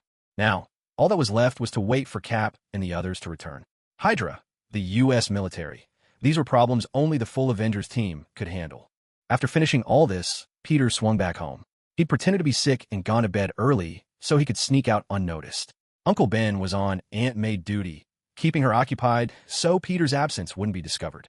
Since Ben hadn't messaged, the cover story seemed airtight. Peter's undercover escapade was a success. Now it was time to actually get some sleep. Back home, Peter crept quietly into his room from the second floor. Breathing a sigh of relief, he pressed the spider emblem on his chest and removed his mask, just as his spider sense blared. In an instant, he fired a web, catching an object that had been hurled through the window and sticking it to the wall. He glanced outside. In the distance, Black Cat stood on a rooftop, waved to Peter Parker, and then melted away into the shadows. Peter stood there, utterly baffled by these new twists. He peeled the webbed-up object from the wall. It was a simple radioactive isotope detector, a device capable of providing a rough location whenever it picked up radiation from certain elements. Just moments ago, he had obtained a vial that once contained the super soldier serum. Inside, there were still traces of radioactive elements left by the serum. In other words, as long as he had come into contact with it, unless he went through a thorough decontamination at Avengers Tower, or even changed into a new suit, he would inevitably be detected. The moment she pulled out that vial, she had already begun tracking me, no matter how you looked at it. As soon as I had the vial in hand, Black Cat would certainly be able to follow my trail. Peter let out a helpless, self-mocking chuckle. He'd thought that he'd been steering the whole situation with Black Cat, but in the end, it was she who had managed to turn the tables on him. Still, it didn't really matter. If Felicia Hardy knew Peter Parker was Spider-Man, and Peter Parker knew Felicia Hardy was Black Cat, then neither truly had any leverage over the other. They were equals. Nothing more, nothing less. Going maskless. Maybe that's what it means to truly show your cards. See you tomorrow, Felicia. The next morning, Peter woke to bad news. Cap and the team wouldn't be able to return for a while. A group of supervillains calling themselves the Masters of Evil had suddenly appeared in Southeast Asia and were now locked in a game of cat and mouse with the Avengers. These supervillains had no prior records, as if they'd come out of nowhere, and they were wreaking havoc on a massive scale. It seemed unlikely the Avengers would be back anytime soon. The timing was uncanny. Luke Cage had only just escaped a few days ago, And the success of the experiment meant the military super soldier program was making rapid progress, perhaps even nearing its final phase. For the Avengers to be called away right now was just too coincidental, making any connection impossible to ignore. The vial Felicia had handed over made it clear that Hydra had probably infiltrated the U.S. super soldier program. Hydra had first leveraged Soviet resources to develop the serum used by the Winter Soldier, and when the Soviet Union collapsed, they crafted perfectly reasonable, airtight methods to transfer the research to America and continue their work there. This organization was less like a Hydra and more like a parasite, always latching onto others to grow itself, and without a host, utterly useless. But now the problem was, once again, the Avengers were too busy to handle this mess, leaving it in Peter's hands. Still, Peter wasn't entirely alone. Black Cat knew a few things, though she didn't really have a lead to follow in New York. Matt and his friends probably had a direction, but there was a lot they didn't know. They had to bring everyone together to work as a team. Only then could they hope to find those illegal experimenters and Hydra agents hiding in the shadows. So Peter sent Matt a message, suggesting they find a place for everyone involved to meet. Matt replied almost instantly, promising to pick a location. Peter couldn't help but wonder how a blind man managed to read texts and reply so quickly. As for S.H.I.E.L.D. In this situation, S.H.I.E.L.D. was actually the least trustworthy. Peter suspected that if Cindy reported this to them, it might only make Hydra more nervous and alert. So, it was best to keep S.H.I.E.L.D. out of the loop for now. Until Hydra was rooted out completely, S.H.I.E.L.D. might end up doing more harm than good. And when Hydra was finally wiped out, S.H.I.E.L.D. might cease to exist anyway. The X-Men were another complication. If Spider-Man sought them out, it could attract unwanted attention. But Daredevil and his crew, because they tended to work on a smaller scale, were less likely to draw the spotlight. Then there was Felicia. She definitely knew more than she let on. For instance, how was she so certain that the U.S. military had started its own super soldier serum program, and even to the extent that she felt the need to shut it down? Odd as it sounded, Peter couldn't help but wonder why Black Cat was suddenly interested in stopping all this. There had to be a reason, right? He hoped Felicia would share more information today. Peter glanced at the surprisingly unusual rendezvous location Matt had texted him. He tucked his phone away and headed downstairs. Uncle Ben and Aunt May were already waiting at the table, chatting about recent news. Apparently, things have been uneasy in New York lately. The Avengers busy with overseas crises, Kingpin's arrest causing ripple effects, and everyday crime rate surging. In this corner of life, overlooked by both S.H.I.E.L.D. and the Avengers, things were only getting worse. It doesn't sound good. How are things at the FESD Center, Aunt May? There have definitely been more people coming in for help these days. It's clear that more and more are finding themselves without a home. The worry in Aunt May's eyes spoke volumes about New York's current state. All Peter could do was reassure her. Things will get better, as he quickly finished his breakfast and got ready for school. Late September at Midtown High felt as ordinary as ever. After the excitement of homecoming, things had slipped back into their usual rhythm. No one seemed to suspect that hidden talents lurked among these halls. After all, it was just a regular public high school. Peter put his backpack away and took his seat. Cindy, as always, was already there. As soon as he sat down, she turned to him. "How come you were out so late last night?" she asked. Now Peter began to understand how the Black Cat had felt yesterday. "I've received a top-secret tip and need to take care of it," he said, offering Cindy a vague excuse at first. Then, remembering something, he added, "Don't tell S.H.I.E.L.D. just yet. I suspect even S.H.I.E.L.D. might not be entirely safe." "I understand," Cindy replied without the need for further explanation. She nodded in agreement, then added, "If you need anything, I'm always here for you." "Thank you." The next question was how to get in touch with Felicia. Since there were no detective club activities scheduled for today, and since they weren't even in the same year, Peter had no idea what her class schedule was like. Unexpectedly, the solution to this problem turned out to be remarkably simple. "You know what? That senior girl from yesterday, Felicia Hardy. She's on the school's basketball team." That was classic Harry. As soon as Peter mentioned it, Harry delivered a crucial piece of information. Peter gave him a curious look and asked, "How do you know all this?" "I asked Liz. Or you could have asked Cindy. Well, if she didn't know, you could always try Gwen or MJ." Peter threw Harry another strange look, but at least now he knew where to find Felicia after class. Sure enough, in the gymnasium after school, Felicia was warming up when she spotted a visitor who wasn't exactly a surprise. She noticed Peter Parker from a distance, said a quick apology to her teammates, and jogged over to him. "Need some help, little man? Has Jessica's homework finally stumped you?" "Maybe," Peter replied, half laughing. Who would have thought the detective was actually the culprit all along? He teased, hinting at something. Watching Felicia's silent, amused smile, he extended an invitation. "I'm, hosting a kind of masquerade tonight. A few like-minded friends are coming. I couldn't think of anyone else to invite. So, would you like to join us? Oh, nobody else to ask. Felicia shot Peter a deep, searching look, then smiled. All right, I'm in, but you'll have to tell me where. Why don't we swap contact info, kid? I'm not that much younger than you. Peter grumbled internally as he and Felicia exchanged numbers. Then he sent her the meeting place for that evening, the rooftop of the Feast Center in Manhattan. The Feast Center, located in Midtown Manhattan, was a private philanthropic shelter and charity founded and run by the renowned Chinese-American entrepreneur and philanthropist, Martin Lee. Aunt May also works here, and after Peter became Spider-Man, he made a point of coming by a few times to help her out. It also gave him a chance to check on Martin Lee. And to his relief, both his spider sense and his scans confirmed that the Feast Center was completely safe, and Martin Lee was certainly not Mr. Negative. At least, not yet. Peter was the second to arrive. Daredevil was the first, waiting quietly atop the Feast Center's roof in the dusk. When Spider-Man showed up, he simply nodded in greeting. Tonight, Peter wasn't wearing his advanced tech suit, but his old costume. Less convenient, but with no high-tech gadgets, it was above all safe. Next to show were Jessica Jones and Luke Cage. Luke, edgy and uneasy, kept glancing nervously around. Jessica planted herself off to the side, lost in her own thoughts. Along with them came a familiar face, Frank Castle, the Punisher. Somehow, he'd gotten wind of tonight's gathering and showed up, looking bored as he sat there, but with the air of someone ready to start a firefight at the drop of a hat. Felicia was the last to arrive. She walked in dressed as the Black Cat, catching everyone by surprise. No one had mentioned she'd be coming. When Peter said there was still someone else to arrive, the others had actually guessed Captain America. Even Felicia was surprised to find that this so-called costume party was made up of this particular group. She'd half expected a few Avengers. Daredevil of Hell's Kitchen? I thought he was just an urban legend. Every urban legend is rooted in fact, Miss, Daredevil replied, unfazed. He then turned, not that he could see, but he faced Spider-Man. Everyone you called for is here. All right, let's go over this one more time. Usually I only say that to introduce myself, Peter began. He quickly summarized the situation. Mr. Cage escaped from Rikers Island Penitentiary and told us the U.S. military is conducting illegal human experiments to study the super soldier serum.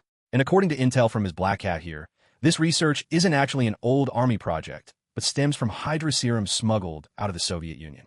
At that moment, all of the information was pooled and shared, and the key points were clear. The U.S. military was working on Erskine serum, designed to transform recipients based on the nature of their hearts. However, the serum came with a fatal risk. Of all the test subjects, only Luke Cage had survived. At the same time, after the failure of Erskine serum research and in the early 21st century following the dissolution of the Soviet Union, the thief known as Black Cat, Walter Hardy, was coerced by the CIA into traveling to Russia to steal the Soviet version of the super soldier serum. However, what he returned with was actually Hydra's super soldier serum. Once the original super soldier serum sample was finally acquired, it was the original Erskine serum that the U.S. military began experimenting with. This suggests, indirectly, that it was Hydra's serum that allowed American scientists to understand the true purpose of Erskine's formula, thus accelerating their research progress. In addition, according to Wilson Fisk's account, over the years there have been continuous disappearances and incidents of human trafficking involving the homeless and impoverished in New York, backed by a powerful force even Fisk dares not provoke. It should be noted that during the time Fisk was arrested by the FBI, he orchestrated an all-out war between NYPD officers under his control and the federal agents themselves. This, too, speaks to the strength of the opposing power, strong enough that it is most likely the American military, requiring vast numbers of human test subjects for their experiments. Lastly, Tandy Bowen, a girl who should not have fit the profile of the missing persons, also suffered a bizarre disappearance. For now, there is no direct evidence linking her case, but still worth noting. Hydra agents didn't just infiltrate the Soviet Union. They've wormed their way into the U.S. military as well. Jessica Jones, after finishing her intelligence gathering, offered her conclusion. The death of Black Cat is the most suspicious part. Even after he died, his mission was technically accomplished. However, the super soldier serum container he brought back bore no Hydra markings whatsoever, which contradicts earlier descriptions. In other words, it's entirely possible that Hydra orchestrated this on purpose by switching out the container's packaging, so the military would carry out their research exactly as planned. Or perhaps, the entire U.S. military was long since riddled with Hydra operatives from within, though that scenario seems unlikely. If it were the case, they wouldn't have waited so long to notice and begin research on the Erskine serum. Most likely, even with Hydra's infiltration, they couldn't initially gain access to the original batch of blood drawn from Captain America, the very essence needed to recreate the Erskine serum. But once Hydra's own serum was in hand, the new U.S. military research program gave them their opening. In other words, it's highly likely that Hydra is now controlling the military's scientific research division, said Daredevil grimly, voicing an ominous conclusion. Everybody turned to look at Spider-Man. If it came down to facing off against the U.S. military, they would be painfully outmatched, like trying to shatter stone by hurling an egg. Only the Avengers could stand up to such forces on any front. The Avengers will stand with you. I can promise you that, Spider-Man replied. But there's one more thing I have to say. I have reason to believe that S.H.I.E.L.D. itself may already have been infiltrated by Hydra. Peter delivered some very bad news to everyone, along with the chain reaction it would trigger. So before the Avengers return to New York, in order to avoid alerting the enemy, I can't contact them. And given the time constraints, most likely it'll be up to us to stop Hydra and the U.S. military. Where do we start? Felicia's eyes searched Peter's face. This was the most crucial question right now. After a brief moment of thought, Peter drew upon his extra knowledge about Dagger, Tandy Bowen, and made an educated guess. Since Hydra relocated the experimental equipment from beneath Riker's island immediately, that means their experiment has reached a critical stage. Now that they have blood samples from both Steve Rogers and Luke Cage, they're very likely analyzing those samples to determine what factors affect the success rate of Erskine serum injections. If Tandy Bowen really had been kidnapped by Hydra, it must have been because her DNA also matched the requirements for the Erskine serum. There's intel on the captain's blood back at Avengers Base, but we can't carry out any tests inside the Avengers facility. Is there anywhere else we could turn for help? Oscorp could be an option, but considering the Beast Project was housed there, it was probably riddled with Hydra spies by now. At this critical moment, Daredevil had an idea. I know someone, an acquaintance who might be able to help. We'll also need to draw Hydra out, grab their attention. After sitting quietly for so long, Luke Cage finally spoke, his voice firm. As the original focus and core of this entire storm, he looked around at everyone. Right? We need to buy ourselves some time. What if I make things public, really blow the whole thing wide open? Could that buy us enough time? He turned to Daredevil. I've got a great lawyer. I'm sure he can stall things for me, buy us the time we need. Manhattan, the top floor of the Rand Medical Corporation headquarters. As chairman and largest shareholder of Rand Medical, 29-year-old Daniel Rand stood in his office, recalling the meditation and calming techniques he'd learned in ancient Eastern lands. Posing in a flawless Tai Chi starting stance, he murmured to himself, "See nothing, hear nothing. Hold the spirit in stillness, and the form will follow." It must be said, watching a foreigner recite Zhuangzi in pitch-perfect Mandarin, at least level 2 proficiency, while performing Tai Chi would be an extraordinary sight anywhere. The fact that he was doing it in a blue traditional robe at this very moment made the scene even more remarkable. Regrettably, the leisurely moments of early morning always seemed fleeting.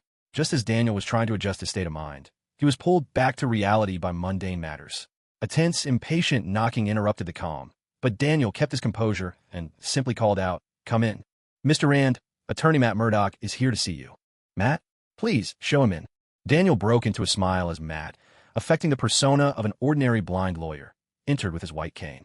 Daniel warmly stepped forward and drew him in for an embrace. "It's been a long time, Matt. What brings you here today?" As they hugged, Daniel caught a whisper at his ear, as though it were the murmur of a devil. "I need the help of the Iron Fist, Daniel." After their embrace, Matt quickly put on a bright smile and explained, "Nothing urgent. I just wanted to check in on you. After all, that lawsuit to win back your father's inheritance from your uncle was quite a battle, and I should make sure that my wealthiest client doesn't have any legal troubles that need sorting out. Yes, it feels like it all happened just yesterday. We need to catch up on some private matters between friends. Please, close the door behind you. Thank you." Once his assistant closed the door, Daniel's expression grew serious. "What's happened, Matt?" Daniel Rand, a martial artist who once trained in the mysterious Eastern sanctuary of Kunlun, shared more than just corporate legal matters with Matt. Their connection ran deeper. Matt's mentor, Stick, had once thwarted the Hand, a sinister Japanese organization, from discovering the passage to Kunlun. Daniel knew that Hell's Kitchen's problems rarely overwhelmed Matt, and with Fisk now behind bars, Matt should, in theory, have it easy. It's a big problem. Lately, or rather, for nearly a decade, there's been a surge of human trafficking and disappearances across New York City. My friends and I just learned that the U.S. military is abducting people for human experimentation, trying to create a super soldier serum. At the mention of the U.S. military, Daniel's brow furrowed deeply. He took a long breath, about to respond, when Matt dropped another bombshell. And it's very likely Hydra has infiltrated the military. These human experiments have Hydra's support. Hydra? That same Hydra that waged war with Captain America during World War II? Daniel shot Matt a dubious look before replying. "Are you sure? I thought Hydra was wiped out back in the war." I thought so too. But seeing as Captain America himself came back from the dead, maybe Hydra followed suit. All right. Daniel barely acknowledged Matt's attempt at humor. Do you need my help to deal with these people? There's no need for that. What matters most is that we need a laboratory where we can analyze blood samples. One where no one could disturb us. Rand Medical isn't a big corporation, so we're not likely to attract Hydra's attention. As someone who works in medical devices, Daniel was more than capable of handling this. He simply nodded and patted Matt on the shoulder, saying, "Leave it to me." "Thank you." "Oh, and if you need the help of the Iron Fist, just say the word." So, who exactly is this Daniel Rand? Jessica Jones had lost count of how many times she'd asked the same question, and once again Daredevil could only respond with a resigned sigh. He's a friend. When his father was young, he traveled east on an expedition. He nearly lost his life falling from a cliff, but was saved by the local people.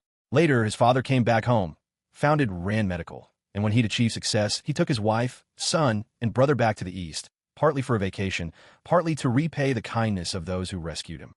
But old Rand never imagined his own brother would harbor such treachery. While climbing the slopes of Kunlun Mountain together, taking advantage of the absence of witnesses or cameras, his brother pushed Rand and his whole family off the mountain. Old Rand could hardly have guessed that those same villagers who'd once saved him were actually from a hidden place called Kunlun. Once again, they found a Rand family. They managed to rescue the barely alive Daniel, just as they had his father years before. Daniel stayed there for 10 years. When he finally came back to New York, he reported everything to the police. In the end, I helped put his uncle behind bars. Jessica quipped with a half-joking smile. So what did he do during those 10 years? Study kung fu. Matt responded with a grin, confirming her suspicion. Yeah, he's a decent boxer.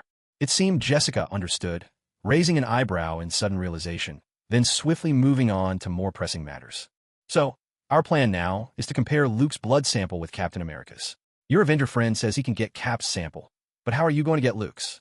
He's completely bulletproof. I saw him take a chainsaw to the arm, and it didn't even leave a scratch. What kind of needle is supposed to get through that skin? Well, about that. Matt only smiled without replying. Dressed in his uniform, he unlocked the door to the medical lab. Suddenly, there was a heavy thump. Jessica watched, astonished, as the bulletproof Luke Cage was left staggering from a single punch, quickly clamping his hand over his nose, while Spider-Man dashed in with a vial, catching the blood. "You all right there, man?" The steady flow of Luke's nosebleed quickly provided more than enough for their test.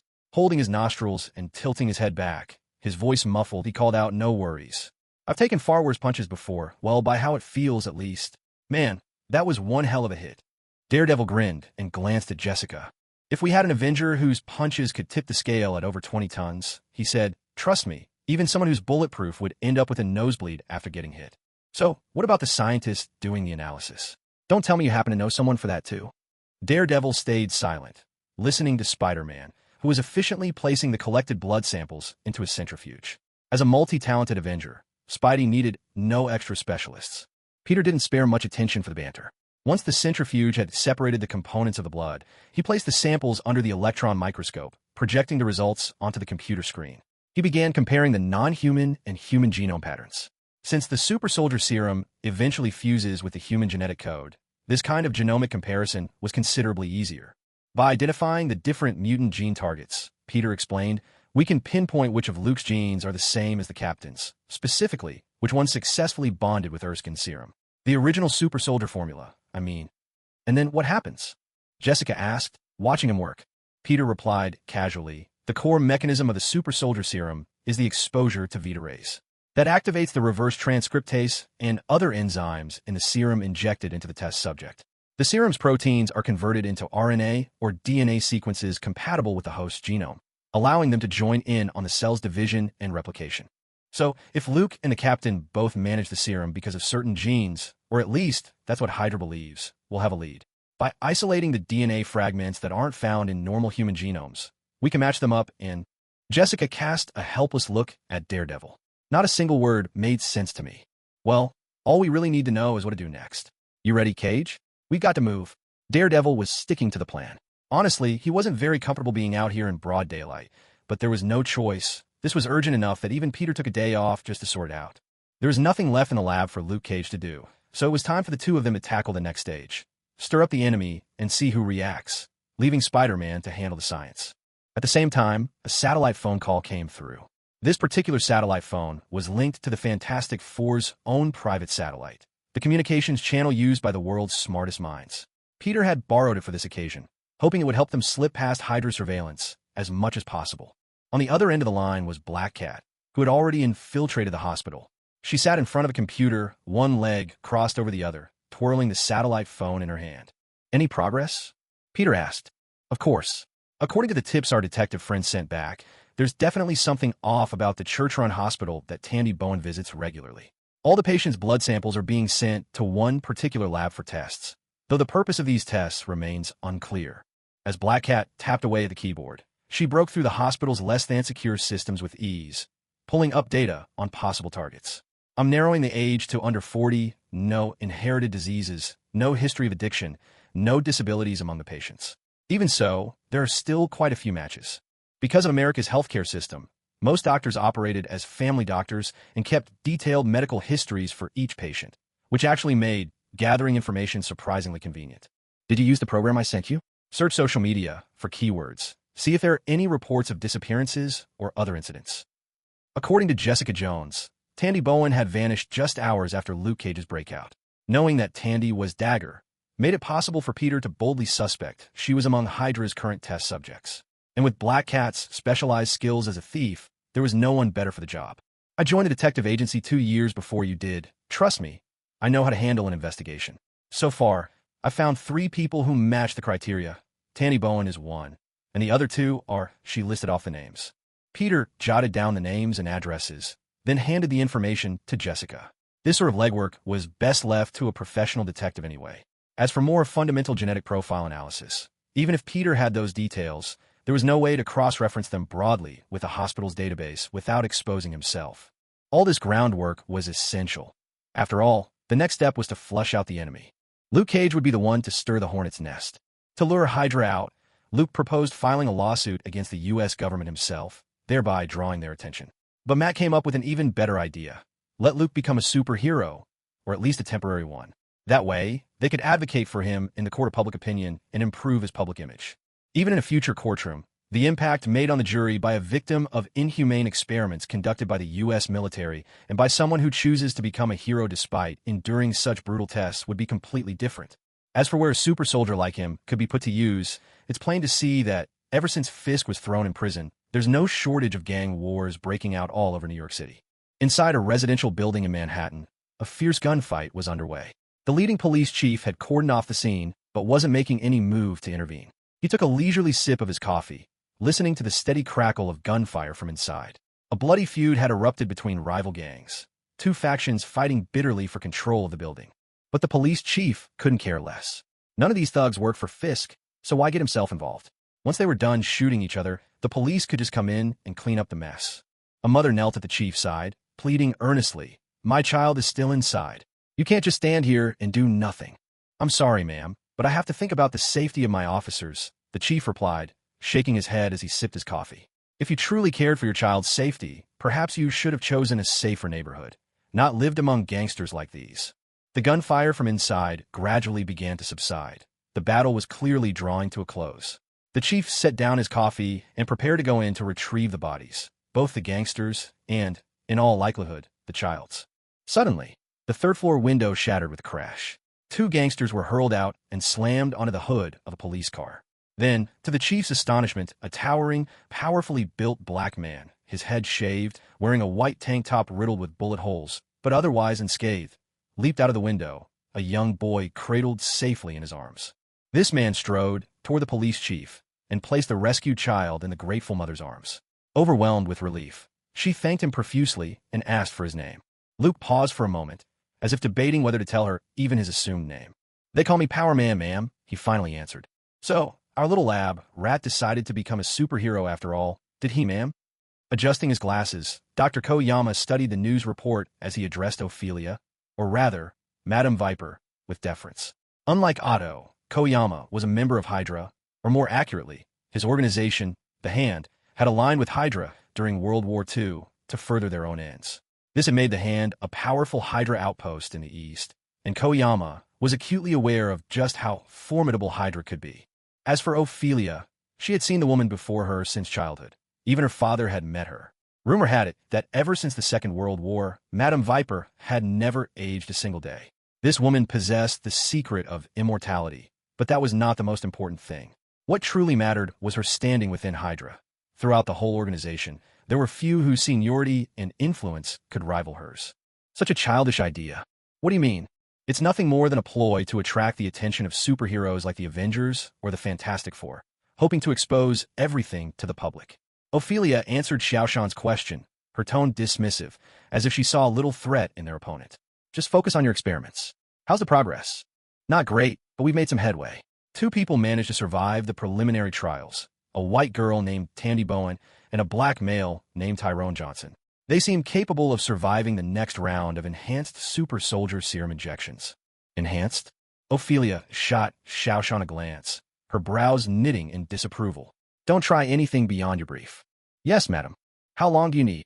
Not much longer, madam. A week at most. As long as Hydra can keep the Avengers occupied for a week, there's nothing left to worry about.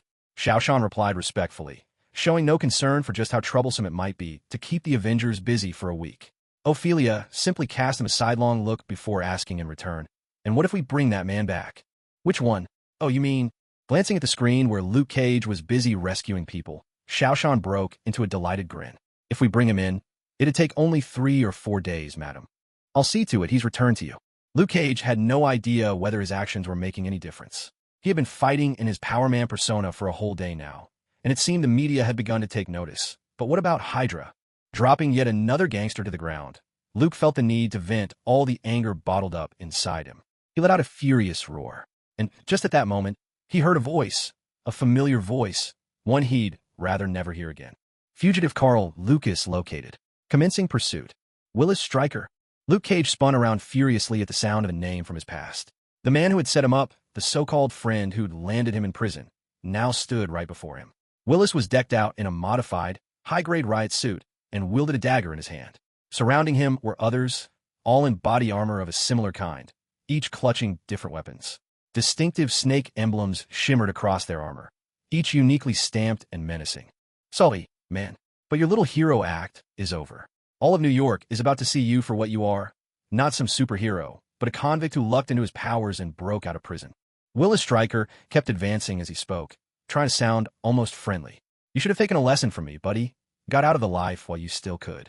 Now I'm with the Serpent Security Group. They call me Rattler, doing honest work, living clean life.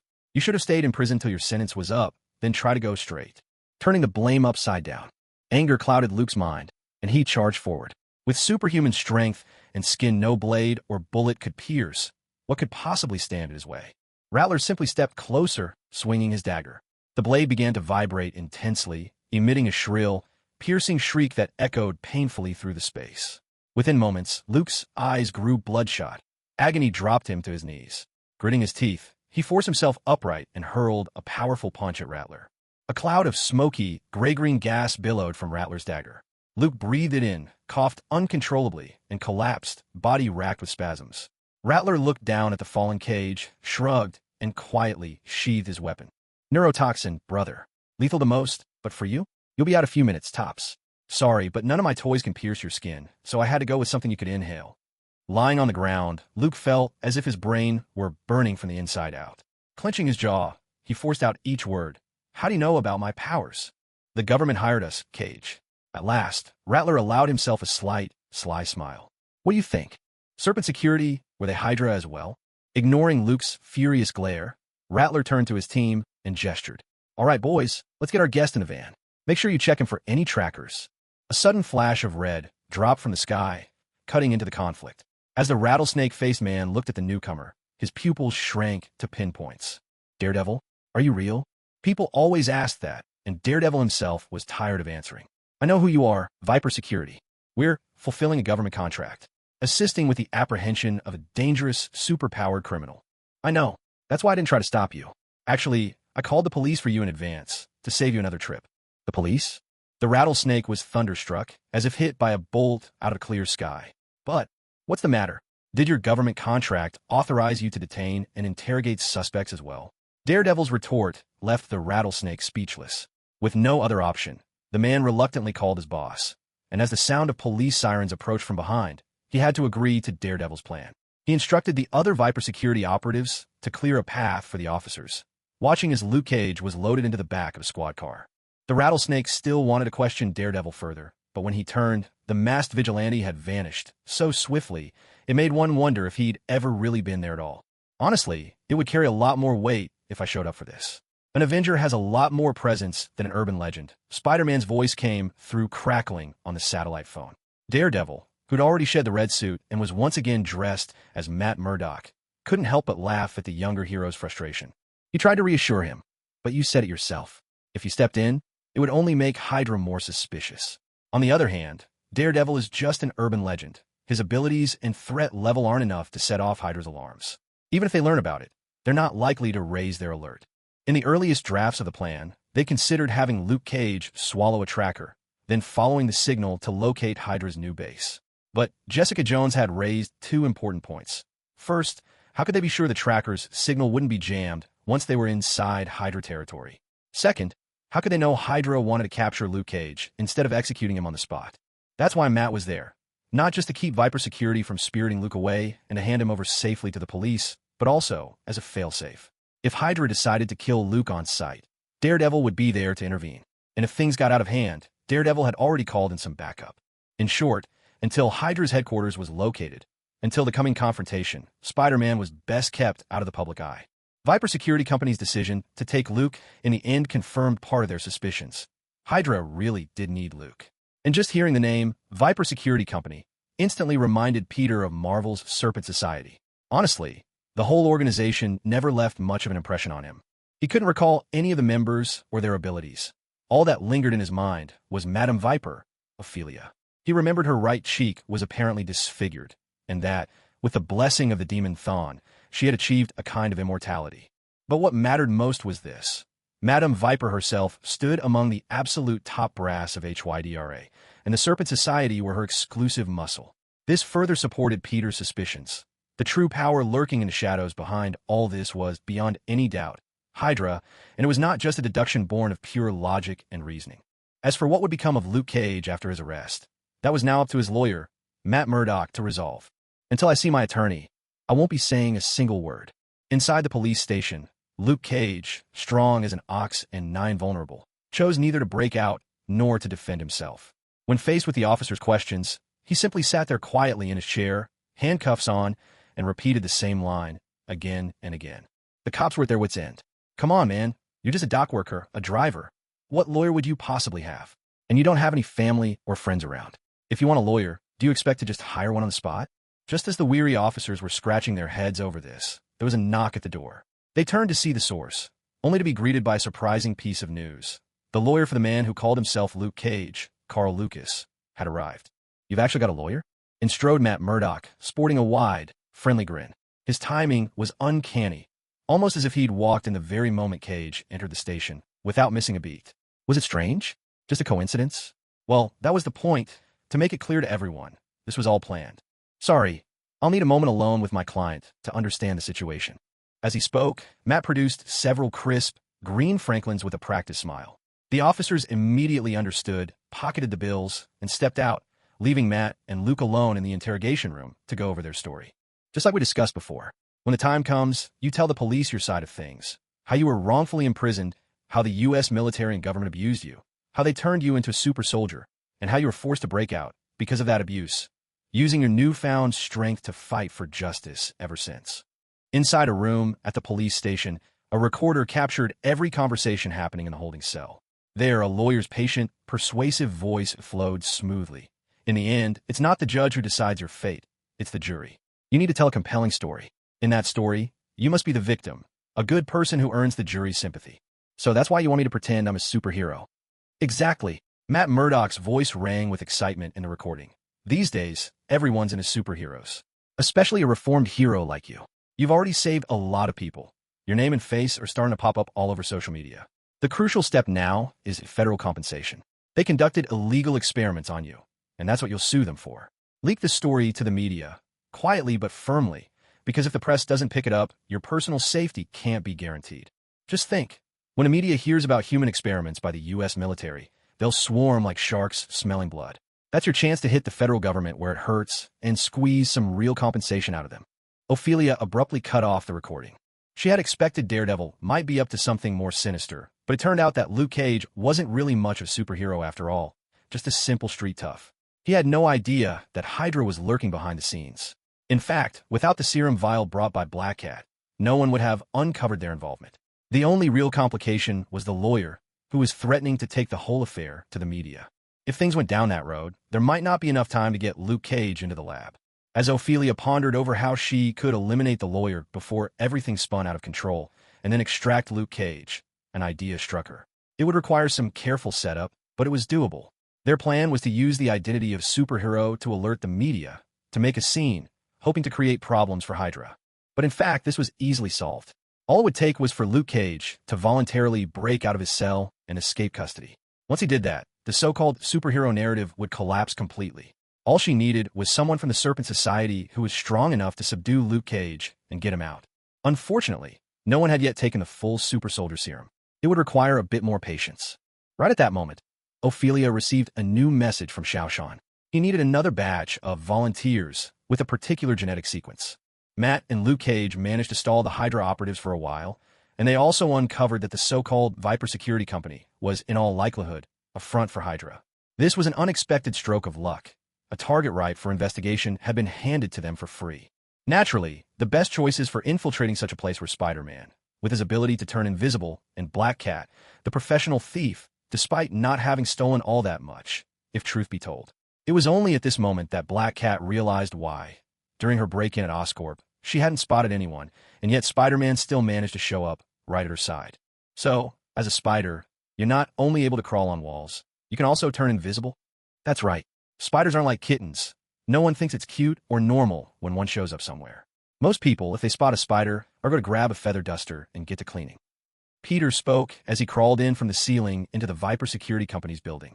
For a mere security firm, the company had a whole 13-story building of its own as its headquarters in New York, a sign of surprising strength, or perhaps just relentless caution. For safety's sake, Spider-Man switched to his classic suit and old-school web shooters, leaving behind any fancy gadgets. Aside from a standard-issue microcommunicator, he carried nothing else. Peter was the first to slip inside the Viper Security Company. After all, there was no telling how dangerous the interior might be, so it was best for him to lead the way. Now, who exactly made up the Serpent Squad again? The group was so obscure that Peter could only recall a few of its members, and those were the ones who looked far from human, more like snakes than people. Still, at first glance, the Viper Security Company seemed to be just a mercenary outfit packed with some advanced tech and weapons. As Peter tried to remember which members of the Serpent Squad were particularly distinctive, he crawled from the restroom's air ducts all the way into the elevator shaft. He peered down. The shaft yawned below him like an endless abyss. Why do all villain organizations love building their bases underground? Staring down that bottomless shaft, Peter couldn't help but grumble to himself. He kept descending, meeting hardly any resistance. Apparently, no one ever considered someone might sneak in this way. He simply kept delving deeper and deeper. Then, suddenly, his communicator went dead. He glanced up at the shadowy passage above, then looked down.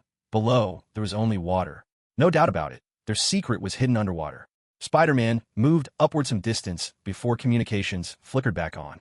After a couple of soft coughs, Felicia's voice came through the earpiece with a teasing question. What's the situation? Hard to say. Looks like the Viper gang aren't land snakes at all. They're sea snakes. Question is, I wonder how deep they sleep underwater. As Peter spoke, he quickened his pace, swinging back into the security company's interior. They couldn't possibly hide everyone down there. Otherwise, there'd be obvious problems with movement and logistics. Besides that secret base, where else do you think the Viper gang, the security company, might stash their secrets? I actually think the name Viper Gang sounds better. So much catchier than security company, Felicia replied, saying something Peter hadn't expected at all. By the way, I'm in there, server room? You're where now? Oh, don't make such a fuss, Spidey. Just stealing a little something, that's all. Felicia slipped a flash drive into the Viper Security Company's mainframe and then crawled into the ventilation ducts. Honestly, you should be more concerned about how nasty these vents are. If there were any other way in, I'd never crawl through here. Look on the bright side. Nobody in their right mind thinks a real person could actually climb up to the 13th floor through the vents. Peter joked, chatting idly with Felicia as he made his way through the ducts. But he soon had to stop because Black Cat was sprawled right across his path, smiling slyly as she waved her communicator in the air. Hey, why aren't you cloaked? No one can see me here anyway, she replied. Then why are you still wearing your mask in a place like this? Because Well, there's a ton of dust in these ducts. Peter couldn't help poking fun at himself. Ventilation shafts in the movies are nothing like this, right? Piled up with dust and mildew. Sometimes there are spiders, rats, you name it. And all the while you have to trust these 3mm galvanized steel plates will hold your weight without making a sound. Felicia's look made it clear she was unimpressed. She rolled her eyes, twisted around, and sprawled out along the duct, whipping out her phone. I swear, the first thing I'm doing when I get home is taking a shower. No, several showers. Good thing tomorrow's the weekend. Otherwise, I'd have no idea how to explain the smell to my classmates. That's one advantage of wearing a mask, Peter said, noticing an app flashing across Black Cat's phone screen. Wait a second. Are you processing the data with your phone? A handheld computer, but there's not much difference between them. Don't worry. If anyone tries to trace the signal, the best they can do is track it back to their own server room. After all, we're sitting right here. Felicia rummaged through the devices for a while. Then suddenly her eyes lit up. She handed her phone to Peter, saying, "Wait a minute. Isn't this the girl Detective Jessica has been searching for all this time?" Peter took the handheld device and watched as footage showed a girl in a coma being placed on a stretcher and transported into a pressurized elevator capable of descending underwater. The two exchanged a knowing glance, realization snapping into place. Then Peter quickly scrolled through several more video clips on the device. There's no footage of them bringing these people in, but it's clear that they left through Viper security. That elevator must lead to Hydra's new secret laboratory. Are these the potential subjects you identified at the hospital? Felicia took the device, holding it up to double-check what she saw on the screen. Just then, Peter noticed something unexpected. Someone he actually recognized was being strapped to a stretcher and wheeled into that elevator. Martin Lee. You know this man from the East? He's a Chinatown philanthropist. Runs a charity banquet that helps the homeless. Black Cat lowered the device, lifting her gaze to look up at Spider-Man's masked face. You actually do community volunteer work? Why wouldn't I? It's meaningful, isn't it? Felicia let out a sigh. Well, now that we know what needs to be done, what are we waiting for? Peter gave the answer. We're waiting for the Viper gang to be lured out. On the last Saturday of September 2012, Peter Parker woke up early and headed to the charity banquet hall where Aunt May worked. He helped out whenever he had time. Today, he immediately noticed there were far more homeless people here than there were before Kingpin landed in jail. In New York's underbelly, no organization had risen to fill the void left by Kingpin. The NYPD had neither the will nor the means to handle these problems. Many officers were dirty cops on Kingpin's payroll, while those like George Stacy, loyal and duty-bound, were well-meaning but powerless, and climbing higher in the ranks was virtually impossible. As for the Avengers, Spider-Man was the rare exception who cared about these corners of New York. The rest seldom looked this way. There was no way Peter could handle all these matters on his own. With Kingpin behind bars, his subordinates began to pull back their forces.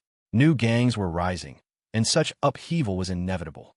The best he could hope for was that, during this shift in power, as many criminal elements as possible would be driven out of the neighborhoods they once dominated, and that the chaos would come to an end before long. If Peter Parker were Superman or the Flash, maybe he could try to tidy up all of New York in just a day. But, sadly, he wasn't either of them. Hey, Aunt May. Peter found Aunt May in the kitchen of the soup kitchen, announcing his visit straight away. Last time he mentioned there were a lot more people here needing help, so I came by to see if there was anything I could do. Oh, Peter. Aunt May gave him a smile, tinged with concern. We're managing, really. You're just starting high school. It's important for you to focus on your studies. Mr. Lee and I can keep the soup kitchen running smoothly. I finished all my homework before coming. You know I did. Picking up her thread, Peter asked, Where's Mr. Lee? I haven't seen him around. It's odd, actually. Mr. Lee hasn't been here for 2 days now. If he doesn't show up today, that'll make 3. Aunt May's worry was clear in her voice. I called the police, but they said Mr. Lee is fine. Still, if he doesn't return soon, I'll have to ask George for help. He's going to be all right, Peter reassured her, then asked, Are you sure there's really nothing I can do? Well, there's a new girl in the back baking cookies. Why don't you go check if they're ready, and then help pass them out to everyone? Peter nodded, agreed readily, and made his way over to the oven. He was about to ask if the cookies were done, when he caught sight of Felicia. Her silver hair, tied simply at the back, apron adorned with a little black cat, lifting a tray with a practice flip that sent the whole batch of cookies tumbling into a pile of sweet-smelling hills and valleys. She righted the tray and turned, smiling warmly as she spotted Peter. Peter froze, completely taken aback. Ow! Why is Felicia? Why are you here? He sputtered. Felicia tilted her head, returning his question with a curious smile. Is that really so strange? Why couldn't I be here? It's meaningful work, isn't it? Seeing Peter a loss for words, Felicia couldn't help but laugh. She pulled out another batch of cookies, pouring them onto a plate. Okay, Don't just stand there. You're here, so make yourself useful. Hand out the cookies, will you? Since you came all this way, you might as well pitch in before you go, right? Peter nodded, then glanced at the pile of cookies on the plate. As he reached for a small saucer, he asked, "How many cookies did you bake?" "For now, that's 5 per person," Felicia replied. "I asked the manager how many people are staying here right now, then checked how much flour we had left. Could you move aside for a second?" She tipped another batch of cookies onto the serving dish, set the baking tray down on a heat pad, wiped the grease from it with a towel, and began dividing the cookies with Peter into individual portions. "I didn't know the manager here is also named Parker. She's your mom, right?" "She seems like a really nice person," Felicia commented. "No, she's my aunt," Peter answered. "My parents, they died in an accident 3 years ago. Ever since then, it's been Aunt May and Uncle Ben taking care of me." Felicia's expression faltered for a moment, her voice dropping to a quiet apology. Peter just smiled gently. It wasn't a comment that bothered him, and he certainly wasn't the type to dwell on things like that. They soon finished dividing up the cookies. Carrying the saucers, the two of them delivered the treats to the hands of the men and women gathered at the charity dinner. Just the scent of Felicia's cookies was enough to tempt anyone. The pure, comforting aroma of fresh wheat, mingling with the rich fragrance of butter and sugar. Fresh from the oven, the cookies were still warm to the touch, a rare luxury for those whose days often passed in hunger. Afterward, the two lent a hand fixing the old TV in the charity hall. Peter fussed with static and rabbit ears to no avail, but Felicia managed to get it working again with a well-placed whack. It was close to noon when at last, news arrived. Peter pulled out his phone and read the alert. NYPD's Harlem precinct had just been hit. The holding cells, home to superpowered detainees like the one everyone called Power Man, had been breached. This wasn't a media report, but rather a message from Jessica Jones, private investigator. It was time. Peter and Felicia exchanged a look. Peter went to tell Aunt May he needed to go. Felicia said her own goodbyes soon after. They were only volunteers, after all, not staff, and Aunt May, though she felt it was a shame not to invite both kids to stay for dinner, didn't stop them. Up on the roof of the charity building, Peter pulled out his old, stashed suit. He was barely suited up when he was surprised by a sudden voice. "You're really changing here? Not exactly what I call private." Once again, Peter's spider sense, silent when there's no danger, let him down. Startled, he pressed a hand to his chest, only to see Felicia, already zipped in her black cat costume, grinning at him. "I'm pretty sure you weren't here a second ago, at least not when I was putting on my pants," he shot back, tried to steady his nerves. Who would have thought a guy could take even longer to change than a girl? Felicia laughed as she sat down on the edge of the flower bed. "By the way, not a bad physique at all." "Thank you. This time, I'm actually complimenting you." Felicia stood up as she spoke. "If I head there on my own, I'll never make it in time. Mind giving me a lift? If you don't mind me holding you by the waist." Peter looked at Felicia, who simply smiled. "No problem at all. So, the plan is to have our Power Man cause a scene, and then we swoop in to rescue those poor souls who went through those experiments. It's not just one Power Man we're up against." With his mask secure, Spider-Man jumped from the top of the charity gala building alongside Black Cat. Spider-Man wrapped his arm around Black Cat's waist, and together they swung toward the headquarters of Viper Security. Those guys, they're the defenders of New York. Luke Cage was certain of one thing.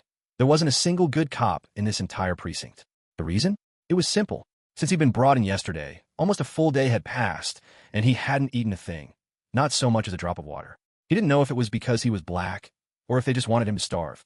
This kind of ordeal was almost unbearable, and Cage had no idea how much longer he could hold out. Bored and weary, he sat on his cot, reflecting on the journey from being Carl Lucas to becoming Luke Cage.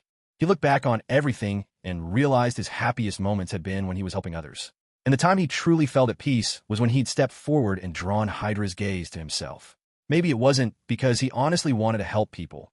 It was just that helping had nothing to do with his own problems, so he could throw himself into it completely. The other moment was when he took control and chose to fight for his own fate. That was the instant he truly made up his mind. And now, another moment of reckoning had come. The silence in the holding cell shattered with a mournful cracking sound as an entire concrete wall was brutally torn down. A man, even bigger than Luke Cage, stared at him. "Luke Cage, the boss sent me to bust you out. And who the hell is your so-called boss?" The mercenary seemed utterly unfazed by Cage's attitude.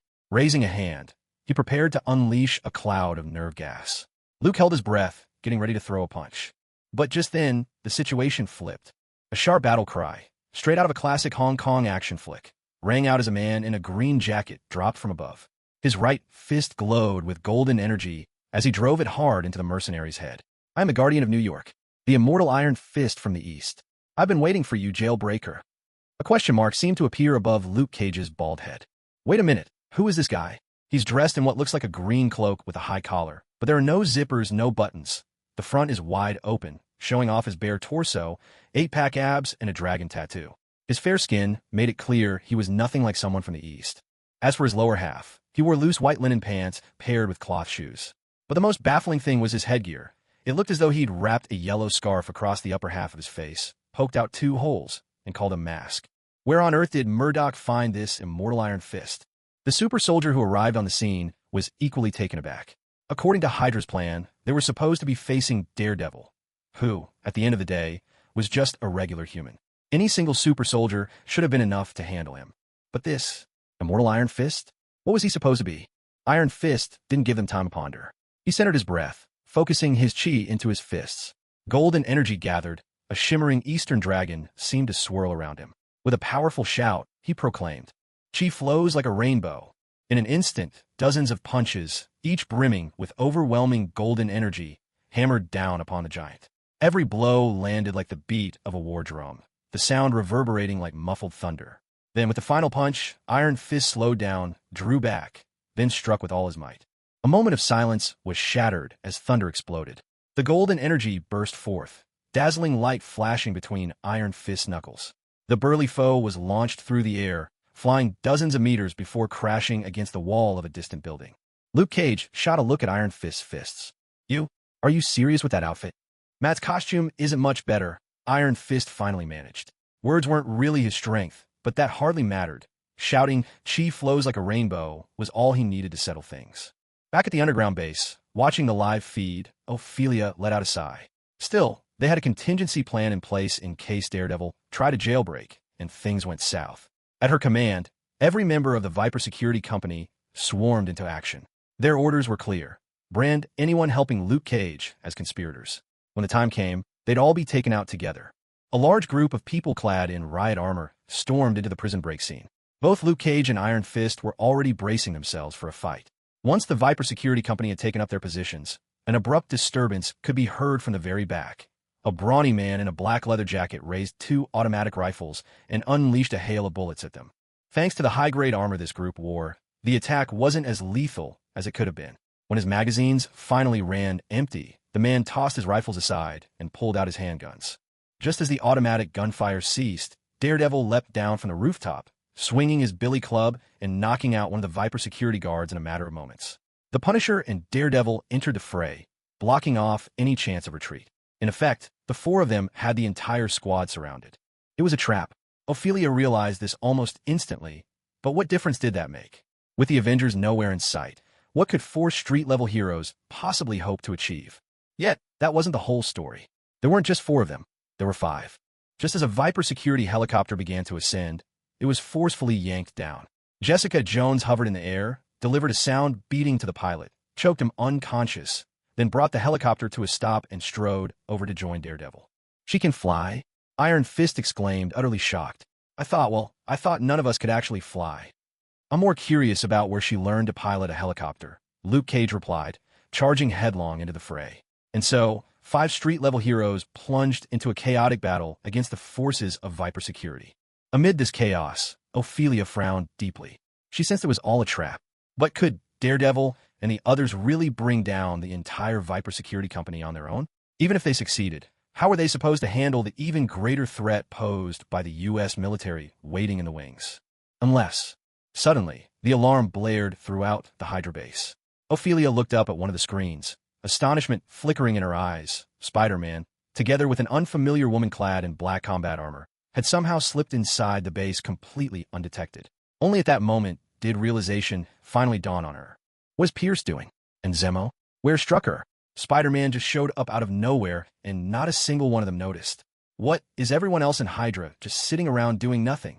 Beside herself with frustration, the Viper sucked in a deep breath, grabbed her radio, and issued a grim command. "Get the word out. Deploy the super soldiers. Eliminate Spider-Man." Most of the staff from Viper Security had already been redeployed due to the escalating conflict, making it much easier for Peter and Felicia to slip into the bottomless elevator shaft. Since Felicia couldn't climb walls, their descent ultimately depended on Peter, holding her with one arm while using his web to slowly lower them down to the water below. Once they reached the water, Peter's assistance was no longer needed. Black Cat was more than capable physically, and Peter had even brought along breathing masks from Avengers Tower, handing one to her. Felicia had originally intended to use her father's old gear, but seeing the updated model Peter offered, she didn't object. They both suited up and prepared for action, diving beneath the surface in one breath and following the elevator shaft deeper. As they descended, they finally reached the end of the shaft, where an elevator door appeared at the abyss's bottom. In the pitch dark, Peter flicked on his light, signaled to Black Cat, and swam to the door, prying it open. Instantly, a rush of water surged into the tunnel. Black Cat darted inside, and Spider-Man quickly shut the door behind them, preventing the entire tunnel from flooding with water from the Hudson River. Felicia wrung out her dripping hair, grumbling under her breath. Yesterday, I was crawling through an air vent. Then I had a shower, and now I'm diving underwater. Is this what happens whenever I team up with you? Do we just have to end up in places like this? I think that's absolutely slander, Peter retorted, unwilling to admit that being Spider-Man seemed to involve an endless string of sewers and ventilation ducts. Surely Spider-Man was meant to swing above city skyscrapers, not splash around below street level, right? It had to be slander. Felicia just chuckled and let it go. They continued on through a seemingly endless corridor, walking for quite some time before finally spotting another door at the far end. Peter glanced back to estimate the distance and reached a conclusion. We should be directly beneath the Hudson River now. Are you sure? Felicia asked, a bit surprised. Then the realization struck her. If they couldn't take down Hydra inside, escaping would be near impossible. They'd have to climb up from the riverbed under heavy fire. Of course I'm sure. Spiders have an excellent sense of direction. As they neared the door, Peter suddenly shot out his arm, stopping Felicia in her tracks. Careful, there's danger ahead. Felicia was utterly astonished and glanced at Peter, but a moment like this, Peter didn't bother to explain. Instead, he lunged, tackling Felicia to the ground just in time to dodge a deadly burst of energy. Lying on the floor, Felicia's heart raced as she eyed the gaping hole blasted into the doorway. They've already found us? I'm afraid they've known about us for a while, Peter responded, vanishing into invisibility as he spoke. Just before he disappeared completely, he shot Felicia a look. Remember to take care of yourself. There's no guarantee I'll have time to watch your back. Focus on keeping yourself alive, Spidey. You handle these guys, I'll go rescue the others. With no one to witness it, Peter shrugged as he faded from sight, then swung boldly into the laboratory. It was vast, a sprawling hub at least several thousand square meters in size. Their attacker was a bizarre figure dressed rather like a snake, with arms and legs, but sporting a massive serpentine tail. It had been this tail that had just fired off that lethal laser. Hey there, friend. What should I call you? Actually, never mind. Better not tell me. I'd rather not have nightmares tonight. The Viper gang member, still wary and on high alert, suddenly heard Peter's voice right beside him. A flash of electricity followed, and the high voltage jolted through him, eliciting a strangled, breathless gasp. Peter had intended to deal with this one, as he had with Scorpion, by yanking off the tail. But it quickly became clear that wouldn't work. This tail was far more securely attached than Scorpion's, and to make matters worse, several more grotesque figures began to appear. Compared to the relatively ordinary Viper security guards outside, these newcomers were monstrosities. Peter changed tactics, grabbing the attacker's tail and swinging it like a hammer, slamming a string of adversaries before tossing him aside. The surge of bioelectricity dispelled his invisibility just as a legless Viper gang member, outfitted with mechanical prosthetics, snaked his tail around Peter's leg, attempting to choke the life out of him. It didn't end there. The thug raised both his hands, and razor-sharp, venom-tipped blades sprang from his cybernetic arms. I am Bushmaster. Face your death, Spider-Man. He roared. Your electro tricks don't scare me. Honestly, you don't really look like a snake. You've even got two arms, Peter replied coolly, catching the descending blades in his own hands. With a sharp tug, he wrenched the opponent's bionic arms clean off. Bushmaster howled in agony as Peter ripped him free and hurled him aside. Now, you're starting to look a bit more like a snake. Another super soldier from the Serpent Squad rushed at Peter. He swung a punch, but the attacker caught it effortlessly. Without uttering a word to announce his codename, the foe simply gripped Peter's hands, and then opened an enormous, gaping maw, quite literally a maw of blood. His mouth was clearly the result of some mutation, stretched wide enough to dwarf Peter's entire head. Oh my god, do you people ever brush your teeth? What's your codename? Bad Breath Viper. Peter quipped. With a powerful kick, he sent the mutant flying more than a dozen meters away, tossing him aside. Then, Peter shot a web to snag a rising automatic turret, wrapped it up entirely, wrenched it loose, and hurled the heavy machinery straight at the big-mouthed adversary. The brute was knocked silly but, unbelievably, sprang up again, lively as ever, even biting straight through the turret with that monstrous mouth. Yikes! I don't even want to imagine what you eat on a daily basis. Anything that makes it sound can't be good for you. Spider-Man, you're mine. The sudden shout interrupted Peter's musings. He turned to see a figure in brown, another serpent-themed costume, charging at him. This one was a woman, and she had 2 steel claws implanted on the backs of her hands, simple, brutal metallic talons. Sorry, but you still owe Wolverine some royalties for that look. Peter wisecracked as he webbed her up, then delivered a jolt of bioelectricity, an impromptu electrotherapy. And, metal conducts electricity pretty well. It wasn't that Hydra lacked super soldiers. What they truly lacked were super soldiers who met Hydra's lofty standards. They had plenty of brutes far stronger than typical soldiers, but those rare talents on par with Captain America or the Winter Soldier were astonishingly few. As it happened, Madame Viper didn't have any of those elite fighters under her command. Take, for instance, the ranks of the Serpent Squad under Ophelia, the so-called Madame Viper. They boasted quite a few superhuman warriors. Most of these were failed experiments from the weapon upgrade program. Not complete failures, since they had survived. Stuck somewhere in between, they'd been bundled into Viper's own security company. The one called Giant Viper, for example, had all 4 limbs modified. His lower body slithered like a snake, while his upper body sported 2 artificial arms. Water Viper, on the other hand, was not only an elite close combat specialist. The experiment greatly enhanced his jaw strength so that his maw could open unnaturally wide, easily swallowing a person's head in one bite and crushing steel with his teeth. And then there was Spearhead Viper, cosplaying a 1-clawed Wolverine. Each forearm had a 20-centimeter blade implanted along the outer side. But since they were external attachments, she had no healing factor to speak of. Ophelia let out a sigh. Now charging forward to fight Spider-Man was Water Python, a member of the Viper's gang. This formidable woman possessed the unique ability to stretch her limbs by 50%, making her resemble a snake, and she was endowed with superhuman strength, easily able to twist and deform steel pipes 2 feet in diameter and 1 inch thick. But her opponent was someone who could deliver a punch with 22 tons of force, withstand the crushing weight of a multi-100-ton overpass for minutes on end, turn invisible, climb walls, and unleash bioelectric blasts, all while wearing a skin-tight suit. Hardly someone you'd expect anyone to stand a chance against. Yeah, how on earth were they supposed to win this? Ophelia's so-called squad of super soldiers was proving to be anything but super. Each one that charged and was swiftly taken down and left sprawled out. Wrinkling her brow as she discussed possible countermeasures, Ophelia suddenly noticed that the woman who had been following Spider-Man on the surveillance feed had disappeared. She wasn't trying to stop Spider-Man, nor did she seem to have any intention of dealing with Luke Cage anymore. In a single, cold instant, Ophelia understood it was all over. Still, she had no intention of sticking around. After all, these people had come here for 2 reasons: to blow up the lab and to free the test subjects. So Ophelia simply grabbed her communicator and contacted the 2 scientists she'd hired. Dr. Oyama, Dr. Otto, you need to evacuate immediately. You have, at most, 5 minutes to reach the escape sub. As she spoke, Ophelia lifted a panel in the control room and pressed the self-destruct button. In 5 minutes, the base would initiate its self-destruct sequence, and the Viper Security Company's escape tunnel would be destroyed ahead of time. By then, not even Spider-Man would escape a watery grave beneath the Hudson River. There was no point in dragging things out any longer. Better to let her people buy her some time against Spider-Man. Even the loss of an entire laboratory would be a fair price if it meant eliminating one Avenger here and now. A competent administrator must know when to cut their losses.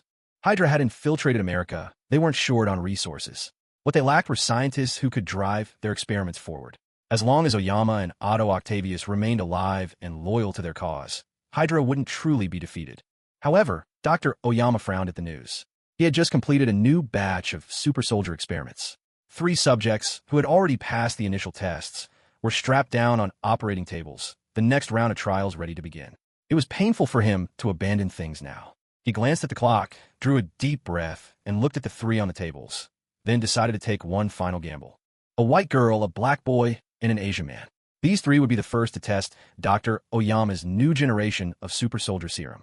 As for Otto Octavius, his reaction was far less frenzied. Upon hearing the news, he showed no visible emotion. He simply asked with mild curiosity, "May I ask what happened?" He received a surprising answer from Madame Viper. "Spider-Man has discovered our underwater base. I'm about to activate the self-destruct sequence and bury him here." "Spider-Man?" Otto Octavius's voice shot up an octave, followed by an inexpressible fury. Why is it always Spider-Man? Madame Viper was equally exasperated. If she thought about it, Otto's previous job had been working for Kingpin. For years, Kingpin had played cat and mouse with Daredevil. But the moment Spider-Man crossed his path, Kingpin began to suffer loss after loss. Not a single one of the super soldiers Otto had created for Kingpin ever managed to defeat Spider-Man. And now, Otto no longer worked for Kingpin, nor was he designing any new gadgets specifically to fight Spider-Man. Yet here he was again, still hunted by the very same wall crawler. To Madame Viper, it almost seemed like Otto was fated to clash with Spider-Man at every turn. As for Otto, he was convinced that Spider-Man must be one of Osborn's lackeys. Otherwise, how could he possibly explain why Spider-Man kept turning up wherever he went? Sure, Otto Octavius wasn't exactly an upstanding citizen, but did that pest really have to chase him day in and day out? Otto Octavius was seething now, ready to confront Spider-Man and settle the score. But that, he decided, would have to wait. First, he needed to shut down the current experiment, secure all the symbiotes, and pack them up for transport. Just as he was busy operating the equipment, packing away the gear, Felicia quietly slipped into the lab. One glance at the people consumed by the symbiotes was enough for her to sigh in frustration. The symbiotes, overwhelmed by the ultrasonic waves, had collapsed into puddles of muck. The test subjects inside stared vacantly into space, clearly lost beyond any hope. Shaking her head, Felicia crept closer. On the wall, she spotted 5 storage slots, now empty, except for one still holding a pure black specimen, untouched by the experiments for reasons unknown. She shot a quick glance at the strange creature feverishly securing the symbiotes in their life support canisters, then pulled out her electronic lockpick and pressed it against the wall. The locks surrendered immediately with a violent crackle. The security system fried in an instant. Felicia scooped up the canister, clutching it in her arms. The jet-black symbiote inside was anything but adorable. No sooner had Black Cat taken hold of the canister than it flashed menacing eyes and razor-sharp fangs, brandishing them at her from within. Unfortunately for the symbiote without a host, it was pitifully weak and couldn't so much as scratch the glass. "Oh, you're definitely not the cute type," Felicia remarked dryly. "You too, ma'am." The moment the containment device failed, Otto Octavius instantly understood what was happening. His mechanical tentacles lashed out viciously, charging straight at Black Cat. Madame Viper had set a 5-minute self-destruct countdown, but it took less than 2 minutes before her 4 modified Viper gang members were strung up by Spider-Man, beaten soundly, and tossed aside. I get wanted to sound menacing and all by calling yourselves Vipers, but seriously, you guys didn't have to turn yourselves into actual snakes. As Peter spoke, he grabbed the massive tail of the king cobra, tangled it together with the others, and cinched them all tight in a big knot. With all the modifications they'd done to themselves, these guys really did end up serpent-like. Their bodies way more flexible than expected, which made them perfect for tying together in one big mess. Just after Peter had twisted the Vipers into a helpless pile and thrown them out of the way, a tremendous crash sounded from a nearby room. Felicia nimbly darted out, flinging a glass container at Peter as she went. Instinctively, Peter caught it midair with webbing, and as he looked down at the fierce, snarling thing inside, he paused in astonishment. Wasn't this Venom? How did you get her hands on? Oh. Chasing her out of the room was a monstrous figure trapped in a life support pod, sporting 4 claws. Rapidly, it stuffed the remaining canisters, each containing a symbiote, onto a waiting drone for evacuation, then grabbed a nearby forklift and hurled it at Felicia.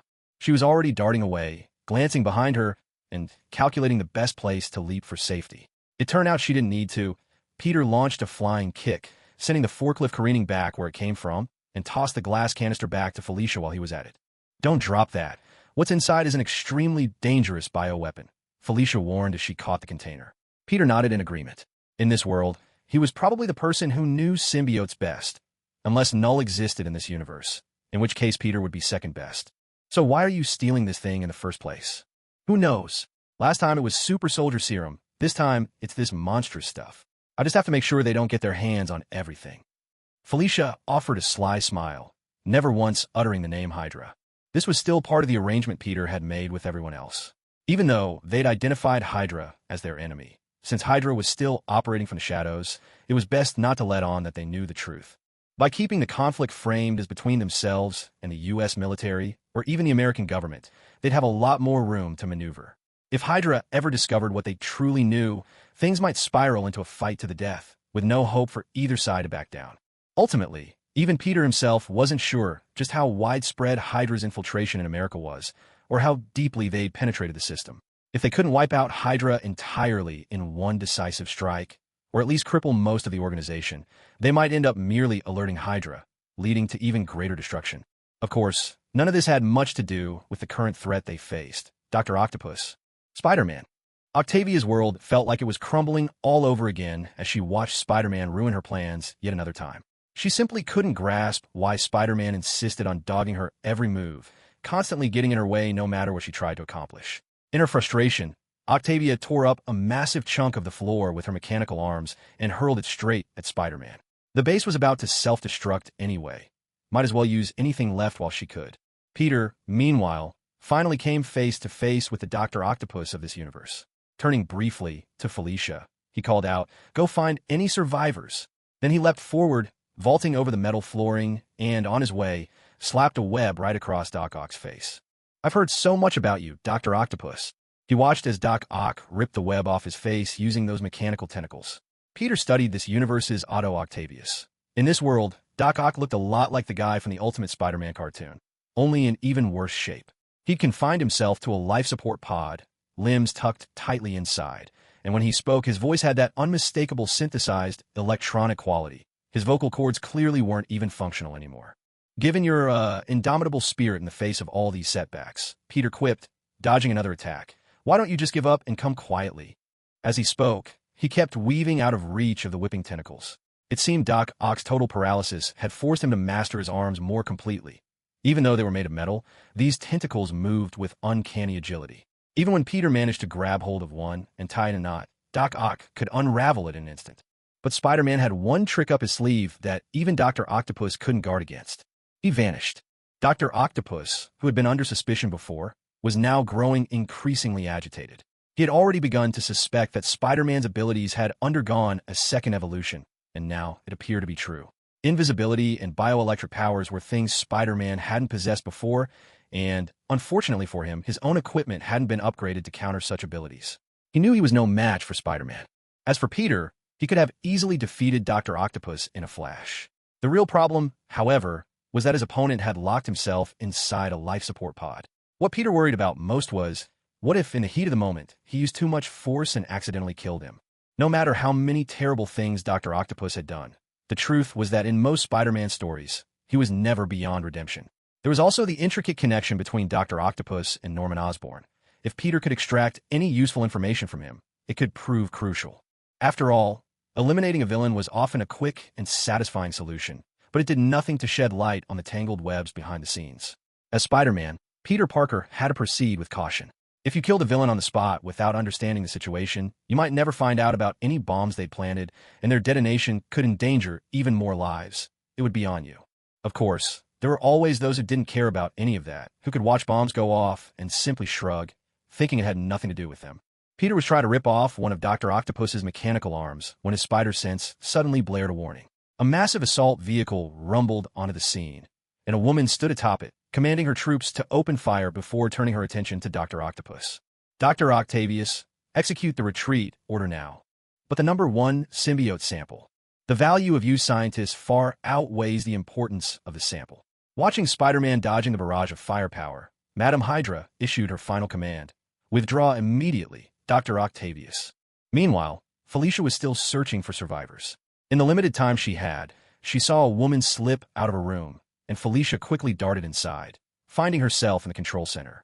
She had no idea the woman who just left was Madame Hydra, the true master of this underwater base. But what she did notice was the self-destruct countdown. Just over 3 minutes remained. In that instant, Felicia was overwhelmed with doubt. Why was this happening? Why, the moment they arrived, did Hydra activate the self-destruct sequence? Did they really think she was that insignificant? There was no time to puzzle over these questions. Felicia's first instinct was to open the cells holding the kidnapped victims. She then grabbed the microphone and spoke urgently. "The base's self-destruct has been activated. We only have 3 minutes left."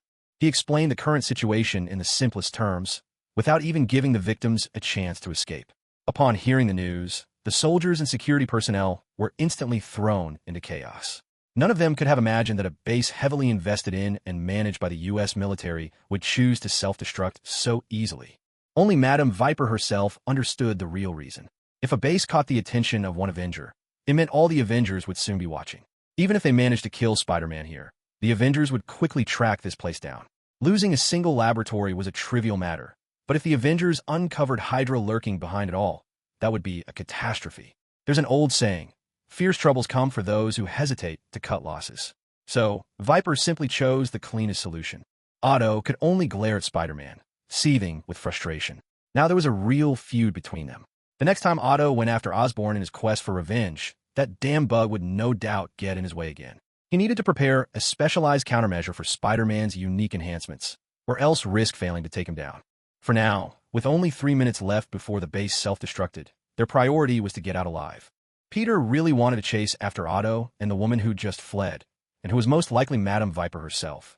But as the tank's powerful automated targeting system sprang into action, Peter was forced to focus all his attention on this steel behemoth. Who would even think of putting a tank at the bottom of a river, inside a secret base? Were they not worried about blasting a hole right through the whole place? Peter grappled a nearby forklift and hurled it toward the tank. Thanks, Doc Ock, for the forklift delivery. Just as one of Viper Security's guards stepped out the lab door, Black Cat leaped forward, slamming into him with the symbiote canister in hand, sending him flying. Without hesitating, she tore the lab's automatic door open, right as Madame Viper was preparing to evacuate Xiaoshan. The experiments reached its most critical phase.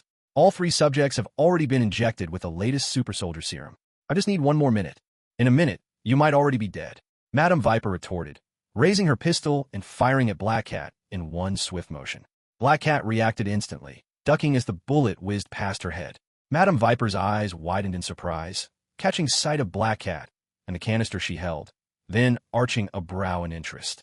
A super soldier? Where did you even get the super soldier serum? Who knows? Maybe I just found it lying around. Felicia spoke as she glanced over at the testing station. The 3 subjects had already been crammed inside, injected with the serum, and were now under the control of the Vito Ray. Nimbly dodging bullets fired by Madame Viper, Felicia darted over to the lab's control panel and slammed her hand down on the abort button. Ophelia, quick to react, fired her weapon, only to have Xiaoshan grab her arm tightly. What are you doing? Saving your hide. Sparks erupted from the control panel as Ophelia dragged Xiaoshan away. It was clear he wouldn't leave as long as the experiment wasn't finished, so force was the only option now. As for Black Cat, Ophelia knew she couldn't defeat another super soldier anytime soon.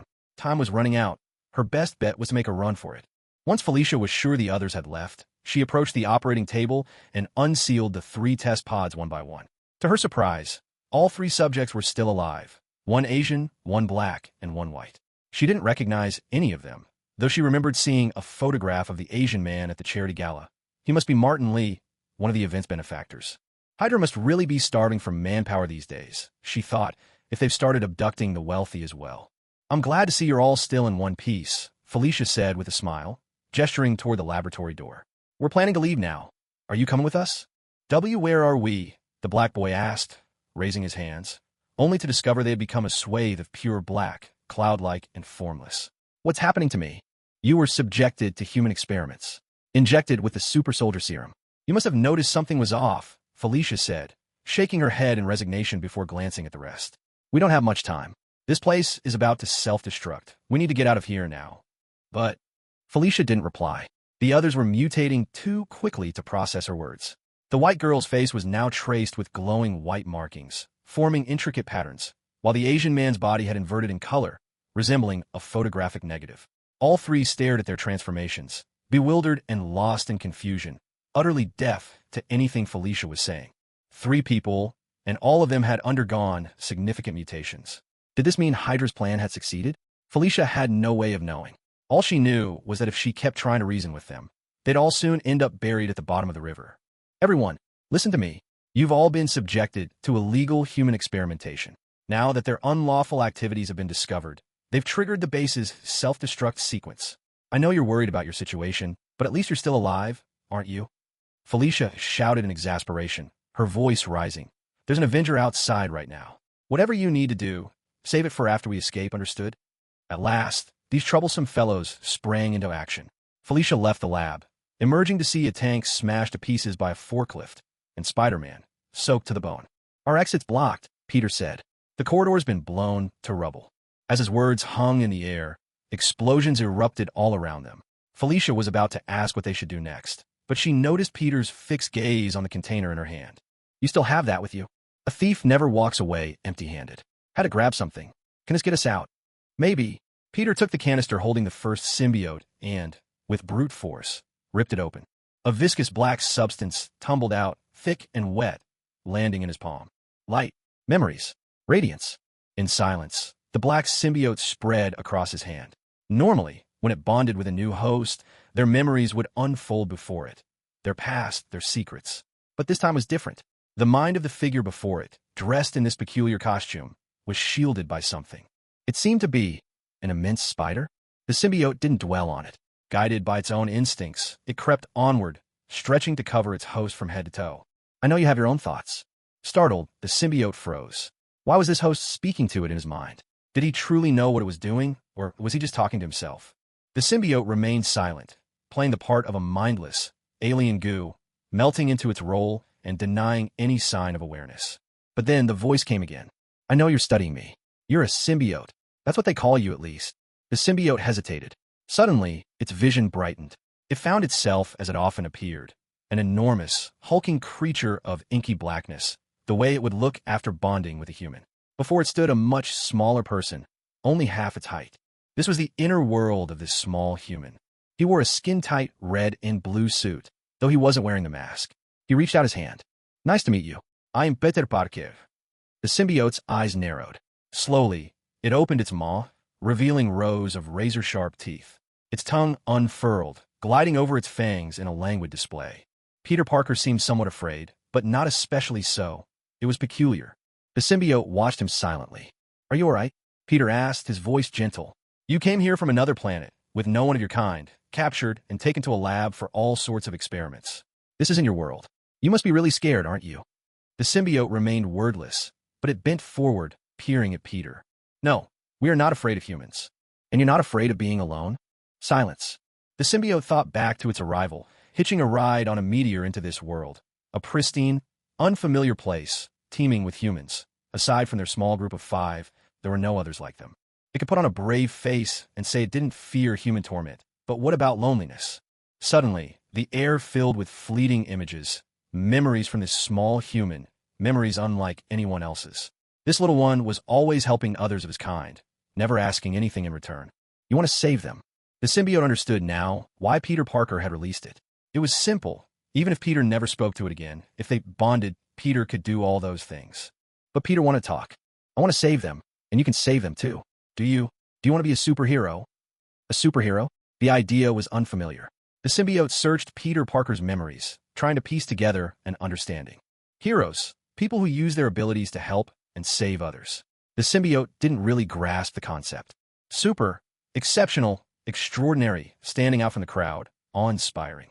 Suddenly, the symbiote's eyes lit up with excitement. Among its kind, it was nothing special. In fact, it was rather weak, anything but super. But with this human, perhaps, together, it could become super. If we save people together, we can become superheroes. Peter grinned and nodded exactly. Can I eat people's heads? Even just the bad ones you mentioned. Peter hesitated, then shook his head. I don't think that's going to work. It's a bit too much for Earthlings to accept, but I need phenylethylamine. Lots and lots of it. The symbiote bargained. If there are no heads, I'll need several times more chocolate. Well, Tony Stark will have to foot that bill. So is it a deal? One last thing. The symbiote finally clasped Peter's hand. A name? I don't have one. Something unique, extraordinary. Dangerous spiders use venom to attack their enemies. I am Spider-Man. You'll be Venom. All these internal dialogues flashed through his mind in just a matter of seconds. In that brief moment, the symbiote had already enveloped Spider-Man. It did not seize his consciousness. Instead, it melded seamlessly with his suit, transforming into an entirely jet-black Spider-Man attire, distinguished only by its stark white eyepieces. A torrent of explosions echoed from every direction. The laboratory's ceiling had collapsed and cracked open, allowing the waters of the Hudson River to come flooding in. Cloaked in his new black suit, Spider-Man, under the gaze of everyone present, reached his hand toward the fissure at the top. Immediately, massive black tendrils, gelatinous and powerful, shot up to cover and brace the entire ceiling. The symbiote sealed the breach, plugging the incoming rush of river water. As Peter supported the weight of the whole lab, he turned to Felicia and asked, Is everyone here? There aren't many left. Only a dozen or so survivors. I think that's all we've got, Felicia replied, her eyes fixed on Peter's shadowy new suit. Are you all right? I'm Phoenix. We came to an understanding. I'm Spider-Man, and it's Venom. Suddenly, an explosion tore through the side wall of the laboratory as debris came crashing their way. Peter thrust out his other hand as well, and the black claws extended limitlessly, deflecting the rubble. He shouted to rally everyone together. Scanning the crowd, he swiftly spotted Cloak, Dagger, and Mr. Negative among them, people still struggling to control their newfound powers. When all this is over, the three of you will need to come in for a checkup at Avengers Tower. Don't worry, it's on the house. As he said this, Peter raised his voice to call out, "Is everyone accounted for? If you are, remember to keep breathing in a moment." Behind him, the symbiote continued to stretch and expand, soon forming a massive sphere that enveloped all the survivors. Retracting his arms inside, Peter braced himself as the laboratory began its final, catastrophic collapse amid the ongoing blasts. Above the Hudson, the explosions sent rolling waves across the water. Onlookers on both banks saw black, living tendrils rocket skyward and anchor themselves to the shore, lifting Spider-Man, Black Cat, and all the survivors up from the riverbed and onto solid ground. Peter gathered the tendrils back, and rather than appearing as a mass of alien matter, the Venom symbiote now looked like a sleek, obsidian bodysuit resting smoothly on his frame. "I've contacted the Avengers Quinjets. Jarvis will take you all to Avengers Tower," Peter announced as he took out his phone to coordinate the evacuation, glancing over at Felicia. "I need to go and help Matt and the others. Can you keep everyone safe for me?" "No problem," Felicia replied, stepping back as she eyed Peter's new look. "So, it's just solid black. No accents or details at all. Give me a moment. I think I can fix that." Peter first asked the symbiote to mimic the web patterns of his suit, just like the black suit in the movies, but it felt somewhat off. So instead, he opted for a design with a large, white spider emblem stretching across both the front and back of the suit. "How does it look?" he asked. "It's really cool," Felicia replied with a bright laugh. "And it actually matches my outfit, too." "Oh, I hadn't thought about that," Peter admitted. As he spoke, he stepped backwards, watching as the Quinjet descended. He nodded at Felicia. "See you in a bit. I'll take care of this quickly." Peter Parker had never felt such boundless energy before. It seemed as if his stamina would never run out. Not only that, but with every swing of his web, he could leap nearly a kilometer through the air. Paired with the glider wings the symbiote formed, he could practically cross the entire width of Manhattan in a single swing. However, this symbiote didn't possess the many transformation abilities of the one seen in the Marvel Spider-Man games. In fact, its powers were more like those of Venom in the movies, basic but very effective. "You are strong," came the voice, more accurately, the sensation, of the symbiote itself. Symbiotes could vastly enhance their hosts in every way, but not all hosts were up to the task. This was actually the main reason for Hydra's many failed experiments. Their test subjects simply couldn't synchronize with the symbiotes, so in the end, the symbiotes devoured them. Peter Parker, however, could perfectly adapt to the symbiote. And since he was already powerful on his own, the boost was even more remarkable. This newfound strength gave the symbiote no small amount of pride. Even if it was weak by itself, paired with such a host, their combined power could rival, if not surpass, most others. "Thanks, buddy. Honestly, I didn't expect you to be so helpful. You held the whole lab together and got everyone out safely," Peter said. Landing lightly on the glass facade of a towering building, Peter glanced down at his own reflection, clad entirely in black, then looked toward Harlem. In that part of Manhattan, alarms were blaring. The Defenders' battle with Viper Security was still raging. Time to lend a hand. He fired a web line and swung rapidly through the city, spotting the smoke and chaos produced by Viper Security's forces as they clashed with the Defenders. Without hesitation, he sped towards them. At this moment, the Defenders were locked in a fierce battle with Viper Security, though it could barely be called a struggle. Most of the Viper Security staff who arrived weren't super soldiers. Not really.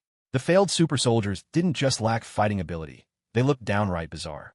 In the end, Viper Security still wanted to appear like a normal mercenary company, so it was better not to parade around with a bunch of oddities on their team. It's just that they really did bring out the wheeled armored vehicles and the assault rifles. "Don't kill anyone, Frank." In midair, Daredevil kicked two enemies to the ground, spun around to land another blow to an attacker's head, then hurled his baton, snapping a man's arm before flicking it back into his grip. The Punisher, on the other hand, simply fired a bullet into the wrist and leg of the security guard pinned beneath his boot. Then, with a swift motion, he drove a knife into the throat of another enemy who was charging at him with a stun baton. "Don't worry, Red," he said. "He's just out cold." Luke Cage endured the blast of the infantry cannon with his bare body, then charged at a wheeled vehicle and flipped it over with brute strength. Behind him, Iron Fist sprang upwards, bounced off the wall with acrobatic agility, and leaped through the air. With one punch, he sent an armed helicopter crashing down, yanked the pilot from the cockpit, and landed safely from above. Jessica Jones grabbed hold of the helicopter's tail and gently lowered it to the ground, while the security company soldiers, no fools themselves, scattered as the helicopter's spinning blades drew dangerously near. "We've been at this for almost an hour," Luke Cage said, easily tearing through the body armor of a soldier and sending him flying. "How much longer do we have to keep this up? Didn't you hear it?" Jessica Jones shot back as she sent another foe flying with a mighty punch. "Hear what?" "The web swinging," Daredevil replied. Clad in an all-black suit, Spider-Man dropped from above, sending up a thick cloud of dust as he landed in a crouch, both hands pressed to the ground. Everyone turned to Daredevil, uncertain, until finally Luke Cage couldn't help but grumble. "Seriously, who can actually hear web swinging?" For a moment, the battle froze, all eyes on the black-suited Spider-Man, still crouched motionless on the ground. No one knew what was going on, until the unit commander, Rattlesnake, called out, "Spider-Man, we're carrying out a government contract. I'm ordering you to leave immediately." "Oh, about that. I should let you know your little underwater club is finished. We found plenty of witnesses and evidence," Spider-Man replied, still crouched and almost offhandedly adding, "Same goes for all of you." By now, the black symbiote had already spread to the ground and the surfaces of nearby buildings. In an instant, black tendrils erupted from the earth and the walls, sweeping over the area for several hundred meters. Every operative for Viper Security was struck down and pinned to the walls in a blink, transforming the entire vicinity into a nightmarish symbiote hell, a scene straight out of a horror film. Once he was sure that everyone had been knocked unconscious with a single blow, Peter had Venom retract all his tendrils. Looking over the security guards sprawled across the ground, stripped of any fighting ability, Luke Cage glanced at his own hands after a moment of silence. "I was actually thinking of asking if the Avengers were still recruiting."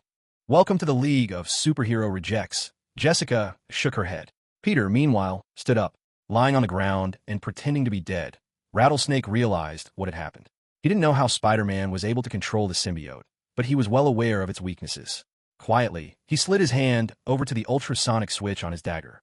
Before he could do anything, a symbiote arm shot out from Spider-Man and glued him in place, sweeping him up and slamming him heavily to the ground. In a blink, Spider-Man snatched the dagger from his grasp and crushed it in his hand, reducing it to a fistful of twisted metal. He hadn't even gotten to his feet before Luke Cage yanked him up. Looking at the old acquaintance who'd once framed him, Cage flashed a broad smile. "Hey there, old friend. Carl, you know I always..." Before he could finish, Luke Cage knocked Rattlesnake out cold with a brutal headbutt, then tossed him aside. The accounting for their history could wait for another time. "Everything sorted out?" someone asked. "Halfway. Their commander triggered the self-destruct as soon as we busted in. I barely managed to fish everyone out from the bottom of the Hudson. But we've got witnesses, and we've got evidence. The remains of the lab down there won't stay hidden for long."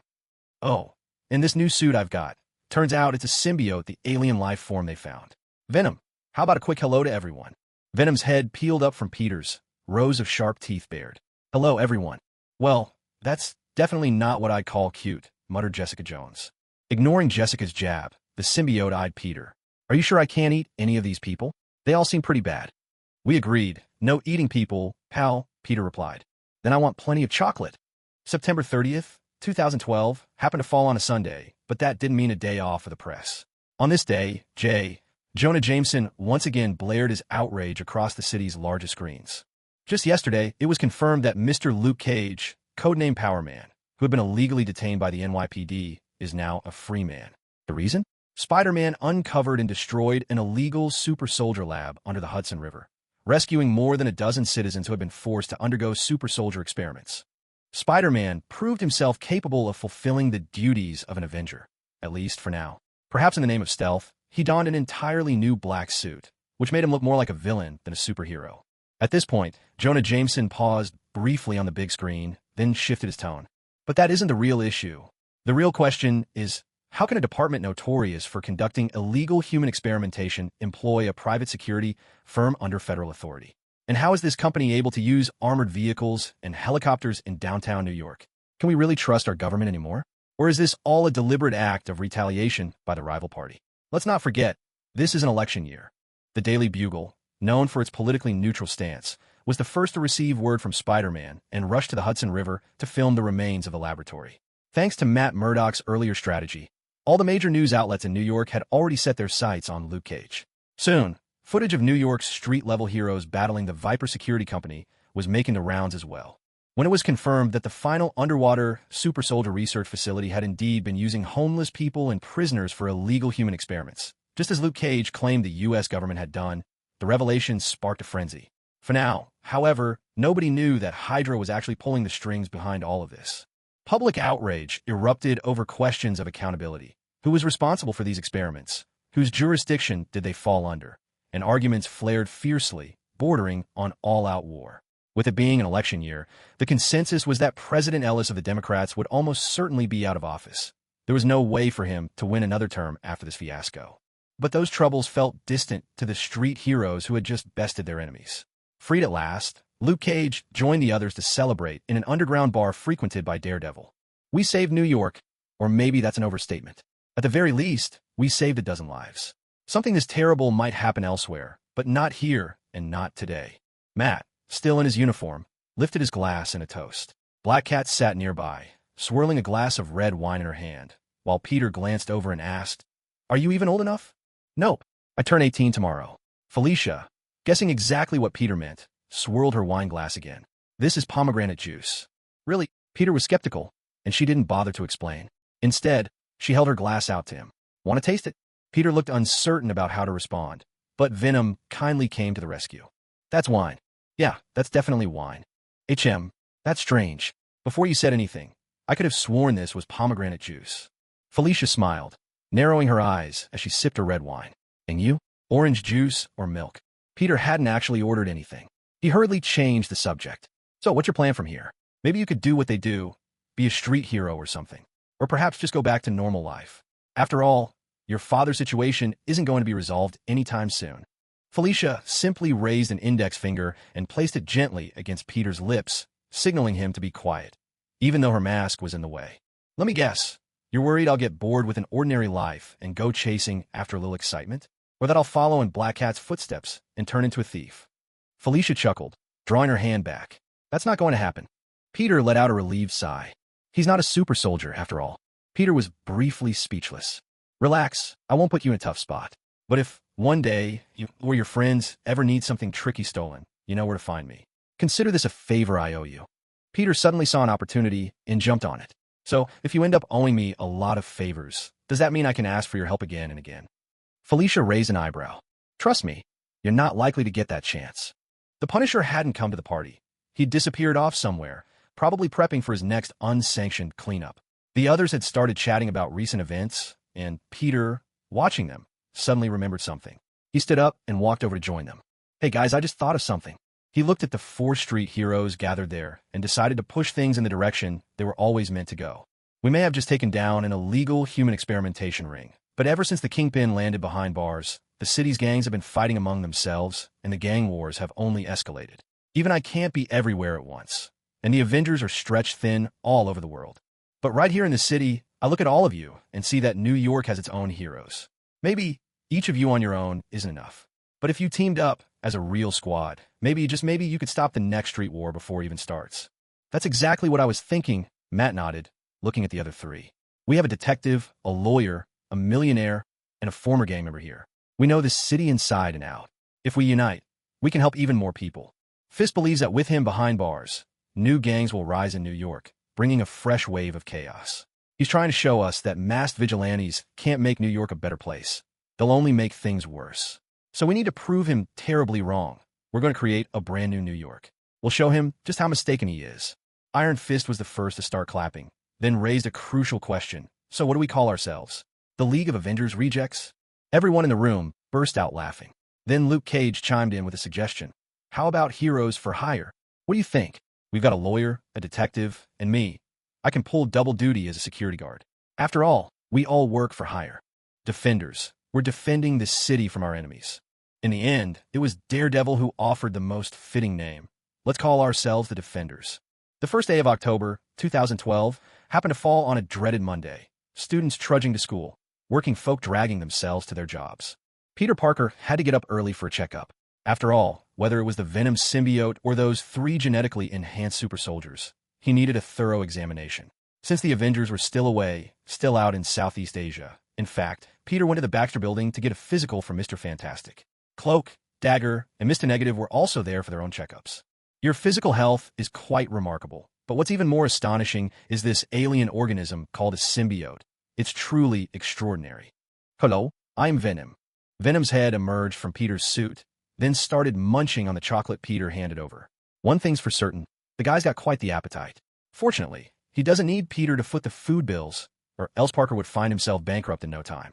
What do you think, Dr. Richards? This creature is essentially a molecular aggregate. It's fully molecular in structure. Even if most of it gets destroyed, so long as a tiny bit remains, it can regenerate itself whole. As Reed spoke, his eyes widened with excitement, staring intently at Venom. Venom, spooked by those cartoonishly large, unblinking eyes, immediately shrank back. And this unique molecular structure can combine with inorganic substances. That means, in fact, most of the symbiote attached to you right now has bonded its biomass with inorganic material. Of course, that's not a bad thing. It just means the symbiote can absorb other materials to increase its mass and size. Peter had already witnessed this with his own eyes. Whether lifting the underwater lab or taking out all the guards of Viper security with a single strike, Venom could cover a huge area in mere seconds, overwhelming whatever stood in their way. Moreover, according to my analysis, if you and the symbiote truly merge, your abilities should go far beyond what we've seen. The symbiote should be able to temporarily reshape its host, making you similar to itself. In other words, you could, for a limited time, phase through certain kinds of terrain like the symbiote does, or even disguise yourself in other forms. Peter turned to look at Venom. Can you do that? No, I can't, Venom replied very honestly. Some of the strong ones can, but I'm not one of the strong ones. Well, if Venom says it can't, then it can't. As simple as that. But you should be careful, Reed continued. This organism feeds on phenylethylamine.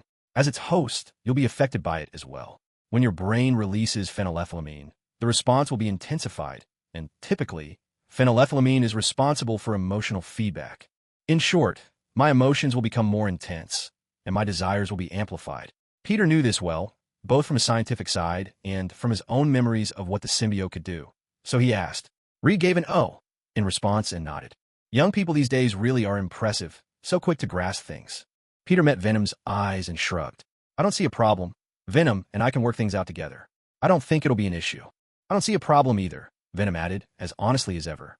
No matter how much Peter Parker's desires might get amplified, just how far could they really go? Maybe, instead of being New York's friendly neighborhood Spider-Man, he'd become Earth's friendly neighborhood Spider-Man. So what about those three? How are they doing, Dr. Reed? The result was pretty much as Peter expected. Actually, it was just what was supposed to happen. Cloak and Dagger gained the powers of darkness and light, respectively. Cloak could merge himself with the shadows, becoming immune to physical and certain energy attacks, and could teleport over long distances. Dagger gained the ability to emit radiant energy, her best trick being able to glow in the dark, as she could hurl blades of light capable of harming enemies or healing her allies. Their powers complement each other. If they can't help each other in time, it could become dangerous for both of them, Reed explained, straightening his own body, which had contorted as he observed the symbiote. I'm working on a solution to their problem, but for now, they'll just have to rely on one another. Reed explained the situation about the two of them. It was just like in the comic books. Both had powers with significant flaws. After hearing the details, Peter nodded in understanding, but didn't comment further. As for whether Cloak and Dagger of this universe intended to become heroes, or would rather wait for Reed to find a way to free them from their mutual dependency, that choice was entirely in their hands. By comparison, Peter was far more concerned about something else. Martin Lee. He knew that Martin had already awakened the powers of Mr. Negative in this world, and if things got out of control, Martin could easily become an enemy. In this universe, Martin Lee was a genuinely good person, reminiscent of the character from the Marvel Spider-Man game. He hadn't strayed from the right path yet, and Peter sincerely hoped he never would. His situation is somewhat complicated. It seems he already had signs of a split personality, so when given the super soldier serum, it granted him two completely opposed abilities, Reed told Peter, summarizing his findings. One is the power to heal others, and the other is the ability to incite and amplify violent tendencies deep within people's hearts. On top of that, he can also project a certain level of energy. But the most crucial part is that whichever power he uses, it inevitably sways his own mood violently in one direction or the other. That sounds really serious, but I think I might have a solution. Peter had an idea, maybe not a permanent fix, but at least a temporary one. I know a street hero called Iron Fist. He might be able to teach Martin Lee how to control his abilities to find a balance between the two extremes. Is there anything else, Dr. Richards? Oh, right. When are you planning your next multiversal journey? I need some data to advance my research. Peter was left speechless. If I sense any anomalies, that probably means a Spider-Man in another universe is in danger. Honestly, I hope nothing happens at all. Reed could only respond with a non-committal hum. After all, it wouldn't do to hope for disaster to befall another universe's Spider-Man. In that case, I'll be heading out, Dr. Richards. I still have school to get to. As Spider-Man, clad in his black suit, walked out of the lab, Reed sighed. His counterpart in another universe was teaching him how to build a multiversal portal, but the real challenge was a lack of data. If only Spider-Man could travel through the multiverse just one more time. Only once would be enough. One trip would give Reed all the data he needed. Hey Reed, I heard Spidey stopped by. Johnny Storm walked into the office, only to find Reed poring over his calculations, and suddenly realized what had happened. I missed him again, didn't I? Request for leave. Writer's block. I just can't get the rest down right now. I'll take a short break here, and we'll make up today's remaining chapter tomorrow. After finishing his classes on the first day of October, Peter Parker walked out of the school. Transforming into his Spider-Man alter ego had become easier and easier. In the beginning, he needed to find a place and spend ages changing clothes. Later on, he had a portable suit. Now, with Venom, he could change outfits in just a second. You're hesitating. Venom's voice echoed in Peter's mind. Peter sighed, knowing exactly what Venom was getting at. He was tempted to accept Oscorp's sponsorship to see what big plans Osborn was really hatching. But at the same time, he was worried about Harry, who clearly wasn't happy with his own father. I just need to find a way to make everyone happy, right? He hacked the school's security cameras, forcing them to play a looping feed. After making sure the coast was clear, Peter used Venom to pry open Felicia's locker and slipped a small box inside. As Venom handled the whole thing with ease, he voiced his own confusion. Then why don't you just tell him you're Spider-Man? For a moment, Peter didn't know how to answer. Do you trust him? We've only known each other for a month. We only met yesterday. That's because I know you're Venom, Peter thought, though he left the words unsaid. They didn't really make sense. If he could trust Venom just because he knew Venom's nature, then there was no real reason to keep secrets from Harry. What exactly was he trying to hide? You're right.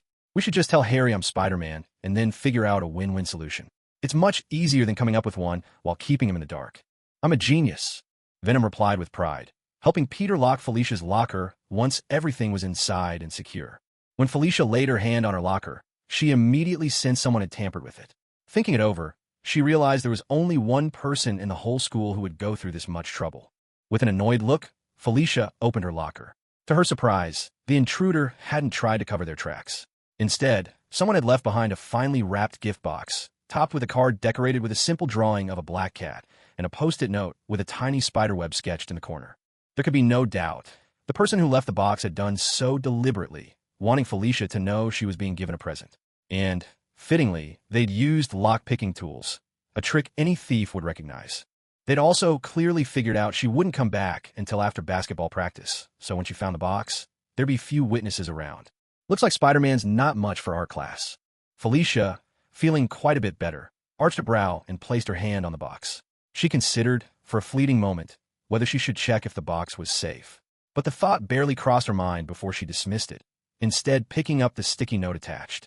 I notice you're still using the old Lynx gear, so I thought these might be enough to win myself another favor from you. With another slight lift of her brow, Felicia opened the box. There wasn't much inside. A brand new grapple gun, looking even better than her current one. A pair of orange goggles with silver gray frames. As Felicia picked them up, tactical information flickered across the lenses. There was also a new pair of gloves that appeared much more practical than her old ones. And finally, a dark silver belt, intricately designed with clever compartments and pouches, subtle enough not to catch much light, even at night. At its center, a cute geometric cat's head, all clean lines and angles, adorned the buckle. Oh, you really are adorable, she murmured, whether she was talking about the belt or something else. Even Felicia wasn't certain, but she picked up the belt regardless. The moment she held the gear, Felicia was sure there had to be trackers hidden inside. But after a brief consideration, she decided not to worry about it. After all, wasn't it a bit of fun to occasionally wander through a few big museums at night and keep Peter Parker too anxious to sleep? That idea held its own kind of charm. Maybe, just maybe, he'd even get so worried she was out stealing something that he'd come looking for her in the middle of the night. The thought brought a smile to Felicia's lips. She had no intention of playing by Peter Parker's rules, but she didn't plan on outright defying him either. After all, what cat is ever truly obedient? Hours later, under the night sky of Manhattan, the moon hung high, scattering pale light across the thinning clouds. Felicia Hardy suited up, trading out her usual equipment for the new gifts. She toggled the tactical display on her goggles and set her sights on tonight's target. New York was vast, full of corners the Black Cat had yet to discover, and she was never the kind of thief to prey on the poor or the innocent. Since Kingpin's surrender, countless gangs, big and small, had sprung up to fill the underworld void. Some were just passing shadows, destined to fade and be forgotten within weeks. But always there were a few with tangled connections and real ambition, groups with backing, ties to powerful names, even the potential to rise as the city's next kingpin. Their secrets, passwords, deals with politicians, evidence of illegal acts, smuggled goods. All of it was far more alluring than any bank vault or lockbox. That, Felicia was convinced, was the real treasure worth chasing. New York. Manhattan. Rikers Island Prison. Kingpin had just finished his dinner when the news flashed on TV. Spider-Man and the Defenders had destroyed a secret U.S. military human experimentation facility. The moment he saw the broadcast, Kingpin's rage turned him into a one-man wrecking crew. He swept everything off the table and sent it crashing to the floor. But what infuriated him wasn't Spider-Man. Spider-Man, after all, was just a meddling Avenger, always butting in where he didn't belong. Kingpin was well aware that he couldn't hope to defeat an Avenger, not in a straight fight. Yet the Avengers couldn't possibly keep watch over New York at all times, and with just one Spider-Man left, there were always ways to keep him occupied. This was what gave Kingpin the confidence to believe he could still rule his world. Daredevil and the others, though, they were a different story. Unlike the Avengers, these Defenders were rooted in New York, always within reach. If they ever truly united, they could inflict devastating damage on Kingpin's operations. After venting his anger until nothing was left standing on the desk, Kingpin paused and let out a heavy sigh. On reflection, there were ways to deal with the Defenders. Nothing was impossible. All he needed was a plan to keep Spider-Man distracted while he conducted his business. He shook a small bell, summoning a prison guard. "Is there anything you need, Mr. Fisk?" Kingpin smiled quietly and nodded to the guard. "Yes, I need to make a phone call." The guard nodded and handed him a satellite phone. Kingpin dialed a number and, once connected, gave his orders to the other end. "Can you get a message to Sergei Kravinoff? Tell him his brother died at Spider-Man's hands." Ruined buildings were strewn across a barren wasteland. A vibrantly painted off-road vehicle barreled across the open land. At the wheel, an old man, bow slung over his back, sipped from a bottle and drove toward the horizon. Up ahead lay the colossal skeleton of Ant-Man, collapsed in a cruciform pose, now serving as a landmark for the surrounding lands. Pym's Cross, that was the name of this place. As the old man traveled, the faint mark of a spider began to grow clearer in the dust along his path. Eventually, he pulled into a forlorn little town. A hammer, gleaming with a god's blood, stood planted in the dirt as townsfolk, numb and worn, knelt before it in prayer. The old man said nothing, simply parked in front of an auto shop, walked upstairs, and opened the door to his daughter's room. Ashley, he awoke from the dream. Peter shot up in bed. Just a moment ago, he'd been telling Reed that he likely wouldn't be traveling to other universes so soon. Clearly, the universe had other plans. But a wasteland universe? Why that of all places? Most stories set in the wasteland universes follow the same pattern. The villains join forces, pick each other's rivals to swap and eliminate, then proceed to kill off most of the heroes and rule the world. Of course, this kind of plot doesn't hold up to much scrutiny. For example, in one universe, Wolverine, under Mysterio's control, slaughters all the X-Men, setting aside the rest of them. How did he manage to kill the telepaths? And what about Shadowcat? How could he possibly have taken her down? Peter couldn't recall the exact designation of that wasteland universe, but he knew there was more than just one. The earliest version actually began as a side story within the Fantastic Four. In that storyline, the future wasteland is eventually restored when Mr. Fantastic and the Invisible Woman return through the time tunnel, gathering the surviving heroes and their descendants to save the world and ultimately confronting Galactus. Yet, it's another universe that's more widely recognized. The universe where the tales of Old Man Hawkeye, Old Man Logan, and Old Man Star-Lord unfold. But whichever universe it is, none of them really seem to fit the requirements of the Web of Fate. Sure, in that universe, there's a Spider-Man and Hawkeye, and even Ashley Barton, the daughter of the Spider-Man from that world's daughter. Still, the problem is the entire story isn't centered around Spider-Man, nor does the plot truly involve him. To put it a bit bluntly, whether or not Spider-Woman survives in that world doesn't really matter to the events at large. What happened? Venom poked his head out from Peter's closet, asking curiously. Peter shook his head without replying, still pondering the matter at hand. Just then, his phone vibrated. Peter picked it up to check his messages. The Avengers were back. A few minutes later, at Avengers Tower. "So, your next stop is a world where all of us are dead? Wolverine killed the entire X-Men?" Emma Frost could just shut his mind down instantly. Tony Stark, having just returned, could only shake his head in disbelief when he heard about it. And how exactly did they manage to kill Thor? The absorbing man soaked up the magical energy of some hero I don't recognize and wielded lightning controlled by Magneto. The absorbing man had already shown up in their world, only to get hammered by the Hulk and be sent straight to the raft. You're telling me Thor was killed by the absorbing man, fists charged with magical lightning? Tony let out an exasperated sigh. When he'd first heard this, his PTSD over not being able to save the world, trauma left over from the Battle of New York, almost flared up again. But after listening to the tales Peter had seen about that other universe, he could only sigh in resignation. At least the PTSD didn't hit, though his blood pressure was probably about to. How could the people of that wasteland universe be so spectacularly foolish? All right, we already know you've got a brand new, very DC-looking suit, plus your alien friend. Is there anything else you need? If you're planning to head to that wasteland universe. Peter hesitated. At first, he thought about bringing something else, but now it seemed he really didn't need much. Was there anyone truly formidable in the wasteland universe who could take on Venom? Aside from certain Black Bolt, but he wasn't even an enemy there. Wasteland Hulk. He was just a loser who got soloed by Old Man Logan. Not exactly impressive. The traitorous Thunderbolts? Honestly, even combined, it was doubtful they could take down Venom. Chocolate. Peter finally summed up everything he needed. A lot of chocolate. That's all I want. Venom needs it. Venom suddenly popped out a little head, startling Tony just a bit. Yes. Lots of chocolate. Tony smiled. All right, but you'll have to figure out a way to carry it. And make sure your little alien pet doesn't sneak any. Actually, I got a small gift for you. As a student, you need a good backpack. A good backpack? Could it be? Tony Stark snapped his fingers. Rising from below the floor was a brand new Iron Man suit, still in that iconic red and gold, but now heavily influenced by Spider-Man's design. The main color was red, with a massive golden spider emblazoned across the chest. The forearm and lower leg armor were gold as well, and the eyepieces had turned gold too. The highlight, though, was the trio of razor-sharp, pure gold metal talons protruding from the back. I didn't give it a model number, because this one's for you. The Iron Spider Armor. Thank you very much, Mr. Stark.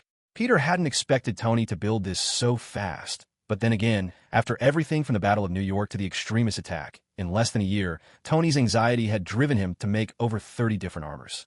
Maybe this took him only a few hours to design. Cap and I do agree on one thing. You're too young.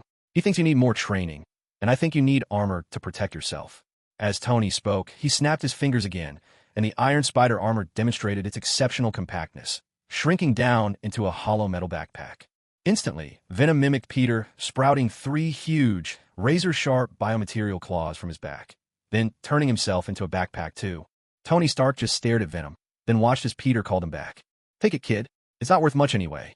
I've already made it, and honestly, I never thought you'd actually manage to finish one, an alien symbiote. Tony spoke as he took a sip of his milk. And by the way, black and white really isn't a good look. Then, thank you, Mr. Stark. Peter picked up the metal backpack. To tell the truth, it weighed several dozen kilos, but for him, it felt no different from a regular school bag. A new day had begun. Time ahead to school. According to last time's experience, he had a few days left before venturing into the wasteland. He'd best use this time to get thoroughly prepared. Oh, Mr. Stark, remember to look at what I left in the safe. Also, make sure you shut down Jarvis, along with all other network devices. Tony Stark paused for a moment. He still had no idea that Peter had packed the safe full of webbing, blocking Jarvis from scanning the patterns inside. All he could tell was that something about this didn't bode well. Tuesday was an ordinary day. There weren't even any activities in the detective club. Peter walked into school, carrying his new backpack, which appeared to be made from ordinary fabric thanks to optical camouflage. But today was also special. Peter had already told Harry last night that he had something to discuss with him after lunch. Amadeus could wait. This wasn't about favoritism, but Peter needed to talk to Harry about Norman Osborn. After all, as far as Peter knew, only he was aware that Harry was Norman's son. At school, Harry still went by Harry Lyman. And this was exactly why Peter needed a private word with Harry. I've sometimes wondered if maybe the upperclassmen in the detective club hold their meetings at lunchtime, just to avoid us clueless newcomers, Harry mused, stepping into the clubroom and closing the door behind them. He watched as Peter set down his bag and pulled something out, curiosity in his gaze. What are you doing? I'm setting up some equipment to block our phone signals, to keep anyone from eavesdropping. While I'm at it, I'm checking the room for hidden cameras and such. None so far. Looks like the detective club really is a blind spot. Nobody would ever suspect criminals hiding out here, Peter said with a soft chuckle. That little laugh could have meant anything. Harry gave Peter a puzzled look. You okay, man? Did you get in trouble or something? Hack into some big company's database? Peter was momentarily stunned by Harry's guess, then turned to face him. Of course not. Then why all the secrecy? All right, there's something I need to tell you. Please don't freak out when you hear it, because there's something even more important I need to say afterward. Harry nodded, waiting for his friend to pull off some jaw-dropping stunt. Then he saw Peter Parker turn to him with deadly seriousness. I am Spider-Man. Oh. Peter was confused by Harry's lack of a reaction. For a moment, he thought Harry already knew his secret identity. But clearly, he didn't. Instead, Harry turned to Peter and asked, is there some kind of comic convention coming up? Or are you planning to? Peter let out a sigh and allowed the symbiote to spread over his body. In a heartbeat, the black and white suit covered him from head to toe. Seeing this, Harry jumped in surprise, clutching his chest and staring at Peter in disbelief. You're Spider-Man? I just said that. I know. Harry struggled to process what he'd just seen, taking a deep breath before nodding slowly. You're Spider-Man? You just said that too. Harry sat there, breathing deeply for a while before he finally regained his composure and took a seat to the side. Peter withdrew the symbiote suit and waited patiently for Harry to collect himself. After a moment of silence, Harry finally found his words. My best friend is a superhero, an Avenger, even. Good grief. And you actually told me. Yeah, there's a reason for that. I got my powers when I was bitten by a genetically modified spider created by Oscorp. Oscorp. The moment he heard that name, Harry understood. He looked at Peter, let out a long breath, and nodded. At last, he understood why his perpetually dissatisfied father had seemed so amiable toward Peter last time. My dad definitely told you something like, that's company property, right?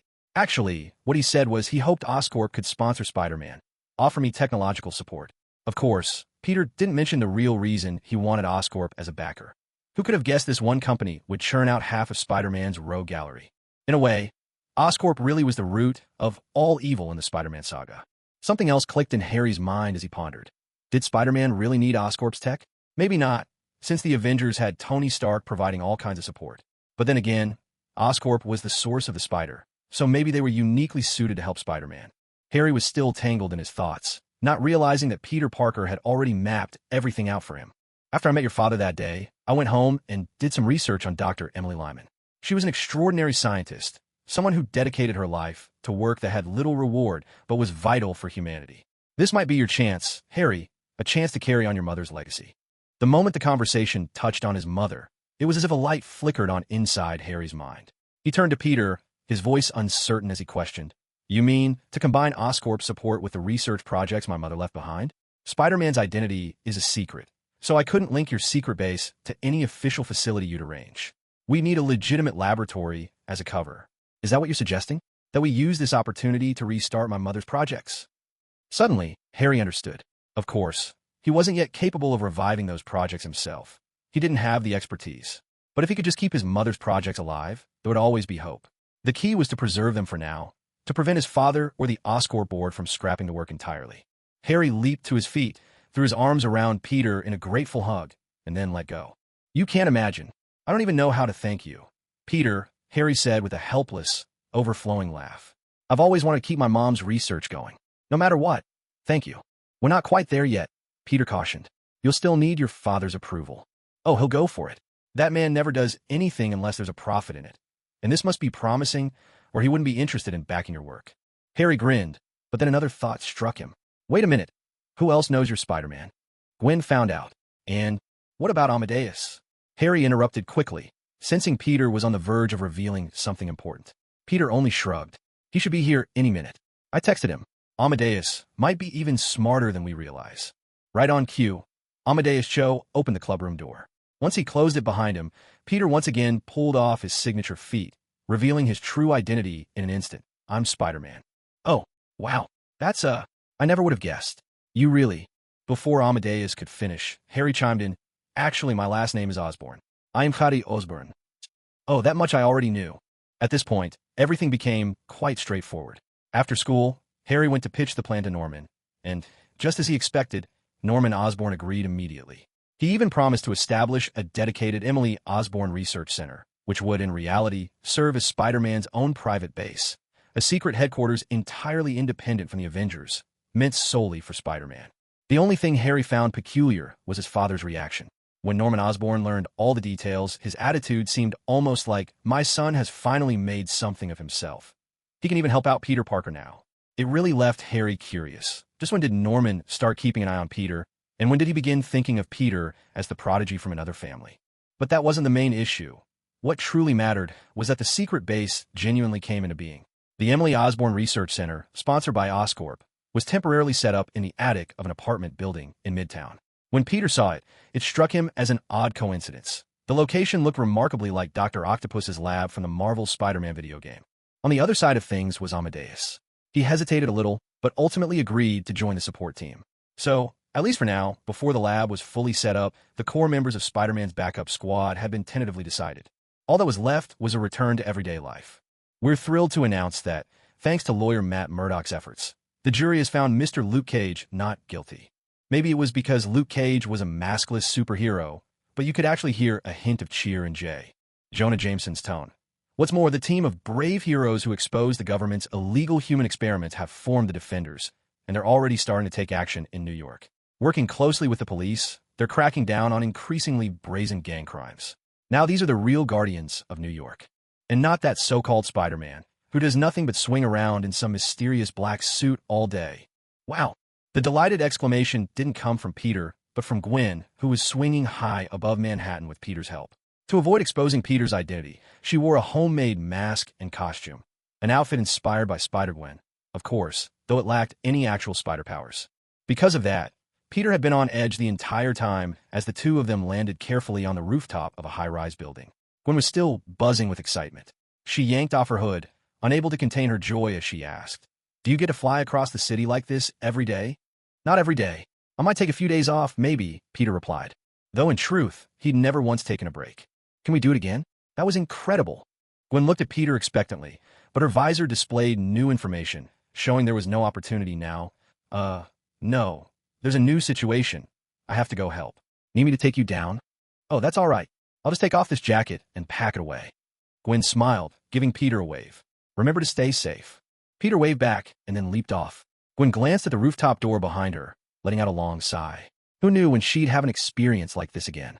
Meanwhile, Peter Parker, dressed in black, swung through the city. Somewhere out there, some clueless supervillain was causing trouble at this very moment. Landing on the ground, he saw Captain George Stacy and his officers, their patrol cars glued firmly in place. "Wait a second. Superglue?" Ducking to dodge a glob of sticky liquid glue shot right at him, Peter muttered, "Please, not him.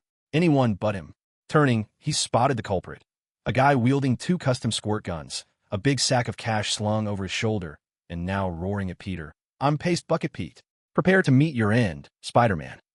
Peter Parker had never in his life felt so exasperated about sharing the name Peter. He couldn't even muster up a retort.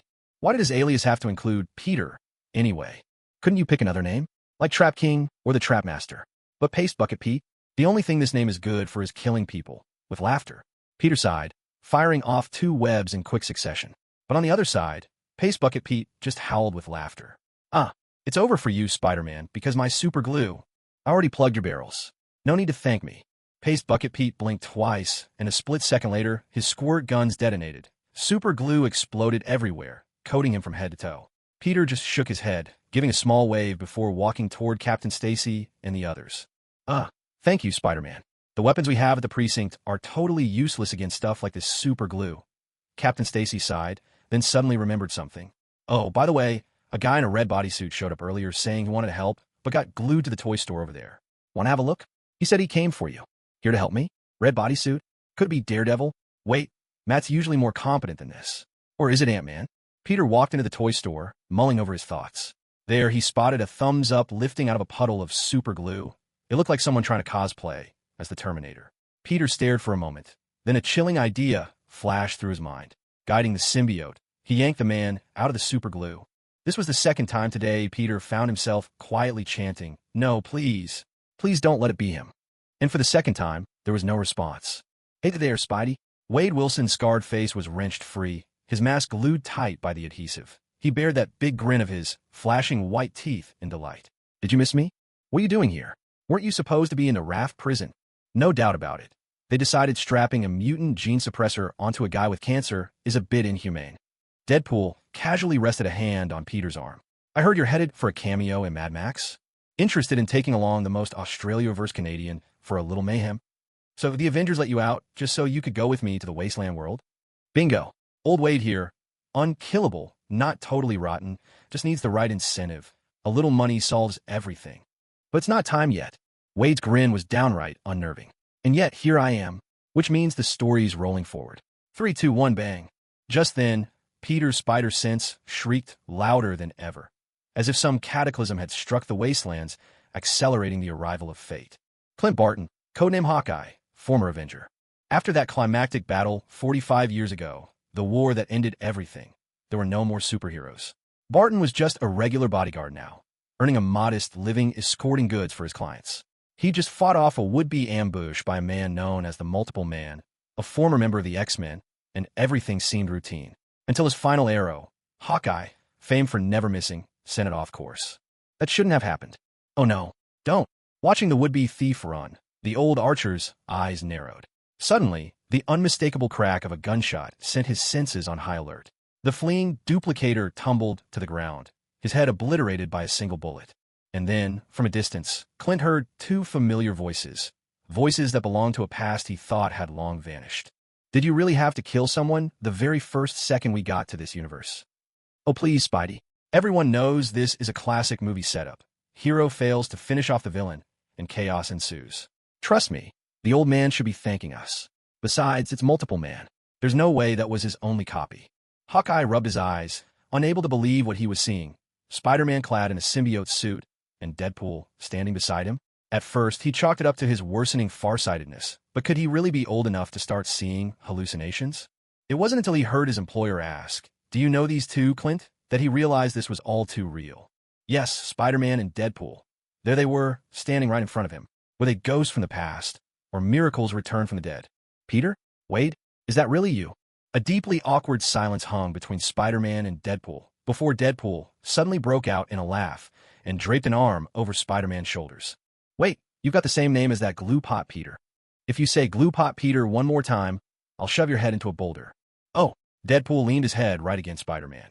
You're the best. You won't even push the button on my mutant gene suppressor. All right, Hawkeye was certain.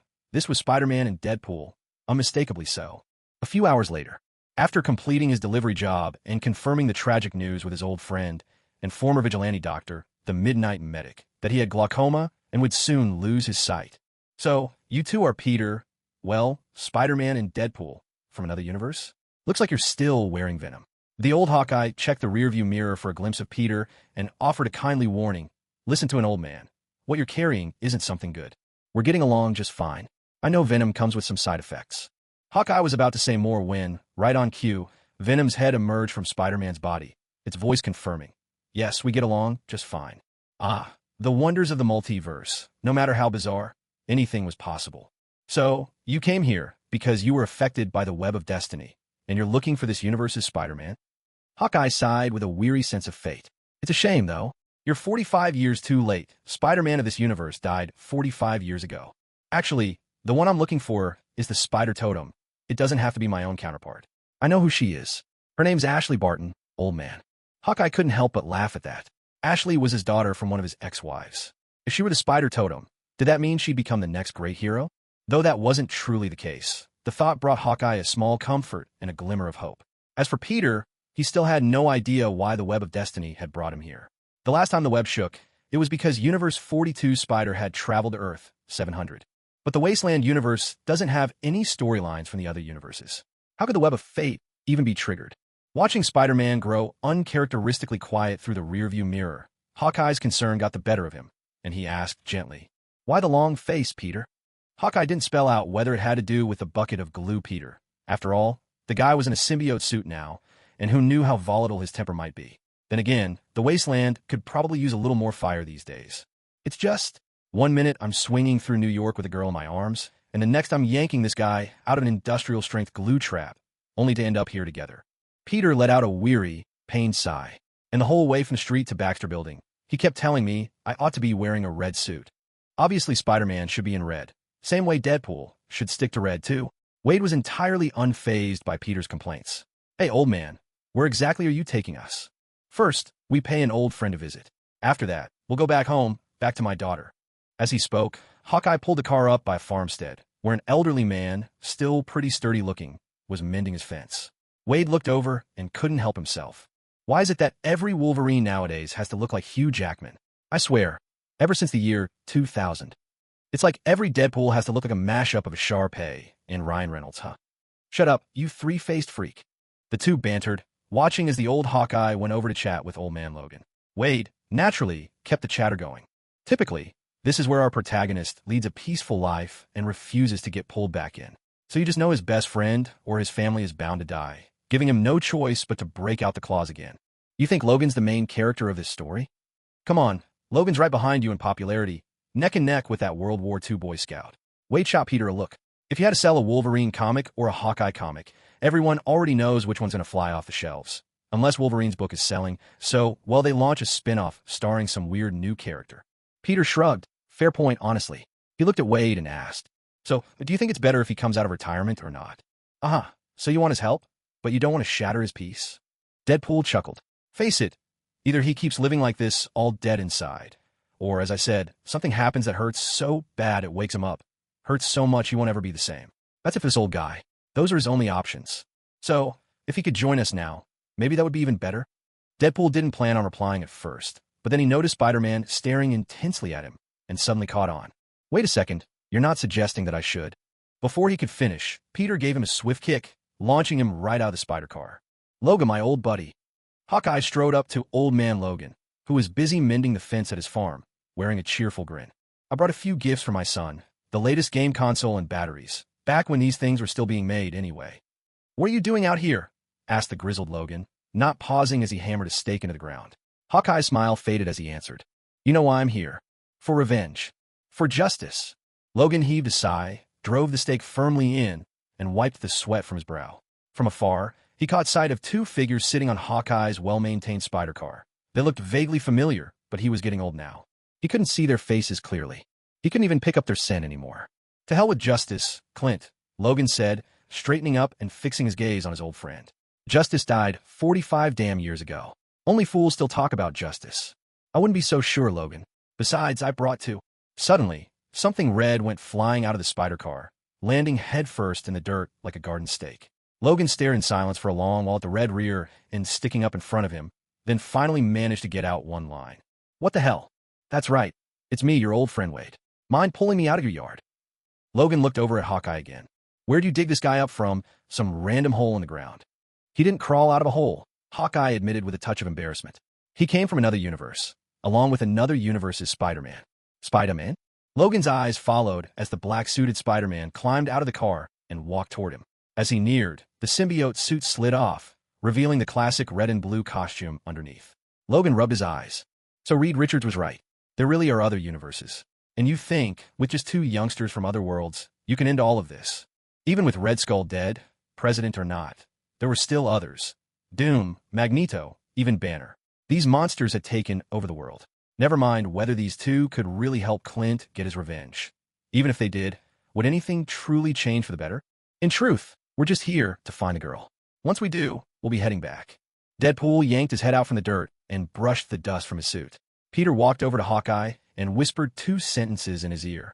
Those words brought a spark back to Hawkeye's once clouded eyes, and he let out a low, contented chuckle. No need, Logan. I'll handle things my own way. With a laugh, Hawkeye pulled out the cash he'd earned from escorting this job and handed it to Logan. But we'll need a guide, right? Who knows where old Banner's holed up now? And if we take care of him, you might just get a break on rent this year. Of course, if we die out there, you'll be able to drive this flashy spider car back and sell it off. Either way, you don't lose. Logan looked at them long and hard before finally snatching the game console from Hawkeye's hand. I'll go tell Maureen and the kids. As Logan went inside, Hawkeye turned to Peter with a smile. What do you think? If he comes along for the ride, is there a chance he'll change his mind? I have no idea. Peter shrugged. But it's got to be better than doing nothing, right? A few minutes later, Logan reappeared, jacket on and hat pulled low. He kept his words short. Just a cold. Get in. Hawkeye, still grinning, herded everyone into the car. Logan took the front passenger seat as their reluctant guide, while Deadpool and Peter hopped in the open back, same as always. Once the spider car's engine roared to life, Hawkeye, in good spirits, cranked up the radio. All the leaves are turning yellow. The sky is going gray. I'm wandering along on a winter's day. Night fell as the scent of roasting meat filled the air over Hulk gang territory. 45 years ago, in the final battle, not even the alliance of villains could bring down the Hulk. Red Skull ended up raining dozens of nuclear warheads across the California wastelands. The massive explosions and radiation didn't kill the Hulk. Instead, they completely fried his brain. From then on, Hulk became a true monster. The first thing he did in the radioactive ruins was violate his own cousin, Jennifer, the She-Hulk, for she alone could withstand his strength. After that, Hulk's bloodline continued on the wastelands. Under the teachings of their monstrous patriarch, a new generation of monsters was born, a gang of cunning, ruthless fiends. Logan mulled all this over, leaning against the spider car, drinking from a bottle. Those three idiots, eager for trouble, had gone off in a nearly empty car, leaving Logan several kilometers away. If they managed to wipe out the Hulk gang, they'd come back in one piece. If not, Logan would be far enough away to make his escape. Logan drank down half the bottle, gazed into the silent, motionless distance, and let out a weary sigh. Then he climbed into the spider buggy and headed toward the Hulk gang's base. Halfway there, night was suddenly torn open by blinding daylight. A column of fire erupted on the horizon, swelling upward, and was soon followed by a massive mushroom cloud billowing from the dying flames.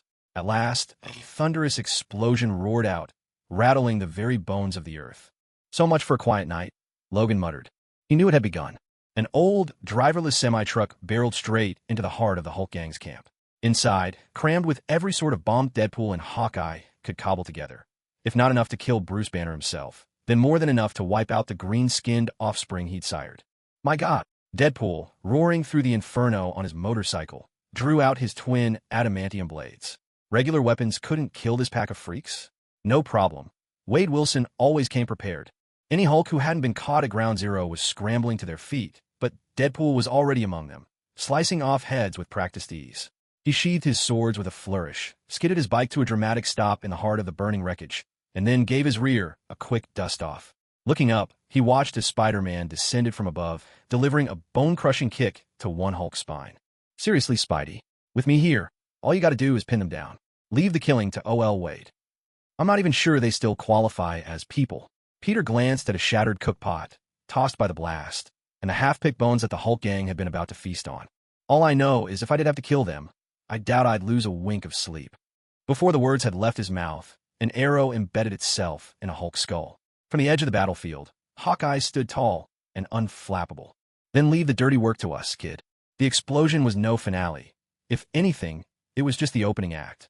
Most of the Hulks had been obliterated by the massive blast, but dozens, bloodied and bruised, were already dragging themselves upright. They didn't possess Banner's legendary healing, but their vitality was nothing short of terrifying. One after another, the Hulks rose, faces twisted with fury as they stared down the trio of lunatics who'd crashed into their camp. The deaths of their comrades meant little. They knew there were plenty more women on this wasteland to capture and breed if need be. Skin them alive. A Hulk bellowed, leaping at Spider-Man with murderous intent. Peter flicked open his backpack, activating the iron spider armor, which enveloped him instantly. Mechanical pincers snapped out, catching the airborne Hulk in mid-attack. A moment later, Hawkeye's specialty arrow burst through the brute's skull. Green blood splattered across the visor of the battle armor. Yet Peter felt no ripple of emotion inside. He hadn't dealt the killing blow himself, but he had witnessed the deaths of these people, and had not lifted a finger to stop it. It wasn't that he respected the brutal laws of this wasteland. Rather, the moment he saw what was simmering in their pots, a simple truth crystallized in his mind. Any person with a shred of decency was justified in exacting punishment on these monsters.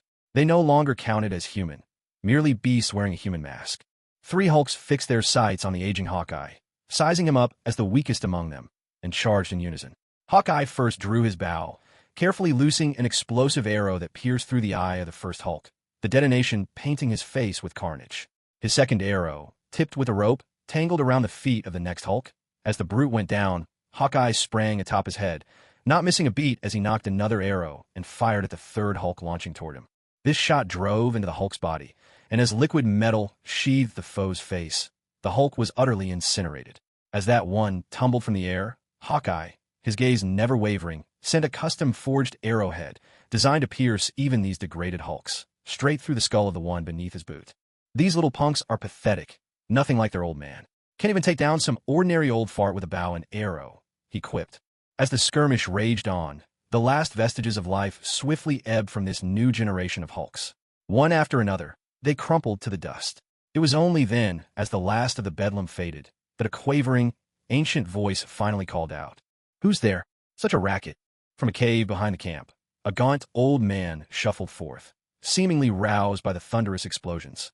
When his eyes fell upon Spider-Man and Deadpool, a sudden, unrestrained excitement lit up his face. What did he see before him? Mere imitators with nothing better to do, or at last real, honest-to-goodness heroes? This was Bruce Banner. He had kept his rage in check for far too long. Since the apocalyptic war, whether Red Skull or Doom, none had dared face him. They'd rather abandon the entire West Coast than confront the monster called Hulk. Hoping for one last glorious fight before the end, he'd gone out of his way to torment old Wolverine, hiking the rent on his land year after year. Yet for all Wolverine's adamantium-laced bones, the old man showed not an ounce of backbone, always swallowing his pride. At times, Banner wondered if only the slaughter of the man's family might finally force those claws to come out. But none of that mattered now. Today, he finally had worthy opponents, enough, at last, to let him cut loose. With a raspy laugh, Banner cried, "Ha ha, you're too kind. Showing up yourselves wasn't enough, so you even brought me a bonus. A freebie." Hawkeye, noticing the look in Bruce Banner's eyes, gave a self-mocking chuckle before letting an arrow fly toward Banner. Though his sight was not what it used to be, his aim was still uncannily precise, the arrow streaking straight for Banner's head. Yet the elderly Banner merely raised a hand, caught the arrow mid-flight, and snapped it in two. Then he sprang high into the air. When his frail-looking body landed, the ground shattered beneath him, leaving behind a massive crater. This was the Bruce Banner of today, a man who had, over the long years, used his warped mind to erase any trace of the other Hulk personalities. Even without transforming, he now wielded a strength that dwarfed the rest of the Hulk's old gang. "Come on, heroes. Let's see what you're really made of." Banner roared into the fray, just as a grenade bounced to a stop beside him. It was no ordinary explosive. Before it could burst, a focused ultrasonic blast exploded outward, sending the old man to his knees in agony. That's when Deadpool strolled over, headphones perched on his head, twin katanas at his side, and a crooked grin splitting his face. "You know, we don't really have the budget for a bunch of CG effects, so let's forget about the big transformations." Steel flashed as he swung his blade. The adamantium katana came down, striking Banner at the neck and nearly severing his head. But halfway through, swelling green muscle erupted, blocking the blade's path. Deadpool cried out, "Oh, crap," as the rapidly expanding Hulk flung him to the ground with a single burgeoning limb. Neither Peter, nor Deadpool, nor even Hawkeye himself, who was a native to all this carnage, had ever witnessed a Hulk like this before. Gone was the impressively defined muscle. In its place hung folds of green, rubbery flesh. Hulk's immense form loomed, well over 5 meters high. Nearly bald, with threadbare hair, his green skin was pocked with scars and festering wounds, lending him a grotesque and monstrous air. Hulk scooped up Deadpool, pinning him down beneath his own considerable weight. "No, I'm warning you, don't do it." The Red Juggernaut already pulled this trick in the movie. With a mad gleam in his eye, Hulk seized both of Deadpool's arms and legs, ignoring Hawkeye's arrows bouncing harmlessly off his face. Then, with a monstrous grin, he ripped Deadpool brutally in half and tossed the pieces aside. Turning now to Spider-Man, armored in the Iron Spider suit, Hulk gave an incredulous snort. "Are you really Spider-Man? Just standing there watching your teammate get mauled. Aren't you supposed to help?" "First of all, I'm pretty sure Wade isn't going to die," Peter replied calmly. "Second, he's buying me time." Hulk hesitated for a moment. Buying time? What was he talking about? Time for the fire to cool down. Venom seeped from the seams of the armor, instantly engulfing Peter's entire body. But this time, Venom wasn't simply covering Peter or his suit. Instead, it kept swelling, expanding, until it transformed into a towering monster nearly 3 meters tall. Muscular and imposing, its eyes grew more menacing, while its mouth, filled with razor-sharp fangs, yawned wide, a monstrous maw for which a long tongue lashed out. "How about picking on someone your own size, you bastard?" A massive, bloated green fist crashed into Venom's face, shattering his fangs and grotesquely distorting his features. Then a huge, powerful black fist slammed into Hulk's face. Hulk's teeth went flying, his expression twisting further in ferocious delight. "Now that's what I call a real fight." Hulk roared with laughter, exhilaration surging through him. How long had it been? How many years since he'd truly cut loose like this? 45 long years, and not once had he found a worthy opponent. Only now, against an adversary who could match him blow for blow, did he finally feel alive. This wasn't Peter's fight. Venom was in control now. He simply needed a host to anchor himself to reality. Among his own kind, Venom wasn't considered strong, but the power of a symbiote depended not just on itself, but its host as well. In this wild, unrestrained state, Venom was more than able to go toe-to-toe with Hulk of the Wasteland, refusing to be pushed back. Truthfully, what with years without a rival, old age, and radiation having addled his mind, the Wasteland's green giant was far weaker than before. For Venom, this brawl brought no burden at all. A monstrous behemoth over 3 meters tall and a swollen brute of more than 5 meters. There they clashed, blow after blow, each punch landing with bone-jarring impact. Another punch, and another. The ground began to crack and buckle, collapsing beneath them as their battle intensified, the area of ruin spreading wider with every thunderous strike. Amid the chaos, Deadpool managed to shout, "Anybody gonna help me here?" Just then, old Hawkeye grabbed Deadpool's upper half and pulled him to safety, out of the zone of destruction. "Thanks, regular guy. Any chance you could fetch my lower half while you're at it?" Deadpool said hopefully. Still watching the raging titans, Hawkeye shot a glance at what was left of Deadpool's battered legs, trampled and mangled. With a resigned sigh, he nodded. "I'll do my best. Or maybe you should start thinking about growing new ones." "Not a bad idea," Deadpool replied, gazing forlornly at his twice-stomped lower half. He let out a flat, emotionless sigh. "Oh, my left leg. Oh, my right leg. Oh, my—" Venom and Hulk exchanged another punch. Amid the pain, Hulk instinctively bit down hard on Venom's muscular arm. But beneath the symbiote's surface, there wasn't Peter Parker's flesh, just the shifting mass of the symbiote itself. The arm burst apart at Hulk's bite, morphing instantly into black shackles that locked firmly around Hulk's neck.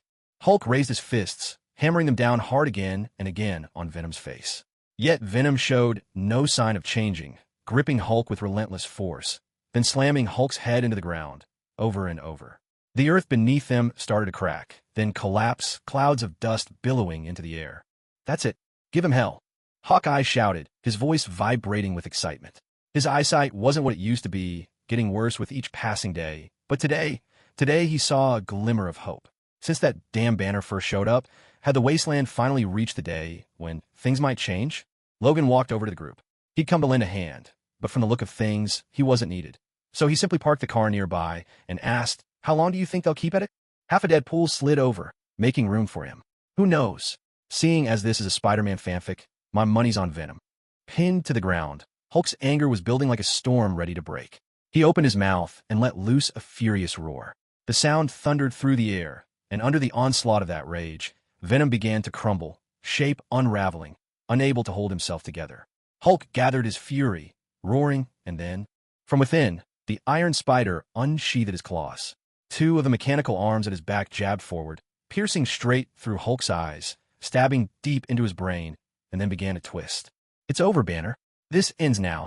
Over." To Peter's utter shock, Hulk, with his brain churned to mush, seized a mechanical arm and yanked the entire Iron Spider suit off him, hurling Peter away with a single blow. Hulk had lost his eyes, but he was still alive. Hawkeye, swearing under his breath, drew his bow, but Logan was quicker. He strode straight toward Hulk. Still, Logan didn't draw his claws. Instead, he picked up Deadpool's abandoned katanas. Logan stepped behind Hulk and scissored the twin blades around Hulk's neck, intending to take his head off right then and there. But even with all his strength, it wasn't enough to sever the Hulk's neck. Sensing the attack from behind, Hulk lashed out, reaching back to grab Logan, trying to fling him off, but Logan held tight, refusing to let go. This was the perfect opening. Peter saw it instantly. He scrambled up and flung himself back into the fray. If he and Logan could manage to take Hulk's head, this nightmare would finally be over. The pitch-black symbiote engulfed Logan in an instant, sending a surge of raw strength roaring through him, growing, multiplying, exploding within. The adamantium katana in his hands nearly cleaved Hulk's head clean off. He was so close, just a hair's breadth away. Venom opened its gaping maw and clamped down on Hulk's half-severed head, biting deep and yanking hard until, with brutal force, it tore the head free from Hulk's neck. The head lingered in Venom's mouth for a moment's hesitation, then was spat out with disgust. The green head rolled aside, shifting and morphing as it went, until it turned back into a human skull. Bruce Banner, codenamed Hulk, once an Avenger. For 45 years, a villain and a man-eater. Dead now. Venom peeled itself away from Logan's body and slithered back to Peter, who had just arrived. A tendril flickered up with a face. "You don't have to kill anymore. No thanks needed." "Oh, I'm right. Okay. And for the record, brains soaked in radiation taste terrible. I'm done eating brains on this world." Peter kept that last thought to himself. Honestly, Venom, you shouldn't be eating anyone's brains anywhere, but he knew Venom could hear it anyway, now that they were connected. Just then, Hawkeye strode over, clapping Logan on the back with a hearty laugh. "Ha, old pal. You haven't lost your touch. You guys could have managed without me, but I've got a foreigner run in the morning, so I need to get back. Figured I'd lend a hand while I was here. Logan said this and glanced toward the cave where Banner had holed up. He and Hawkeye exchanged looks. What do you think? Is the rent they collected stashed in there? I'll take a share as child support for Ashley. The rest, you can split among the neighbors, Hawkeye replied with a smile. Banner may be dead, but odds are some of his brats are still alive. Then again, with Banner gone, what's there to fear from his mongrel kids?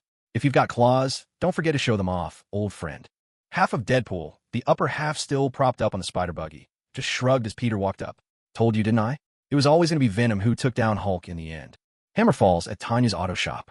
Because Peter and Wade had slipped into this universe, a few pieces of the story had shuffled out of order. Hawkeye led Peter and the others to bring down Wasteland Hulk. Meanwhile, the Red Skull's top assassin, Bullseye, had discovered that Hawkeye's team had annihilated his doppelgangers and, in his own style, had already dispatched Hawkeye's former employer, tracking his way straight to the home of Hawkeye's ex-wife. His intention was painfully clear. Before he died, he wanted one last thrill, the pleasure of killing a superhero. Upon confirming that Hawkeye was still active, he hurried to the address in anticipation. Unfortunately, Hawkeye was nowhere to be found, but Bullseye was still hunting for his trail. And so, Bullseye waited in silence. Then, a mixed-race little girl stepped out from the garage, walking right up to where Bullseye stood. Are you some kind of pervert? Why are you watching my house? Take it easy, little lady. I'm just here to see your father. The transplanted cyber eye scanned and pulled up information on the girl. Is he home? This isn't really his house. He only comes here every few years, whenever he manages to make my mom mad. The cyber eye's lie detector confirmed that the girl was telling the truth, which left Bullseye a bit disappointed. He pulled out a steel fork, thinking he might play a little friendly prank on her. Just then, his ocular implant flashed with warnings. The local energy readings were rapidly spiking. Suddenly, a swirling vortex of red light appeared out of thin air.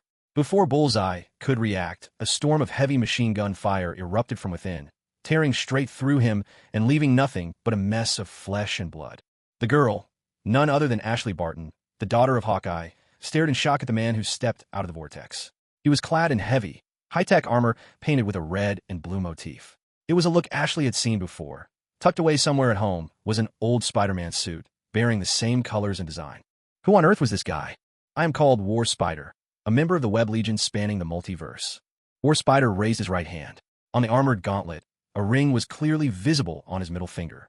Inside the ring, a vibrant spider scuttled restlessly.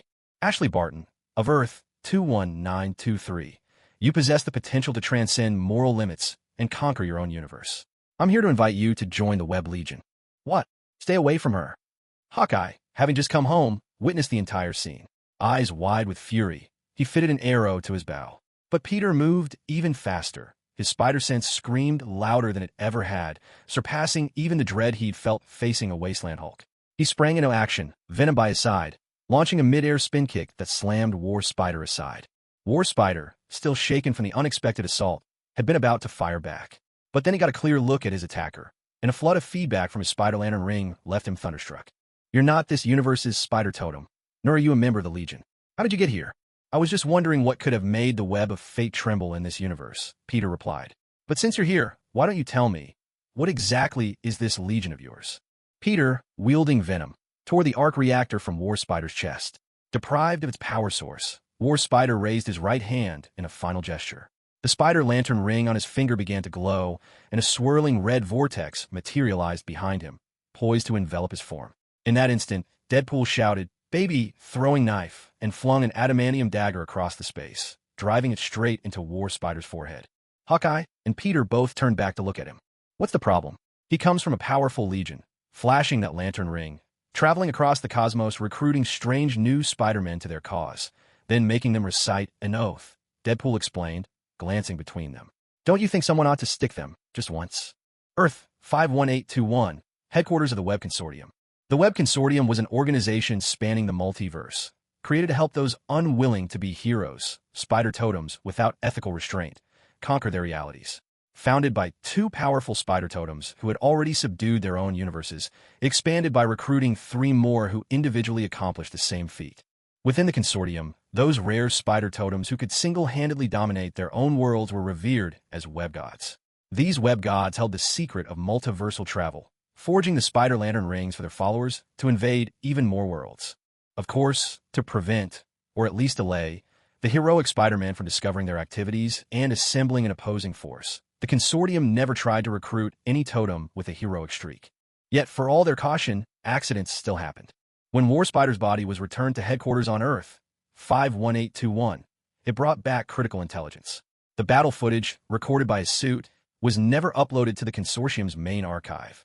Instead, it was intercepted by the web gods themselves. It appears there are other Spider-Men who've mastered multiversal travel, mused one web god, his body sheathed in a living veil of black symbiote. In his universe, he had usurped Null, becoming a new god of symbiotes. But he had never managed to quell the corrupting influence of Venom's mind, and, in the end, he assimilated his entire reality. I don't think he used technology or anyone else's power, he continued. From him, I sensed the flow of destiny itself. By his side stood Phoenix Spider, wreathed in living flame. In her world, she had been Jean Grey, until a radioactive spider's bite awakened not only her mutant powers, but the gifts of the spider. Soon after, the Phoenix Force chose her, darkness followed. At last, she became the Black Phoenix. The gods then turned their gaze to the giant lantern floating in the sky. Within it was imprisoned Carl King of a certain universe, a being who had devoured his entire cosmos and become a creature of the spider horde. Even so, the spiderweb gods, who weren't exactly paragons of virtue themselves, disdained his company. Instead, they locked his consciousness inside a particular spider vessel, turning him into a lantern beast to traverse the multiverse. Incidentally, the idea had come from another spiderweb god who wasn't present, the spider attendant. He was Wade Wilson from another universe, someone who, while seeking a cure for cancer, was bitten by a spider and gained regenerative powers and spider abilities, along with the capacity to infect others through his bodily fluids. This set off a biological crisis in his world, ultimately leading to his conquest of that universe. That is the chieftain. In the end, a spider totem who was unmistakably African spoke these words. Dressed in the traditional garb of his people, he reached out and caught one of the spiders split from Carl King. He was Anansi, the god of stories and lies in Akkam mythology, the very first spider totem in the world. I will bring him back, or put an end to him.